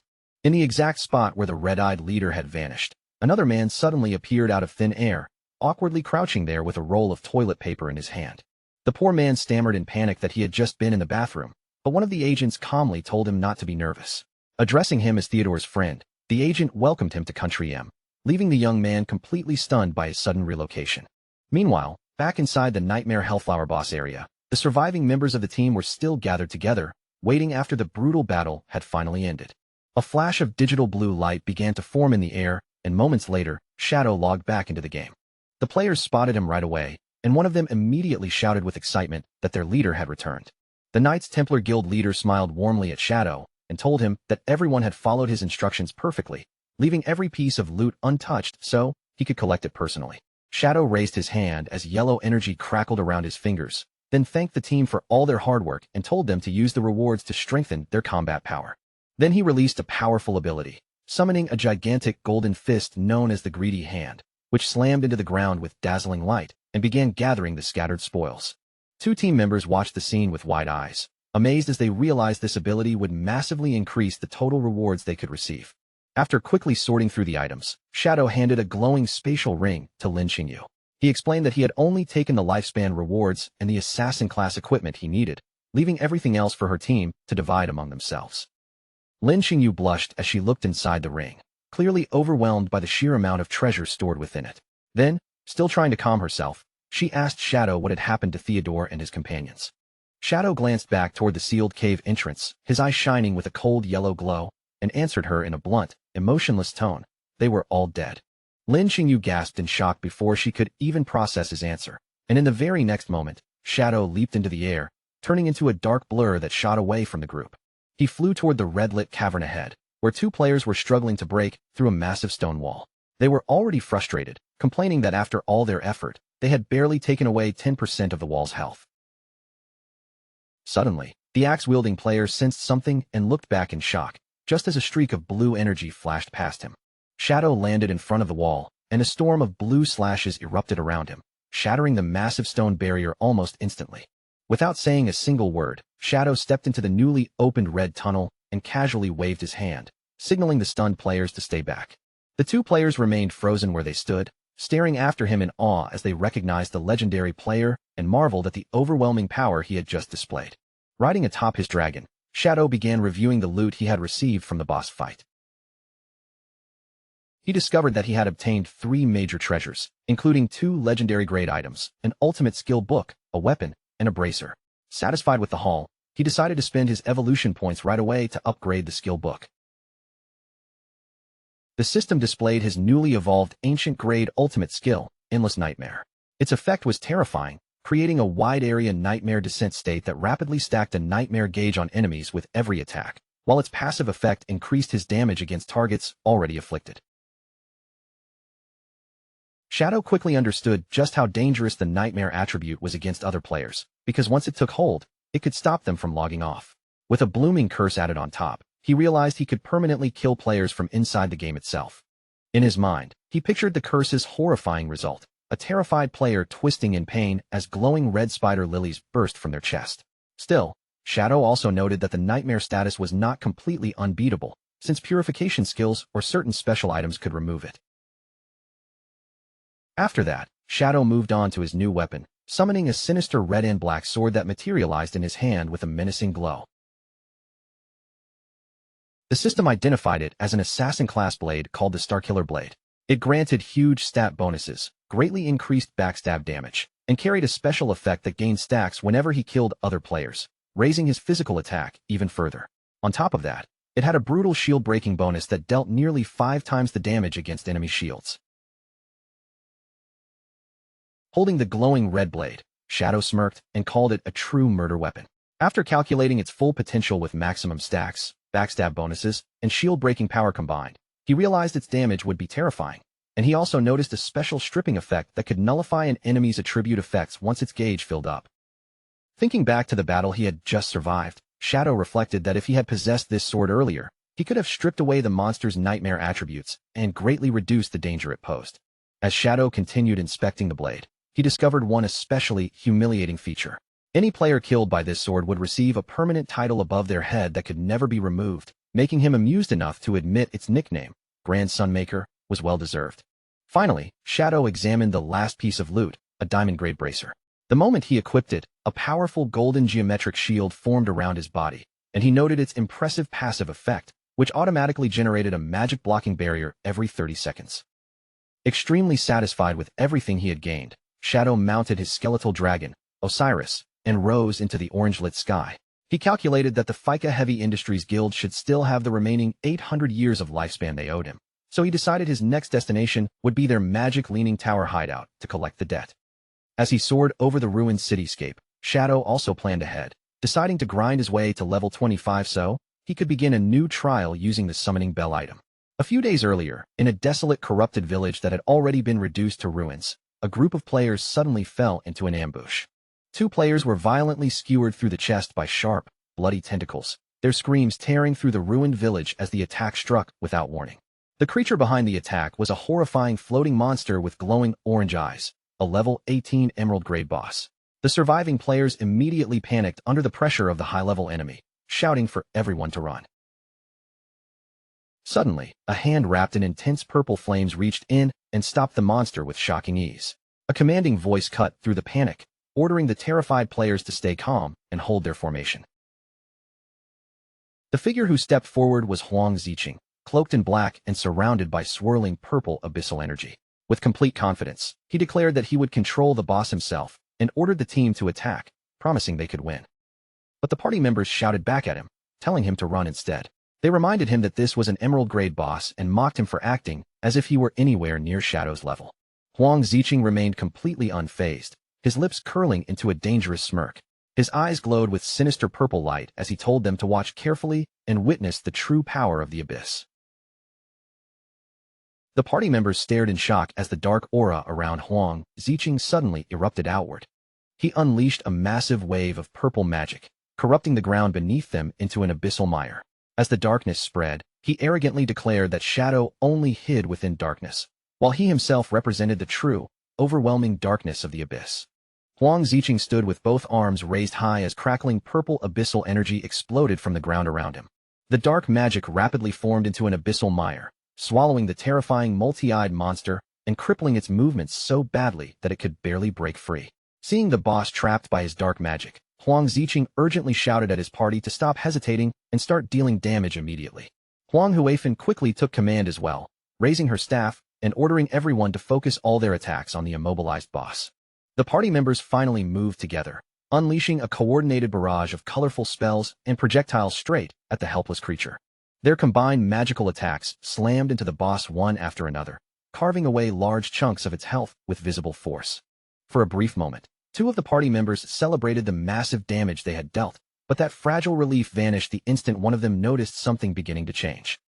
The boss broke free from the mire and floated upward, gathering an intense blue glow around its body as it entered its second phase and prepared to unleash a devastating ultimate attack. Panic swept through the entire team. A hooded player frantically ordered everyone to activate defensive barriers against the incoming area attack, while another armored player ran in terror, screaming that barriers would be useless. Just as the boss was on the verge of releasing its attack, the entire battlefield tightened with dread, and every surviving player braced for the impact. Just before the boss could release its ultimate attack, a hand wrapped in dark energy suddenly appeared, and glowing purple chains shot out like living serpents, instantly binding the monster and cutting off its skill. Huang Huifan and the hooded player stared with complete confusion, their eyes widening as they watched the boss's terrifying attack get stopped so easily, as if all that gathered power meant nothing. Then Huang Ziqing's cold voice echoed across the battlefield, filled with contempt as he insulted the entire party and called them a pack of useless trash. With his eyes glowing in a sinister purple light, Huang Ziqing pointed straight at his mother and mocked her for bringing a group of cowards who only knew how to run, completely ignoring the fact that with him there, victory was already guaranteed. His dark aura flared violently around him as he broke into a crazed laugh, declaring that he would force their true potential to awaken and show them the terrifying reality of FICA Heavy Industries. Then he raised one hand high, his entire arm swallowed by swirling purple energy. Suddenly, ominous red flames began appearing around the confused party members, and even Huang Huifan was caught off guard as the strange fire wrapped around them. The dark skill revealed itself as abyssal sacrifice, and a terrifying demonic face emerged from the corrupted magic. The spell seized the party members by force, making them scream in agony as their eyes burned with a sinister red glow. Like a curse from the abyss, it drained their lifespans to temporarily boost their attributes by 99%, driving them into a frenzied berserk state as they charged toward the boss. Empowered by the dark buff, the team finally stopped retreating and held their ground. Their voices rose together in a rhythmic chant, and in one coordinated burst, they unleashed torrents of elemental magic that crashed down onto the chained monster. Their overwhelming combined assault detonated in a massive fiery blast, shaking the entire battlefield and tearing apart the ruined structures around them. When the smoke finally began to clear, the boss monster's body broke apart and dissolved into countless particles of golden light. A game alert quickly appeared, confirming that FICA Heavy Industries had successfully defeated their first emerald-grade boss. The surviving party members instantly erupted into wild cheers, shouting with ecstatic joy as they celebrated the guild's massive achievement and treated Huang Ziqing like their undisputed hero. The excited guild members chanted Huang Ziqing's name over and over, triumphantly tossing him into the air, while his mother stood at a distance and watched in silence. After the celebration finally settled down, Huang Huifan instructed the others to divide the loot. Then her expression turned stern as she ordered Huang Ziqing to come with her, with his cousin standing nearby. Following his mother's command, Huang Ziqing left the main group together with Huang Huifan and his cousin, walking into the secluded ruins of an abandoned building. Once they were alone, Huang Huifan turned to face her son, her eyes glowing with a sharp purple light as she seriously demanded the truth about where he had obtained those strange and dangerous skills. Huang Ziqing immediately grew irritated by her questioning, complaining that she was treating him like he had done something wrong even though he had just won a huge victory for them. But Huang Huifan remained unmoved and demanded that he answer her. Clicking his tongue defensively, Huang Ziqing avoided meeting her eyes and coldly claimed that he had received those dark abilities as a reward for defeating a powerful boss. Huang Huifan stared him down with intense scrutiny and bluntly called him a liar, making Huang Ziqing turn his gaze away in guilty silence. Huang Huifan's eyes glowed even brighter as she pressed the issue.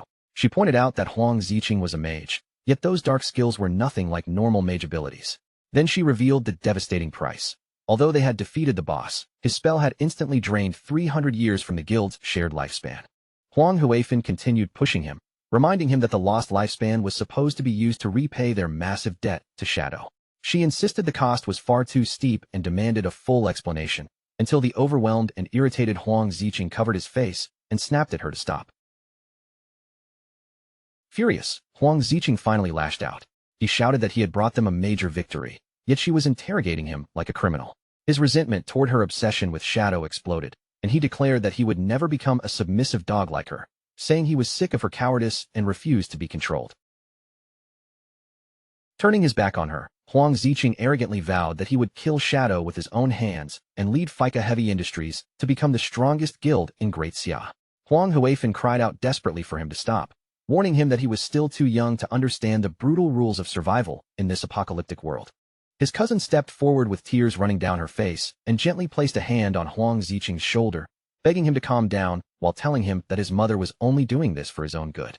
Slowly, Huang Ziqing turned his head, his single eye glowing with purple malice. Huang Ziqing softly repeated those words, "For my own good," and the dark glare in his eye hardened into pure murderous intent. In a sudden burst of violent rage, Huang Ziqing spun around and slammed a brutal punch into the girl's face, twisting her neck in a horrifying instant. He screamed that if his mother truly wanted what was best for him, why had she forced him together with such an ugly woman? The girl collapsed lifelessly onto the dirt path. Huang Huifan watched in absolute shock and horror, helplessly reaching out as she screamed at Huang Ziqing and demanded to know what he had done.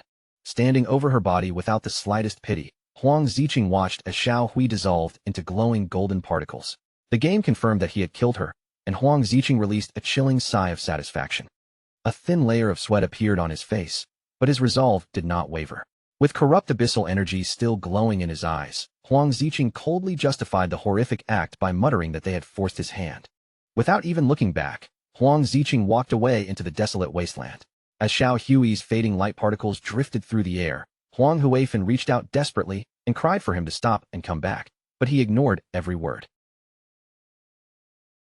Far away, the red-eyed leader from Country M stood over the lifeless bodies of Chu Kunshin and Zuma, his scarred hand crackling with dark red lightning as he reached toward them. Using the grim power of his class, he extracted the lingering skills from their corpses, coldly praising the abilities he had obtained while telling his fallen subordinates to rest in peace. 3 days later, at the Fika Heavy Industries base inside the Magic Leaning Tower hideout, an armored guard with a buzz cut stood on duty, casually yawning from pure boredom. Then his bored expression suddenly changed into confusion and terror as an enormous shadow fell over the entire area. The colossal skeletal dragon, Osiris, descended rapidly from the sky, wrapped in swirling purple energy, as its massive form pressed down toward the base. The guard screamed in panic, mistaking the arrival for an attack from a giant dragon boss. Chaos instantly broke out among the nearby guild members, with one person yelling for battle preparations while a cloaked member frantically shouted for everyone to drop their weapons and run. Standing calmly amid the dark aura, his yellow eyes glowing, Shadow told the panicked crowd to relax. He revealed his identity and demanded they bring out their guild leader, Huang Huifan, announcing that he had come to collect the 800 years of lifespan they owed him. Realizing that the legendary Shadow was the one riding the dragon, the terrified cloaked member immediately dropped to his knees in submission. He nervously apologized and explained that Shadow had come at a bad time because the guild leader was absent, which confused Shadow since they had made an appointment. Still kneeling and trembling, the guild member explained that 2 days earlier, Huang Huifan and her son had a serious argument. Ever since that conflict, neither of them had logged back into the game, leaving the rest of the guild completely clueless. The frightened guild member repeated that their guild leader and her son had clashed badly a few days ago, and since then, both of them had disappeared from the game. Shadow quietly considered the situation. Since Huang Huifan was usually someone who kept her promises, he concluded that something serious and unavoidable must have happened in the real world for her to miss their appointment. At that moment, Shadow suddenly received an urgent message from one of his contacts about a high-reward bounty mission. The message explained that the remaining forces of the hunted Black Dragon Guild had fled to the southern region of Manhwa. His contact explained that players in Manhwa were usually laid back and preferred a slower pace, but the fleeing remnants had merged with their main headquarters in the region and unleashed an overwhelming amount of power.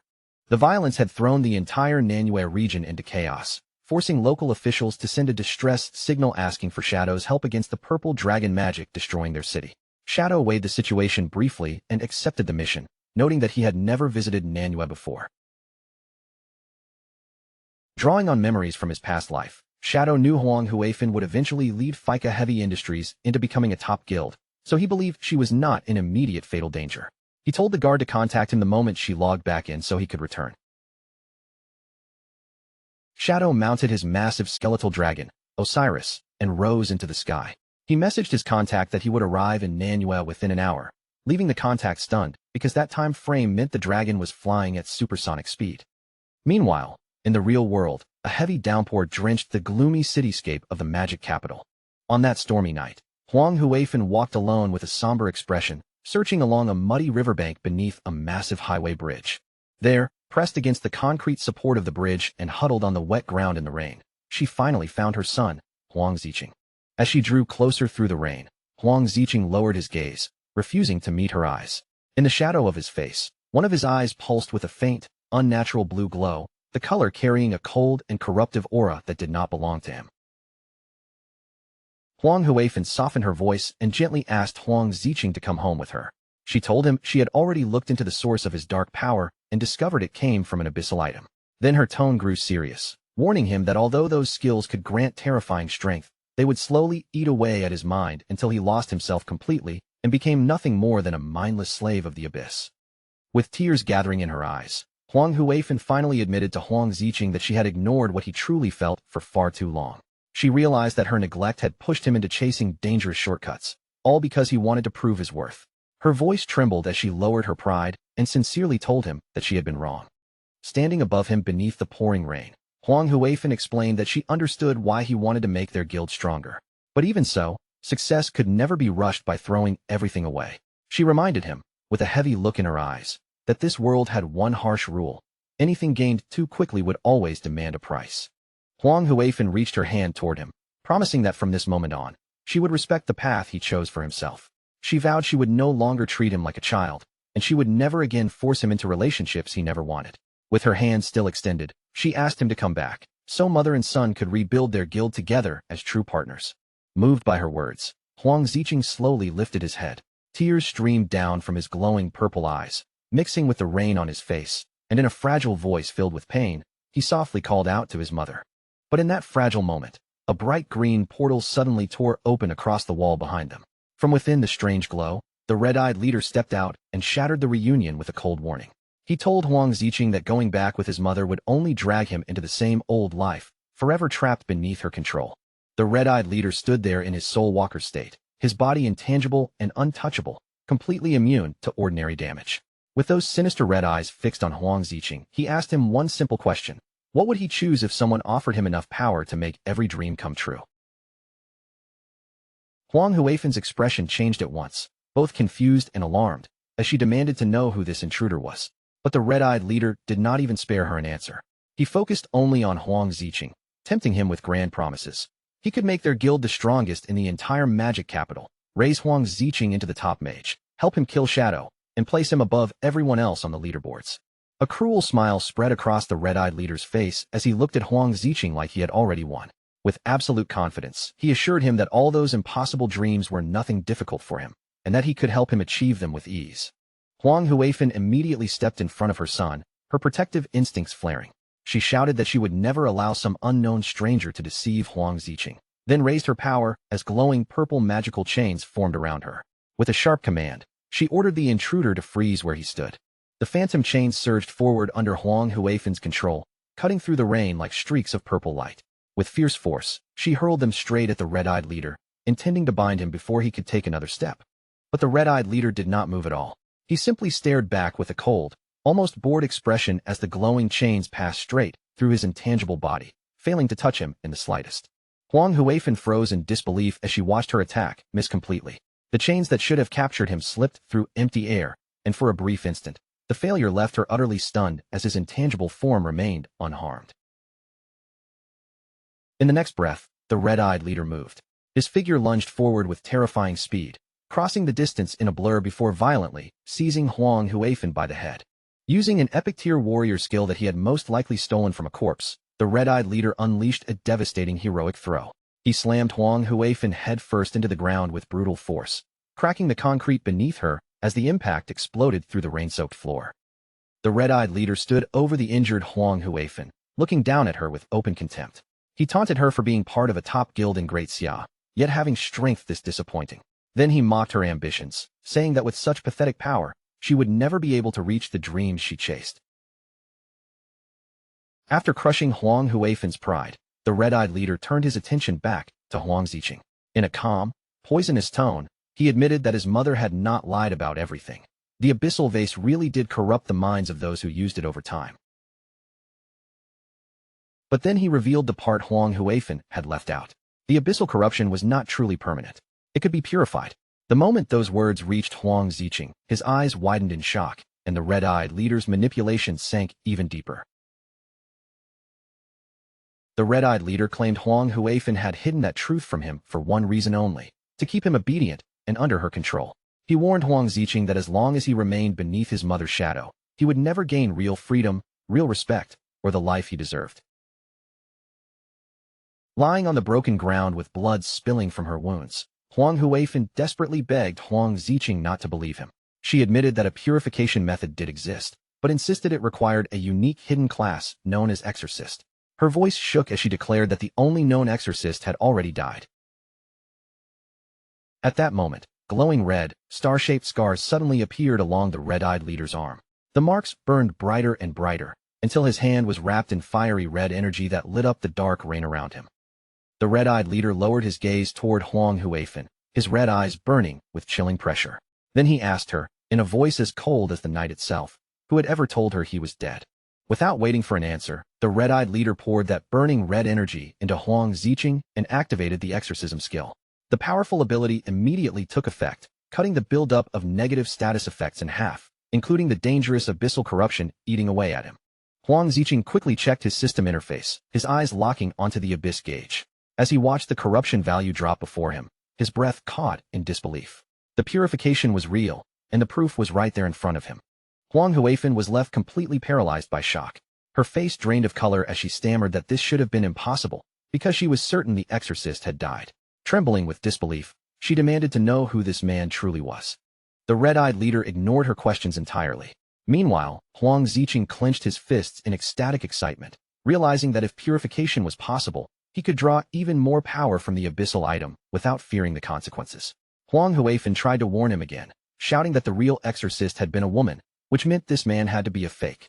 But the red-eyed leader simply told Huang Ziqing to trust his own judgment and decide for himself what was real. Then the red-eyed leader activated a skill called yin-yang harmony, quietly seizing control of Huang Ziqing's emotions. His voice dropped into a whisper as he told him that his mother's love was nothing but another chain, something used to bind him and deny his true worth. He urged Huang Ziqing to kill her, promising that once she disappeared, no one would ever control him again. Under the pull of that emotional manipulation, Huang Ziqing's expression went blank. His eyes gradually shifted into a sinister red glow, as if his own will had been buried beneath the darkness. The red-eyed leader promised that everything Huang Ziqing desired would belong to him, then casually tossed a knife onto the ground. The red-eyed leader pointed Huang Ziqing toward the weapon and commanded him to take the final step. With a calm, wicked certainty, he promised that once his mother was dead, absolute freedom would finally be his. Wrapped in a corruptive red aura, Huang Ziqing bent down and picked up the knife. From the ground, Huang Huifan looked up at him in terror and desperation, begging him to realize that he was being controlled by magic and that these thoughts were not truly his own. Huang Ziqing stood over his helpless mother, gripping the glowing blade tightly in his hand. Huang Huifan pleaded with him to wake up, to break free from the stranger's grip before it was too late. But her cries could no longer reach him. Deaf to her desperation, Huang Ziqing slowly raised the knife, choosing to sink fully into the darkness before him. As Huang Huifan weakly called his name one final time, her voice nearly swallowed by the rain, Huang Ziqing brought the weapon down without mercy. Huang Ziqing delivered a brutal slash, the blade cutting down with cruel force and ending the last trace of hesitation in his heart. With the bloody knife still in his hand, Huang Ziqing turned toward the red-eyed leader. There was no remorse on his face, only a cold hunger for what had been promised. He demanded to know whether the man would truly help him obtain everything he wanted, and the leader answered calmly that he would. Consumed by dark magic, Huang Ziqing's face twisted into a deeply unsettling, maniacal smile. Thrilled by the path he had chosen, he looked to the red-eyed leader with feverish excitement and told him to begin, asking what they needed to do next. Huang Ziqing laughed wildly as he stood over his mother's lifeless body, the bloody knife still clutched in his hand.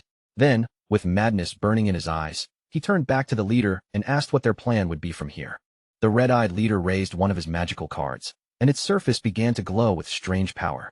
As the card activated, a new ability awakened under his control.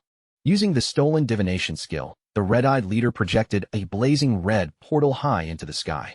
Huang Ziqing looked up in shock as the crimson light spread overhead like an omen tearing open the night.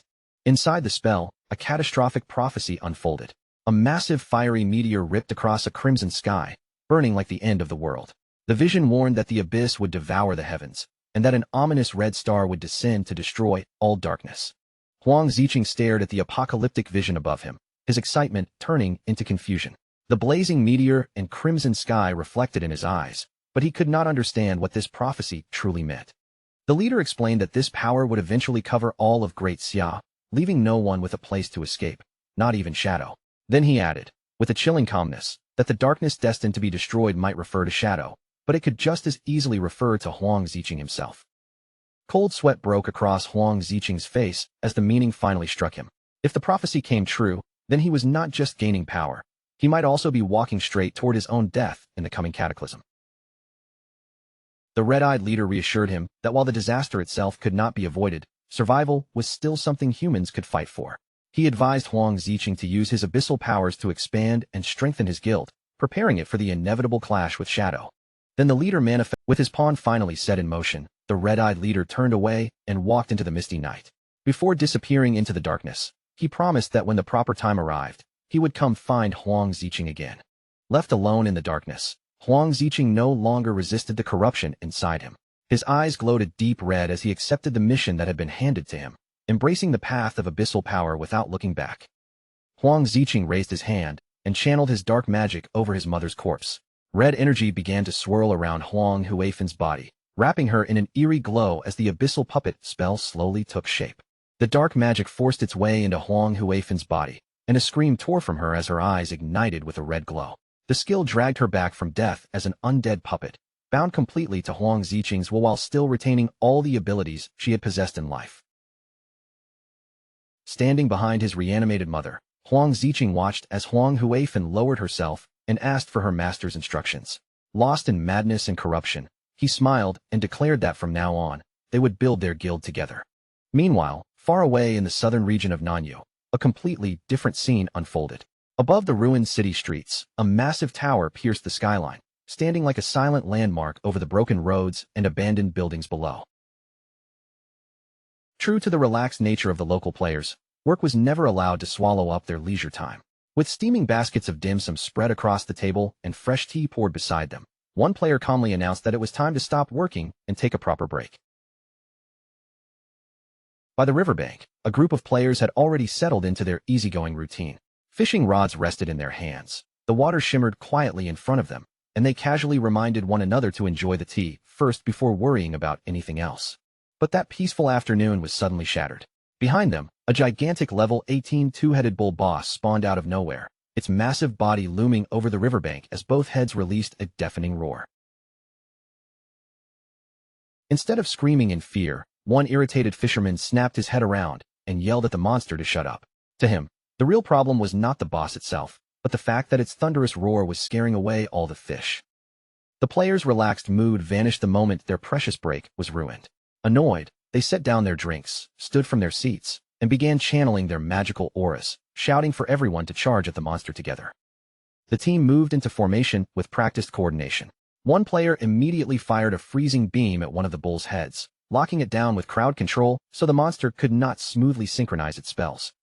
An armored warrior and a mage rushed at the front of the assault, taking command as the fight began. They called for the armor-breaking team to strike the boss's weak points first, while the main damage dealers followed up right behind them, urging everyone to finish the battle as quickly as possible. Their attacks landed one after another, tearing through the boss's defenses and rapidly draining its health bar. But as the damage piled up, the monster's eyes suddenly burned brighter, flaring with an intense fiery rage. Forced to the edge, the two-headed beast entered a berserk state. It slammed its power outward in a massive shockwave, cracking the ground beneath everyone's feet and blasting one of the fishermen through the air. The frontline players instantly realized the enraged boss had become far too dangerous to handle directly. Panic spread through the group as they turned and ran, shouting for their guild leader to step in and deal with the beast. Hearing their cries, a tan-skinned young woman with white hair dropped her boba tea without hesitation. Her eyes sharpened into a focused glare as she stepped forward, gripping her fishing rod like it was a deadly weapon. Wearing nothing more than simple sandals, she kicked off the ground with explosive force. Her body soared into the air, flying straight toward the towering monster without the slightest sign of fear. Cursing the beast for ruining their break, she swung her fishing rod with expert control. A glowing green fishing line shot forward through the air, casting cleanly toward the giant bull boss. The magical line stretched outward and began spiraling around the boss at incredible speed. In only moments, it wrapped around the creature's massive body layer by layer, tightening until the bull was completely immobilized. With the monster trapped in place, the guild leader's lips curved into a confident smirk. She steadied her stance in midair, clearly preparing to end the fight with one decisive strike. She yanked the fishing rod back with sharp force, activating her ultimate skill.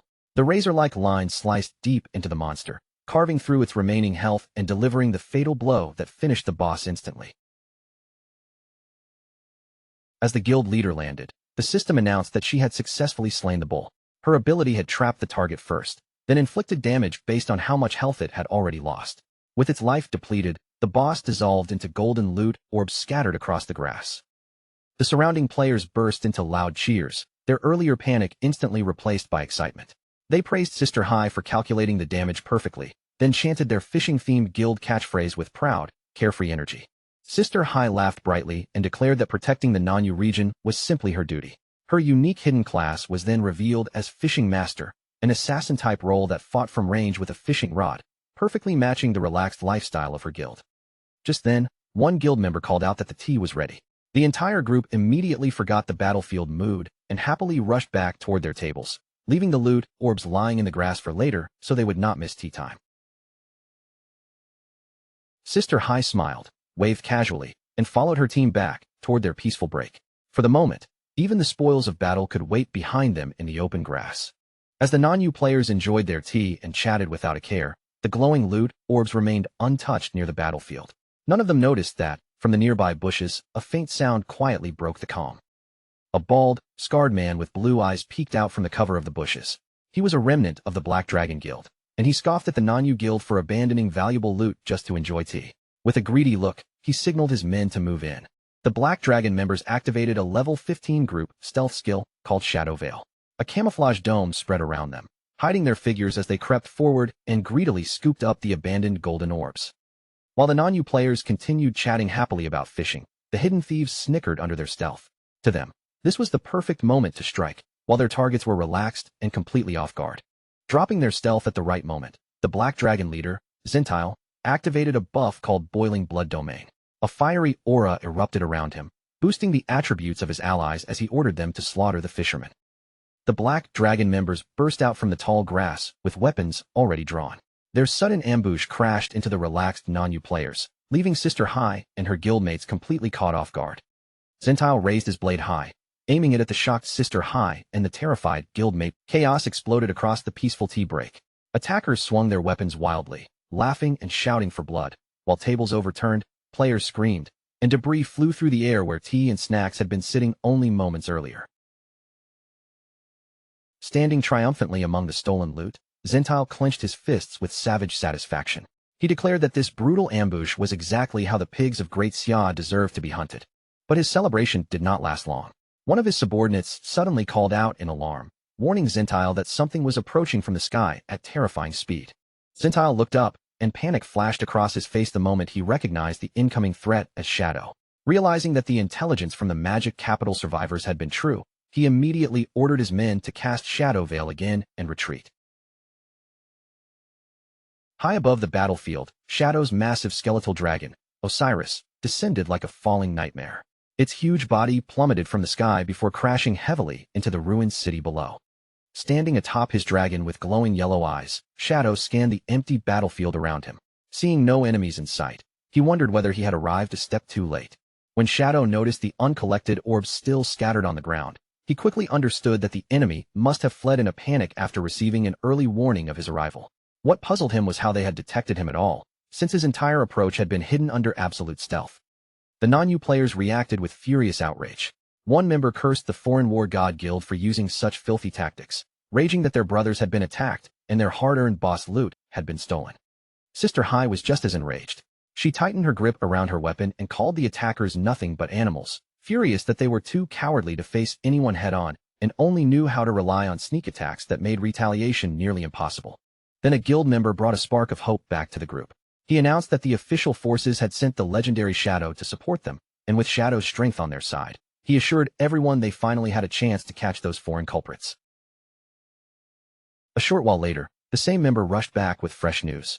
Shadow and the officials had already arrived at the riverbank, the very place where their guild usually gathered to drink tea. The moment they heard this, the excited non-Yu players took off through the ruined city streets.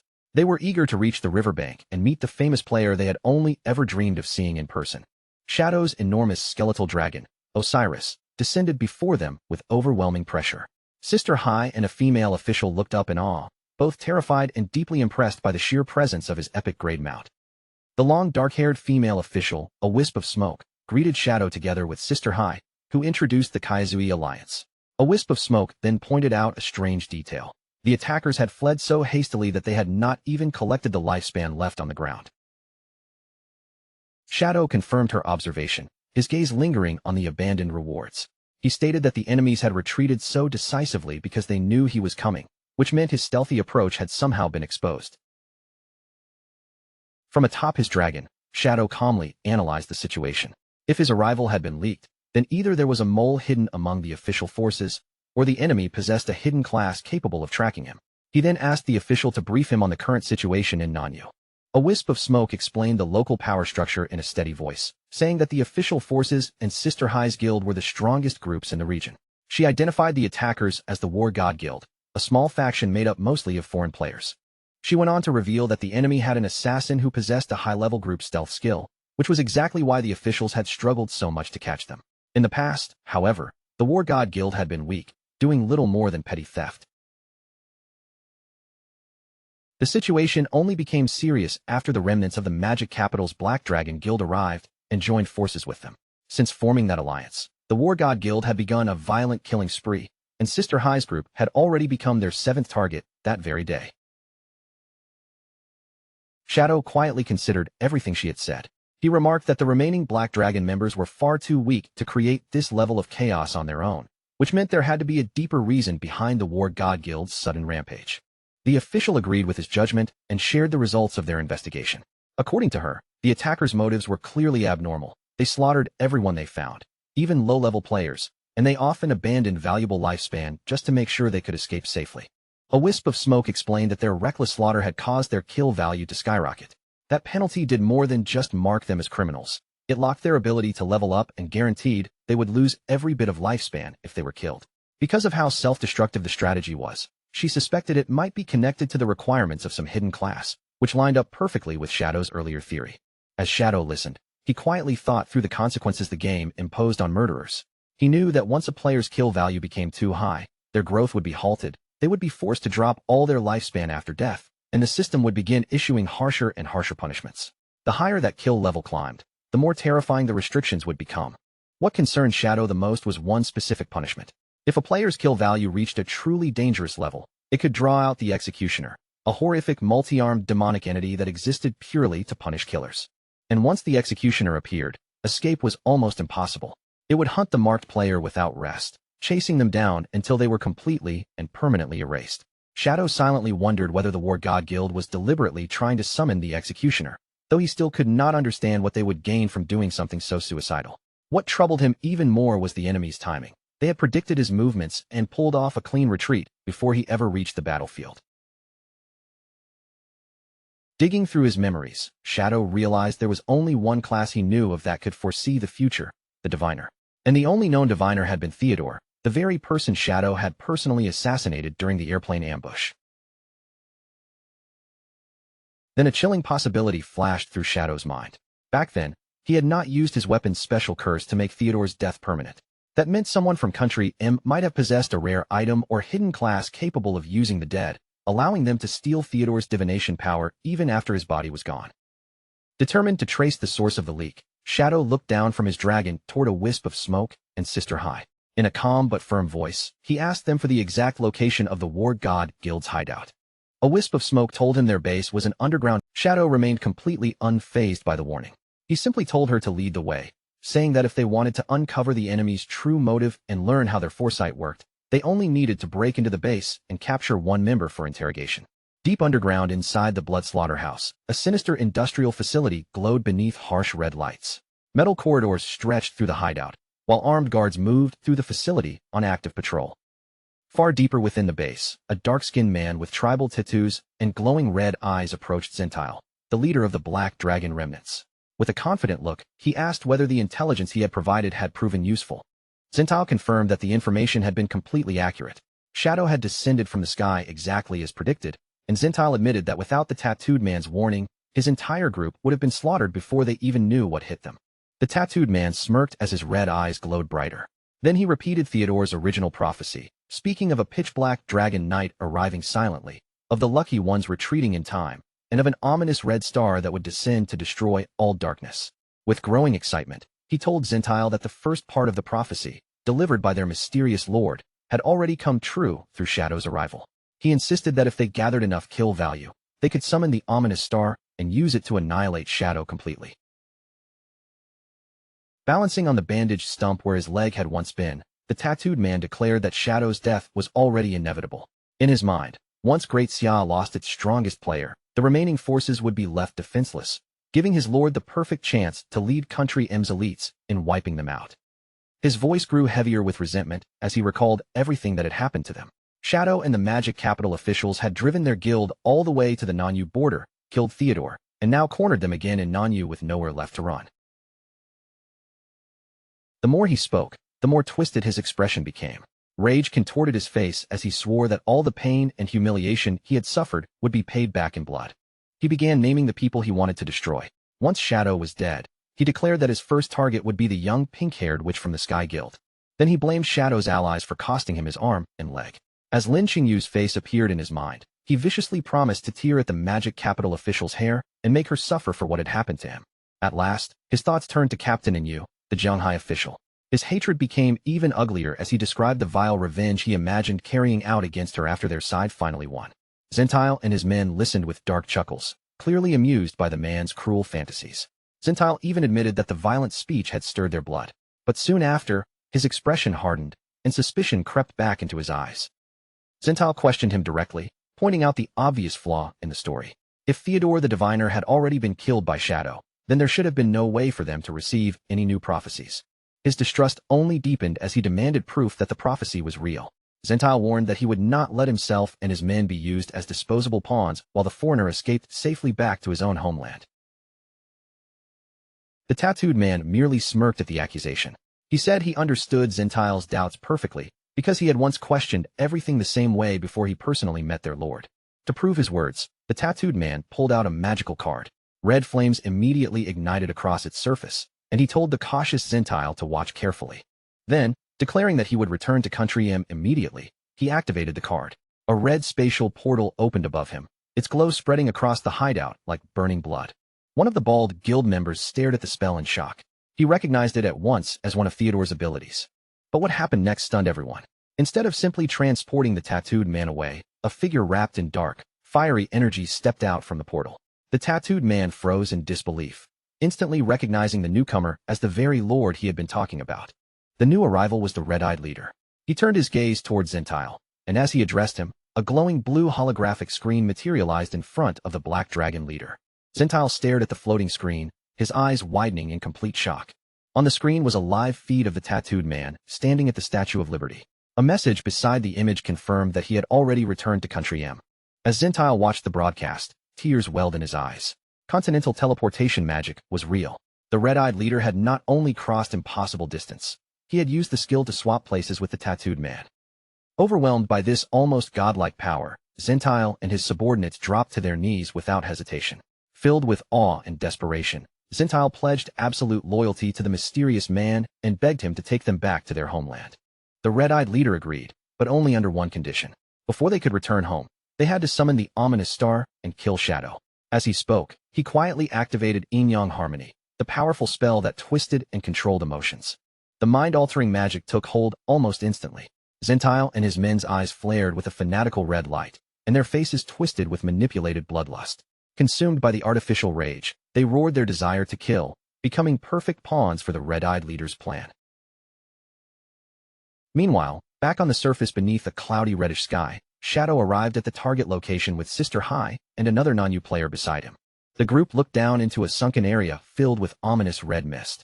The player pointed toward a massive concrete bunker below and told Shadow that this was the War God Guild's hideout, the underground base known as the Blood Slaughterhouse. The male player quickly warned Shadow to stay cautious. The enemy's hideout was extremely dangerous, and once someone entered, the layout became difficult to navigate safely. He explained that the War God Guild deliberately kept the outside barrier turned off to lure enemies inside. Once intruders stepped in, they would be trapped in a maze full of deadly mechanisms. During a past raid against the Black Dragon leader Zentile, those hidden traps had caused heavy losses for their forces.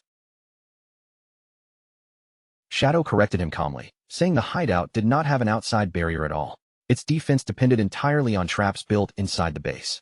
After acknowledging the danger, Shadow looked at the player and asked for his name. The player introduced himself as Unlucky Agwang. Despite the gloomy nickname, he insisted that his luck was actually pretty good, even though some strange curse seemed to follow him everywhere. Teams around him often died. Bosses went berserk, and teammates always managed to trigger traps, but he explained that a wisp of smoke had sent him as a guide in exchange for a generous reward. Sister Hai gritted her teeth and angrily added that the War God Guild itself was not truly strong.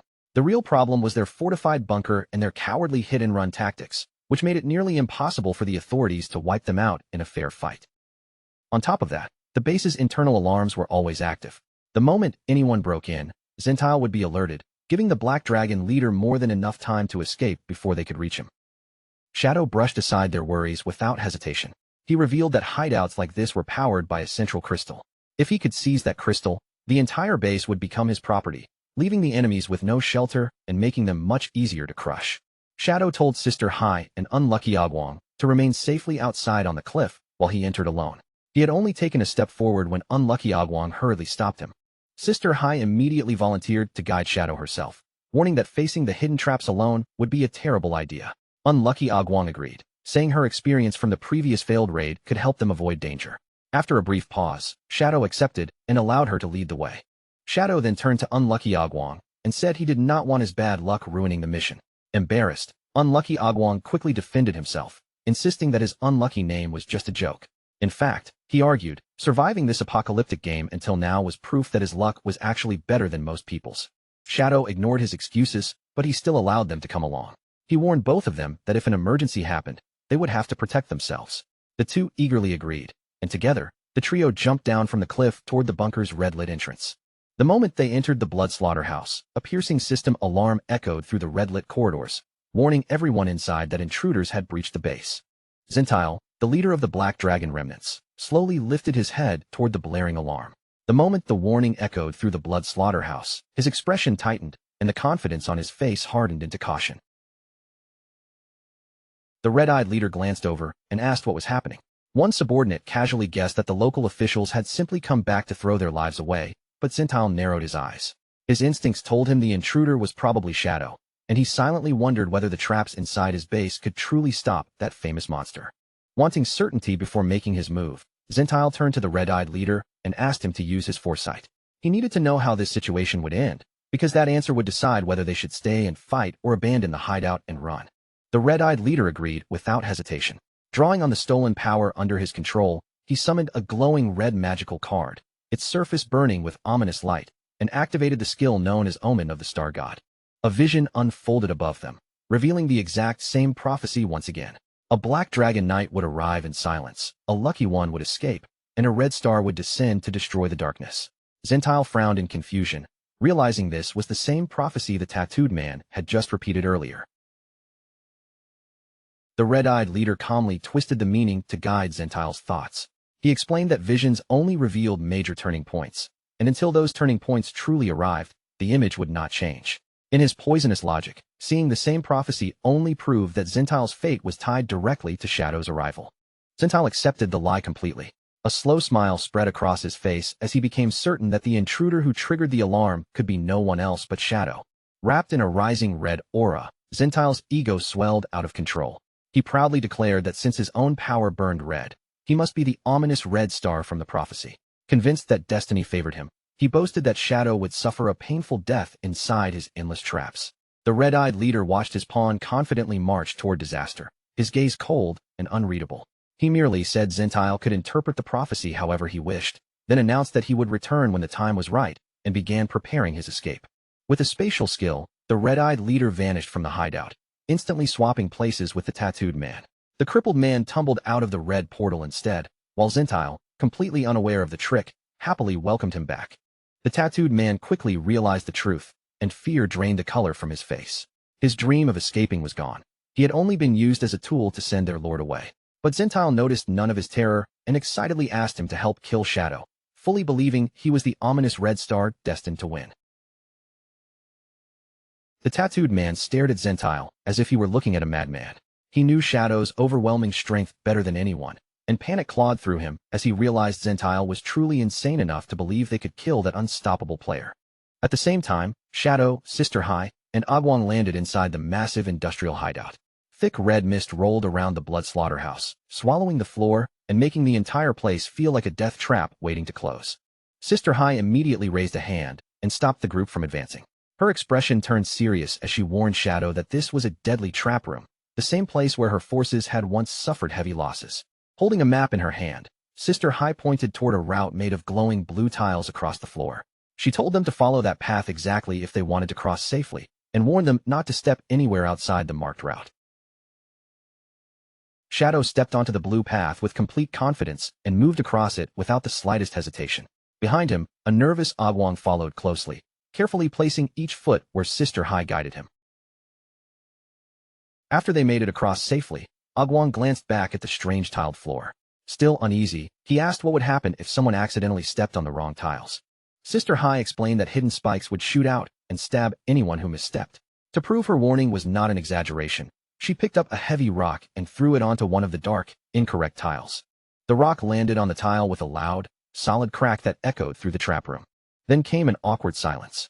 All three of them stared at the rock, waiting for the deadly mechanism to activate, but nothing happened. The trap that should have gone off simply failed. Shadow looked at Sister Hai and asked if she was absolutely sure the room was trapped.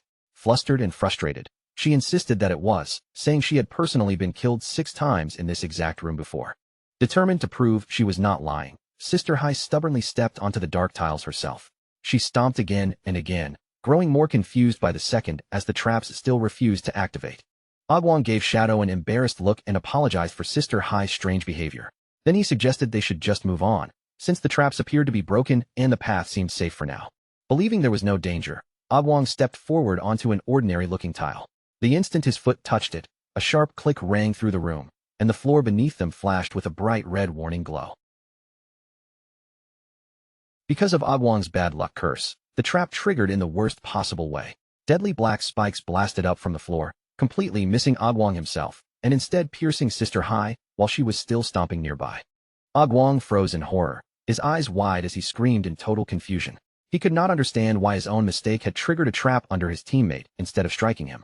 Sister Hai died instantly, her body breaking apart into golden orbs on the floor.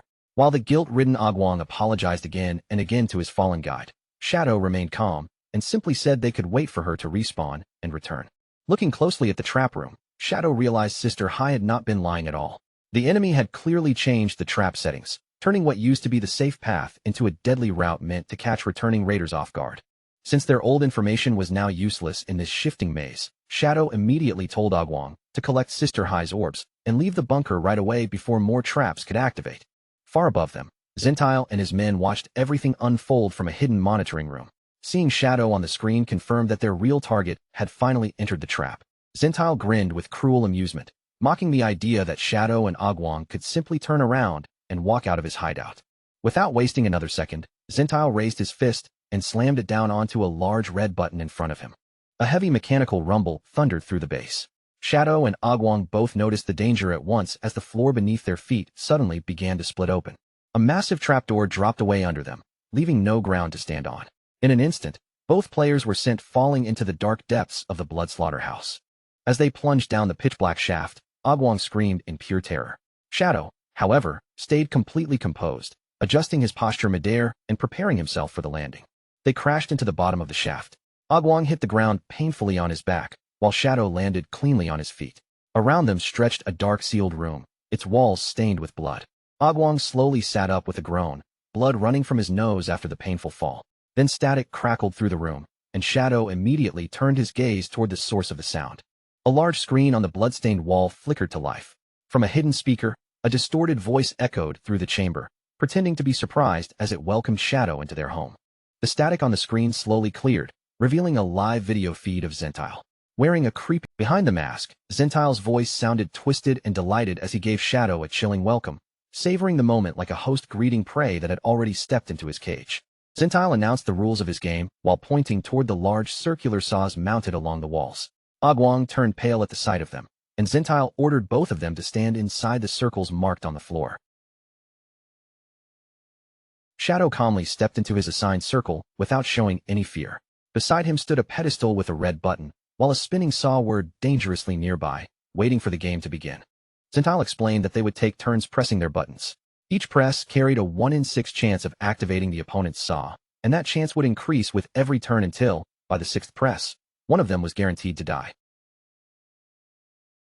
The winner, Zentile said, would claim the loser's lifespan and then be allowed to leave the room safely.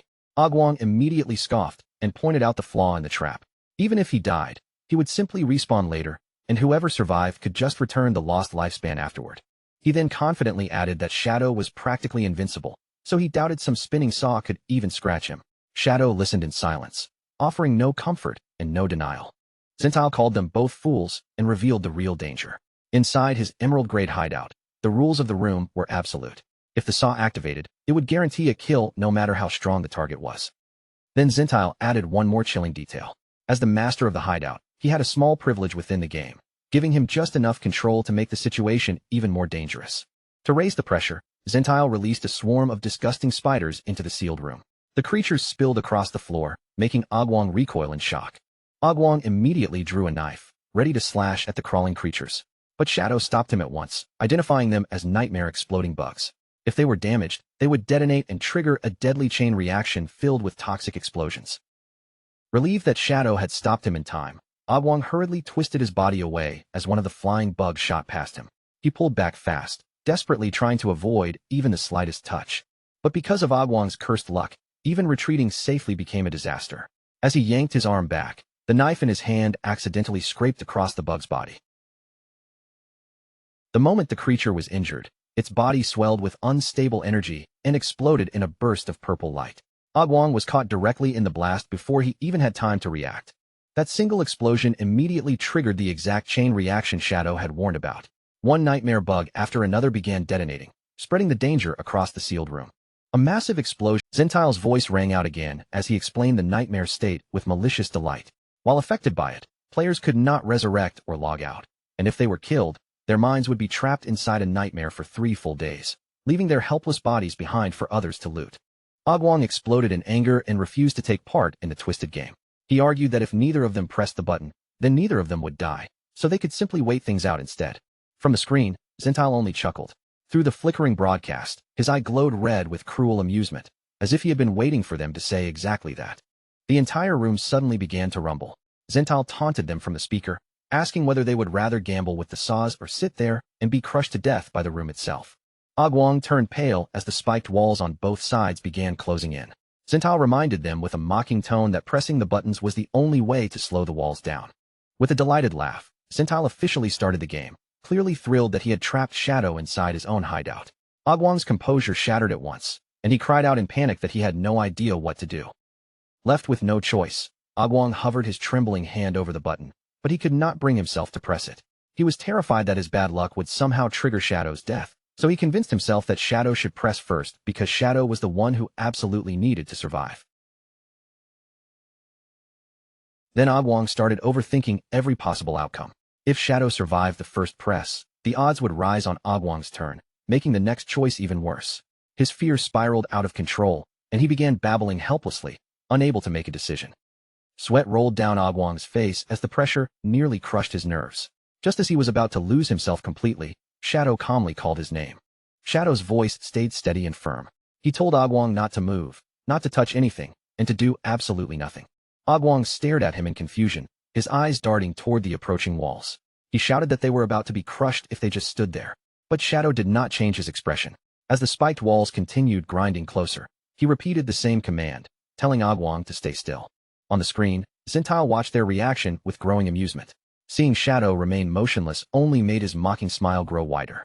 He sneered at the so-called legendary player, questioning whether Shadow had already given up without even putting up a fight.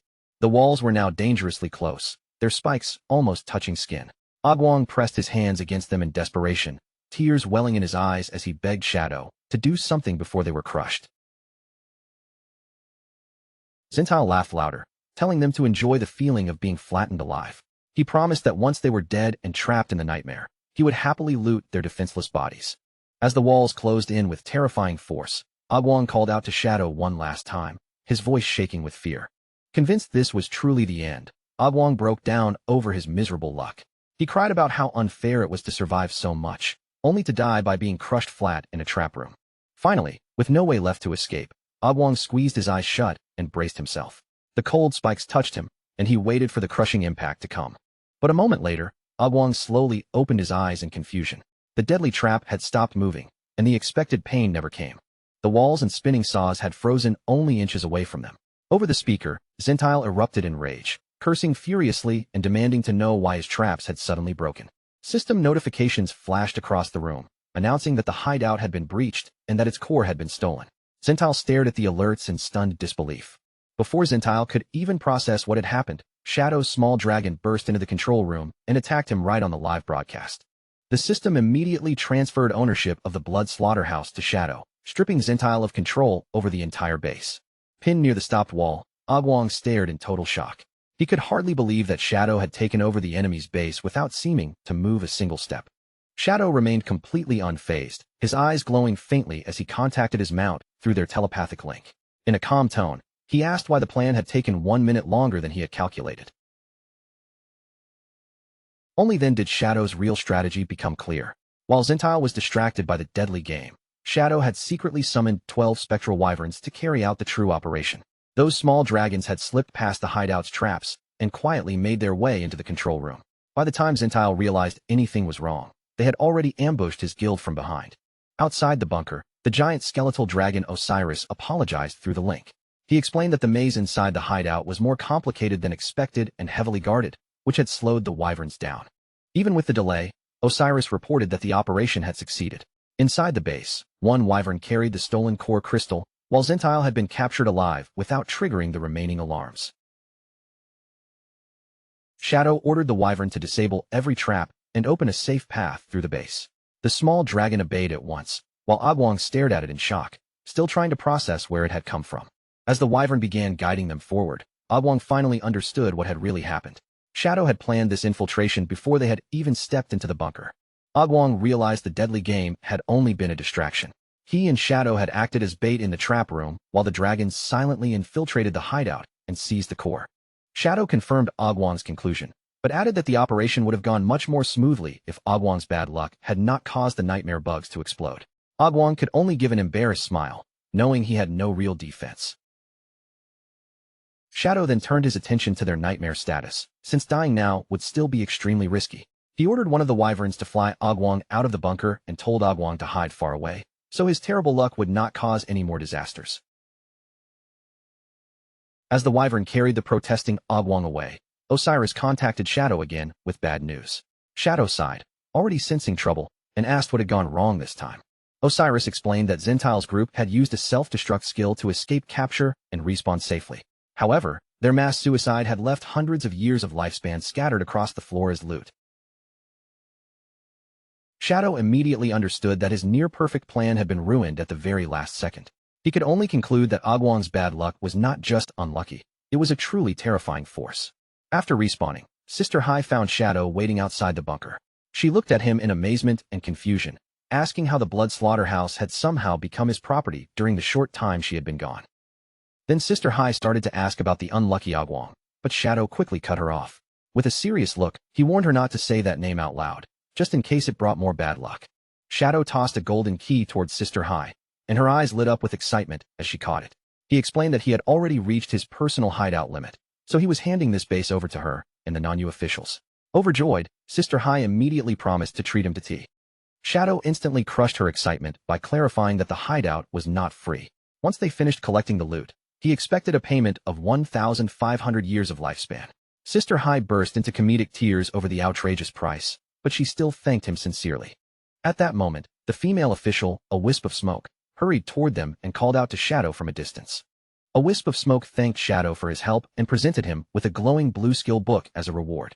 It was the best assassin skill Nanyu had to offer, and she had personally brought it to him after exiling Agwong to the border, knowing Shadow wanted him as far away as possible.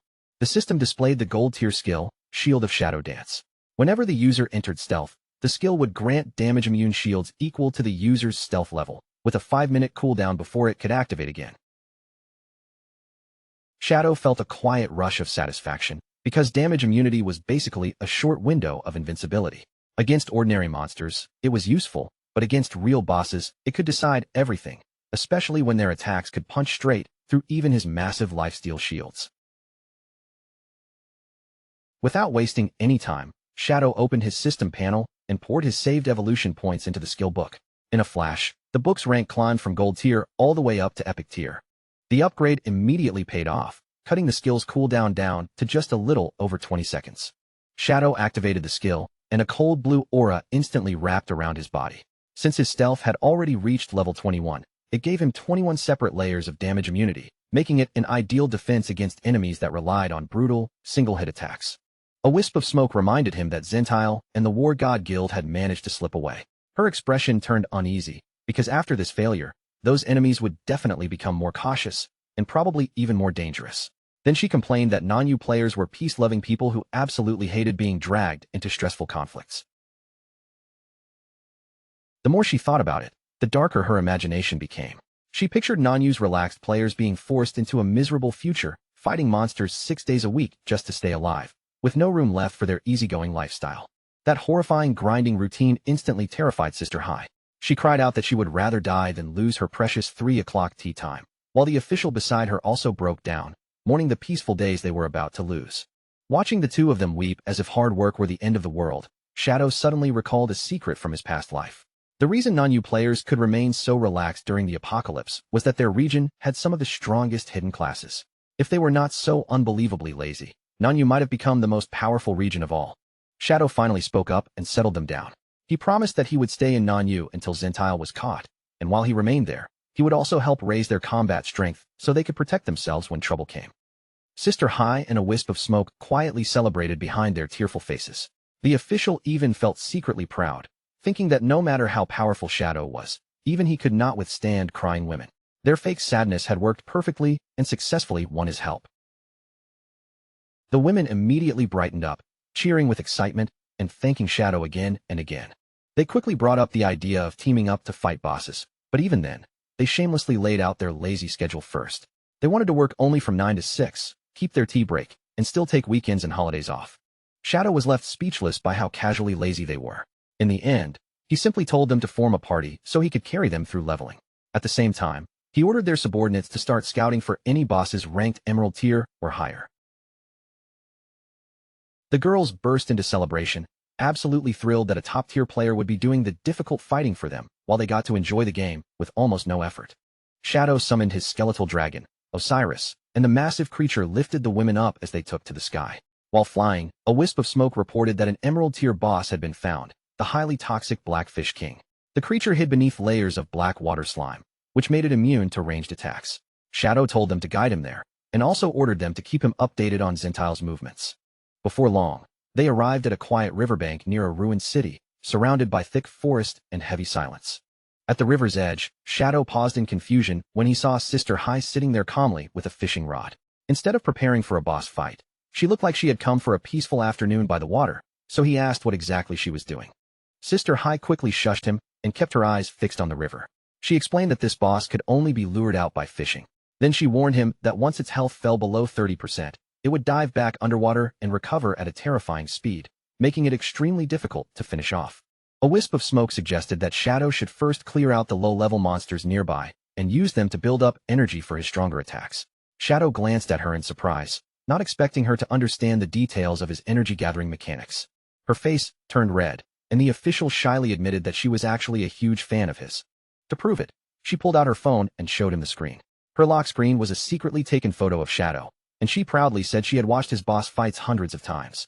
Shadow stared at the image in silence, completely speechless at how obsessed she was. Before the awkward moment could continue, several large frog monsters suddenly appeared and interrupted them. A wisp of smoke immediately asked whether he wanted to use these monsters to stack combo energy, and Shadow gave a quick nod. Shadow moved first, sending out sharp shadow blades that tore through the air and slashed straight into the frog monsters. The attack wiped the monsters out instantly. A wisp of smoke pointed out that his damage was simply too high to build combos properly. Shadow let out a helpless sigh, realizing that his slow but powerful attacks were killing enemies before he could gather enough energy from them. Seeing him run into that problem, a wisp of smoke quickly offered to help. She summoned a glowing golden figure beside her, then asked Shadow whether he wanted to try her special buff and solve his energy issue another way. Shadow looked at her with clear confusion, wondering what kind of strange technique she was talking about. A purple glow rose around the official as she revealed her hidden class, a succubus who specialized in curses. Her ultimate skill could reduce a target's stats by 80% without needing combo energy. But then she added a suspicious condition, saying the casting time was long and they would need to be completely alone in private. With her cheeks flushed, she leaned closer and boldly told Shadow that she only wanted to use this intimate technique on him. Then she asked, with barely hidden expectation in her eyes, whether he would agree. Shadow showed no interest at all. He rejected her flatly, turned around, and walked away, leaving her standing there in obvious disappointment. Shadow calmly declared that he already had his own method for gathering energy. He looked toward his dragon and commanded Osiris to gather all the remaining monsters together in one place. Osiris spread its skeletal wings and rose into the air, then released a dark magic vortex that swept across the area and lifted the frog monsters off the ground. The swirling darkness tightened around them, trapping the monsters inside a dense sphere of purple energy as they were forced together in midair. A wisp of smoke stared up at the scene in awe, stunned by the sheer force of Osiris's power. With all the targets packed tightly together, Shadow bent his knees and launched himself high into the sky. While suspended beneath the trapped monsters, Shadow unleashed Dark Night Ringblade.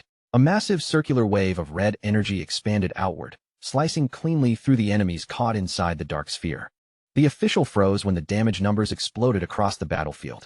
There were so many zeros that she screamed she could not even count them. The moment Shadow landed back on the ground, she shouted excitedly, unable to hold back her amazement. Now that his combo energy had reached its maximum, Shadow said he was ready. He turned to Sister Hai and asked whether the boss had taken the bait. Almost at that exact moment, her fishing rod bent violently, and as she struggled against the force, she shouted that the fish was hooked. With one powerful pull, Sister Hai dragged a gigantic dark-scaled fish out of the water, shouting her guild's catchphrase as it burst into view. But right after landing the catch, she quickly retreated, leaving the real battle to Shadow. A huge red slash crashed into the fish's body, instantly dealing 40,000 points of damage. Standing on top of the highly toxic Blackfish King, Shadow immediately noticed the problem. The black slime coating its body reduced incoming damage by 90%. If he failed to kill it in a single burst before its health dropped under 30%, the boss would simply escape back into the water. The giant beast let out a furious roar, pulling its head back as dark poisonous liquid gathered in its mouth. The Blackfish King unleashed its rotten mud attack, sending a wave of toxic sludge surging toward the riverbank. Sister Hai and the official instantly turned and ran in panic. knowing that even touching that poison could be deadly. Shadow ignored the incoming danger and raised his power instead. Several golden orbs appeared around him, and inside each one waited a Shadow clone, all ready to strike at the same time. In a burst of blue light, Shadow and his clones activated Instant Shadow, slashed together. Their attacks flashed across the boss's throat, cutting deep and dealing a heavy blow to the massive creature. Shadow landed lightly on the muddy riverbank. At first, he had planned to kill the boss in a single hit, but then he decided this was the perfect chance to test another ability. A purple light flickered in his eye as dark energy gathered around his body. The timing was just right for him to try out his newly obtained finishing move. Shadow activated his Endless Nightmare ultimate, and purple flames instantly spread across the giant fish's body. The skill forced enemies to accumulate a nightmare gauge every second, while Shadow's own attacks pushed that meter even higher. Wrapped in a deep purple aura, Shadow controlled the dark spell with steady focus. The skill boosted his damage by 80%, and once the nightmare gauge reached 100, the enemy would be dragged into a full nightmare state. Once the nightmare state took hold, the monster would sink into a deep, helpless sleep. But the truly terrifying part came afterward. The first attack that broke it awake would trigger a devastating strike, multiplying the damage 3 times over. With the boss already trapped inside the nightmare, Shadow rushed in again and drove another Instant Shadow slash straight toward its throat. The critical hit burst open in an icy blue explosion, and Shadow immediately kicked back through the air, pulling himself out of the blast range. The system notification appeared right after, confirming that the Emerald-grade boss had been killed. Shadow received experience, evolution points, extra lifespan, and even more nightmare resistance, while Sister High and a wisp of smoke cheered in disbelief, amazed that he had finished the boss before it could dive away and escape. As Shadow looked through the loot, he quickly noticed the usual rewards, evolution points, and several pieces of equipment. But among everything floating before him, one item immediately drew his attention, a glowing blue treasure map. The map revealed the image of a chest marked by a bright star, pointing toward the location of a legendary hidden treasure buried somewhere in the forest near Zhanghai City. Zhanghai City was far too distant for Shadow to rush over there himself right now. So instead of wasting the opportunity, he sent the map to a trusted ally back home, knowing her natural luck made her the perfect person to handle a treasure hunt. Shadow then handed the remaining loot over to his companions. Sister High happily cheered at the gift, but then reminded him that it was nearly time for them to head home. Shadow completely ignored that excuse and insisted they still had 30 minutes left, which was more than enough time to hunt down 2 more bosses. Meanwhile, Wang Ming checked the treasure map that Shadow had sent over and confirmed that they were already getting close to the marked location. Beside him, Captain and Yu warned everyone to stay alert, because none of them knew what kind of monsters might be hiding in the surrounding forest. But the crunching noises kept going, sharp and steady in the quiet woods, and both Wang Ming and Yu grew more irritated with every bite they heard. When they finally turned toward the source of the sound, they found Little Black sitting comfortably on her alpaca mount, happily munching on crackers without a care in the world. Wang Ming immediately lost his patience and scolded Little Black, warning that eating so loudly in a dangerous forest would only attract monsters. To him, she was treating this risky treasure hunt like some casual picnic trip. High above them, the sleeping demon monster stirred as the noise reached its ears. Completely unaware of the danger overhead, Little Black explained to Wang Ming that her luck had been failing lately, so she was trying to fix it in her own way. She raised the crackers for everyone to see and insisted these were not ordinary snacks. According to her, she had bought them from a mysterious merchant inside a cleared dungeon. That merchant had claimed the snacks were rare treasures from another world, special food that could bring good luck to whoever ate them. Believing every word, Little Black eagerly offered some to her friends. Captain and Yu could not help chuckling at how seriously she believed it, finding her reaction strangely cute. Wang Ming, who was already chewing on one of the crackers himself, told Yu not to laugh too quickly, because the snack was actually incredibly delicious. Little Black puffed up her cheeks in annoyance when she realized her friends still doubted her. Then, with a pouty expression, she shoved another cracker into her mouth and continued crunching even louder than before. That final loud crunch was enough to finish waking the monster. The massive creature above suddenly opened its eyes and launched itself off the branch. With a furious roar, the giant demon monster came crashing straight down from the trees, aiming directly at the group below. The beast slammed both fists into the ground with terrifying force. Thankfully, the group reacted just in time, scattering in different directions and barely dodging the impact. As the dust rolled outward, the system revealed the enemy's identity, a level 18 emerald-grade boss called the Ferocious Ape. Wang Ming stared at the monster and instantly panicked, convinced they were all going to die.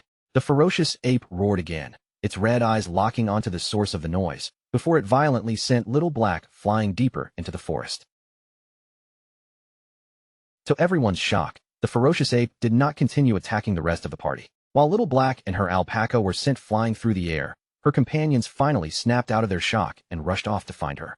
At the same time, the crackers scattered everywhere, bouncing off Little Black before raining down around the treasure chest below. The moment the snacks struck the chest, the star emblem on its surface suddenly flashed.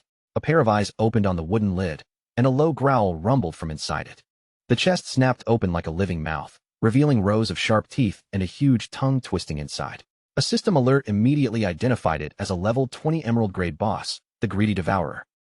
Little Black screamed in terror and scrambled backward, finally realizing that the legendary treasure she had come to find was actually a deadly monster waiting in disguise. Frozen on the ground, she suddenly understood how close she had come to dying. If those crackers had not hit the chest first and triggered it early, she would have been swallowed the moment she tried to open it herself. Then she noticed the monster happily eating the crackers scattered around it, and her fear eased just a little. In her mind, the mysterious merchant had not lied after all. The snacks really had brought her good luck and saved her life at the most dangerous moment. But that relief did not last long. Little Black quickly realized she had no chance of defeating an emerald-grade boss by herself, so without wasting another second, she decided to summon Shadow for help.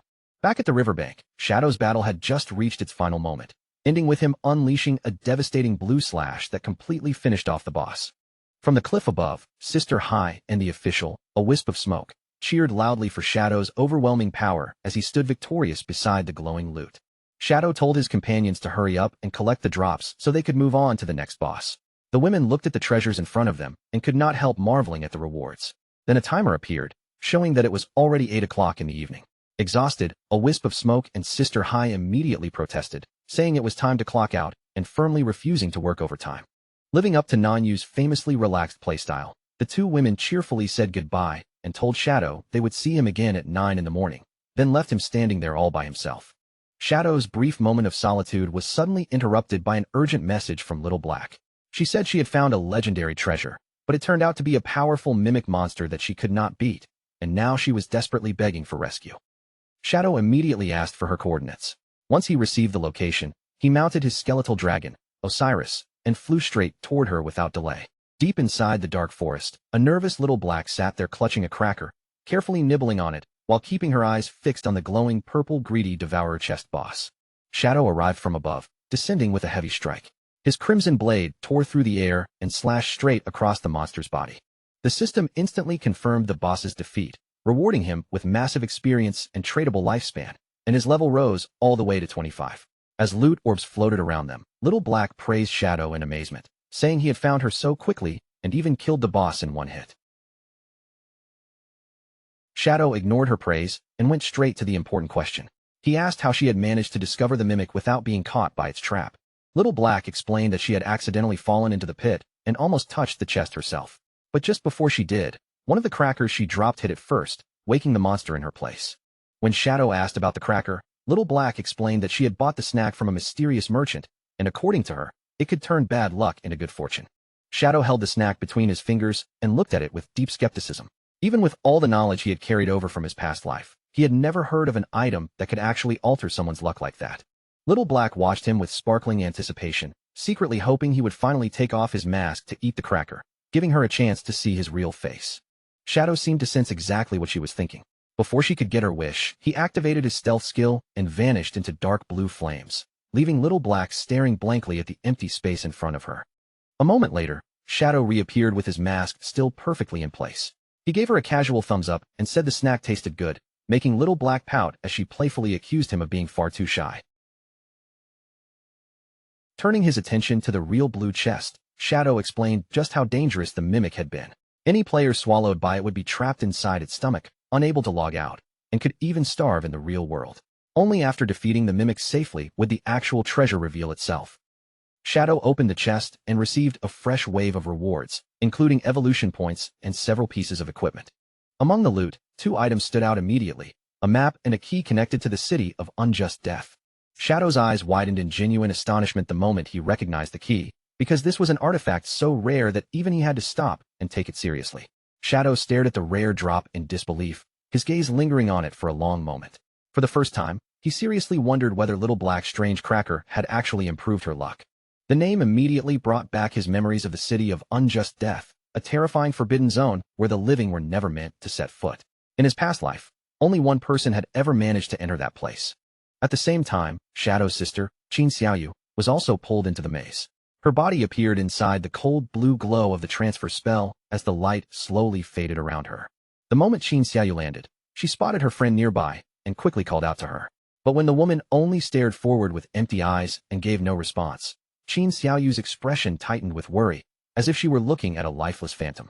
High above the maze, the system's voice echoed across the entire trial ground, announcing the rules of the fair judgment trial. Among the 100 targets hidden inside the maze, only one was truly guilty, and Shadow had to find that person and execute them. But the rule came with a deadly restriction. If Shadow killed even one innocent target by mistake, the trial would end in immediate failure. Shadow turned to Asatiz and asked how he was supposed to tell which target was guilty. Asatiz gave him only a cryptic answer, telling him to rely on his own eyes and use them to see the truth. A golden light slowly ignited in Shadow's eye as his confidence returned. With that gaze shining brightly, he stated that no guilty person would be able to hide from him. Lu Jianfeng smiled with complete confidence as he listened to the rules. To him, this setup was perfect for his side, because their overwhelming numbers could finally become a real advantage. Without hesitating, he immediately began shouting orders to his men. He ordered the first team to keep Shadow trapped in endless duels. Winning did not matter at all. They only needed to stall him, and the moment one challenger fell, the next would step in right away. Meanwhile, the second team would sneak around the battlefield and steal the enemy flag. His men roared in agreement and charged forward all at once. The system quickly announced the first challenge, declaring that a player named Mountain City Bear King had initiated a duel against Shadow. The huge man rushed forward with a loud battle cry, trying to overwhelm Shadow from the front. But Shadow barely moved, simply flicking out a poison dart that struck straight into the man's face.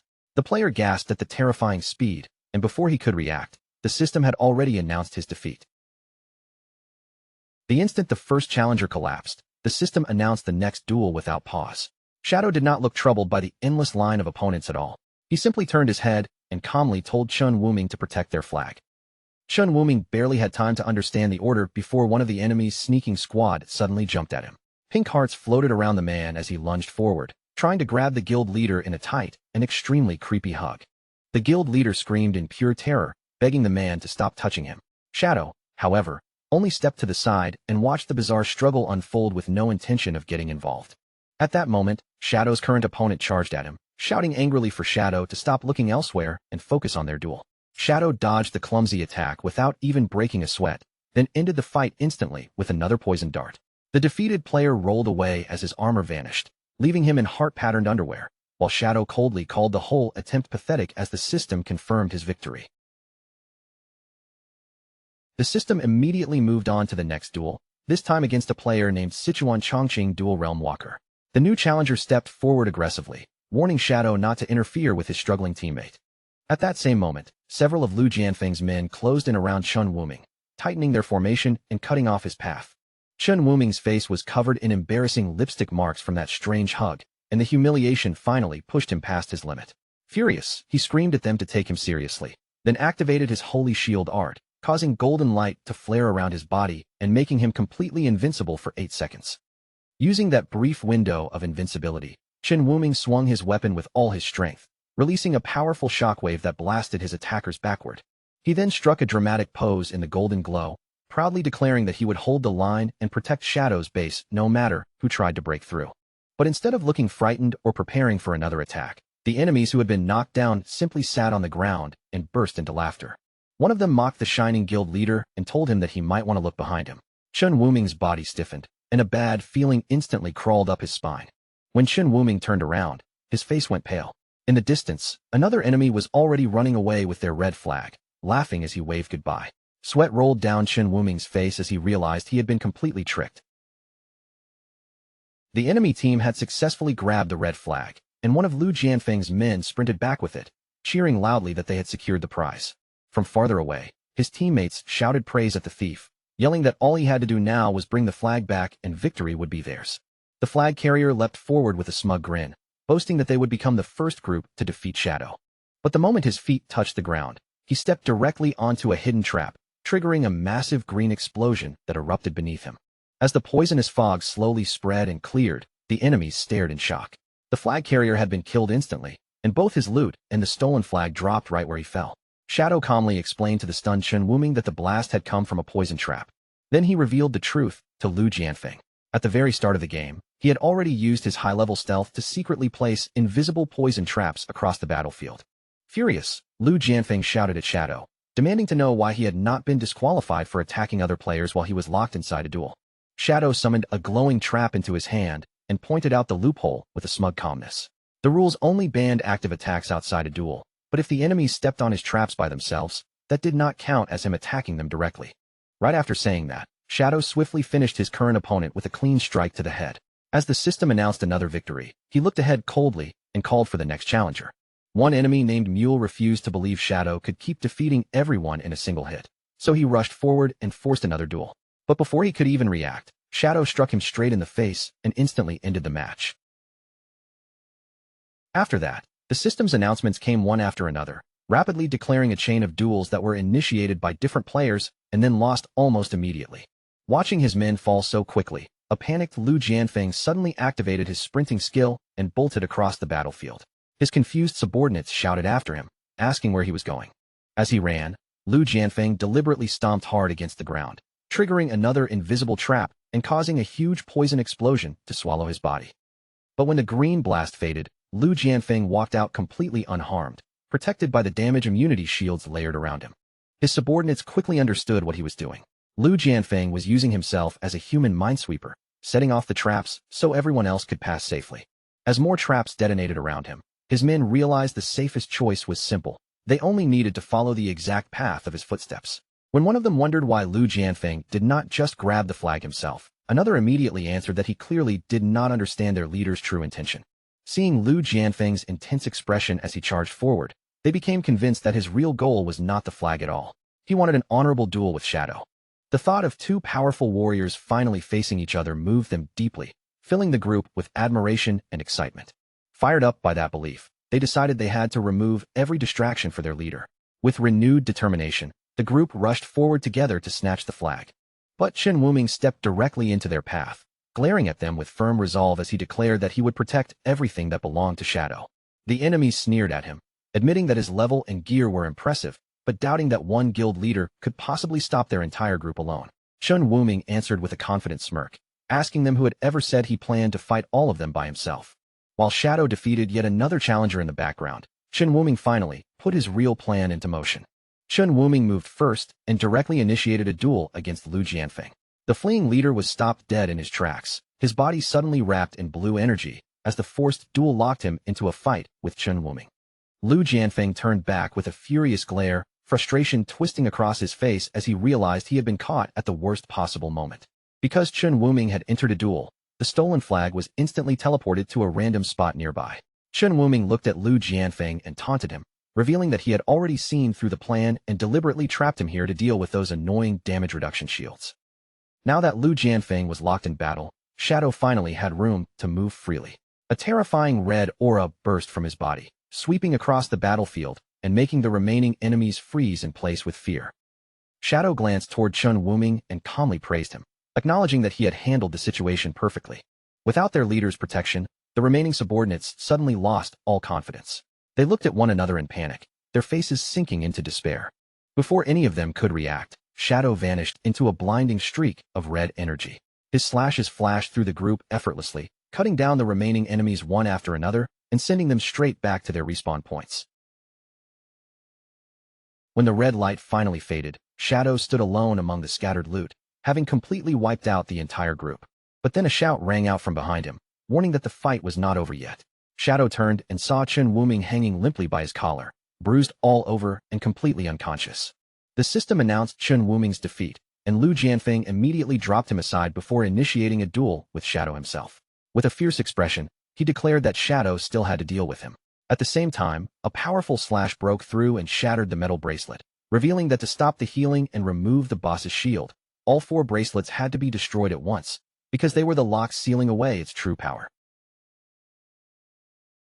Once the gauge filled completely, the player would lose control and go berserk. But for Shadow, that deadly curse was nothing more than a massive boost to his attack power. Under the force of that overwhelming strike, the giant skeleton god exploded into loot drops, utterly destroyed by the blow.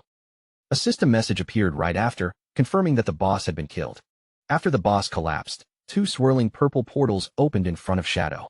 He explained that he had only taken the assassin gear and lifespan for himself, leaving everything else behind for the Knights Templar leader. Shadow reassured Chen Wuming that guarding their flag had been a crucial part of winning the team battle. Overjoyed by those words, Chen Wuming thanked him sincerely and asked whether Shadow planned to return with them. Shadow simply replied that he still had business to handle in the Bashu region. Then, without lingering any longer, he stepped into the second portal and disappeared. The Zhufeng Pavilion leader respawned back at his base, where his subordinates immediately surrounded him and anxiously asked what had happened in his duel with Shadow. Lu Jianfeng sank to his knees and cried in silence, while his men tried to comfort him, saying there was no shame in losing to the world's top player and that they could always challenge him again later. But Lu Jianfeng kept crying, cursing their naive optimism through clenched teeth. Completely devastated, he screamed that he had not even managed to take a single drop of Shadow's health. His men fell into stunned silence as Lu Jianfeng confessed the truth. Even after using all his strength, every skill he had, and every tactic he could think of, he had still failed to touch even a single hair on Shadow's head. He described the gap between them with a trembling voice, revealing that Shadow had shattered all 99 layers of his absolute defense and emptied his health bar before he could even blink. Just as everyone sat there in shock, one of his men suddenly spoke up, claiming that he knew the real secret behind Shadow's impossible strength. With complete certainty, the man declared that Shadow had to be cheating. Lu Jianfeng and the others immediately looked up at him, stunned by how boldly he had said it. The man argued that since everyone was operating under the same system, it should be impossible for one player to solo a diamond-grade boss, instantly break through max-level shields, and dodge every single attack without fail. To him, the only explanation was that Shadow was using hacks. Desperate for any excuse that could protect their pride, the others quickly grabbed onto that reasoning and agreed that it sounded completely logical. Their sadness rapidly turned into anger. They convinced themselves that losing to a cheater did not count at all, and one member immediately demanded to know how they could report Shadow and get him banned. Just as they were angrily cursing the supposed hacker, a sharp knock suddenly sounded at the door, cutting through the room. Already frustrated, one of the men shouted toward the door, furious that someone would dare bother them at a moment like this. They yanked the door open while throwing out threats, but the instant they saw who was outside, every word froze in their throats. Standing silently in the doorway was Shadow's tall, dark figure. Panic swept through the room as the men instinctively backed away. They could not understand how Shadow had found their base, and fear quickly turned into the thought that he had come to slaughter them all. Believing Shadow wanted to take over their hideout, one angry subordinate charged forward, calling him a cheating dog and swearing that their guild would never surrender. Shadow did not even flinch. He simply raised his hand and stopped the charge by tossing a massive glowing orb toward them. Then the meaning behind his actions sank in, and the men realized Shadow had just admitted that he had defeated a diamond-grade boss entirely by himself. Overwhelmed by both his strength and his honesty, Lu Jianfeng and his men dropped to their knees. They immediately apologized for misjudging him and swore absolute loyalty to him on the spot. Shadow stared down at the kneeling group in confusion, clearly not expecting their attitude to change so dramatically. Blushing with strange enthusiasm, Lu Jianfeng promised that they would do anything for Shadow, even making an uncomfortably suggestive offer to prove their devotion. Shadow was instantly disgusted and rejected it without hesitation, then told them he only needed help finding the coordinates of every emerald grade or higher boss in the region. Lu Jianfeng hesitated, his expression turning troubled. Shadow noticed the change and asked whether the task was too difficult for them. Sweating nervously, Lu Jianfeng explained that the major local guilds had already wiped out all the surface-level emerald bosses. He added that the only real option left was to enter the Phantom Dungeon, but he quickly warned Shadow that the place was extremely dangerous, especially because rumors said it was haunted by real ghosts. Hearing that, Shadow's interest sharpened, and he asked Lu Jianfeng to explain more. Lu Jianfeng said that the players who managed to escape from the dungeon often came out completely stripped of both gear and clothes. Worse still, those victims could only babble nonsense afterward, and it usually took days before their minds returned to normal. Shadow immediately recognized that strange behavior from his past life. In an instant, he understood the true identity of the so-called ghost haunting the dungeon. Without the slightest hesitation, Shadow ordered Lu Jianfeng's group to lead him there. His eagerness shocked the men, who nervously wondered whether he had some strange thrill-seeking habit, but Shadow firmly told them to move. At the eerie entrance of the Phantom Dungeon, another group of players was already marching inside. Those players laughed at the local rumors as they walked, claiming the traumatized survivors were simply paranoid and that ghosts could not possibly be real. The confident trio belonged to the Shu Dao Mountain Guild, led by a bald man wearing sunglasses, with two women following beside him. They strode forward arrogantly and boasted that they would uncover the dungeon's secrets once and for all.